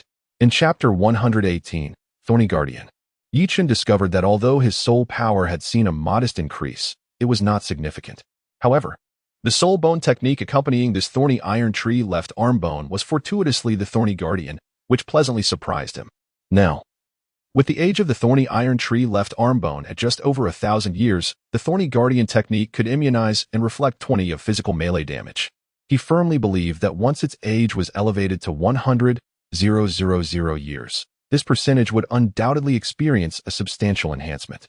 Perhaps in the future, when members of the Haotian sect wielding their massive hammers would strike at Yi Chun, their own attacks might be reflected back upon themselves. Just the thought of it was exhilarating. Subsequently, Yi Chun purchased 9 black cards for increasing the age of soul bones from the system's shop, as well as 9 purple cards for enhancing Millennium soul bones, intending to elevate the age of his soul bone. If only his treasury were more affluent, he would have opted for a single red card of 100,000 years. Alas, simplicity was not an option. As he applied the 18 age-enhancing cards to his left arm, they immediately transformed into radiant streams of light, merging seamlessly into Yi Chun's left arm. With the integration of the age cards, the age of the thorny iron tree left arm bone began to escalate rapidly, and the enhancement of the soul bone's age concurrently caused Yi Chun's soul power to surge dramatically. After a considerable duration of acclimating to the sudden influx of soul power, Yi Chun was thrilled to discover that he had ascended from a level 54 Soul King to a level 58 Soul King. One could assert that a 100,000 year thorny iron tree left arm bone had elevated his soul power by approximately 4 levels. Now, he was merely 2 levels away from becoming a level 60 Quasi-Soul Emperor. And by the following year, he was confident in his ability to achieve the rank of a 6-ring Soul Emperor, as previously anticipated. Once the thorny iron tree left arm bone metamorphosed into a 100,000 year artifact, its accompanying technique still remained as Thorny Guardian. However, the effectiveness of Thorny Guardian had advanced from an initial 20 to an immunity and reflection of 50 of physical melee damage. Though it could not reflect long-range physical damage, it could still immunize against 50. For instance, if Tang Dazue were to strike Yi Chun with his hammer, Thorny Guardian would mitigate half of the damage while reflecting the other half back to Tang Dazue. Similarly, if Tang Shaosan were to shoot at Yi Chun from a distance with the Zhuge Divine crossbow, although the damage could not be reflected, Thorny Guardian would still safeguard against half of the damage from the crossbow bolts. However, should the bolts be poisoned, Yi Chun would find himself vulnerable to the toxic effects. Coupled with the external soul bone technique of purity from the mud, the threat posed by pure physical attacks would diminish significantly for Yi Chun. With Thorny Guardian immunizing 50 of damage and purity from the mud offering an additional 50 immunity, while not achieving complete immunity, Yi Chun would only need to endure a mere 25 of the original physical damage. It remained to be seen whether the thorny iron tree left arm bone would evolve into a 1,000,000-year soul bone, and if so, Whether Thorny Guardian would achieve a full immunity and reflection of 100, or perhaps increase the immunity and reflection of energy damage by a certain percentage. It is noteworthy that despite the current impressive 50 immunity and reflection, there were limitations. It must pertain to physical attacks exclusively, and long-range physical damage could not be reflected. It is also worth mentioning that both Thorny Guardian and Purity from the Mud possessed no cooldown time, allowing them to be activated continuously as long as there was soul power available. Furthermore, with his soul power reaching level 58, Yichen had, for the first time, surpassed Xiaowu in terms of soul power level. Although Xiaowu was nearing level 58, she remained at level 57 Soul King, and it would likely take her nearly another month to break through. After some contemplation, Yichen resolved to test the effectiveness of Thorny Guardian. Not long after, in a clearing behind the Shrek Academy, the figures of Yichen and Xiaowu appeared. Xiaowu, it has been a while since we last sparred. Let us begin. Yichen beckoned to Xiaowu with a finger. No way, your soul skill is simply revolting. Sister Xiaowu would never agree to that. Xiaowu promptly declined, playfully asserting that while she might be cute, she was certainly not foolish. How about this? I will refrain from using my soul skills and solely rely on my soul bone techniques, standing still while you attack. You may utilize your soul skills. But if you fail to defeat me within 3 minutes, then I shall be declared the victor. Yichen made a rather foolish suggestion. You want me to stand still and let you attack? Xiaowu looked at Yichen in astonishment. Was he out of his mind? Did he long to be a punching bag? Brother, you better not backtrack. Xiaowu had no concern for whether Yichen's mind was truly muddled. Since he wished to be a target, she would graciously indulge his desire. Whoever backs out shall be deemed a coward. Yichen is certainly not merely a punching bag.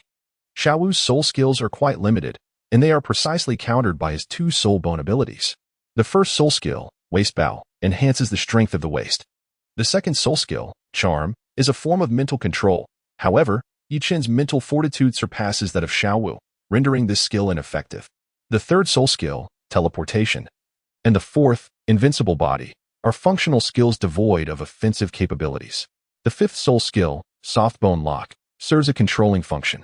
It can be said that Xiaowu is severely lacking in offensive means, relying primarily on physical attacks. By employing Purity amidst Filth and Thorny Guardian, the effects of the 2 soul bone skills combine, allowing Yichen to become immune to 75 of physical attacks and to rebound 50 of them, thus securing an invulnerable position. After all, he only endures 25 of Xiaowu's strikes, while she bears 50 of her own. As long as Yichen's soul power can sustain the consumption of both soul bone skills, it is inevitable that Xiaowu will falter first. Very well. You said it yourself. Soft Bone Rabbit, Manifestation. Once Xiaowu's martial soul manifested, she immediately charged towards Yichen.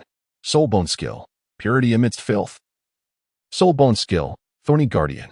In an instant, a green lotus flower emerged from Yichen's brow, hovering above his head and casting a soft azure glow, which was then enveloped by a transparent dark shield. The first soul skill, Waist Bow. Like a startled rabbit, Xiaowu dashed in front of Yichen and executed a backflip, her long, slender legs wrapping around his waist, initiating her signature move, the Kidney Slam. What splendid legs. What a strong waist. Just before Xiaowu executed her Kidney Slam, Yichen couldn't help but admire her long legs with a touch.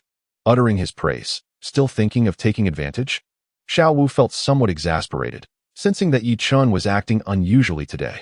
Without further thought, she exerted force through her waist and legs, directly slamming Yichen to the ground.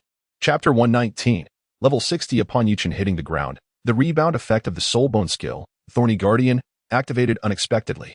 Xiaowu gasped, feeling a sudden impact on her waist, causing her to stumble and nearly lose her balance.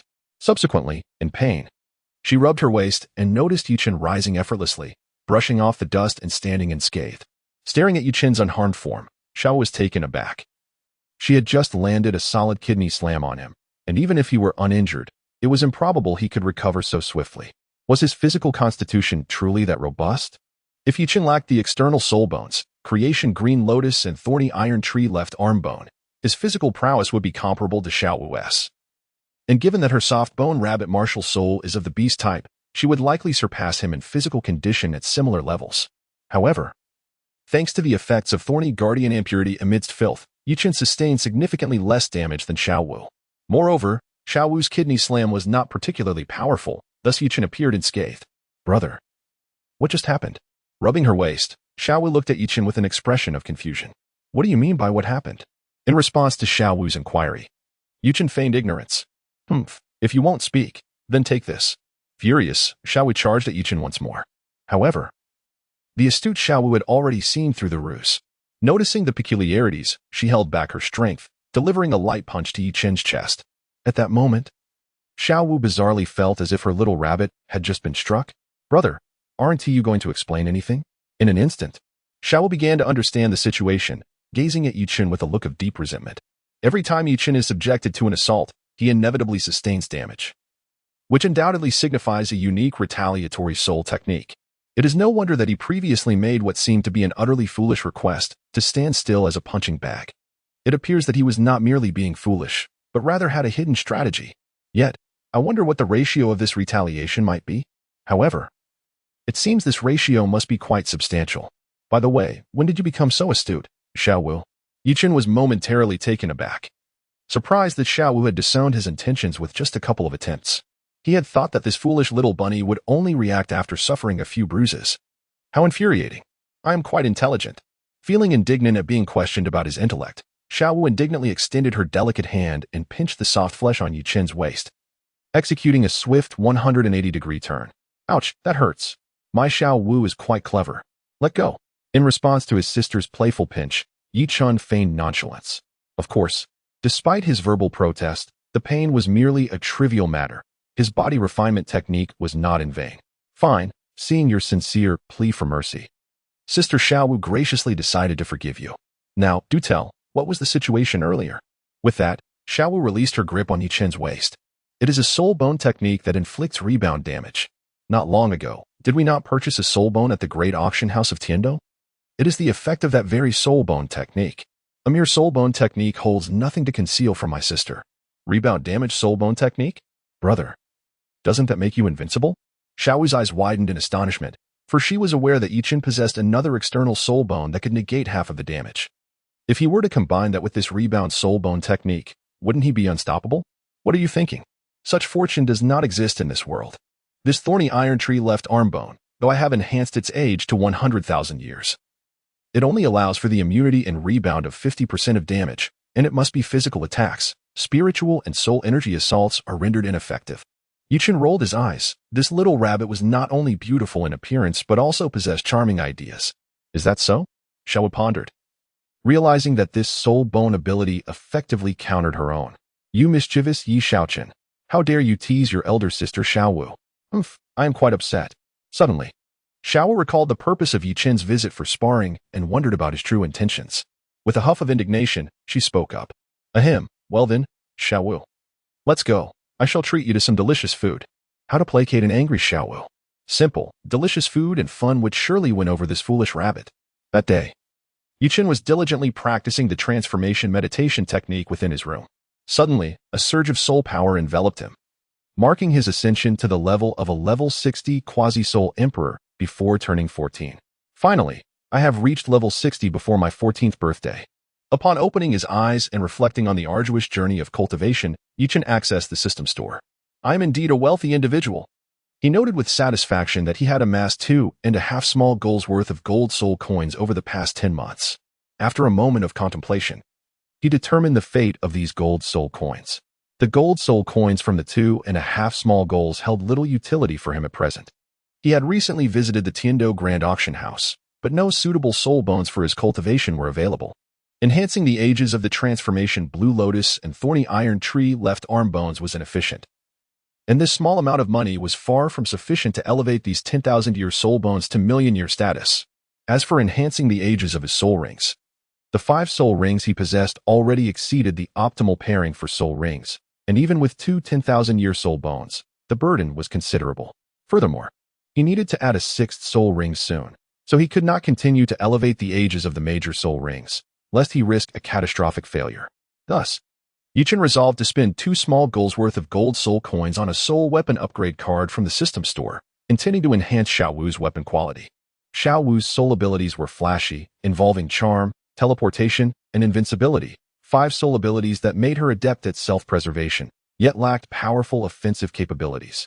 The evolution of her weapon would naturally lead to a transformation in her soul abilities. He imagined that once the soft-bone rabbit weapon ascended to a divine grade, Xiao Wu's various soul abilities would undergo a substantial change. Additionally, the enhancement of weapon quality would not only bolster her strength, but also accelerate her regular training pace. A soul master with an ordinary hammer weapon, regardless of possessing the same innate soul power level, would undoubtedly train at a slower pace than one wielding the Haotian hammer. The training speed of a soul master is influenced primarily by innate soul power, with the second most significant factor being the quality of the weapon. The higher the weapon quality, the swifter the training. Soon, a small gold's worth of gold soul coins was deducted from his treasury, and a gleaming weapon upgrade card appeared in Yi Chen's hand. Previously, he had utilized 2 weapon upgrade cards to transform his top-quality MOU Divine Bamboo Staff into the Pure Bamboo Staff.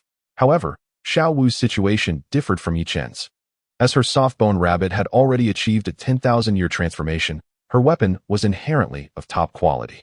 Following the consumption of 2 celestial Narcissus jade skin bones, it was likely that her weapon had already improved significantly. Perhaps just 1 card would suffice. Nevertheless, thoughts aside, Yi Chen remained uncertain about the outcome, though he was confident it would not exceed 2 cards. He was also curious about the nature of Xiao Wu's soft-bone rabbit weapon once it evolved into a divine-grade weapon. Subsequently, Yi Chen called for Xiao Wu. "Xiao Wu, here, take this." He presented her with the weapon upgrade card. "What is this?" Xiao Wu questioned, examining the golden card in her hand, somewhat perplexed. However, one thing was certain, it was not the Soul Ring or Soul Bone Age enhancement card she had used previously. "This is for enhancing your weapon quality." "Brother, is this the item that evolved your weapon?" Xiao Wu recalled that Yi Chen's weapon had initially been an ordinary staff, which evolved into the MOU Divine Bamboo after consuming the celestial herb. Subsequently, the MOU Divine Bamboo evolved again into the current Pure Bamboo Staff. It seemed that this treasure was indeed used for the second evolution of his weapon. "Indeed." Yi Chen nodded. "Hee, brother, you are truly wonderful," Xiao Wu said with delight. "Fool, if I do not treat you well, to whom shall I extend my kindness?" Yi Chen gently patted Xiao Wu's head, affectionately brushing her rabbit ears in the process. "What about Zhu Qing and Rong Rong?" Xiao Wu inquired, her large eyes fixed on Yi Chen. "Ahem, well, we must focus on the matter at hand. The pressing issue." Noticing signs of jealousy in Xiao Wu, Yi Chen swiftly shifted the topic. In response, Xiao Wu rolled her eyes. "Is this how it works? Release the martial soul and then integrate it?" "Indeed." Subsequently, Xiao Wu unleashed her soft bone rabbit martial soul. The moment they made contact, the martial soul upgrade card transformed into a beam of golden light, merging into her martial soul.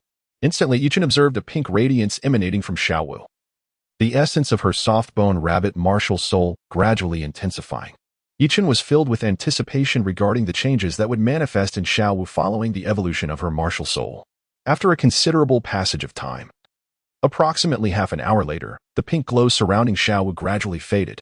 However, her soft bone rabbit martial soul remained unchanged, albeit appearing more agile than before. TSK. No evolution. It seems that little goal cannot be avoided.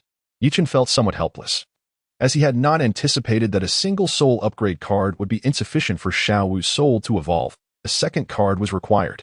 "Brother, my soul has not evolved. I am just a hair's breadth away from that threshold." The awakened Xiao Wu playfully stuck out her tongue at Yi Chen, while simultaneously gesturing a minuscule distance with her fingers. "A hair's breadth? That is an astronomical distance." Yi Chen contemplated to himself. The price of a soul upgrade card was precisely 100 million gold soul coins, which was merely a trivial sum, wasn't it? "Very well. I shall procure another one for you.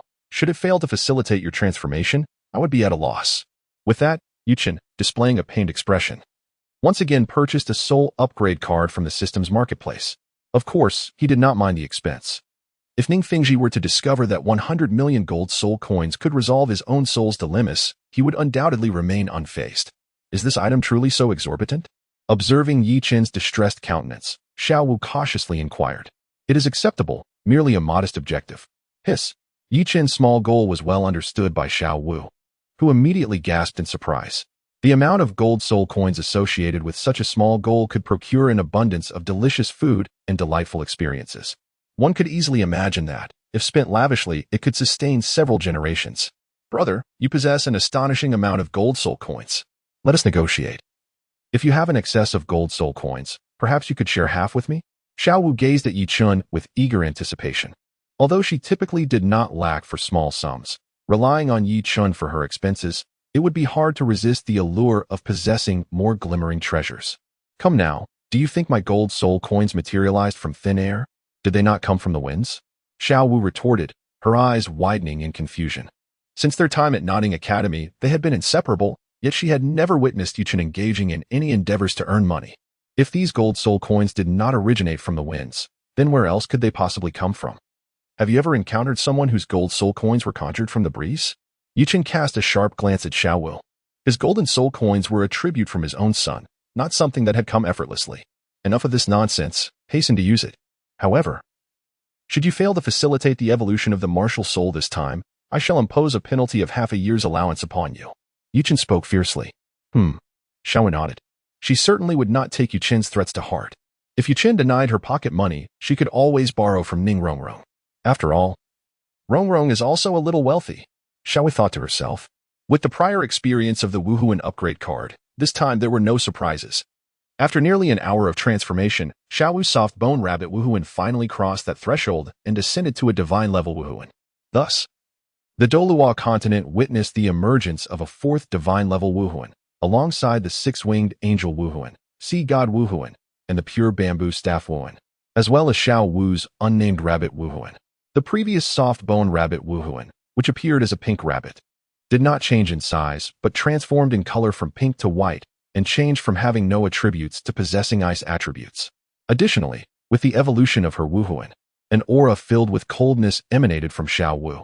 Divine-level Wuhuans come with their own domains, and now Shiau Wu naturally possessed one as well. Yuchen also noticed that Shiau Wu, who previously exuded a cute and silly charm, had, after the transformation of her Wuhuan, been influenced to adopt a more ethereal demeanor, elevating her aura significantly. However, it remained uncertain whether her playful nature had persisted. Is this the domain? Shiau Wu murmured as she felt her own released domain. BRR. It's so cold.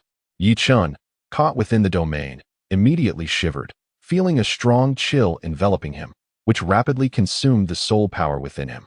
Shiau Wu, please retract the domain. Oh, noticing that Yi Chun was shivering from the cold, Shiau Wu quickly retracted her domain. Following a series of experiments, Yi Chun understood the changes in Shiau Wu's soul skills after her Wuhuan advanced. The original first soul skill, Waist Bow, enhanced her waist strength by 100 instantly and increased her resilience by 50. After reaching level 10 soul power, each additional level would increase the enhancement effect by 1%. Now, it transformed into the ability to launch a cold needle composed of ice attribute soul power, shifting from an enhancement type skill to a strong attack type skill. The original second soul skill, Charm, emitted a pink light from her eyes to confuse enemies and restrict their movements, categorizing it as a mental control type skill. It now evolved into a skill that condensed cold air to attack enemies in a small area, inflicting mental damage instead. The original third soul skill, Teleportation, remained unchanged but had improved significantly. Shiau Wu could now teleport within a range equal to her soul power level. For instance, with her current rank as a level 59 Soul King, she could teleport within a 59-meter radius, though greater distances would consume more soul power. The original fourth soul skill, Invincible Body, provided immunity to damage below divine level for 3 seconds while doubling her strength, with each major level increase extending the duration by 1 second, allowing for a maximum of 3 uses per day. It still retained its invincibility, but removed the daily usage limit, and the effect of doubling strength transformed into a doubling of attack power. The original fifth soul skill, Soft Bone Lock, was a control-type skill that used her body's flexibility to restrain opponents, requiring an opponent's soul power to be at least 5 levels lower than Shiau Wu's to be ineffective, which also took at least 5 seconds to break free. The effectiveness of the Soft Bone Lock was indeed exceptional, but as a girl, Shiau Wu felt somewhat possessive, so she had never used it on anyone other than Yi Chun. However, after the Wuhuan transformation, it was no longer necessary. The soft bone lock vanished, replaced by chains exuding coldness. These icy chains retained the efficacy of the soft bone lock, effectively transitioning from close-range control to both ranged and close combat. The number of these icy chains was related to Shiau Wu's soul power level. As a 5-ring Soul King, she could now generate 5 icy chains, allowing her to restrain 5 opponents simultaneously or concentrate them on a single target for a more powerful effect. Shiau Wu, let us name your Wuhuan anew. Observing the significant transformation of Shiau Wu's Wuhuan, Yuchen believed the name Soft Bone Rabbit was no longer fitting and that a new name was necessary. How about calling it Moon Rabbit? Concerning divine beasts related to rabbits, there were not many legends from either past or present. And the first name that came to Yi Chen's mind was Moon Rabbit. The Moon Rabbit is among the most powerful in the rabbit lineage, associated with the attribute of the Yin, which translates to ice attribute in the context of the Douluo Continent, making it quite fitting. It also sounds elegant and sophisticated. Moon Rabbit? Shiau contemplated the name. Indeed, it is Moon Rabbit. Your Wuhuan resembles a white little rabbit, just as pure as the moonlight at night. It shall be Moon Rabbit. Upon hearing this, Shiau felt quite pleased and immediately nodded in agreement. After some discussion, the two settled on the names for Shiau's 5 soul skills and her domain. The first soul skill was named In Divine Needle, the second In Cold Air, the third In Teleportation, the fourth In Guardian, and the fifth In Divine Chains. The domain was named In Domain. Within the In Domain, Shiau could enhance her power by 30%, and the domain was filled with In Cold Air, capable of rapidly eroding an opponent's soul power. When an opponent's soul power was depleted, they would inevitably turn into an ice sculpture. It can be said that after the transformation of her Wuhuan, Shiau's strength had significantly increased, and should she face an ordinary 6-ring Soul Emperor, she would undoubtedly crush them effortlessly. Come, Shiau, let us go shopping. Saying this, Yi Chen took Shiau's hand and headed towards the various clothing stores in Tiando City, initiating a shopping spree. Previously, Shiau had worn pink clothing and sported scorpion tail braids, embodying a cute style, but now her aura had changed, and her attire and hairstyle needed to reflect that. Did they not? As a celestial being from the moon, she must be adorned in ethereal white garments with flowing long hair. When the fairy-like Shiau stood before Zhu Zhuqing and Ning Rongrong, both were instantly captivated. Wow, Shiau, your aura is so exquisite. You've transformed into a little fairy. Ning Rongrong, who admired the fairy aesthetic, couldn't help but touch Shiau here and there. Hey, Rongrong, what are you doing? How stingy. Chingu can touch her. But why can't I? Ning Rongrong pouted, expressing her dissatisfaction. Yi Chen nearly choked on his own saliva upon hearing Ning Rongrong's words, while Shiau, the one involved, flushed crimson. However, Ning Rongrong's antics were far from over. She turned to Zhu Zhuqing. Zhuqing, quickly tell me, do you have any secrets? Ning Rongrong inquired eagerly. Go find Chingu, don't ask me. Zhu Zhuqing, blushing, remarked, Chingu, I too have such desires. Immediately, Ning Rongrong turned to Yi Chen and spoke. Yi Chen felt an inexplicable sense of unease regarding Ning Rongrong's change in demeanor. He pondered whether her father-in-law would be furious upon learning of his beloved daughter's transformation. As for Yi Chen's services, Ning Rongrong expressed considerable satisfaction, though the actual effectiveness remained uncertain. Chapter 122, The Restless Flander. The following morning, Yi Chen and Flander departed from Shrek Academy, embarking on a journey to the Stardo Forest to acquire the 6th spirit ring. Although the Sunset Forest lay just outside Heavendo City and was easily accessible, its modest size paled in comparison to the vast expanse of the Stardo Forest. The number of high-aged spirit beasts there was scarce, making it improbable for Yi Chen to find a suitable match. Thus, they proceeded directly to the Stardo Forest. In Yi Chen's estimation, obtaining a plant-type spirit ring with an age of 50,000 years would pose no challenge. A spirit ring of such age, when aligned with optimal configurations, could serve as the 8th ring for a spirit Douluo master. Conversely, a typical level 60 quasi-spirit emperor would find themselves in peril with a 6th spirit ring of 50,000 years. However, with 200,000-year spirit bones, the body refinement technique, the soul refinement decision, and the celestial herb, autumn water dew, among other factors, absorbing a 50,000-year spirit ring would naturally be manageable. Nonetheless, 50,000-year spirit beasts were formidable opponents. Relying solely on Yi Chen's strength, he would likely be at a disadvantage. Even utilizing firearms would present considerable difficulty. Fortunately, Flander, an 8-ring spirit Douluo, had recently advanced to level 82, and with his substantial experience, he should be capable of handling a 50,000-year spirit beast, provided its lineage wasn't overwhelmingly strong. Moreover, Yi Chen's primary requirement was a plant-type spirit beast ring. Plant-type spirit beasts exhibited the inherent flaw of immobility, rendering them significantly easier to defeat compared to their animal counterparts. However, Flander's prowess would also be nearing its limits against a 50,000-year plant-type spirit beast. Once Yi Chen's spirit power reached level 70, and he aspired to acquire a 100,000-year or 90,000-year plant-type spirit ring, Flander would no longer suffice. Fortunately, Yuchen had no cause for alarm. If he could not vanquish the beast himself, he had the support of his father-in-law's 7 treasures glazed tile school.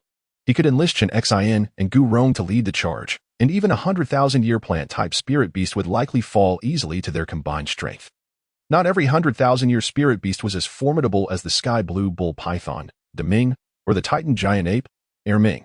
Their extraordinary power rendered them dismissive of even the most seasoned level 95 title Douluo, due to their potent lineage.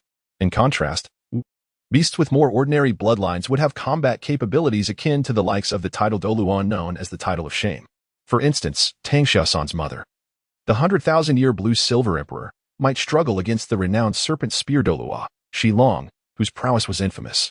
Similarly, Shiau and her mother were not particularly suited for combat, possessing strengths comparable to a typical title Douluo. Of course, within the current Stardo Forest, aside from the demon eye magic tree, the king of all demons, which emerged in later generations of Douluo Continent, Yuchen could not ascertain the presence of other plant-type spirit beasts exceeding 100,000 years. Even if they existed, they would likely be well concealed.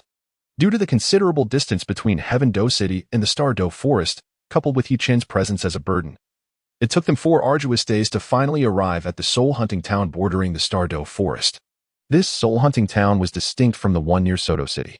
Given the vastness of the Stardo Forest, numerous similar towns dotted its periphery. This was merely one among many. The day is growing late. Let us rest for the night in the soul-hunting town and proceed tomorrow, Flanders suggested. Glancing up at the sky. Indeed, Yuchen replied.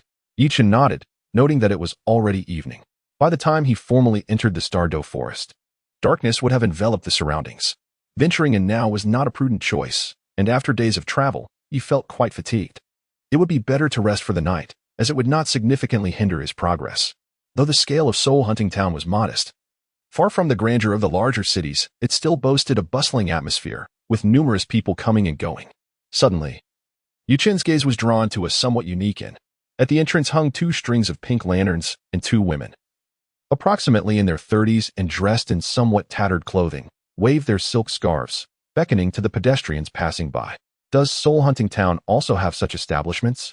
Yuchen mused, connecting the pink lanterns with the somewhat disheveled women. He understood the nature of this place, though he had never ventured inside. One need not have experienced everything to recognize it. The presence of such establishments in Soul Hunting Town was entirely commonplace, as the majority of visitors, aside from merchants trading supplies, were soul masters seeking spirit rings from the Soul Beast Forest. The dangers of acquiring spirit rings were significant. One misstep could lead to dire consequences. Thus, it was not uncommon for many soul masters to seek amusement before embarking on their perilous journey into the forest. As for whether the existence of such establishments would lead some soul masters to become weaklings, ultimately meeting their demise in the Soul Beast Forest, Yuchen could not say. Interestingly, the business of this particular establishment seemed quite prosperous. Even at this early hour, while Yuchen was momentarily lost in thought, a burly soul master, under the enthusiastic invitation of one of the women, entered the inn. Yuchen observed, and naturally, Flander, with his 4 keen eyes, also noticed. His piercing gaze fixated intently on the remaining lady at the entrance of the establishment, a sense of eagerness palpable in the air. Ah, esteemed sir, young master. Would you care to join us for some amusement? Flander's fervent gaze immediately captivated the lady, who, recognizing his interest, hurried forward to greet them. Oh, I shall pass. Dean Flander, if you wish to indulge in some entertainment, please do not mind me. Yuchen initially declined the proposal from the lady, then addressed Flander. It has been over a year since, and although Flander and Lu Erlong have developed a romantic relationship with plans to marry after this year's Soul Master competition, Yuchen has heard that Lu Erlong is not an ordinary person. To this day, they still sleep in separate rooms. This suggests that Flander, now in his 50s, is likely still a virgin. It is quite natural for him to struggle with the overwhelming power within him. However, one cannot help but wonder how the former Flander managed such matters in the past. Nonsense. That is not the case. I was merely admiring from afar, not intending to intrude. Flander shot Yuchen a glare, immediately adopting a stance of righteous authority befitting a teacher. Chapter 123, The Angelic Young Lady, Part 1. Rest assured. Dean Flander, you have already assisted me in acquiring a soul ring in the Stardo Forest. I, Yuchen, am not one to lack loyalty and will certainly not inform teacher Erlong. Yuchen immediately assumed the demeanor of a reliable young gentleman. thumping his chest as he assured Flander of his intentions. However, Flander harbored no belief in Yuchen's assurances. Indeed, while he might refrain from confiding in the second dragon, there was no certainty that he would not divulge the information to others. After all, he was the esteemed principal of Shrek Academy.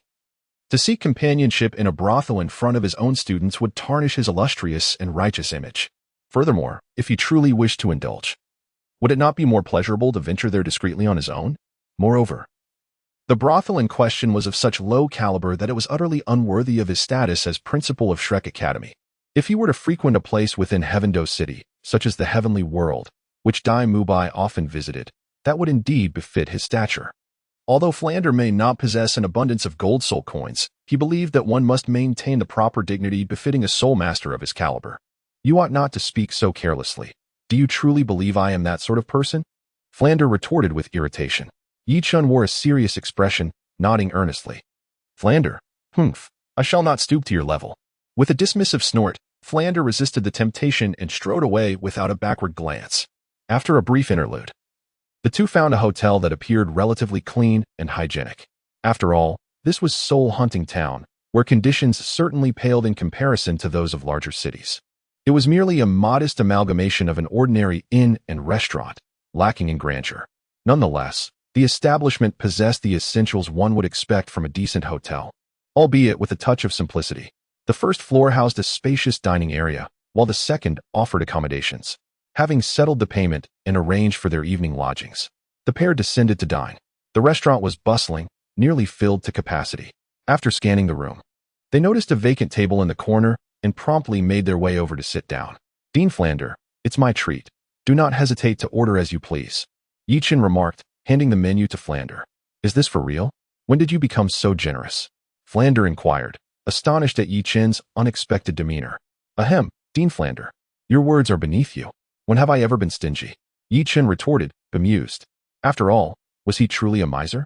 Besides, this hotel was hardly upscale, and the menu offered no exorbitantly priced dishes.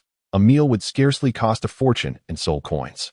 TCH, I wonder who it was that, after joining my academy, didn't even pay their tuition, Flander quipped. I refuse to take the blame. I was specifically recruited by you. Moreover, had it not been for my suggestion back then, our Shrek Academy might very well have closed its doors long ago. Yichun curled his lips, questioning why a formidable soul master like him would concern himself with such trifling sums. Fine, you have a point. Today, I shall feast upon you. With that, Flander turned to the last page of the menu. In the hotels of Douluo Continent, it is customary for the final page to feature the most expensive dishes. However, Flander was somewhat disheartened to discover that even the priciest item was merely 100 gold soul coins, shattering his grandiose plans to exploit Yichun. Indeed, in upscale hotels, the exorbitance of dishes primarily stems from the cost of the ingredients, which are usually sourced from soul beasts. Here, in the soul hunting town on the outskirts of the Stardo Forest, the availability of soul beast ingredients is abundant, rendering them relatively inexpensive. Furthermore, the establishment's modest caliber evidently prevented it from procuring high-quality soul beast ingredients. As Flander completed his order and the two awaited their meal, two middle-aged men accompanied by a woman clad in a white robe entered the restaurant. The men, one tall and lean, the other short and robust, exuded a profound aura, indicating their prowess. However, the focal point was the woman in white, adorned in an imperial gown, appearing to be in her early 20s, with snow-white skin, a straight nose, and delicate almond-shaped eyes that radiated an enchanting beauty. Her cascading golden locks were the epitome of elegance, embodying the essence of a proud phoenix. Isn't that the angelic lady? Yichun recognized the breathtaking golden-haired woman immediately. Having watched the anime in his previous life, he was well acquainted with Qianren, a memory that lingered vividly despite the passing years. Even without considering her visage, Yichun could sense the radiant and sacred aura emanating from her. Undoubtedly a gift from her six-winged angel spirit. Accompanying Qianren were the two middle-aged men, likely the snake-spear Douluo Shilong and the porcupine Doasi Aishue. Although their powers were somewhat lacking, with soul power levels around 91 and 92, categorizing them as the lower echelon of title Douluo. Having two title Douluo as bodyguards was testament to the martial Soul Palace's stature, where title Douluo were not regarded as mere elites. Just days prior, Qianren had reached the threshold of a soul sage, and after making the necessary arrangements, She promptly proceeded to the Stardo Forest accompanied by her 2 bodyguards to seek her 7th soul ring. Given the advancing hour, she intended to find a hotel in the soul-hunting town, rest for the night, and continue her journey the following morning. Upon entering the hotel, she quickly noticed a handsome young man in a corner of the restaurant, his gaze fixated on her without wavering. Am I so captivating that I have rendered him speechless? Qian Rinxue mused delightfully. The attention of a strikingly handsome youth did not irk her. Rather, it affirmed her allure. After all, a beautiful girl ought to be admired when she ventures forth. As long as no inappropriate gazes were cast, there was little harm in it. However, she paid little heed to Yi Chen, casually dismissing him and proceeding with her bodyguards towards the 2nd floor to register for accommodation. Suddenly, as Yi Chen remained transfixed by the angelic lady, a sharp pain struck his head. Why must you hit me? Yi Chen furiously admonished Flander, calm yourself. You are on the verge of popping your eyes out. As a student of Shrek Academy, do not bring disgrace upon us. Flander replied nonchalantly, Humph. I wonder who it was that nearly drooled at the sight of those wild phoenixes at the entrance of the brothel. Perhaps the lovely ladies are distracting you? Yi Chen Su showed no deference to Flander, retorting directly. TSK, you lad are quite the philanderer. With Xiao Wu, Rong, and Zhu Qing already by your side. Do you still wish to have your cake and eat it too? Flander teased Yi Chen. Chapter 124. The Angelic Miss, Part 2. A graceful lady is indeed a gentleman's ideal companion. To claim that one harbors no feelings for the angelic lady would be disingenuous. After all, Qian Rinxue possesses both talent and beauty. Though she plays the role of the antagonist in the original narrative, this is merely a matter of perspective. Her nature is not malevolent, and Yi Chen finds himself intensely captivated. Be cautious, young man. The 2 individuals accompanying that lady are stronger than I. Should you provoke them, I lack the means to rescue you. Flander, unable to discern the true strength of Shilong and Xiai Shui, could still sense that their power surpassed his own, likely indicating they were high-ranking soul Douluos. The notion of them being titled Douluos had not crossed Flander's mind. After all, titled Douluos are rare elites on the continent, and it would be a luxury to assign such guardians to a young lady.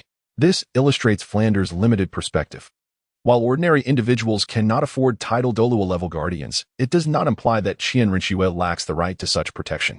As a saintess of the martial soul hall, her grandfather Qian Daolu is a grand offering, and her father Qian Xuanji, alongside her mother Bibi Dong, are the former and current pope of the martial soul hall. Thus, her qualifications are unquestionable. Moreover, to be frank, while Shilong and Xiai Shui are indeed titled Douluos, their prowess is rather mediocre, particularly that of Shilong, an 8th ring soul Douluo from the Haoyan sect or the blue electric Tyrannosaurus family, utilizing their ancestral techniques, could easily dominate Shilong if they were of a higher rank. In the original tale, Shilong had even been overturned by Yang Wudi, who was merely an 8th ring soul Douluo at the time. Although Tang San had provided a minor assist, it was evident that as a titled Douluo, Shilong's combat abilities were quite lacking. In contrast, the likes of Du Gubo, despite being ineffective in one-on-one battles, excel in group confrontations, particularly against soul masters of inferior levels. Conversely, Shilong is inept in every regard, truly the bottom of the barrel. Rest assured, am I the type to seek trouble? Yi Chen remarked. Unlike Tang San, whose encounters with the experts of the Martial Soul Hall would lead to conflict, Yi Chen held no enmity with the Martial Soul Hall. Although Shilong and Xiai Shui are not virtuous individuals, they would not harass him without cause. To win over the angelic miss is, in Yi Chen's view, not an insurmountable task. For someone like Qian Rinxue, who embodies the Phoenix Outyin archetype, a few defeats and strength would surely linger in her proud heart. Eventually, it may not even require Yi Chen's initiative. This Navi, angelic lady, might just gravitate towards him. Moreover, it is worth noting that Qian Rinxue, while disguised as the Prince of Heaven Do, Shui Qinghe, is a disciple of his future father-in-law, Ning Fengji, as he is set to become Ning Fengji's son-in-law. This establishes a connection as senior and junior disciples between Yi Chen and Qian Rinxue, ensuring future opportunities for interaction. Not long after, the restaurant staff arrived to serve the dishes. Yi Chen had initially contemplated treating the angelic lady to a meal, yet regrettably, fate did not favor him. After Qian Rinxue ascended the stairs, she did not return, leaving Yi Chen with a tinge of disappointment. The night passed uneventfully, and the following morning, Yi Chen and Flander set forth towards the Stardo Forest. Shortly after their departure, Qian Rinxue, Shilong, and Xiai Shui also commenced their journey. As they traversed the path from the soul-hunting town to the Stardo Forest, Yi Chun and Flanders suddenly observed 3 figures soaring through the sky towards their destination. By the heavens, 2 tidal Douluos? Flanders gasped in astonishment as he watched Qian Rinxue and her companions fly overhead, nearly causing his glasses to slip from his face. Qian Rinxue was expectedly able to fly with her wings, but Shilong and Cai Shui had not appeared to possess any flying-type martial souls. Without external assistance, the ability to soar through the air is solely reserved for flying-type soul masters or those endowed with flight abilities. Thus, they must undoubtedly be tidal Douluos. Why be astonished by mere tidal Douluos? Yichen curled his lips. Of course, he only spoke these words after Shilong and Cai Shui had departed. Otherwise, it would undoubtedly be perceived as provocation. Humph, just a mere tidal Douluo. Can you even compete with me? Dean Flender, I'm not boasting, but within a few years, I'll be able to dominate tidal Douluos with ease. Go on, boasting without a script. Hearing Yi Chen's audacious claims, Flender rolled his eyes. In just a few years, you believe you will be able to overpower tidal Douluos? Why don't you just ascend to the heavens? To be fair, ascending to heaven seems far easier than defeating a tidal Douluo. Speaking of which, has the status of powerful individuals depreciated so drastically in these times? Even tidal Douluos have been relegated to mere bodyguards? Flender himself, now an 82nd level Soul Douluo, still has a considerable distance to cover before reaching the rank of tidal Douluo. Who would have thought that such formidable experts would find themselves reduced to enforcers? When did the Douluo Continent become so competitive? What is so surprising about it? My father-in-law also has a tidal Douluo as a bodyguard. Regardless of whether it's the Sword Douluo or the Bone Douluo, they could easily overpower the previous 2 tidal Douluos without breaking a sweat. Having tidal Douluos as bodyguards isn't exclusive to Qian Rinxue, Ning Fengji and Bibi Dong, as well as the late Qian Xuanji, all enjoy this privilege.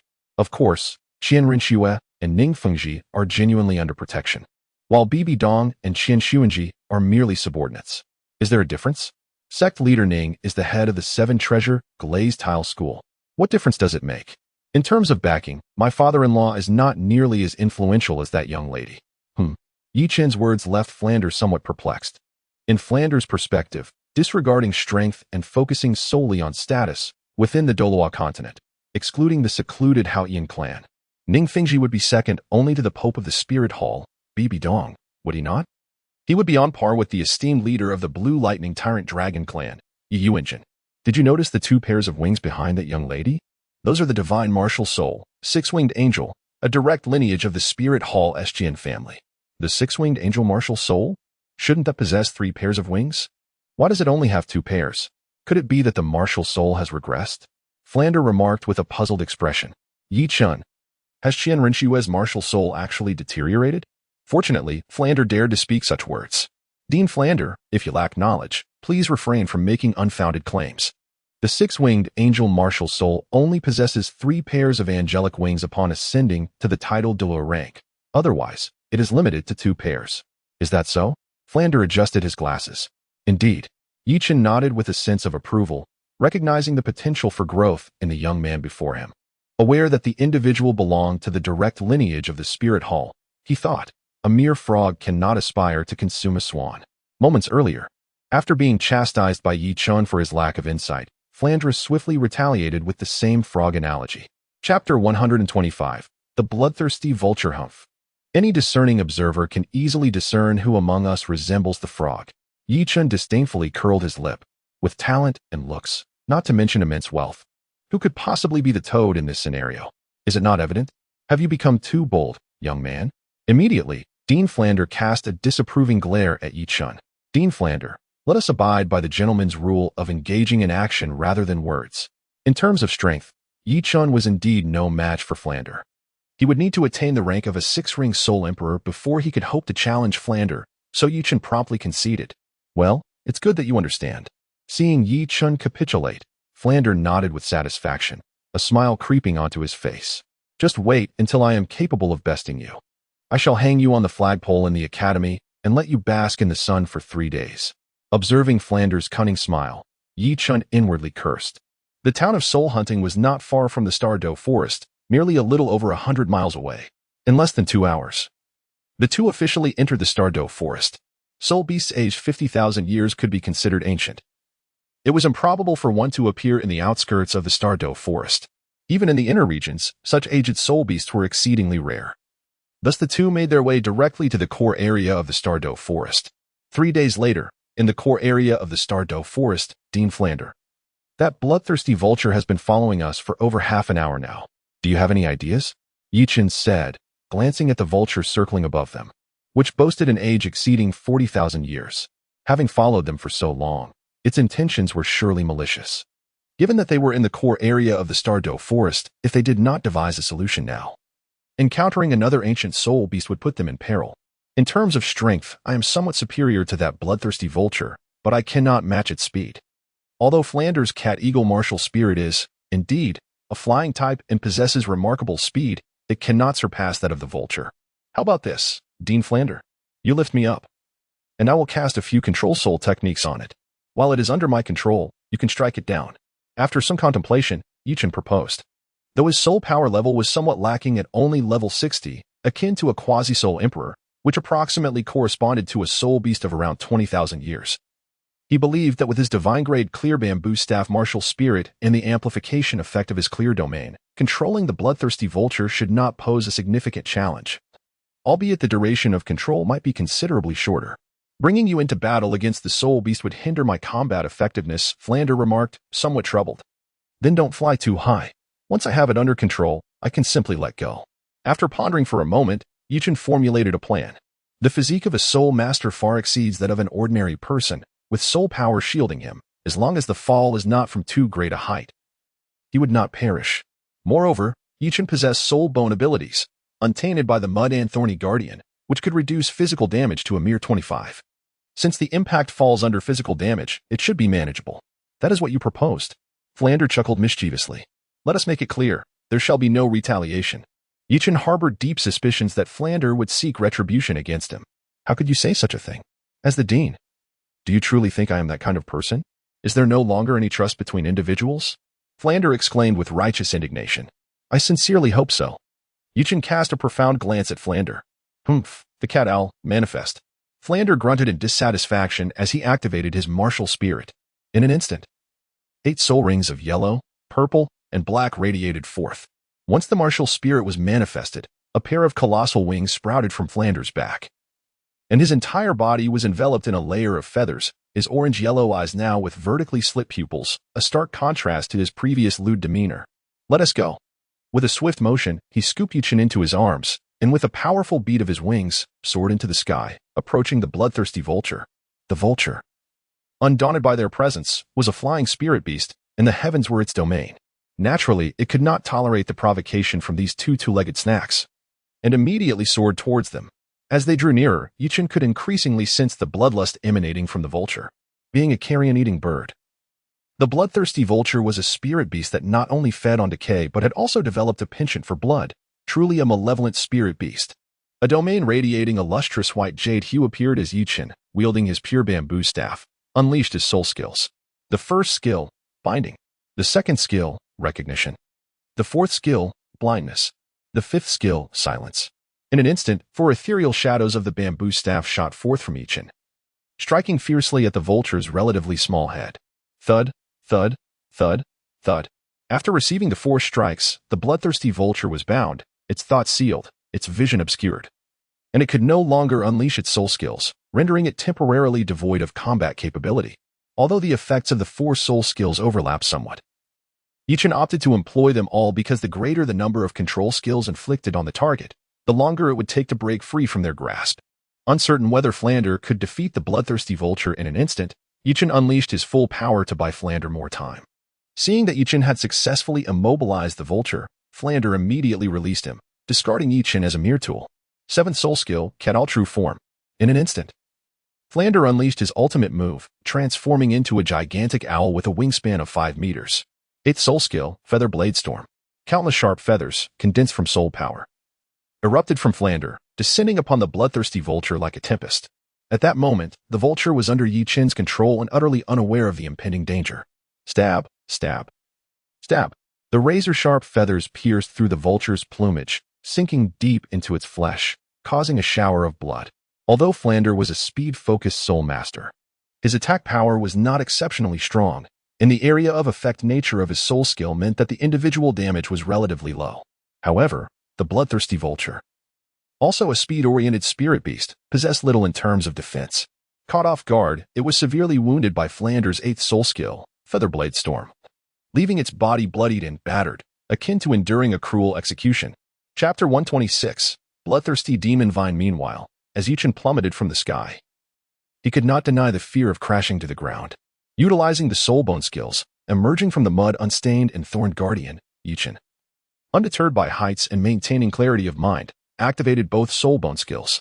The external soulbone, transformative green lotus, emerged from his forehead, enveloping him in a verdant glow, followed by a layer of translucent dark shield that provided him with solid protection. Additionally, to mitigate the impact upon landing, Yuchen aimed for the branches of towering trees.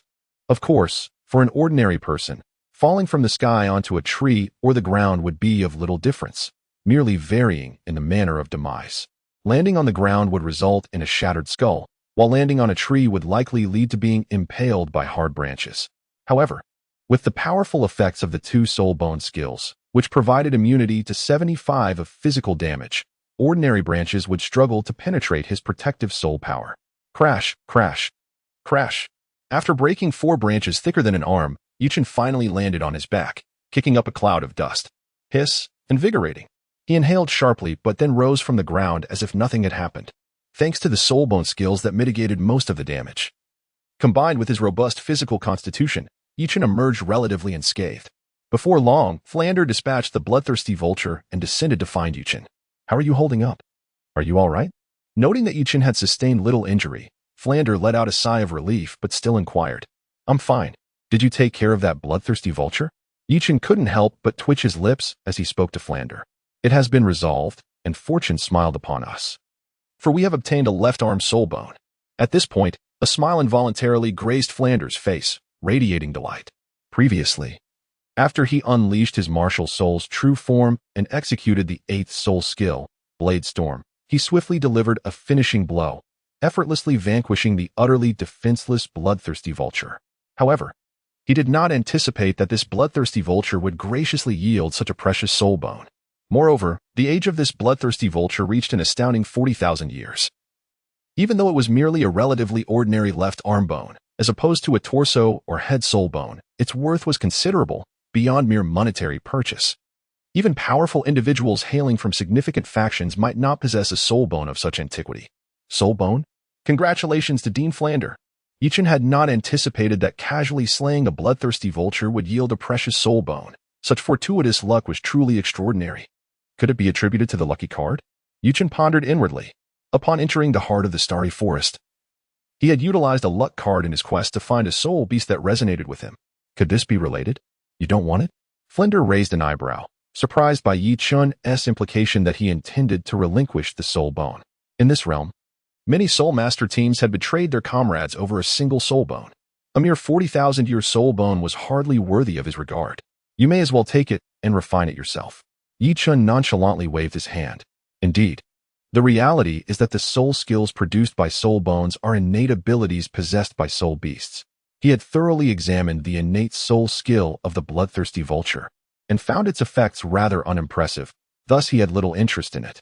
Furthermore, if he were to absorb a soul bone, it would be preferable for it to originate from a plant-type soul beast. Besides, he had already acquired a soul bone for his left arm, and it was from a soul beast that was 100,000 years old. Go ahead and gloat, Flander scoffed with an eye roll. With this 40,000-year-old bloodthirsty vulture's left arm bone, upon refining it, he could likely elevate to the rank of an 83rd level soul Douluo, drawing closer to the esteemed title of a title Douluo. However, Flander refrained from immediate absorption, for they were in the heart of the Stardo Forest, where high-level soul beasts roamed frequently. If a formidable soul beast were to appear while he was in the midst of absorption, and Yuchen was unable to handle it, the consequences would be dire. Fortune favored them. After searching for a few more hours, in a certain canyon area, the keen-eyed Yuchen spotted a bloodthirsty demon vine that had reached the age of 50,000 years. This type of soul beast also belonged to the category of evil soul beasts, possessing a plethora of formidable abilities. It could siphon blood from soul masters or soul beasts to enhance its own strength and could also unleash curse-type soul skills to diminish its opponent's power. Moreover, The tendrils of this plant-type soul beast posed a significant threat as well. Director Flander, are you capable of dealing with this bloodthirsty demon vine? Yuchen pointed towards the distant bloodthirsty demon vine and spoke to Flander. It was uncertain. Flander too was unsure of his ability to secure a successful outcome. Although this bloodthirsty demon vine was stationary and could only serve as a target, its tendrils extended over 100 meters, distinguishing it from the typical defenseless plant-type soul beasts. Fortunately, as long as he remained outside the maximum attack range of the bloodthirsty demon vine, even if he could not defeat it, he would not incur any harm. This vulnerability is precisely why, among soul beasts, the number of high-age plant-type soul beasts is significantly lower than that of animal-type soul beasts. Their weaknesses are too conspicuous, often leading to their demise at the hands of soul masters or hunters before they have a chance to mature. Therefore, Dean Flander, carry me into the sky, and we shall launch a fiery assault against it. Yuchen had familiarized himself with Flander's various soul skills, not to mention the century and millennium skills. Those would be ineffective against the 50,000-year-old bloodthirsty demon vine. The sixth soul skill was a defensive type, meaning Flander's most effective skills against this bloodthirsty demon vine would likely be the fifth, eighth, and his martial soul's true form. Thus, Yuchen surmised that he would have to take on a primary role in this battle. Although the defensive power of plant-type soul beasts increases significantly with age, the effectiveness of Yuchen's previous method of using white phosphorus incendiary devices against them had diminished. However, it still held some promise. The ineffectiveness of the incendiary devices stemmed from insufficient dosage and lack of sustained burning. This time, Yuchen planned to change his strategy and douse it in gasoline. As the saying goes, great effort yields miraculous results. Similarly, if 3 minutes of burning does not extinguish the bloodthirsty demon vine, Yuchen would continue until it eventually exhausts its soul power. The reason this task could not be left to Flander was that soul masters must personally hunt the soul beasts to absorb their soul rings. Otherwise, absorption is impossible. Chapter 127. The bloodthirsty demon vine bathed in flames. Subsequently, Flander manifested his martial soul and ascended with Yuchen above the canyon. Thankfully, although the bloodthirsty demon vine's blood tendrils were lengthy and had a considerable attack range, it lacked any means of ranged attack. Flying at a higher altitude posed no threat. Do you think you can manage a fiery assault? Flander inquired of Yuchen. After all, neither of them possessed fire attribute soul skills, and ordinary flames would undoubtedly prove ineffective against a 50,000-year soul beast. The last time they ventured to the Sunset Forest for Yuchen's fifth soul ring, the iron projectiles, white phosphorus incendiary devices he used were decent, but too diminutive. Their target then was a 2,000-year-old forbidden spirit flower, which was not overly large and thus manageable. However, this bloodthirsty demon vine, not only ancient but also massive, sprawled over thousands of square meters, making the prospect of throwing hundreds or thousands of incendiary devices uncertain in efficacy. Have no fear, it should be manageable.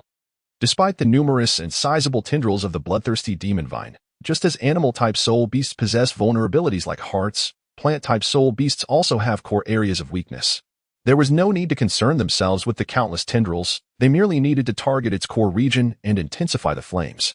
Upon surveying the area from above, Yuchen quickly identified the core region of the vine by observing the distribution of its tendrils. However, he found it somewhat challenging that the core focus of the bloodthirsty demon vine was not above ground but rather located underground, with the soil above serving as a barrier. The difficulty of executing his fiery plan increased. After contemplating, Yuchen resolved to take a more aggressive approach, intending to set all the tendrils of the bloodthirsty demon vine ablaze. As long as he severed those tendrils, leaving only the core part and roots underground, the bloodthirsty demon vine would pose little threat. Yuchen then tossed a gasoline barrel, purchased from the system store, downwards. Plant-type soul beasts generally possess less cognitive capability than their animal counterparts, yet this bloodthirsty demon vine had reached an age of 50,000 years, even if it lacked intelligence. It possessed some level of awareness. Observing the two human soul masters dropping a cylindrical object, the bloodthirsty demon vine instinctively swung a blood tendril and exploded the falling gasoline barrel midair. With a splash, the gasoline drenched the bloodthirsty demon vine entirely. Regardless of the humans' intentions, thwarting their plans was paramount. The dim-witted bloodthirsty demon vine felt a sense of self-approval. Watching the gasoline barrel explode, Yuchen remained unfazed. Whether it exploded or not, the important factor was that the gasoline landed on the bloodthirsty demon vine. The splattered gasoline could even distribute itself more evenly. Yuchen did not pause in his actions, pondering whether a single barrel of gasoline would suffice. It was imperative to thoroughly douse the entire bloodthirsty devil vine. Fortunately, common supplies were reasonably priced in the system's marketplace. After discarding several tons of gasoline and ensuring the vine was completely drenched, the pungent aroma of gasoline filled the air, prompting Yuchen to nod in satisfaction. Dean Flander, let us depart. It would be unwise to linger above the bloodthirsty devil vine any longer, as it could easily result in becoming smoked meat. What on earth are you up to? Flander inquired, perplexed by Yuchen's earlier actions. You will find out shortly. Yuchen offered little explanation. Once he had moved beyond the reach of the bloodthirsty demon vine, he deftly tossed down an incendiary device. The explosion of the firebomb sent white phosphorus splattering, which ignited the gasoline he had just poured. The flames spread with astonishing speed, engulfing the bloodthirsty demon vine. Drenched in gasoline, in a sea of fire, the intense heat drove the vine into a state of frenzy, with countless ignited tendrils thrashing wildly amidst the inferno. Unfortunately, the true culprit stood at a distance, rendering the bloodthirsty demon vine incapable of retaliating, leaving it to seethe in impotent rage. Indeed, it was a grand spectacle. The roaring flames provided Yuchen, who had lived 2 lifetimes, with a glimpse of what true grandeur entailed. Of course, setting fire in the Stardo Forest did not constitute arson. Otherwise, had he dared to do so in his past life, he would have faced dire consequences, even if his age spared him from severe punishment. Well, Flander exclaimed, eyes wide with astonishment, though his limited education left him with no words but that exclamation. It seems this bloodthirsty demon vine is doomed. Observing the vine's futile struggles in the fiery abyss, Flander addressed Yuchen. Noting that despite being a soul beast of 50,000 years, with formidable protective soul power, it would not easily succumb to mere ordinary flames. Yuchen, however, did not harbor excessive optimism. Despite the ferocity of the flames, their temperature was not exceedingly high in the open space. The burning gasoline failed to reach 1,000 degrees Celsius, significantly weaker than the offensive soul techniques of high-ranking fire attribute soul masters. Fortunately, the inadequate temperature was compensated by time. If a few minutes were insufficient, then a few more minutes would suffice. If all else failed, burning for 3 days and nights would undoubtedly reduce everything to ashes. After a little over 10 minutes, as the flames gradually subsided, the bloodthirsty demon vine still possessed the strength to writhe, prompting Yuchen to stoke the flames once more. After more than half an hour of this back and forth, the blood tendrils generated by the bloodthirsty demon vine were entirely consumed by Yuchen's fire. After waiting for over an hour, the temperature of the crematorium had diminished significantly. Estimating that he could now withstand it, Yuchen eagerly prepared to deliver the final blow. However, just as he approached, his spiritual perception detected. Aside from the core of the bloodthirsty demon vine which radiated soul power fluctuations, another source of soul power emanating from 3 meters away, concealed beneath a thick layer of ash. The intensity of this second fluctuation was considerably weaker. Could there be 2 bloodthirsty demon vines? Confused by the presence of 2 soul power sources, Yuchen pondered, for it was generally improbable for a second of such a plant-type soul beast to exist nearby. After all, the bloodthirsty demon vine was immobile and the number of passing soul beasts was limited. The older vine would certainly not permit the emergence of a competitor. Wait a moment, could it be that? Suddenly, a thought struck Yuchen, prompting him to hastily sift through the ash. Soon, the skeletal remains of a feline soul beast came into view. The skeleton appeared somewhat battered, suggesting it had been there for a considerable time. But that was not the crux of the matter. The focal point lay within this skeleton, a soul bone from its left leg. Could it truly be a soul bone? Yuchen did not anticipate an unexpected gain. Chapter 128. The Essence of Plant-Type Soul Beasts. However, it made sense, as the bloodthirsty devil vine inherently enjoyed hunting soul beasts that passed by. After draining their blood, the remains of these beasts would be left behind. Although the drop rate of soul bones was quite low, with sufficient hunting, there remained a possibility of their appearance. Since soul beasts could not utilize soul bones, the left leg bone was naturally preserved. Sensing the emanating fluctuations of soul power, Yuchen estimated that this unknown species' left leg bone was approximately 10,000 years old. As for the specific type of soul beast, Yuchen, who was not well versed in soul beast studies, could not discern it merely from a skeleton. After some contemplation, Yuchen decided not to absorb this soul bone for the time being and stored the left leg bone along with the skeleton in his storage soul guide. Subsequently, Yuchen took out a shovel and began to excavate the core of the bloodthirsty devil vine. At this moment, the bloodthirsty devil vine, having exhausted its soul power in the previous inferno, along with its blood vines, posed no threat whatsoever. Soon, a wooden tumor, roughly the size of an average person's chest and covered with countless roots, was unearthed. How unsightly. Yuchen could not help but comment upon seeing the wooden tumor. This represented the core part of the bloodthirsty devil vine. If Yuchen were to disregard it and return the tumor in due time, the bloodthirsty devil vine would revert to its original form. For plant-type soul beasts, as long as the core was unharmed, other losses were not necessarily fatal. They generally possessed the ability to regenerate lost limbs. Without further hesitation, he retrieved a sharp sword and plunged it into the wooden tumor. Instantly, countless golden specks of light floated out, gradually coalescing into a pitch-black soul ring. Interesting. The fluctuations of soul power are quite substantial. Observing the bright red liquid oozing from the wound, Yuchen raised an eyebrow. Suddenly, he recalled that for an animal-type soul beast, what could be considered valuable included not only the soul ring and the potential soul bones but also the flesh and blood itself. Similarly, plant-type soul beasts were no less valuable. For instance, blue silvergrass was an edible plant-type soul beast, akin to leeks, which could be harvested periodically. Moreover, higher-age plant-type soul beasts had a chance of condensing treasures resembling tree cores within their bodies. Since the bloodthirsty devil vine was not a tree, it naturally lacked a tree core. However, substances with effects similar to tree cores did exist, such as the red liquid before him, which contained the essence of the bloodthirsty devil vine.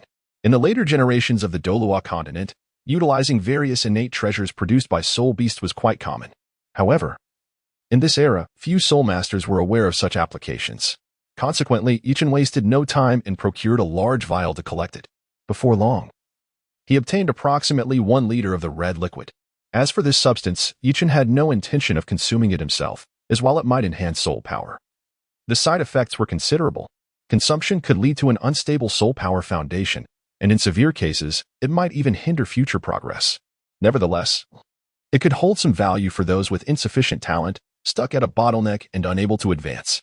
However, the value was not exceedingly high.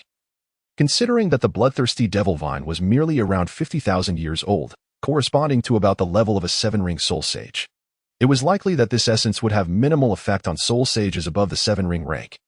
But for a 69th level soul emperor who could never break through to the rank of soul sage, it might present a possibility for advancement. As for concerns regarding foundational stability post-consumption, there was no need for worry. After all, a 7-ring soul sage was significantly stronger than a 6-ring soul emperor. After securing the essence of the bloodthirsty devil vine, Yuchen unleashed his martial soul and began to draw on the soul ring. The pure bamboo staff martial soul manifested. And as soon as the bloodthirsty devil vine's soul ring was attracted, it immediately descended upon Yuchen, rapidly shrinking to envelop his martial soul. In an instant, Yuchen felt an overwhelming and bloodthirsty soul power surging into his body through his martial soul, as if it were about to explode him. Without delay, he swiftly activated the creation meditation technique to refine the soul power flooding into him. Given his current conditions, the 50,000-year bloodthirsty devil vine's soul ring was well within his capacity. As he operated the creation meditation technique, the influx of soul power began to be rapidly refined. Within Yuchen's sea of consciousness, the residual spirit of the bloodthirsty devil vine manifested. This time, the residual spirit of the bloodthirsty devil vine stirred up far greater waves than the last residual spirit of the forbidden spirit flower. However, Yuchen did not even utilize his soul bone skill, untainted by mud, relying solely on his formidable mental strength. No matter how the residual spirit of the bloodthirsty devil vine thrashed about, it was futile. The wishing spring dew he obtained from the Eye of Ice and Fire was not for naught. Now, Yuchen's mental power was comparable to an 8-ring soul Douluo, and the tremors produced by the 50,000-year bloodthirsty devil vine's residual spirit evidently could not inflict harm upon him. It could be said that this time, absorbing the 50,000-year bloodthirsty devil vine's soul ring was a remarkably effortless and pleasant experience. Several dozen miles away from the canyon where Yuchen resided, under the protection of Shilong and Bloodstinger, Qian Rinqiwei was absorbing her 7th soul ring.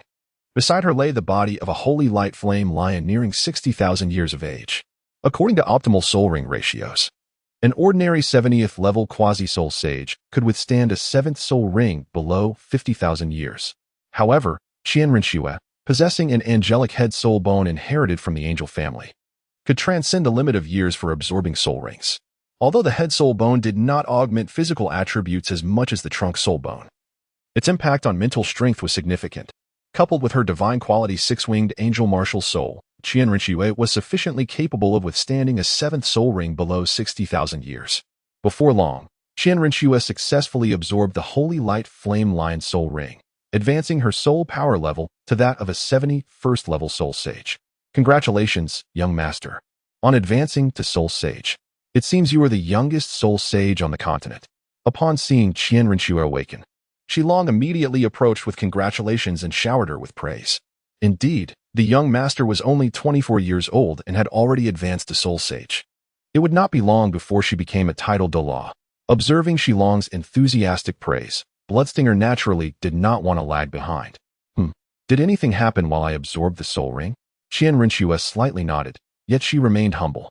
Had it not been for her role as a spy in the Tiandou Empire, delaying her cultivation, she might have been on the verge of becoming an 8-ring soul Douluo instead of merely a 7-ring soul sage. Chapter 129, Qian Rinxue's Olive Branch. Fortunately, there were no foolish soul beasts to disrupt her. However, it seemed that during your soul ring absorption, thick smoke had risen from that direction. As if someone was setting a fire, Shilong pointed in a direction, addressing Qian Rinxue. The thick smoke mentioned by Shilong was undoubtedly the masterpiece of Yichun. Given the proximity, the titled Douluo's keen eyes caught sight of the rolling smoke. However, since Qian Rinxue was currently absorbing a soul ring, Shilong, despite his curiosity, had no intention of probing further. He was well aware that his brother and he were tasked with guarding Qian Rinxue. Any mishap on her part would result in dire consequences from the Grand Priest Qian Douluo. Although the title Douluo held a high status in the eyes of Qian Douluo, it was merely that status. Naturally, while Qian Douluo was a ruthless foe to his enemies, he exhibited a gentler demeanor towards his own. Setting fire in the Stardo Forest? Let us go take a look. Qian Rinxue expressed a sudden interest, as the direction was conveniently on their way back to Heavendou City. Yes, young master. Shilong and the Bloodied Thorn immediately led the way towards Yichun. Meanwhile, in the canyon, Yichun was engaged in absorbing a soul ring, while Flender stood guard, vigilant against any potential soul beasts. Suddenly, 3 unexpected guests entered Flender's perceptive range. They appeared to be human soul masters rather than soul beasts. Just as Flender contemplated addressing them to turn them away, he recognized their identities and promptly swallowed his words. As an 82nd level soul Douluo, he found himself in the presence of 2 titled Douluo and realized he could not afford to provoke them. Greetings, Miss and Sirs. Flender bowed respectfully to the trio. He was astute enough to know when to yield. He would not hesitate to do so when necessary. Was it you who set that fire earlier? Qian Rinxue inquired. Her curiosity piqued upon seeing the soul Douluo with a long face. It was bold of him to ignite a fire in such a perilous area. The heart of the Stardo Forest, where such a disturbance could easily attract nearby high-level soul beasts. In truth, it was merely serendipity that Yichun had utilized a luck card, which had spared them from attracting formidable soul beasts. Otherwise, he and Flender would have had to flee. Indeed, Flender nodded with a hint of resignation. Although the fire was not his doing, he was willing to take the blame, hoping to send the trio on their way before they noticed anything peculiar about Yichun. During the absorption of a soul ring, one's martial soul must be released. Thus, Yichun, currently in the process, would inevitably reveal his 6 soul rings, including the one he was absorbing. While the first 5 soul rings had been altered in appearance through a disguised necklace to achieve the optimal soul ring configuration. If the Spirit Hall were to discover that Yichun, at such a tender age, had become a 6-ringed soul emperor, it could lead to unforeseen complications. Thus, Flender aimed to hasten the departure of Qian Rinxue and her companions. Qian Rinxue, finding Flender unremarkable, was about to suggest returning to Heavendou City with Shilong and Bloodied Thorn when an unexpected incident occurred. Young master, look at that boy. Bloodied Thorn, with keen eyes, suddenly spotted Yichun in the distance, surrounded by 6 soul rings. He gasped in shock, turning to Qian Rinxue. Oh no, Flender thought to himself, sensing trouble brewing. What is it? Qian Rinxue asked, puzzled. 6-ringed soul emperor. Upon witnessing the soul rings, Qian Rinxue was taken aback. Yichun appeared to be around 15 years old, yet he was already a 6-ringed soul emperor. Moreover, the age of his 6th soul ring exceeded 50,000 years, comparable to her own 7th soul ring. Such a prodigious talent at such a young age was almost unfathomable. For the first time, Qian Rinxue began to doubt her own cultivation abilities. She also noticed that the boy's martial soul seemed to possess extraordinarily high quality, rivaling her own 6-winged angel. After all, her martial soul was a divine-grade legacy from the angel god. When had such a comparable martial soul emerged on the continent? Stunned, Qian Rinxue took a moment to regain her composure. Sir, who is that boy? She asked Flender, pointing towards Yichun, as the future successor of the Spirit Hall. Her immediate thought was to recruit Yuqin into her fold. The prospect of failing to do so is inconceivable. Bringing him back to the Spirit Hall would be entirely within her means, especially with two titled Douluo at her side. Flinder, however, replied honestly, "He is my student. And I am the dean of the Shrek Academy in Heavendo City." Flinder understood that even if he remained silent, the Spirit Hall would uncover their identities. Especially with two titled Douluo present. Shrek Academy? Qian Rinxue was bewildered. Was there such a prestigious academy in Heavendo City? As the prince of the Heavendo Empire? How was she unaware? Young master, Shrek Academy was formerly known as Blue Tyrant Academy, established by the illegitimate daughter of the second-in-command of the Blue Lightning Tyrant Dragon Clan. It was later renamed. The current dean is Flinder, and the strongest soul master in the academy is only a soul sage. It is surprising to learn that Flinder has advanced to an 82nd level soul Douluo, Bloodied Thorn whispered to Qian Rinxue. As spies within the Heavendo Empire, Shilong and Bloodied Thorn were not inept. They had gathered intelligence on various influential factions within Heavendo City. Shrek Academy, with its notable figures such as Lu Erlong, Flinder, Zhao Wujin, and Xiao Xine, constituted a significant force which had not escaped Bloodied Thorn's notice. Very well, Dean Flinder, on behalf of the Spirit Hall, I extend a warm welcome to you. Upon grasping Shrek Academy's background and confirming there were no ties to the Spirit Hall's enemies, Qian Rinxue promptly extended an olive branch to Flinder, leaving him no opportunity to decline. Despite Shrek Academy's origins from the Blue Tyrant Academy, which was established by a member of the Blue Lightning Tyrant Dragon Clan, the connection was tenuous, given it was merely an illegitimate child. Thus, there was no need to regard them as adversaries. Flinder, a mere soul Douluo, was not worthy of Qian Rinxue's concern. However, Yuqin was a different matter altogether. At such a young age, being a six-ringed soul emperor, he was destined to become a titled Douluo, potentially even a formidable one among them, making him worth courting. Besides, it seemed the boy not only possessed exceptional talent but also had an appealing appearance. Chapter 130, The Banner of Flinder. The Shrek Academy, affiliated with the Heavendo Empire, found itself in a precarious situation. Flinder was deeply troubled. Why should he serve as a pawn for the Spirit Hall when he could relish his freedom? The very purpose of establishing Shrek Academy was to evade constraints. Moreover, the academy was still thriving in Heavendo City. Joining the Spirit Hall would surely provoke the ire of the Heavendo Empire. Although the official strength of the empire was not formidable, with no title Douluo directly under the royal family, only the solitary figure of Dugubo, a royal guest elder, it still possessed numerous soul Douluo experts loyal to the imperial family. Shrek Academy could scarcely withstand the pressure from the Heavendo Empire. Before Flinder could express his thoughts, Qian Rinxue, accompanied by her subordinate Shilong, regarded him with a piercing gaze, radiating the overwhelming aura of a titled Douluo. Cough. Your Excellency, let us discuss this matter amicably, Flinder stammered, fully aware that engaging in conflict was out of the question, as he would surely be outmatched. He could not outright refuse, yet he was at a loss for how to decline subtly. Do not mistake my young master's invitation to your Shrek Academy as a mere courtesy. Recognize the honor it entails. Shilong shot a disdainful glance at Flinder, irritated by what he perceived as ingratitude. My dear lady, it is not that I wish to decline the Spirit Hall, but rather that Shrek Academy has already allied with the Seven Treasure Glazed Tile School. After a moment of contemplation, Flinder seized upon this opportunity to invoke the name of the Seven Treasure Glazed Tile School. While he was fabricating a tale, outsiders were oblivious to the truth. Considering the prominent presence of Ning Rongrong, the young lady of the Seven Treasure Glazed Tile School, as a student at Shrek Academy, to assert there was no connection would be met with disbelief. Although the Spirit Hall was indeed powerful with the backing of the Seven Treasure Glazed Tile School, it seemed unlikely they would resort to overt aggression. The Seven Treasure Glazed Tile School? Qian Rinxue furrowed her brow. She was not intimidated by the Seven Treasure Glazed Tile School. With the might of the Spirit Hall, even two such institutions would pose no threat. However, the Seven Treasure Glazed Tile School was a potential ally to be courted, and until the broader landscape became clearer and true enmity was established, Qian Rinxue intended to foster relations with them. After all, Ning Fengji was her nominal mentor, should her plans to usurp the Heavendo Empire succeed. She believed he would recognize the shifting tides and acquiesce, thus she did not view the Seven Treasure Glazed Tile School as an adversary. In the original narrative, the Seven Treasure Glazed Tile School's confrontation with the Spirit Hall stemmed from Ning Fengji's ignorance of his disciple, Shui Qinghe's true identity as the young master of the Spirit Hall, as well as a lack of understanding regarding the Spirit Hall's genuine strength.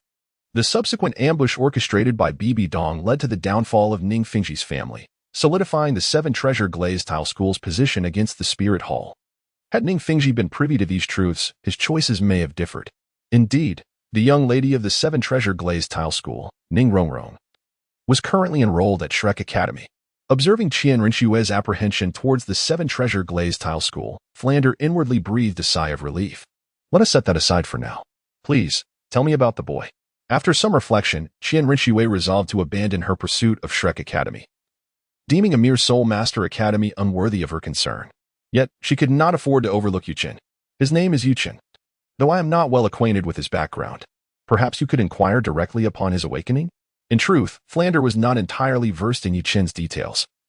He only knew his age, martial soul, and some of his capabilities, but was completely unaware of his background. Very well. After contemplating, Qian Rinxuan nodded. Once Yuqin absorbed his spirit ring, he would merely become a 6-ring Soul Emperor, and with 2 title Douluo-level subordinates at her side, escape would be impossible. She could easily manipulate him to her advantage.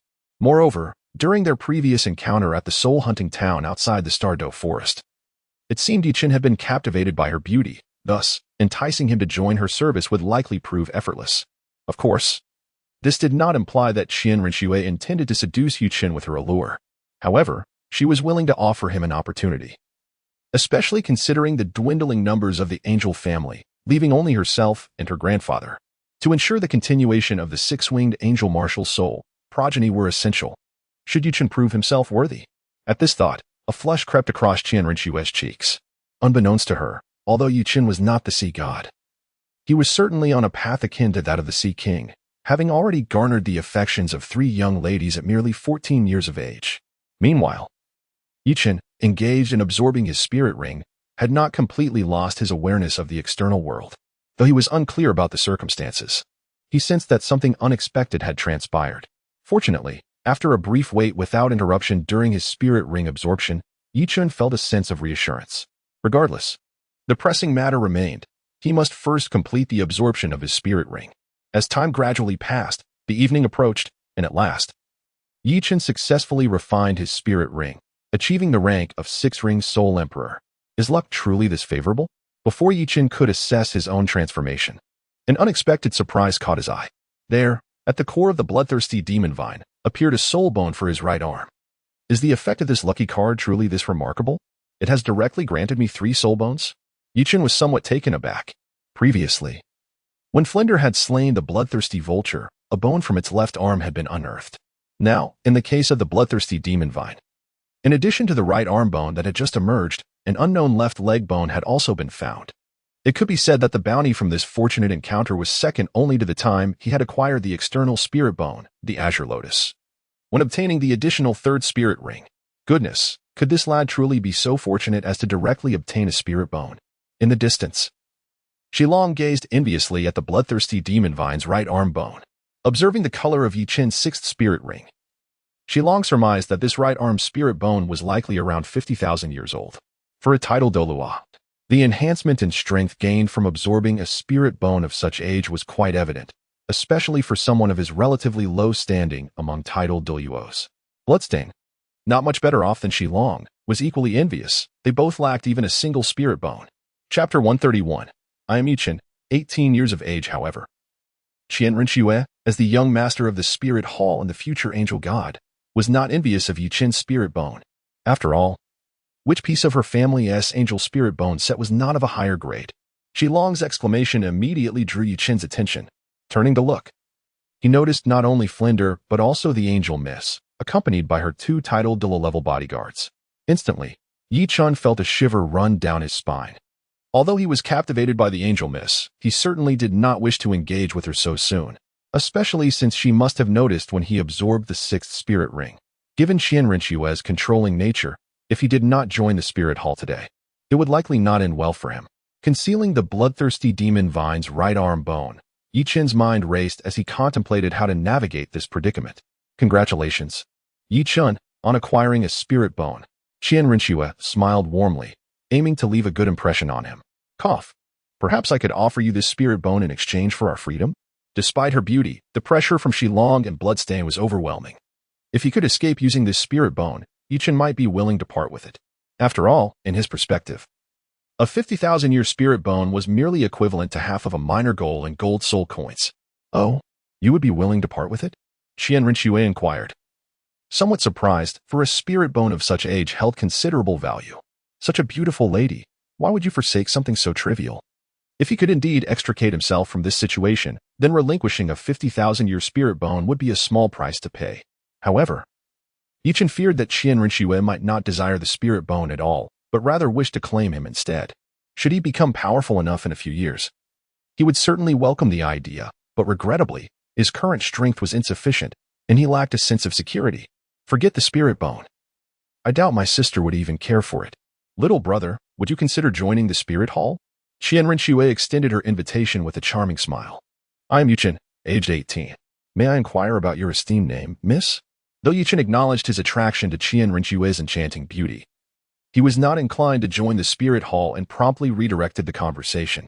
If the Pope of the spirit hall, Betrothal, possessed a sound mind and was genuinely dedicated to unifying the continent, then joining the spirit hall to contribute to the peace of Douluo Continent would not be objectionable.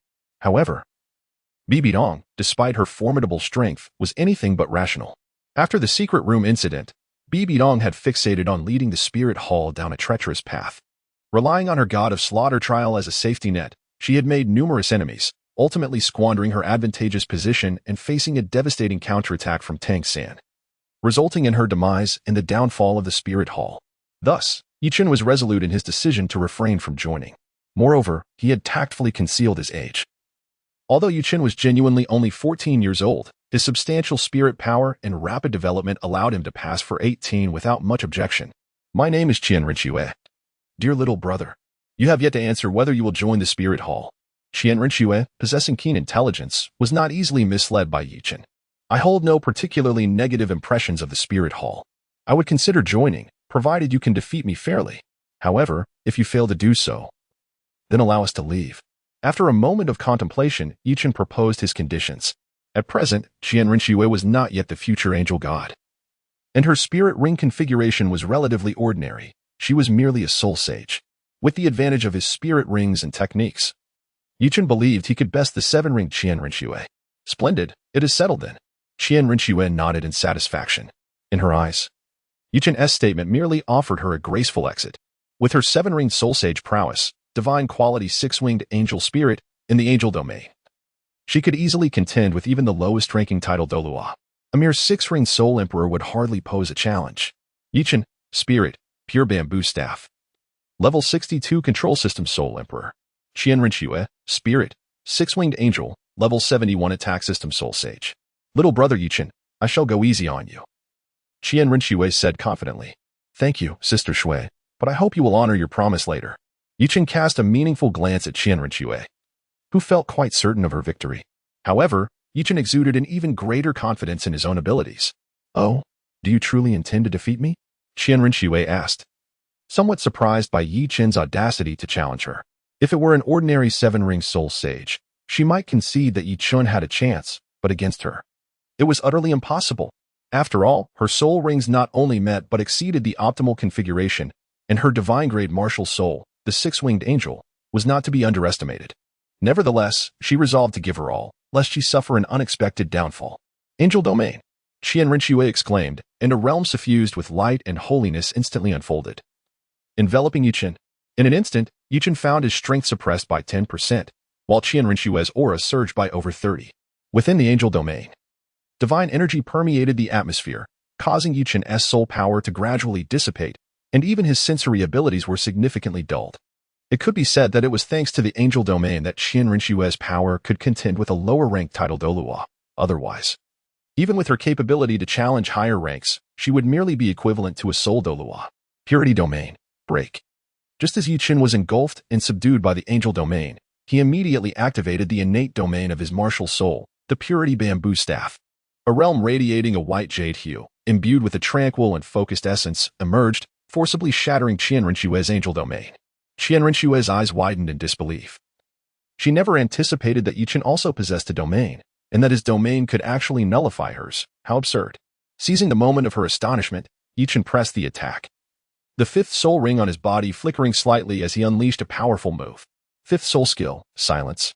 A phantom of the bamboo staff rapidly shot from Yichen, descending directly above Qian Rinshue's head.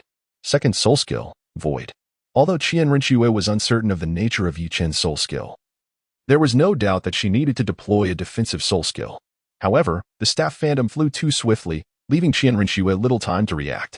Before she could activate her second soul skill, she was struck soundly on the forehead. A dull thud resonated, and a small red bump appeared on her smooth forehead. Clearly a painful blow. More critically, when Qian Rinshue regained her composure and sought to retaliate, she found herself unable to use any soul skills. Under normal circumstances, with her 7-ring prowess, she could easily challenge an ordinary 8-ring soul Douluo. Yet, in this state of powerlessness, maintaining the strength of a typical 6-ring soul emperor was already commendable. Unlike the members of Haotian sect who wielded heavy hammers, she had little time to cultivate her own soul skills. The only technique she had practiced was swordsmanship, but her 6-winged angel martial soul did not come with weapons. It required synergy with her 5th soul skill, Divine Sword. Now, deprived of her soul skills, Qian Rinshue's strength was effectively reduced to a mere shadow of its former self. What kind of soul skill is this? Her beautiful eyes were filled with fury. Qian Rinshue felt that Yichen's soul skill was not only profoundly insulting, targeting the forehead so brazenly, but its effects were particularly vexing as well. Silence could restrict an opponent's ability to utilize soul skills. How infuriating. Qian Rinshue clenched her silver teeth, astonished that Yichen possessed such a formidable soul skill, one capable of incapacitating a soul master's abilities, which was utterly despicable. Sister Shui, will you not concede? Yichen said with a smile. Humph, this young lady will never concede. Qian Rinshue's inherently strong-willed nature made it impossible for her to yield willingly. Moreover, she believed that such a formidable soul skill must come with considerable limitations. She anticipated that the effect of silence would not endure for long. As long as she could hold on until its conclusion, a chance to turn the tide would still remain. Ah, my apologies. With that, Yichen activated her first soul skill, Confinement. In an instant, a phantom of a bamboo staff flew forth, striking Qian Rinshue's forehead once more. Thud. A small bump appeared on Qian Rinshue's smooth forehead, perfectly symmetrical with the previous one, making her head quite remarkable. When she finally regained her senses from the disorienting blow, she realized that she could not only no longer use her soul skills but was also rendered immobile, completely restrained. At this moment, Yichen stood directly before her. Damn it, how can such a detestable soul skill exist? Despite her body being unable to move, Qian Rinshue's mind remained sharp, and she thought bitterly. Sister Shui, I concede. Yichen bowed slightly to Qian Rinshue. Qian Rinshue. Since Sister Shui has chosen to remain silent, it signifies her concession. Dean Flander, let us depart. Immediately. Yichen called out to the still-dazed Flander in the distance. Indeed, let us go. Observing Yichen's decisive victory over Qian Rinshue, Flander snapped back to reality. Realizing that this was not the time for hesitation, escaping was paramount. Before departing, captivated by Qian Rinshue's breathtaking beauty, Yichen's mischievous spirit stirred, and he couldn't resist planting a kiss on her delicate face, indulging in a moment of playful audacity. Fortunately, due to the angle of vision, his little act went unnoticed by Shi Long and Ci Shui. Otherwise, Yichen would undoubtedly have faced dire consequences. Sister Shui, until we meet again. Waving his hand. Amidst Qian Rinshue's furious gaze, Yichen was whisked away into the sky by Flander, and the two began their hasty retreat. Yichen and his companion began their hasty retreat, while Shi Long and Ci Shui, bound by the previous agreement set by Qian Rinshue and currently silent, refrained from taking it upon themselves to obstruct their departure. Once the two had left, Shi Long stepped forward, perplexed, and inquired, Young master, are we truly just allowing them to leave? Qian Rinshue remained motionless, lost in thought. Young master, what is the matter with you? Observing her unwavering gaze fixed ahead, Shi Long grew increasingly puzzled and waved his hand before her eyes. Still, there was no response. Young master? Young master? He urged, gently pushing her. To his surprise, this push caused Qian Rinshue to stumble and fall. With a thud, the back of her head struck the ground, fortuitously landing on a stone. Fortunately, as a soul master, her physical resilience far surpassed that of an ordinary person. Otherwise, such a blow might have caused significant harm. Nonetheless, this incident only heightened Qian Rinshue's irritation. Damn it. Shi Long, what are you doing? Ci Shui, witnessing the incident, immediately grew anxious. What was happening? Had Shi Long gone mad? Daring to push the young master to the ground? It dawned on Shi Long that something was amiss. It appeared that since Qian Rinshue had received 2 blows to the head from Yichen, she had not uttered a word. Could it be that her mind had been compromised? Without hesitation, he rushed to assist Qian Rinxue in standing up, preparing to assess her condition. Just then, Qian Rinxue finally broke free from her stupor and returned to her senses. Wincing from the new bump forming on her head, she inhaled sharply. And her thoughts turned to Yi Qin's mischief, her teeth clenched in anger. That detestable Yi Qin, whom she had kindly invited to join the spirit hall, not only struck her on the head, but also dared to take advantage of her, truly infuriating. It was the first time she had suffered such a loss in her life. "Young master, are you all right?" Shilong asked cautiously. "Oomph." The moment he spoke, Qian Rinxue recalled Shilong's earlier blunder and shot him a fierce glare. She had previously thought Xiai Shui to be foolish enough, but now she realized that Shilong was even more inept. Having been wronged, he had not even attempted to stop Yi Qin. Now, it was too late. They had already fled, and with that Flinder being a flying-type soul master, it was certain that the three of them would not be able to catch up. "Why did you not stop them?" Qian Rinxue demanded, her dissatisfaction palpable. Young master. Did you not agree earlier that if we lost, we would let them go?" Shilong replied, his face a mask of confusion. "You." Qian Rinxue's anger flared at this explanation. "Moreover, young master, you did not say anything," Shilong quietly defended himself. Though his voice was low, Qian Rinxue, being a seven-ring soul saint, had keen hearing and caught his words. "You can go to hell. How can I have such a foolish subordinate?" Were it not for Shilong being a titled Douluo, Qian Rinxue might have considered punishing him severely. "Did I say something wrong?" "I don't think so. Truly, women are unreasonable." The ancients were not mistaken. Shilong mused to himself. In the skies above the Stardo Forest, Flinder was leading Yi Qin away at full speed. "Kid, you certainly have some nerve." After glancing back to ensure no one was pursuing them, Flinder could not help but comment to Yi Qin. "What do you mean?" Yi Qin was taken aback by Flinder's abrupt remark. "Cut the act. I saw you take advantage of the situation when you left. Aren't you worried about the experts from the spirit hall coming after you?"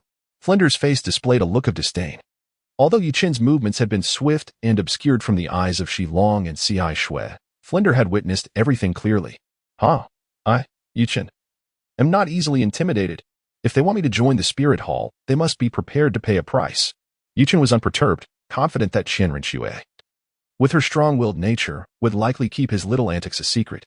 Furthermore, she was to act as a spy in the Heavendo Empire, so it was improbable that she would confront him directly. Even if she did, he could always endure a little discomfort. After all, he wouldn't be at a loss. TSK, you're quite the scoundrel." Flinder shook his head in disbelief. Yi Qin certainly possessed remarkable talent, but he was far too fickle.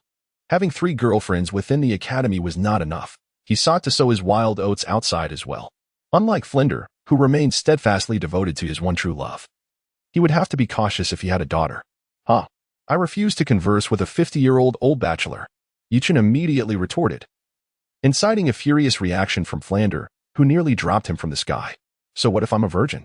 Have I consumed your family's rice?" Subsequently, Yi Qin paid no further attention to Flinder and began to examine the changes in his own abilities following his recent advancement. Previously, when Yi Qin was at the 5th ring Soul King level, his spirit son would offer him 10 gold soul coins each time. Now, having ascended to the 6th ring Soul Emperor, the tribute had doubled to 20 gold soul coins per occasion. By merely reclining and doing nothing, Yi Qin could effortlessly earn over 170,000 gold soul coins daily, accumulating more than 6 small goals worth over the span of a year, solely from the offerings of his spirit son. The distance to his small goal of 9 golden soul rings and a complete set of million-year soul bones was thus significantly shortened. It could be surmised that even Ning Fengji, a colossal tycoon, could not match his earning efficiency, and Yi Qin obtained it effortlessly, without any exertion. "I hope the Douluo Continent does not descend into inflation," he mused silently, satisfied with his earning efficiency, and nodded before opening his attribute panel. Instantly, an invisible light curtain appeared before his eyes. Attribute panel host, Yi Qin's soul power, level 62 martial soul, pure bamboo staff soul rings, black, black, black, black, black, black first soul skill, confinement second soul skill, recognition third soul skill, banishment 4th soul skill, blindness 5th soul skill, silence 6th soul skill, weakness soul bones, creation green lotus, external soul bone, thorny iron tree left arm bone domain, pure domain, due to the previously attached 6th soul ring, which boasted an impressive age of over 50,000 years. The immense soul power contained within had directly elevated Yi Qin's soul power level to the 62nd level of Soul Emperor. The 6th soul skill, Weakness. Possessed effects akin to the bloodthirsty magic vine's innate soul skill, enabling him to impose a weakened state upon his adversaries. The stronger the opponent, the less effective the skill. Conversely, the weaker the opponent, the more pronounced the effects. Furthermore, the sixth soul skill could harmoniously complement the preceding abilities. After all, if the enemy's strength diminished, the duration of control effects from the initial 5 soul skills would undoubtedly increase, facilitating Yi Qin's ability to undertake challenges beyond his current level. During this expedition to the Stardo Forest, Yi Qin had reaped abundant rewards. Not only had he acquired the 6th soul ring, but he had also obtained a soul bone. Unsurprisingly, he intended to utilize the bloodthirsty magic vine right arm bone for himself. With this addition alongside his existing thorny iron tree left arm bone, Yi Qin was currently missing the head, torso, left leg, and right leg soul bones among his 6 standard soul bone slots. He devised a rough plan for these 4 missing soul bones. He recalled that the Academy team crowned champion in the Soul Master tournament would receive 3 soul bones, including a quality spirit concentrating wisdom skull bone aged 50,000 years, which he intended to add to his collection. For the remaining 3 soul bone slots, Yi Qin planned to hunt 10,000-year plant-type soul beasts when he needed to attach the 7th, 8th, and 9th soul rings, thus perfectly completing his set of soul bones. As for whether he could locate a 10,000-year plant-type soul beast, he had no worries, even if he could not find one within the Stardo Forest. He had means at his disposal. Moreover, his gains extended beyond the bloodthirsty magic vine right arm bone. He had also found an unknown left leg bone, which he intended to examine upon returning to determine its corresponding soul beast and to see which of his female companions it might suit. Aside from these 2 soul bones, Yi Qin's most significant fortune was encountering the angelic lady. Well, he also took advantage of the situation. He hoped that when they met again, she would not wield the holy sword against him. 10 days later, Flander and Yi Qin returned to Shrek Academy. The reason for their 10-day absence was that they had intentionally lingered in the outskirts of the Stardo Forest for a few days. Yi Qin understood that the direction in which Qianren Xue and the other 2 departed from the Stardo Forest aligned with his own, both heading back to Tiando City. If he were to retrace his steps, the chance of encountering them was significant. For the sake of safety, he chose to conceal himself with Flander in the Stardo Forest for several days, only resuming his journey after Qianren Xue had vacated the area. Upon returning to the academy, Yi Qin immediately retreated to his residence to commence the refinement of the bloodthirsty demon vine right arm bone. Having been preoccupied with travel, he had not found the opportunity to absorb the soul bone until now.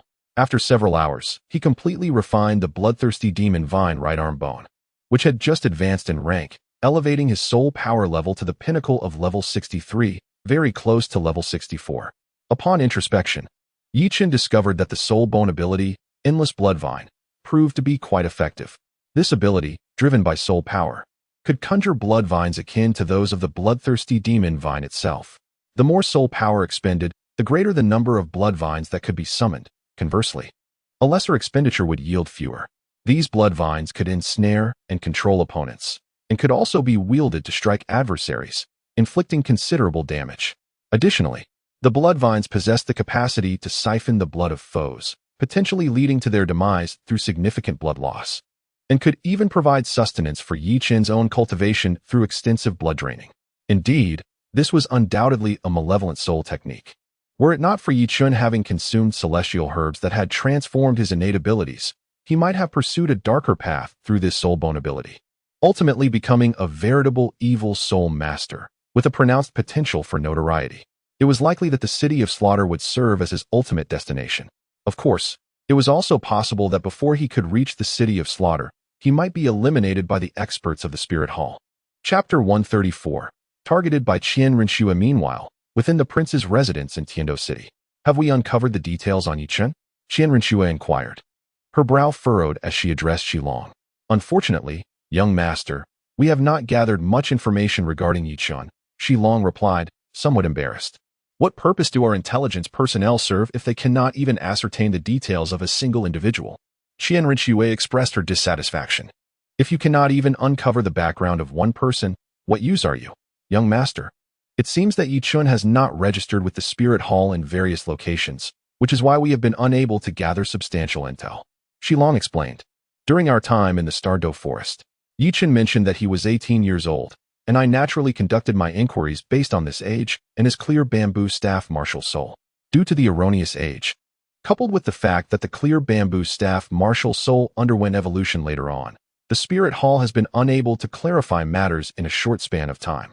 However, given that the Spirit Hall is the largest soul master organization on the continent, they could uncover the truth about Yi Chun if they dedicated sufficient effort. What have you discovered? Do not tell me you possess no information. Qian Rinxue glared at Qilong, contemplating sending him back to Spirit City should he utter a word of none. She had no need for such an incompetent and utterly foolish subordinate. Not even if he were a titled Douluo. Well, we do have some information, but do not beat around the bush, just tell me. Yes, young master. According to our intelligence, it seems that the Spirit Hall's attempts to recruit Yi Chun are likely futile. What is the reason behind this? Qian Rinxue frowned, resolute in her determination not to abandon her pursuit of Yi Chun. Yi Chun, endowed with exceptional talent, has ascended to the rank of a six-ring soul emperor at a remarkably tender age. The most crucial aspect is that he has managed to exploit his advantages. This loss may be unaccounted for unless he is brought under her command, where his residual value can be thoroughly harnessed to illuminate her path. Young master, it appears that Yi Chun is quite the charmer. Within the Shrek Academy, he is already entangled with 3 romantic interests, one of whom is none other than Ning Fengji's daughter, Ning Rongrong. Yi Chun is a student of Shrek Academy, and he is accompanied by 3 extraordinarily beautiful friends, a fact that is well known among the many students of the academy and easily verifiable. 3 girlfriends? Qian Rinxue's eyes widened in disbelief. She never imagined that Yi Chun could be so unfaithful, juggling multiple relationships with such audacity. What is even more infuriating is that, despite having 3 girlfriends, he still dares to pursue her? Furthermore, did you say that Ning Rongrong is also Yi Chun's girlfriend? Would my teacher truly consent to that? Suddenly, Qian Rinxue grasped the crux of the matter. Young master, Ning Fengji must have agreed. After all, he brought Gu Rong to Shrek Academy. We are unaware of the specific details, but it is evident that Ning Rongrong remains Yi Chun's girlfriend. Qilong also held a measure of admiration for Yi Chun. Ning Fengji is the leader of the 7 Treasures Glazed Tile School, and astonishingly, even with 2 other girlfriends, Yi Chun managed to gain his acceptance as a future son-in-law and captured the heart of the school's esteemed young lady. How absurd. Qian Rinxue thought to herself. This rogue is so fickle. I must teach him a lesson when the time comes. She silently gritted her teeth. Continue the investigation. We must uncover every detail about this Yi Chun. Qian Rinxue commanded Qilong. Yes, young master. Shrek Academy. Yi Chun had just upgraded his bloodthirsty demon vine on his right arm when he was summoned to the dean's office by Flander. Dean Flander, you called for me? Upon entering the office, Yi Chun showed no formality with Flander, pouring himself a cup of tea before settling onto the couch. Indeed, the elite competition of the Advanced Soul Master Academy of the entire continent is approaching, and our Shrek Academy must participate. With only half a year until the competition begins, I am preparing to select team members for concentrated training, Flander stated to Yi Chun. This would be Shrek Academy's inaugural participation in the Soul Master competition. And with Yi Chun as a secret weapon, Flander was determined to secure the championship and enhance Shrek Academy's reputation. Team training? Who do we have in the Shrek team? Yi Chun inquired. I have already confirmed the main team members. Yu, Xiao Wu, Rong Rong, Zhu Qing, Mu Bai, Oscar, and Ma Hongjun. As for the substitutes, we can select a few from within the academy, Flander replied. All 7 were originally from Shrek Academy in Soto City, and Flander naturally favored his original students. Regardless of connections, these 7 were currently the most powerful students in the academy. Ma Hongjun and Oscar were both at the 39th level of soul respect, soon to break through to the 40th rank. Recently, Dai Mu Bai had broken through to the 41st level of soul respect. Ning Rong Rong was at the 43rd level. Zhu Qing at the 45th level. Xiao Wu was a soul king at the 50th rank, and Yi Chun was a soul emperor at the 60th rank. With such a lineup from Shrek Academy, it seemed impossible for them to lose in the upcoming competition. Historically, the participants from various academies tended to be primarily at the 40th rank of soul respect, with the occasional 50th rank soul king appearing, but they were rare. With Yi Chun at the 60th rank, the championship seemed well within reach.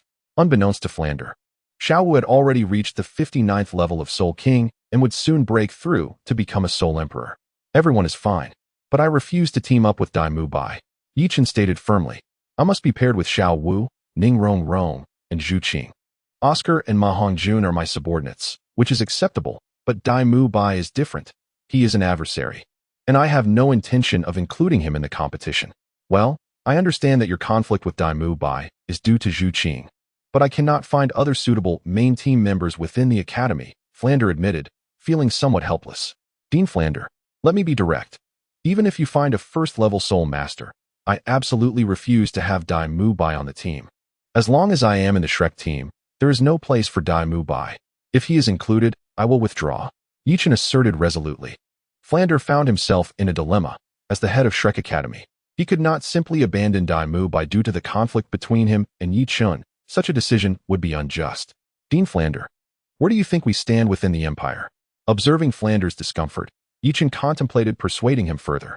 What do you mean? Flander was puzzled. Consider this. Dean Flander, we are currently representing the Tiando Empire. With the strength of our Shrek team, securing the championship for the Tiando Empire seems almost guaranteed. You must also be aware of the enmity between the Tiando and the Xinglua empires. Daimu Bai is a prince of the Xinglua Empire. If he participates in our team and represents the Tiando Empire to achieve victory, how would that sit with the Snow Knight Emperor? He might make things difficult for you in the future. If Daimu Bai were merely an ordinary individual, it would be one thing, but he is a prince. Allowing him to participate while Shrek triumphs would create an impression that the Tiando Empire lacks capable individuals. If the facts were distorted, it could be rumored that the Tiando Empire's success was solely due to the Xinglua Empire. Indeed, you make a valid point. After reflecting, Flander acknowledged that Yichen's argument held merit. Shrek Academy was, after all, situated within the Tiando Empire, and maintaining the Empire's dignity was essential. Thus, it would be prudent for the Shrek team to exclude Daimu Bai, especially since there were other capable students within the academy. Rest assured, before the Soul Master competition commences, Shiau will also break through to become a Soul Emperor, even if this team member's strength is slightly inferior to Daimu Bai's. Shrek Academy can still secure the championship. Yichen confidently patted his chest and assured Flander. Oh, is Shiau also capable of a breakthrough? Flander's eyes sparkled with excitement. If Shiau could indeed achieve a breakthrough, it would signify that the Shrek Academy's competing team boasted 2 Soul Emperors. Although the fact that both Yichen and Shiau had attained the 6-ring Soul Emperor rank at such a tender age was not solely a testament to Shrek Academy's teachings. To outsiders, their affiliation with Shrek Academy represented a beacon of excellence, capable of nurturing prodigious talents. Well, it will take at least a few days.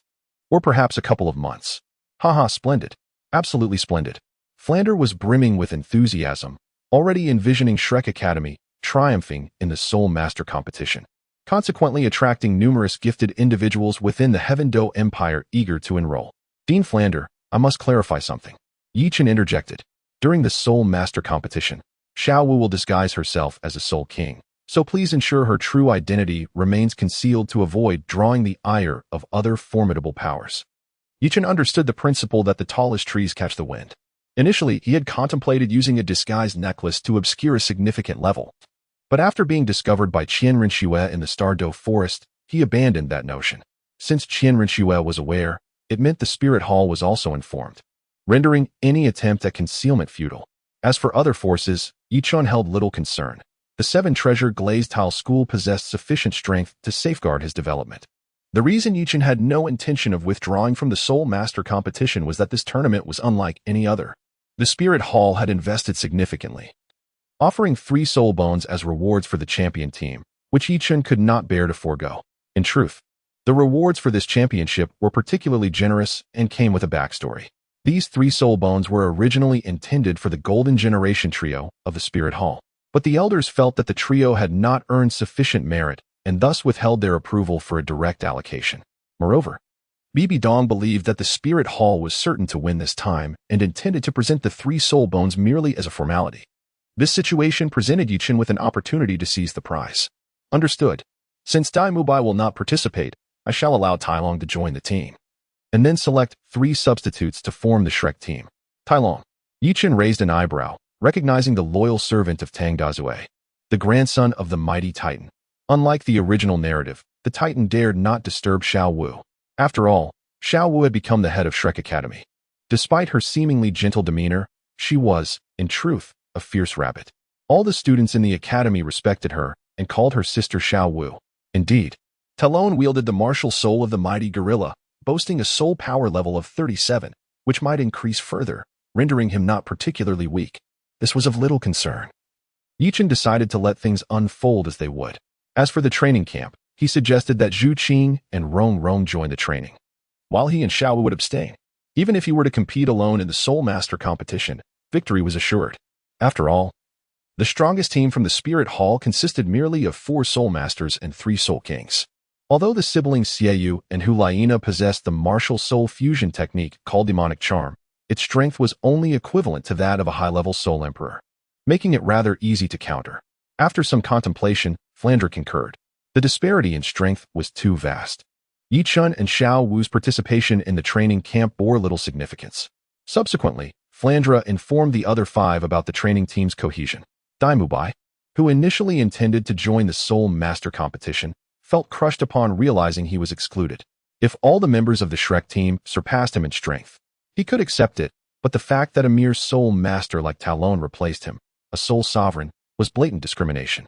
Damn, that old man Flandre actually barred me from participating? In his dormitory, Dai Mubai fumed. It's all that Yichen's fault for targeting me so blatantly. I vow to avenge this grievance. Dai Mubai believed that his exclusion from the Soul Master competition was entirely Yichen's doing. Unfortunately, he felt powerless against Yichun, for this was not the Star Luo Empire, and his princely status held little weight in the Tiando Empire. Chapter 136. The left leg bone of the Nether Spirit Cat after leaving Flandre's office. Yichen recalled the soul bone he had found in the Stardo Forest and prepared to study it thoroughly. Brother, what are you staring at that skeleton for? Shiau Wu inquired curiously, observing Yichen tinkering with a skeletal frame on the table. During my visit to the Stardo Forest with Dean Flandre, I discovered the skeletal frame of a soul beast and obtained a soul bone. I intend to investigate what species the soul beast belongs to. If it suits Zhu Qing, then I shall gift her this soul bone. Zhu Qing was an agile attack-type soul master, and in Yichen's plan, he aimed to eventually equip her with a set of soul bones produced by a 10,000-year agile attack-type soul beast. However, not every soul bone from an agile attack-type soul beast would be suitable for Zhu Qing. In Yichen's view, the soul bone from the Nether Spirit Cat would be the most appropriate for her. The Nether Spirit Cat is not rare on the continent. Gathering a complete set of 6 soul bones from this species should not pose much difficulty. For instance, the Nether Zhu family in the Star Luo Empire undoubtedly harbors a significant collection of Nether Spirit Cat soul bones. With numerous members and a long-standing heritage, they have likely hunted many Nether Spirit Cats over the centuries, resulting in a considerable stock, despite the low drop rate of soul bones. After all, unlike soul rings, which vanish upon a soul master's death, soul bones can be preserved and passed down. Moreover, Yichen could utilize a soul bone age enhancement card to elevate the age of the soul bones, rendering the specific age less critical. Whether they were 100, 1,000, or 10,000 years old mattered only in terms of the amount of gold soul coins required. This must belong to a feline soul beast, Shiau Wu speculated uncertainly, as only the skeletal remains remained. Are you sure? Yichen mused, unable to discern whether it was a feline or a feline-like beast. Perhaps we should invite Zhu Qing to take a look. She should have more expertise on agile attack-type soul beasts. Generally, a soul master may not be well-versed in all soul beast knowledge, but would certainly be knowledgeable about soul beasts related to their own martial soul, as this knowledge is crucial for their future growth. Indeed, Yichen nodded and summoned Zhu Qing. Yu Qing, could you take a look at this soul beast skeleton and see if you can identify which soul beast it belongs to? Yichen pointed to the skeleton on the table. Is this the ancient Nether Spirit Cat? When it comes to other soul beasts, it would indeed be a challenge for Zhu Qing, but she is quite familiar with the Nether Spirit Cat, which shares her martial soul. Yu Qing, are you certain this is the Nether Spirit Cat? There's an 80 to 90% chance it is, Zhu Qing nodded. It seems fortune has smiled upon us, and nothing can hinder it. Qing, this soul bone is for you. With that, Yichen presented the found soul bone to Zhu Qing. With this left leg bone of the Nether Spirit Cat, Zhu Qing now possessed 2 soul bones from the same beast, one of which was a rare external soul bone. Brother Chun, is this left leg bone from this Nether Spirit Cat? Zhu Qing exclaimed joyfully. Yes, during my visit to the Stardo Forest, I was fortunate enough to find it while attaching my 6th soul ring. You can find soul bones too? Zhu Qing was taken aback, wondering when such precious soul bones could be casually discovered. All right, take it and refine it. I believe with this ancient left leg bone, your strength will see considerable enhancement. At present, Zhu Qing was a level 45 soul master, and it was anticipated that after refining this soul bone, she would advance to level 46 and gain an additional soul bone ability. As for enhancing the age of Zhu Juqing's soul bone, Yichen had no immediate plans. For now, resources were limited, and it would be best to wait until they had an abundance of golden soul coins to consider such matters. Subsequently, Zhu Juqing commenced the refinement of the left leg bone from the nether spirit cat. After a short while, she successfully refined the soul bone, and as expected, her soul power level advanced to level 46. Juqing, what is the soul bone ability? Yichen was somewhat intrigued. The technique, named nether puncture, granted an additional 30 points of piercing attribute for half an hour after activation. Quite impressive indeed. This soul skill suits you well. Upon hearing this, Yichen nodded in satisfaction. As a sensitive attack soul master, Zhu Juqing's greatest fear was encountering a defense soul master with exceedingly high defensive capabilities. With the soul bone skill nether puncture providing a piercing effect of 30, Zhu Juqing's ability to break through defenses would significantly increase. Coupled with her previous soul skill, which already had a certain degree of piercing effect, the awkward scenarios of merely scratching the surface would no longer occur. 10 days later, within the royal palace of Tiando City, young master, we have gathered nearly all the intelligence on Yichen, said Shilong, presenting the detailed dossier on Yichen to Qian Rinxue. Over the past few days, Shilong had been quite busy, utilizing the official channels of the Tiando Empire and the Spirit Hall to thoroughly investigate Yichen's background. Elaborate for me, Qian Rinxue inquired, glancing at the extensive report in Shilong's hands without looking directly at it. You won't believe this. His true age is not 18, but 14. Shilong dropped a bombshell right at the start. He harbored a deep resentment over this revelation, as he had initially sent people to investigate Yichen based on the assumption that he was 18. The mistake regarding his age was puzzling. 14? Is there really a soul emperor at such a young age? Are you certain you're not jesting? Qian Rinxue's eyes widened in disbelief. Yes, indeed, he is only 14. This lad hails from Nodding City, and it was our Spirit Hall's awakening steward who helped him awaken his martial soul. Nodding City? Where is that? Qian Rinxue pondered, as she could not recall any major city by that name on the continent. Young master, Nodding City is a remote small town located in the Fastno province, not far from the border between the Tiando and Xinglua empires. A remote small town? Could it possibly harbor a hidden family? I cannot say if Nodding City has a hidden family, but Yichen's background is ordinary. He is an orphan. His parents joined the Tiando Empire, but perished on the battlefield against the Xinglua Empire. It seems that the Tiando Empire hasn't engaged in large-scale warfare with the Xinglua Empire in recent years. How did Yichen's parents meet their demise? Qian Rinxue pondered, considering Yichen's exceptional talent and strong martial soul. According to the theory of martial soul inheritance, his parents must have been formidable soul masters as well. It was perplexing that even without large-scale conflicts between the two empires, there were still high-level soul masters who had fallen. You see, this is precisely what I find perplexing, Shilong confessed. According to the records from the Spirit Hall in Nodding City, when Yichen awakened his martial soul, it was merely an ordinary bamboo staff with innate soul power of only level 3. Shilong found it unfathomable how Yichen could, with innate level 3 soul power, achieve the rank of Soul Emperor at the tender age of 14. Innate level 3 soul power? Qian Rinxue was taken aback upon learning that Yichen was only 14. She had assumed his situation was similar to hers, awakening with innate level 20 or even higher soul power. To her astonishment, it was merely level 3. While level 3 innate soul power could not be deemed entirely useless, it was certainly common on the continent. Shilong, are you certain your intelligence organization is not trying to deceive me? Qian Rinxue voiced her skepticism, doubting that the intelligence personnel might have fabricated information due to their inability to uncover Yichen's true background. Young master, I assure you, I swear these reports are absolutely authentic. If what I say is false, may I meet a terrible fate. Shilong promptly swore an oath to Qian Rinxue. Then enlighten me. How can a level 3 soul master cultivate to become a soul emperor in a mere 8 years? Even I, who awakened with innate level 20 soul power, could not reach the rank of soul emperor by the age of 14. Listening to Shilong's vow, Qian Rinxue ceased doubting the veracity of the information. After all, if one were to concoct a story, it would not be so outlandish. Yet she truly could not fathom how Yichen managed his cultivation. Had he perhaps consumed some miraculous elixir? Well, young master, I am equally at a loss. Otherwise, I wouldn't still be a rank 91 titled Douluo, Shilong lamented. If he had known the secret, he would have already risen to prominence in the Hall of Offerings. By the way, you mentioned that his martial soul was merely an ordinary bamboo staff at the time of awakening? Why does it appear so different now? Qian Rinxue questioned, perplexed by how the soul power could have evolved while the martial soul itself seemed to have transformed. Perhaps his martial soul has undergone an evolution. Shilong responded promptly. Did you really need to state the obvious? What I am inquiring about is the reason for this evolution. Qian Rinxue shot Shilong a glare. Is there any other information? That is all we have regarding Yichen. However, the intelligence personnel also investigated the backgrounds of those around him and found several intriguing details. Oh, Qian Rinxue's interest was piqued.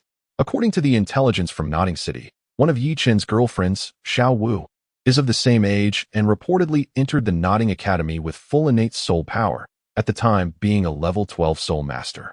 However, when she was 11, she disguised her appearance and participated in the battle arena in Soto City, already at level 46 as a soul zone. This means that the Xiao Wu improved her soul power by over 30 levels in just 5 or 6 years. The registration records from the Nodding Junior Soul Master Academy confirmed her entry, and her participation in the Soto City battle arena also left a trace, as her martial soul could not be altered despite her change in appearance. Qian Rinxue found it hard to believe that someone with full innate soul power could rise so dramatically. By the way, young master, we also discovered that Yichen's other girlfriend, Zhu Qing, is the second miss of the Yueming Zhu family from the Xinglua Empire. The Yueming Zhu family of the Xinglua Empire are not the direct descendants of the Zhu family traditionally allied with the royal family of Xinglua through marriage. How did she become involved with Yichen? Qian Rinxue mused, considering Yichen's audacity in courting someone from the royal family. However, given his previous exploits in the Stardo Forest, he did not seem one to shy away from such bold actions. Young master, this is not even the most intriguing part. The most fascinating detail is that Zhu Qing is betrothed to the third prince of the Xinglua Empire, Dai Mubai, who is currently at Shrek Academy. Years ago, Dai Mubai fled to Shrek Academy in Soto City to escape the pressure from the first prince, Davis. But when Zhu Qing came searching for him, she ended up developing feelings for Yichen. At this point, Shilong's expression turned peculiar. His fiancée, he traveled a great distance to find him, only to fall for another. How could he bear such a betrayal? Qian Rinxue was speechless, entirely unprepared for Yichen's audacious behavior. Young master, do you still intend to recruit Yichen?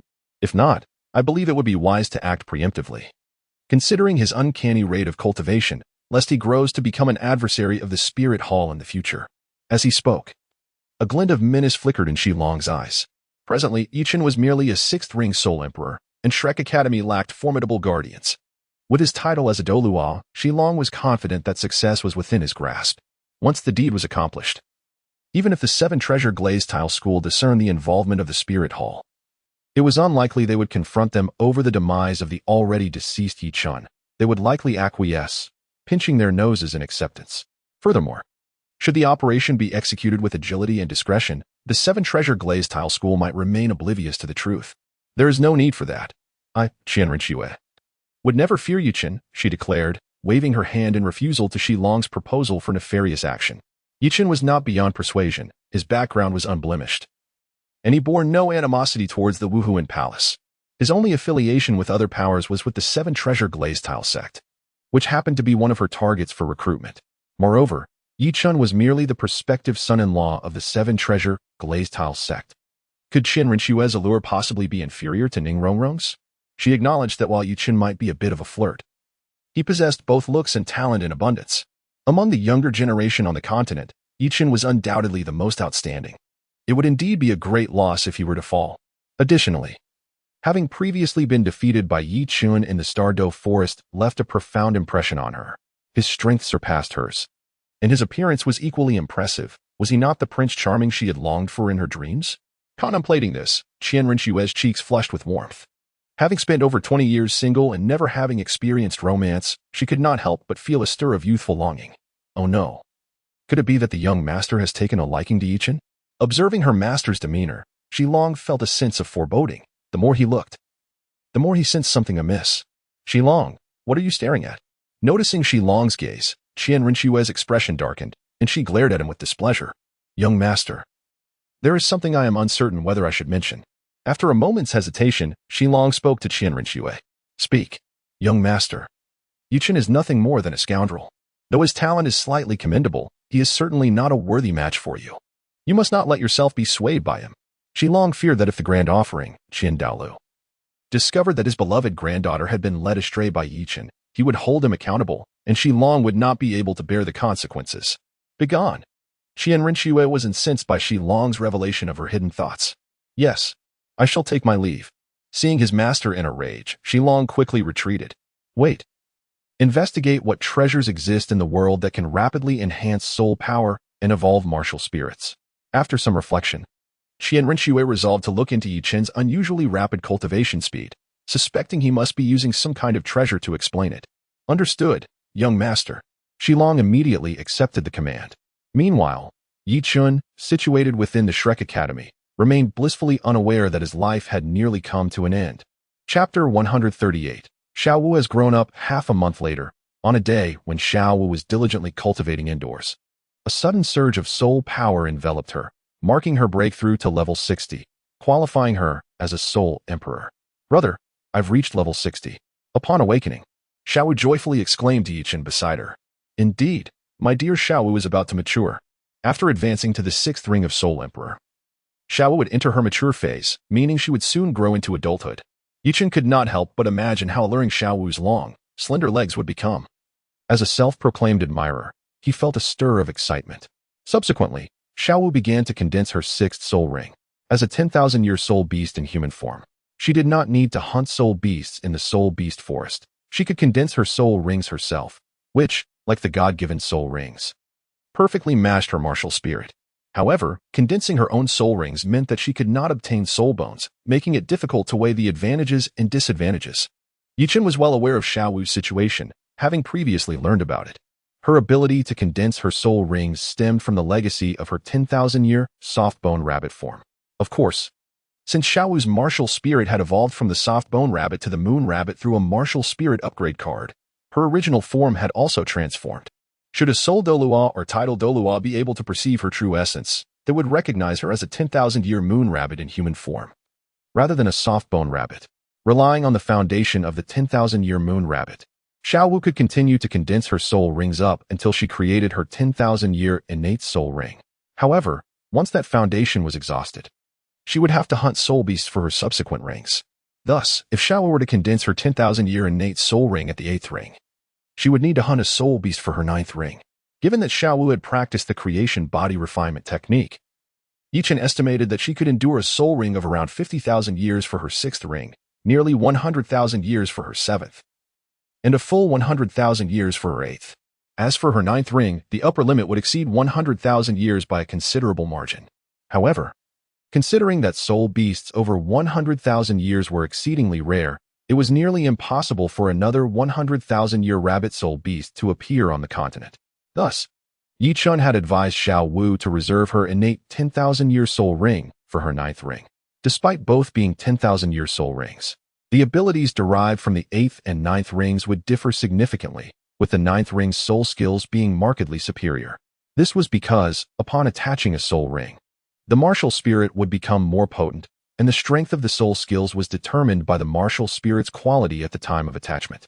If the martial spirit did not undergo evolution, or if the soul ring's age did not increase, the strength of the soul skills would remain fixed, excluding the factor of soul power level. Although Yichun had not tested the 10,000-year soul rings enhanced by the soul ring age enhancement card, he suspected that the situation would be similar to that of soul bones, where it was likely that only one soul skill would be produced. If the soul ring was inherently 10,000 year, then 2 soul skills would be generated. It was precisely for this reason that Yichun had instructed Xiao Wu to reserve her 10,000-year soul ring for her 9th. 2 10,000-year 8th soul skills, combined with 1 10,000-year 9th soul skill, would undoubtedly be inferior to 1 10,000-year 8th soul skill, paired with 2 10,000-year 9th soul skills. As the moon rabbit, exuding an aura of the lunar essence, Xiao Wu was enveloped in a soft, silvery glow. Yichun observed that, in addition to the 5 dark soul rings surrounding Xiao Wu, a yellow 100-year soul ring had emerged, and its age was rapidly increasing. Before long, her 6th soul ring transformed into a purple 1,000-year soul ring. After a significant passage of time, the color of the soul ring deepened, evolving into a black 10,000-year soul ring, with its age continuing to rise steadily. Gradually, as day turned to night and a small portion of the day elapsed, the age of Xiao Wu's 6th soul ring approached 50,000 years. At this juncture, Shiau was nearing her limit as well. Soon after, the age of the sixth soul ring stabilized. From Yi Chun's perspective, the age of Shiau Wu's sixth soul ring would not be inferior to his own, both having surpassed 50,000 years. Although Yi Chun had a 100,000-year external spirit bone, the chaotic azure lotus, and a 100,000-year thorny iron tree bone in his left arm at the time of adding his sixth soul ring, Shiau Wu possessed no spirit bones. Nevertheless, her martial spirit was of divine quality, and like Yi Chun, she had practiced the chaotic body refinement technique. Excluding the influence of spirit bones, Shiau Wu's physical prowess was considerably superior to Yi Chun's, who was a weapon spirit master. Moreover, the previously acquired 50,000-year bloodthirsty devil vine soul ring had not truly reached Yi Chun's threshold of endurance. The challenge lay in the difficulty of finding a high-age soul ring that matched one's own capabilities.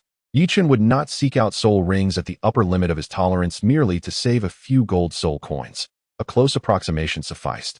The upper limit of one's endurance is not an exact figure, and fluctuations can be substantial. Furthermore, it is impossible to accurately gauge the age of soul beasts, as lingering on the edge of one's limits carries the risk of catastrophic failure. In contrast, Shiau Wu's ability to condense soul rings or absorb divine-bestowed soul rings altered the circumstance. With each incremental increase in the age of her soul ring, she could probe her limits, and when nearing the point of collapse, she could stabilize the age without fear of exceeding her capacity. Upon successfully condensing her sixth soul ring, her soul power level ascended directly to the 62nd rank, that of a soul emperor, and her appearance underwent a notable transformation. Previously, Shiau Wu appeared to be around 16 years of age, but now she seemed to have matured by 2 years, resembling an 18-year-old. Indeed, the grown-up Shiau Wu had become even more enchanting. Yi Chun couldn't help but exclaim in admiration, the grown-up Shiau Wu is no less impressive than Qianren Xue. One could say they each possess their own unique merits. Brother, I've entered my mature phase. Upon awakening, Shiau Wu excitedly dashed towards Yi Chun. My dear Shiau Wu has become even more beautiful. Suddenly, Shiau Wu stood up, comparing their heights, only to find that Yi Chun, standing at 1.78 meters, seemed to be a few centimeters shorter than herself. Brother, did we not agree to grow up together? How is it that you have become shorter? Shiau Wu teased playfully, casting a mischievous glance at Yi Chun. Yi Chun. In truth, Yi Chun is not short. After all, he is merely 14 years old. Were it not for his elevated soul power level, the average 14-year-old boy might not even surpass his height. He is certainly not a muscle-bound beast martial spirit soul master. Thus, in terms of stature, he possesses little advantage. Chapter 139. Ning Rongrong's Slight Insecurity. By the way, Shiau Wu, what is your sixth soul skill? Yi Chun shifted the conversation. In the original text, Shiau Wu possessed a 100,000-year sixth soul ring, which undoubtedly surpassed the current one by several magnitudes. However, that was a price paid with her life, rendering any comparison futile. It was an amplification-type soul skill, the sixth soul skill, Power of the Moon, which could enhance her attack, defense, and speed by 150 for half an hour. A percentage amplification soul skill? Quite impressive. After some contemplation, Yi Chun recognized the remarkable nature of Shiau Wu's sixth soul skill, Power of the Moon. Presently, it was merely at the 10,000-year mark, undoubtedly. Its efficacy would be even greater once it reached the 100,000-year threshold in the future. That night, Yi Chun found himself unable to sleep, captivated by Shiau Wu's long, slender legs until dawn. The following morning, during breakfast, Ning Rongrong's eyes widened as she beheld the grown-up Shiau Wu. Shiau Wu, how have you changed so dramatically overnight? Ning Rongrong exclaimed, comparing their heights and feeling an overwhelming sense of inadequacy. Although Zhu Zhuqing was also shorter than Shiau Wu, her well-developed physique and alluring figure made a stark contrast. In that moment, Ning Rongrong couldn't help but feel a twinge of self-doubt, lacking both height and a well-defined physique. Rongrong, do not feel inferior. You are still young and will grow in time. Yi Chun gently patted Ning Rongrong's head, offering words of comfort. It's all your fault. Didn't you promise to help me grow taller? Why am I still like this? Ning Rongrong shot Yi Chun a disgruntled glance, her eyes fixated on her own chest, where she could barely see her toes, expressing her dissatisfaction. Zhu Zhuqing felt a strange sense of unease regarding Ning Rongrong's demeanor. Fine, I shall assist you tonight. Yi Chun spoke with profound significance. Go away, how shameless. Ning Rongrong blushed and retorted to Yi Chun. Yet, for some inexplicable reason, in the face of Yi Chun's teasing, she found herself somewhat anticipating it. Rongrong, you little vixen, Can you really feel shy? Xiao Wu gazed at Ning Rongrong in astonishment, as though she had stumbled upon a new world. How outrageous, Xiao Wu. Are we no longer best friends? This cannot stand. Watch me unleash my 9 white bone claw. With that, Ning Rongrong lunged at Xiao Wu, forsaking her breakfast to tickle her friend's underarms. Observing the playful scuffle between Xiao Wu and Ning Rongrong, Yichen cast a glance at Zhu Zhuqing, unable to suppress his fanciful thoughts, wondering when he might experience a night of shared slumber. Alas, he chided himself for indulging in such frivolous notions. Zhu Zhuqing, how could you be oblivious to Yichen's subtle intentions? Ahem, Zhu Zhuqing, where has your mind wandered? I am but a person of integrity. Yichen spoke with righteous indignation. Indeed, you are a serious individual, yet when you take things too seriously, you cease to be human. Ah, you, Zhuqing, will have much to behold this evening. Yichen said resentfully, if you have the capability, then come at me.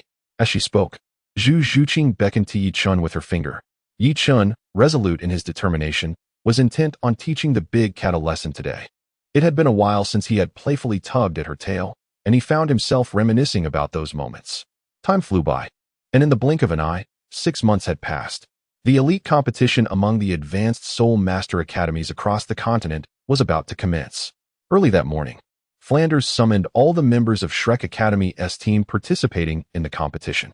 The Shrek team was composed as follows: Captain, Yichun, Martial Soul, Tranquil Bamboo Staff. Level 66 Control System Soul Emperor. Vice Captain, Ning Rongrong, Martial Soul, 9 Treasure Glazed Tile Pagoda, Level 45 Support System Soul Master. Though Xiao Wu possessed the highest soul power level after Yichun, her impulsive nature in battle and lack of prudence led to the decision of appointing the support-oriented Ning Rongrong as the vice captain. Xiao Wu, Martial Soul, Moon Rabbit. Level 63 Attack System Soul Emperor. Zhu Zhuqing, Martial Soul, Nether Spirit Cat, Level 47 Agility System Soul Master. Oscar, Martial Soul, Sausage, Level 42 Food System Soul Master. Ma Hongjun, Martial Soul, Fire Phoenix, Level 42 Attack System Soul Master. Talon, Martial Soul, Mighty Gorilla, Level 38 Attack System Soul Ancestor. Additionally, there were 3 substitutes: Jiangzhu, Martial Soul, Healing Staff, Level 35 Healing System Soul Ancestor. Huang Yuan, Martial Soul, Lone Wolf, Level 35 Attack System Soul Ancestor. Interestingly, Huang Yuan's Martial Soul, like that of the blind Douluo Yuntao, was also a lone wolf. Could it be that their ancestors were related? Jingling, Martial Soul, Skeleton. Level 35 Agility System Battle Soul Ancestor. Among them, Zhu Zhuqing's soul power was nearing level 48, and with ample time before the finals of the competition commenced, it was certain she would break through to level 48 Soul Master before the decisive match. Ahem, the Soul Master competition is about to begin. Are you all prepared? Flanders inquired, clearing his throat. Ready. The group responded in unison. Excellent. You are about to represent our academy in the Soul Master competition, and it is imperative that you exhibit the spirit of Shrek Academy. I have prepared team uniforms for you, and I hope you will find them to your liking. Flanders remarked with a cheerful expression. Team uniforms? Upon hearing the mention of uniforms, Yichen immediately thought it boded ill. Not only was Flanders' appearance rather unappealing, but his taste also left much to be desired. In the original narrative, it seemed that the uniforms of Shrek Academy were quite peculiar. Amongst the myriad of colors in the world, Flanders had the audacity to choose a shade reminiscent of excrement, thus highlighting his distinctive taste. Moreover, this cunning old merchant had the audacity to advertise on the uniforms, as if he were entirely ensnared by the allure of wealth. Indeed, Yichen soon witnessed Flanders extracting a heap of those unsightly, excrement-hued garments from his storage soul guide. Well, here are the meticulously prepared competition uniforms for you. Take a look and see if they fit, Flanders proclaimed as he distributed the uniforms to the group. Principal, I want to comment on the style of these uniforms. But why on earth is the color a shade of excrement? Before Yichen could voice his thoughts, Oscar, who had received a uniform, began to voice his disdain. Indeed, Principal, how could such an unsightly garment exist? Isn't this detrimental to our morale? Ma Hongjun lamented, his discontent palpable as he held the competition uniform. Exactly, Principal Flanders. These clothes are horrendously ugly. I never anticipated your taste to be so lacking. Ning Rongrong chimed in, following suit. As a delightful little fairy, how could she possibly wear such a dreadful shade? Ahem, ugly? Surely not. I find them quite appealing. Flanders raised his gaze. bemused by what he perceived as the poor taste of the current youth. To him, these garments, which he deemed beautiful, were met with such aversion. Principal Flander. These uniforms are far too unique for our sensibilities. We simply cannot bear them. Let us opt for a different set. Yuchen spoke to Flander. Indeed. My brother is right. This attire is utterly unappealing, and Sister Shiau would never wear it. Shiau immediately concurred. Well, our academy's finances are somewhat constrained, and besides, the team uniforms have already been produced. Would you consider making do with them? The prospect of Flander reaching into his pockets once more was out of the question. Wear them if you wish. Chapter 140. The Evolution of Martial Spirits. Dean Flander. Our Shrek Academy is, after all, a prestigious institution for advanced soul masters. Wearing such a peculiar uniform during competitions would surely invite ridicule from other soul master academies. If our performance suffers due to the attire, the repercussions could be significant. Yuchen gently coaxed. The competition uniforms have been distributed to you. Wear them if you wish. If you choose not to, it's up to you to procure your own. For I, the dean, am devoid of funds. Flander shrugged nonchalantly. Do as you please, just refrain from asking me for money. What a miser! Ning Rongrong muttered in dissatisfaction. Subsequently, Flander began to elucidate the regulations of the Soul Master competition. In essence, the rules were few. As long as one possessed strength, they were trivial matters. Given the current prowess of the Shrek team, a direct approach would suffice. Immediately, the group headed to a clothing store in Tiando City to customize their uniforms.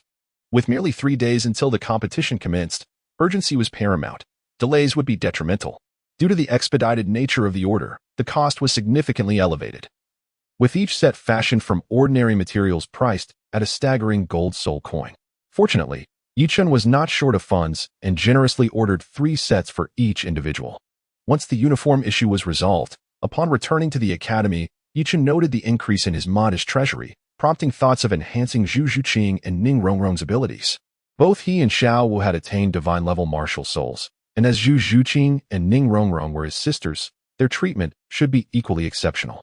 Previously constrained by a lack of gold soul coins, he now sought to rectify that. However, the 3 gold soul coins could only procure 3 martial soul upgrade cards. Nonetheless, the 7 treasures glazed tile was already a premier martial soul. After Ning Rongrong consumed the Qi Luo tulip, the quality of her martial soul ascended to a higher echelon, transforming into the 9 treasures glazed tile. Considering the remarkable auxiliary effects of the 9 treasures glazed tile, it was likely just a step away from divine level status, potentially requiring only a single upgrade card for its elevation. With 3 upgrade cards in hand, it was highly probable that both of their martial souls could transcend into divine level.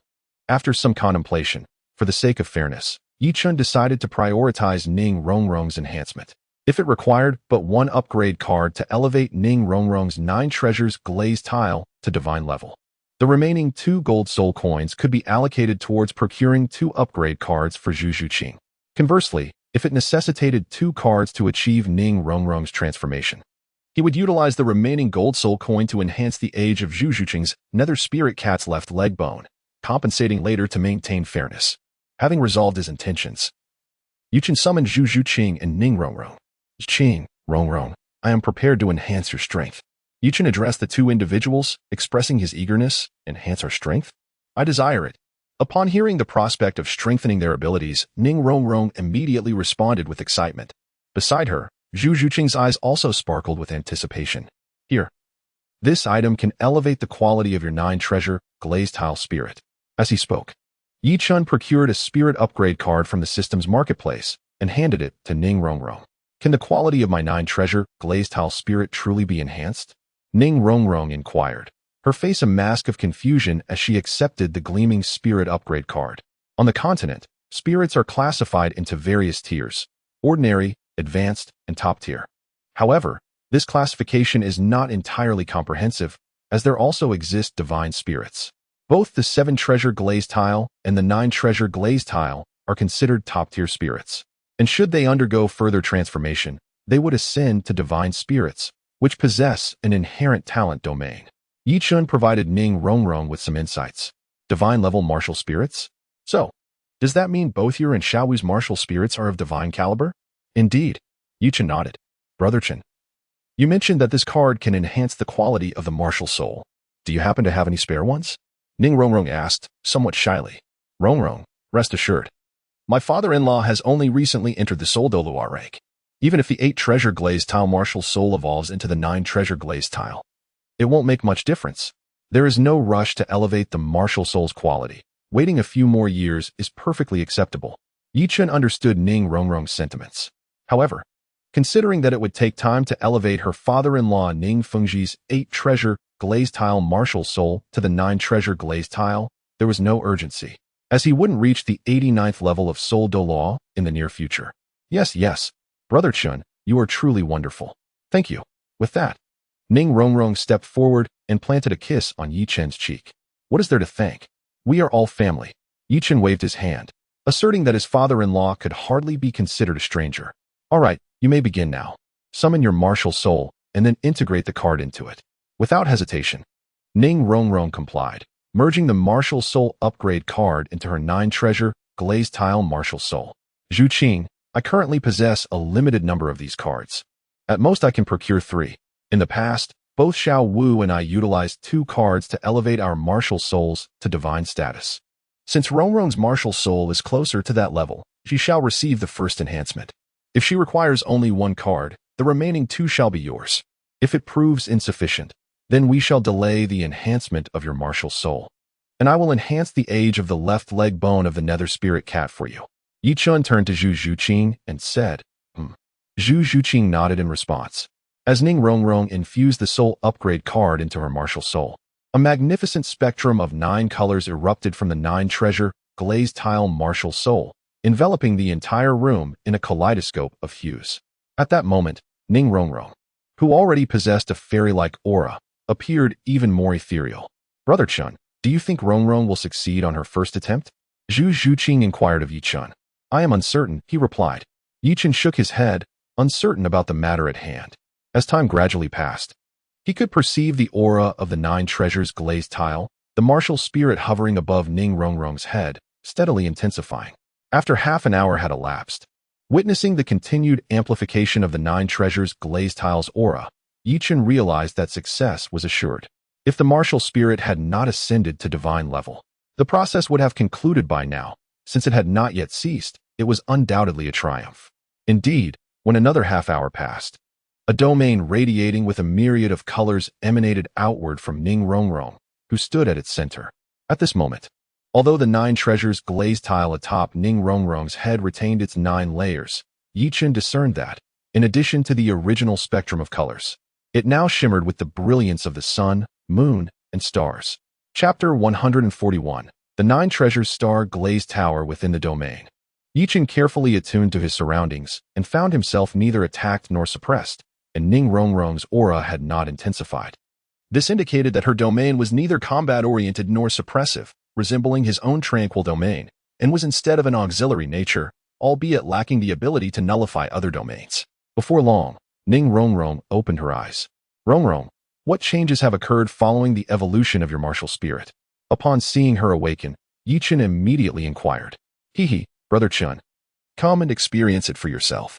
The 9 treasures have transformed into star-glazed, and it is said, strength. Ning Rongrong did not respond directly. Instead, her first soul ring glimmered faintly as she unleashed her first soul skill, augmenting strength.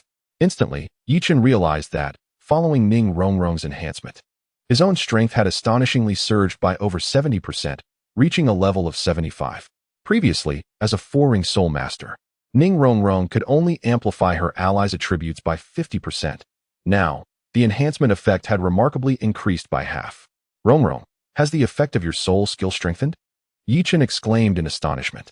It is worth noting that Ning Rongrong's amplification ability was already formidable, and now, with its further enhancement, it seemingly leaves no room for other support-type soul masters. Indeed, previously, each amplification attribute could only enhance by 10 at its base level, and with each major level increase, it would amplify by an additional 10. However, following the evolution of her martial soul, the base amplification now stands at 15, with each additional ring providing a further enhancement of 15, a remarkable improvement of 50%. Ning Rongrong, brimming with excitement, declared that her father, Ning Fengji, currently an 8-ring soul Douluo, achieved an amplification effect of merely 90, excluding the 8th soul skill. Yet, upon her advancement to the 5-ring soul king, Her amplification capacity could reach as high as 90. She resolved to claim the title of the continent's foremost support type, Soul Master, from her father. It can be said that the newly evolved martial soul surpasses not only the 7 Treasures Glazed Tower, but could even dominate the 9 Treasures Glazed Tower martial soul. Indeed, it is certain that in the future, Rongrong will undoubtedly become the strongest support on the continent. By the way, Rongrong, let us bestow a new name upon your martial soul. Henceforth, it shall be known as the 9 Treasure Star Glazed Tower.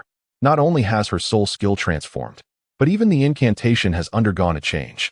Upon hearing Ning Rongrong's words, Yichen noticed that previously, when she cast buffs, she would chant 9 treasures manifesting with glaze, whereas now she recites 9 treasures manifesting with starlight. Rongrong. It appears that the 7 Treasures Glazed Tower martial soul is not only related to gemstones, but also connected to the sun, moon, and stars. No wonder my father-in-law's martial soul was able to evolve into the 8 Treasures Glazed Tower. Observing the celestial radiance emanating from Ning Rongrong's 9 Treasure Star Glazed Tower martial soul, Yichen recalled gifting Ning Fengji an immature Starluo Spirit Pearl, which similarly prompted the evolution of his martial soul. The Starluo Spirit Pearl, a celestial herb, absorbs the essence of the stars and moon to enhance itself. Closely tied to celestial phenomena.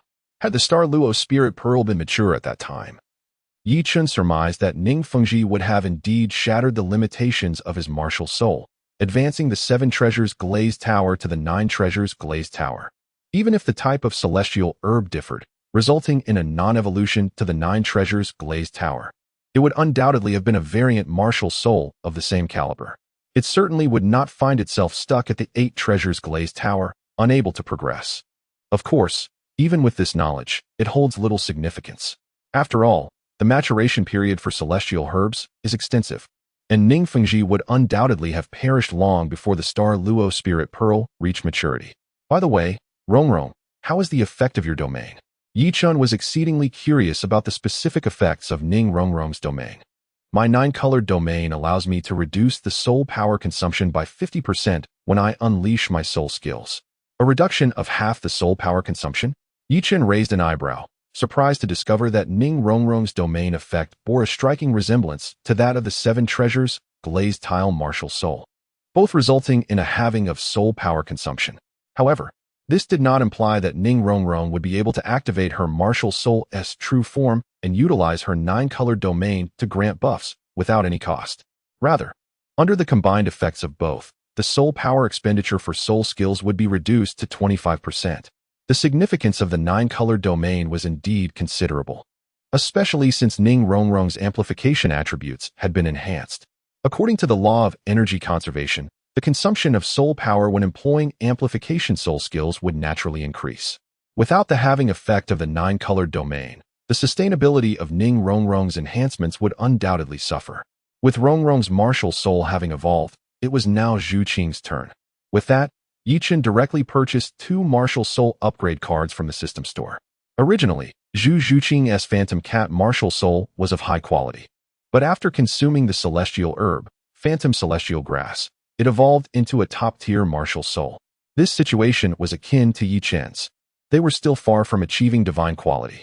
1 upgrade card would certainly be insufficient, hence Yichen procured 2. Nodding slightly, Zhu Qing accepted the upgrade cards and released her martial soul, infusing the first upgrade card into the Phantom Cat martial soul. In an instant, the Phantom Cat martial soul radiated a dim glow, enveloping Zhu Qing entirely. Why does it feel like Zhu Qing has transformed into a legendary succubus? Ning Rongrong remarked, her eyes widening at the dark aura surrounding Zhu Qing. Having always been fond of reading various whimsical novels, she couldn't help but click her tongue. Indeed, the legendary succubus is depicted as wearing leather, possessing a tail, and an alluring figure. If only she had a whip, it would be even more fitting. Yichen nodded in agreement. Oh, really? Isn't it just the overworked oxen? Ning Rongrong replied, looking utterly perplexed. Rongrong, you are far too knowledgeable. Yichen wore a sullen expression, casting a glare at Ning Rongrong. What a joke. Would he exhaust himself? Absolutely not. Ning Rongrong disdainfully curled her lip. Half an hour later, as Yichen had anticipated, the dark radiance surrounding Zhu Qing gradually faded. The Nether Cat martial soul had failed to surpass the threshold of divine quality and ascend. However, This martial soul upgrade card was not without merit. Yichen noticed that his beloved feline companion's nether cat seemed more vibrant and spirited than before. Chapter 142. The Decline of Society and the Erosion of Human Morality. Brother Chun, I was unable to succeed, Zhu Zhuqing said to Yichun, her voice tinged with embarrassment. Although she was unaware of the exact value of the martial soul upgrade card, she understood that it was undoubtedly a treasure on par with 100,000-year soul bone. Don't worry, aside from Rongrong. Both Xiaowu and I used 2 cards before we achieved evolution. I believe you will surely succeed on your second attempt. Yichen offered some consolation. Recognizing that Zhu Zhuqing's initial failure was well within his expectations, as her foundation was somewhat lacking. Oh, Zhu Zhuqing nodded and began to use her second soul ring upgrade card. The familiar scene unfolded once more, as a dim glow enveloped her. Chingi, where did this card that enables soul evolution come from? Ning Rongrong inquired softly to Yichun.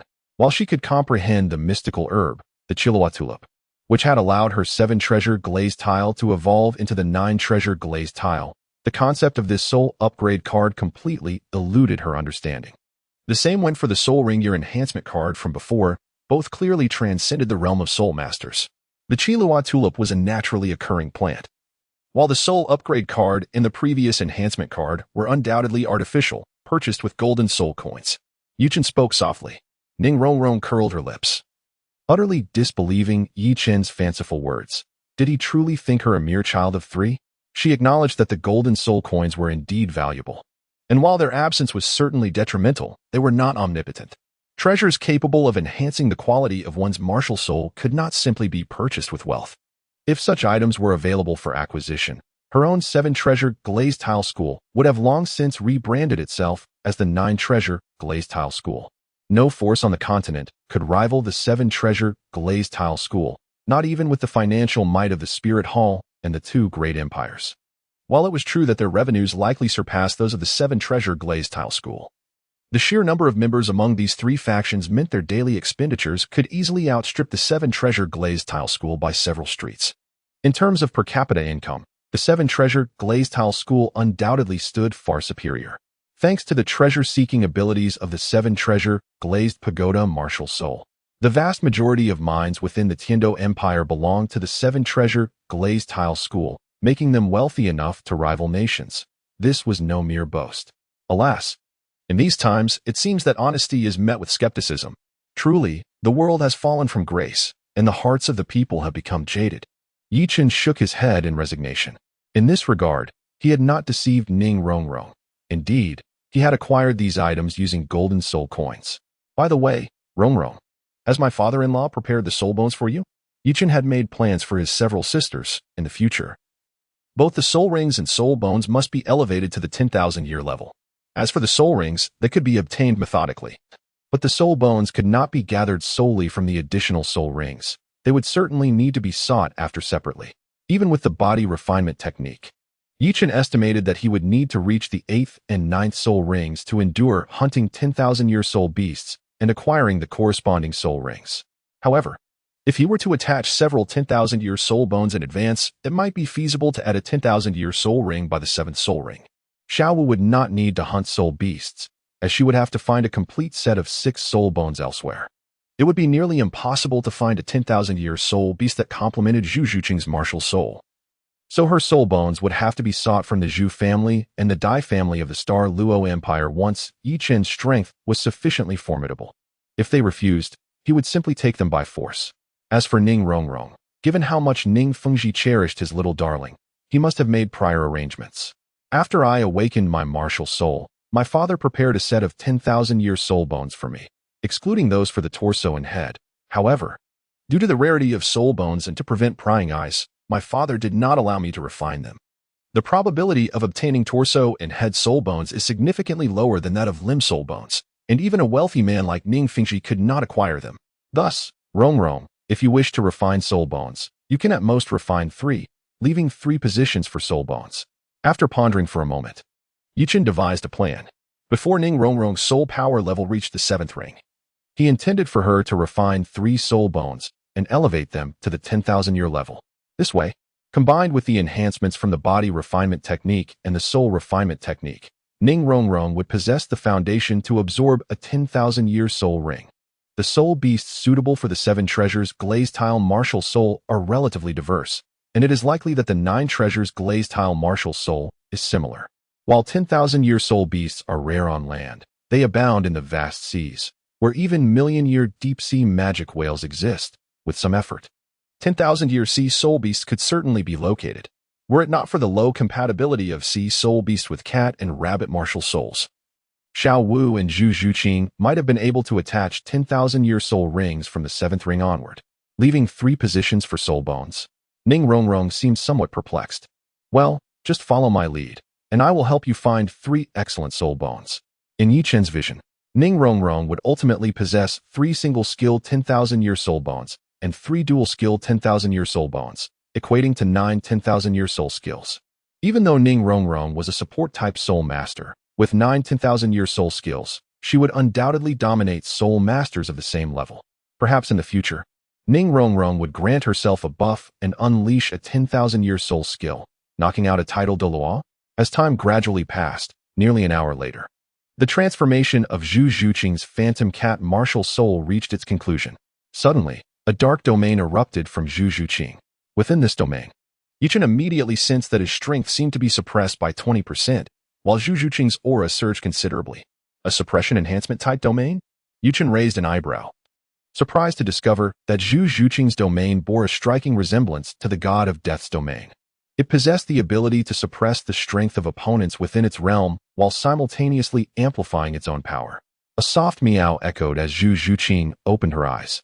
Yi Chen noticed that Zhu Zhuqing's nether cat martial soul had not undergone significant changes in size. It remained petite.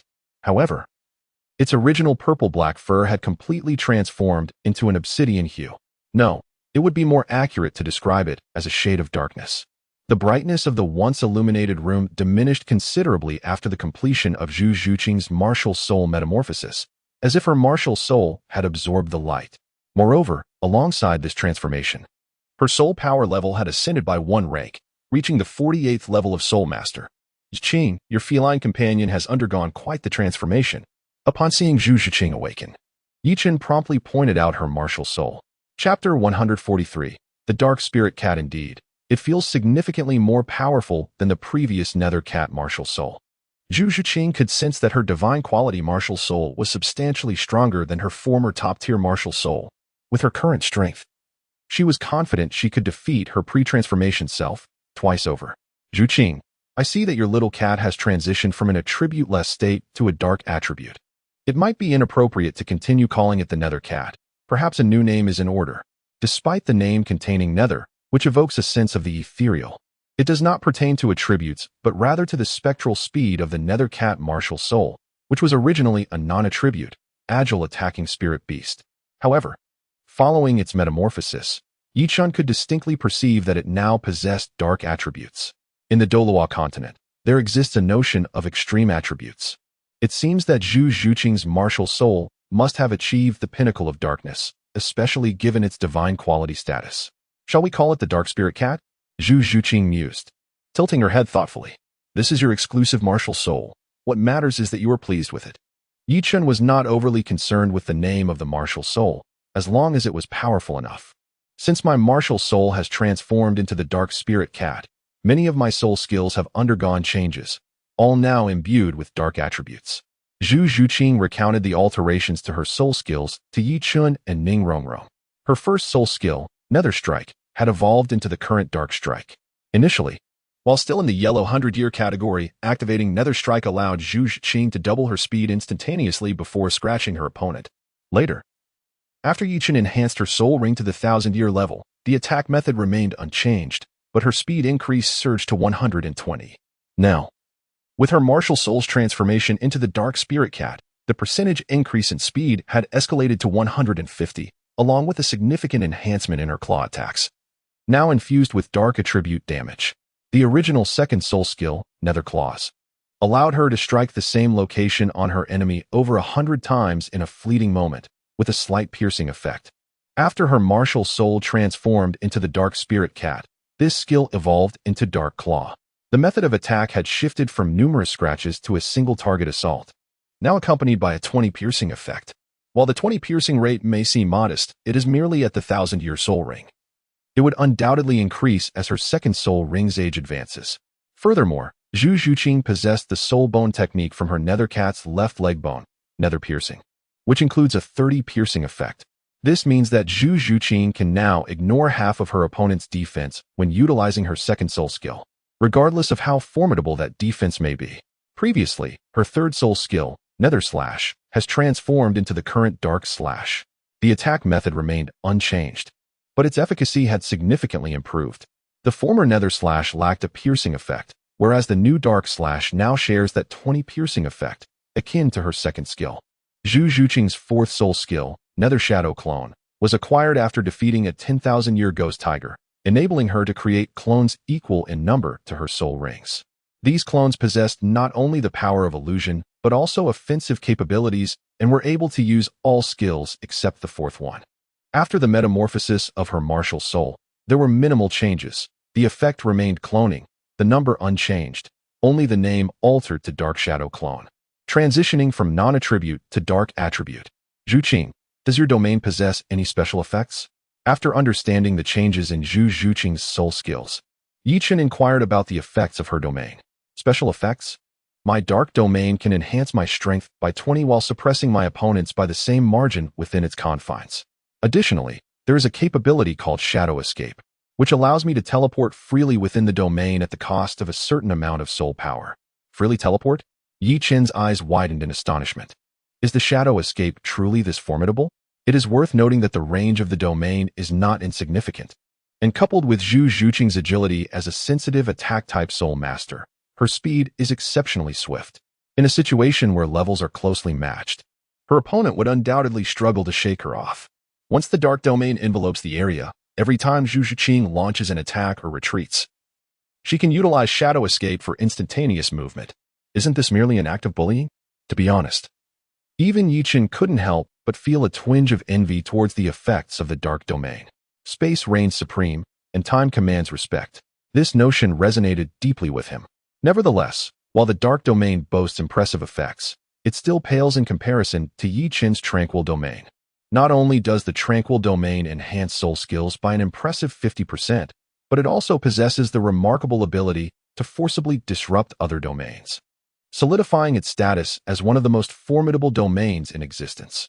After all, among the world's elite, possessing a domain is a commonality, exemplified by figures such as Qian Daolu, Poseidon, Tang Chun, and Bibi Dong. In Yi Chen's perspective, his tranquil domain's domain-breaking capability, along with Xiao Wu's lunar domain's soul power absorption effect and Zhu Zhuqing's dark domain's shadow escape, all exhibit commendable efficacy. In contrast, Ning Rongrong's colorful domain merely reduces soul power by 50, lacking any additional special effects, which renders it somewhat inferior when compared to the domains of the other three. Naturally, as a support-type soul master, Ning Rongrong has a substantial demand for soul power, making the colorful domain